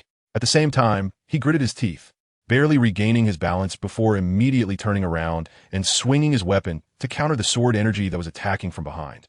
He tried to fight against Leo in this way, unaware that Leo had already disappeared from sight in that brief moment. Flandragaren Saint was now in a state of fear, his attention almost entirely focused on dealing with the sword energy released by Leo, completely oblivious to the fact that at that moment, Leo himself had appeared behind him, holding the Demon Blade Blue Rain, coldly gripping the Demon Blade Blue Rain. Just as Flandragaren Saint was distracted by the massive sword energy slashes he had released earlier, the demon blade in Leo's hand had mercilessly stabbed into his back. The corpulent body trembled slightly, and all of Flandragaren Saint's movements came to a halt in that instant. He turned around in disbelief and looked at Leo. It was in that instant that all the sword chi slashes Leo had previously unleashed, the part that had not been neutralized, all submerged into the body of Flandragaren Saint. Despite being completely enveloped and protected by an incredibly powerful layer of armament Haki, Leo's attack was simply too strong. As a result, Flandragaren Saint's bodily defenses could not fully withstand it. On his body, obvious wounds immediately appeared. Blood gushed out in torrents. More critically, the wound was actually on his back. Leo's demon sword, Blue Rain, had penetrated his opponent's corpulent body all the way to the hilt. This meant that Leo's weapon had pierced through Flandragaren Saint's body. Ugh! Flandragaren Saint finally seemed to snap out of his shock, opening his mouth to spit out a large mouthful of blood. Why you when did you? Flandragaren Saint still couldn't believe that Leo could move this fast. He had completely evaded his observation Haki perception and struck him in an instant before he could react. This sword had left him gravely injured. If he didn't receive timely treatment, he was very likely to die, feeling the dizziness and chills from the massive blood loss within him. Flandragaren Saint finally experienced fear for the first time. At the same time, he understood what death truly meant. Oof! Leo sneered, kicking him away. Using the recoil, he floated back half a meter. In that instant, a large amount of sword energy flew from the left side, narrowly missing Leo. These were naturally the attacks released by Odlin Gallon Saint and Utavi's Dogalin Gallon Saint, who had come to rescue Flandragaren Saint. They posed no threat to Leo and couldn't significantly impact him. Leo's eyes turned slightly cold. The next second, he had vanished from the sight of the two divine knights. Gone. Be careful.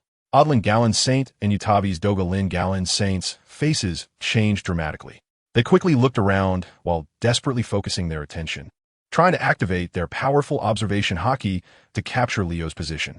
However, no matter how hard they tried, they couldn't relock onto Leo's location. Just at that moment, a playful voice suddenly echoed above their heads. Are you looking for me? Upon hearing that playful voice, Odlin Gallon Saint and Utavi's Dogalin Gallon Saint were immediately terrified, realizing the gravity of the situation. But it was already too late. Leo ruthlessly launched an attack against them. You won't get away. Just as Leo was about to finish off both Odlin Gallon Saint and Utavi's Dogalin Gallon Saint, a sudden loud shout came from below. Immediately after, a powerful sword energy shot straight up into the sky, targeting Leo's vital points. If Leo didn't dodge and continued to attack the two divine knights, he would inevitably be affected by this powerful sword energy. Although Leo didn't care much about the lethality of this attack, it could still cause him significant harm. However, it was still a sword energy attack, and his opponent had used Conqueror's Haki and armament Haki to enhance it. If hit, Leo wouldn't die, but he would definitely be injured, which would challenge his combat effectiveness and stamina. Weighing the pros and cons, Leo ultimately decided to temporarily abandon his attack, shifting away and disappearing from his original position. Whoosh! Flandragaren Saint's sneak attack sliced through the air in an instant, cutting through the vast sky. Chapter 146. You've got yourself into big trouble. Leo dodged Flandragaren Saint's sneak attack, reappearing 300 meters away. He lowered his head in surprise and looked at Flandragaren Saint floating in the sea. This guy had just been dealt a fatal blow by him. The Demon Blade Blue Rain had pierced through his body, and the internal destruction effect of the armed color Haki was no joke. A normal person would have definitely gone to meet God after taking that hit. However, at this moment, Flandragaren Saint actually still had combat power and could even threaten Leo. It had to be said that his vitality was a bit beyond Leo's expectations. Damn you. Why can't you just die properly and stop lingering here? It's really annoying. Leo sneered and unleashed another sword energy slash at Flandragaren Saint. But at that moment, Audlin Garen Saint and Utavi's Dagaran Garen Saint, two powerful knights of God, reacted. They struck at the same time, barely managing to fend off Leo's deadly attack by a narrow margin. Seeing these two guys, they had completely regained their composure and were now blocking in front of themselves. Leo frowned slightly. I have to admit, your combat skills are quite high. He nodded in affirmation towards the three knights of the gods. Upon hearing Leo's words of approval, the two opposite him, Audlin Galen and Utavi's Dogalin Galen, snorted coldly. What a joke. We are the knights of the gods, the strongest shield protecting the Dragonborn. How can we possibly fall here against a mere small thief like you? Take this. After a cold snort, Audlin Galen once again took the initiative to attack Leo. Seeing his serious and relentless demeanor, Leo smiled. This guy really is out of breath, just because I called him fat. At this moment, Leo also stopped talking nonsense and immediately counterattacked. No enemy can withstand the power of his attack head-on, and in an instant, Audlin Garen Saint and Utavi's Dogalin Garen Saint were forced to dodge. The previously protected Frandeli Garen Saint suddenly became the primary target. Faced with Leo's attack, Frandeli Garen Saint, already gravely injured and on the brink of death, could not possibly defend himself at that moment. In an instant, he was struck by Leo's sword energy. With a swish, the hefty Frandeli Garen Saint was split in two and quickly sank into the sea. This time, he could no longer pose any threat to Leo. Watching helplessly as their comrade was killed by Leo's sword, the remaining two divine knights, Audlin Garen Saint and Utavi's Dogalin Garen Saint, widened their eyes in anger, as if their eyes were about to shoot fire. Leo, you're in big trouble this time. You actually dared to openly kill a celestial dragon. This time, no matter what, you are dead. Damn bastard. Frandeli, how could he really be taken down? You damn kid, Leo, you're done for, I will kill you. Both Audlin Garen Saint and Utavi's Dogalin Garen Saint seemed to have suddenly lost their sanity, becoming incredibly furious. The celestial dragons represent the descendants of the gods. They hold an unparalleled status in this world and enjoy privileges that ordinary people cannot imagine. They're accustomed to being high and mighty, priding themselves as the descendants of the creators. The celestial dragons, who have always held themselves in high regard, have now been killed by a little brat like Leo. Such an event is absolutely unacceptable, whether from a personal emotional standpoint, the rules set by the world government to protect the celestial dragons, or regarding the identity, status, and privileges enjoyed by the celestial dragons. Audlin Galen furiously took the lead in attacking. It's unclear whether he used some secret technique or if his anger temporarily boosted his combat power. But at this moment, this guy displayed strength never seen before. His speed, strength, and even the power of his attacks have all increased by at least 25% compared to before. Along with Audlin Galen Saint, Utavi's Dogalin Galen Saint has also undergone similar changes. The two of them, like incarnations of furious tigers, launched a counterattack against Leo. Watching them suddenly become so powerful as if they were on a drug, Leo felt a bit surprised and astonished himself. Have you guys taken some drugs? You've suddenly become so strong. Leo, you must die here today. Just be honest and let us take you down. Killing a celestial dragon will definitely come with a price. The two roared angrily as they surrounded Leo and launched an assault, faced with their reckless and frenzied attacks. Even Leo found it difficult to escape or defeat his opponents in a short time. Leo once again witnessed the capabilities of the Knights of God. He felt a greater sense of vigilance towards this true backing of the world government, which protects the celestial dragons. I must take out the Knights of God at the first opportunity, Leo thought silently to himself. Meanwhile, about 25 kilometers away, Parasito Galen Saint, Dambura Galen Saint, and Okafria Galen Saint, who had specially come from Mary Geos to provide support, had also clearly sensed the situation unfolding here. When they saw their comrade, Flandra Galen Saint, whose life force was burning out, and at the moment when Flandra Galen Saint's personal aura was becoming weaker and weaker, these three top powerhouses from the Knights of God instantly became extremely furious. Damn it, that kid Leo actually dared to kill a celestial dragon. Does he really intend to rebel? We need to accelerate and rush over immediately. We must kill that kid Leo here. Notify the Gorosei immediately about the situation and see what their opinion is, whether to spare that kid Leo's life or to kill him directly. What is there to ask? I personally agree to kill him directly. I want to tear him to pieces. The three Knights of God were extremely enraged. However, the leader, Parasito Gallant Saint, seemed to be a bit calmer at this moment. He also thought about calling the 5 old stars to report the situation. The other 2 Knights of God were not so patient. At this moment, they were all clamoring to go kill Leo and tear him to pieces. Chapter 147. The wind is strong. Let's go. The 3 Knights of God who were ordered to come for support sensed that one of their companions had been killed by Leo, and they were filled with rage at this moment. They were very close to the battlefield, less than 25 kilometers away. This distance could be covered in just a few minutes, so at this moment, the 3 Knights of God no longer held back and charged forward at full speed. Instantly, their speed increased significantly. Meanwhile, on Leo's side, because Odline Gallant Saint and Utavi's Dogalan Gallant Saint were thoroughly enraged, they unleashed some unknown secret technique to enhance their combat power. This put Leo in a rather tricky situation, making it temporarily impossible for him to escape or pose any further threat to these 2. Leo's powerful observation, Haki, sensed the positions of the other 3 enemies, and he knew that if he didn't leave soon, he would likely encounter trouble. At that moment, his observation, Haki, suddenly had an epiphany. A vision of the future appeared in his mind. In the vision, he was covered in blood and filled with various knife wounds and sword cuts, lying on the beach, barely breathing. The remaining 5 Knights of God in front of him had been defeated by him, leaving only one standing with enough strength to do so. The opponent held a red long sword, emanating a sharp, cold, killing intent. His entire body was engulfed in flames, radiating the brilliance of top-tier armament Haki. It seemed this was the formidable enemy responsible for inflicting such serious injuries on him. This brief glimpse into the future made Leo acutely aware that if he did not leave now, staying to fight would lead to the outcome he just witnessed. Although he could defeat 5 powerful enemies, he would have to pay the price, allowing the last one to take advantage. Although the envisioned future did not reveal his ultimate fate, whether he would be killed or captured, Leo no longer needed to ponder it. He let out a cold laugh and swept his sword horizontally. The demon sword Blue Rain unleashed a powerful sword aura, forcing back the 2 pursuers, Audrin Gallant Saint and Utavi's Dogalan Gallant Saint.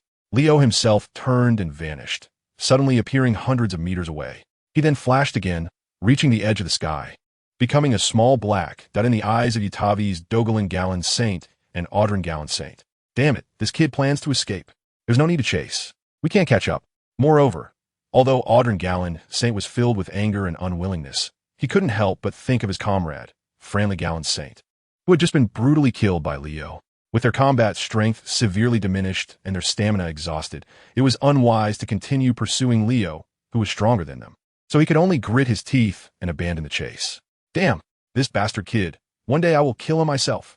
Utavi's Dogalan Gallant Saint clenched his fists tightly and roared to the sky. After saying this, he looked down at the vast sea. The body of the slain Franly Gallant Saint had long since disappeared, having sunk into the sea, either to be eaten by sea beasts or completely submerged in the deep sea, just as the 2 of them were feeling frustrated to the point of almost spitting blood. The 3 divine knights who had come to support them arrived at the scene. A quick glance around, and the 3 understood what had happened. Seeing that only Audrin Gallant Saint and Utavi's Dogalan Gallant Saint remained, they were momentarily at a loss for words. The 5 Elder Stars meant to never let the kid Leo get away. They would send more reinforcements from the Divine Knight Corps, and this time, the Supreme Commander of the Airbones would personally oversee it. You 2, continue to pursue the kid Leo with us. Parasito Gallant Saint glanced at Audrin Gallant Saint and Utavi's Dogalan Gallant Saint before reminding them. Upon hearing this, the 2 showed expressions of extreme anger and unwillingness. I'm not saying this lightly, but that kid Leo is just too strange. His strength is far beyond what our previous intel suggested. If we want to achieve results this time without casualties, we must ensure absolute certainty before engaging him. Otherwise, Audrin Gallant Saint said, clenching his fists again, his teeth grinding. Beside him, Utavi's Dogalan Gallant Saint's eyes were also red, clearly filled with rage to the extreme. However, at this moment, he couldn't utter a single word. Don't worry. This time we will just keep him hanging. We will absolutely not engage him again without confidence. Parasito Gallant Saint said calmly. Upon hearing this, Audrin Gallant Saint nodded. We need a rest for a bit.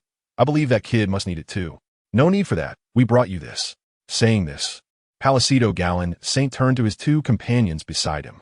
Damble and Gallon Saint immediately took out a small box from his pocket. When the box was opened, it contained several test tubes filled with red liquid. This is the latest potion developed by Dr. Vegapunk, which can quickly help us replenish stamina and restore combat power. Of course, there are some side effects, so it should only be used in emergencies. The more important reason is that this thing is very expensive. It's best not to use it unless absolutely necessary, as we only brought 6 in total. Now you two each take one and drink it directly. Upon hearing that these potions were invented by Dr. Vegapunk, the eyes of the two divine knights shone with respect and joy. Without a second thought, they picked up the stamina recovery potions and gulped them down. Sure enough, after drinking them, they found their stamina rapidly recovering, reaching peak levels in no time, fully restored. But that wasn't the end of it. After the stamina recovery, the effects of the potions continued, meaning that for a period of time, even if they consumed stamina, it would continue to be replenished. It would last until the effects of these stamina potions completely wore off. Feeling the endless surge of stamina within them, it was as if they had an inexhaustible ocean to draw from. Audlin Gallon Saint's expression was very serious. If we had this good stuff earlier, how could that brat Leo have killed one of our members? Chapter 148. Change direction. Audlin Gallon Saint's words made the other divine knights' expressions dim. They knew he was right, but this wasn't the time to discuss such things, as it would only affect their emotions. That brat is still within our observation range with Kin Bunchika Haki. We can catch up. With this good stuff replenishing us, our endurance is definitely stronger than his. As long as we can force him to exhaust himself, continuously consuming his stamina, we will have a greater chance of winning.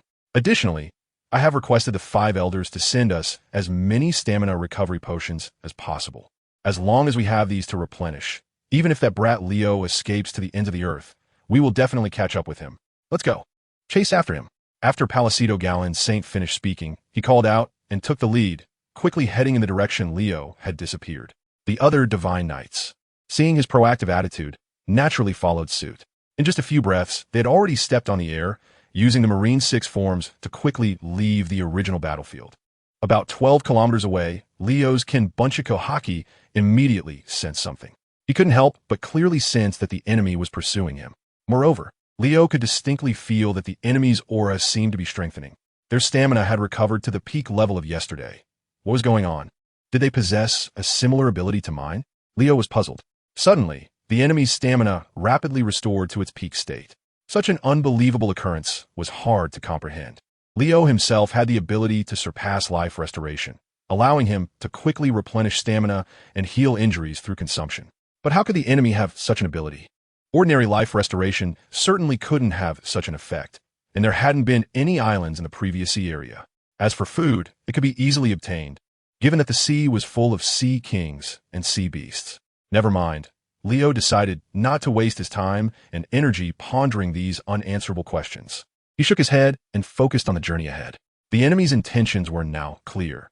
They intended to continue with their initial strategy, relentlessly pursuing him and planning to wear him down.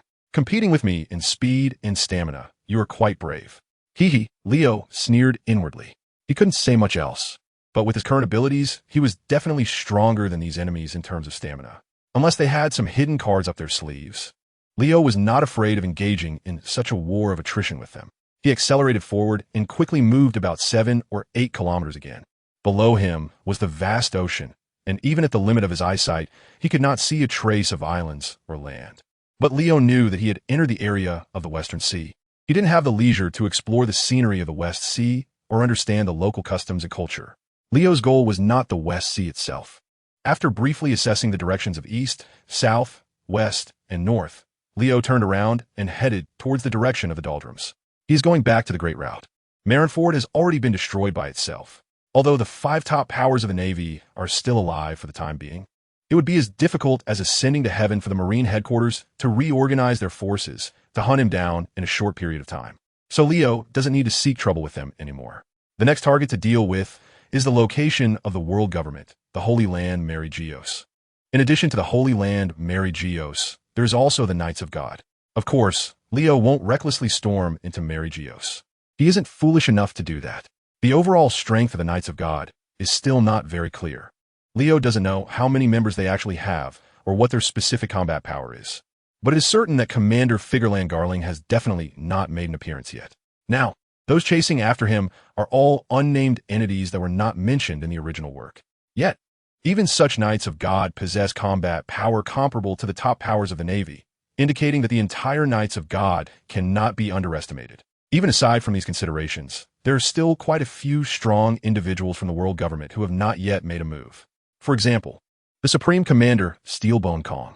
This individual is definitely on par with the three admirals of the Navy, as well as figures like Garp and Sengoku. He was once able to stand toe-to-toe with powerful beings like Roger, Whitebeard, and Red Count Baroque Works Leadfield.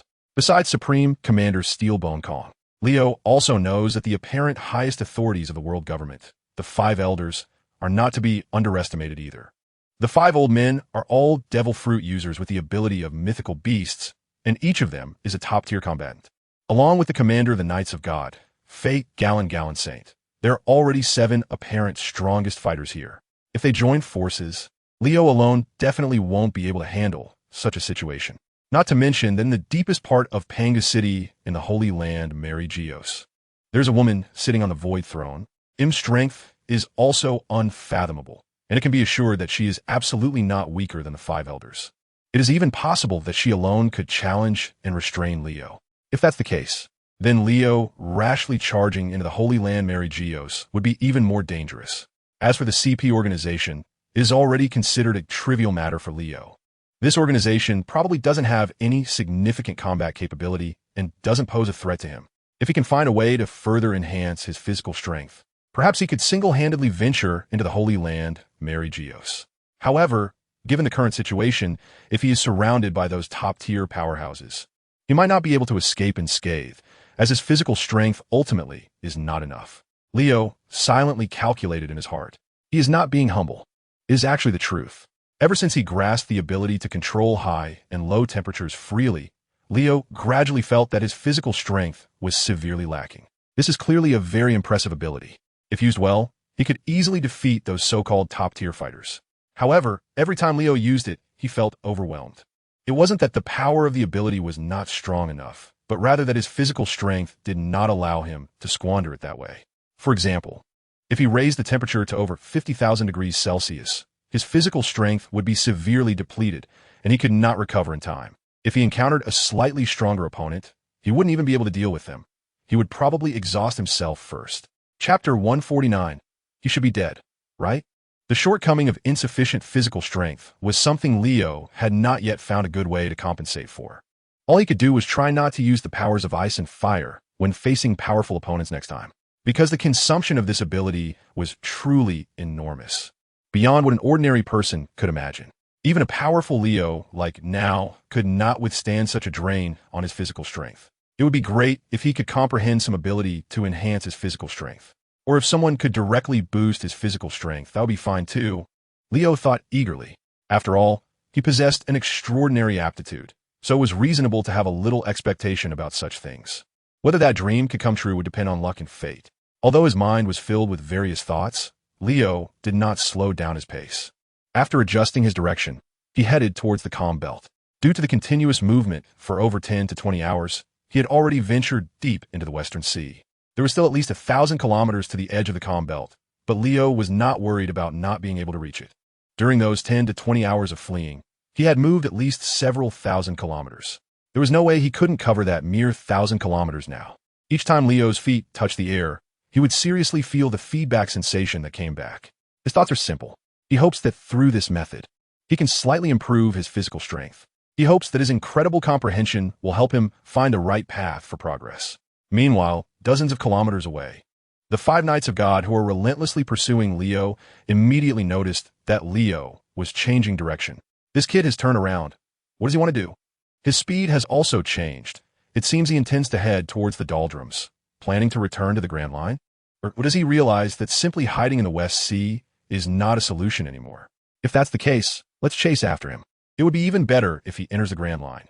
Our people can meet up with us faster and form an encirclement to capture this kid. Let's follow him and inform them in the process. The 5 Knights of God decisively changed direction and quickly followed Leo's latest movement. At the same time, relevant intelligence was immediately reported to the headquarters of the Knights of God. This time, the person personally leading the team for support. Besides another combat squad from the Knights of God, is the overall commander, Steelbone Kong. Of course, the likelihood of Steelbone Kong personally joining the battle is very low. He will only choose whether to participate in the battle based on the specific combat situation when the Knights of God cannot solve the problem. After learning about the situation here, Steelbone Kong, who was on his way to the coast with his men to board the warship, immediately shared the intelligence with the 3 Knights of God behind him and other naval commanders on the warship. Young Leo has already changed course from the West Sea to the doldrums, and judging by his current posture, he is likely planning to return to the Grand Line. Immediately contact the Navy and have them closely monitor the situation in the Grand Line. If they encounter young Leo, do not engage him or intercept him on their own. They are definitely not his match. Additionally, we are setting off now. Steelbone Kong, despite now appearing to have stepped back to his secondary position, still possesses sharp and powerful command and judgment abilities. With just a few words, he ordered the warship to set sail, heading from the Red Earth continent towards the first half of the Grand Line in grand fashion. At this moment, at the Navy headquarters, Marineford, under the influence of Admiral Akiji's frozen devil fruit powers, large amounts of seawater flooding into the shattered Marineford have been completely frozen. All injured and stranded naval soldiers have received timely rescue. However, the Marineford, which once represented the highest authority of the Navy and guarded the gateway to the New World in the first half of the Grand Line, has now been thoroughly rendered useless. Sengoku, along with Admiral Tsuru and other admirals such as Akainu, Kizuru, and Akiji, as well as the seriously injured Garp, are now standing on the ruins of the once grand and imposing Marineford Square. Looking at the devastation before them, Sengoku's expression is extremely grave. The reconstruction of Marineford may be abandoned, depending on the will of the Gorosei. If the first half of the Grand Line no longer needs us, then there is no meaning or necessity for us to remain here. We need to relocate to the New World. Because, based on the current situation, I suspect that young Leo will likely go to the New World to cause trouble. Despite feeling quite frustrated, Sengoku, as an experienced Marine Admiral, can still calmly analyze the overall situation and predict that Leo will definitely advance into the New World. Hearing Sengoku say that Marineford may not be rebuilt, both Admiral Tsuru and Garp, as well as the 3 admirals of the Navy headquarters, feel a bit disappointed and even downcast at this moment. Has young Leo been captured or killed? Akainu couldn't help but ask. He is also very clear about the backgrounds of the 3 powerful beings who chased after Leo that day. Regarding the strength of those 3 Knights of God, Sakazuki questions himself that it wouldn't be too good if you're targeted. That's why he asked this question. When Leo fought with us, he had already exhausted a lot of his stamina, especially when he used that ability that seemed to control the temperature of the air at will. His stamina consumption would double. In such a disadvantageous situation, unless a miracle occurred, Leo would most likely meet a dire end. Well, what I said may not necessarily be correct.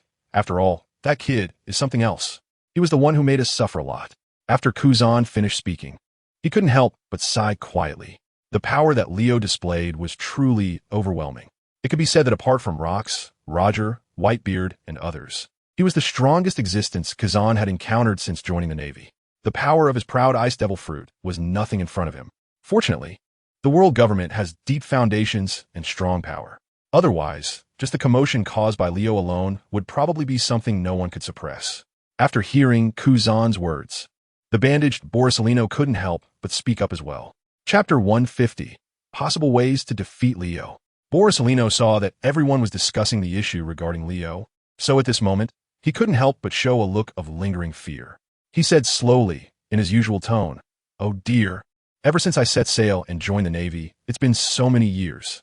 No matter which sea or place, facing what kind of opponents, no one has ever made me feel so embarrassed. That kid Leo is not only incredibly strong, but his speed is also unbelievable. Even with the power of my devil fruit, I couldn't completely fend off his attacks. It's truly frightening." Polisolino's implication was quite clear. If Leo were to be taken down, that would at least resolve the Navy and the world government's major headache. But if even the Knights of God are unable to defeat Leo, then perhaps they will face even greater troubles in the future. After all, everyone knows that Leo's strength is increasing every day. Given enough time, no one can predict how far this kid can grow. You all go rest now. The Navy's medical ship will arrive soon. When it does, head to Mariejois for treatment and take care of your health before considering anything else. Sengoku's voice interrupted everyone's concerns and thoughts about Leo. Upon hearing this, everyone exchanged glances. Sakazuki, Kazan, and Pagliusolino, the three top forces of the Navy, were all in a sorry state at this moment. Each of them had injuries to varying degrees. The most serious were naturally Pagliusolino and Sakazuki, as they had been specifically targeted by Leo and had taken quite a beating. Kazan, on the other hand, was relatively okay, as he hadn't directly engaged with Leo too much in the later battles, so his injuries weren't particularly severe. Of course, aside from Sakazuki and Pagliusolino, the person who was actually the most seriously injured on site was Carp. Because he had entered that red mode, Carp had suffered a backlash, and his condition was extremely poor. It wasn't that he couldn't breathe, but it was close enough. Mr. Carp seemed to have fractures all over his body, and his muscles were severely torn, with many blood vessels ruptured. If he doesn't receive effective treatment, the situation doesn't look optimistic, does it, Admiral Sengoku? Although Kazan himself is not a doctor, just a simple check revealed that Carp's current condition was indeed very grim. Sengoku was, of course, aware of this as well. He nodded and turned to look at Carp, who was lying on the stretcher, blood seeping from every pore of his body. I have already sent the best doctors from Mary Geos to accompany the warship. As soon as they arrive, they can immediately begin emergency treatment for Carp. I believe Carp will be fine. In fact, Sengoku had some thoughts he kept to himself and did not express directly. At that time, Carp burned his own life, sacrificing his health to demonstrate a powerful combat ability that could suppress Leo. Even Sengoku, who was so familiar with Carp after decades of friendship, had never seen him display such strength, let alone know that Carp possessed such an ability. Reflecting on that moment now, Sengoku couldn't help but feel a bit regretful. If he had asked Carp to share that method back then, all the strong warriors participating in the battle against Leo could have used that mode in combat. While it couldn't guarantee a 100 chance of defeating Leo, it would at least prevent him from escaping so easily. If Leo couldn't escape, the Knights of God rushing over for support could deal with him on the spot. Unfortunately, it was all too late. Nothing mattered anymore.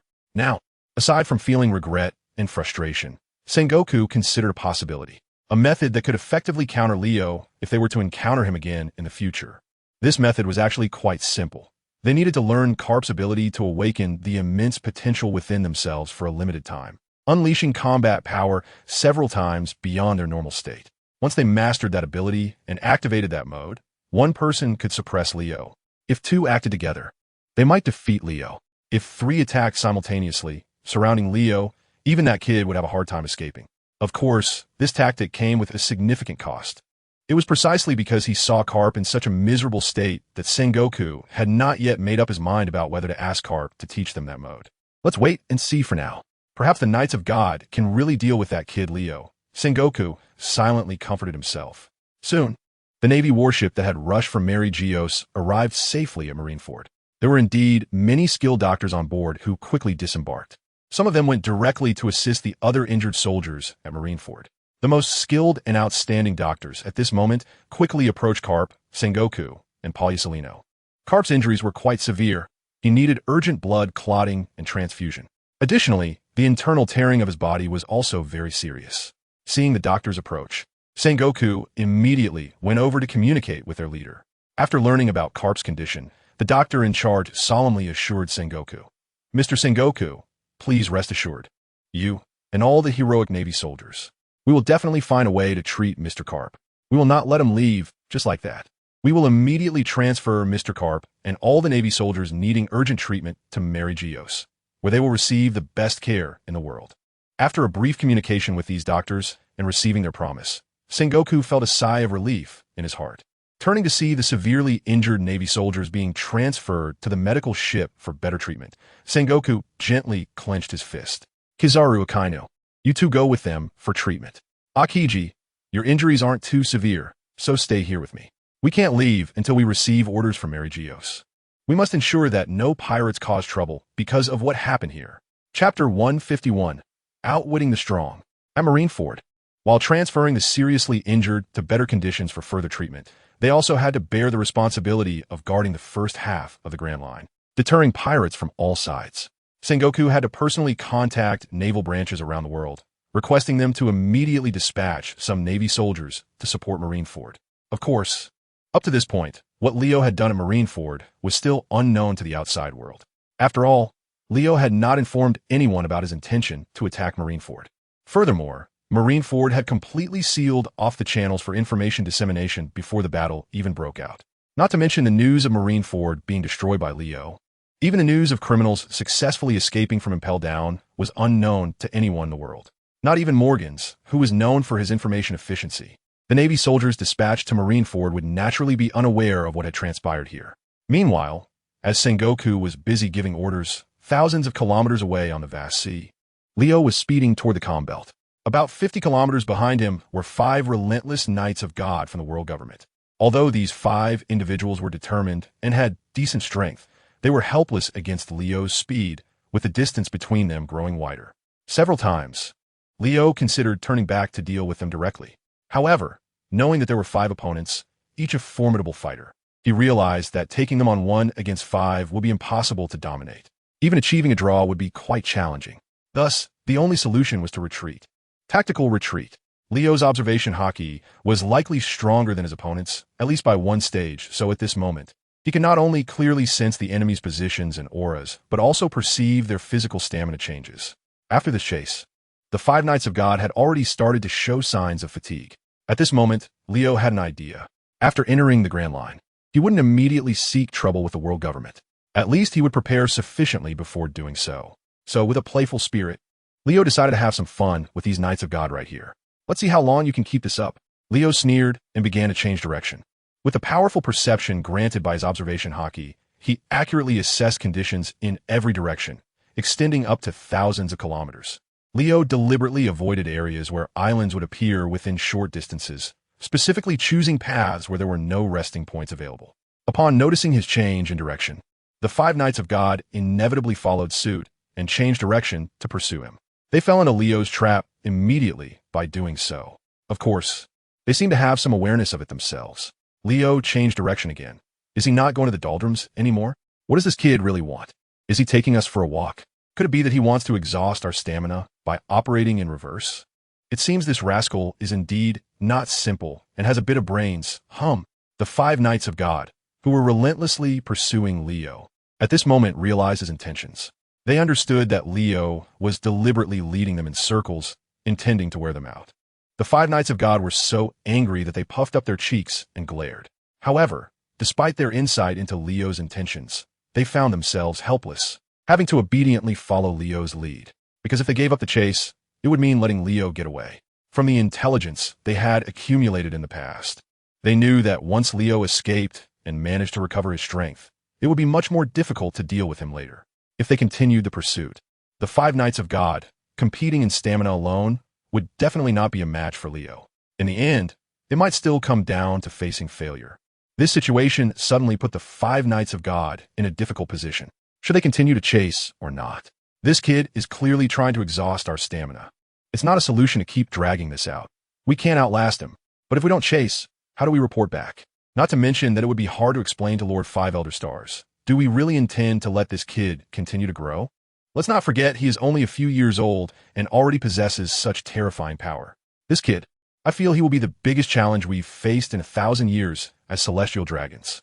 Even rocks never put this kind of pressure on us. The 5 Knights of God began to whisper and discuss among themselves. They are not foolish either. After weighing the pros and cons, they began discussing whether to retreat. At this moment, they still did not know that Leo could not only sense their every move, but could also clearly hear their inner thoughts through his powerful observation Haki. This made Leo amused. No, but they want to back out? Leo smiled playfully and then moved back, quickly approaching the enemy. He doesn't want to engage in battle with the enemy.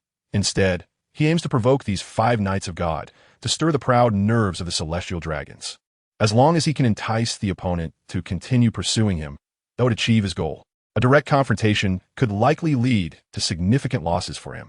Given this, why not use intelligence to outsmart them? Moreover, he can toy with these Knights of God like monkeys. In the blink of an eye, Leo has closed the distance to the enemy, now less than 20 kilometers away. Upon realizing that Leo is actually approaching them, the 5 Knights of God, who were originally planning to retreat, suddenly perk up. Has this kid lost his mind? He's actually coming towards us? Does he want to fight? Or is he simply trying to provoke us? Whatever it is, it's coming soon. Just as this thought crossed their minds, the 5 Knights of God saw Leo appear at the edge of their vision. Not only that, But along with Leo came a powerful sword aura slashing through the sky and even the sea from afar. Chapter 152. Played around in circles. Leo certainly does not intend to engage in a life-and-death struggle with these 5 Knights of God. He is not that irrational yet, because now is not the best time. Right now, the goal is to provoke these 5 Knights of God, to make them angry, and then continue the pursuit. When the physical strength of these 5 guys is nearly exhausted, that will be the real opportunity to strike. No matter how much combat power the world government is still hiding, or how much high-end combat power the Knights of God possess, what Leo needs to do now is only one thing: to deplete the enemy's living forces as much as possible, especially the enemy's high-level combat power. As long as he takes down these 5 Knights of God, it will definitely cause great pain to the world government and the Knights of God. If successful this time, and considering the Knight of God that Leo has already dealt with before, the world government will lose a total of 6 top-tier combat powers. To put it broadly, this might directly affect the world government's ability to dominate the entire world. Therefore, from any perspective, Leo is highly motivated to do these things. At this moment, a powerful sword aura quickly approached from behind, effortlessly cutting through the sky and the sea in an instant. The 5 Knights of God faced this incoming sword aura calmly and without panic. In fact, a sly and contemptuous smile appeared on their faces. This kid is really overestimating himself. Actually planning to challenge us? Isn't that just perfect? Let's take it down right here. They had originally planned to retreat, but now, he is coming to his own death, so let us fulfill that. The 5 Knights of God cursed angrily. At the same time, they didn't remain idle. While dodging the powerful sword aura slash emitted by Leo, they also launched counterattacks against him. In an instant, 5 sword auras of different intensities, powerful enough to cut through the sky and shatter mountains, even destroy islands, flew towards Leo. These 5 are the top-tier experts, each a master swordsman. Simultaneously using sword techniques to attack Leo from a distance also caused him some trouble and even posed a threat. Fortunately, the distance between the 2 sides was still several thousand meters. At this moment, Leo dodged with a leap.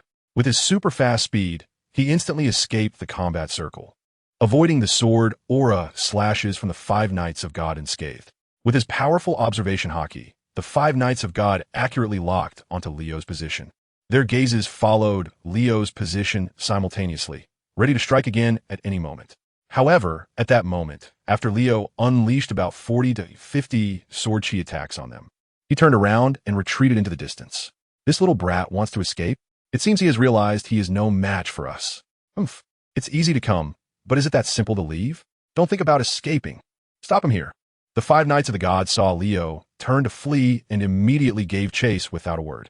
They all dodged the sword energy slash released by Leo. Though the process was quite perilous, fortunately, they managed to avoid disaster. After evading Leo's attack, the 5 of them simultaneously accelerated to chase after him, trying to intercept his retreat. However, after a round of pursuit, they found that they couldn't catch up at all. Leo was much faster than them. This won't do. We'll only be led around by him. And why do I feel like he's doing this on purpose? It's not a feeling. He's definitely provoking us on purpose. His goal is to prevent us from giving up the chase. That damn bastard. Has he already seen through our thoughts? So what should we do now? Should we chase or not? The 5 Knights of the Gods found themselves once again caught in a dilemma and confusion. They couldn't decide whether to continue the pursuit or turn back. After a moment of silence, it was Odlin Garen who spoke first. He also made this decision after weighing the pros and cons. I think we should retreat for now. Continuing the pursuit like this will only waste our energy, as we won't be able to catch that kid. In terms of strength, Leo is stronger than any of us, and naturally, his stamina is greater. Unless we can take turns chasing him, which is impossible, we're likely to exhaust our own stamina first. Once we fall into his trap, it will be dangerous. This reasoning is very sound. The other Knights of the Gods can understand the pros and cons themselves. With just a few simple words, the 5 of them fell silent again. Palacido Gallon's heart was unwilling, and he clenched his fists. He took a deep breath and looked up at Leo, who was still within sight.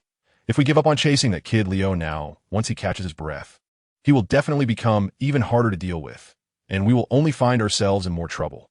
Moreover, retreating now is probably not possible. He won't let us leave easily. In other words, the initiative is already in his hands. The only thing we can do is to hold on. As long as we can wait for our reinforcements to arrive, that kid Leo will surely be in big trouble. This analysis made a lot of sense, and after hearing it, The other few Knights of God fell silent again. What a difficult choice. This kid is truly terrifying. Utavi's Daggalin couldn't help but mutter to himself. At first, they thought Leo would be easy to deal with.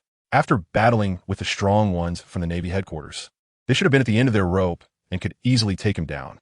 However, from yesterday to today, they had been chasing Leo for over 10 hours. From the Navy headquarters Marineford, near the Grand Line to the Four Seas, yet they had not managed to threaten Leo or inflict any harm on him. Instead, one of their strong members had died at the hands of Leo. Up until now, Leo not only remained unaffected, but was also lively and provocatively taunting them. And the 5 esteemed Knights of God could only trail behind Leo, allowing him to manipulate them, completely outmaneuvered, yet they were unable to effectively counter their opponent. Just thinking about this made them feel helpless and furious. Utavi's Daggalin's words darkened the expressions of the other Knights of God. After some discussion, they finally decided to continue chasing Leo. Chapter 153. Is he coming to die again? The 5 Knights of God from the world government weighed the pros and cons and made the final decision. Audrin Gallon nodded seriously, albeit with a hint of helplessness. I believe what Palacido said makes sense.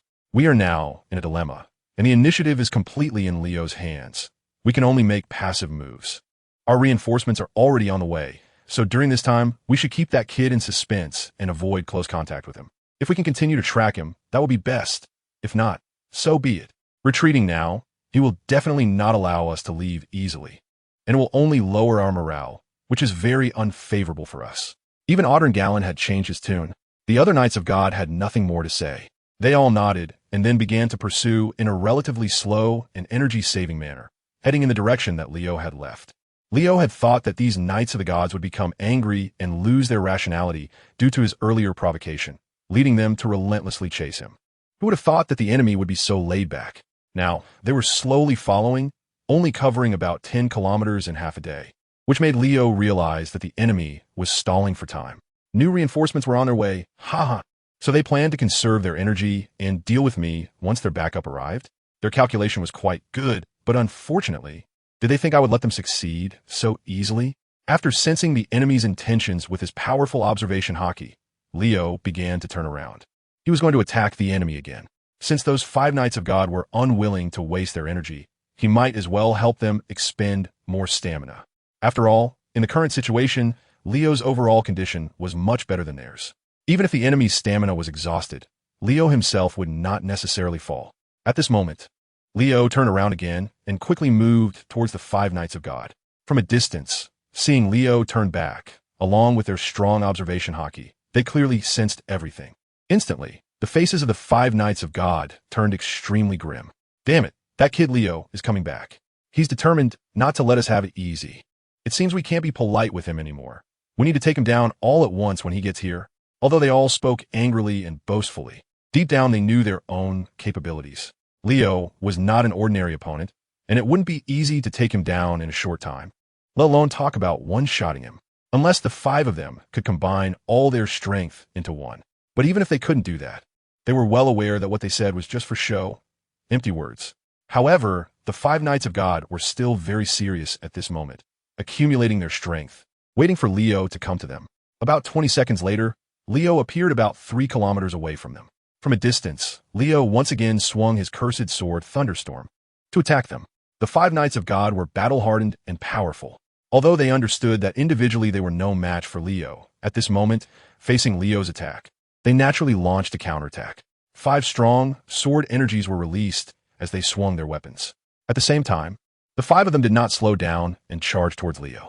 This time, they were determined to deal a heavy blow to Leo as soon as he approached, ideally taking him down right there. Seeing the 5 Knights of God rushing towards him, Leo chuckled. At this point, the distance between them was less than 1,000 meters. This distance could almost be covered in the blink of an eye. Leo laughed heartily. Are you guys planning to be turtles in your shells? Or is your stamina already running low? Do you need me to wake you up? Let me help you. While laughing heartily, Leo continuously attacked the 5 Knights of God, unleashing powerful sword energy slashes at them. They are well aware of the power of Leo's sword energy, which is not a force that any one of them can withstand alone. Therefore, at this moment, the 5 Knights of the Gods are doing their best to avoid confronting Leo's attacks head-on. They first dodged to avoid Leo's attack, then began to unleash their counterattacks. It must be said that the cooperation among the five was quite tacit, with the intensity and timing of their attacks perfectly executed. If it were an ordinary person, even against an equally matched opponent, being besieged by these five would likely not last long. Unfortunately for them, their opponent was Leo, the one who single-handedly challenged the entire Marine headquarters at Marineford and left the five strongest Marines in a state of disarray. Facing the combined attacks of the five Knights of God, Leo remained completely calm, wielding his demon sword Blue Rain with ease, unleashing slashes in response. While others couldn't withstand his attacks, he could easily block his opponent's sword energy. Thus, after a brief exchange, Leo neutralized all their offensive moves. He turned around once again, preparing to leave this place. At that moment, one of the Knights of God suddenly flashed to his rear, blocking his escape route. Leo recognized this guy. He was one of the three Knights of God who had initially pursued him, though Leo didn't know his name. However, the imposing muscles and towering height of this man, who stood a full 5 meters tall, were unforgettable. Aren't celestial dragons supposed to be arrogant? Why does your physique differ so much from that of your relatives and friends? Could it be that someone in your family is having an affair with the giants? Haha. Facing the knight blocking his path, Utavi's Dalgaran Gallant Saint, Leo remained completely unfazed and even had the time to mock him. Upon hearing those obviously sarcastic words, Utavi's Dalgaran Gallant Saint instantly became furious. Damn brat, you're looking for death. Although he wielded a weapon, Utavi's preferred to fight using martial arts. As soon as he finished speaking, he threw a punch at Leo. In an instant, the air erupted with a cracking sound. Chapter 154. Inflict 300 damage on the enemy. Self-inflict 800. Utavi's Dalgaran Gallant Saint's punch directly shattered the air, producing a deafening roar. Moreover, his powerful attack formed a visible vacuum shockwave in the shape of a fist. It was also enveloped in Utavi's formidable Conqueror's Haki. This shockwave, traveling at speeds exceeding that of sound, reached Leo in an instant. Boom! The shockwave in the form of fist struck Leo solidly. His body seemed indestructible, covered in a dark red, super strong armed Haki, which even radiated outward from his body, forming a powerful shield. Coupled with Leo's own exceptional physical qualities, he withstood the shockwave without any effect. In fact, his body didn't even sway slightly. Of course, this was just the surface impression, the most intuitive feeling. In reality, Leo wasn't able to completely negate the power of this punch. Utavi's Dalgaran Gallant Saint, on the other hand, was completely oblivious and was left dumbfounded by Leo's reaction. He stared blankly at Leo's body, which was as solid as bronze and iron, and after a few seconds, he furrowed his brow and came back to his senses. Immediately after, Utavi's Dalgaran Gallant Saint swung his enormous fist once again. In those few seconds when he was lost in thought, the other Divine Knights had already launched a flurry of attacks on Leo. This was a once-in-a-lifetime opportunity for them, a rare chance to successfully take Leo down. In less than 5 seconds, Leo alone endured at least 100 attacks. The vast majority of these were sword energy slashes. The powerful sword energy slashes were already capable of splitting gold and breaking stone, and could easily cut through mountains. With the top-tier armed color Haki of those Divine Knights added to them, their power was naturally extraordinary. Unlike the shockwave from Utavi's Dalgaran Gallant Saint's fist, after enduring these sword energy slashes, even someone as strong as Leo found it somewhat overwhelming. He already had clear, visible bloodstains on him. Although they weren't fatal wounds, Leo's stamina had certainly been depleted to some extent. Of course, the fact that he could sustain such injuries meant that the several Knights of God also paid a considerable price. Leo was not someone who would easily be at a disadvantage. Having suffered such injuries, he would certainly return the favor to those Knights of God. At this moment, aside from Utavi's Dalgaran Gallant Saint, the remaining 4 Knights of God all bore some scars, each more severe than the ones on Leo himself. Among them, the most serious one had nearly lost an entire arm due to Leo's strike. This brief confrontation had nearly scared the 4 Knights of God out of their wits. Each of them was deeply wary and no longer dared to confront Leo head-on, let alone approach him closely. They all kept their distance from Leo, each at least several hundred meters away. The first benefit of keeping a distance was to avoid close combat with Leo, significantly reducing the chances of enduring Leo's terrifying frontal attacks. As for the second benefit, it allowed them more reaction time when Leo launched his attacks. Only Utavi's Dalgaran Gallant was still unable to see the situation clearly. At this moment, he swung his fist and charged at Leo once again. Leo had already finished fending off the attacks from the other Knights of God, and suddenly unleashed an overwhelming burst of Conqueror's Haki. This Conqueror's Haki, as if it were a solid substance, formed a barrier centered around Leo's body, which could even be vaguely seen by the naked eye. Instantly, a powerful defensive barrier, completely made of a mix of Conqueror's Haki and armament Haki, expanded outward. Utavi's Dogalan Galanshang's punch struck solidly against the Haki defense barrier created by Leo. There was a dull thud. The Haki defense barrier created by Leo shattered under the attack of this top-tier powerhouse. However, Utavi's Dogalan Galanshang's own attack was completely negated. Not only that, he also felt a tingling pain in his arm, as if his muscles had completely failed him, and the bones in his arm had suffered a strong impact. The pain penetrated deep into the marrow, sharp and excruciating. Utavi's Dogalan Galanshang's pupils constricted slightly as he hurriedly withdrew his arm. At the same time, he widened his eyes in disbelief as he looked at Leo not far away. What the hell is this guy? How can his Haki level be so high? He can actually form a substantial barrier in the air to block my attack. Utavi's Dogalan Galanshang was completely dumbfounded, as their previous encounters with Leo had been very brief, essentially a phase of mutual probing.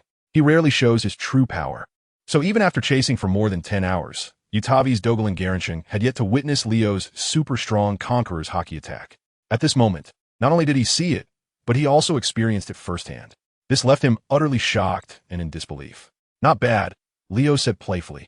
His opponent was able to withstand his Conqueror's Haki combined with the armament Haki, and with one punch, he was completely crushed. This was indeed beyond Leo's own expectations. He had to once again acknowledge the strength of these Knights of God. Although he verbally recognized his opponent's strength, Leo showed no mercy in his actions. He swung his sword. The attack of the demon sword blue rain instantly tore through the sky and struck Utavi's Dogalan Galanshang. The latter never expected that Leo would suddenly counterattack him. Caught off guard, he was hit solidly, and Utavi's Dogalan Galanshang immediately suffered severe injuries, blood gushing like a fountain. Fortunately, at that moment, his 4 companions, along with the several Knights of God who were watching closely around, launched a new round of counterattacks against Leo. Their attack drew Leo's attention and relieved some pressure from Utavi's Dogalan Galanshang. Otherwise, at this moment, Utavi's Dogalan Galanshang might have already been taken out by Leo's follow-up attack. Nevertheless, the 5 Knights of God are now filled with fear and are extremely wary of Leo. Chapter 155, each with their own thoughts. Faced with the joint assault of the other 4 Knights of God, Leo had no choice but to counterattack, defending against their attacks, while striking back to prevent them from forming a violent barrage of combos. This also gave Utavi's Dogalan Galanshang a chance to catch his breath, allowing him to escape from the grasp of death. At this point, Utavi's Dogalan Galanshang had a clearer understanding of Leo's strength, and for the first time, he felt the threat of death when facing Leo. His heart began to fill with fear. The thought of retreating became even stronger. Facing this kid alone was simply a terrifying thing. He could defeat or even kill you in the shortest time possible. I had never encountered such a terrifying opponent. He was just too strong. Not only was his attack speed incredible, but the power of his attacks was also overwhelming and impossible to withstand. He was not someone an individual could contend with. Utavi's Dogalan Galan's heart was constantly flooded with a series of fearful thoughts. Cold sweat dripped from his cheeks. He repeatedly affirmed Leo's strength in his mind, while seriously doubting and lacking confidence in his own abilities. This lack of confidence further intensified his inner fear of Leo. Cold sweat was increasing on his face, and the inner feelings of fear and hesitation were growing stronger. Fortunately, the other 4 Knights of God had not given up on resisting Leo. They were still doing their utmost to restrain him. They were even trying to defeat Leo right there. This prevented Leo from regaining his composure to deal with Utavi's Dogalan Galan Saint. After all, Utavi's Dogalan Galan Saint was a strong warrior selected and trained by the world government from among countless individuals belonging to the Knights of God. He has experienced countless battles and is accustomed to the storms. It's just that he has never encountered such a powerful being as Leo. After a brief moment of self-doubt and deep fear, Utavi's Dogalan Galan Saint quickly processed all his negative emotions. He reignited a spark of fighting spirit. After glancing at the 4 comrades who were currently engaged in a fierce battle with Leo, momentarily matching him in strength, Utavi's Dogalan Galanshang gathered his courage once again. He took a few deep breaths, forcing himself to calm down. Then, he began to launch a surprise attack on Leo from behind. He swung his enormous fists repeatedly, creating powerful shockwaves that accurately struck Leo's body again and again. Several times, Leo remained completely still. But occasionally, After enduring the impact of his shockwaves, Leo's body would sway slightly. Seeing that Leo was completely preoccupied at that moment, he could only stand there and let himself attack freely, unable to dodge at all. Gradually, Utavi's Dogelin Galansheng finally rekindled a strong sense of confidence. The corners of his mouth lifted wildly, giving off a sense of a petty person gaining success. Ha ha ha, Leo. Aren't you going to die now? You brought this upon yourself.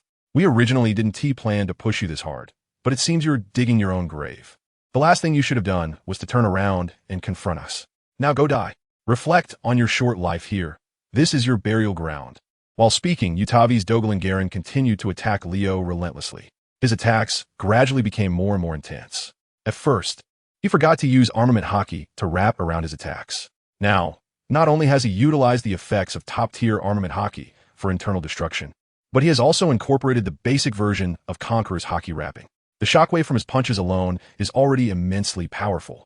With the addition of internal destruction effects from armament Haki and the wrapping of Conqueror's Haki, the power has reached a whole new level. With each strike, Utawi's Dogelin Galansheng's attacks can make Leo's body sway. He seemed to gradually see the flaws in Leo. Utavi's Dogelin, St. Galen's mouth curved upward even more, grinning maliciously. At the same time, his movements did not weaken at all. Instead, he exerted all his strength to strike. He thought he could really take down Leo right here and now. However, what he didn't know was that at this moment, Leo was intentionally enduring his attacks. Leo's purpose was simple. Anyway, for the time being, he had a considerable reserve of armament Haki, so he didn't need to worry about being unable to defend against this guy's attacks. His physical attacks posed the least threat to Leo, much less than those sword energy slashes. In that case, let him attack himself first, while Leo focuses on eliminating the other Divine Knights. Another purpose of this is that Leo wants to stimulate his body's potential by putting extreme pressure on himself. If he can comprehend new abilities under such extreme stress through his exceptional insight, that would be ideal. Especially abilities related to enhancing his domineering presence or improving his physical qualities. Of course, the best would be abilities that boost his stamina. As long as his stamina is sufficient, dealing with any strong enemy won't be a big issue. Utavi's Dogelin Garen Saint would never have thought that Leo harbored such thoughts. Not just him, but the other Divine Knights, including Odlin Garen Saint and Palacido Garen Saint, all share the same belief. They all thought that at this moment, Leo had reached a dead end facing their siege. They believed that Leo had no way to escape and could not shake off their attack. The only possible outcome now was that Leo would either be captured or directly eliminated by their combined assault. With this thought in mind, the 5 Knights of God attacked without mercy, putting forth their full strength with every strike. Sometimes, they even displayed a reckless fighting style, willing to exchange lives. For ordinary opponents, such a fighting style would surely be inappropriate and could easily lead to defeat by the 5 Knights of God. However, Leo was different. Faced with the desperate combined siege of the 5 Knights of God, Leo felt extremely happy, even excited. He wished he could endure more and greater pressure right now. This way, he could better stimulate his body, unleash his hidden potential, and grow faster. Of course, there was another very important reason. As long as the enemies didn't flee, they would at least have to die a few more. Chapter 156. From now on, it's real damage. The duel between strong individuals, especially for those with top-tier observation Haki, often makes it difficult to completely avoid the opponent's attacks hitting them. Even someone like Leo couldn't dodge every attack. After some exchanges, both Leo and the Divine Knights had sustained more injuries than before. Leo's reserves of Haki were dwindling, and the consumption rate was accelerating. This led to more and deeper sword wounds on his body. Of course, the enemies were not faring any better. Leo's Haki would be consumed, and so would the enemies. Moreover, their Haki levels and reserves were not on par with Leo's. So, at this moment, their Haki was nearly exhausted. This meant that in the upcoming battles, as long as they were hit by the opponent's attacks, whether it was Leo or the 5 Divine Knights, everyone would suffer real damage. This was a fight that could genuinely cost lives, and the real show was just beginning. This was definitely the toughest battle I have faced in all my years of life. I'm starting to want to retreat. Odlin, Utavi's Dogelin Galen couldn't help but shout at his captain. Despite his massive and muscular build, this guy was not someone who would recklessly risk his life. He inherited many negative traits of the celestial dragons, particularly an extreme fear of death. When faced with a genuine threat of death, it was inevitable to feel fear and even think of retreating. Upon hearing this, Odlin Galen's expression darkened. However, at this moment, he was also very aware of the current situation. The five of them could certainly stay and compete with Leo, continuing to fight until their reinforcements arrived. But by that time, when their reinforcements finally came, how many of the five would still be alive? And if they survived, would they be missing arms or legs? That was uncertain, because the combat power Leo displayed had far exceeded anyone's imagination. If they did not retreat and fought to the end, someone would definitely fall first. And that person could be 100% certain not to be Leo. After weighing the pros and cons, Odlin Gallon turned to look at Palicedo Gallon. He is the squad leader of another combat team. Shouldn't we consider retreating temporarily? Palicedo, this isn't a way to go on. This guy is just too strong. As soon as Odlin Gallon finished speaking, he heard Leo let out a cold laugh. Leo didn't say any sarcastic remarks either. He is currently busy launching a fierce attack on the enemy, aiming to wear them out. Trying to escape right under his nose? That's not an easy task. The second reason for Leo's cold smile is even simpler. The enemy has already begun to back down. This means their fighting spirit has been worn down. Without morale and confidence, the outcome of this battle is basically predetermined. The winner will be me, Leo thought firmly to himself. Upon hearing the words of Odlin Gallon, Palicedo Gallon turned to look towards the eastern direction of the vast sea. He then snorted coldly. I just confirmed that our people are less than 300 kilometers away from here. Everyone hold on a bit longer. They will be here soon. This time, it's the Supreme Commander of the Empty Bones leading the team personally. We will definitely not let that brat Leo escape again. This guy spoke particularly loudly, as if he was deliberately saying it for Leo to hear. In fact, he was not lying. After a series of long voyages, the warship fleet sent by the world government for support, along with another combat team from the Knights of God, had indeed approached this area. 300 kilometers is nothing on land, and even at sea, it is not considered a long distance. At the speed of those top world powerhouses, they could reach here in as little as 10 minutes. Of course, the cost they would pay is merely the consumption of some physical strength. Leo's powerful observation, Haki, could even clearly sense the presence of the approaching reinforcements at this moment. Very strong. Several of them are not inferior to the guys in front of him. In fact, some may even surpass them. Do you think you have a chance to wait for your reinforcements to arrive here? Leo smiled playfully at Odlin Gallon. Then, he swiftly used the Demon Sword Blue Rain to unleash a powerful sword aura slash. This sword aura instantly cut through the air and struck Utavis Dogalin Gallon, who was preparing to sneak attack him from behind. This time, due to the lack of Haki protection and the suddenness of the event, in an instant, Utavis Dogalin Gallon's left arm was cleanly severed from his shoulder by Leo. Utavis Dogalin Gallon was momentarily stunned. Looking at his empty arm that had separated from his body, he froze in place.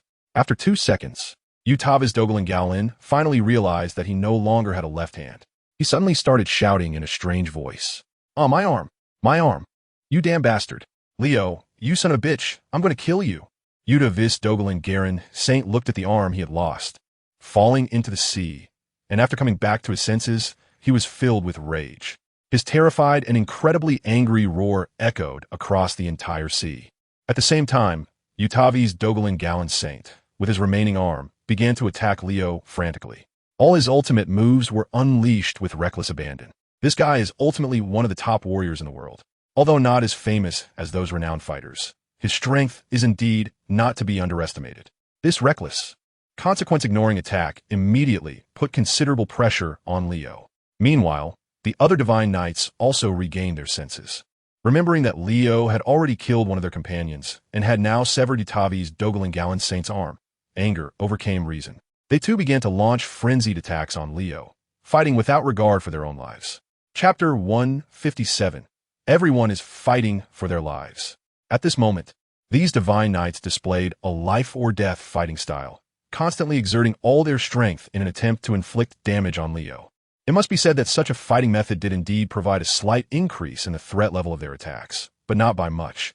For a warrior of Leo's caliber, there wasn't much difference compared to before. It was just that while they inflicted damage on their target, they would also endure more damage themselves. The reason why the Divine Knights were so crazily brave, forgetting about life and death, was certainly not just because of their anger. They also want to survive. They have already seen how ruthless Leo can be against their people, watching their companions being killed and having their arms severed. If they still hold onto the foolish idea of conserving their strength or stamina at such a time, they will definitely be next. To avoid being killed or harmed by Leo, at this moment, the 5 Knights of God began to exert all their strength. Leo's body is not truly invincible. It's just that compared to these strong individuals, he is much more special, with stronger defenses, greater resistance to blows, and more tenacious vitality. However, being besieged by 5 people and constantly enduring attacks from the enemy, each hit landing solidly on him, even Leo is starting to feel the pressure. Over time, he himself can feel the strain on his body, the clear pain radiating from within, and the feeling that his wounds are visibly splitting open is quite uncomfortable. Leo knows that the negative effects of fighting these 5 Knights of God have already appeared. Now, everyone is competing in willpower and remaining stamina, as well as their body's resistance to blows.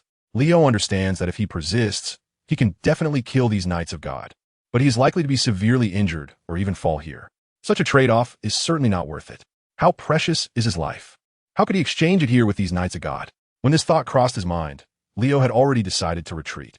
However, at that moment, the 5 Knights of God used a combined skill. Holy Cage! They positioned themselves in 5 different directions and unleashed a powerful slashing attack towards Leo. The sword energy instantly split into countless tiny sword energies. When these tiny sword energies converged from 5 different directions, they formed a radiant giant cage, completely imprisoning Leo inside. At the same time, the 5 powerful Knights of God began to use their strong Conqueror's Haki to exert pressure on Leo. This move is very similar to Doflamingo's Devil Fruit ability. It is also somewhat akin to the combined technique of Kaido and Big Mom. However, its power is absolutely not as simple as the combined technique of Big Mom and Kaido, nor is it like Doflamingo's Birdcage. Although it appears to be an attack formed from sword energy slashes, its power and toughness exceed imagination. Seeing Leo trapped inside and unable to escape, Odlin Garen let out a sigh of relief and coldly snorted. I can feel your intention. You plan to escape now, right, Leo? But it's not that simple. Since you have chosen to attack us, you are now declaring war on the world government and the Knights of God. Today, your fate will only have 2 outcomes. One is to be captured by us, and the other is to be killed on the spot. Of course, Leo did not have the leisure to listen to their nonsense.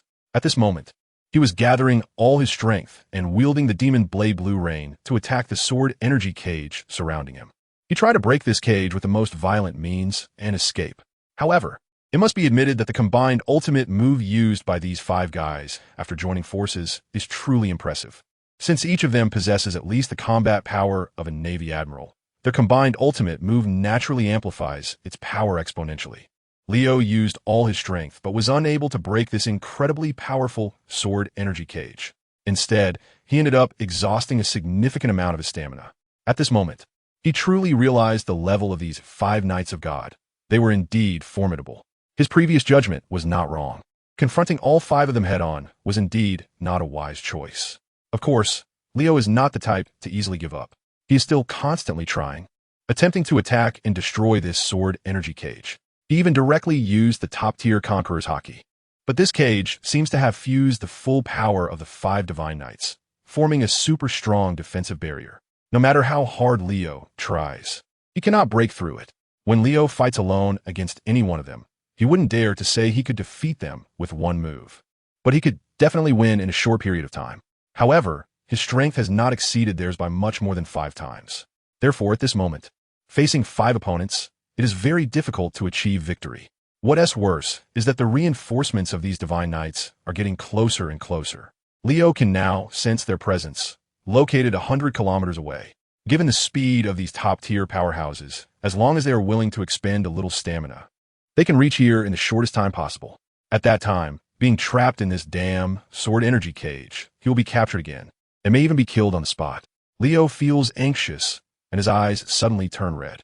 Red flames suddenly ignited on his body, followed by fiery red steam that began to rise from Leo. In that instant, the aura of Leo's body began to soar rapidly, and the momentum he exuded surpassed all previous moments. The 5 Knights of God felt as if Leo had become a different person, suddenly sharp and terrifying, and their expressions changed drastically, puzzled by the transformation. They looked at Leo in the sword energy cage with uncertainty, feeling that at this moment, Leo seemed to have transformed into the Grim Reaper from hell. Just a glance from him sent chills down their spines, making them dare not meet his gaze. But even more deadly than that was what happened next. At this moment, as red steam emanated from Leo's body, an overwhelming Conqueror's Haki naturally released. and red lightsabers shot out in all directions from Leo's body, all landing on the sword energy cage. Chapter 158, Blood Battle Mode. These red lightsabers, formed by the intertwining of red steam and Conqueror's Haki, quickly flew out in all directions, delivering powerful impacts to the sword energy cage. Immediately, the strong impact posed a serious threat to the sword energy cage. The cage, originally unbreakable and seemingly impossible to shatter, began to show signs of being shaken. Boom, boom, boom.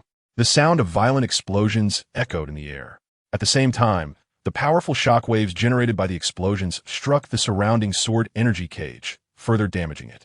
The 5 divine knights were gritting their teeth, doing everything they could to maintain the stability of the sword energy cage and prevent it from being breached.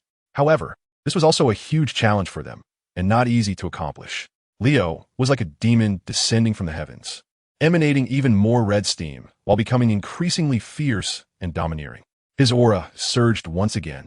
Meanwhile, the destruction effect brought by the red lightsaber, intertwined with the Conqueror's Haki, reached a new level.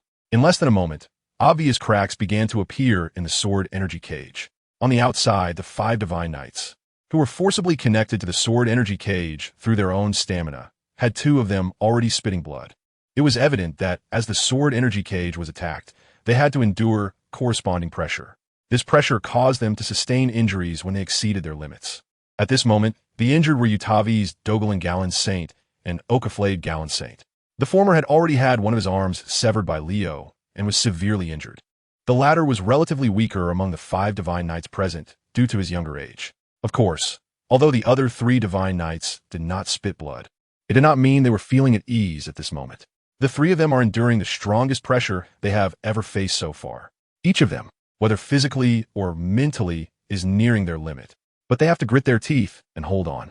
Relaxing would not only mean that Leo would successfully escape from their grasp, but could also mean that they would lose their lives. What has happened to this guy? Why has he suddenly become so strong? It seems the cage is about to be broken. Damn it, what is this state? How has his combat power increased so much all of a sudden? No matter what, we must hold our ground. If we go down, then everything is over. The 5 Knights of God are fighting fiercely, risking their entire stamina and even their lives to trap Leo here. Their reinforcements are rapidly approaching and will arrive in a few minutes. So, as long as they can hold on until the reinforcements arrive, it will be Leo who is in trouble. Leo is certainly aware of this himself. It is precisely because he knows that once the enemy's reinforcements arrive, he will suffer a huge loss. This is why Leo is now unleashing astonishing potential. In fact, the mode Leo is exhibiting now is not the first time it has appeared. When he faced off against Marine admirals such as Karp, Borisolino, Sakazuki, and Kuzan and Marineford, Leo had seen it once before. That was when the legendary Marine Karp displayed a combat mode that exceeded human limits in the face of extreme danger. At that time, Karp was also glowing red all over and continuously emitting red steam. However, this red steam was actually the result of his blood rapidly circulating and evaporating through his pores. After entering this mode, Karp unleashed a combat power that was twice his usual level, briefly suppressing Leo. Leo was inspired by Karp's combat mode, which seemed to unlock the limits of his body. He actually didn't know what was happening to him. In a moment of desperation, he automatically unlocked this ability. It might be that when faced with extreme danger, his body's potential was awakened, naturally breaking this limitation. Of course, it could also be due to his extraordinary comprehension, allowing Leo to unconsciously grasp this ability. In any case, under the current circumstances, this combat mode he activated was indeed a great help. The 5 Knights of God were now flustered and began to fall into a disadvantage. Leo was about to break free from their sword energy cage and escape. However, this lifting of limitations was equivalent to forcibly borrowing strength from his body. Although his combat power seemed to have indeed increased in the short term, it would impose unimaginable burdens on his body. Once the power boost from that state dissipated, what remained would be endless hidden injuries. At that moment, Leo had already seen through the flaws of the mode that Cap was using. He himself was quite disdainful. He never expected that he would also enter such a battle mode now. However, Leo didn't have the energy to consider the pros and cons. As long as he could survive and escape the pursuit of these Knights of the Gods, any price would be worth it. Since he was going to fight, he might as well fight fiercely. Leo gritted his teeth, and not only did his aura become even stronger, but the attacks he unleashed became more ferocious. At the same time, he activated his self-healing mode, recovering from his injuries by consuming a large amount of stamina. Faced with the increasingly frenzied and powerful Leo, the few knights of the gods immediately changed their expressions, all of them stunned. They never imagined that Leo could be so formidable. He has exceeded their expectations. Under Leo's overwhelming offensive, the powerful sword energy cage created by the five of them is starting to become unstable. Hold on. We absolutely cannot let that kid out. If he escapes, we're finished. They're less than 50 kilometers away. They must hold on and wait for their reinforcements to arrive. Leo's speed is faster than ours. We cannot let him escape, or we will never be able to catch up with him. Facing Leo, who is struggling like a trapped tiger, trying to break free from the sword energy cage, the five knights of the gods are now completely desperate. Their bodies gradually emanated a white glow, which was much dimmer compared to Leo's red light. However, this still provided them with a significant boost in combat power. Seeing that they also had such an emergency combat mode, Leo was once again surprised. Chapter 159. All at their limits. Although the combat mode exhibited by the five knights of God was not the same as the blood battle mode Leo was displaying at that moment, the increase in combat power between the two sides was completely incomparable. Nevertheless, by activating this self-consuming and high-consumption combat mode, the five knights of God still managed to slightly enhance their combat strength. This allowed them to once again stabilize the sword energy cage they had originally created, which was already on the verge of collapse from Leo's attacks. Damn it, Leo gritted his teeth. He never expected these knights of God to be so difficult to deal with. He now finally understands why the once powerful Rocks pirates suffered a great loss in God Valley. The world government's trump card is indeed formidable, worthy of being the strongest support for the celestial dragons. Leo swung the demon sword blue rain, attempting to unleash a sword chi slash to attack the sword chi cage directly in front of him. However, at the moment he swung his arm, a sudden tearing pain surged through the muscles in his upper arm. This intense pain made Leo's heart shudder slightly. He knew that his blood battle mode was about to reach its limit. His body began to show obvious backlash effects. The excessively powerful boost in combat strength was destroying this body with overwhelming force. If he didn't quickly end this mode, once his injuries became more severe, it would be uncertain whether he could leave smoothly. And the current situation was the result of Leo activating his self-healing mode at any cost. If he hadn't activated self-healing mode, his body would have already been a mess under the backlash of power by now. Incredible. You guys have actually pushed me to this extent. But you must be reaching your limits too, right? Hee, let us see how long you can hold on. Leo sneered repeatedly while gripping the demon blade blue rain with both hands, wildly swinging it forward, unleashing terrifying sword energy slashes. The powerful sword energy slashes left clear marks on the sword energy cage in front of him. However, in the blink of an eye, the slashing marks on the cage would automatically repair themselves. Clearly, these five knights of the gods were exhausting their last bit of strength, continuously reinforcing the defense of the sword energy cage and repairing the damaged gaps. Their goal is to intercept Leo and prevent him from leaving. As long as they can hold Leo back, it's a victory. For a moment, both sides are in a stalemate, unable to gain the upper hand over the other. At this moment, the support troops, personally led by Steelbone, have also arrived in the nearby waters. They are less than 30 kilometers away from Leo's location. At this moment, 3 members of a combat team from the Divine Knight Order, directly under the world government, are using the Navy's 6 style for a rapid advance. From the perspective of onlookers, their speed seemed as if supersonic fighters were sweeping across the sea, reaching the horizon in the blink of an eye. Steelbone, as the supreme commander of the entire army, had no immediate plans to engage in combat. His powerful observation Haki has clearly sensed the situation on the battlefield in the distance. Leo has demonstrated unprecedented strength. Even the aura he exudes makes him feel an immense sense of caution and even slight inner fear. However, Steelbone Kong knows that Leo is already at the end of his rope and cannot hold out for long. Moreover, the 5 divine knights restraining him are not to be underestimated. Each one is battle-hardened, well-trained, and powerful, with 3 more divine knights quickly rushing over to provide support. There are a total of 8 divine knights present. Steelbone Kong does not believe that Leo can escape from such a formidable force. That being said, he never expected that even with 6 divine knights deployed one after another, Leo would still manage to kill one of them. If he hadn't personally witnessed Leo's abilities, he would never have believed that such a powerful existence could exist in this world. It is worth noting that before this, no strong individual has been able to withstand the combined assault of 2 Marine admirals at the same time. Even the legendary rocks could not do it. Steelbone Kong repeatedly thought in shock. After carefully sensing for a while longer, he slowly took out his Din Din Mushi and called the 5 elders in Mary Geos. Steelbone, the Din Din Mushi came at just the right time.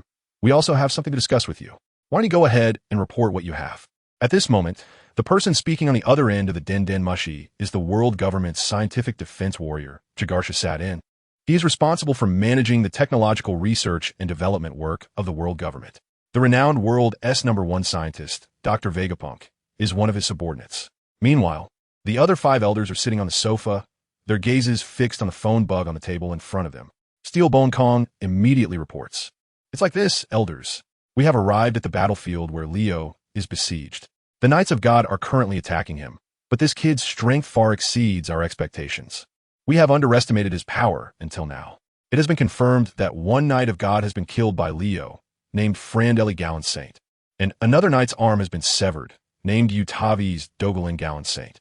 Our latest dispatched 3 Knights of God are about to reach the battlefield. However, elders, I have lived for 80 years, and I have never seen anyone with such terrifying strength. I don't know what kind of secrets and potential Leo has hidden. Considering his age, Steelbone Kong's words were interrupted directly by the 5 elders. The one who interrupted him was the scientific defense warrior, Jagarsha Saturn Saint. The latter calmly asked, Kong, what exactly do you want to say? Steelbone Kong replied, what I want to say is that Dr. Vegapunk has recently been researching experiments on bloodline factors. Perhaps we shouldn't kill Leo directly. Instead, we could let Dr. Vegapunk study Leo's bloodline factor. If we can clone Leo's bloodline factor and use his lineage to create a corresponding seraph, wouldn't that mean we would have a powerful force to counter Leo in the future? Steelbone Kong directly shared his inner thoughts with the 5 elders. As one of the powers second only to the 5 elders within the world government, he certainly knows about the secret seraph project being developed by the world government. Chapter 160, Life or Death.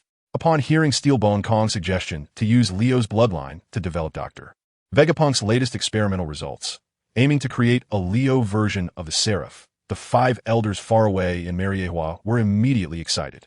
Their pupils lit up simultaneously, and they exchanged a glance, seeing a burst of heat in each other's eyes.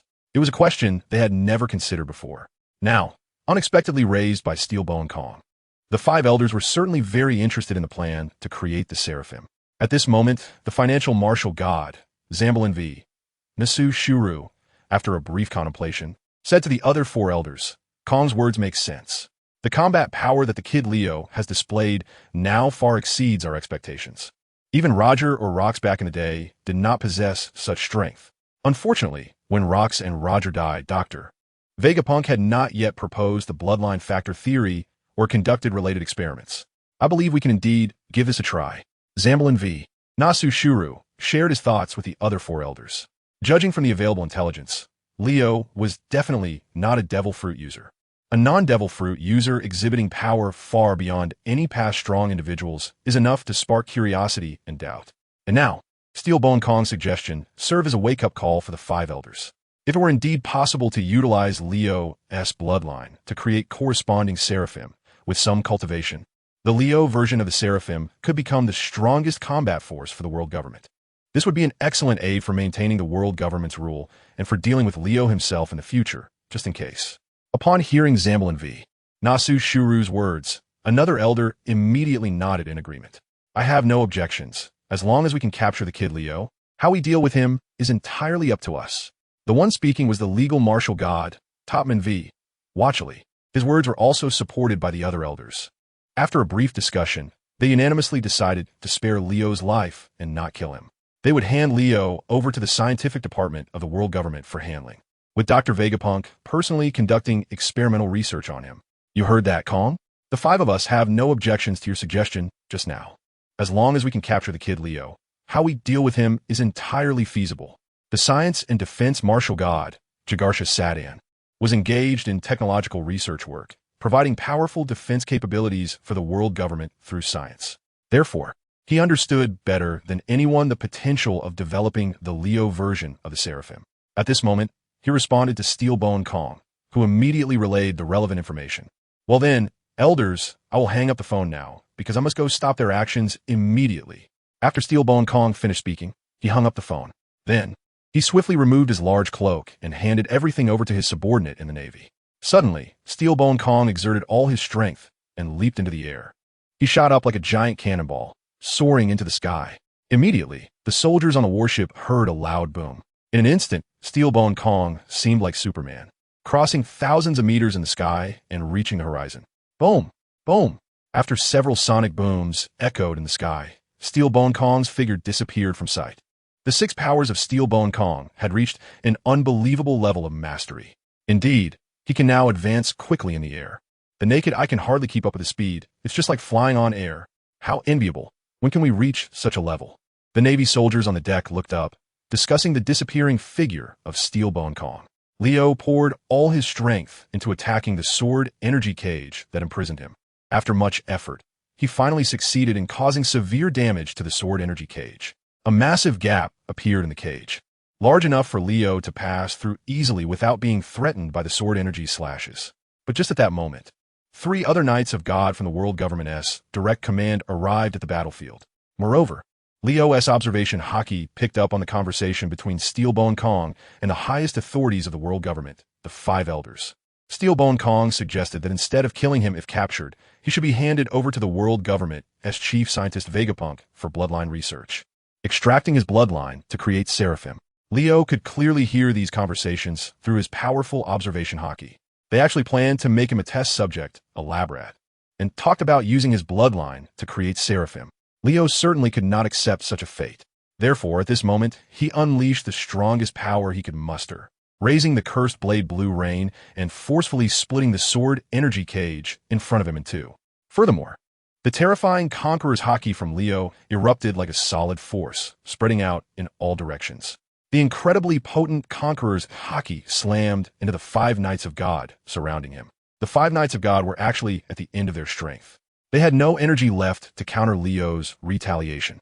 After being hit by this powerful burst of Conqueror's Haki, the 5 of them spat blood and were sent flying. However, just as Leo was about to turn and leave, he was intercepted in the center by 3 figures that arrived later. Leo, your end has come. Surrender here obediently, or you will suffer more pain. The 3 Knights of God who had just arrived on the battlefield exuded a long-lasting aura and remained calm. Compared to the injured Leo, they were indeed very strong, beyond what Leo in his current state could defeat. Heh! Leo smirked contemptuously, smiled at the Knight of God speaking opposite him, and raised his middle fingers at them. Chapter 161, Trapped in Despair. Although the 3 newly arrived Knights of God did not understand the exact meaning of Leo's gesture, they could all tell that it was an insulting action towards them. The one in the middle, named Dambulan, snorted coldly, glaring at Leo as he said, Leo, it seems you are refusing a toast and insisting on drinking a penalty drink. Since that's the case, you can die here. After saying that, he immediately attacked Leo. In an instant, he exerted his strength and disappeared from Leo's sight. The next second, he appeared right above Leo, his right fist coming down like a steel cannonball, straight towards the top of Leo's head. This punch was incredibly vicious. Before the fist even hit Leo, the shockwave generated had already created a powerful destructive force. If an ordinary person were to be attacked by such a punch, even if they were not directly hit, just being brushed by the shockwave would likely leave them unable to recover. However, at this moment, Leo seemed completely unfazed and effortlessly dodged the opponent's deadly punch. Although he had exhausted a lot of stamina and was injured, his speed was still intact. The ability he gained from understanding Borsalino's speed was not something that would simply disappear. How could it? Dambulan widened his eyes in disbelief, looking incredulously at the target that had vanished before him, feeling an overwhelming shock within. His punch was initially full of confidence. He thought that just one move would be enough to incapacitate the kid Leo, after which he could easily kill him. Who would have thought that Leo would evade his lethal attack so easily? The punch from Dambulan generated a shockwave that instantly struck the sea below. With a thunderous roar, towering waves over 100 meters high were sent crashing upward. After a massive spray of water shot high into the air, it came crashing down heavily. This was followed by even more earth-shattering sounds. The entire sea became turbulent, with waves surging hundreds of meters high due to the power of his punch, which resembled that of cannonball. At this moment, witnessing Dambulan's saint's failed strike, the other 2 Knights of the Gods also slightly narrowed their eyes. Clearly, they did not expect that Leo in this state, could possess such formidable combat power. The two were named Doppelmann Sola Saint and Sahalbazin Panda Saint. The two of them, like Altafla Dambrin, are no longer relatives of the commander of the Knights of God, Fagelan Gallon, but come from another celestial dragon family. However, to some extent, they still have some connections with Gallon's family. Moreover, they share a common characteristic. Their combat power is exceptionally strong, each at least on par with the level of a Navy Rear Admiral. In fact, many of them have already reached the level of Navy Admirals. Therefore, at this moment, the three Knights of God, in their prime, posed a serious threat to Leo as they simultaneously launched their attacks. Just as Leo had dodged Altafla Dambrin's attack, he was immediately besieged by the combined efforts of the other two Knights of God. With a loud bang, Leo was caught off guard and struck by the sword energy of one of them, resulting in severe injuries. Fortunately, even in such a disadvantageous position, Leo did not give up resisting. At the most critical moment, he avoided a fatal blow, preventing the enemy from inflicting more serious damage on him. However, despite this, Leo still suffered significantly. The previous strike left him with a half-meter-long wound, with blood gushing out. What was even more dire was that at this moment, a third Knight of God launched a sneak attack on Leo, delivering a powerful kick to his body. There was another dull thud. Leo's body flew like a cannonball, instantly propelled several hundred meters away. Yet it was clear that these three Knights of God had no intention of letting Leo go. They caught up with him quickly, and before Leo could react, they struck again. This time, Leo lost the opportunity to take the initiative and completely fell into a disadvantageous position, only able to be suppressed and attacked by the enemy. After enduring 3 consecutive attacks, Leo's body was already severely injured, with blood gushing out like a fountain. He felt it all over, the only death threat he had experienced so far. A wave of dizziness washed over him, his heart raced. The intense pain in his body made Leo almost faint several times. Is this really where I'm going to die? Leo lamented in his heart. He never expected that the enemy would have reinforcements coming, and that they would be just as powerful. Now, he was already at the end of his rope and truly had little energy left to continue fighting them. Today, he feared he would not escape his fate. But what Leo didn't know was that at this moment, the few Divine Knights were even more shocked than he was. The 3 Divine Knights understood better than anyone that Leo had just endured 2 fierce battles. The first battle took place at the Navy headquarters in Marineford.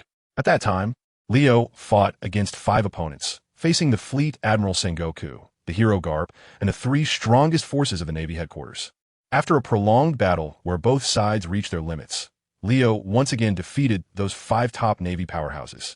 They even gathered Navy Vice Admirals and Rear Admirals to deal with Leo. In such a situation, Leo was still able to escape with his life, nearly managing to get away. Only those who truly reached the pinnacle of power in the world could understand how difficult this was.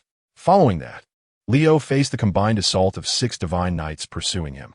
Not only did he nearly escape again, but during this day and night of pursuit, Leo even killed 1 Divine Knight and severely injured the other 5. This was yet another unbelievable and unimaginable battle outcome. After experiencing these 2 battles in succession, Leo was still able to resist the combined assault of the 3 of them at this moment. The 3 newly arrived Divine Knights even failed to eliminate Leo instantly, preventing him from losing his combat capability or being killed. This was yet another aspect that was astonishing and deeply shocking. In other words, Leo was simply too powerful. If he hadn't reached such a desperate situation today, it would have been quite difficult to take him down. Chapter 162, A Life Hanging by a Thread, A Critical Moment. Facing the combined assault of the 3 newly arrived Divine Knights, Leo found himself in a perilous situation. Nevertheless, he persisted, enduring damage. Yet he had not been defeated by those 3 Divine Knights. It was precisely because they saw Leo's tenacity and indomitable will, along with his incredible strength, that the 3 Divine Knights were deeply shaken. At the same time, they made up their minds to eliminate Leo here. They absolutely could not let this kid escape. Otherwise, it would be trouble. Understood? They would definitely not let him leave. In that case, to ensure nothing went wrong, they decided to use that special move. After some discussion, the 3 Divine Knights resolved to unleash their ace in the hole, using a powerful fusion technique against Leo. They believed that as long as they executed that move, Leo would surely be defeated in one blow. However, just as the 3 Divine Knights prepared to unleash their fusion technique and launch a devastating attack on Leo, suddenly a figure appeared like lightning, stepping through the air. At the same time, a loud shout rang out, stopping them just before they could truly attack Leo. Wait, "Do not kill Leo yet." This thunderous voice, which erupted like a rolling thunder, belonged to Steelbone Kong, the supreme commander of the world government's entire military. He came to stop these Knights of God from killing Leo at the command of the 5 Elder Stars. Upon hearing Steelbone Kong's order, the 3 Knights of God exchanged puzzled glances, and their movements naturally slowed down a beat. It was this slight hesitation that gave Leo a good opportunity to escape. Without saying a word, he turned around and ran away. However, before Leo could escape far, he was suddenly intercepted by a figure that appeared out of nowhere. At the same time, the opponent's enormous fist came crashing down directly towards Leo's face. With a thunderous boom, Steelbone's punch was truly earth-shattering and soul-stirring. He had long known that Leo was powerful and very difficult to deal with. So from the very beginning, he used all his strength. This punch not only crushed the air and tore the sky, but also left obvious deformation marks on Leo's body. After Leo took the punch head-on, he immediately felt stars in his eyes and was dazed, as his body flew backward like a cannonball. After flying several thousand meters, Leo's body crashed straight into the sea. With a thunderous boom, it was as if a deep-water bomb had detonated. Upon falling into the sea, Leo violently shattered the calm surface, creating towering waves over 100 meters high. At the same time, the sea was left with a massive pit over 300 meters in diameter from his impact.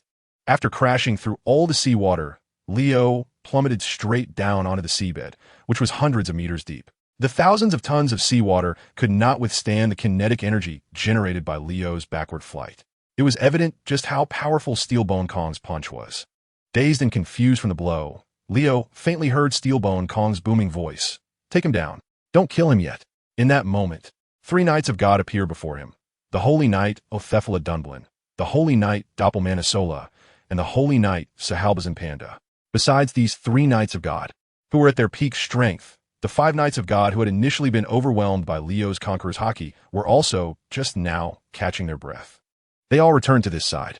The 8 Knights of the Divine surrounded Leo, their eyes fixed on him like hungry wolves. Leo had just used the blood battle mode, which severely backfired on him, worsening his injuries.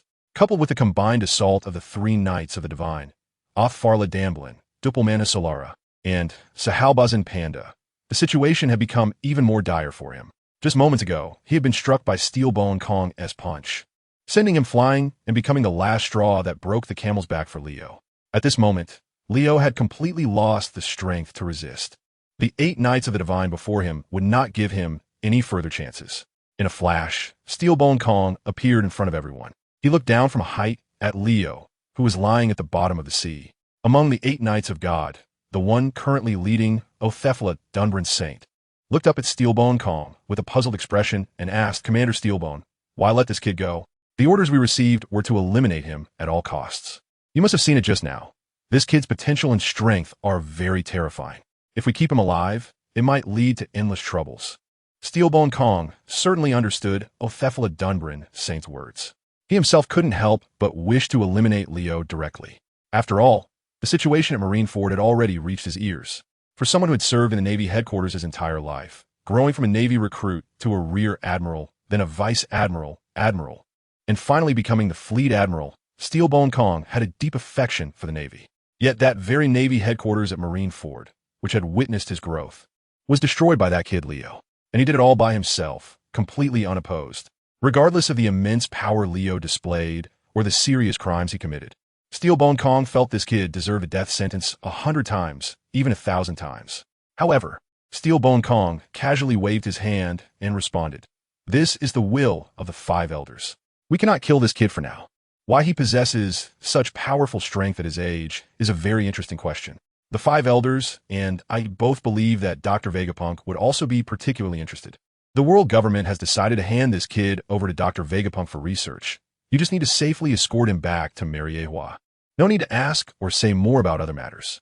Although he was facing the Celestial Dragons, Steelbone Kong's position was actually higher than these God Knights. He was on par with the commander of the God Knights. So even these God Knights of Celestial Dragon descent had to lower their heads before him. Hearing Steelbone Kong's orders, the 8 God Knights could only nod. Chapter 163. Not a second to relax. Leo had already known about Steelbone Kong's plan. At that time, he used his powerful observation Haki to hear the entire process of Steelbone Kong's phone call with the 5 elders of the world government. So at this moment, hearing Steelbone Kong say he would hand him over to the world's #1 scientist, Dr. Vegapunk, for bloodline research, made Leo feel little reaction. They even planned to use his bloodline to create a corresponding seraph. The 8 God Knights, upon hearing Steelbone Kong's words, all looked down at Leo, who was suppressed and unable to move. You really are lucky. If Fleet Admiral Kong had arrived just 1 or 2 seconds later, you would have been done for. The one speaking was Alt Faradambrin. Hearing his words, Leo merely sneered. If you want to kill me, just do it. No need for so much talk. Leo was indeed in the hands of these guys now. The God Knights were as formidable as their reputation suggested. Additionally, Fleet Admiral Steelbone Kong's strength was indeed extraordinary. However, this outcome might not be a bad thing for Leo. First of all, Leo had now confirmed that he was not in immediate danger, because these guys planned to hand him over to Vegapunk for the development research of the Seraphs. This meant that from here back to Mariehua, he still had quite a bit of time to recover, and Leo's self-healing ability was no joke. As long as he was given enough time and enough stamina, he could recover from non-lethal injuries perfectly. Once his injuries and stamina were restored, he would have plenty of opportunities and ways to escape their control. Anything that cannot kill me will only make me stronger. Leo silently encouraged himself in his heart. One of the benefits of his current situation is that he can come into contact with geniuses like Vegapunk. With his extraordinary understanding, it's possible that when he meets Vegapunk, he might gain some insights that would be helpful to him. In fact, even without meeting Vegapunk, Leo has already made some gains. He realized this during the battle with the 3 new Knights of God just now. Additionally, the punch he received from Steelbone Kong also gave Leo a moment of insight. What exactly it is remains unclear. He just feels that there is some information in his mind that is about to surface. Unfortunately, his body is too severely injured to continue fighting those guys. Otherwise, Leo is confident that he could comprehend the remaining information all at once and achieve new growth. While Leo was lost in thought, one of the Knights of God suddenly took out something and exerted force. A powerful armament Haki immediately covered that object and directly stabbed into Leo's body. An incredibly familiar sensation emerged. A wave of intense dizziness and drowsiness hit him. This was the effect of a super strong sedative. Leo, feeling hazy, barely lifted his head to look at the Knight of God who had used the super potent sedative on him, illuminating. Currently, only these 3 new Knights of God could use armament Haki to do such a thing to him. The other Knights of God, who had already been heavily injured, had completely exhausted their armament Haki. Without the enhancement of armament Haki, a regular syringe's needle strength would never be able to penetrate Leo's physical defenses. Let us go. Take him back. Confirming that Leo had lost his combat ability and resistance, completely affected by the super strong sedative, illuminating called out to the other Knights of God. Doppelmanyasola and Saharbazan Panda immediately flanked Leo, turning to walk through the air towards the direction they had come from. Over there, the warship they arrived on was gradually approaching, coming into view. Meanwhile, Steelbone Kong took out a Din Din Mushi to report this news to the 5 elders of the world government.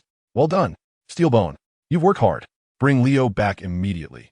Vegapunk is already waiting here. Additionally, we have dispatched warships to pick you up. The 5 elder, Jagarsha sat in, was in a good mood, praising Steelbone Kong and all the Knights of God. However, Steelbone Kong was not as optimistic as the 5 elders on the other end of the Din Din Mushi. He glanced seriously at Leo, who was unconscious and bound with chains on the deck, but he dared not relax at all. This kid had previously escaped from Borsalino, and even in a severely injured state, they must not let their guard down. From this moment on, the 2 of you must be on high alert for him. It's best to keep your eyes on him day and night. If there is any sign of trouble, take emergency measures immediately. After Steelbone Kong finished speaking, a naval colonel beside him brought over a box of powerful sedatives. The other 5 Knights of God were receiving treatment from the ship's doctor. Atfa Dambulan Saint, Doppelmanyasola Saint, and Saharbazan Panda Saint each took 2 powerful sedatives and stored them away. They kept these as a backup, so they could act against Leo at any time, using the powerful sedatives to suppress him. Leo had not only escaped from Borsalino before, but had also managed to evade the top-tier forces of the Navy headquarters, including Sengoku and Garp, on 2 occasions. Even when imprisoned in ImpelDown, he was able to escape successfully. Therefore, from this moment on, the 3 of us will take turns watching him, and we must not be distracted for even a second. Atfala Dambulan Saint personally stepped in to participate in the guarding task. The other Knights of God had no objections. At this moment, it was Steelbone Kong's turn to express himself. I will also keep an eye on Leo's situation at all times. In short, this time, we absolutely cannot let this kid escape from our hands again. He must face the judgment he deserves. Upon hearing this, the remaining 4 injured Knights of God, except for the one-handed Utavi's Dogalin Garen Saint, gathered around. Although they were injured, it was mainly due to excessive physical exhaustion. As long as they received simple treatment, they would be able to recover enough stamina. With their physical strength, they could recover quickly. Therefore, the few of them naturally joined the task of guarding Leo.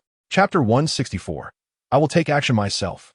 As Steelbone Kong and several Knights of God escorted the rearrested Leo to the Holy Land Mary Geos, on the other side, at the Navy headquarters Marineford. A Navy warship slowly docked at the shore of Marineford. On the deck, former Admiral Zifa was standing with his arms crossed, looking solemnly at the scene before him. The once powerful and magnificent Navy headquarters Marineford now had almost all its warships destroyed and vanished. But even more incredible was that the entire Marineford was now in ruins. A sight of devastation. After the warship docked, Zifa leaped off directly onto the shore. He strode towards Sengoku and the others not far away. Sengoku, what exactly happened to Marineford? What is going on? Why has Marineford turned into this? Since retiring to his secondary position, Zephyr had taken on the role of a trainer at the Navy training ground, specifically responsible for training new recruits. He was not here when Rayleigh attacked Marineford. So until now, Zephyr still did not know what had happened here. Hearing Zephyr's inquiry, Sengoku and the others turned to look at him. At this moment, Zephyr asked again, could it be that that white-beard guy came to Marineford to cause trouble? As he spoke, Zephyr clenched his fists. In his memory, the only ones capable of causing such severe damage to Marineford were probably only a few individuals in the world. Among them, the most likely was, of course, Edward Newgate, known as the strongest man in the world. The power of Whitebeard's Gura no Mi is the strongest of the Logia type, capable of triggering earthquakes, tsunamis, and other effects comparable to natural disasters. Just by looking at Marineford's current state, it probably wasn't much different from an attack by Whitebeard. However, what made Zephyr frown and feel puzzled was that at that moment, Sengoku, Akainu, Kizaru, and Kazan all had significant injuries. The other Navy soldiers also showed varying degrees of damage. Even the legendary Navy figure, Garp, was nowhere to be seen. All these signs indicated to Zephyr that the battle that had occurred in Marineford was likely not that simple. If it was just Whitebeard attacking Marineford alone, it would be absolutely impossible to cause such destruction. After all, Sengoku and the 3 admirals were present here. It wasn't Whitebeard who attacked Marineford, but that kid Rayleigh. Sengoku responded solemnly. Rayleigh? Zephyr's eyes narrowed slightly. Isn't that kid already imprisoned in ImpelDown? He still doesn't know what's happening here, nor that Leo has escaped from ImpelDown. After all, he has retired to a secondary position and rarely participates in direct naval operations anymore. Additionally, the world government has intentionally kept this information under wraps, so it's only natural that Zephyr is unaware. Mr. Zephyr, Leo just broke out of ImpelDown not long ago. The world government didn't inform everyone to conceal the truth. Everything here was caused by Leo, and we are very ashamed that even with everyone acting together, we couldn't stop his reckless actions, Kazan explained to Zephyr. When he first joined the Navy, he received personal guidance and training from Zephyr. So, for Kazan, Zephyr can be considered one of his mentors. Of course, besides Kazan, the current 3 admirals of the Navy headquarters, Akainu and Kizaru, are also Zephyr students. They are just a year older than Kazan. As Kazan and the others clarified the sequence of events, Zephyr's fists were tightly clenched. I haven't participated in pirate suppression for decades, and I never expected that pirates have become so rampant now. Sengoku, has your reputation or strength become insufficient to deter these pirates? If that's the case, then I'll personally take action, Zephyr said angrily, his fists clenched and spitting as he spoke loudly to Sengoku and the others in front of him. The thing he hated the most in his life was pirates, because many years ago, his wife and family were killed in an attack by pirates. If it weren't for Admiral Steelbone Kong's strong persuasion to keep him and arranging for him to become an instructor at the Navy Academy, Zifa would probably have left the Navy by now and become a hunter specifically targeting pirates. When Zifa mentioned he would personally deal with Leo, Sengoku's expression changed slightly. He hurriedly spoke to stop Zephyr. Zephyr, this matter has already been taken over by the special forces of the world government, and we no longer need to handle it. You don't have to intervene. Sengoku said this, and Zephyr was slightly taken aback. As a former admiral of the Navy headquarters, Zephyr certainly knew some information about the secret forces of the world government. However, he didn't know enough. After his eyes darted around, Zephyr said in a deep voice. So, the world government has successfully captured that kid Leo, right? We are still waiting for news. This will also determine whether Marineford will be rebuilt or if the Navy headquarters will relocate to the new world. Sengoku replied. At this moment, Kizaru also spoke up, reminding Zephyr, Mr. Zephyr, the strength of that kid Leo is extraordinary. He is not someone anyone of US could defeat alone. But when he attacked Marineford, he was already severely injured and chose to flee. I believe he won't be able to escape from those guys pursuing him from the world government. As one of his most proud students, Kizaru's words made Zephyr feel a little better inside. He has certainly heard about how Leo almost managed to escape when faced with the combined assault of 5 top-tier powerhouses: Sengoku, Carp, Sakazuki, Burgess, and Kazan. 5 of the strongest fighters joined forces to take down a brat, and that brat almost got away at the last moment. Zephyr has yet to experience such a battle. He naturally understood that Leo was not an ordinary opponent. He never expected that such a guy would suddenly appear in the world. What is the background of this Leo kid? Have you figured it out? Zephyr suddenly couldn't help but ask. Upon hearing this, Sengoku shook his head with a serious expression. When we captured him, we tried many methods to interrogate him, but none were effective. He revealed nothing. We can only speculate that he is likely a descendant of Roger. As soon as Sengoku finished speaking, the din mushy in his pocket rang. Chapter 165, Rebuild Marineford. With Sengoku's words, Zephy's brows slightly furrowed. Although he no longer participated in any battles against pirates and was solely responsible for training new recruits in the Navy, he was not completely isolated from the outside world. Moreover, with the notorious reputation of the Pirate King Roger, Zephyr certainly knew who he was. Roger's bloodline? No wonder he has already committed such crimes at such a young age. These pirates truly deserve to be killed. They should all be exterminated. Zephyr's temperament had changed drastically many years ago due to the slaughter of his family by pirates. He once dealt with countless pirates using his formidable armament Haki and powerful physical skills, but he never went so far as to kill those pirates. Unfortunately, such mercy did not earn him the gratitude of the pirates. Nowadays, everyone present is well aware of Zephyr's temperament. They knew that Zephyr's hatred for pirates had reached its peak, and they were unwilling to say much to him to avoid further provoking him. Just as Zephyr was responding to Sengoku, the transponder snail in Sengoku's pocket also rang, with a familiar sound of bloop bloop. Sengoku immediately took out the transponder snail to answer.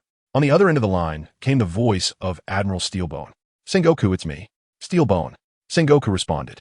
The other strong individuals present also perked up their ears upon hearing Steelbone's voice. Everyone was curious about what Steelbone wanted to say at this moment.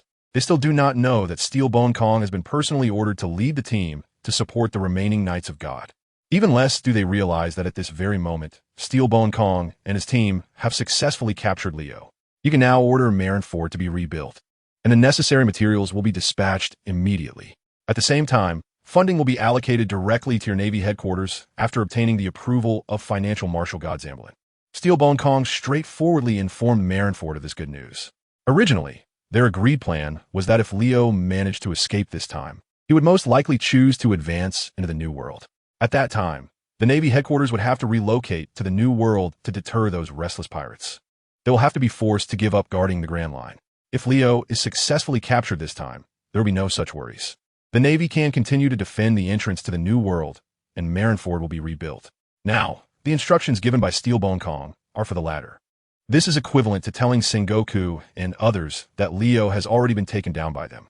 However, despite being excited, Sengoku still cannot believe this fact. He couldn't help but ask Commander Kongu, does that mean the kid Leo has already been captured?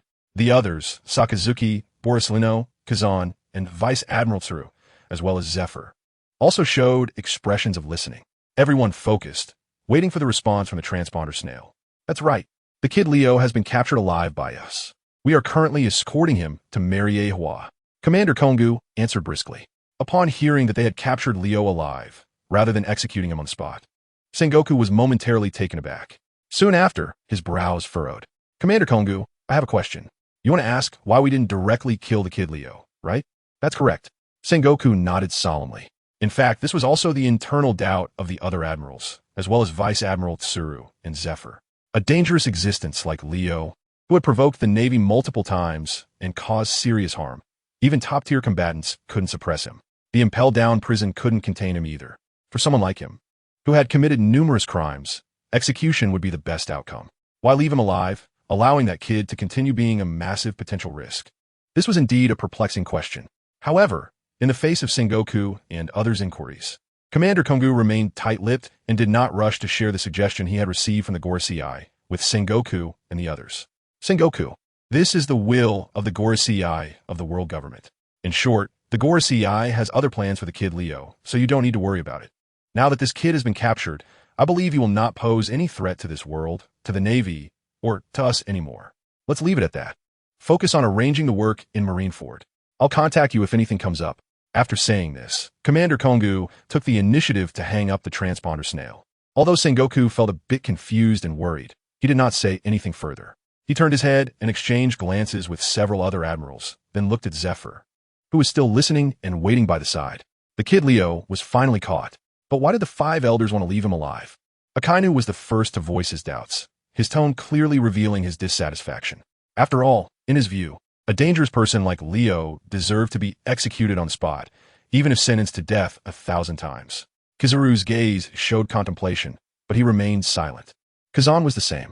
You don't need to guess wildly. In any case, since the 5 elders of the world government arranged it this way, they must have their own reasons. The most important thing now is that the kid Leo has been taken down. At least he will no longer be a threat to us, and everyone can return home to recuperate with peace of mind. I'll assist Sengoku with the reconstruction work of Marineford. Admiral Tsuru reassured the 3 admirals, and this statement was also directed at Zephyr.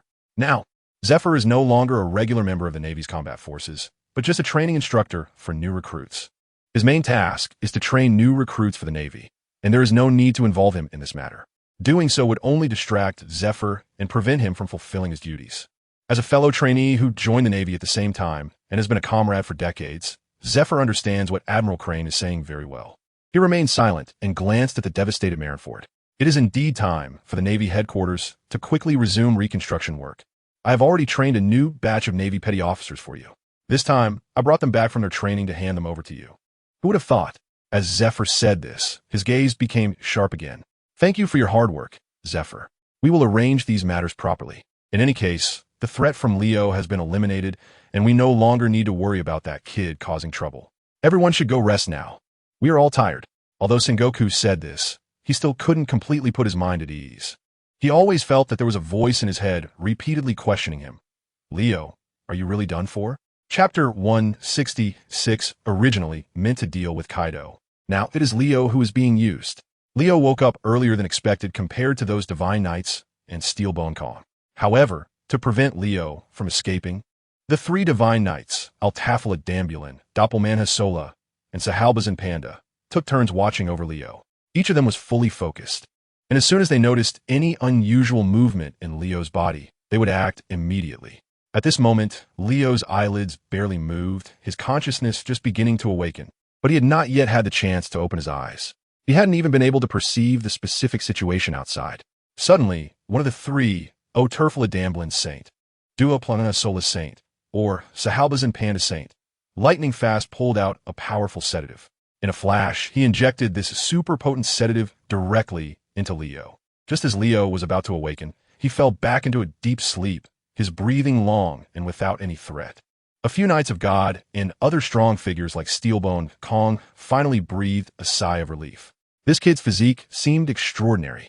The super potent sedative invented by Vegapunk actually failed to keep him down before its intended effect was fully realized. Luckily, we were well prepared. Oturfala Damblin Saint spoke of the earlier incident, still feeling a lingering fear. Although they hadn't fought Leo for long at this moment, each person's heart was deeply wary of Leo's power. The 5 severely injured Knights of God had the most say about Oturfala Damblin Saint's words. In about half a day's time, we will meet with the reinforcements arriving, and by then, we will be more secure. Steelbone Kong frowned. After speaking, he took a deep look at the deeply asleep Leo, who was tightly bound and heavily guarded. Steelbone Kong couldn't help but sigh inwardly. To be besieged by so many top-notch strong beings and guarded as if facing a formidable enemy, this kid is truly the first in history. About half a day later, Steelbone Kong and the others' fleet successfully met up with the support fleet sent by the world government. This time, to ensure nothing went wrong, the world government not only sent more powerful reinforcements, but also brought along a super prison ship personally designed and built by Vegapunk. This super prison ship was different from other large Navy prison ships.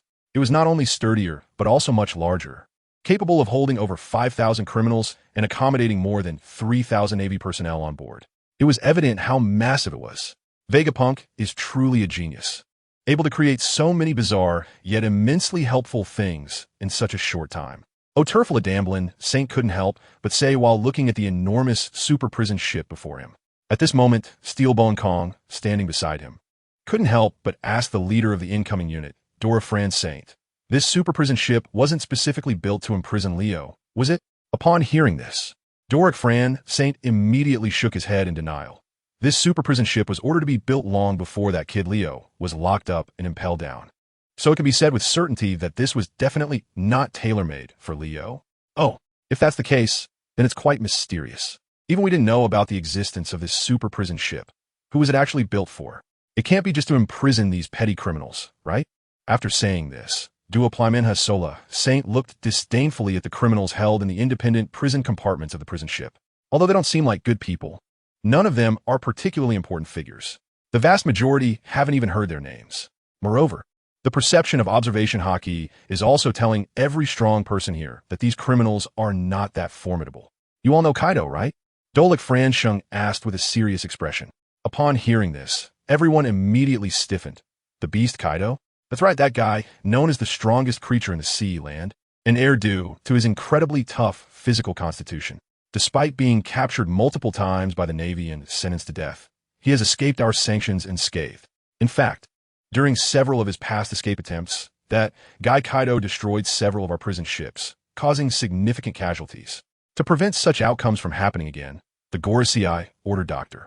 Vegapunk to secretly design and build this super prison ship. This super prison ship, as you can see, is entirely made of sea prism stone. Dolik Franchong, as the head of the super prison ship, is currently explaining the ship's background to everyone in detail. After listening to his explanation, everyone understood why the world government built this massive structure. The main structure made of sea prism stone can indeed effectively restrain devil fruit users, coupled with high-strength alloys. This super prison ship has become virtually indestructible. Even a monster like Kaido wouldn't be able to destroy it. Once caught, that guy probably wouldn't be able to escape. Unfortunately, Dolik Fran Shung shook his head in regret. Ever since this super prison ship was completed, that guy Kaido has become much more subdued. He hasn't come to provoke us, which is why we haven't caught him again. However, today a more heavyweight individual is imprisoned here. The kid Leo being trapped here also serves as a good justification for the creation of this super prison ship. Hearing him say this, the other knights of God fell silent. Steelbone Kong then crossed his arms and said in a deep voice, the kid Leo won't be held here. Once we reach the red line, we'll hand him over to Dr. Vegapunk. At that time, it seems we'll have to escort this kid ourselves. Dolik Franchung had already heard some information when he was ordered to come and provide support. However, he wasn't clear on the Gorosei's specific arrangements for Leo. At this moment, he didn't ask further. Seeing that Steelbone Kong had said so, he nodded and then ordered his men to turn the ship around and leave, heading towards the red line. Meanwhile, on the other side, Vegapunk's clone had also arrived at the red line. Chapter 167, Vegapunk takes over. Although the super prison ship is enormous, several times the size of a normal warship, its power is very strong, and its sailing speed is even faster than that of ordinary warships. After about a day's continuous sailing, the super prison ship finally arrived at the red line smoothly. The three currently in the best condition among the Knights of God, Odorfera Damblin, Doppelmanha Solash, and Sahalbazin Panda, along with the original strong individuals of the super prison ship, were responsible for guarding Leo by the sea. Steelbone Kong and the other Knights of God returned to Mary Geos to meet the Gorosei, personally report on their work, and hand over new tasks. About 2 hours later, a tall and uniquely shaped figure descended from Mary Geos under the escort of 6 Knights of God. This figure was none other than the world government's top scientist, Vegapunk's clone, named Shurja. Shurja had received the Gorosei's personal approval to take Leo back to his research base for study. However, Steelbone Kong did not accompany him this time. As the supreme commander of the world government's military, Steelbone Kong needed to stay at Mary Geos to oversee operations. Following the 6 Knights of God, Shurja boarded the super prison ship and, in the central area of the top-level prison, saw the unconscious Leo. Doctor, this kid is currently in an unresponsive state. You could take research actions on him at any time. It will be troublesome if he wakes up. Farah Damblin reminded. Upon hearing this, Shurja nodded, calmly approached. And after inspecting Leo for a moment, he took out a small knife and gently made a cut on Leo's body. However, to Shurja's surprise, Leo's body felt as hard as steel. His sharp scalpel left no scars at all. Doctor, this guy's body is as hard as iron, with incredibly strong defenses. Let me handle it. Just tell me what to do, and I'll take action for you.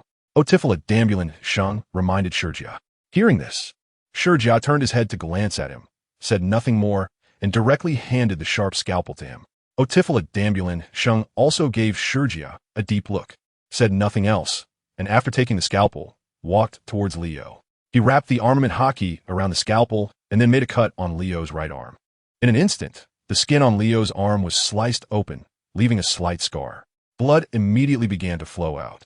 That's enough, Shurja said calmly as he stepped forward, took out a small test tube, and collected some of the blood flowing from Leo's arm before sealing it.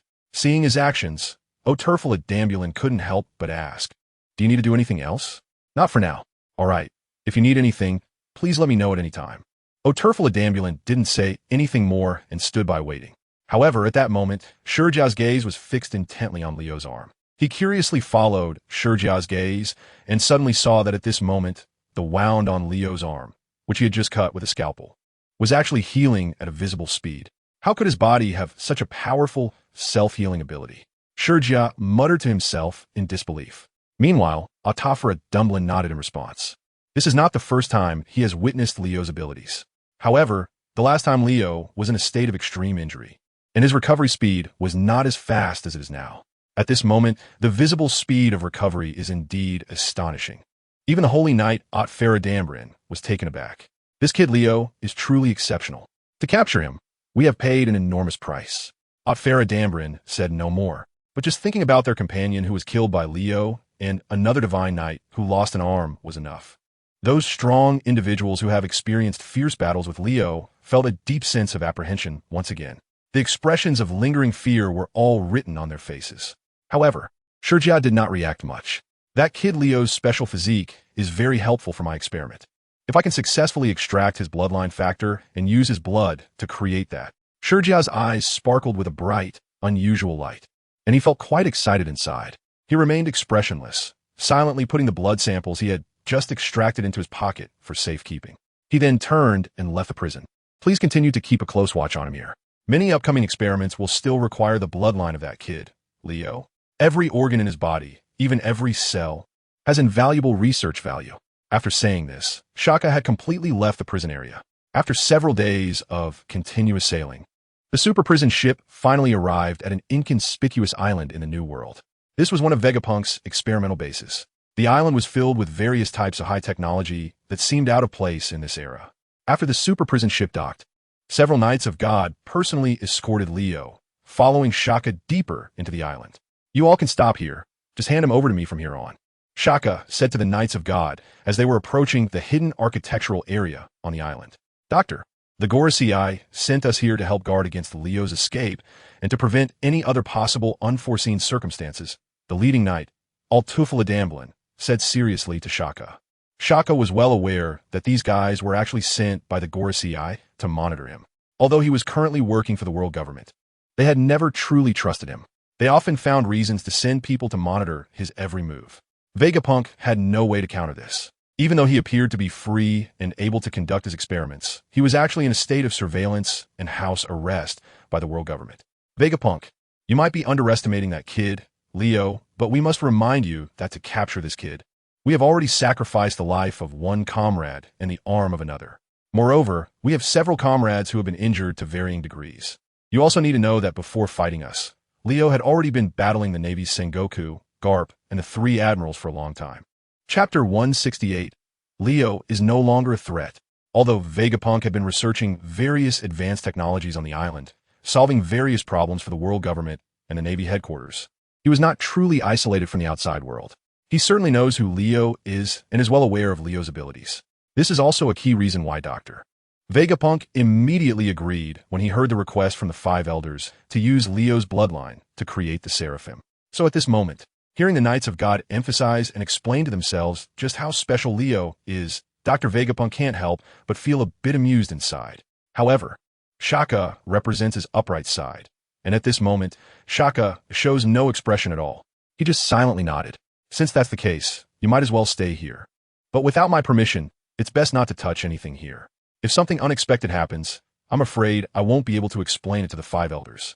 After saying that, Shijiao walked deeper into the experimental base. The experiment on bloodline factors is not something that can be successfully researched overnight. The Seraphim Project is just one of many experimental research plans by Dr. Vegapunk. Perhaps because of these reasons, Dr. Vegapunk spent several months without making any substantial progress on Leo's bloodline research applied to the Seraphim Project. Today, Dr. Vegapunk came to the laboratory, as usual, ready to start a new day of research. At this moment, the five elders directly called him via snail phone. Vegapunk, how is the research on that kid Leo progressing? Asked Jagarshus Saturn, the scientific defense god among the five elders, straightforwardly. I still have no clues, Lord Saturn, Dr. Vegapunk replied. Why?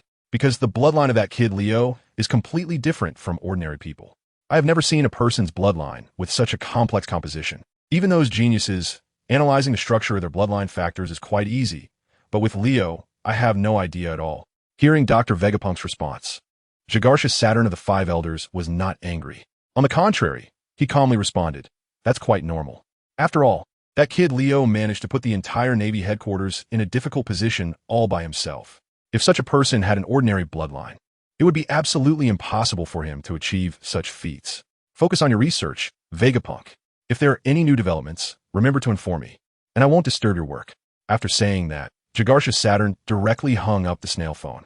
Dr. Vegapunk glanced at the wilted snail phone, didn't think much of it, and resumed his research on Leo's bloodline, trying to analyze the effective components within. At the same time, he studied the specific effects of these effective components. Dr. Vegapunk always believed that the various effective components in the bloodline corresponded to different abilities and emotions controlling humans. As long as he understood the specific functions of these effective components, it would be like opening a new treasure trove of the human body. With this treasure trove, he could create the most perfect life form and endow these perfect lives with various powerful abilities. Dr. Vegapunk dedicated himself to research day and night. As spring turned to autumn, time passed unknowingly, and in the blink of an eye, over a year had gone by. During this year, Dr. Vegapunk had figured out the types and quantities of certain effective factors contained in Leo's bloodline. He also had a preliminary understanding and research on the specific functions of these effective factors. However, this was still not enough for him to create the perfect Seraphim Leo using Leo's bloodline. Meanwhile, many other events were happening around the world. The remnants of the Rocks pirates had now grown into formidable pirates themselves and built their own powerful forces on the seas. Led by Whitebeard, the Whitebeard pirates had reached a total of several tens of thousands of members and were very powerful. In these years, Whitebeard, who possessed the strongest Paramecia devil fruit power, had proven one thing to the world with his strength. Whitebeard, Edward Newgate, is undoubtedly the strongest man in the world. Besides Whitebeard, there are also Big Mom Charlotte Linlin and the strongest creature Kaido of the 100 Beasts. These powerful pirates dominate multiple islands in the New World and have established their own territories. Recently, they've been very active, frequently fighting for territory in the New World. And even the Navy cannot effectively suppress them. These great pirates, led by Whitebeard, Charlotte Linlin, and Kaido, declare themselves the emperors of the sea. To curb the rise of the Whitebeard pirates, Big Mom pirates, 100 Beast pirates, and even the Red Hair pirates, as well as other large and small pirate crews, and to prevent their existence from plunging the entire world into uncontrollable chaos. The world government has had to urgently summon powerful individuals from around the world to cooperate with the Navy in action. At the same time, to guard against threats to Holy Land Mariewa, they have recalled all the Knights of God originally stationed beside Vegapunk back to Holy Land Mariewa. In the eyes of the five elders, that kid Leo has been unable to awaken for over a year. He has almost lost all his threat. The only remaining function he has now is probably to serve as a test subject for Vegapunk. If one day he loses even that function, then it will be time to eliminate him. It is precisely because they believe that Leo no longer poses any threat to the world government, the Navy, or even this world that the five elders boldly summoned all the Knights of God back. What they absolutely could not have imagined is that, in fact, during this past year, Leo has been continuously growing. Although for the majority of the time, Leo has been in a deep sleep state induced by a powerful sedative. His consciousness rarely has time to be independent and clear. However, Leo's extraordinary comprehension is at work every moment. This helps him grow stronger every second. Although this process is extremely slow, over the course of more than a year, Leo's strength has significantly improved compared to more than a year ago. Now, he's just waiting for an opportunity that will allow him to regain his consciousness. Chapter 169, Initial Success. Dr. Vegapunk is exceptionally smart and meticulous in his work, leaving no room for error. He was well aware of Leo's strength, so during the time Leo was under control, he not only injected a super potent sedative every day right before Leo woke up to extend its effectiveness, but also developed an even more powerful sedative based on Leo's physical constitution. This sedative was specifically designed to deal with beings like Leo, who possessed extraordinary physical abilities. Due to his actions, Leo's awakening time became indefinitely prolonged. Time flew by, and 2 years passed in the blink of an eye. During this time, Dr. Vegapunk successfully researched corresponding bloodline factors using the blood of other strong individuals. He then further studied these bloodline factors and perfectly replicated the bloodlines of those who were used as experimental subjects. Utilizing these bloodlines, he created specialized corresponding seraphim. For example, the bloodline of the future world-renowned swordsman, Dracula Mihawk, was successfully utilized by Dr. Vegapunk to create a corresponding seraphim. Although this seraphim did not yet possess actual combat capabilities and was merely an embryo waiting to develop into a human, it marked one of the successes of Dr. Vegapunk's Seraphim project. In addition to the successful extraction and thorough study of Dracula Mihawk's bloodline factor, several other strong individuals' bloodline factors were also successfully researched. Dr. Vegapunk used them to create corresponding seraphim, such as the future Empress, Boa Hancock, from the Amazon Lily tribe, and Jinbei, the Fishman from the Seven Warlords of the Sea. These strong individuals were secretly instructed by the world government to have their bloodline factors extracted by Dr. Vegapunk, whether directly used to create their corresponding seraphim or kept as backups. The results of Dr. Vegapunk's research over the past few years were sufficient to report to the 5 elders of the world government.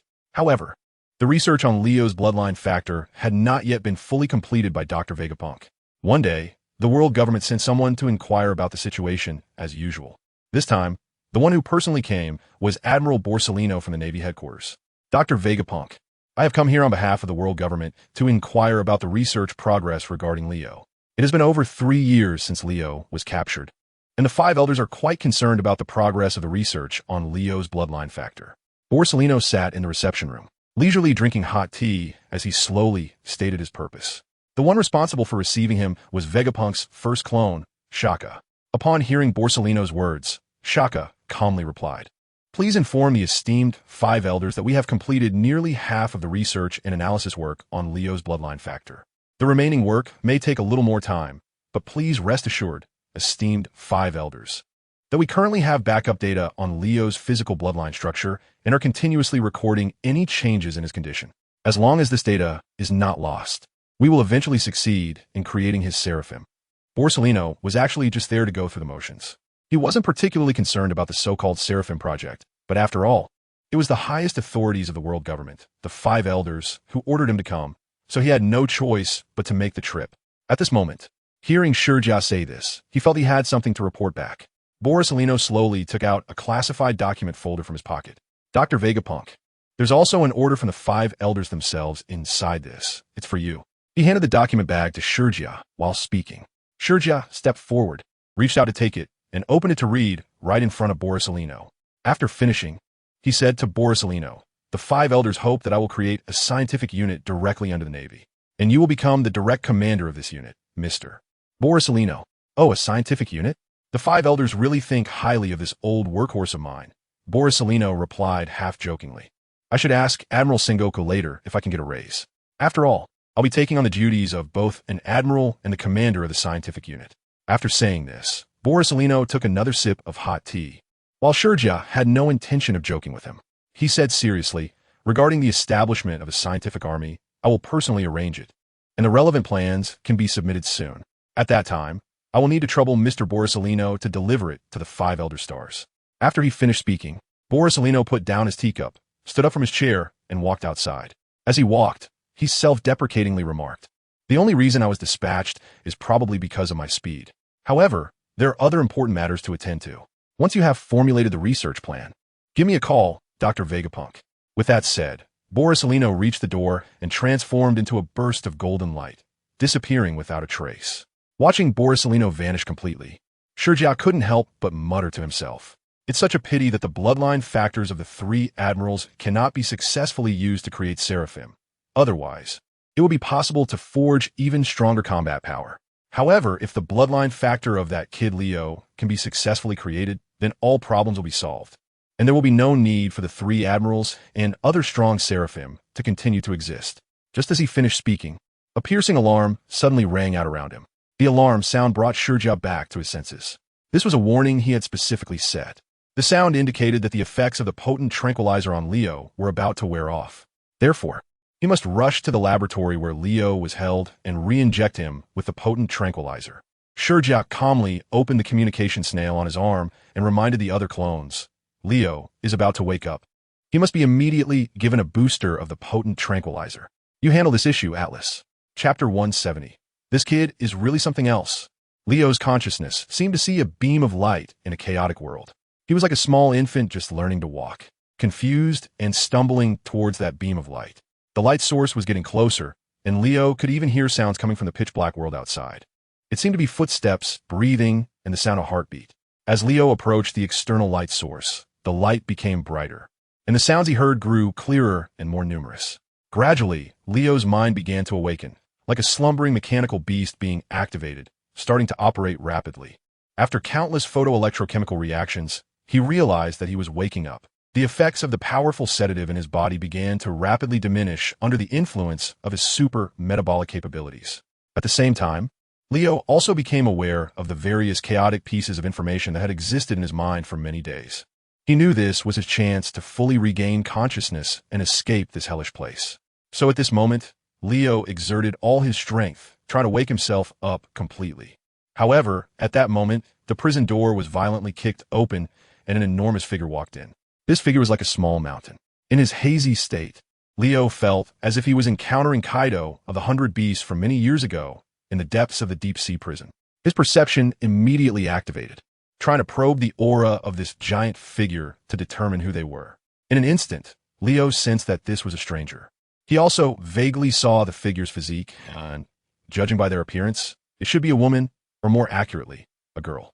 The aura of this gigantic girl was incredibly strong, almost rivaling that of the Marine Admirals, the Knights of God, and other powerful beings like Kaido of the 100 Beasts.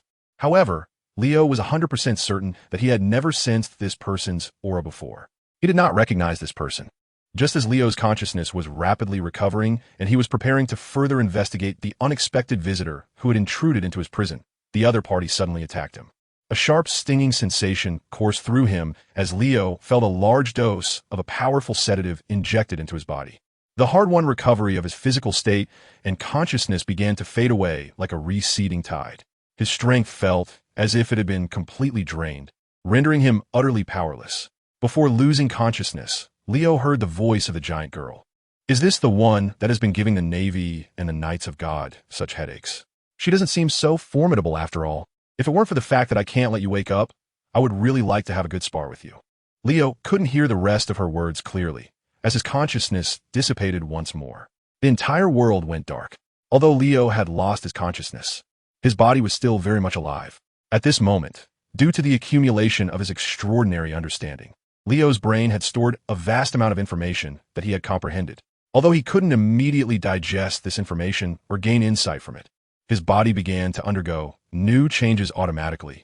The information that he couldn't process in time started to convert into his physical strength and was stored within him. Not only that, but this power also began to naturally enhance Leo's body, strengthening his blood vessels, meridians, bones, muscles, and even the microscopic cells at a cellular level. Unbeknownst to him, Leo's physical condition gradually improved bit by bit. Under the influence of the powerful sedative, he slept a lot and had almost no waking time. Leo was unaware of the changes happening to his body. However, Dr. Vegapunk, who had been monitoring his body, was fully aware of it. Through the various instruments connected to Leo, another avatar of Dr. Vegapunk, Pythagoras, detected the abnormal data in Leo's body at that moment. He immediately shared this abnormal data with another avatar of Dr. Vegapunk, Edison. The body of the young Leo started to undergo changes again. His cell count was increasing, and all of them were extremely vigorous and healthy cells. Additionally, the muscle density, bone strength, and thickness of the vascular walls in Leo's body were also increasing, clearly indicating that his body was growing again. It was troublesome to analyze these changes in conjunction with the lineage factors and to identify the corresponding lineage factors controlling these changes. After receiving the shared data from Pythagoras, Edison wasted no time and immediately began to conduct a comparative analysis using instruments. However, this task turned out to be more complex than they had anticipated. It took a full 3 days and nights before Edison finally completed the relevant data analysis. The results he obtained left him quite astonished. The analysis of the existing lineage factors in Leo's body had been completed, and it was now evident that the factors controlling his body's significant changes were not the existing lineage factors of Leo. The conclusion revealed that new segments of lineage factors had appeared within his body. This occurrence was nearly impossible for a normal person, and they had suddenly emerged, which was truly unfathomable. Edison informed all of Dr. Vegapunk's avatars of the results he had analyzed and compared. Upon hearing this news, the avatars of Dr. Vegapunk all frowned. Pythagoras, who was monitoring the data, said, "In a normal person's body, the quantity and characteristics of lineage factors are fixed and changes are rare. Even if mutations do occur, they only affect a small portion of the lineage factor segments and do not impact the overall structure. However, Leo's body is different. It seems to be growing and changing constantly, leading to a gradual accumulation of changes that ultimately result in a qualitative transformation, causing large-scale mutations or evolution of the lineage factors in his body. His body is so unique that it will pose a significant challenge to our research. After all, the more lineage factors there are, the greater the variety of changes, and with the current number of lineage factors in Leo's body, any increase in their percentage will escalate the research difficulty by an order of magnitude." Chapter 171. Ending the plan now would be too regrettable. Upon hearing Pythagoras' words, Shurgia, Edison, Atlas, Lilith, and the other avatars of Dr. Vegapunk all showed serious expressions. "So how should we handle these lineage factors now?" Lilith asked with a frown. She added, "The research funding for the Seraphim project is not limitless. Those guys in the world government are very strict about this project. We have already invested too many resources and funds into Leo. If we cannot achieve corresponding results in a short time, we should terminate the continued investment in Leo's lineage factors. Otherwise, we will face a serious shortage of research funding for other lineage factor projects." It was evident that one of Lilith's main responsibilities was to manage the overall budget of the experimental research projects. Strict control over the research funding for various experimental projects was essential. Otherwise, there could be awkward situations where other projects lacked available research funding. The other avatars present knew very well that Lilith was very strict and resolute regarding budget issues. Any waste of research funding was unacceptable to her. Therefore, at this moment, each avatar of Vegapunk fell silent. After a while, Pythagoras said, "While that may be the case, if Leo's lineage factors can really help us create the perfect Seraphim, then no matter how much we invest, it would be worth it." Leo single-handedly rendered the Marine headquarters at Marineford completely helpless, even with top-tier powerhouses like Sengoku, Garp, Borisolino, Akainu, and Kuzan present. They still could not stop Leo from destroying Marineford. This shows how powerful his combat strength is, to the point where it cannot be ignored.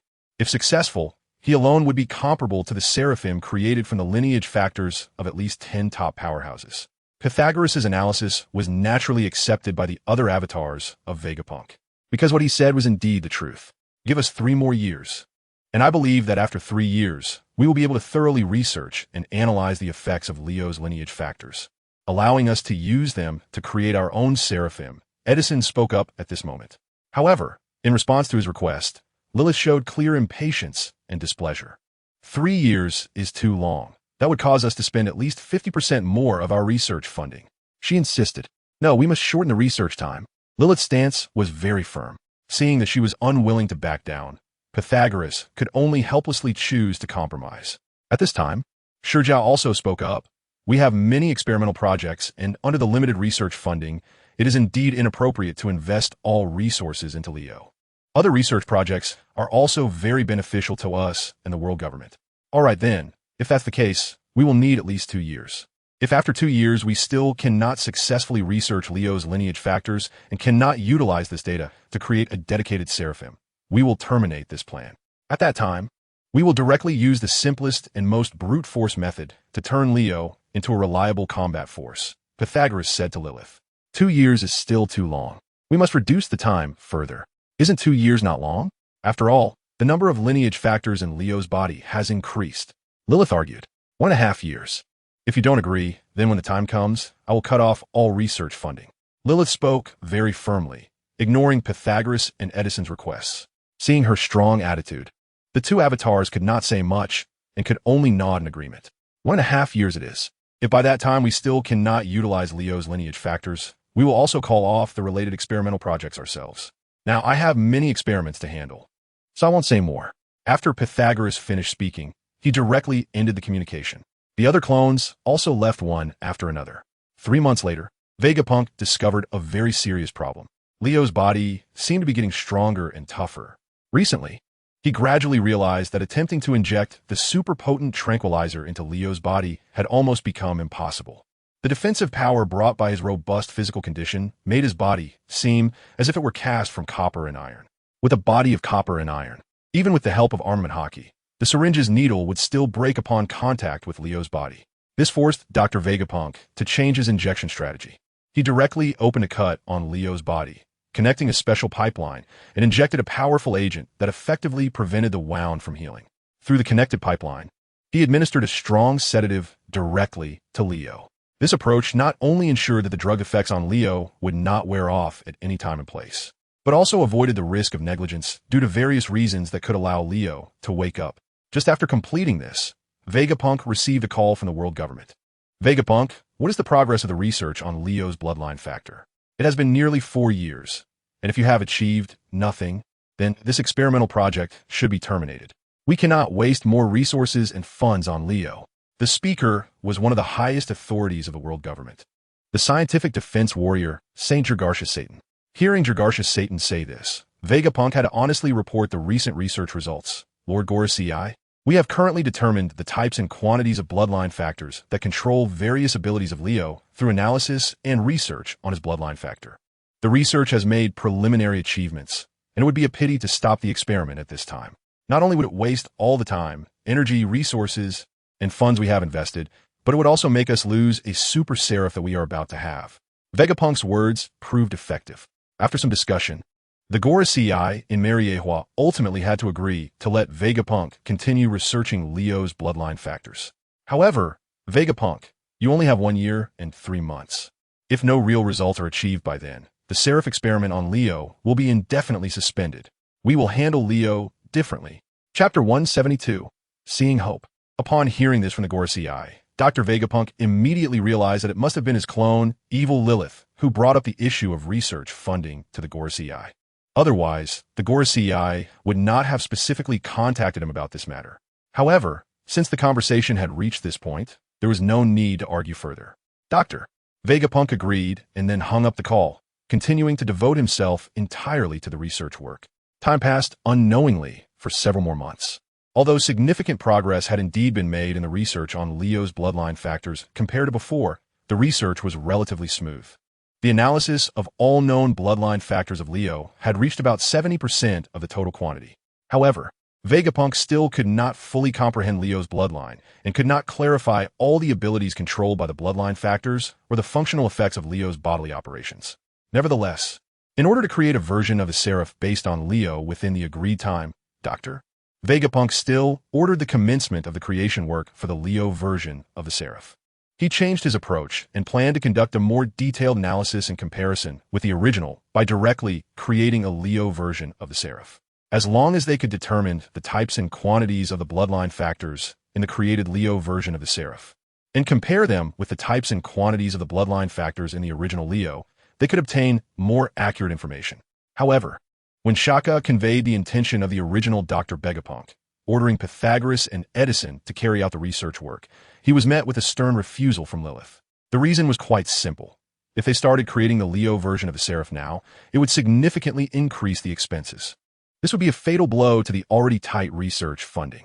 Lilith, who held the financial power of Vegapunk's experimental base, firmly opposed such a thing from happening. Lilith herself also represented a part of the original Vegapunk's personality and was a significant part of Vegapunk. Moreover, her strength was formidable. Therefore, in the face of Lilith's strong refusal, both Pythagoras and Edison felt helpless. As for Shaka, he represented the just personality of Dr. Vegapunk. Naturally, he would not fall out with his own avatar over these matters, and he might not even be able to defeat Lilith, who represented the evil personality of Vegapunk. Thus, the plan to create the Leo version of the Seraph in advance was shelved. Various research tasks continued in an orderly manner. Time quietly passed by, and in the blink of an eye, half a year had gone by. Today could be said to be the happiest moment for Dr. Vegapunk in this year. After tirelessly researching day and night, he finally clarified about 90% of the types and quantities of Leo's bloodline factors, as well as their functions in Leo's body. This meant that only the final step remained to fully understand all the key information about Leo's bloodline factors. As long as they could complete the analysis and research work on the remaining 10% of the bloodline factors, determining their effects and the specific quantities in which they function, then the Leo version of the Seraph could be successfully created. Feeling joyful, Shaka even personally came to the place where Leo was imprisoned. It had now become the core experimental area, with the theme design proposed by Edison. The purpose was to be closer and more convenient for studying Leo. Pythagoras personally constructed this core experimental area. At this moment, the two of them were still tirelessly monitoring data, analyzing, and conducting in-depth research on Leo. "How has Leo been doing recently?" Shaka asked as he arrived at the core experimental area. In the blink of an eye, Leo had been imprisoned here for 5 years. During these 5 years, Leo's physical changes could be said to be earth-shattering. He is not only growing physically during the process of being sedated by the ultra-strong tranquilizer, but he has also transformed from a small child into a tall young man, nearly reaching 1.8 meters. Moreover, his physical fitness has far surpassed anyone's imagination. Now, ordinary weapons like knives and swords cannot harm Leo in the slightest. Even when using armament Haki, unless it is advanced armament Haki, it is also ineffective against Leo. Attempting to inject Leo with the ultra-strong tranquilizer by wrapping armament Haki around a syringe is now completely impossible. Furthermore, Pythagoras has detected that Leo has developed a resistance to the ultra-strong tranquilizer within his body. This resistance has grown significantly over time, to the extent that they have to increase the dosage and concentration of the exclusive ultra-strong tranquilizer used on Leo. It should be noted that the materials required to formulate this ultra-strong tranquilizer are not cheap. This directly leads to a considerable expense every time they inject Leo with the ultra-strong tranquilizer. The current issue is not only the possibility of Leo developing a strong resistance at any moment, rendering the ultra-strong tranquilizer, which cost a fortune to develop, ineffective, but also that the increasing dosage will further deplete the already limited research funds. This poses a fatal blow to Vegapunk's experimental base. Although the 5 elders of the world government vocally support his research work and have issued orders for him to conduct various studies, the funding they provide is limited while demanding numerous results. Once the budget is exceeded, they will not care. They will simply say, "We only look at the results, not the process. If you run out of money, find a way yourself." Of course, if Vegapunk can truly create a Leo version of the Seraphim this time, helping the world government enhance their overall combat power reserves, it will be a significant achievement. At that point, not to mention a small amount of research funding, even his other requests will likely be given consideration by the 5 elders. This is also why Vegapunk has spent several years tirelessly studying Leo's genetic factors. However, this does not mean that Vegapunk is doing all this for the sake of the world government or the Navy. He is not that stupid. He just wants more research, funding, and greater research authority. Chapter 173. Has his consciousness awakened? Vegapunk hopes to obtain more research, funding, and greater research authority directly through the world government. This way, he could do what he wants to do. Of course, all of this is predicated on the fact that he must develop the Seraphim, Leo, for the world government. As long as this project is successfully completed, he will have succeeded by more than half. At this time, hearing Shaka's inquiry, Pythagoras immediately responded. His recent condition has become very unstable, and the number of genetic factors has shown an explosive increase. Moreover, his body has undergone very obvious changes, not just in appearance, but also in internal changes that are even more significant and intense. Specifically, there are several main aspects. Pythagoras reported to Shaka everything he had monitored during this time. The detailed changes in Leo's body mainly include the following aspects. First, of course, is the issue that these Vegapunk clones are most concerned about: the quantity and quality of the genetic factors within Leo. Compared to the genetic factors they collected from Leo a few years ago, The genetic factors within him have undergone tremendous changes akin to an update and iteration. Their strength, types, characteristics, etc. have all changed drastically. Furthermore, their quantity has increased by at least 10 times compared to before. This undoubtedly brings exponential difficulties to the research work of the Vegapunks. In addition to these changes, the microscopic changes in Leo's body are also very apparent. His bones became as solid as if they were made of alloy. His blood vessels, muscles, internal organs, etc. are all the same. Sometimes, when he sees the detailed monitoring data and compares it with that of ordinary people, Pythagoras starts to doubt whether Leo is still human. He has almost turned into a monster. Over these 5 years, his physical condition has grown to a level we can no longer imagine. His physical strength has also increased.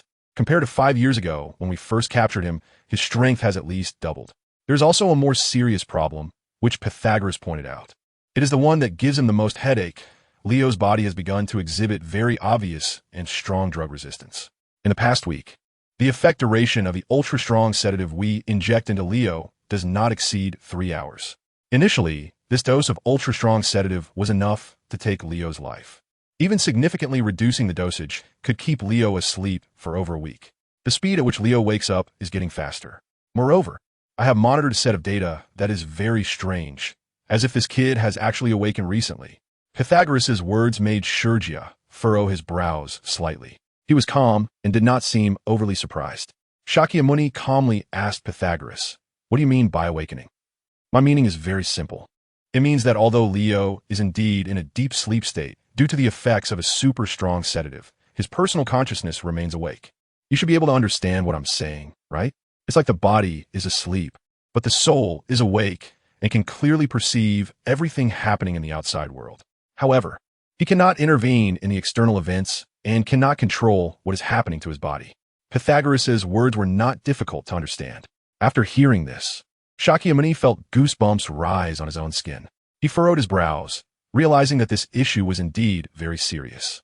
At that moment, Shurja directly activated his observation Haki without saying a word. His observation Haki is so powerful that it is rare to find an opponent in this world.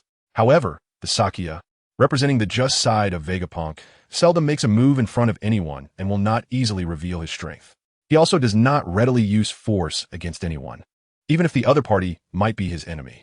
At this moment, as Sakya silently activated his powerful observation Haki, he quickly sensed all the movements within Leo's body. This included the sound of Leo's heartbeat, his breathing, the faint sounds of his blood flowing through his veins, and even the sounds of his cells dividing, among other things. By perceiving all this, Sakya's expression finally changed slightly. "It seems you are indeed awake. No, to be precise, you are conscious." Sakya's sudden self-talk startled Pythagoras, who was focused on analyzing data nearby. He looked up in shock at Shurja. "Shurja, what are you talking about? Who is awake? Leo?" Pythagoras quickly turned to look at Leo while checking Leo's vital signs, the effects of the drugs in his system, and the remaining duration. Everything seemed fine, but when everything seems fine, it often means there is a significant problem. Just a moment ago, Pythagoras himself had mentioned that Leo's body had been exhibiting unusual conditions recently. Moreover, he always felt that Leo's consciousness was awake. It was just that his body was in a state of immobility due to the effects of a powerful sedative. Now, it seemed that everything had come to fruition. Leo was indeed in a state of conscious awareness. At this moment, he was using his observation Haki to perceive everything happening outside. Don't worry, even though he is awake, it is just his consciousness. His consciousness cannot influence the outside world. As long as his body and consciousness cannot act in concert, he poses no threat to us, Shurja explained to Pythagoras. "So what brought you here personally?" Pythagoras asked. "I came to confirm his latest condition. The genetic factor recorded 3 months ago has been studied to about 90%. Only a little remains, and we can fully understand Leo's genetic factor. I believe we can start the creation of the Seraph Leo now," Shurja responded. "There's still a long way to go," Pythagoras said, falling silent for 2 seconds. "If it involves funding, we will have to discuss it directly with Lilith. If she doesn't agree, it will be difficult for us to proceed with the related creation work. Also, you seem a bit too optimistic, Shurja. According to the latest count of Leo's genetic factors, our research progress only accounts for about 71% of all his genetic factors." Chapter 174. Accumulate Power for Freedom. Hearing Pythagoras say this, Shurja was not the least bit surprised. After all, Leo was growing every moment, and his body was undergoing new changes at all times. Although such growth and change of genetic factors was nearly impossible for ordinary people, they had long since become accustomed to this situation with Leo. They had already accounted for the changes in the new genetic factors, and now they could collect the latest genetic factors at any time. Once the Seraph Leo was created, they could update and iterate on them as needed. You can ask Edison about the specific design ideas. He will tell you everything you want to know. Shurjya said to Pythagoras. As the leader among the avatars, Shurjya's words carried significant weight, essentially equivalent to Vegapunk himself issuing orders. Moreover, Edison was responsible for creating innovative ideas among the avatars and sharing his creative thoughts with Pythagoras, who would then turn Edison's ideas into reality. The two had been collaborating in this manner for many years. While Shurjya was speaking to Pythagoras, he also directly called Lilith to inform her of his decision. With only a few months left until the 1.5-year agreement, it was unexpected that they could start creating the Seraph Leo now. This was significantly shorter than the expected timeline and save a large amount of research funding. In that case, let us use the saved research funding to start creating the Seraph Leo. Hopefully, we can succeed. Lilith surprisingly did not reject Shurjya's decision. Soon, news of the creation of the Seraph Leo spread throughout the entire experimental base, and the various Vegapunk avatars began to take related actions. Leo was indeed fully aware of everything happening outside. If one must say, the reason he was able to regain consciousness could be traced back to about 2 months ago. On a certain day, 2 months ago, Leo's consciousness awakened in the dim, chaotic world of darkness. Although he couldn't see the light, it seemed as if he was trapped in a world of eternal darkness. Strangely, Leo found that his mind had begun to function again, and he could hear and perceive everything happening in the outside world. However, his body remained immobile. Even though he had regained consciousness, he couldn't move freely. Gradually, Leo figured out what had actually happened to him. His extraordinary comprehension has automatically accumulated a vast amount of inside information. Yet he has been unable to gain bodily awareness for a long time. This has spontaneously triggered the evolution of his body, resulting in Leo's self-awareness being completely independent of his physical form. This state is very peculiar, and even now, Leo has yet to figure out what to call it or what the underlying principles are. He only knows that as long as he thinks about it, he can make his consciousness exist independently of his body at any time and place. That feeling is like a soul leaving the body, whether his body is injured, dead, or, as it is now, immobilized by a powerful sedative. It does not affect Leo's self-awareness and thought processes. With this ability, Leo has integrated all the insights he accumulated over the past few years during these 2 months. At the same time, by monitoring the outside world, including Pythagoras and other Vegapunk avatars, Leo has also figured out the objectives of these guys. He now knows that Vegapunk, or rather the world government, intends to use his lineage factor, or bloodline power, to create a version of himself as a seraph. They want to replicate their powers to enhance the combat effectiveness of the world government. This move is indeed very insidious, but is also very effective. If they really succeed, with their own abilities, a version of themselves as a seraphim would certainly not be lacking. 1 or 2 may not pose much of a threat to themselves. However, the problem lies in the fact that a seraphim can be mass-produced in Vegapunk's hands. If they successfully create a Seraphim Leo, it could lead to the creation of thousands upon thousands of Seraphim Leos. That would be troublesome.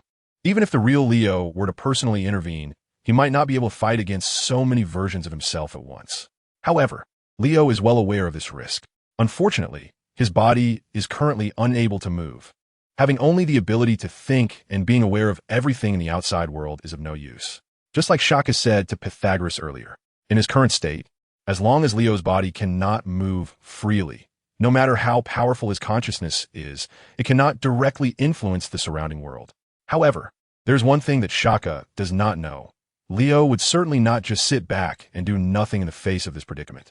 Although his body cannot move, he persists every day in comprehending all his abilities and the insights that arise in his mind, whether they're useful or not. Leo's only goal is to continuously enhance his own strength. He believes that as long as he continuously comprehends new abilities and persists in his cultivation, one day his body will undergo new changes again. Perhaps by that time, his body cells will evolve, completely immune to the effects of the super powerful tranquilizer developed by Vegapunk. And at that time, it will be when Leo breaks free from the control of those guys and regains his freedom completely.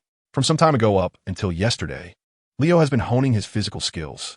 Although he was only simulating his consciousness in the sea of consciousness, Leo has gained a lot.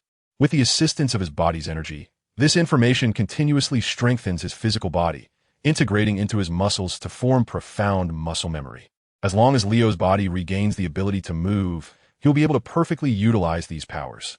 Today, Leo feels that his physical skills have become quite formidable and sufficient, so he plans to thoroughly refine his Conqueror's Haki.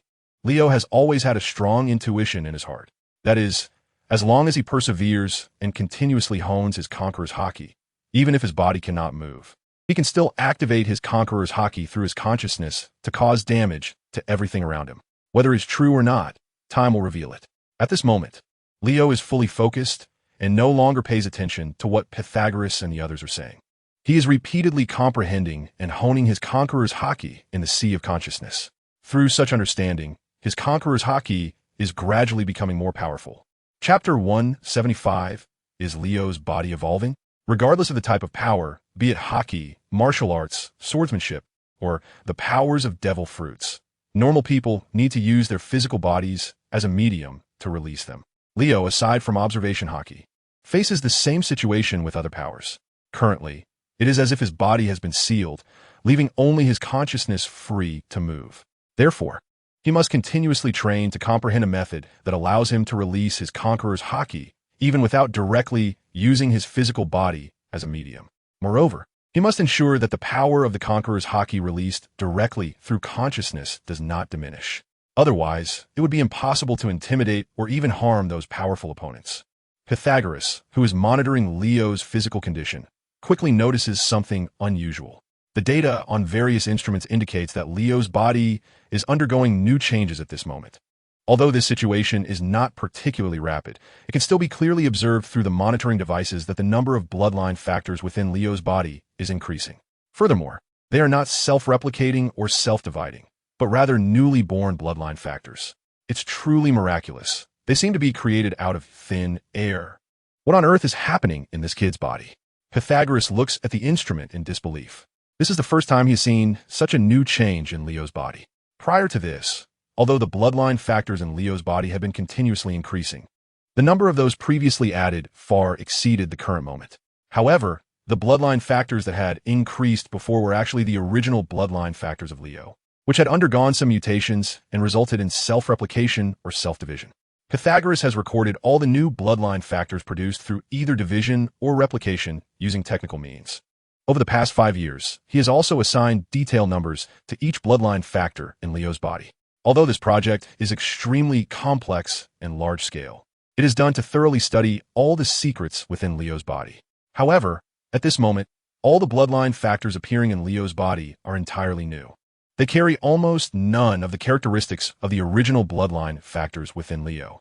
At first, the number grew very slowly, just 1, 2, 3, but after about half an hour, their growth rate changed from 1 or 2 per second to at least 5 per second. This significant increase made Pythagoras realize that something was amiss. He immediately began data analysis using advanced technological instruments. About an hour later, he obtained surprising results.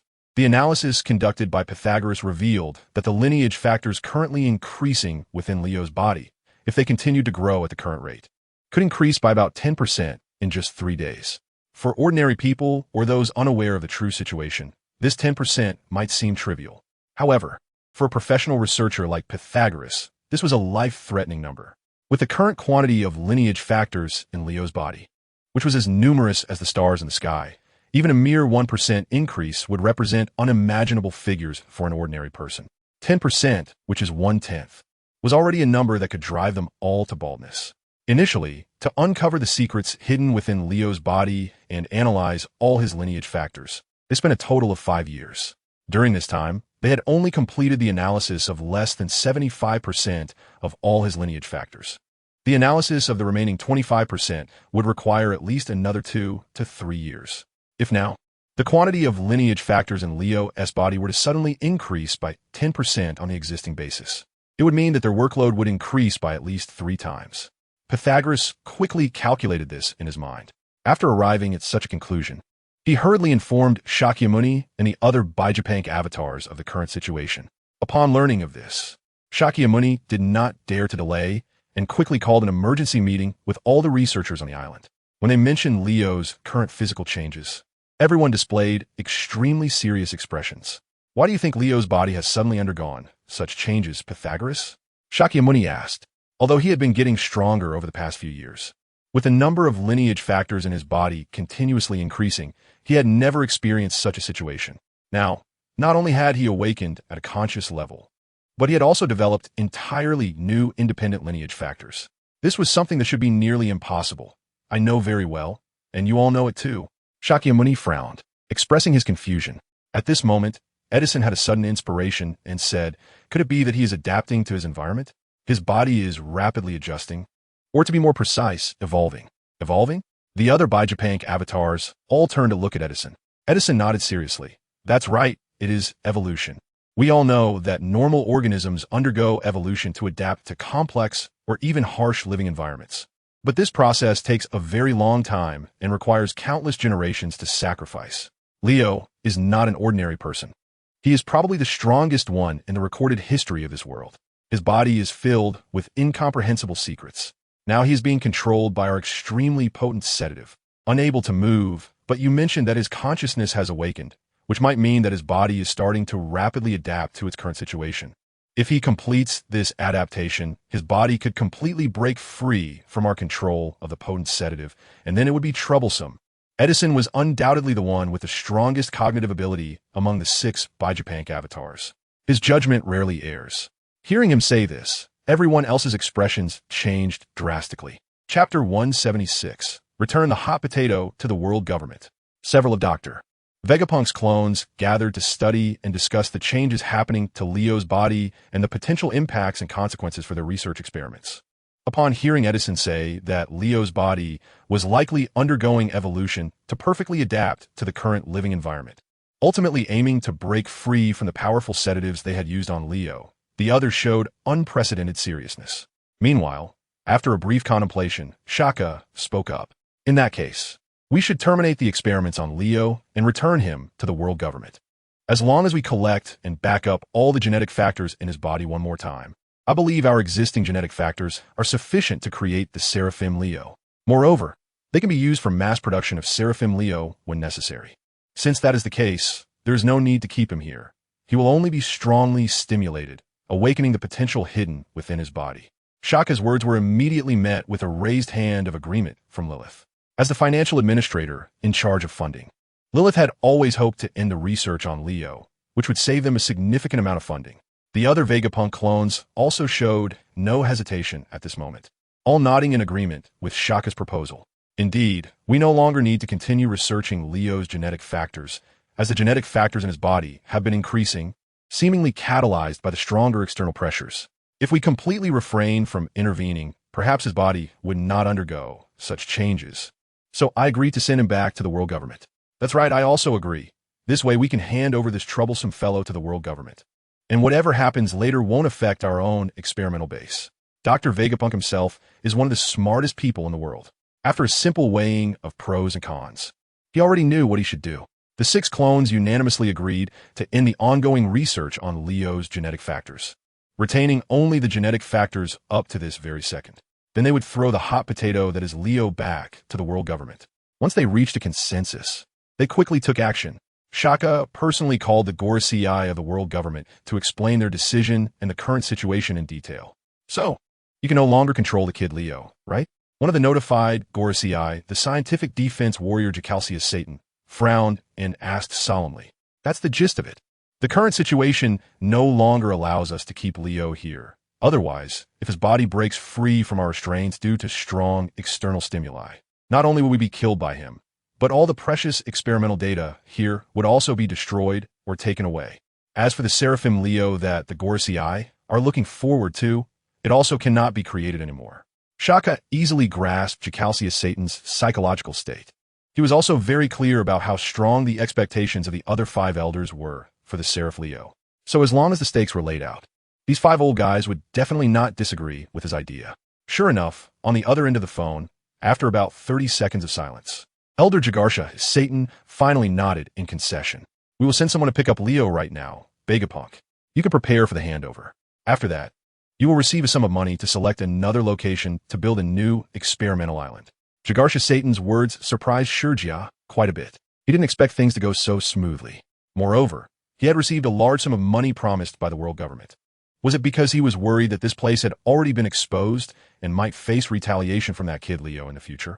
I understand. We will be prepared for the handover, but please make sure to transfer that kid Leo as soon as possible. After hanging up the phone, Shurjia still felt very uneasy. He personally went to the prison where Leo was held to check on his condition. Immediately afterwards, he ordered a mixed super-strong sedative to be injected into Leo, in order to prevent him from waking up during the transportation process as much as possible. Regarding the handling of Leo, the world government certainly did not dare to take it lightly. They dispatched dozens of top-tier powerhouses, including the 3 great generals of the Navy headquarters and 5 combat teams from the Knights of God, to jointly head to Vegapunk's experimental island. The sole purpose of mobilizing so many top combat forces at once by the world government was to successfully relocate the kid, Leo. In less than half a day's time, the top Navy powerhouses led by Borisolino, Sakazuki, and Kazan, along with 15 super-strong Knights of God from the Knights of God, arrived at Vegapunk's secret experimental island. This place would not be recorded on any log pointers. The navigational charts would absolutely not document the location coordinates and route information of this place. Nevertheless, the world government still felt that it was no longer safe here. They hoped that Vegapunk could leave with all the experimental data, equipment, and so on as soon as possible, the sooner the better. When Borisolino and the others saw Vegapunk's clone, Shaka, they directly stated their intentions. Dr. Vegapunk, we are here on orders to take Leo. Additionally, we will assist you in transferring all the most important items here to a safer location. Sakazuki spoke on behalf of the group, addressing Shaka directly. Upon hearing this, Shaka did not say much and turned to lead these powerful individuals to the location where Leo was being held. Soon, they arrived at the prison where Leo was confined. As soon as they entered, Borisolino, Sakazuki, Kazan, and the 15 powerful members of the God Knights felt a chill in their hearts. In that instant, each of them clearly experienced a strong sensation, as if they had been targeted by the Grim Reaper the moment they stepped through the door. Chapter 177, The Final Burial Site. At the moment they entered the special prison, made entirely of incredibly strong alloys, which was holding Leo, the 3 admirals of the Navy and the 15 top God Knights from the world government all felt a chilling sensation. It was as if cold, deathly eyes were watching their every move from above their backs, above their heads, in front of them, and all around them. These were eyes that could not be seen by the naked eye. Only a strong observation Haki could sense their existence. They stared intently at each person, as if preparing to attack at any moment. After feeling this brazen scrutiny, every top powerhouse found themselves unable to control their fear, breaking out in a cold sweat. Is his consciousness awakened? The one asking Vegapunk's clone was the squad leader of the 3rd Special Combat Team of the God Knights, illuminating. This individual had previously led a team to support their members and successfully captured the heavily injured Leo 5 years ago, along with illuminating. There were also Odlin Garen and Palicedo Garen among others, all of whom had previously dealt with Leo or posed significant threats to him. It was unclear whether they were feeling guilty due to past deeds or genuinely sensed a threat from Leo. At this moment, all these God Knights displayed expressions of grave concern. The 3 admirals of the Navy had already entered combat state. Oh, no wonder the 5 elders sent so many of us to escort Leo. It turns out his consciousness has awakened. Borisolino and the others had already sensed Leo's awakened consciousness through their powerful observation Haki. At this moment, his words were both a way to encourage himself and a reminder to the other members. That's why we must transfer him away. The 5 elders have said to leave everything to you, so from now on, this place will be under your control. Thank you all. After Shaka finished speaking, he turned and left the laboratory with Pythagoras, Edison, and the other clones. They're going to transfer the important equipment and instruments from this experimental island, and also take away those crucial experimental data. It's really a terrifying guy. It feels as if he is staring directly at me. Yes, even though his body is in a dormant state, he still gives off such a strong sense of gaze. What's going on with him? You newcomers should not take this lightly. This kid is not some harmless person. If he wakes up, it will be very troublesome. Captain, now that you mention it, I actually want to have a fight with this kid even more. I really want to confirm whether he is truly that powerful. Once all the avatars of Vegapunk leave, a dozen Knights of God start to discuss among themselves. Parasito Gallon, who is usually calm in his actions, frowned and reminded them, Let's get back to serious business and stop the nonsense. We need to transfer this kid to the super prison ship outside. He issued the command, and immediately, several brave Knights of God stepped forward to lift Leo's body. Meanwhile, the other Knights of God and the 3 admirals of the Navy stood ready, prepared for the worst possible situation that might arise. Fortunately, there were no accidents in transferring Leo from the laboratory to the super prison ship at the dock. Everything went smoothly. Leo's body remained immobile, as if it were made of stiffened steel. At this moment, Leo was actually very clear about what was happening in the outside world. However, his body was still under the control of a powerful tranquilizer. He could only watch helplessly as the 3 admirals of the Navy and the 15 Knights of God escorted him to the lowest level of the super prison ship.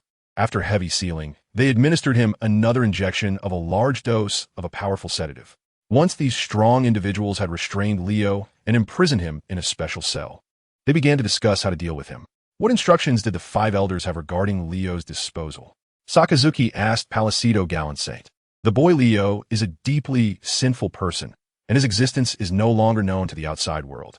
However, his threat is increasing day by day, and the world government is concerned that Leo will return in the future and pose a great threat to us. So the 5 elders' intention is very clear. Let us find a place to bury this boy. Palisato Gallant Saint replied. What about the specific method? I've heard that Leo has grown during these years in Dr. Vegapunk's base. Even armed Haki cannot harm his body anymore. Speaking now is Gustavo Grade Gallant Saint, the squad leader of the 4th Special Combat Team of the Knights of God. Upon hearing this, the other Knights of God, especially his 2 subordinate members, nodded in agreement.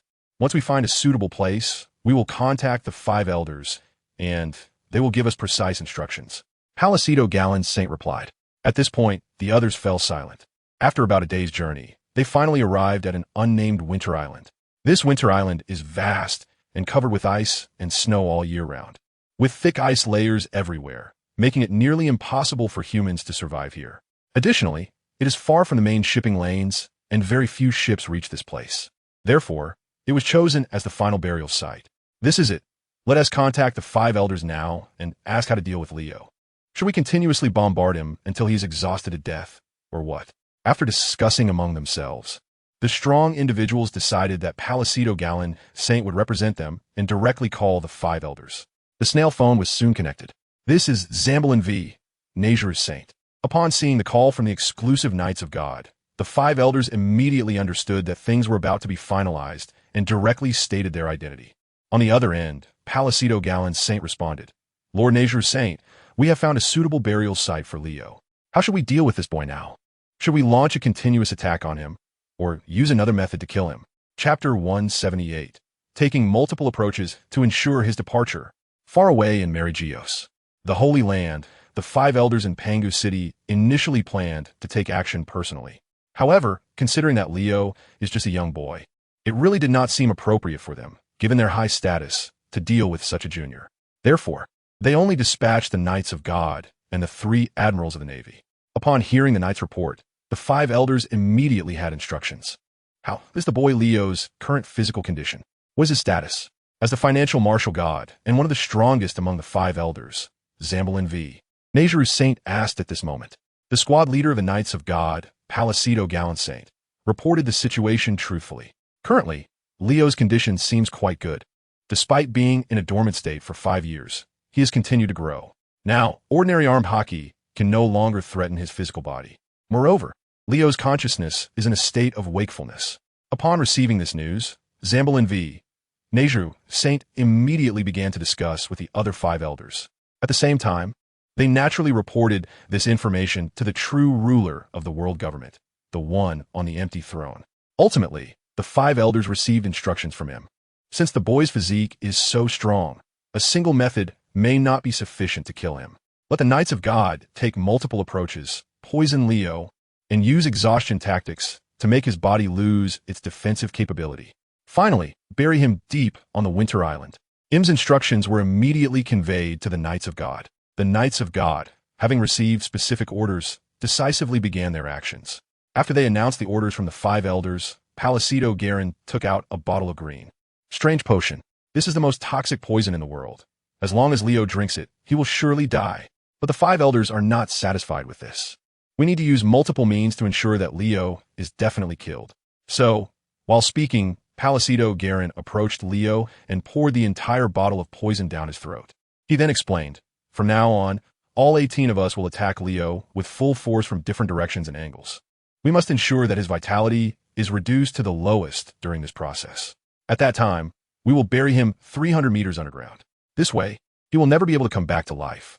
Since this order was personally given by the 5 elders, the other powerful beings naturally had no objections. Soon, they took their positions, ready to attack the surrounded Leo. Although Leo's body was completely unable to move at this moment, the 18 top-level powerhouses did not let him off the hook. Each of them began to unleash their full strength, continuously attacking Leo's seemingly lifeless body. Boom, boom, boom. The shockwaves from their punches descended like a torrential storm, completely enveloping Leo. Meanwhile, the powers of Sakazuki's magma fruit, Borsalino's glint fruit, and Kazan's ice fruit were all unleashed upon Leo. They attacked as if targeting a fully conscious, highly threatening Leon, without any mercy or reservation of power. In an instant, deafening explosion sounds and the violent vibrations of the air could be heard from every direction and corner of the entire Winter Island, coming from the core area. Even dozens of kilometers away, one could clearly see the overwhelming shockwaves and dazzling light generated by the simultaneous actions of over a dozen top-tier powerhouses. Although Leon's consciousness was awake, his body was completely immobilized under the effects of a super-strong tranquilizer and the deadly poison that Palicedo Garin had given him. His physical body has indeed become incredibly strong, even surpassing the physical qualities of monsters like Kaido of the 100 Beasts. Ordinary blades and weapons can't inflict any harm on his body, and even Haki might not be a threat to Leo. However, despite such strength, there's always a limit. Even in a one-on-one situation, Leo cannot completely ignore the internal damage effects of the Haki from top-tier strong opponents. Not to mention, now there are 15 Knights of God, 3 in each group, along with the 3 admirals from the Marine headquarters, all teaming up to besiege him.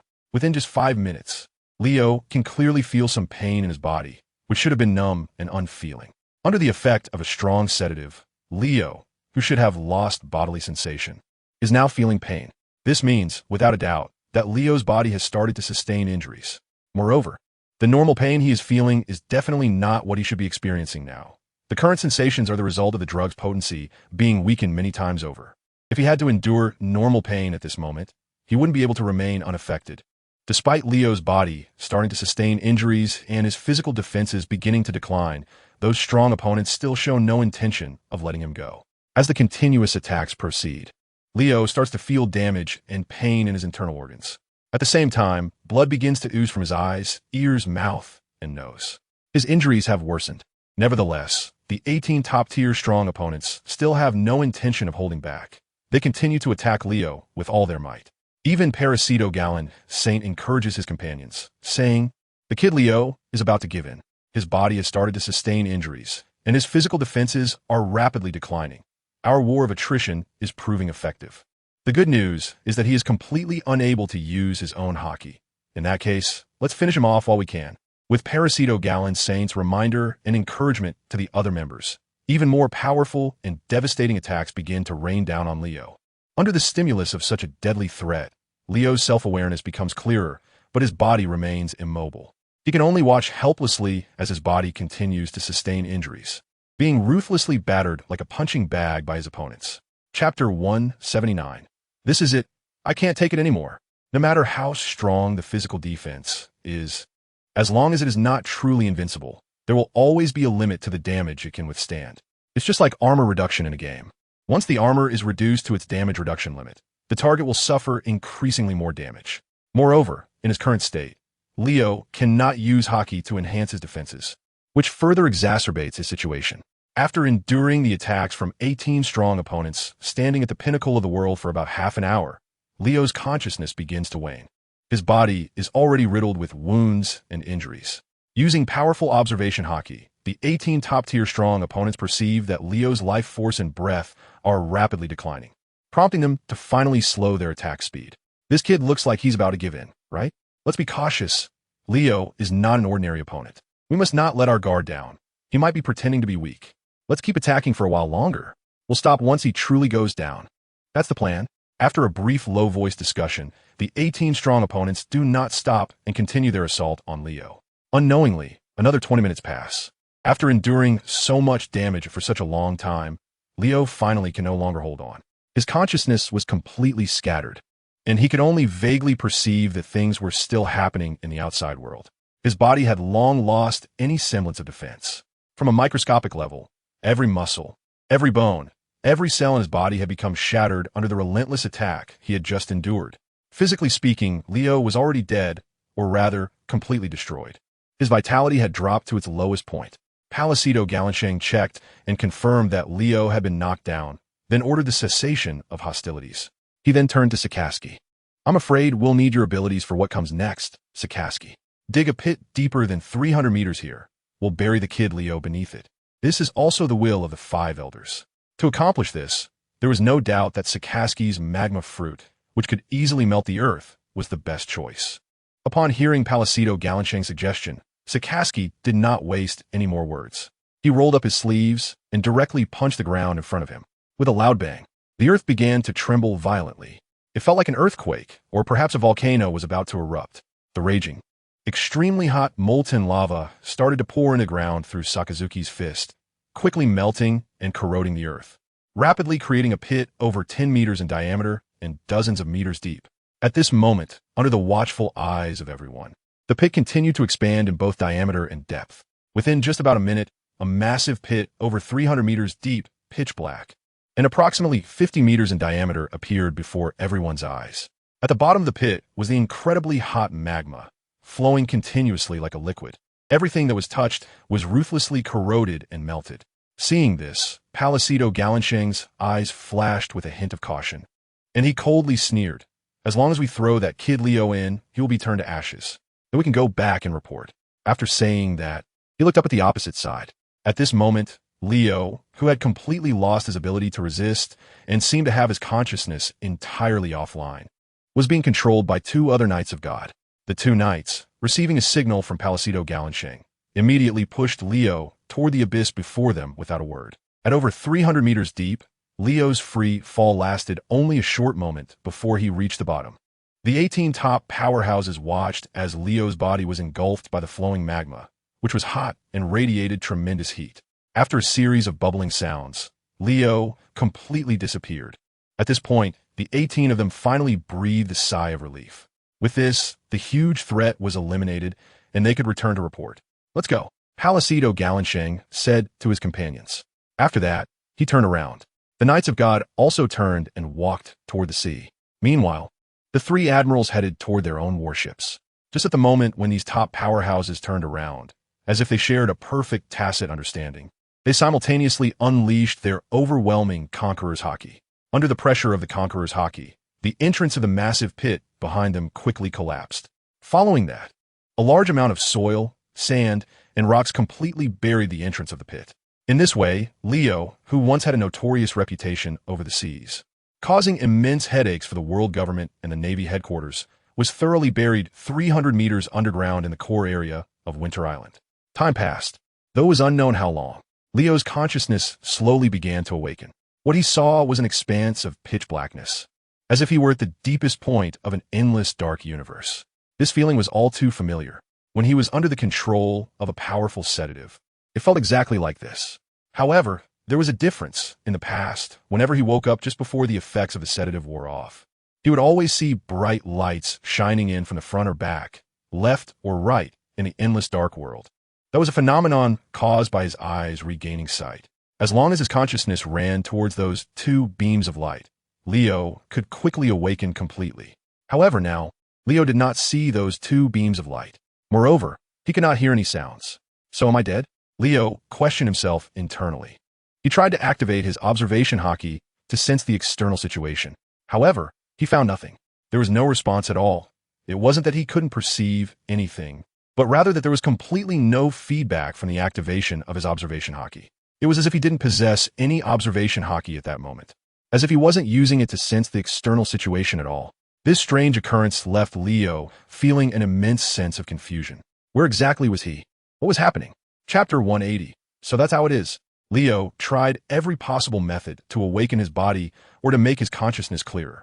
At the very least, he wanted his consciousness to be able to use observation Haki to sense everything around him, just like before. However, no matter what he did or how he tried, there was no effect at all. The only thing he could see was the endless darkness before him, and the only thing he could hear was nothingness, dead silence. Besides that, there was nothing.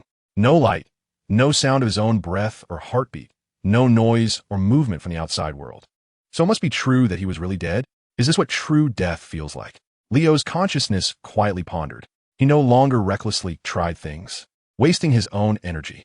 At this moment, Leo could feel that his consciousness was an energy body, but it was not an eternal and infinite energy body. If the energy of this consciousness were to be exhausted, then he would probably cease to exist completely. He slowed down his thinking. This helped reduce the rate of energy consumption. Leo began to seek ways to save himself. He remembered that when he first crossed over, he had received a golden finger, awakening a remarkable talent. However, at this moment, Leo tried to call upon his golden finger, but nothing happened. The system did not appear. It seemed that no one would come to help him. Was this how it would end? Leo thought calmly. In the dark world, there was no concept of time. Leo did not know how long he had been here, but at this moment, he felt an incredible sense of freedom. He realized that he could think and do anything without any restrictions. Time was no longer a shackle binding him. He no longer needed to calculate time for everything he did. This kind of void-like freedom, however, did not make Leo feel happy.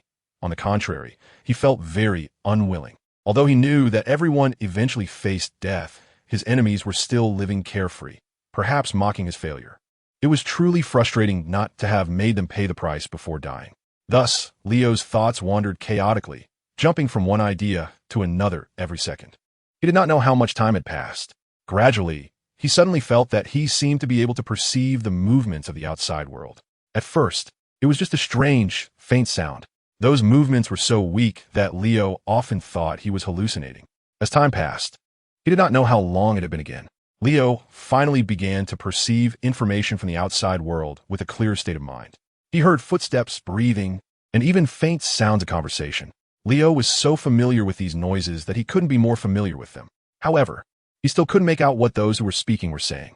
Nevertheless, Leo was 100% sure that he heard these sounds. There was absolutely no mistake. Am I not dead? Or has my soul already drifted to where it should be? Is this the underworld? So who are the ones talking? Leo repeatedly asked himself in his consciousness, but he didn't get any effective answers. Thus, this vague sense of ability continued to appear for a while. Leo hadn't specifically calculated the duration, so he wasn't quite sure how long it lasted. He only knew that, as time went by, his perceptive abilities began to further enhance. More sounds and movements started to emerge. Moreover, Leo finally began to hear clearly what the external conversations were saying. He heard a somewhat familiar voice say, "I have to say, this is truly a miracle. You all saw it, right? His life has already begun to recover. The instruments and the data they provide are definitely not lying. Yes, we saw it. It's hard to believe that in such a state, not to mention a human, even the strongest metal in the world would have long since been completely assimilated by magma. Yet this kid, Leo, managed to survive.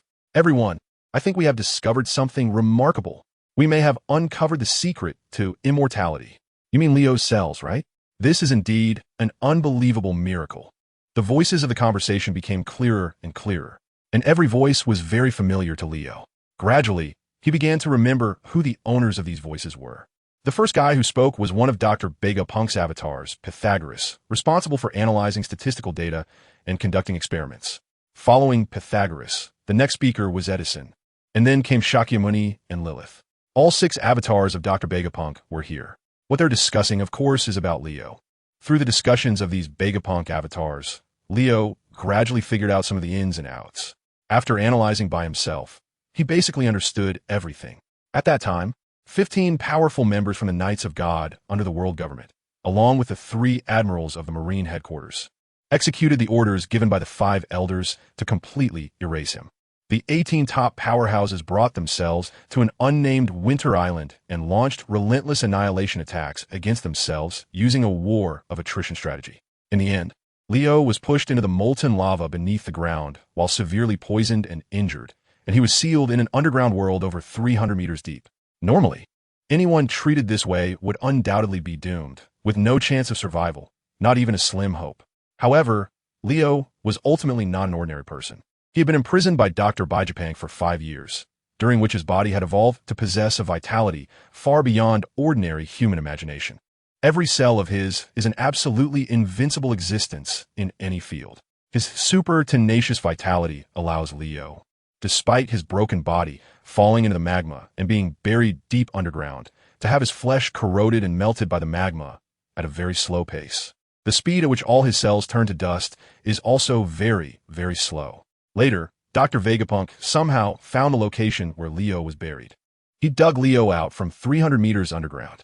Although Leo's body at that time had been almost completely eroded by magma and was unrecognizable, Dr.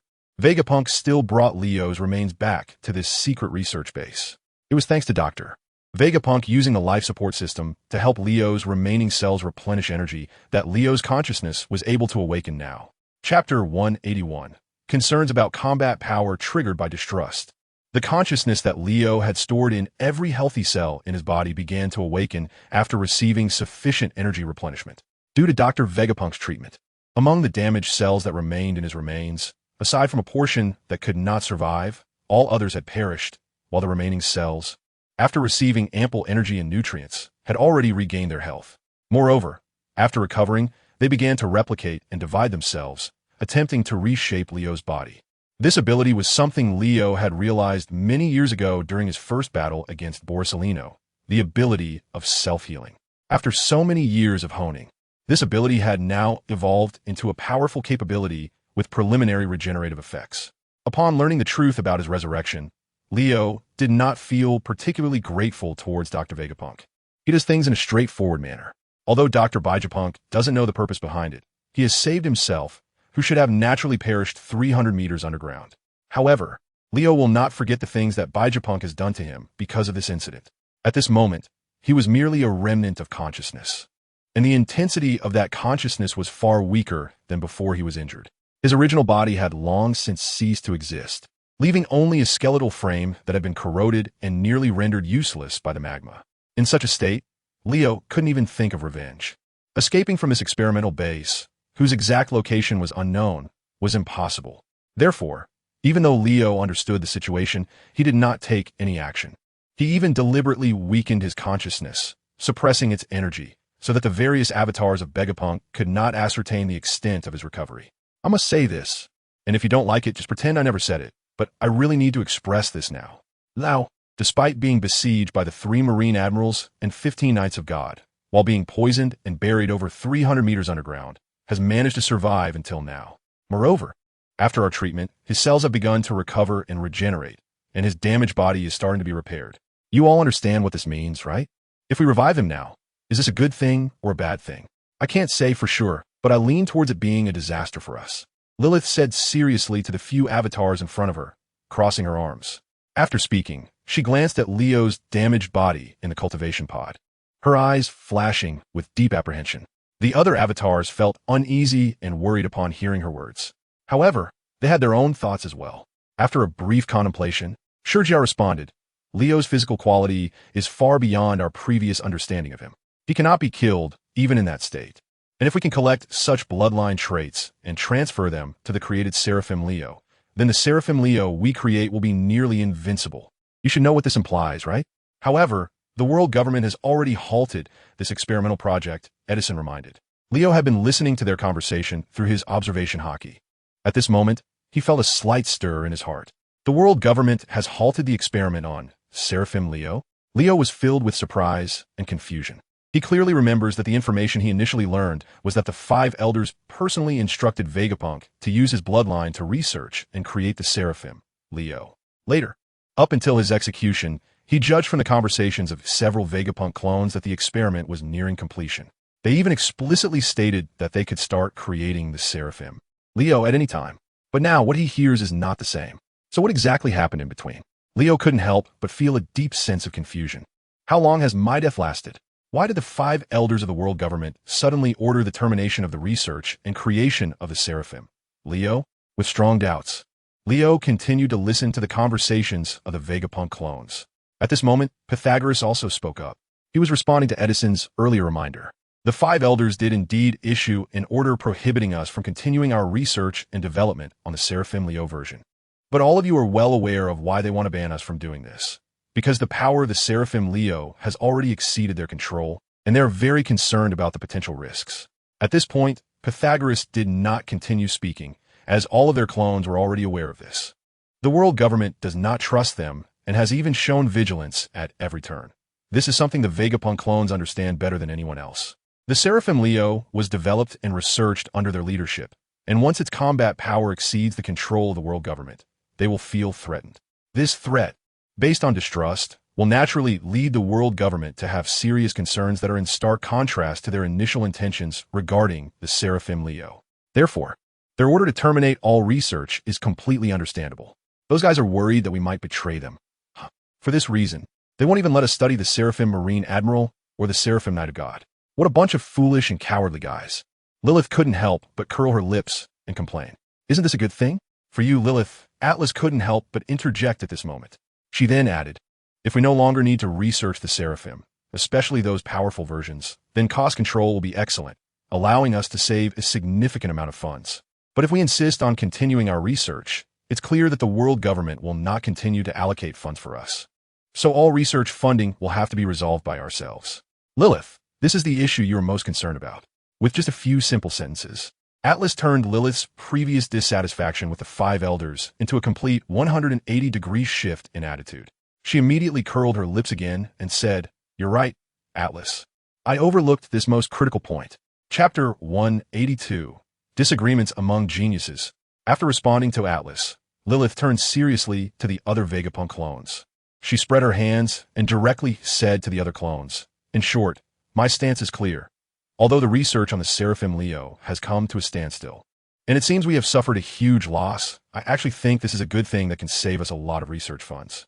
As the overall financial manager of our various experiments, I must ensure that every necessary experiment we participate in can proceed smoothly. However, without the Seraphim Leo, if we want to break free from the world government's control, who knows how many more years we will have to wait. Shakyamuni interrupted Lilith, reminding her. Edison and Pythagoras remained silent. Atlas appeared indifferent, while York, from the beginning to the end, didn't care at all about what these clones were saying. At this moment, she was resting her chin on one hand, looking drowsy, completely seeming not to be listening. Without the Seraphim Leo, we can still develop other Seraphim, as long as we can ensure we have enough powerful combat capabilities to counter the world government. I have calculated in detail that based on our total investment of resources and funds in the Leo Kid over the past few years, the costs we incurred on him are enough for us to create over 20 ordinary Seraphim. If we have these 20 Seraphim, we will also be able to negotiate with the world government. Lilith began to present her calculation data. At the same time, her tone clearly conveyed a sense of complaint. Leo had been listening to their conversation the whole time. At this moment, Leo finally understood the entire situation. He couldn't help but laugh inwardly. He had long known that Dr. Vegapunk and the world government were not on the same side. The reason he helped the Navy and the world government create so many technological inventions was merely because he was constrained. As the saying goes, one has to bow their head under the eaves. Even the world's top genius scientist is no exception. But smart people know how to resist and compromise at the right time.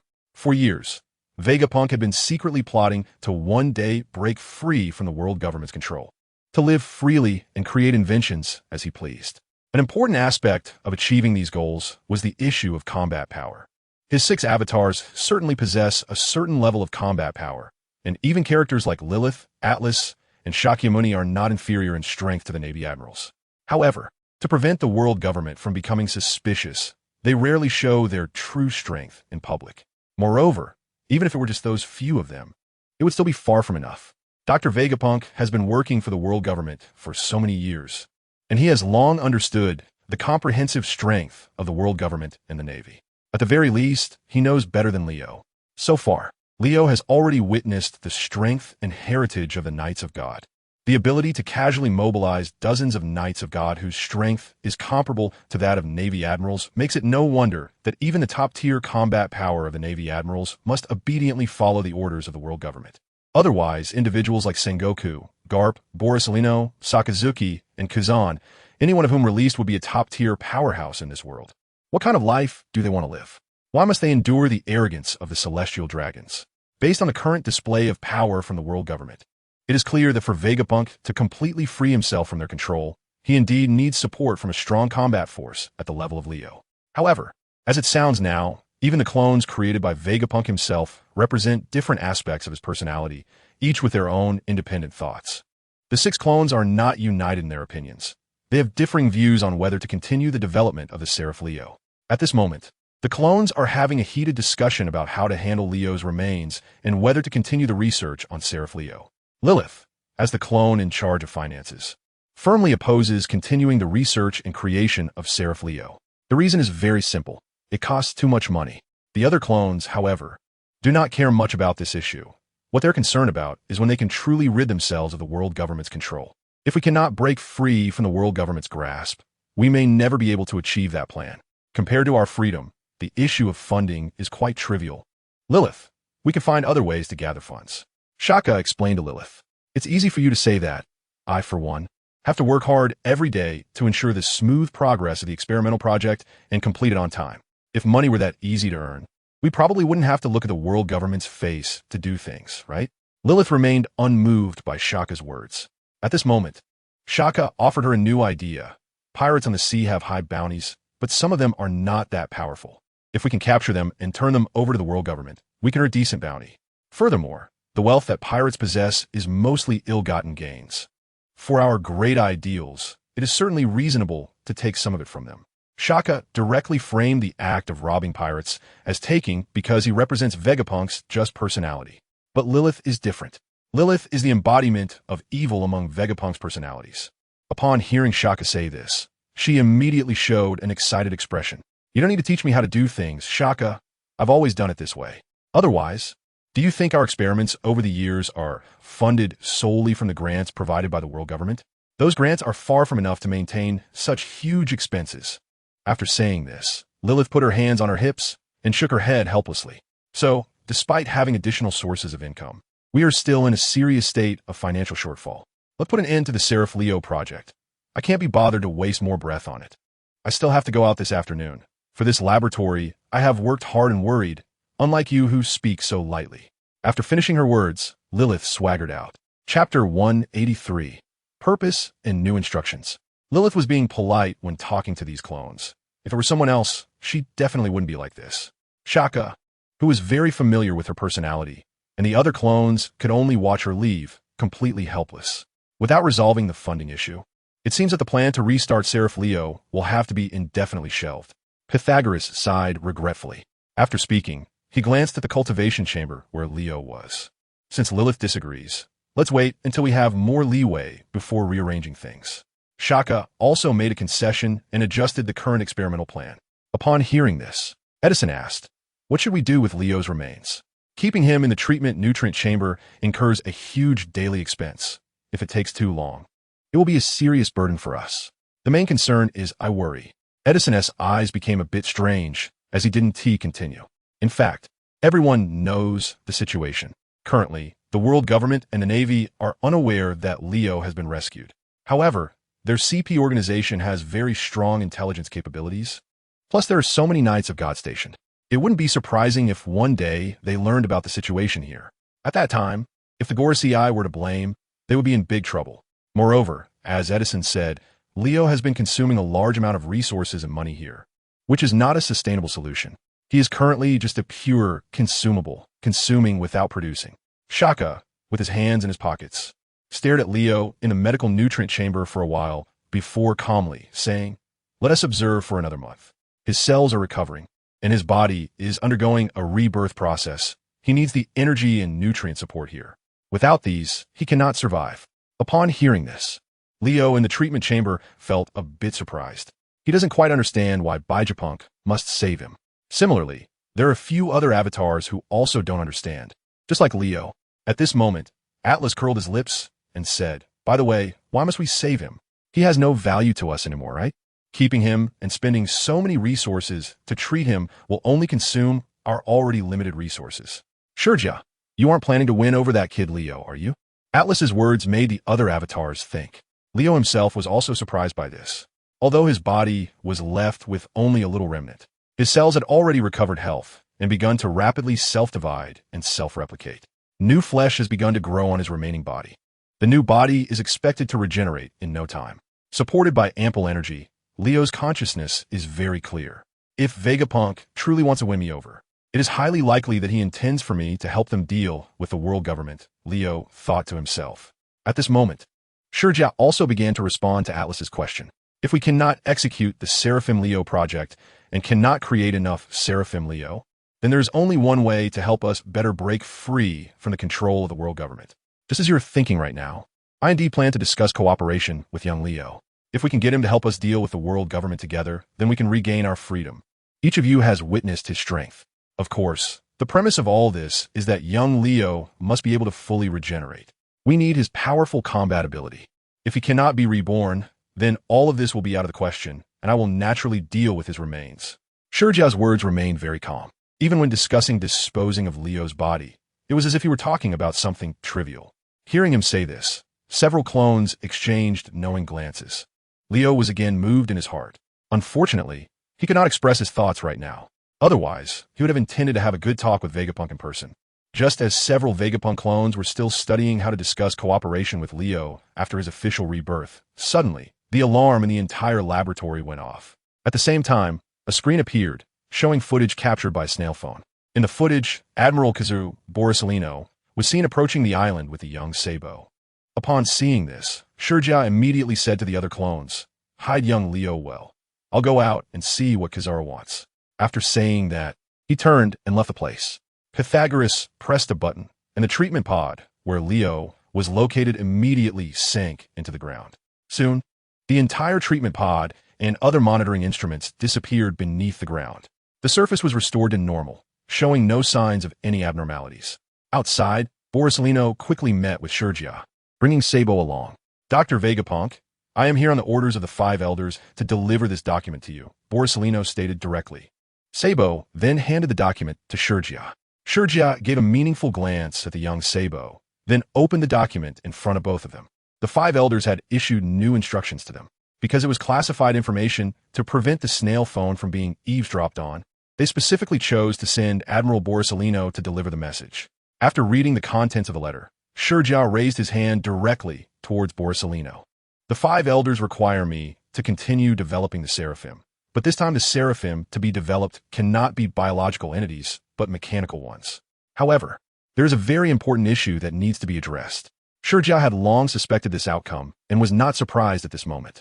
After all, biological Seraphim possess self-awareness, and they could lose control at any time. In contrast, mechanical Seraphim, even if they are Seraphim Admirals or Seraphim Knights, as long as the activation and control permissions are in our hands, they are merely machines that obey commands. Ultimately, the world government still does not trust us. They have invested too much money in the early stages of the artificial Seraphim project, especially in the Seraphim Leo project, and now our experimental base is facing a severe shortage of funds. Therefore, I want to request the 5 elders to continue allocating funds for us to develop new Seraphim. Chapter 184. At least a year. Because the matter of developing mechanical Seraphim is highly confidential, it cannot be discussed directly over the snail phone. This could lead to the possibility of eavesdropping and information leaks. Therefore, if Vegapunk wants to respond to the order from the 5 elders, it can only be conveyed through naval admirals or other representatives from the world government. Hearing Shurjia say this, Borisolino agreed. "I will convey your request to the 5 elders, but I cannot guarantee whether it will be approved." "Thank you, Admiral Kazuru." Even without Borisolino's guarantee, Shurjia still thanked him. The two sides chatted for a while longer. At this moment, Sabo spoke up. "Doctor, the 5 elders have another message for us to convey to you. It's regarding the pacifist issue." Upon hearing this, Shurjia nodded, indicating that he understood. He then said helplessly, "No matter what project it is, we are currently in a severe shortage of funds. Whether it's the Seraphim project or the pacifist project. Doctor, we will convey your request regarding funding. The 5 elders want you to start researching and producing as soon as possible, no matter what. The establishment of the scientific force is not just for show. We also need to produce a concrete combat force to show results to the world government." Borisolino interrupted Shurjia's words. Hearing this, Shurjia could tell the underlying meaning. The 5 elders were trying to get something for nothing again. They wanted a strong combat force to cope with the increasingly complex situation at sea. Yet they were still wary of him, unwilling to grant greater authority, and now even the funding allocation was dragging on, being very stingy. Of course, Shurja did not dare to express his dissatisfaction outwardly. However, he had already made a decision. As long as the funding from the world government was not in place, he absolutely would not invest a single cent of his own into research, whether for mechanical seraphim or pacifists. After finally sending off Borisolino, the envoy, Shurja turned back to the laboratory. He went to Leo's treatment pod and confirmed Leo's current situation with Pythagoras. Compared to 2 hours ago, the number of cells in Leo's body had increased by about 3 times, and all were healthy and strong cells with intact regenerative abilities. The repair progress of his remaining body was also accelerating, judging by the current rate of body regeneration. We could see the upper half of Leo's body reborn in as little as 3 months. In 6 months, we will be able to see the complete Leo before us. However, whether his consciousness can match his body again after regeneration, whether he can communicate, express, and act normally, still requires more data support for analysis to determine. Pythagoras informed Shakyamuni of all the data currently monitored. Upon hearing this, Shakyamuni couldn't help but mutter to himself. So, it seems that at least a year is needed to communicate with Leo, or rather, to have the opportunity for this communication. Then he said, "Please continue to pay attention to the changes in Leo's physical condition and notify me immediately if there are any abnormalities." After giving a few instructions, Shakyamuni turned to leave. Meanwhile, in the treatment pod, Leo, hearing that he would need a whole year to fully recover his body, felt somewhat unconvinced. He is more aware of his body than anyone else. How could it possibly take so long to fully recover as long as he has enough energy? Unconvinced, Leo began to try it out. He tried to use his current consciousness energy to drive the cells in his body to resonate, just like when his consciousness used to work in harmony with his body. However, there was no response. Aside from being able to simply use observation Haki to perceive information from the outside world, Leo could completely feel the absence of his body's existence. He could sense those cells. Each cell was very healthy and strong, as if they were individual living entities full of vitality. However, although these cells were on their own damaged bodies, they seemed to not belong to themselves. No matter how many times Leo tried to swap them or send instructions, they gave no response. In this state, it seemed that nothing could be done. Not only was his consciousness unable to command this broken body to take any action, but he couldn't even achieve any perception. In helplessness, Leo had no choice but to temporarily give up. He began to shift his focus, putting his limited time and energy into other areas.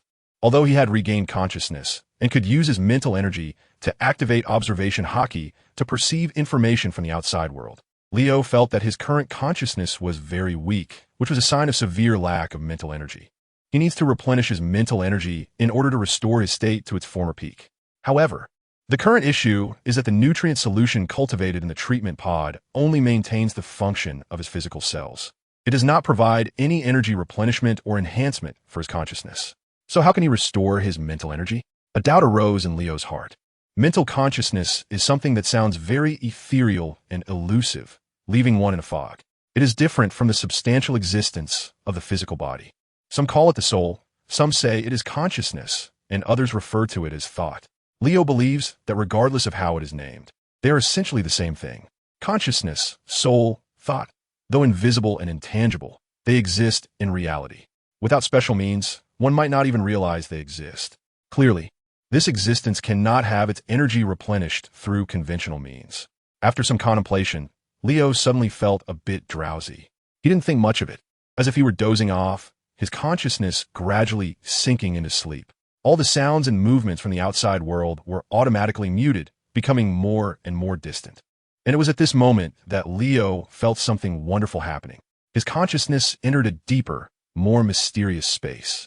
It appeared to be a vast expanse of white, devoid of anything.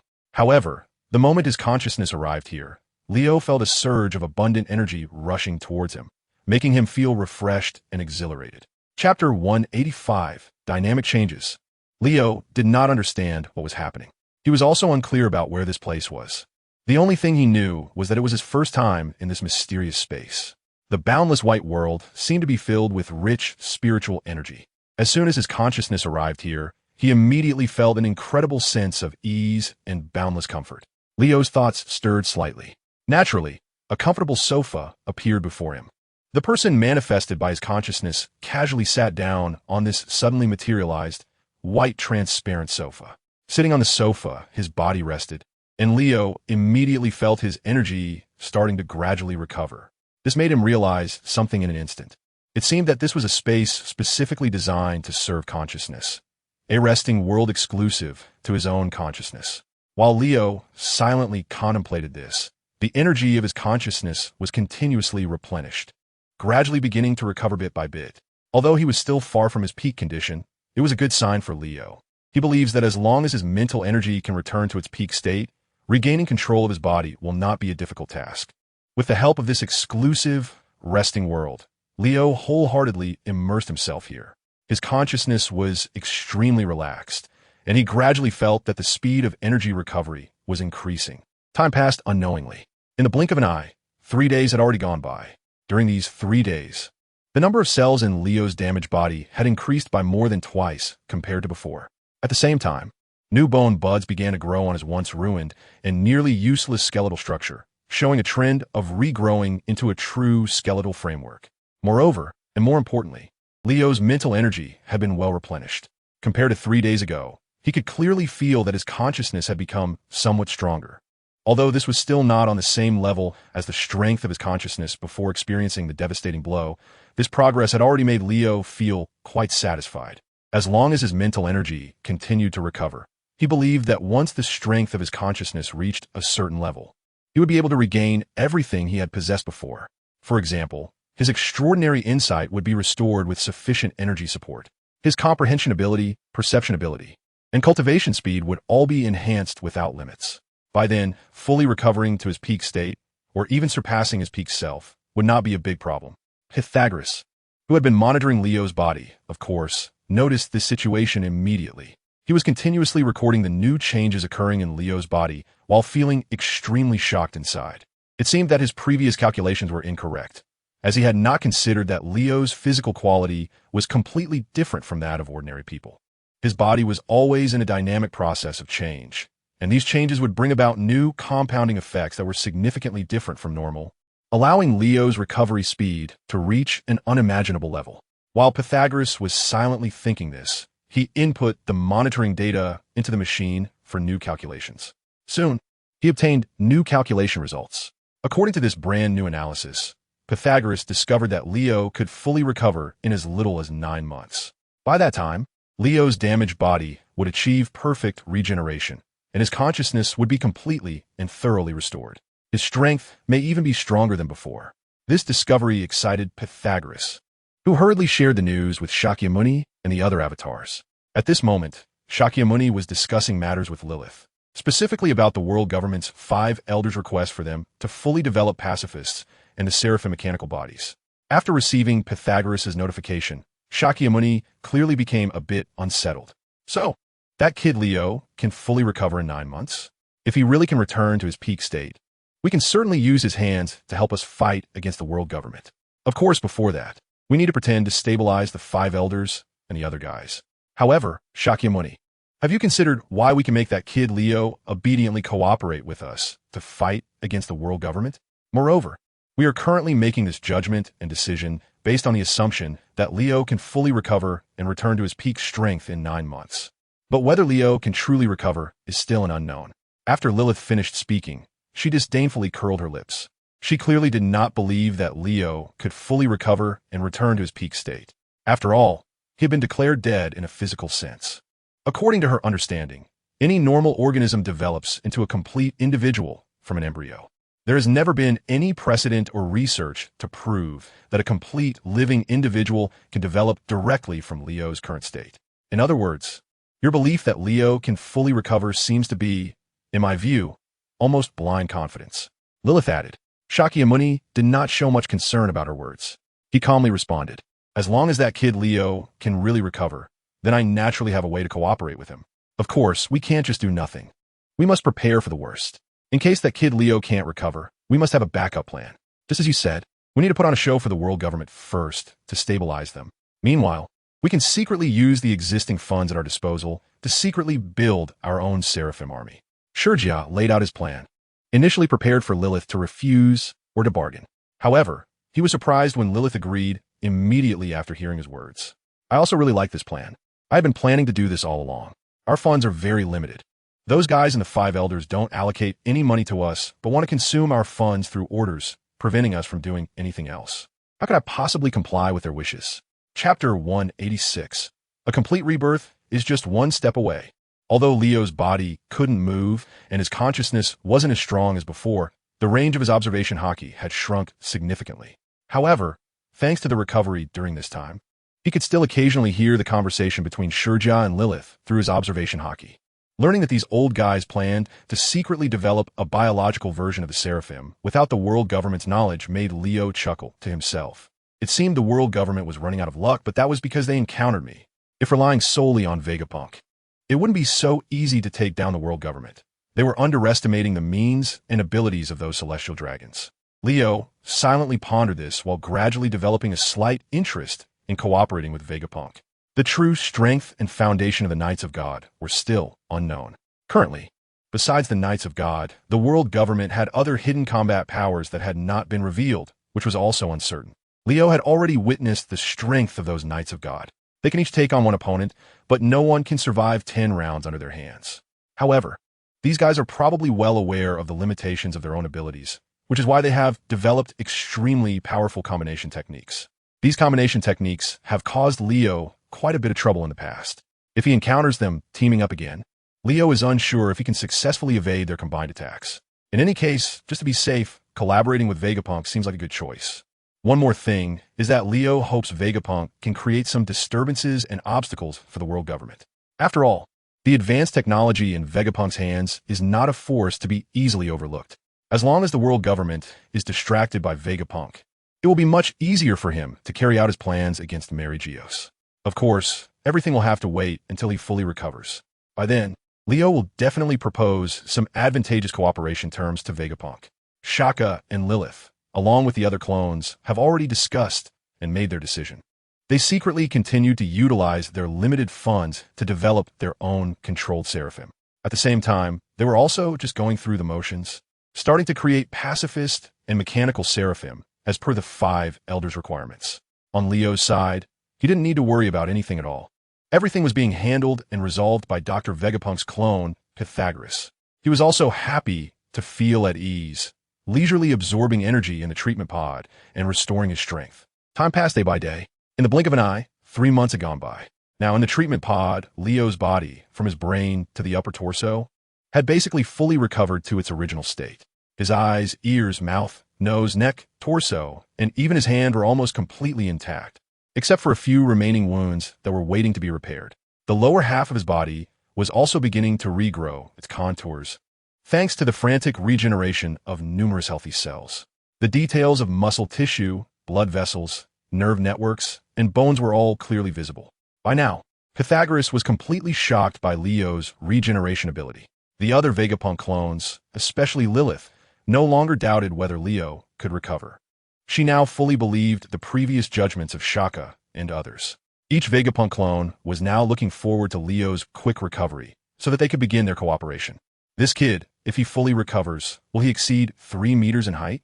Edison approached Pythagoras' side, looking at Leo's fully regrown body inside the treatment pod, and couldn't help but mutter to himself, "Well, what's even more astonishing is that I've checked his lineage, and it's very pure. There are no giant or other tall race bloodlines. Among ordinary people, reaching this height is extremely rare, if not non-existent. And let's not forget, he is only 18. His body is still in a rapid development stage, and he will definitely exceed 3 meters in the future, possibly even 4 or 5 meters."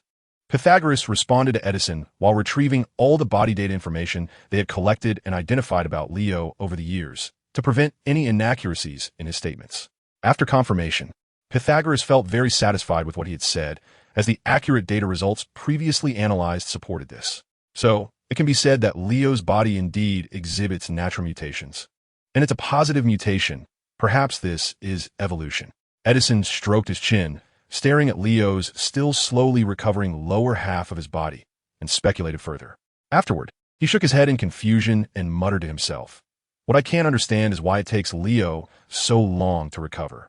According to normal standards, with a high-intensity energy nutrient solution we invested to assist in his treatment, an ordinary person would be able to self-replicate their cells 10,000 times in less than a day, right?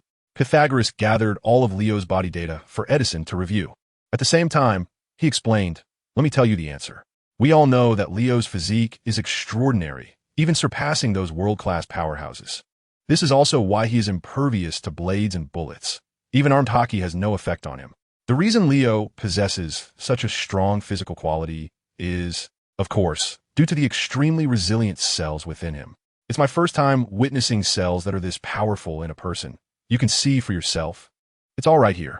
After Pythagoras finished speaking, he pointed to a piece of data. It recorded data about Leo's cells. The data analysis showed that Leo's cells not only possessed vigorous vitality, far exceeding anyone's imagination, but they also had various special functions that ordinary human cells could not compare to. They even made me think for a moment that there were trillions of living people inside Leo. The reason these cells have become so powerful is, of course, that forming them requires an unimaginable amount of energy. Chapter 187. So the truth is here. Leo had been listening to the conversation between Pythagoras and Edison. From the moment he heard Pythagoras say he was already 18, Leo was filled with shock. Because if what Pythagoras said was true, it meant that the time he spent dead, plus the time he consumed recovering after being rescued by Vegapunk, had lasted about 7 to 8 years. He didn't expect so much time to have passed. No wonder I've grown to 3 or 4 meters tall. Although Leo was very surprised inside, he did not dwell on these matters too much. Soon, he snapped back to reality and continued listening to the discussions among these Vegapunk clones who were using their expertise.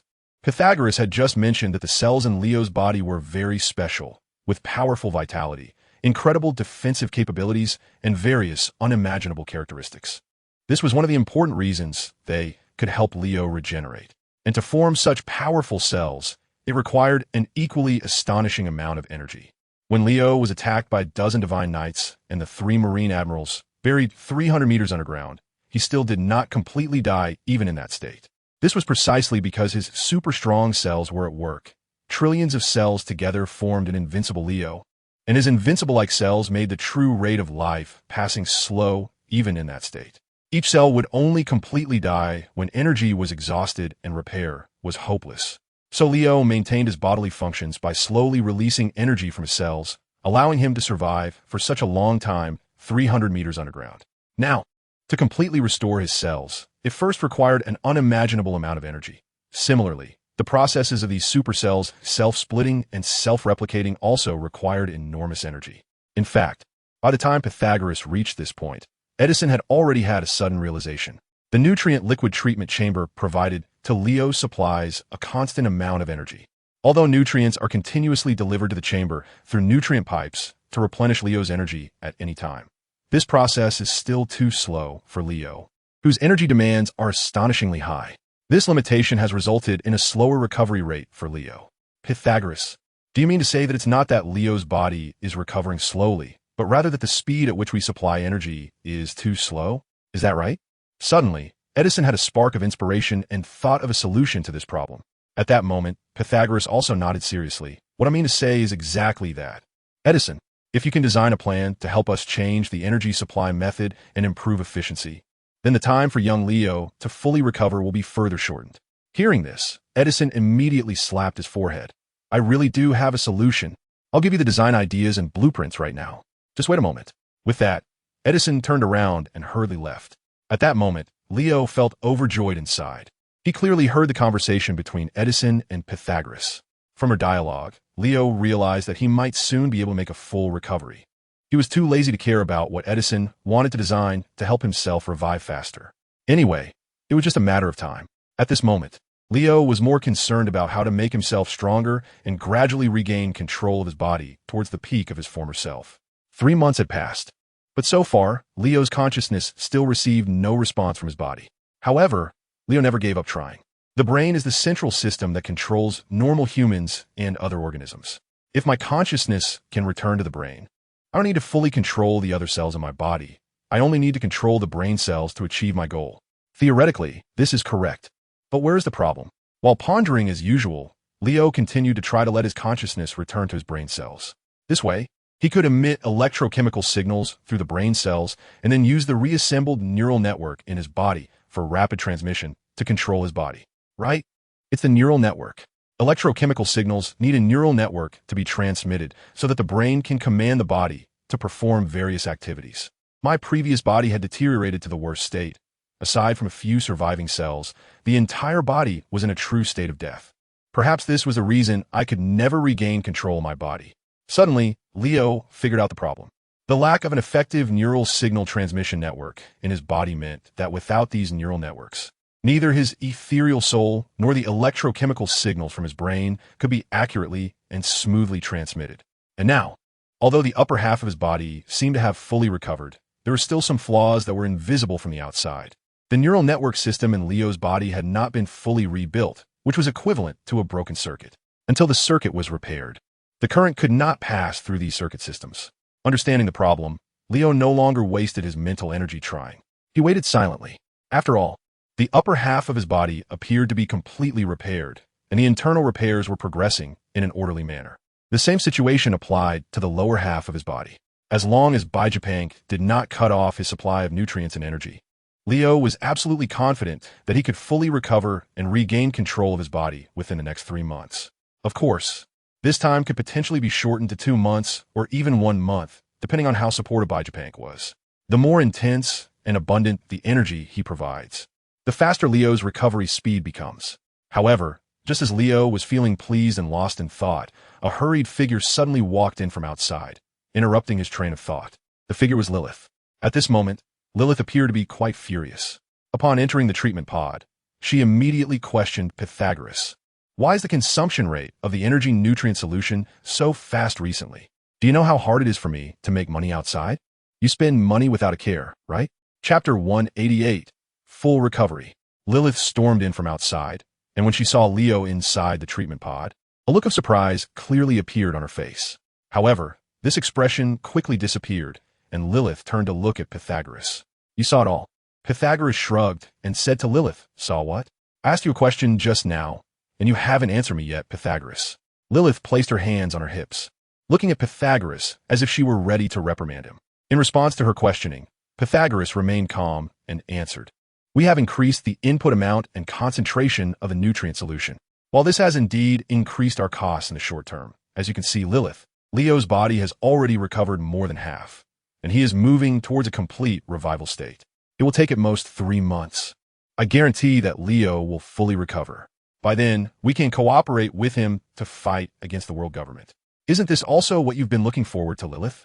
If we no longer have to be controlled by the world government and do not have to obey the orders of the 5 elders or even the Navy headquarters, then we can not only save more funds, but also do the things we want to do. As Pythagoras said this, Lilith turned her head, looking back at Leo inside the treatment pod with skepticism.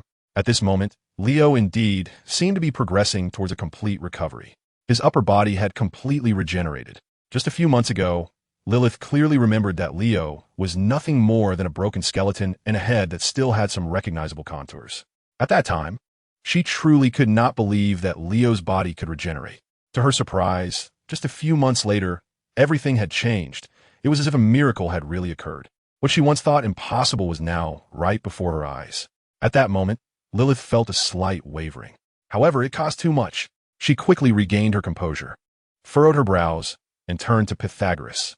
Pythagoras, looking helpless, shrugged his shoulders. There was really no other way. If they wanted Leo to recover faster and successfully, these expenses were necessary. If they didn't use the best nutrients to assist his recovery, they wouldn't achieve the results you see now. In short, I assure you this is all worth it. Once Leo fully recovers, everything we've invested in the funds we've lost will seem trivial, and everything will come back. Hearing this, Lilith glanced once more at Leo in the treatment pod. She finally wavered completely. With a helpless sigh, Lilith said, In any case, try to save as much as possible. We're still not sure if this kid will truly cooperate with us. If we manage to bring him back to life, but he turns against us, then all the funds I've saved over the years will be wasted. After saying this, Lilith left the place in displeasure. Pythagoras sighed and turned to look at Leo. He muttered to himself and suddenly said, Old man thinks you should be able to hear this, right? Our conversation has always been clear to your perception of the outside world, hasn't it? Leo boy, now that you know these secrets, we sincerely want to cooperate with you and genuinely help you revive faster. I hope you won't let us down when the time comes. After Big Brother Ras finished speaking, he He took another look at the neat rows of monitoring equipment in front of him. Then, he began calculating various data again. Ever since Lilith had a brief disturbance and witnessed with her own eyes that Leo's body was indeed recovering, she finally believed that Leo could be revived. This directly removed the biggest obstacle for the other Bijapunk avatars in using funds to assist Leo's recovery. Thus, with the help of all the Bijapunk avatars, Leo's body underwent new changes every day. A month later, his thigh had fully recovered. 2 months later, his calf had also regrown. Moreover, his entire neural network had been completely reconstructed, allowing Leo's consciousness to finally perceive the existence of his body and control it to perform various actions. He can even open his eyes to see the outside world. He would be able to speak if he weren't still completely immersed in the nutrient solution of the treatment pod at this moment. By around the 15th day of the 3rd month, Leo's feet had completely regenerated. At this point, he had fully recovered from head to toe, inside and out. Moreover, with the ample support of high-energy nutrient solution, Leo's physical body was further enhanced, and his cells became even stronger than before. Overall, his physical condition had made significant progress compared to 8 years ago, according to Leo's own judgment. Not to mention that ordinary armed color Haki would not be able to harm him. Even advanced armed color Haki would likely pose no threat to him. On this day, the 6 avatars of Vegapunk, Siddhartha, Edison, Pythagoras, Lilith, Atlas, and York gathered together. They are waiting for Leo to come out of the treatment pod. At this moment, Leo has completely opened his eyes and fully regained his consciousness as well as control over his body. He stared expressionlessly at the 6 clones of Vegapunk outside the treatment pod. Both sides just locked eyes, and for a while, no one spoke. After quite some time, seeing that Leo seemed to have no particular movements, the 6 Vegapunk clones finally began to lose patience. Shurjia stepped forward and said to Leo, "You have been awake for 2 or 3 days now. With your abilities, you should be able to easily get out of there. Why haven't you taken any action?" Although they are the world's top scientists, they still feel scared in the face of someone like Leo. A few days ago, Leo had already fully recovered, and the monitoring equipment would not malfunction. However, they had been waiting for Leo to take action on his own, not daring to force or command him to do anything. Chapter 189. This condition is unacceptable. Bijapunk had always hesitated to provoke Leo, so they waited for a few days. However, after these few days, they still hadn't seen Leo take any action, despite the fact that he clearly seemed to have fully awakened. He even opened his eyes, and those eyes were filled with a lively light, definitely not hollow, indicating that he was not in a state of unconsciousness. However, Leo said nothing and did nothing. By now, the Vegapunks could no longer contain their impatience, and Shaka took the initiative to step forward to ask Leo what he meant.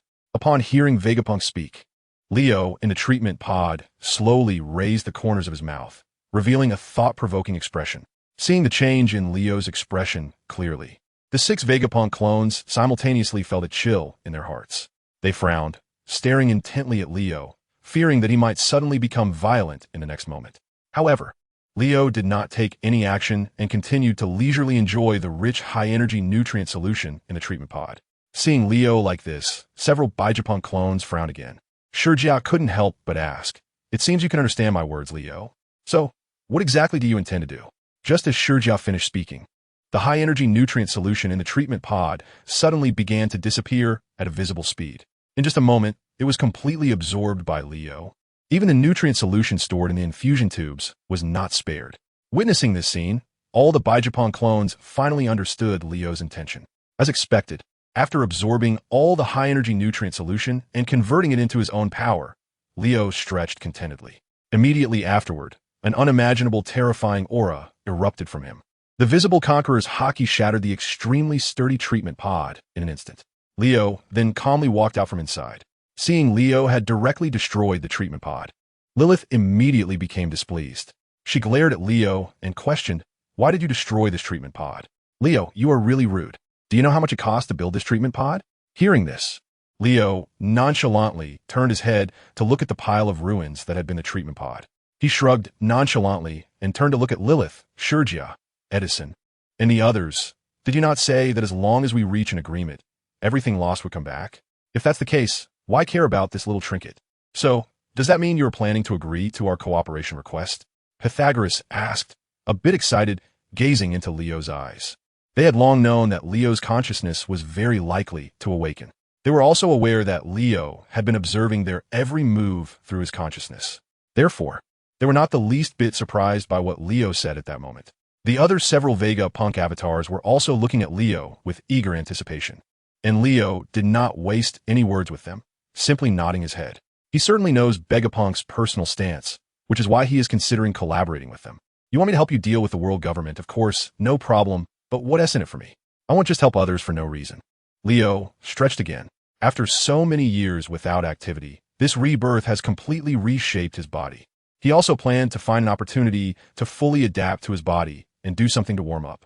As long as you can help us fight against the world government and free us from their control, you can have anything you want. Whatever we can provide, please feel free to ask. Shurjia immediately responded to Leo. His will is the will of the original Vegapunk. Therefore, the decisions he makes can naturally represent all the Vegapunk clones. Upon hearing Shurjia say this, Leo glanced at him and then scanned the faces of several other Vegapunk clones. After that, he tilted his head in thought. A moment later, Leo shook his head. He really couldn't think of what he could ask Vegapunk to do for him, because with his current strength, he could easily obtain whatever he wanted. In fact, even if Vegapunk hadn't proposed the current collaboration, Leo would still go to trouble the world government himself. So, for him, this was merely a convenient opportunity. However, it would be so easy to help Vegapunk. After thinking for a moment, Leo said, "How about this? From now on you all must obey my commands. Of course, I won't impose any restrictions or demands on you like the Gorsi I do, but you need to submit to me and swear loyalty. Otherwise, I will eliminate you here and then go cause trouble for the world government and the Navy headquarters," Leo said casually, glancing at the Vegapunk clones. Hearing this, the 6 Vegapunk clones all frowned in shock, exchanging glances. "I'm afraid I can't agree to that." The first to voice opposition was Atlas. She looked like a cute little girl, very much like a loli. But don't underestimate Atlas. Among all the Vegapunk clones, her main role was to represent the other clones in physical activities. She had a lot of energy and was very lively. Naturally, such a clone also had considerable combat power. In fact, when necessary, she could gather the full strength of all 6 clones by herself. "I also cannot agree to this demand." Lilith spoke right after Atlas. At this moment, before the other clones could express their stance, Leo was already impatient. "If you don't agree, then you can just be scrapped here." After saying this, he charged directly at Atlas, who had first refused his request. "I also plan to move around a bit and see if there are any flaws in this brand new body." As the words fell, Leo threw a punch at Atlas. This punch seemed ordinary, but that was only from Leo's perspective. At this moment, from the viewpoint of the other Vegapunk clones and Atlas herself, Leo's speed had reached its peak. They couldn't even see how Leo made his move. Chapter 190. Time really flies. Leo threw a punch, and before he even used his full strength, a powerful shockwave was generated from the vibrating air. The strong shockwave instantly broke through the wall behind Atlas, creating a huge hole. Although Atlas's body remained completely still, her expression had already turned quite ugly. She knew very well that this was not because she had withstood Leo's attack with her formidable strength, but rather because Leo had deliberately held back. Leo's attack not only did not harm her, but also passed over her body and head, directly damaging the wall behind her. This ability, Atlas knew she could never accomplish. She looked at Leo's eyes with uncertainty. At that moment, Leo slowly retracted his fist. "I thought your skills would be more impressive. Turns out it's just this." After a simple mockery, Leo casually asked, "First, answer me one question. What time is it now?" After speaking, he turned to look at the other Vegapunk clones. At this moment, those clones were still deeply shocked, looking at Leo in disbelief. Hearing his question, the clones finally came back to their senses. They exchanged glances, and Shiji responded, "It is the year 1519 of the Sea Circle calendar." They all clearly understood why Leo would ask such a question, because too much time had passed.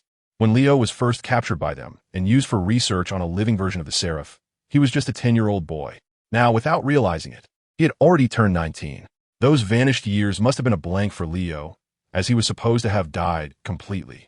Was it the year 1519 of the Sea Circle calendar? Upon hearing Shurja's answer, Leo instinctively looked down at his body. Compared to before, he had now transformed into a massive figure nearly 5 meters tall. His entire body was muscular and layered with bulk. Although he was completely naked, Leo didn't mind at all. He was surprised that so much time had passed without him noticing. In other words, Leo squinted.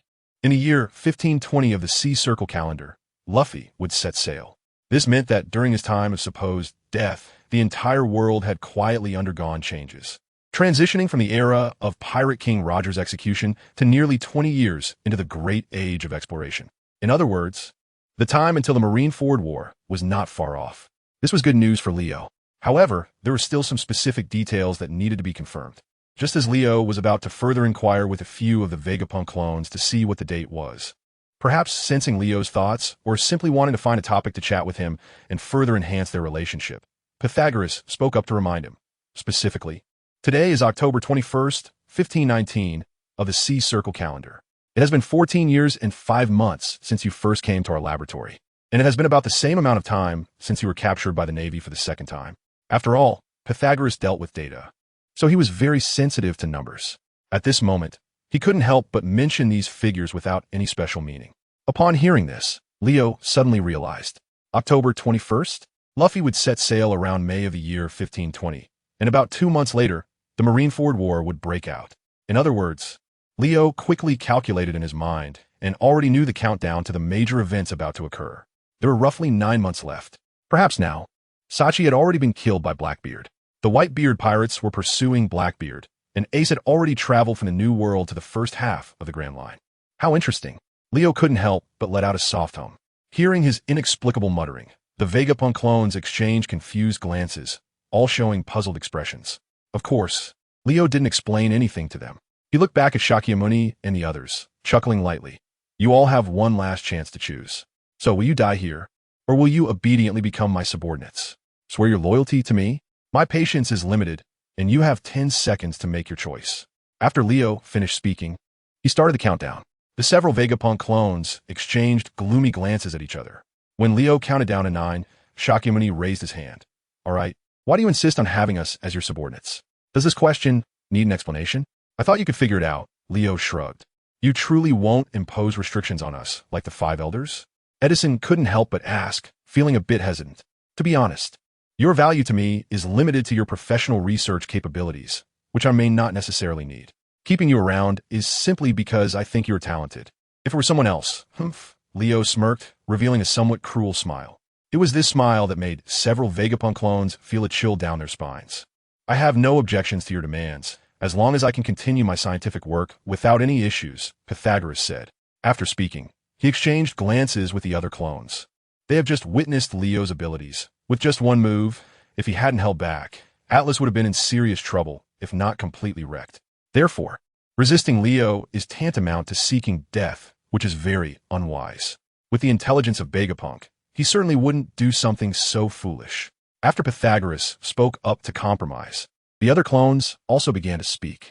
Each clone's words and tone were so natural and relaxed, as if there hadn't been any tension with Leo just moments ago. Especially Atlas and Lilith, among others. The old man and the others are willing to comply with your wishes and serve as your subordinates. From now on, everything will be at your command. Leo was relatively satisfied with Vegapunk's choice. He was too lazy to continue oppressing these guys with force, and treated the earlier incident as if nothing had happened. Leo asked, "Where's this place?" "This is an island located in the New World, our secret experimental base." Shurjia replied immediately. "Since you have agreed to become my subordinates, your matters are naturally my matters. From today onwards, you are free and no longer need to look at the world government's face," Leo said. Chapter 191. First integrate, then plot action. Leo's words were very clear. Now, he was going to deal with those guys from the world government. And since he was taking action, Vegapunk could certainly regain his freedom and no longer have to do things while looking at the world government's face. Upon hearing this, several Vegapunk clones felt a surge of joy. With Leo, personally speaking, they dared not say that the world government would definitely perish because of this. But at least they could say it was almost certain that they had shaken off the control of the Gorosei and that esteemed figure. Lord Leo, Shurjia began to flatter, changing his address to refer to Leo as Lord. The other Vegapunk clones were also moved and began to think of ways to please Leo. At this moment, Shurjia continued. During your recovery, we have developed 20 pacifistas, and we are also nurturing several seraphim. These were originally supposed to be handed over to the world government or the Navy as powerful combat forces. But now, Shurjia directly revealed their existence to Leo. The meaning was clear. He wanted Leo to handle these powerful technological products. However, at that moment, Leo showed little interest and appeared indifferent. He waved his hand and said, "You can keep those things as toys. I have no use for them." The several Bijapunk avatars exchanged glances. Suddenly, each of them realized, with Leo's abilities and strength, he truly did not need any assistance. Whether it was a pacifist or a seraph, in the face of Leo's power, they might not only be unhelpful, but could also become a burden. Lord Leo, what are we now? Edison asked impatiently. They want to know if they should take action now and strike against the world government. However, Leo waved his hand again.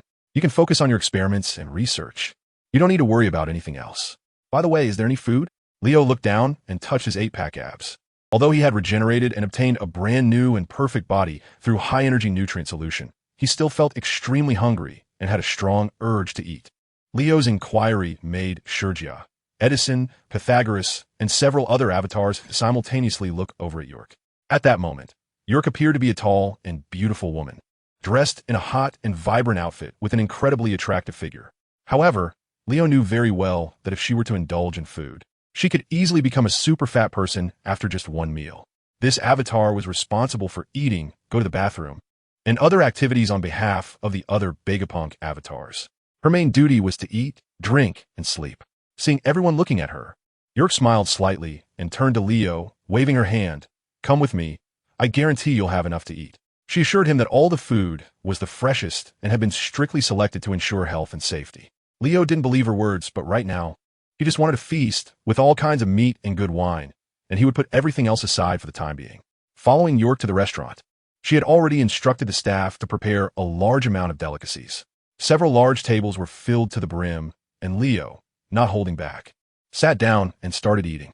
He now has a great demand for energy, and a table full of food was quickly devoured. Leo immediately went to the second table, followed by the third and fourth tables. In a whirlwind, after being fully satisfied, Leo contentedly patted his belly, which showed no signs of change. All right, having eaten and drunk enough, it was time to do something serious. Leo muttered to himself as he walked towards the exit of the restaurant. Hearing this, York couldn't help but ask from behind, Lord Leo, are you going to attack the world government now? Leo frowned slightly, stopped, and turned to look at him. Haven't I said before? Mind your own business, just take care of yourselves. After saying this, Leo left the restaurant without looking back. York remained standing in place, too afraid to speak. After Leo completely left, several other Vegapunk clones appeared in the restaurant, watching the direction of the door with York. How many tables did he eat at in total? Shurgia asked. The other clones also looked at York. 100 in total. York replied. He really can eat. At this rate, our budget for food expenses will soon be tight, Lilith said, somewhat dissatisfied.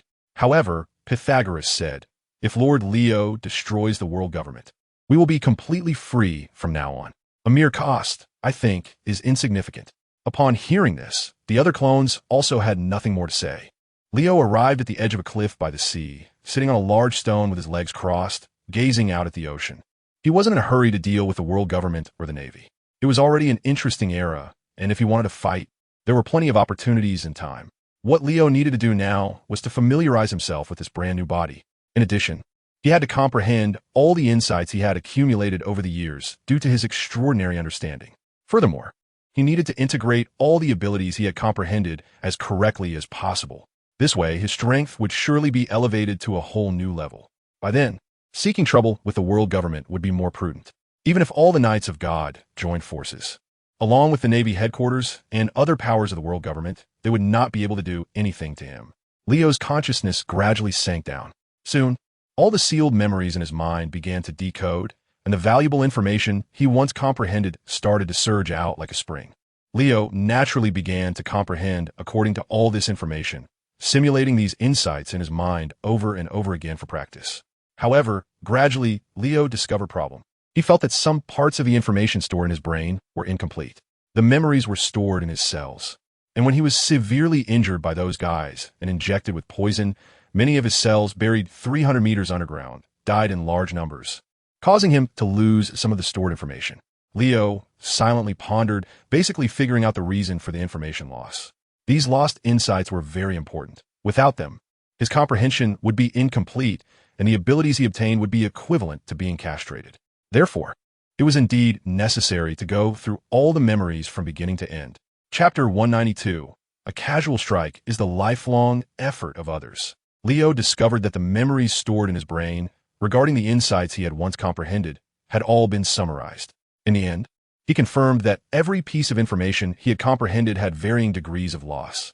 If he wanted to fully comprehend them, practice them, and turn them into his true abilities, the requirements for complete information were undoubtedly high.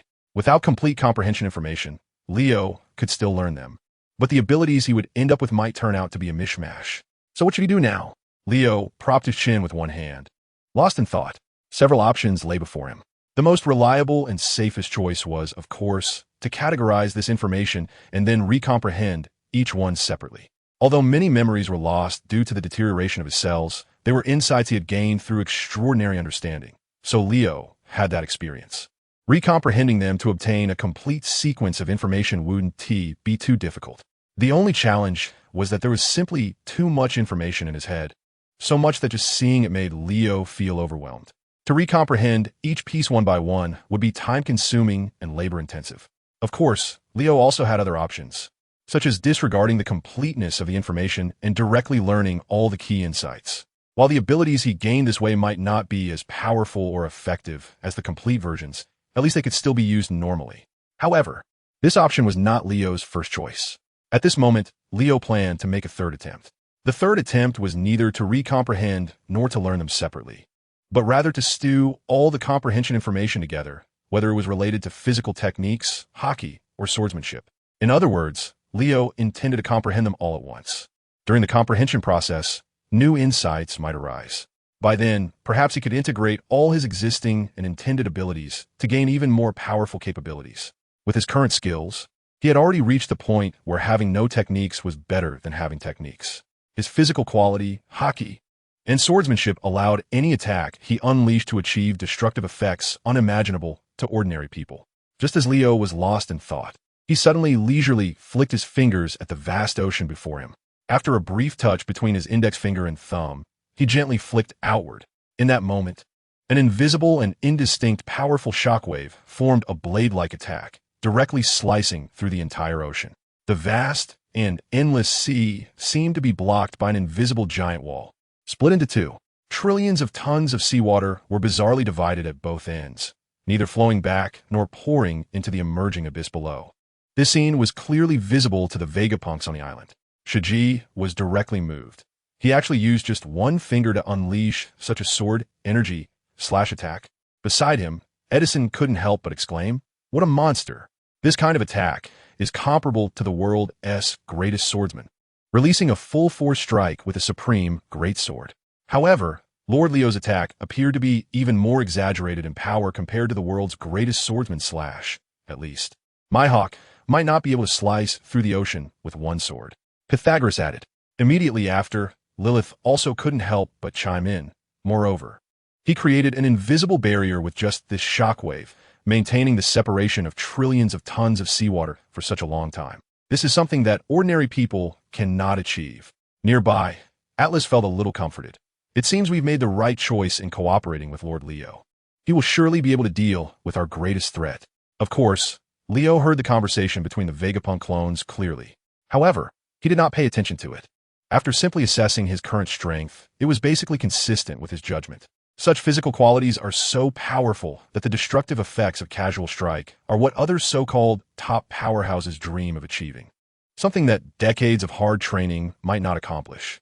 Therefore, even if I mix this understood information with my existing abilities like a mishmash, it doesn't matter if I fail. The impact on me is very limited. Since that's the case, why not give it a try? Leo thought to himself and began to take action. He slightly closed his eyes, and in his mind, countless images and pieces of information flashed by like a revolving lantern. All of these were the abilities he currently possessed or was about to acquire, including but not limited to physical techniques, Haki, swordsmanship, and body techniques. Over the past 19 years, everything Leo had learned and every skill he had gained through his extraordinary comprehension began to converge at this very moment. At the same time, in that instant, Leo's extraordinary comprehension showcased its power once again. It assisted Leo in merging this overwhelming and complex knowledge and abilities, which ordinary people couldn't even dare to imagine or remember together. Gradually, Leo felt new information starting to emerge in his brain. He didn't rush to check what the latest insights were, but instead continued to focus on his current understanding. Time passed little by little. 10 days later, several avatars of Vegapunk stood at the highest point of the island, looking at the figure sitting motionless on the cliff by the sea in the distance, feeling puzzled. So many days had passed, and Lord Leo still didn't know what he was doing. Why was he sitting by the sea without sleeping or eating?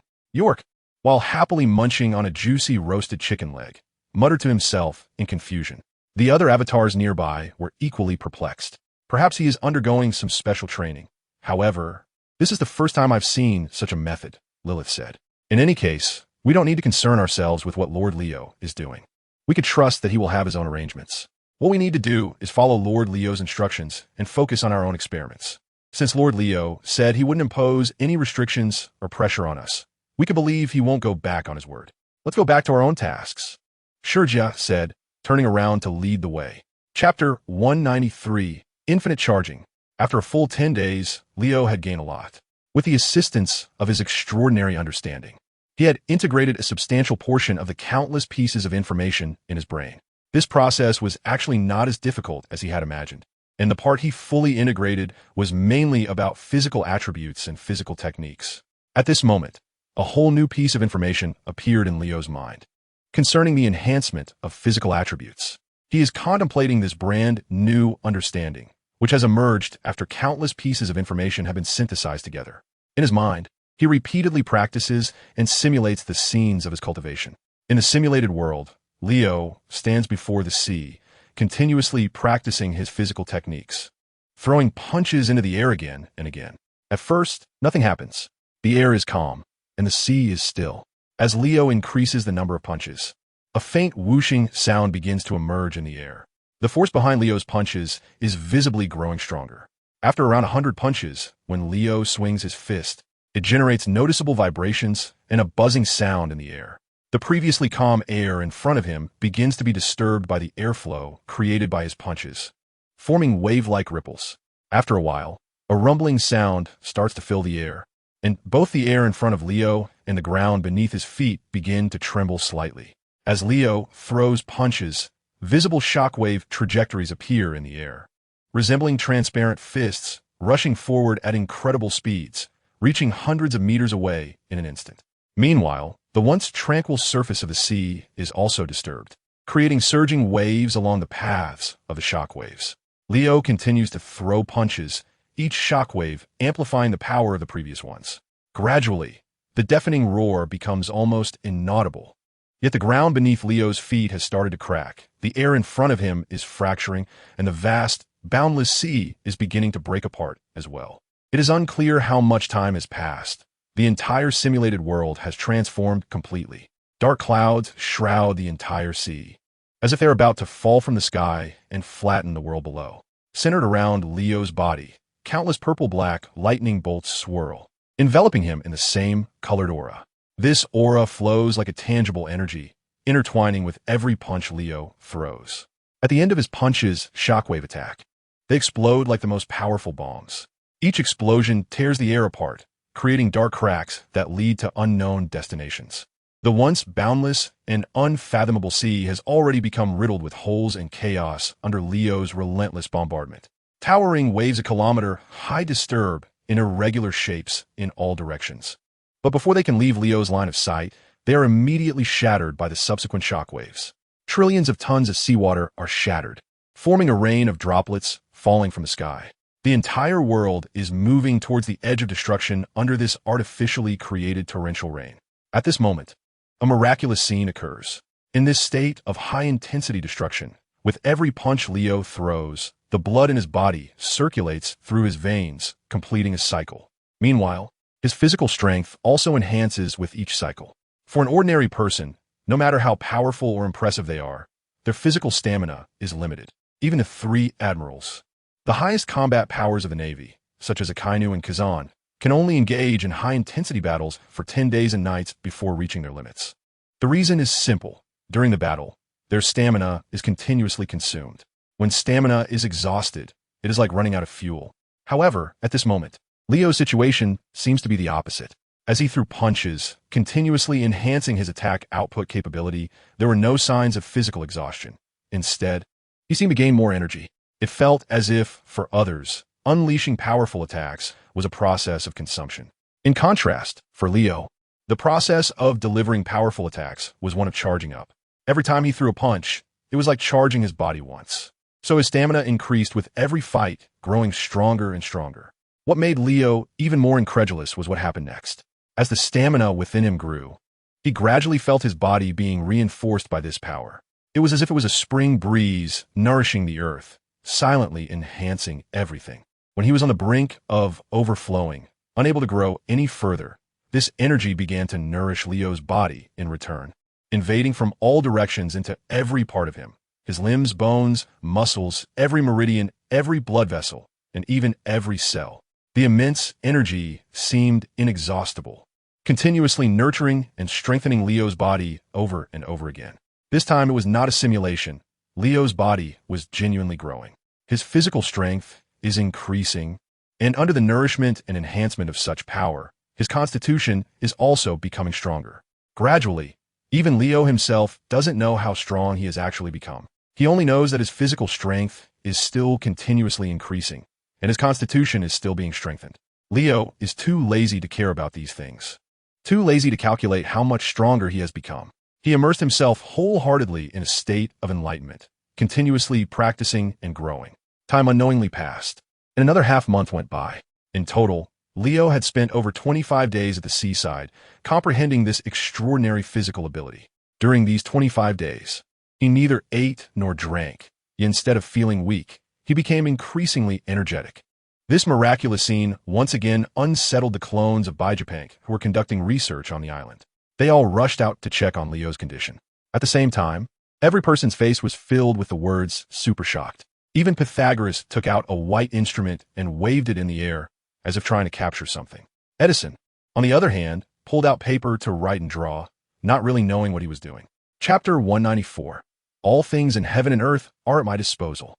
The air was filled with an intense energy. The white instrument that Pythagoras held was a specialized device for detecting energy, which he and Edison had jointly invented. At that moment, the instrument was continuously emitting a piercing alarm sound. After just a short while, the energy detector in Pythagoras's hand exploded, completely damaged. It was too powerful. The data had literally exploded.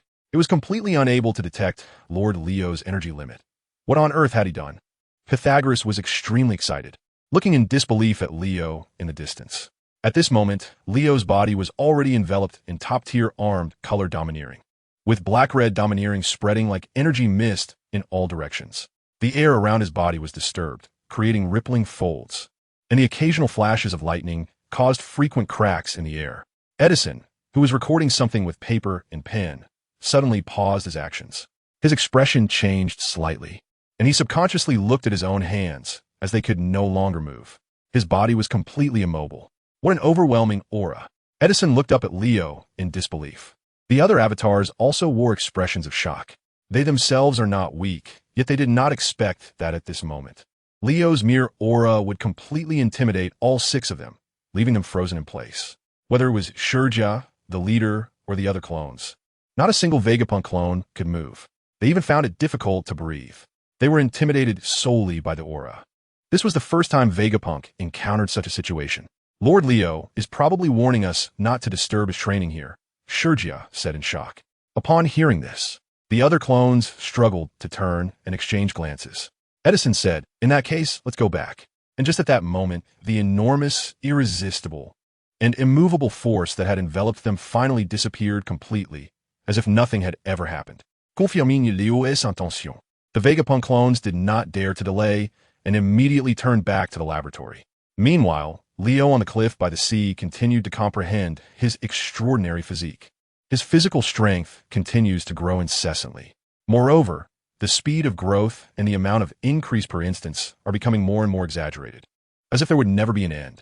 As Leo's physical strength increases, the enhancements to his body also become stronger. Quantitative changes ultimately lead to qualitative changes.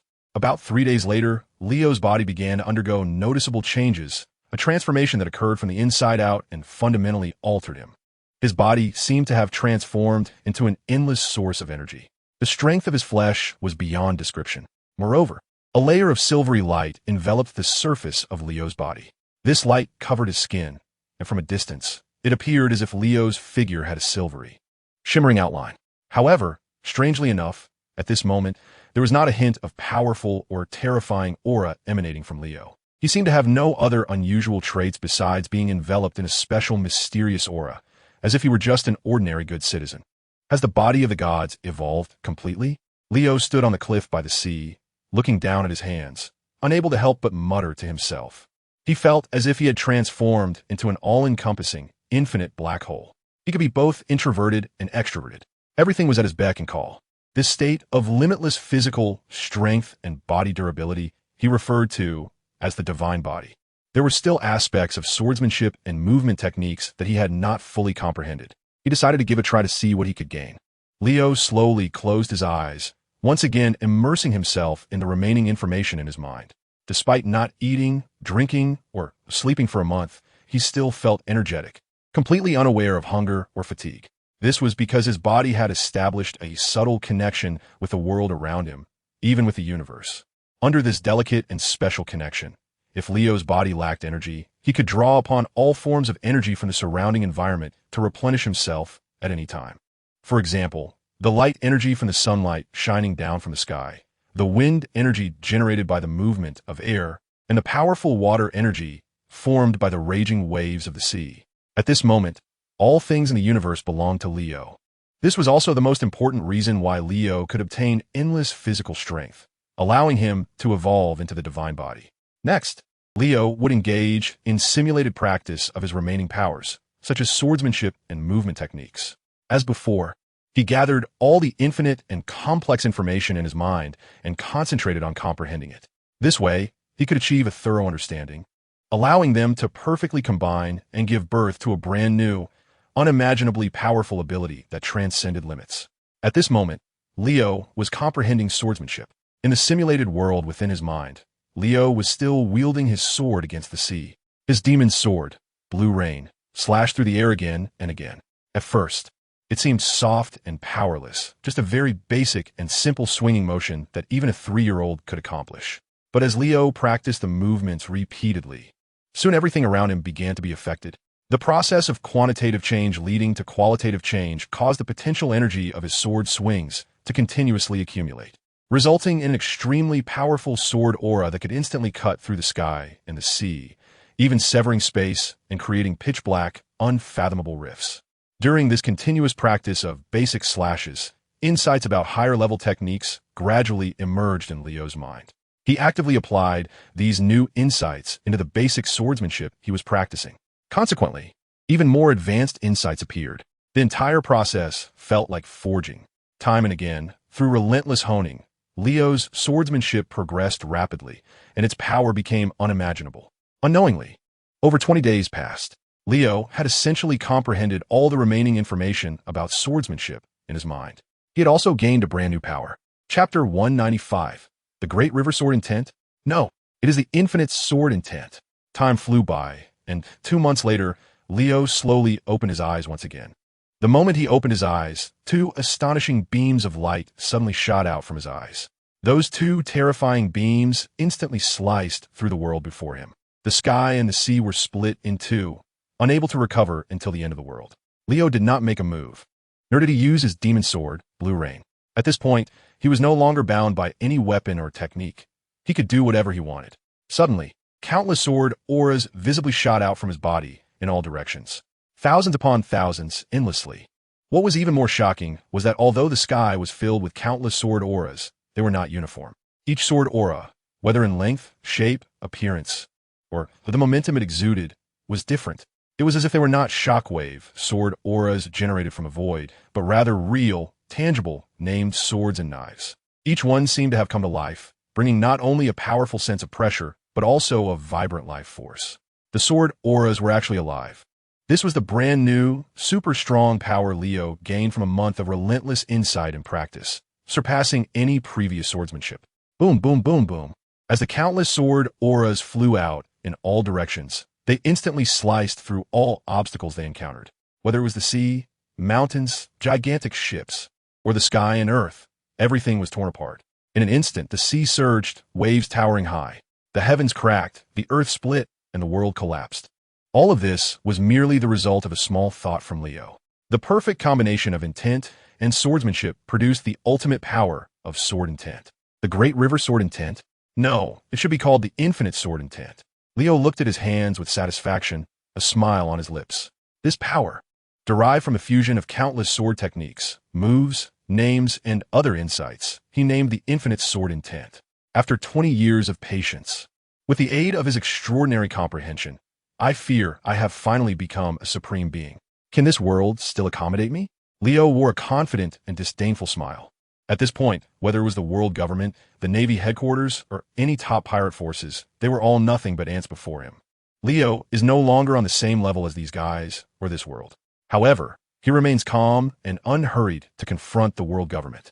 This is because he still has some insights that he has not fully comprehended or integrated. Among these are parts of the information regarding the 3 types of Haki, as well as information about movement techniques. Leo now feels that the 3 types of Haki have become a somewhat redundant ability for him, something that is neither essential nor unnecessary. His incredibly powerful divine physique has already made him invincible. His perception is so strong that it encompasses the entire world, completely capable of replacing the effects of observation Haki. As for armament Haki and Conqueror's Haki, they're even less necessary. Leo's body has already reached an indestructible, immortal level. No one in this world can break through his defenses. As for Conqueror's Haki, the overwhelming aura emanating from him far surpassed the intimidation and crushing effect brought by the highest level Conqueror's Haki. Leo's own Haki was not merely used to clear out minions. Even the world's top powerhouses would likely have no ability to fight back in his presence. Nevertheless, Leo still eagerly began a new round of enlightenment. The reason was simple. First, having many skills is never a disadvantage. Furthermore, Leo was very curious to see what new powers he could gain by fully integrating all the remaining information with the help of his extraordinary comprehension. In the simulated world, the background was still the sea. This time, Leo did not practice physical techniques or sword techniques. Instead, he continuously practiced his movement techniques. He stepped on the beach, constantly shifting and leaping, continuously taking steps forward. Unlike the previous 2 insights, this time Leo spent a longer period of time before his body could respond. His body had been practicing for several hours, and finally, he began to feel the thrill of increased speed. After practicing for a while longer, Leo had finally elevated his speed to beyond the speed of sound. Then it became double the speed of sound, triple, quadruple, and quintuple. Time passed unknowingly, and Leo's speed continued to increase. About half a month later, he had raised his speed to the level of light speed, truly reaching the speed of light, 300,000 kilometers per second. This speed was something Leo had never achieved before. Theoretically, no one should be able to reach such speed. Even Borisolino, a natural-type user of the Pika Pika no Mi, could not move at such a speed. Yet now Leo had achieved it. However, it was clear that this was not Leo's limit. He could still clearly feel his body undergoing new changes. His cells were very active, and as the activity of his cells increased, his maximum speed was also changing, becoming faster and faster. Gradually, Leo's speed began to surpass the speed of light. Time unknowingly reached the 20th day. Leo's speed had exceeded light speed, now around twice the speed of light. But this was still not Leo's limit. It seemed that this time of enlightenment would take a long time.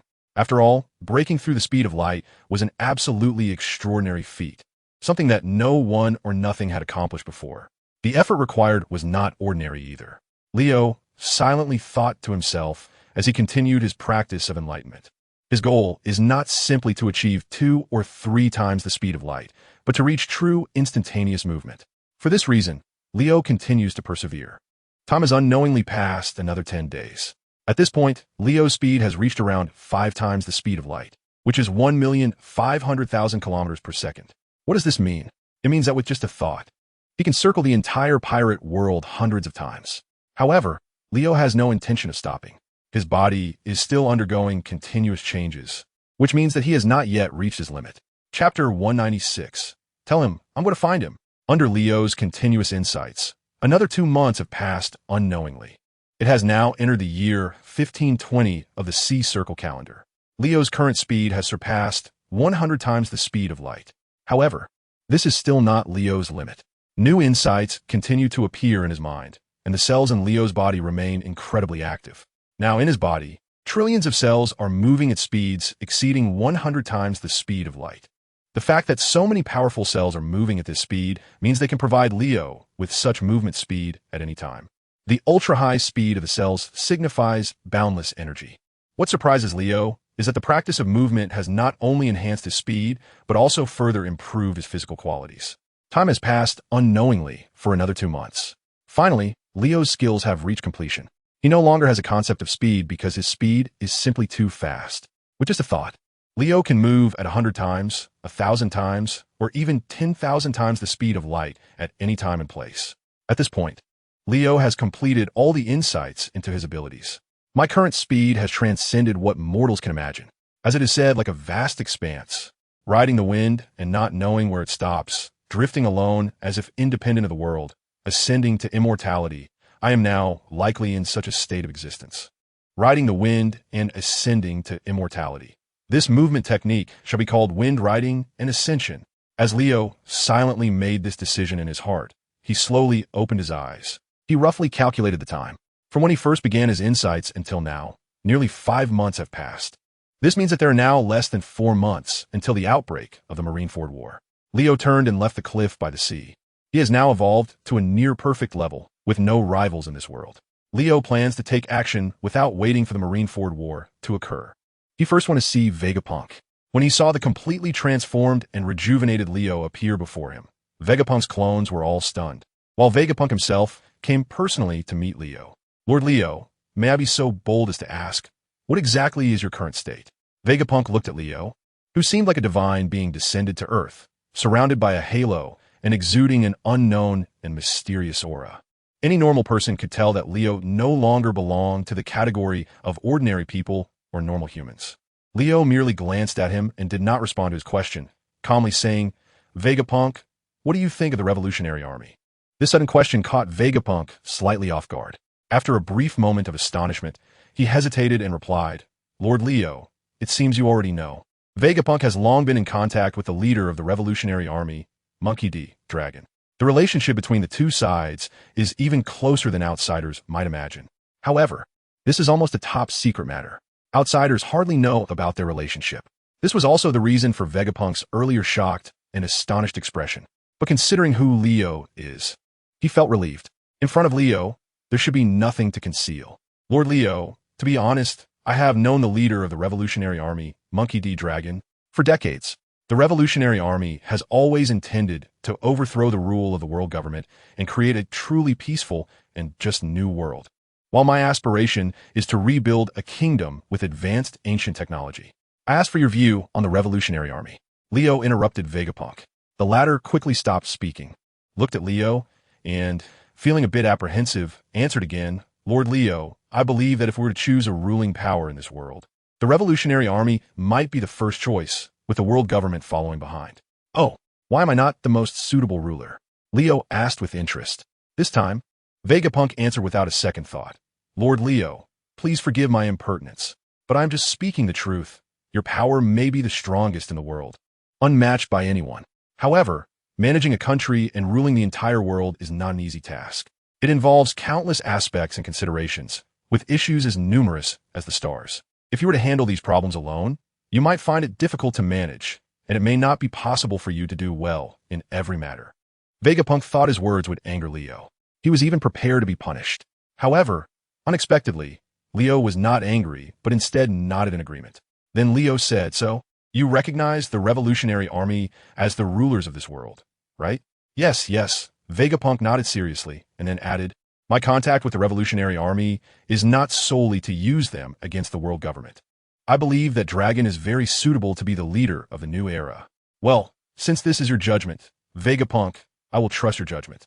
Once the world government collapses, let the Revolutionary Army take over this world, Leo said with a smile. This immediately left Vegapunk's true self and his 6 clones, all showing expressions of astonishment. They clearly never expected that Leo's questions were for this decision. Lord Leo, can you contact Dragon now? Leo looked at Vegapunk and asked. Although there was still deep doubt in his heart about Leo's decision, Vegapunk nodded. Tell him I'm coming to find him right now, Leo said, then turned and walked directly outside. Lord Leo, I've prepared a lavish meal for you.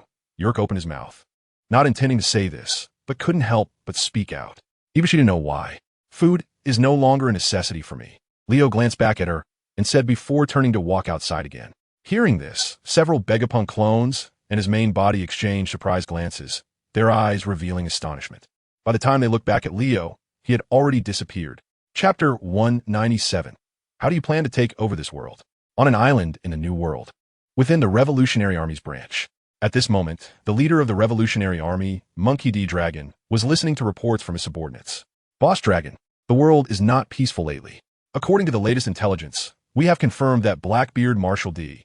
Teach has defected from the Whitebeard pirates, reportedly killing his comrades. Now, Fire Fist Ace is pursuing him. However, Blackbeard is quite cunning and has been missing. Additionally, the world government has also taken action against us.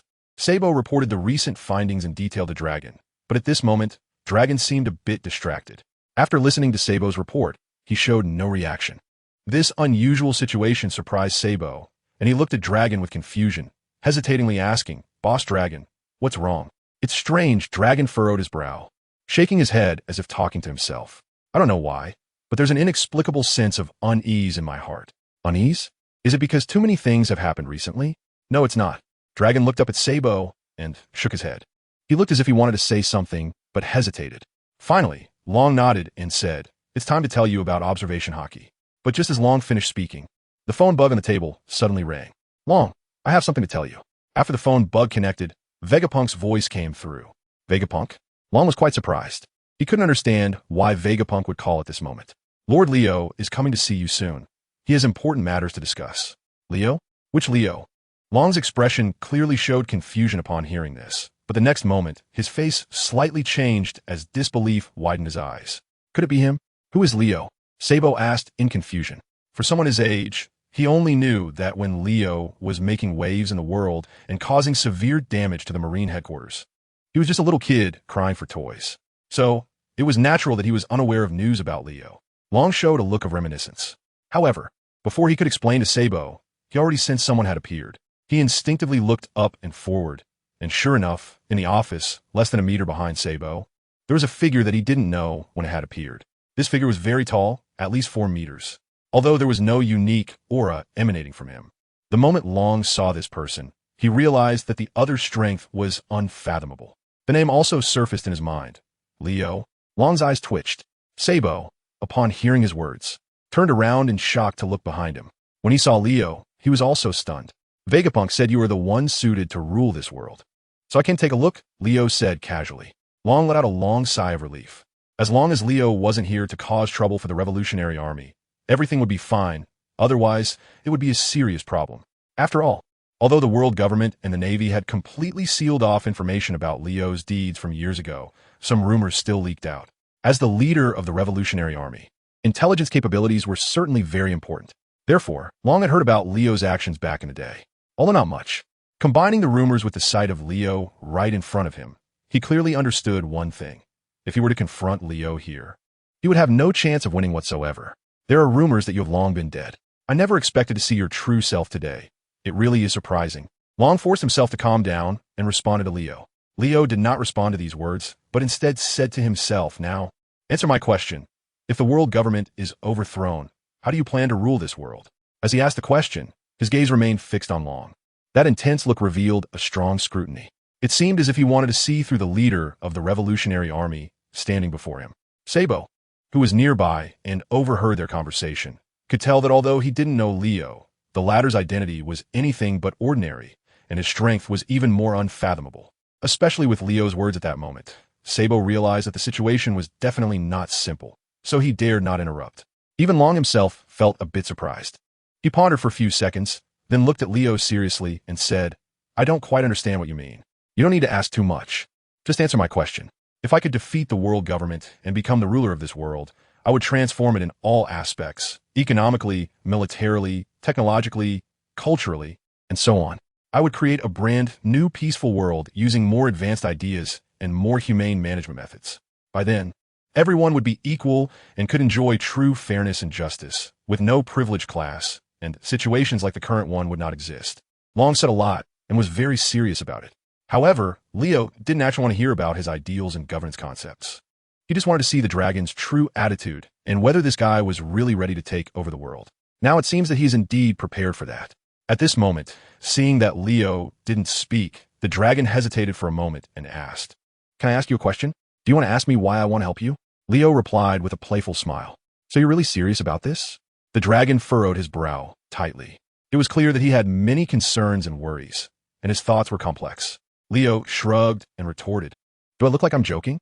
The dragon immediately shook his head. "Not at all. But what do you plan to do?" He finally asked the question that weighed most heavily on his mind, the one he was most worried about. The guys in the world government are not exactly the kind-hearted. Not to mention the celestial dragons in Mary Geos, who already possess considerable combat power and have multiple secret organizations under their command to safeguard their authority. Just the Marine headquarters alone is enough to make any force in the world feel a headache and take it seriously. If they were so easy to deal with, why would he have gone through so much trouble to establish the Revolutionary Army and prepare in hiding for all these years? Leo did not elaborate further. He stared at Leo for a few seconds, then nodded and said, "Wait for my news. In the meantime, just be ready to accept this world." Chapter 198. Let our people gather immediately. After Leo finished that sentence, he had already disappeared. Only Long and Sabo remained in the office, both stunned in place. After a while, Sabo came to his senses and couldn't help but ask, "Boss Long, who is that man?" About 10 years ago, there was a man named Leo who committed the most serious crimes and was completely erased from existence by the world government. No one knows his origins, but it is rumored that he is the illegitimate son of the former pirate king, Roger. Because the world government ordered the erasure of all traces of Leo's existence back then, even I don't know much about his past. But I've heard that he once single-handedly destroyed the entire Marine headquarters, Marineford. At this point, Long's eyes revealed a hint of awe. Speaking of which, he was somewhat influenced by the crazy things Leo did back then, which is why he chose to establish the Revolutionary Army and start his own venture. Destroying an entire Marine headquarters by one person? How could that be possible? Sabo's face was filled with shock, and he also showed a strong expression of disbelief. Long looked at him deeply and pondered. Most of the top powerhouses in the world have the ability to turn the tides and shatter the earth. The world's strongest man, Edward Newgate, also has the power to destroy the entire Marineford, even the entire world by himself. Of course, Sabo had heard of Whitebeard's reputation. However, he still found it hard to believe Long's explanation. Even if Leo really possessed power comparable to Whitebeard's, capable of destroying Marineford alone, how could he overthrow the world government? This question made Long look at Sabo deeply once again. Then Long explained, "Leo's power is probably even above Whitebeard's. I didn't even notice he had come." However, at this point, Long shook his head. "I'm also curious about what he intends to do. The world government is not so easy to deal with. Since he wants us to wait for his news, we should do something, right, Boss Long?" Upon hearing Sabo's words, Long immediately nodded and said, "Indeed, we should be prepared. Pass the order down, let our people gather immediately and be on standby." At this moment, what Long was thinking was that he did not expect Leo to overthrow the entire world government by himself or confront all the strong members of the Navy and the world government. His only hope is that Leo can hold back these powerful forces. This way, the Revolutionary Army can take action around the world. Meanwhile, at the peak of the Red Soil continent, the holy land of Mariewa, the highest authorities in the world, the 5 elders, are gathered together discussing something. Vegapunk has requested funding for research. Otherwise, he cannot produce the pacifistas and seraphim on time. What do you think about this matter? Holding the original demon slayer and wearing glasses, the bald financial warrior, Saint Zambel Nv. Nasser, is sitting cross-legged on the sofa, calmly asking. The other 4 elders show cold expressions upon hearing this. The scientific defense warrior, the bearded Saint Jagartha Saturn, snorts coldly. Vegapunk's recent behavior seems very unusual. I always feel that he is hiding something secret from us. I believe his request for funding is just an excuse. His real intention is not to hand over the pacifistas and seraphim to us. This statement immediately received agreement from the other elders. The bald, bearded legal warrior, Saint Topman Walchuli, frowned and said solemnly, "Based on the funding we previously provided to him, is more than enough for the research and production of the pacifistas and seraphim. It seems Vegapunk is up to something behind our backs. Should we give him a little punishment?" His proposal did not receive support from the other 5 elders. At this moment, the financial warlord Zabalin V. Nezashiro slowly shook his head. "Now is not the time to tear our faces with Vegapunk. Lordim's instruction is to first see what he is up to, and we need to secure the pacifists and the seraphim first. The seas have not been peaceful lately, according to the intelligence from the CP organization. There may be significant events happening in the New World soon. The movements of the Whitebeard pirates are certainly something to be wary of. Upon hearing this, the other elders immediately became serious. Whitebeard, the universally acknowledged strongest man in the world today. It is not just because Whitebeard's combat power crushes the entire world, but because of his devil fruit ability, which belongs to the strongest paramecia type.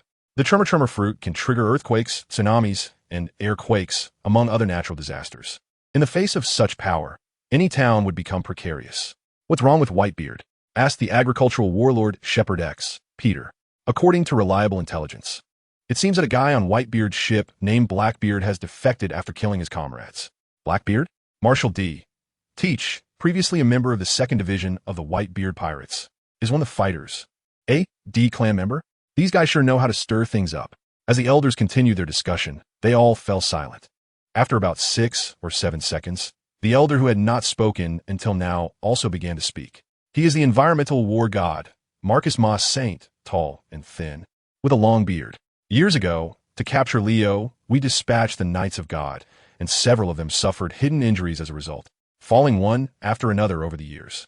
However, the training of the Knights of God cannot yield results overnight, and we now find ourselves in a situation of insufficient combat power. If those great pirates choose to stir up trouble at this time, we might have to bear greater pressure and risks than in the past. Seeing his analysis, the other elders nodded in agreement. At the same time, everyone looked towards the financial war god. He is the one who holds the financial power of the entire world government. Whether to allocate funds to Vegapunk is up to him. At this moment, the financial warrior Zamblin V. Nejru Sejin spoke up. In that case, let's allocate funds to Vegapunk and have him hand over the pacifistas and Seraphim to us as soon as possible. Of course, the activation keys for the pacifistas and Seraphim must only be in our own hands. Even Vegapunk cannot activate them. This is my principle and bottom line. Chapter 199. Aren't you dead? Vegapunk deliberately found excuses to withhold the pacifistas and Seraphim from the world government, of course, for his own personal reasons. He is very aware of how powerful the things he has created are. So when Leo took action against the world government, Vegapunk did not want the technological products he created to hinder Leo's actions. Meanwhile, the world government chose to compromise, following Vegapunk's wishes by allocating funds and providing more research and development money. On the other side, a visitor unexpectedly arrived at Marine headquarters in Marineford. Leo appeared in the sky above Marineford, arms crossed, as if he were a divine soldier descending from the heavens. He looked down from a high vantage point at the naval headquarters fortress, which he had completely destroyed in the past but was now being rebuilt anew on the ruins. A playful smile slowly rising at the corners of his mouth. The entire Navy of Marineford had long received the alert. Now, all the Navy soldiers were on high alert, ready for battle in the main square of Marineford. All the cannons surrounding Crescent Bay had already aimed their barrels at the Leo in the sky. The Navy forces, from brigadier generals to admirals, had all gathered their combat power. At this moment, the 3 elders, Sengoku, Garp, and Vice Admiral Tsuru, hurriedly descended from the fortress office building under the watchful eyes of numerous Navy soldiers. With just a glance, they spotted Leo in the sky. Is that the kid? Did I get the wrong person? Vice Admiral Tsuru squinted, trying to see Leo's appearance clearly. Although he had changed a lot compared to years ago, his figure and looks no longer resembling that little brat. This old man should not be mistaken. It was definitely him. Lao, you little brat. Garp's powerful observation Haki repeatedly scanned Leo from head to toe, inside and out, several times. Ultimately, his conclusion remained unchanged. The man before him was indeed Leo, who had once brought them immense pressure. Sengoku and Garp reached the same judgment. At this moment, Sengoku's expression was extremely grave. Soon, they arrived at the front of the crowd, standing beside the 3 admirals. What's going on? Didn't TU say that the kid Leo had already been dealt with? Sengoku looked at the 3 top combat powers in front of him, full of confusion. Years ago, the world government had dispatched the 3 admirals, Borsellino, Sakazuki, and Kuzan, along with 5 combat teams from the Knights of God to deal with Leo. According to subsequent reports from the 3 admirals, they, along with 18 top powerhouses, had joined forces to exhaust Leo's Haki completely, significantly reducing his physical defense.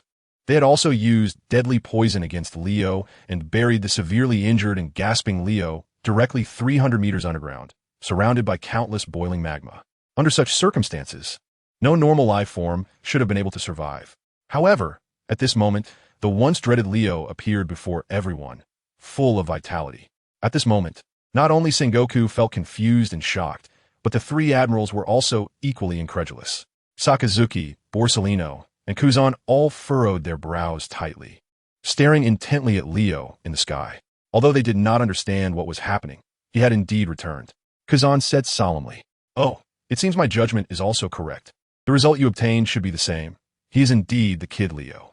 Borsellino quickly provided his conclusion. "This is absolutely impossible.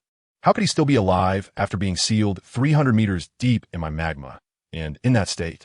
Sakazuki felt a bit of doubt about life. He had never seen or heard of such an incredible thing. At this moment, Kazan said again, "Although I don't really understand what happened, why Leo, who should have died, has reappeared. But this guy is definitely him. His aura and gaze are exactly the same. I won't mistake him." Hearing the three admirals beside him say the same thing, Sengoku furrowed his brow directly. He looked up solemnly at Leo in the sky, only to see Leo looking down at them with a faint smile, without taking any action. At that moment, everyone knew that something unknown had definitely happened, which was why Leo, who should have already been executed, was alive again. Moreover, he had come back to Marin Vondo to cause trouble. However, dwelling on this was pointless now, and Sengoku soon calmed down. He took a deep breath without showing any emotion. Then, with his energy sinking to his dantian, he asked Leo, "Kid Leo, you should have been dead, so why are you still here?" Upon hearing Sengoku's question, all the Navy soldiers tensed up their bodies at the same time, their spirits stretched to the limit. They had been too afraid to move or speak since just now, worried that a careless word might provoke Leo, the god of death, to take action against them. Back then, countless people died in Marlin Vondo, and the entire island was almost destroyed by Leo. Many of those who witnessed that incident are still serving in the Navy today. They vividly remember those experiences, so they dare not let their guard down at all. At this moment, facing Sengoku's inquiry, Leo chuckled lightly. "It's rare that you still remember me, Sengoku. Back then, Marineford was destroyed by me once. I have no deep grudges with most of you here. I came today to give you a chance to choose again." Leo slowly raised a finger.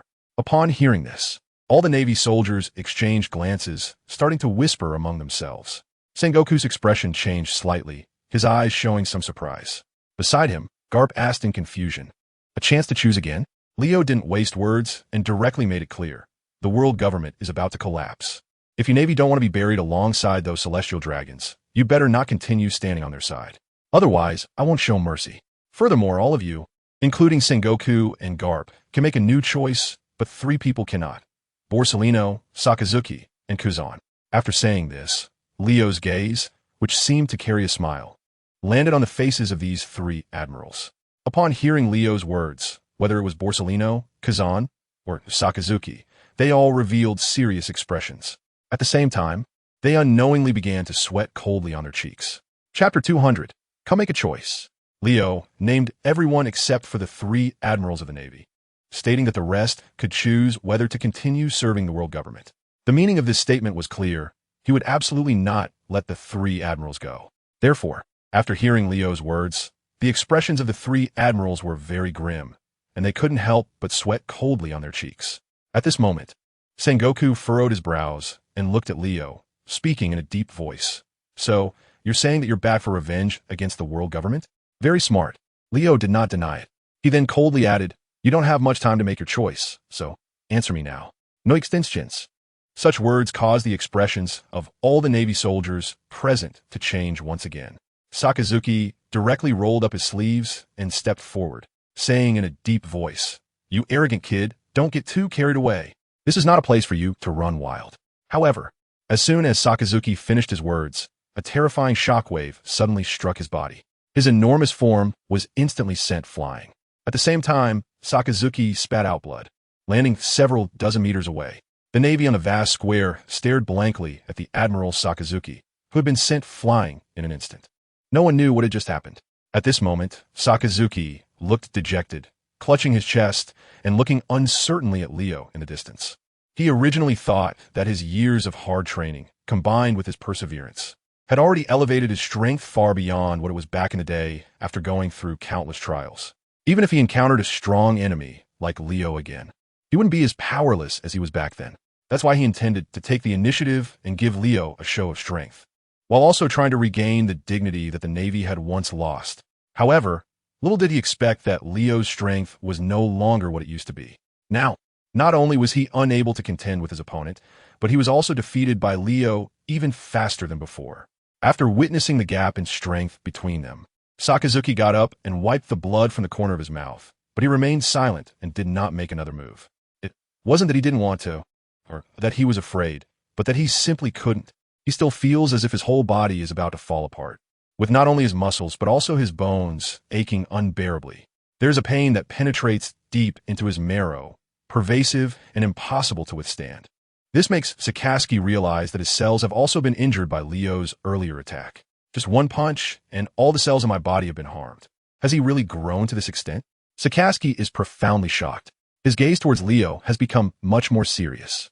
Witnessing Sakazuki being easily defeated by Leo in just one encounter, with no one even able to see how Leo struck. The remaining Borisolino and Kazan are once again drenched in cold sweat. Sengoku and several other strong figures are also very serious. Leo, what exactly do you want to do? Are you really planning to turn this world upside down? This shouldn't be your intention. If you want an explanation, if you want those who made mistakes back then to apologize, then I will apologize to you on their behalf. Seeing the situation deteriorate, Sengoku immediately speaks loudly to Leo. This is not the first time they have faced Leo, and they are well aware of how incredible his strength is. But that was all in the past. Now, it is clear that Leo is much stronger than before. Continuing to fight against him will only lead to greater casualties, and the Navy will gain nothing. Sengoku just wants to stabilize Leo. He has quietly reported the situation encountered by Marin Vondo to Mariehua using a phone bug. It would be the wisest and safest option to wait for the powerful ones from Mariehua to arrive and then work together to deal with Leo. At this moment, upon hearing Sengoku's voice, Leo showed a look of pity. He looked at Sengoku and snorted. Sengoku, I originally thought you were a truly wise person, but now it seems you are just as ignorant and short-sighted as they are. It appears that you are all unwilling to betray the world government. So you will accompany the celestial dragons to the grave. Just then, as Leo was about to take action, Carp shouted loudly to stop him. Leo looked down at Carp, and then his mouth curled into a playful smile. The leader of the Revolutionary Army, I believe his name is Monkey D. Dragon, shares your surname, Carp. What is your relationship with him? Upon hearing Leo's sudden remark, Carp's eyes narrowed slightly, while Sengoku looked at Carp in surprise. Carp did not hide it and directly said, Dragon is my son, but his identity will not affect my position. Your son is much smarter than you.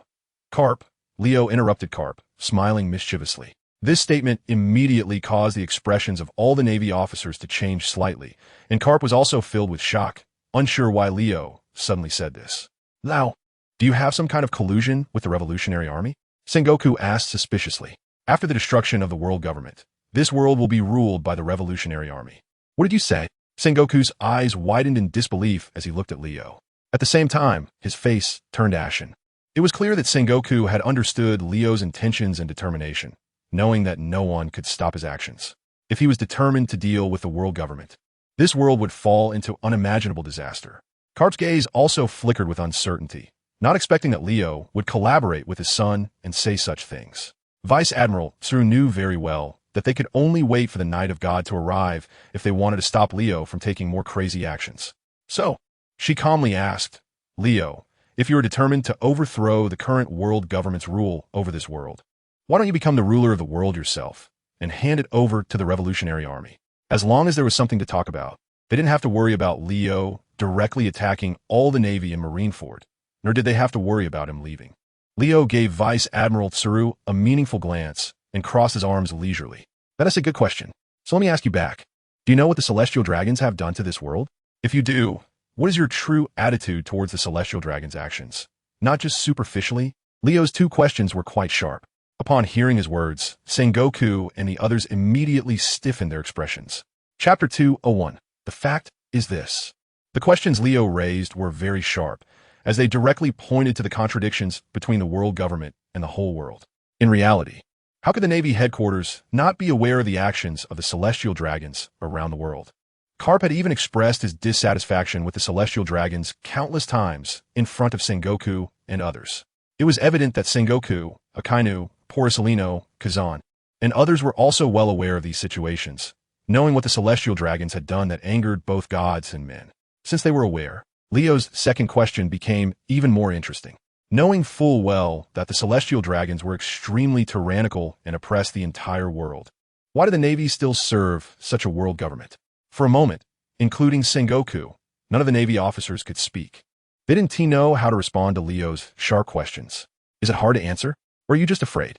Looking at the thousands of Navy officers before him, none of whom dared to respond to his question, Leo slowly raised the corners of his mouth and asked playfully, "So, is that why you decided to overthrow the world government?"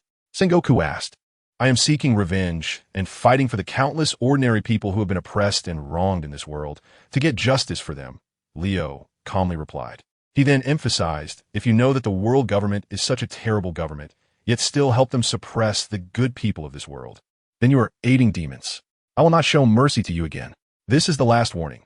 Make your choice. I have no patience," Leo urged once more, causing Sengoku and others to feel even heavier in their hearts.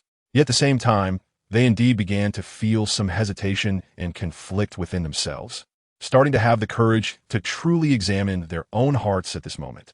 They had been helping the world government all along, protecting the interests of the celestial dragons, while harming the interests of countless ordinary people, even pushing them to the brink. Was this really appropriate? Despite the inner turmoil, no one dared to voice these thoughts. Whether it was ordinary Navy soldiers or other officers, even the admirals, Fleet Admiral Sengoku, and others, none were any different. Carp, do you think the actions of the celestial dragons are reasonable? Is it appropriate? Is it right for them to claim to be descendants of the gods and do as they please in this world, cruelly persecuting ordinary people and other races? Leo focused his questioning on Carp. Carp, being questioned like this, trembled all over, his eyes dimming and his fists clenching tightly. But it was clear that his hostility was not directed at Leo. Noticing that Carp's heart had undergone a strong shake, Leo immediately seized the moment and continued. "Your son Dragon's ideals and aspirations are to lead the revolutionary army, to overthrow the cruel rule of the world government and the celestial dragons, to restore a truly peaceful, fair, just, and friendly environment to the world. That is why I entrusted the rule of the world to that man, Carp. So, your son is much more promising than you." This statement once again struck hard at Carp's heart, causing his body to tremble again. Seeing Carp's reaction, Sengoku furrowed his brow and immediately tried to remind him. However, at that moment, Carp waved his hand at Sengoku. "That's enough, Sengoku. Don't you think everything that Leo said is right?" "Mr. Carp, what are you talking about?" Akainu's expression also changed, and he hurriedly shouted, "In this world, compared to ordinary people, we should understand the actions of the celestial dragons better. They, who claim to be descendants of the gods, look down from above, not mingling with the mundane, even taking the enslavement of others as one of their forms of entertainment. For those who dare to defy their rule, they are quick to silence and erase. The seemingly peaceful world government actually hides intense murderous intent. A government like this is cruel and tyrannical to the world. A government that implements brutal rule, and we in the Navy have actually been helping the world government persecute this world all these years. Sengoku, Tsuru, you should also feel disgusted by these actions, just like I do, shouldn't you?" Kapu finally poured out the words he had held back in his heart for many years. These were originally secrets buried deep within. Even in front of a close comrade like Sengoku, Kapu wouldn't say much. But now he felt an urge to speak. After listening to Kapu's words, Sengoku and the others fell silent again. Leo looked at Kapu with a half-smile, beckoning him with his finger. "Aren't there still rational people around? Go on, Kapu. There's nothing more to say. But don't misunderstand. Kid Leo, even though I'm expressing my dissatisfaction with the world government and my disdain for the celestial dragons, that doesn't mean I will join your ranks to help you fight against the world government." "Oh, why?" Leo asked in surprise. Kapu slightly lowered his head, clenched his fists tightly, and fell silent for a moment before he said solemnly, "You should know better than I do, Kid Leo. Despite the many wrongs of the world government, they at least maintain order in this world, which is much better than the pirates wreaking havoc on the seas. Without the world government providing massive financial support to the Navy, and without the Navy maintaining justice on the seas, ordinary people in this world would only live in a more terrifying hell." After saying this, Kapu then said seriously to Leo, "Wanting to create a new world is not as simple as just saying it. Your strength is indeed formidable, Kid Leo. But managing a world is not the same as fighting. You're not ready for that yet. That's why I said to hand the world over to the revolutionary army, to your son, Dragon." Leo immediately responded. Upon hearing this, Kapu was slightly taken aback and then fell silent. After a few seconds, he said softly, "Dragon is still not capable of managing the heavy responsibility of the entire world. You're thinking too highly of him. The Revolutionary Army is full of talent, and Dragon's vision and capacity are far beyond what you can imagine. They may not yet be able to replace the world government in ruling the world, but what about them, along with you? Could the Revolutionary Army and the Navy form a structure similar to the current world government?" Chapter 202. May the world be at peace. After Leo finished speaking, an aura so terrifying that it was hard to believe and difficult to breathe began to emanate from him. This aura seemed to turn into a tangible weight, pressing down on everyone. In an instant, countless Navy soldiers fell into a faint due to the overwhelming pressure of Leo's terrifying aura. Even top-tier powerhouses like Sengoku, Kapu, and the three admirals felt their blood surge, their hearts racing and breaths quickening. As it seemed Leo was about to take action, Kapu once again called out to all Navy soldiers. If the kid Leo could eliminate the real threat on the seas and restore true peace to this world, it wouldn't be impossible for us to join the Revolutionary Army and help them overthrow the tyranny of the celestial dragons. This statement was not only a response to Leo, but also a call to all Navy soldiers. Try to awaken the conscience within them. "Kapu, do you know what you're saying?" Sengoku asked in a deep voice. "Enough, Sengoku. We both know why the Navy takes orders from the world government. It has come to this point, and I have to speak frankly, we all know what we are worried about and what we fear.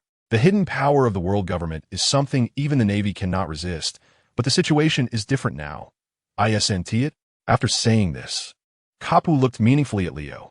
They all understood Leo's strength. Individually, neither the Navy admirals, the fleet admiral, nor the Navy legends could match Leo. Even if they teamed up to attack Leo, 5 top powerhouses would still not gain the upper hand. With such strength, it's certainly no problem for Leo to take on 10 or even 100. And as long as Leo can bear the main fighting power against the Knights of God, then the combined strength of the Navy headquarters and the Revolutionary Army indeed has a chance to overthrow the world government. At this moment, all the Navy soldiers who could still stand there and remain clear-headed were smart people who understood the situation and could see the public outrage caused by the actions of the celestial dragons. Therefore, Kapu's words quickly had an impact on their hearts. "So, are you planning to join Leo's ranks, Kapu?" Sengoku's expression was very conflicted. As Kapu said, they were indeed wary of the hidden power under the celestial dragons. After all, the overall strength of the Knights of God exceeds that of the Navy headquarters. Moreover, this does not take into account the powerful strength of the Gorosei and the overall commander, Kong. The Navy of the past took orders from the world government not only for its own interests and for the peace and justice of this world, but also for their own safety. This is the result of multiple factors working together. But now that Leo has appeared, it seems that many of the Navy's concerns no longer need to be worried about. I still stand by my words. As long as the kid Leo can ensure that there will be no more pirates in this world from now on, then I can choose to stand up against the world government. Kapu finally gave his answer. Upon hearing his words, the entire Navy was moved. Kapu is known as the legendary Vice Admiral of the Navy, a hero, and has been a spiritual pillar in the hearts of countless Navy members for many years. Now, he openly stated his intention to fight against the world government. How could this not be shocking? After a brief moment of shock, some Navy soldiers began to make their choices. I support Mr. Kapu's decision. I share the same attitude. Damn, I have long been unable to stand the actions of the world government. It's just that I am powerless and have to go with the flow. Mr. Leo, can you really guarantee the eradication of all the pirates in the world? If so, then I support you too. To be honest, after the execution of Roger, several of my relatives were affected in that unnecessary wrongful action, one of whom was my own brother. So, I have always harbored hatred towards the Navy and the world government. I joined the Navy just to find a job to support my family. More and more naval officers are expressing their support for Carp. Everyone's attitude is basically the same. As long as Leo can ensure that there will be no more disruptive forces causing trouble in the world from now on, they can join the Revolutionary Army in opposing the world government. This is exactly the outcome Leo desires. Killing these naval officers would be as easy as lifting a finger for him at this moment. However, truly helping the Revolutionary Army establish a new regime and bringing real peace to this world cannot be achieved solely through force. Leo has also experienced pain, so he knows that suffering does not solve problems. It only brings new ones. Those who have been through the rain often want to hold an umbrella for others. At this moment, Leo looks at the remaining naval officers who have yet to express their stance with a half smile in his eyes. Most of them are strong individuals above the rank of Rear Admiral. Sengoku looked at the countless Navy soldiers around him, who were all expressing their decision to follow Carp. And for a moment, his expression became very complex. At this moment, Leo spoke up. Since I can guarantee that I will overthrow the world government, do you think I can deal with all the pirates in the world? The answer to this question is self-evident. Now, not only Sengoku, but even the usually steadfast Vice Admiral Tsuru began to waver. Vice Admiral Tsuru and others started to whisper and discuss with Sengoku. Leo, of course, could hear their conversation. They were now debating whether to surrender to Leo. After a moment, Sengoku, as their representative, gave their final decision. We are in agreement with Carp's stance, Leo. If you can truly guarantee that from now on, this world will restore its former peace, and no more pirates will emerge to commit evil, then we can help the Revolutionary Army manage this world. Great. Leo smiled satisfactorily and then said to Sengoku and the others, I hope to share this good news with the whole world. Wait for me for a moment. I will be back soon. After saying that, he disappeared. However, less than 5 seconds later, Leo reappeared, and this time there was an additional figure beside him. That person, no, that bird was an albatross in form, but wearing human clothes and having a human body shape. Upon seeing this figure for the first time, Sengoku, Carp, Akainu, Borsellino, and other top powerhouses all recognized him. At the same time, they also understood Leo's intention. Chapter 203. This is definitely big news. This albatross-shaped man was none other than Morgans, one of the overlords of the underground world known as Big News. At this moment, Morgans had a look of shock on his face, staring incredulously at the Marine headquarters before him, seemingly unable to comprehend how he suddenly appeared here. What's happening to me? Morgans came back to his senses, hesitatingly said. He has realized where he is, and the faces in front of him are all too familiar. Admiral Sengoku, the heroic Vice Admiral Garp, the 3 highest powers of the Navy, Admiral Akainu, Sakazuki, Admiral Kazur Borsellino, and Admiral Akiji Kazan. These people, along with the magnificent fortress of the Navy headquarters in front of him. What other place could this be besides Marineford? How did I end up here? You. Who are you? Morgans turned his head in suspicion, looking at Leo, who was holding him up with one hand. He had been in his company, enjoying hot pot and singing, preparing to let his employees create a big news story and make a hefty profit. But who would have thought that at the moment he was picking up food, he suddenly found himself here? The speed was faster than a dream. So it was this young man in front of him who brought him here? In an instant, Morgans had already tried to struggle a bit earlier. Unfortunately, he couldn't break free at all. Although Leo was holding him by the collar, the overwhelming power and aura he possessed firmly suppressed his opponent. As a result, Morgans now felt as soft as a lamb waiting to be eaten. Where's your den mushy? Leo ignored Morgan's question and instead asked in return. Den mushy? Morgans blinked. The entire Navy will announce a big news to the world. And if you report this news, you will become one of the witnesses to a miraculous history. Morgans. Leo continued to speak to himself. This statement indeed moved Morgans slightly. He looked at the young face in front of him and then at the countless naval soldiers below in Marineford Square. He felt that the young man who had kidnapped him to this place looked very familiar. Morgans didn't have time to delve into what kind of power Leo had used to suddenly bring him from the New World to Marineford. Compared to the shock brought by this ability to cross thousands of kilometers in an instant, the expressions of the naval soldiers in front of him piqued Morgans' interest even more.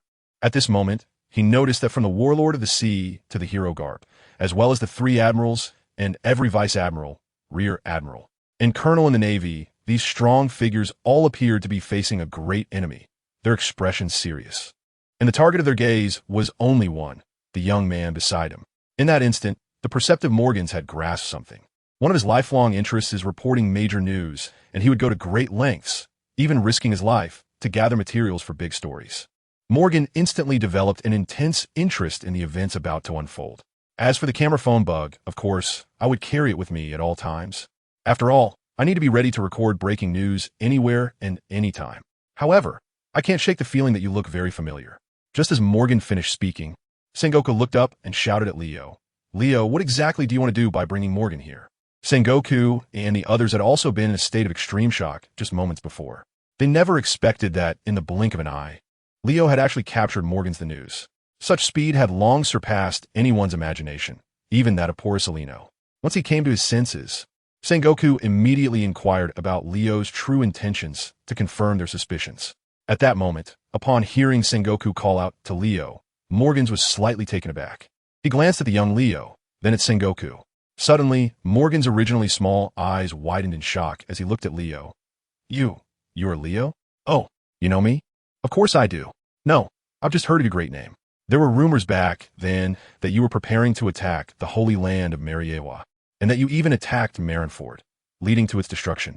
Morgans was very excited, revealing the information he had painstakingly investigated back then.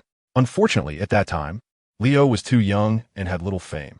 Many people didn't recognize him and naturally didn't believe Morgan's report. As for the destruction of Marineford, due to the world government collaborating with the Navy to block the news, not many people were aware of it. Hearing Morgan say this, Leo looked at Sengoku and the others with a half-smile, and Sengoku's expression indeed changed to one of great displeasure in an instant. At this moment, Leo spoke up. I brought you here to have you record their decision and share it with the whole world, Morgans. Trust me, this is definitely big news. You can start recording now. After saying that, Leo's gaze fell on Carp's face. He is the first person to stand up and express support for himself, and his identity and status are extraordinary. Naturally, it will be up to Cap to speak first. Morgan's heard that this is real big news, and of course he takes it very seriously. Without a second thought, he took out the transponder snail he always carries as per Leo's request. This transponder snail can connect to the headquarters of my World Economic News Agency, and as long as the footage is recorded, it can be arranged for live reporting immediately. Morgan's explanation made Sengoku furrow his brows instantly. Leo, are you planning to announce this news to the whole world? This will likely only alert the world government. Morgans, who was adjusting the transponder snail, was taken aback by Sengoku's words, and he looked up at Sengoku in shock. Alert the world government? He rolled his eyes and glanced back at Leo, then looked at the countless naval soldiers in front of him. Just a moment ago, he thought Leo was going to destroy Marineford again, making all the naval soldiers feel pain and despair. But now it seemed like that wasn't the case. This issue was much more serious than Leo destroying Marineford. It seemed that the Navy was going to betray the world government. Otherwise, why would Sengoku speak in such a tone? Wait, you guys aren't planning to team up against the world government, are you? Chapter 204, What They Said. Morgans was quick-witted and immediately realized from Sengoku's words that the situation was not what he had previously thought, but likely something entirely different. So, he couldn't help but ask, if it really was what he thought, that the entire Navy was preparing to betray the world government, even teaming up with Leo to fight against it, then this would truly be a major news story. No, it should be a super-duper big news story. Just as Morgans was extremely excited and had already started recording, Leo spoke up again. That's right. As soon as he finished speaking, Morgans immediately flew to the side and adjusted the angle of the video phone bug, aiming it at Leo and all the naval soldiers. I want the world government to know this news. Moreover, not just the world government, but also the other pirate forces in the world, as well as the Revolutionary Army. Leo stated his intention. Whether the world government knows or not is not important. It won't affect our plan. What I mainly want is to inform all pirates that I'm not only going to deal with the world government, but also with them. They have two choices. The first is to comply with our proposal, to live honestly from now on and have a stable life, or to be destroyed by me. This statement struck everyone like a bolt from the blue, hitting each person's heart hard. Sengoku, Carp, and others were equally moved, but Morgans was the one who was the most shocked. He looked at the reactions of all the naval officers and then glanced at Leo. If he didn't know who Leo was, if he hadn't heard of Leo's deeds and was aware of his abilities, Morgans would definitely be laughing his head off at this moment. However, now he only felt as if everything was a dream. He was afraid he was really about to witness an extraordinary piece of history. Are you really going to do that, Leo? Warring States asked, looking at Leo with skepticism. However, this time Leo didn't waste any more time addressing his concerns. Instead, he turned to Morgans. It's recording, right? Yes, it's being recorded. Then I'm going to start speaking. This speech is directed at pirates all over the world. Whether you're newcomers or long-established strongmen, listen carefully. You have 3 days to make a choice, either to repent under my, Leo's, mercy and start living properly from now on, or to continue your stubborn path as pirates and be eradicated by me. The decision is yours. Remember, 3 days' time. Once the time is up, anyone who has not made their stance known to Marineford will be treated as a target resisting cooperation, and I will take action personally. Leo made this statement in front of the cameras broadcasting live to the world, directed at Morgans. The naval officers were once again moved upon hearing this. They finally realized that Leo was serious about all of this, and Morgan's hands were trembling. It was too arrogant, too conceited, too thrilling. This is really big news. Ha ha ha ha ha. Morgans laughed triumphantly and excitedly. Meanwhile, Leo coldly reminded him, "Don't get too carried away. Don't forget to record the upcoming conversation. Now it's your turn, Navy. You have something to say to the world government and others in this world, right?" Leo handed the opportunity to speak over to Sengoku, Garp, and the others. Upon hearing this, they immediately felt a tightening in their hearts. This meant openly declaring war on the world government, even though they had just said they would cooperate with Leo. In reality, even someone like Sengoku, who was used to big scenes, wasn't mentally prepared for this. After hesitating for a while, it was ultimately Garp who stepped forward first. He faced the camera of Morgans and smiled broadly, then shouted loudly, "That's right, I'm the real Monkey D, Garp, Vice Admiral of the Navy. From this moment on, I announce that I will no longer be loyal to the world government. The lives of the celestial dragons have nothing to do with us. The world government has committed countless atrocities, and the celestial dragons are cruel and tyrannical, which has already stirred up public resentment. It's time to stand up and resist their tyranny." Garp's bold declaration made Morgans ecstatic, unable to contain his excitement as he danced around. He excitedly grabbed another telephone bug and loudly issued orders to his employees at the headquarters of the World Economic News Agency. "You all received the video footage sent back from here, right? Immediately report on these news stories and be sure to print more copies. Spread them around the world. This is truly a big news event." After giving the command, Morgans continued to look at Leo and all the Navy soldiers. At this moment, as Garp finished speaking in front of the entire world, the other Navy soldiers actually began to express their attitudes one after another. Almost without exception, every Navy soldier who spoke had the same attitude as Garp. They're going to join forces to fight against the world government and will no longer serve it. The statements from these naval soldiers were clearly recorded and transmitted back to the World Economic News Agency headquarters by Morgans. At this moment, the employees at the headquarters of the World Economic News Agency also began to get busy. Everyone was naturally shocked by this news. Of course, they were already accustomed to their boss bringing back major news. So amidst the shock, everyone started to work diligently, printing and broadcasting the news as it was received. Meanwhile, at Marineford, it was soon the turn of Admiral Crane, Fire Mountain, Ghost Spider, Doberman, and other powerful figures to express their stance. Morgans was surprised that they all expressed support for Leo and declared their intention to oppose the world government. Following these core naval forces were the three admirals and Sengoku, among others, who also made their statements. At this point, throughout the Marineford Navy headquarters, from the fleet admiral to the ordinary soldiers, there was not a single person who did not support Leo. Morgans was left in a state of shock that was beyond words. He has no idea what kind of magic Leo used to make these Navy men cooperate with his actions so well. After all, this is the former strongest violent organization of the world government, the Navy headquarters that upholds justice on the seas. After Sengoku and others publicly stated their positions in Marineford, almost simultaneously, news spread around the world, including to the world government. Chapter 205, Annihilate Them. On the world government side, the Holy Land Mariewa was the first to know about the events happening in Marineford. They had planted an undercover agent at the headquarters of Morgan's World Economic News, specifically tasked with monitoring the reports from Morgan's World Economic News. When necessary, they could even consider spending a large sum to bribe Morgans. At this moment in the Holy Land Mariewa, the five elders gathered in the midst of power, simultaneously walking towards the void thrown deep within the flower. The news they received was truly shocking and unbelievable. Now, the five of them had to report to that great person. Soon, the five elders arrived at the flower. Im sat majestically on the throne of void, and upon seeing the five elders kneeling before him, his gaze was like two sharp daggers piercing through them.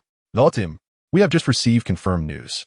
The entire Navy at Marineford, under the witness of Morgan's the Big News, announced to the world that they are completely severing ties with us, and the Navy has officially declared war on the world government," said Saint Zambal N.V.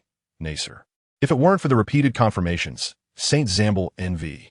Nasser and several other five elders wouldn't have believed that those at the Marine headquarters would choose to betray them. "What's going on?" The usually calm Im's expression slightly changed upon hearing this. "It's that kid Leo," Saint Zambal N.V. Nasser replied. "Leo? Isn't he already dead?" Im frowned. "It seems not. He is currently at Marineford, and somehow he has incited all Navy personnel who were supposed to protect our interests to now become our enemies. Furthermore, Leo announced that he would overthrow the world government and hand over the world's rule to the Revolutionary Army, and that he would strike against all pirates across the globe." Saint Zambal N.V. Nasser relayed all the information he received. Immediately after, the scientific defense warrior Saint J. Garcia Satan took out a din mushy and replayed the footage broadcasted from Marineford for embassy. After watching the events at Marineford, it was furious. These traitorous bastards in the Navy, even Sengoku and Garp, along with the 3 admirals, have declared to oppose us? How despicable! Since they want to be our enemies and seek their own demise, let us fulfill their wish. Bring me the map. Commandant Anglidi. The 5 elders quickly brought her the map and pointed at the location of Marineford. Destroy this place. Completely annihilate it. She ordered again. Meanwhile, pirates around the world also received news about what was happening at Marineford. Who is this Leo? He's really arrogant. Not only does he claim he will destroy the world government, but he also says he will eliminate all pirates worldwide and demands our surrender within 3 days. What a dreamer. Have you not heard? That guy has coerced all Navy personnel to cooperate with him. Didn't you see the reports? The entire Navy announced they would be breaking away from the world government's command and have no relations with them from now on. They're going to oppose the world government. Is that true? I didn't see that news. Let me check. Since this Leo has the ability to make the entire Navy compromise, including powerful figures like the 3 admirals, Sengoku, and Garp, he must have some extraordinary ability. Who cares what he is? Anyway, I want to be a pirate and will never be scared by his words. In the New World, within the territory of the White-Beard Pirates. After watching the footage broadcasted by the din mushy and reading the newspaper reports, Captain Edward Newgate's face became somewhat grim. After all these years, I thought that kid had been taken down by the Navy. I didn't expect him to still be alive. Whitebeard's eyes flickered. When they first heard the name Leo, it was because he was wanted by the Navy. The initial bounty was over 100 million, and it skyrocketed from there. There were rumors that Leo was the illegitimate son of Pirate King Roger, but it seemed he was like a fleeting moment, arriving quickly and disappearing just as fast. For over a decade, no one had seen Leo, and there had been no news about him. Everyone assumed Leo was dead. Now, he had reappeared, full of vigor, and stirred up such a big incident. Old man, the proclamation Leo issued includes us as well, Marco reminded. Gururara. Whitebeard laughed heartily. A mere brat dares to point fingers at me. It's still a long way to go. The feast continued. Don't mind him. If he really has the guts, let him come find me to talk. Whitebeard waved his hand and said cheerfully, grabbing a huge jug of wine and gulping down several large mouthfuls. On the other side, on Onigashima in Wano country, Kaido, the governor of the Beast Pirates, also received related news. Leo? Kaido's eyes flickered with uncertain light. His memory was pulled back to that day 15 years ago when he was first captured by the Navy and imprisoned in Advance City. It was the first time he had encountered Leo. Ha! I thought he had died in Advance City. I didn't expect this kid to escape. However, Kaido, holding a huge wine gourd, was drinking heartily. The fine wine flowed down his beard and neck. After drinking enough, Kaido's eyes flashed with fierce light as he gazed outside the cave, muttering in a thunderous voice, daring to issue me an ultimatum. Ha! This kid seems to have grown bold after many years. Pass my orders down. The Beast Pirates are on full alert. Be ready for battle at any time. Kaido laughed maniacally, commanding his subordinates. Governor, are we going to war with Leo? Going to war with Leo? Ha! This world is about to turn upside down. I am about to become the king of the world. After finishing his words, Kaido laughed wildly again and took a big gulp of wine. Chapter 206. The World Government Strikes Back. In response to Leo's warning to the world, neither Whitebeard nor Kaido took it seriously. Of course, as one of the 4 emperors, Charlotte Linlin felt the same way. Only another emperor, red-haired Shanks, after watching Leo's livestream in Mariewa, decided to meet this young powerhouse in person. Because in the video spread by Morgans, not only was there Leo warning all pirates to reform, but also some news that would cause a huge shock to the entire world. For example, from top to bottom, the Navy headquarters, including Sengoku, Garp, Borsellino, Kazan, and Akainu, all announced that they would no longer serve the world government. They even declared that they would go to war with the world government. In the past, such a situation was unimaginable. Moreover, Leo publicly announced his intention to destroy the world government and hand over the governance of the entire world to the leader of the Revolutionary Army, Monkey D. Dragon. Based on these abnormal and shocking pieces of news, Shanks decided to meet Leo in person.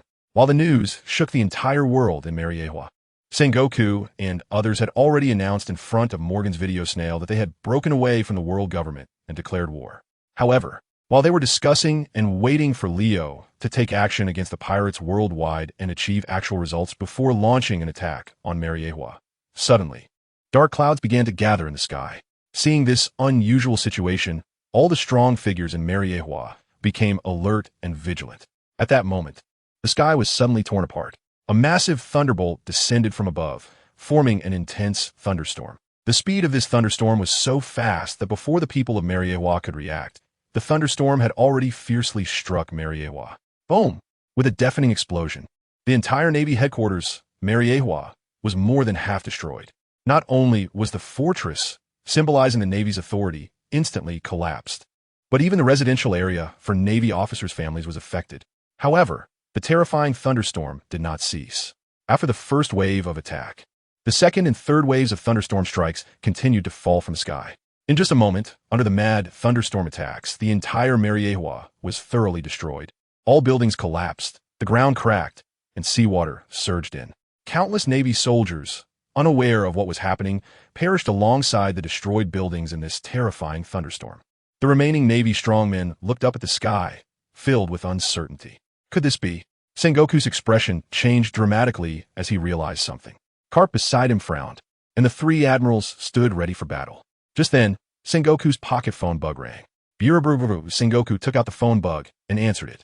Immediately, the voice of Fleet Admiral Steelbone Kong came through. Sengoku, why did this happen? I heard that you all collectively betrayed the world government. What is going on? Steelbone Kong's tone was questioning, but it was clear that he still did not want to believe all of this. Hearing this, Sengoku's heart sank slightly. He has confirmed his inner speculation just now. Kongo Sashu, I am very sorry. We have endured enough of the actions of the celestial dragons, and we do not wish to see this world fall into another crisis of destruction where living beings suffer. Nowadays, to save this world, there is only one man who can do it, and that is Leo, along with all the soldiers of Marineford and the warriors from all the naval strongholds around the world. From this moment on, we will no longer serve the world government. We will assist Leo in establishing a new world regime. Despite having the utmost respect for Steelbone Kong, Sengoku still honestly stated his decision and the decisions of other naval soldiers. Upon hearing Sengoku admit these matters, Steelbone Kong on the other end of the transponder snail fell silent. After a moment, he took a deep breath and said in a deep voice, "That kid Leo should be dead by now. Why is he still alive? Get him to talk to me." Hearing this, Sengoku instinctively looked up at Leo. In a flash of shadow, Leo appeared before him. Leo reached out and took the transponder snail from Sengoku's hand, smiling as he spoke to Steelbone Kong on the other end. "What do you want to say, Steelbone Kong? Why do you have to destroy the world government?" Steelbone Kong asked. "That's a foolish question. You can make a choice now, Steelbone Kong. The time of the celestial dragons has come to an end. They should leave the throne of this world. Leo, I want to talk to you face to face. There's no need for that. You have 25 seconds to make a choice, Steelbone Kong." After Leo finished speaking, he no longer responded. Time flowed by second. 30 seconds soon passed. And unfortunately, Steelbone Kong did not make the rational choice he should have. When the countdown ended, a heavy, thunderous voice came from the transponder snail. "If you really want to attack the world government, I will stop you. Kid Leo, very well, we will meet soon." After Leo finished speaking, he crushed the transponder snail into pieces. At that moment, a tremendous sound echoed from the sky once again. Thunder rumbled, followed by a devastating lightning storm that descended from the heavens, striking the already shattered Marineford. This time, Sengoku and the others were well prepared. Everyone immediately entered a defensive state. However, despite this, after the earth-shattering sounds, many surviving naval soldiers on Marineford still fell in large numbers. Many did not even have time to say a word before turning to ashes. Watching his subordinates being killed one after another, Sengoku's eyes turned bloodshot, and he clenched his fists. "There is no mistake, Marshal Sengoku. This should be the world government launching an attack on us." Vice Admiral Chafun walked over, his expression grave as he reminded Sengoku. "I know. Evacuate Marineford immediately." Sengoku looked up at the terrifying thunderstorm attack brewing behind the black clouds and shouted his orders. At this moment, Borsalino transformed into golden light. "Let this old man go and destroy it." After saying that, he disappeared from sight. Chapter 207. The final battle begins. Faced with the indiscriminate bombing of Marineford by the world government, the naval soldiers, well aware of the world government's methods, felt as if they were facing a great enemy. Sengoku knew that staying here would only cause greater casualties, so he decisively ordered all remaining naval soldiers to evacuate by ship. However, at that moment, Borsalino transformed into golden light and flew high into the sky, disappearing behind the black clouds. Just when everyone thought Borsellino would surely be able to destroy the weapons hidden behind the black clouds, suddenly a giant figure descended from the sky. Accompanied by a tremendous roar, Borsellino's body crashed to the ground. Countless bolts of lightning erupted around him. Although this posed no threat to him in his elemental state, Borsellino's expression at that moment was extremely grim. He looked at the sky with a serious expression, frowned, and said, "There's nothing in the clouds, only endless thunderstorms. This is really strange." Just then, the phone bug in Leo's hand rang. It was Vegapunk calling. As soon as he opened his mouth, Vegapunk reported to Leo, "Lord Leo, the 5 Elder Stars just ordered the activation of Uranus to bomb Mary Joa. I thought you might want to know this." "The King of Heaven Uranus?" Leo asked curiously, maintaining his composure. "Yes, but it's not the real King of Heaven Uranus, but my own replica. Its power is enough to rival the real King of Heaven Uranus." The conversation between Vegapunk and Leo left Sengoku and the others present quite astonished. However, at that moment, they had no time to delve into why Leo knew about the King of Heaven Uranus. Leo harbored too many secrets, which they could not figure out in a short time, nor could they necessarily inquire about it. "I really didn't expect that even Vegapunk has joined Leo's camp. It seems the world government is indeed in great danger this time," murmured Admiral Tsuru. Meanwhile, the remaining naval soldiers were not idle. One by one, they made their way to the warships docked on the shore that had not been destroyed. Knowing that it was a secret weapon secretly crafted by Vegapunk for the world government, a replica weapon with power rivaling the legendary ancient weapon King of Heaven Uranus, Sengoku naturally did not dare to be negligent. Therefore, he immediately ordered the fleet to begin retreating to the outskirts of Mary Joa.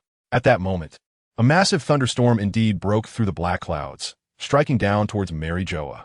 This time, the enormous lightning beam completely obliterated the entire Mary Joa. The already shattered island of Mary Joa instantly vanished from everyone's sight. The intense explosion generated a terrifying shockwave. Some naval warships that were slower to evacuate were instantly caught in the aftermath, turning to ashes under the crushing force of the terrifying shockwave. Thus, the once naval headquarters of Mary Joa was completely erased from map. The more than 10,000 soldiers that had once been at the naval headquarters were now left with less than half. The world government has already declared war on us with their actions, responding to the choices we made. "Sengoku, what are you waiting for?" Carp questioned Sengoku, clenching his fists. Sengoku then took out another phone bug and began calling naval branches around the world, informing them to immediately assemble their forces to counterattack the world government. "We will take our forces to the Red Line and attack the Holy Land, Mariewa." After informing the various naval branches and having his subordinates prepare for the offensive, Sengoku said to Leo, "The Revolutionary Army will act together with you. Leave the rest to me." With that, Leo dropped a statement and disappeared from everyone's sight. In the next second, he had arrived at a naval fortress at the foot of the Red Line. Inside the fortress, there were continuous booming sounds like rolling thunder. At the same time, one gigantic cannonball after another, resembling spherical lightning, was launched into the sky and disappeared. This was the launch base for the replica of King of Heaven Uranus that Vegapunk had created. By launching spherical lightning into the air above the target area to be destroyed, it triggered thunderstorms releasing over 10 million volts of electrical attacks. This was enough to obliterate an entire country in an instant, erasing the entire island from a map. Leo wasted no time and directly punched toward the base below. The seemingly ordinary punch carried the power to destroy the world, shattering the entire base. Along with the super weapon replica of King of Heaven Uranus and all the enemies within, turning them to dust. The world government's attack ceased. But Leo did not stop there.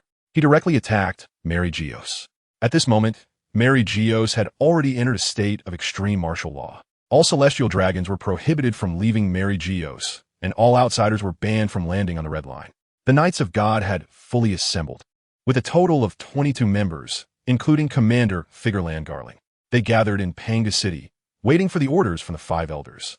The 5 elders arrived at the flower chamber to report to Im about the situation in Marineford.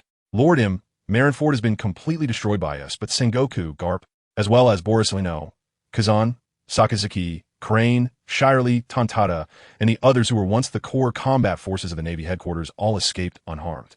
Our listening Den Den Mushi has picked up some news. Sengoku has issued mobilization orders to all Navy branches worldwide, and the Navy forces around the world will be preparing to attack us on Red Line in the shortest time possible." Upon hearing this news, it became furious again. "Damn Leo.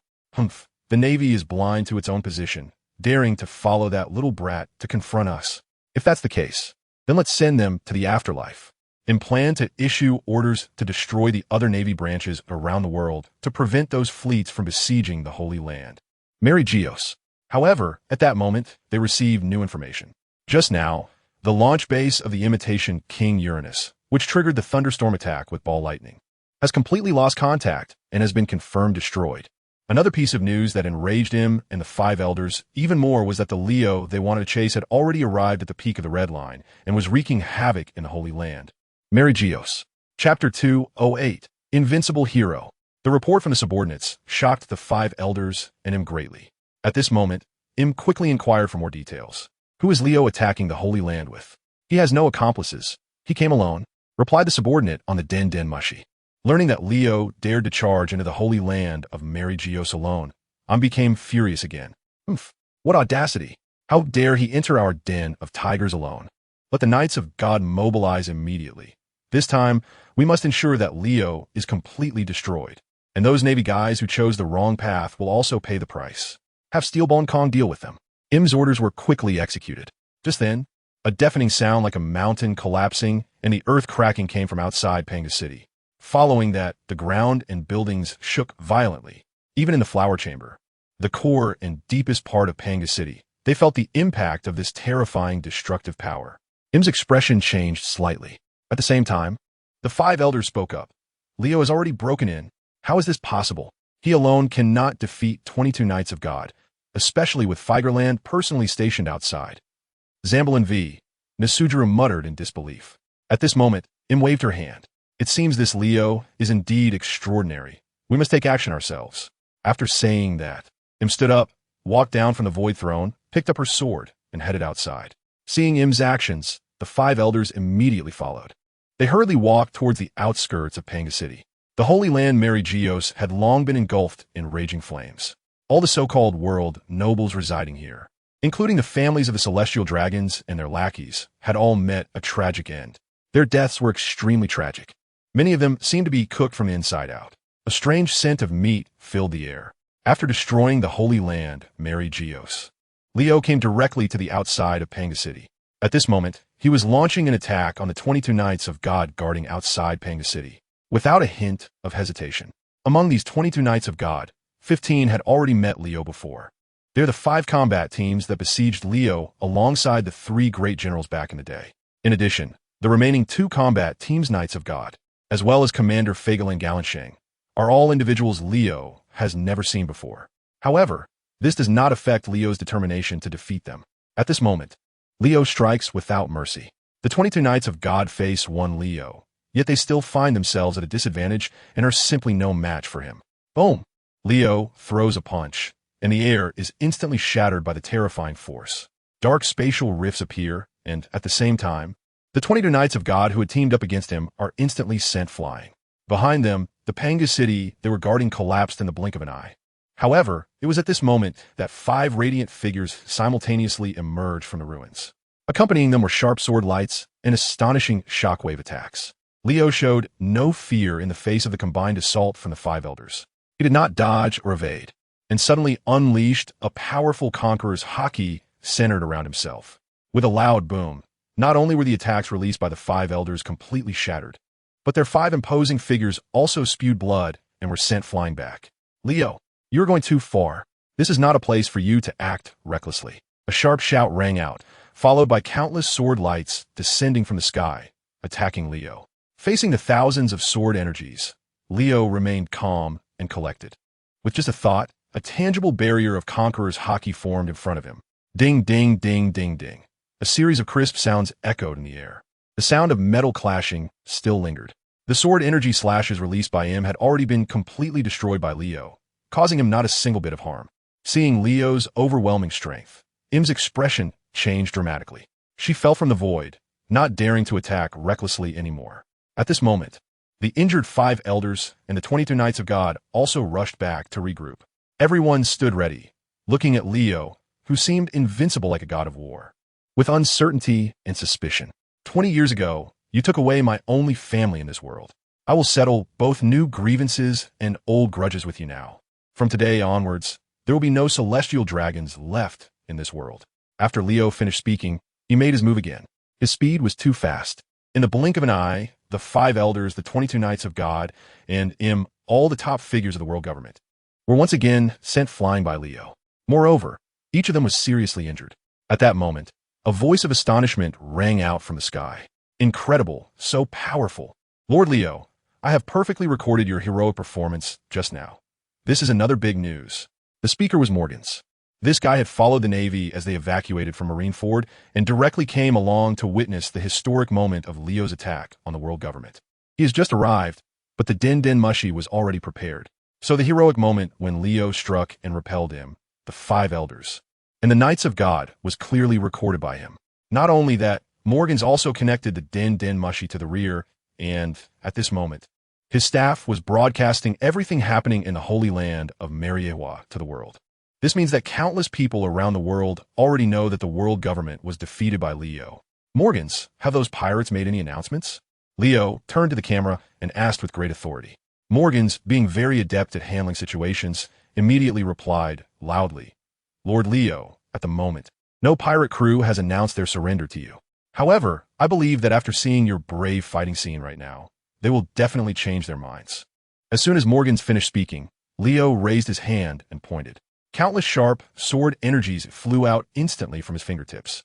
Immediately after, apart from and the 5 elders, the 22 Knights of God were beheaded one after another and fell on the spot. These are the top-tier powerhouses in the world. Each of them possesses strength comparable to that of the 3 Marine admirals. Yet, they were directly killed by Leo in an instant. This scene was clearly recorded by Morgans. Chapter 209. He is so fierce. Should we surrender? Morgans used the Den Mushi to clearly capture the scene of Leo instantly killing the 22 Knights of God and beheading them, and directly broadcasted these images live. At this moment, countless people around the world witnessed this scene. Whether they were the Revolutionary Army, ordinary people, the Marines, or pirates. Everyone saw it clearly and was deeply shocked. Everyone was stunned. Morgans himself was also stunned. He stared blankly at the body that was still bleeding, falling down one after another in front of him, still feeling as if he were dreaming. As a devil fruit user, Morgans naturally understood how powerful these opponents were. Any one of them is an absolute crushing presence in front of themselves. However, at this moment, in front of Leo, they couldn't even pose a threat, let alone have a chance to fight back. They were directly taken down. The countless sword energies released by Leo, after annihilating 22 Knights of God, did not stop there.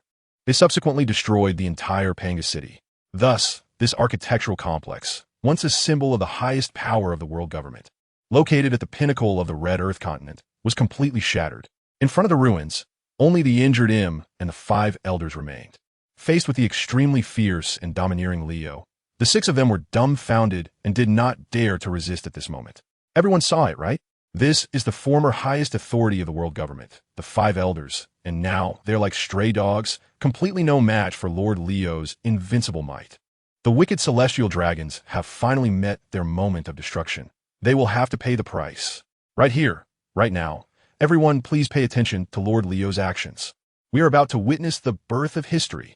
Seeing that Leo did not take further action to pursue and the 5 elders, Morgans timely began to comment. He vigorously denounced the 5 elders, exposing the numerous crimes committed by the world government in the past, as well as the violent, arrogant, and brutal actions of the celestial dragons, bringing it all to light. The audience around the world was still in deep shock. They originally thought Leo was just joking. Even if he was serious, it was no simple matter for the Navy to join forces with the Revolutionary Army to take down the world government. But who would have guessed that Leo, all by himself, would challenge the entire world government, destroying Mariewa and Panga City? Even the powerful figures of the world government were cut down before Leo as if they were cabbages. Leo's fierce strength deeply shocked every spectator. Not only did ordinary people feel apprehensive and fearful, but even the pirates who had previously dismissed Leo finally realized the situation was dire. Who exactly is Leo? Why had they never heard of him before? No matter who he is now the strongest man in the world. The world government was utterly defeated in less than half an hour, and even the 5 elders were about to be killed. Boss, I think we should surrender. Yes, let's surrender, Captain.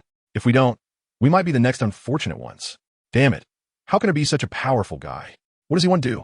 The pirates were now in a state of panic.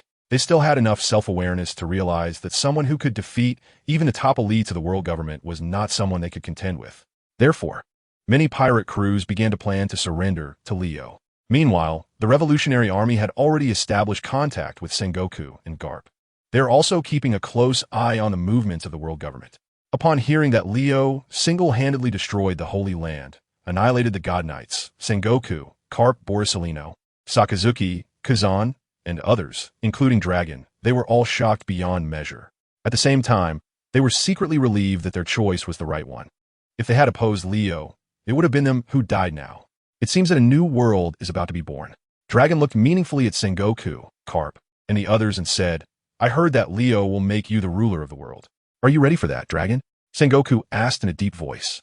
Always ready, Dragon confidently replied. In that case, let's create a peaceful and harmonious, stable environment for the upcoming new world and eradicate all those stubborn pirates. It's clear that we no longer need to exert ourselves at the Holy Land of Mariewa, Sengoku immediately suggested. This proposal was quickly affirmed by Dragon, and both sides came to an agreement.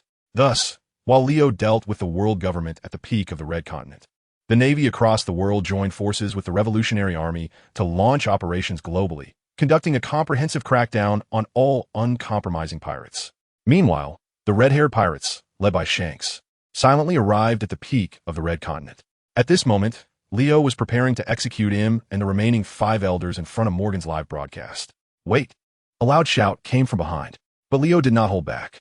The released sword energy struck with enough force to shatter Star.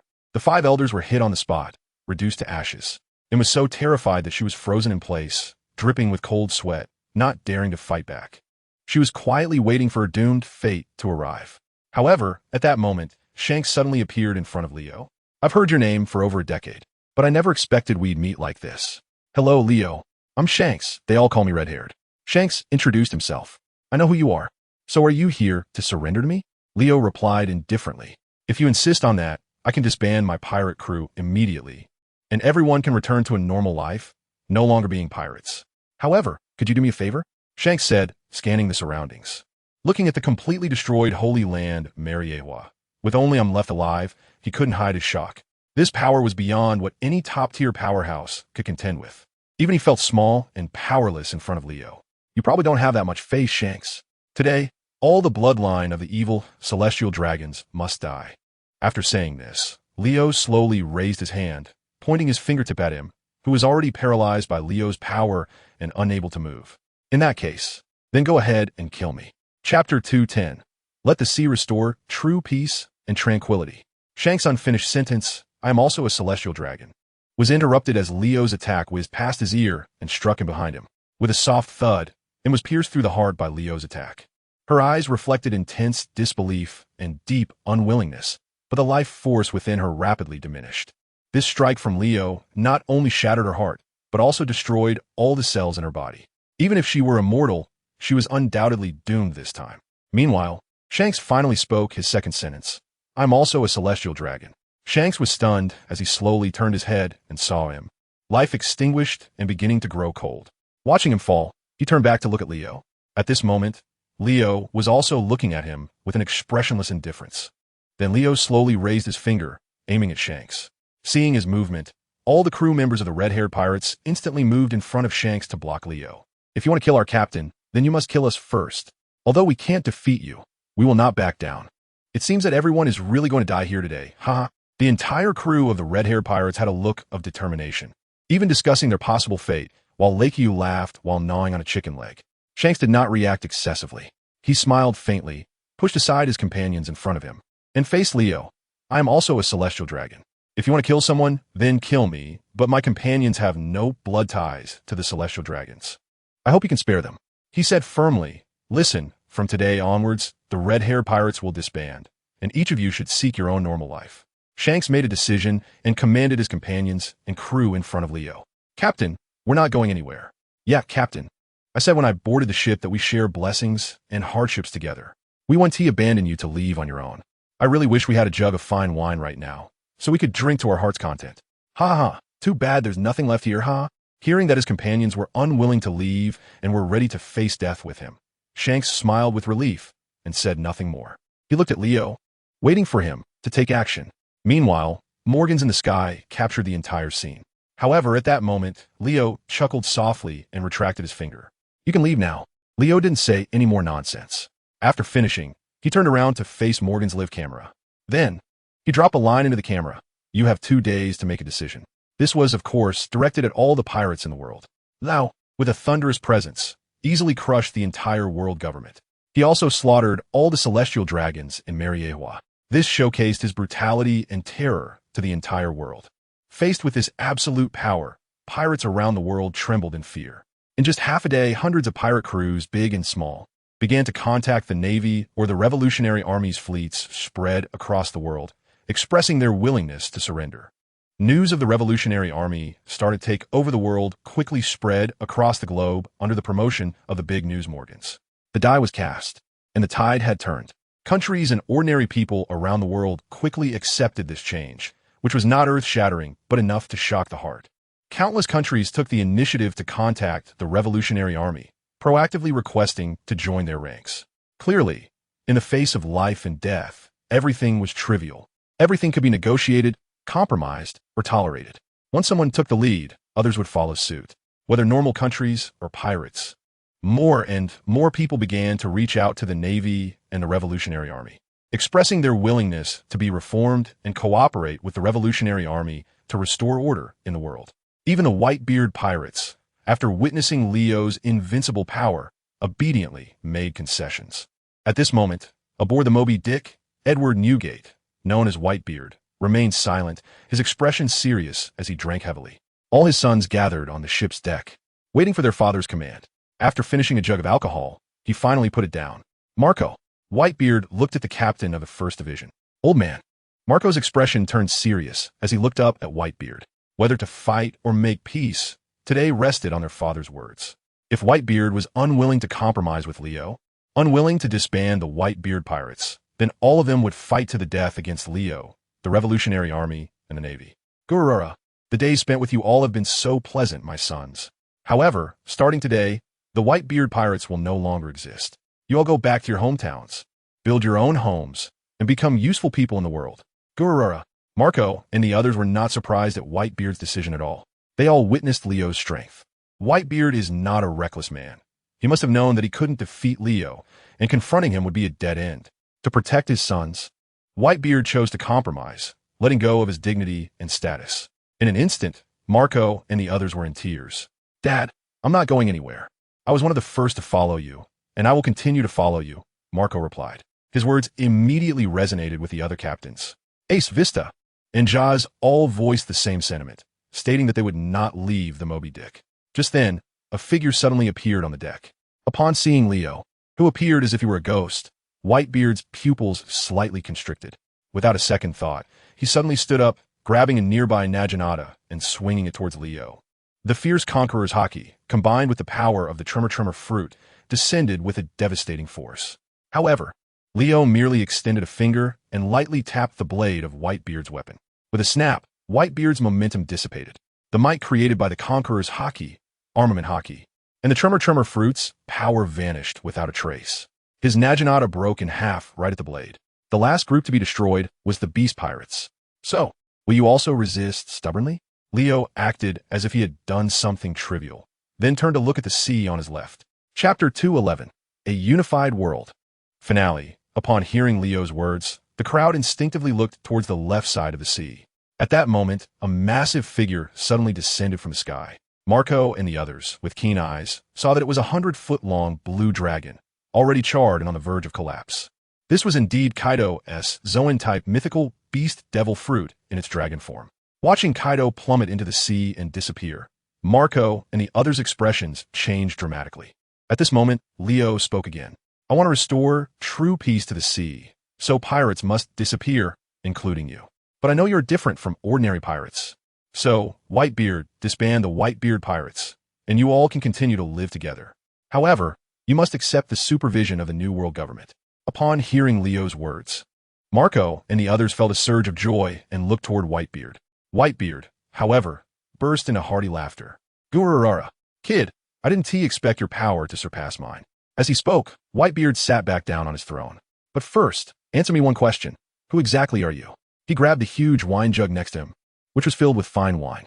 However, Whitebeard did not drink. Instead, he fixed his intense gaze on Leo. The atmosphere on the scene suddenly became tense. I'm just an ordinary man seeking revenge because the world government killed my family, Leo replied. Upon hearing this, the serious expression on Whitebeard's face softened. Gwahaha, so you're not that Roger's son, huh? No, I've just ordered the dissolution of the Whitebeard pirates. My sons will definitely not pose any threat to the New World government, so you can rest assured. After saying this, Whitebeard signaled Marco to bring him a large wine bowl and personally filled it to the brim for Leo. Leo glanced down at the enormous wine bowl without a word and grabbed it. Gwahaha, my fine wine is not for just anyone to drink, Whitebeard said as he clinked glasses with Leo and started gulping down the wine from the huge jug. Leo, not to be outdone, finished the wine in the bowl that was several times larger than his own head in one go. The two exchanged smiles. Leo said, if you were the kind of despicable guys, I wouldn't be here drinking with you. I would have sent you off to the afterlife. Gwahaha, how's that red-haired kid doing? Whitebeard suddenly asked. His expression then turned serious. That kid is different from other pirates. Being a celestial dragon hasn't given him a sense of belonging, which is why he became a pirate. Whitebeard, Leo interrupted him. Whitebeard immediately looked up at him. Just mind your own business. I have things to take care of, so I'm leaving. After saying this, Leo turned and disappeared. Looking at the empty deck, the warning from Leo echoed in Whitebeard's mind.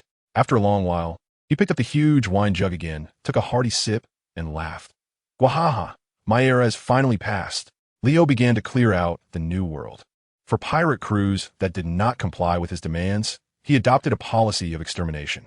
The Beast Pirates, Big Mom Pirates, and so on were all eliminated by him. Throughout these actions, Morgans was live broadcasting. Seeing that even the Whitebeard pirates chose to compromise, the world's strongest man had no ability to fight back in front of Leo. And the other pirate crews in the world dared not resist at all. They all chose to surrender, and the pirate crews were disbanded on the spot. Thus, it is unclear when it began, but with the end of the era of Pirate King Roger, the grand era of pirates was thoroughly concluded. All pirate crews were either wiped out by Leo or forced to disband, with crew members leading ordinary lives and no longer engaging in wrongdoing. Mohovi, Munkide. Dragon indeed transformed the New World in various aspects such as politics, law, economy, technology, military, people's livelihoods, and cultural education, as he said.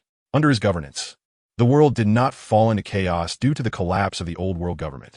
On the contrary, the entire world flourished, with people living in peace and happiness index rising steadily. As for the Navy, it continued the old system. Sengoku, Garp, Borisolino, Sakazuki Kazan, and other powerful Navy members still held their original positions. However, their duties shifted from maintaining world peace, protecting the interests of the world government, and safeguarding the celestial dragons to protecting all ordinary people in the world. Dragon vigorously promoted economic development, ensured people's livelihoods, and created a large number of jobs, allowing many rehabilitated pirates to find work, get married, have children, and live stable lives. Coupled with the strong deterrence from the Navy, the crime rate across the world continuously decreased after the Old World government was destroyed. In the blink of an eye, 3 years passed. Today is a good day, as countries from around the world gathered at the peak of Red Soil Continent, the location of the New World government, to hold a world conference. They hope that the Dragon can reduce taxes so that their country can utilize more funds to improve people's livelihoods and education. During the meeting, someone couldn't help but ask a question. I wonder where Lord Leo is now and how he is doing. This question was raised by King Nefertali Kabira of the Alabasta Kingdom. Years ago, when Crocodile intended to destroy the Alabasta Kingdom and claim it for himself, it was Leo's policies that led to Crocodile's downfall, allowing his own country to escape disaster. Kabira felt deeply grateful to Leo. I heard that Lord Leo is living in a small fishing village in the East Sea, but I don't know if it's true. Lord Leo once said he didn't want anyone to disturb him, and even Dr. Vegapunk couldn't find him. Lord Dragon had also searched for him multiple times without success. With that Lord's strength, he doesn't require us to worry too much, right? Speaking of which, we truly thank Lord Leo for creating such a peaceful and stable world. He is simply a savior sent by heaven. The monarchs from various countries expressed their opinions, with many praising Leo. Everyone believed that Leo was merely living in some corner of this world, still watching over it, ready to punish anyone attempting to disrupt the world. Under that Lord's awe-inspiring power, no one, no country dared to act recklessly. What they didn't know was that long before confirming that the world had returned to normal and everything was peaceful and tranquil, Leo had already left. He shattered the void and ventured into the unknown distance. Synopsis: Leo crossed over to the world of One Piece, gaining the supreme blessing and possessing an extraordinary understanding. At the beginning, he encountered the Navy, purging the bloodline of the Pirate King, and comprehended the Conqueror's Haki from the womb, instantly defeating his pursuers. From then on, Leo's strength soared rapidly, growing at an incredible pace. With your extraordinary understanding, you comprehended the divine body, and your physique passively grows with limitless blue energy. With your extraordinary understanding, you comprehended the great river sword intent, and a single sword shines coldly across the 19 continents.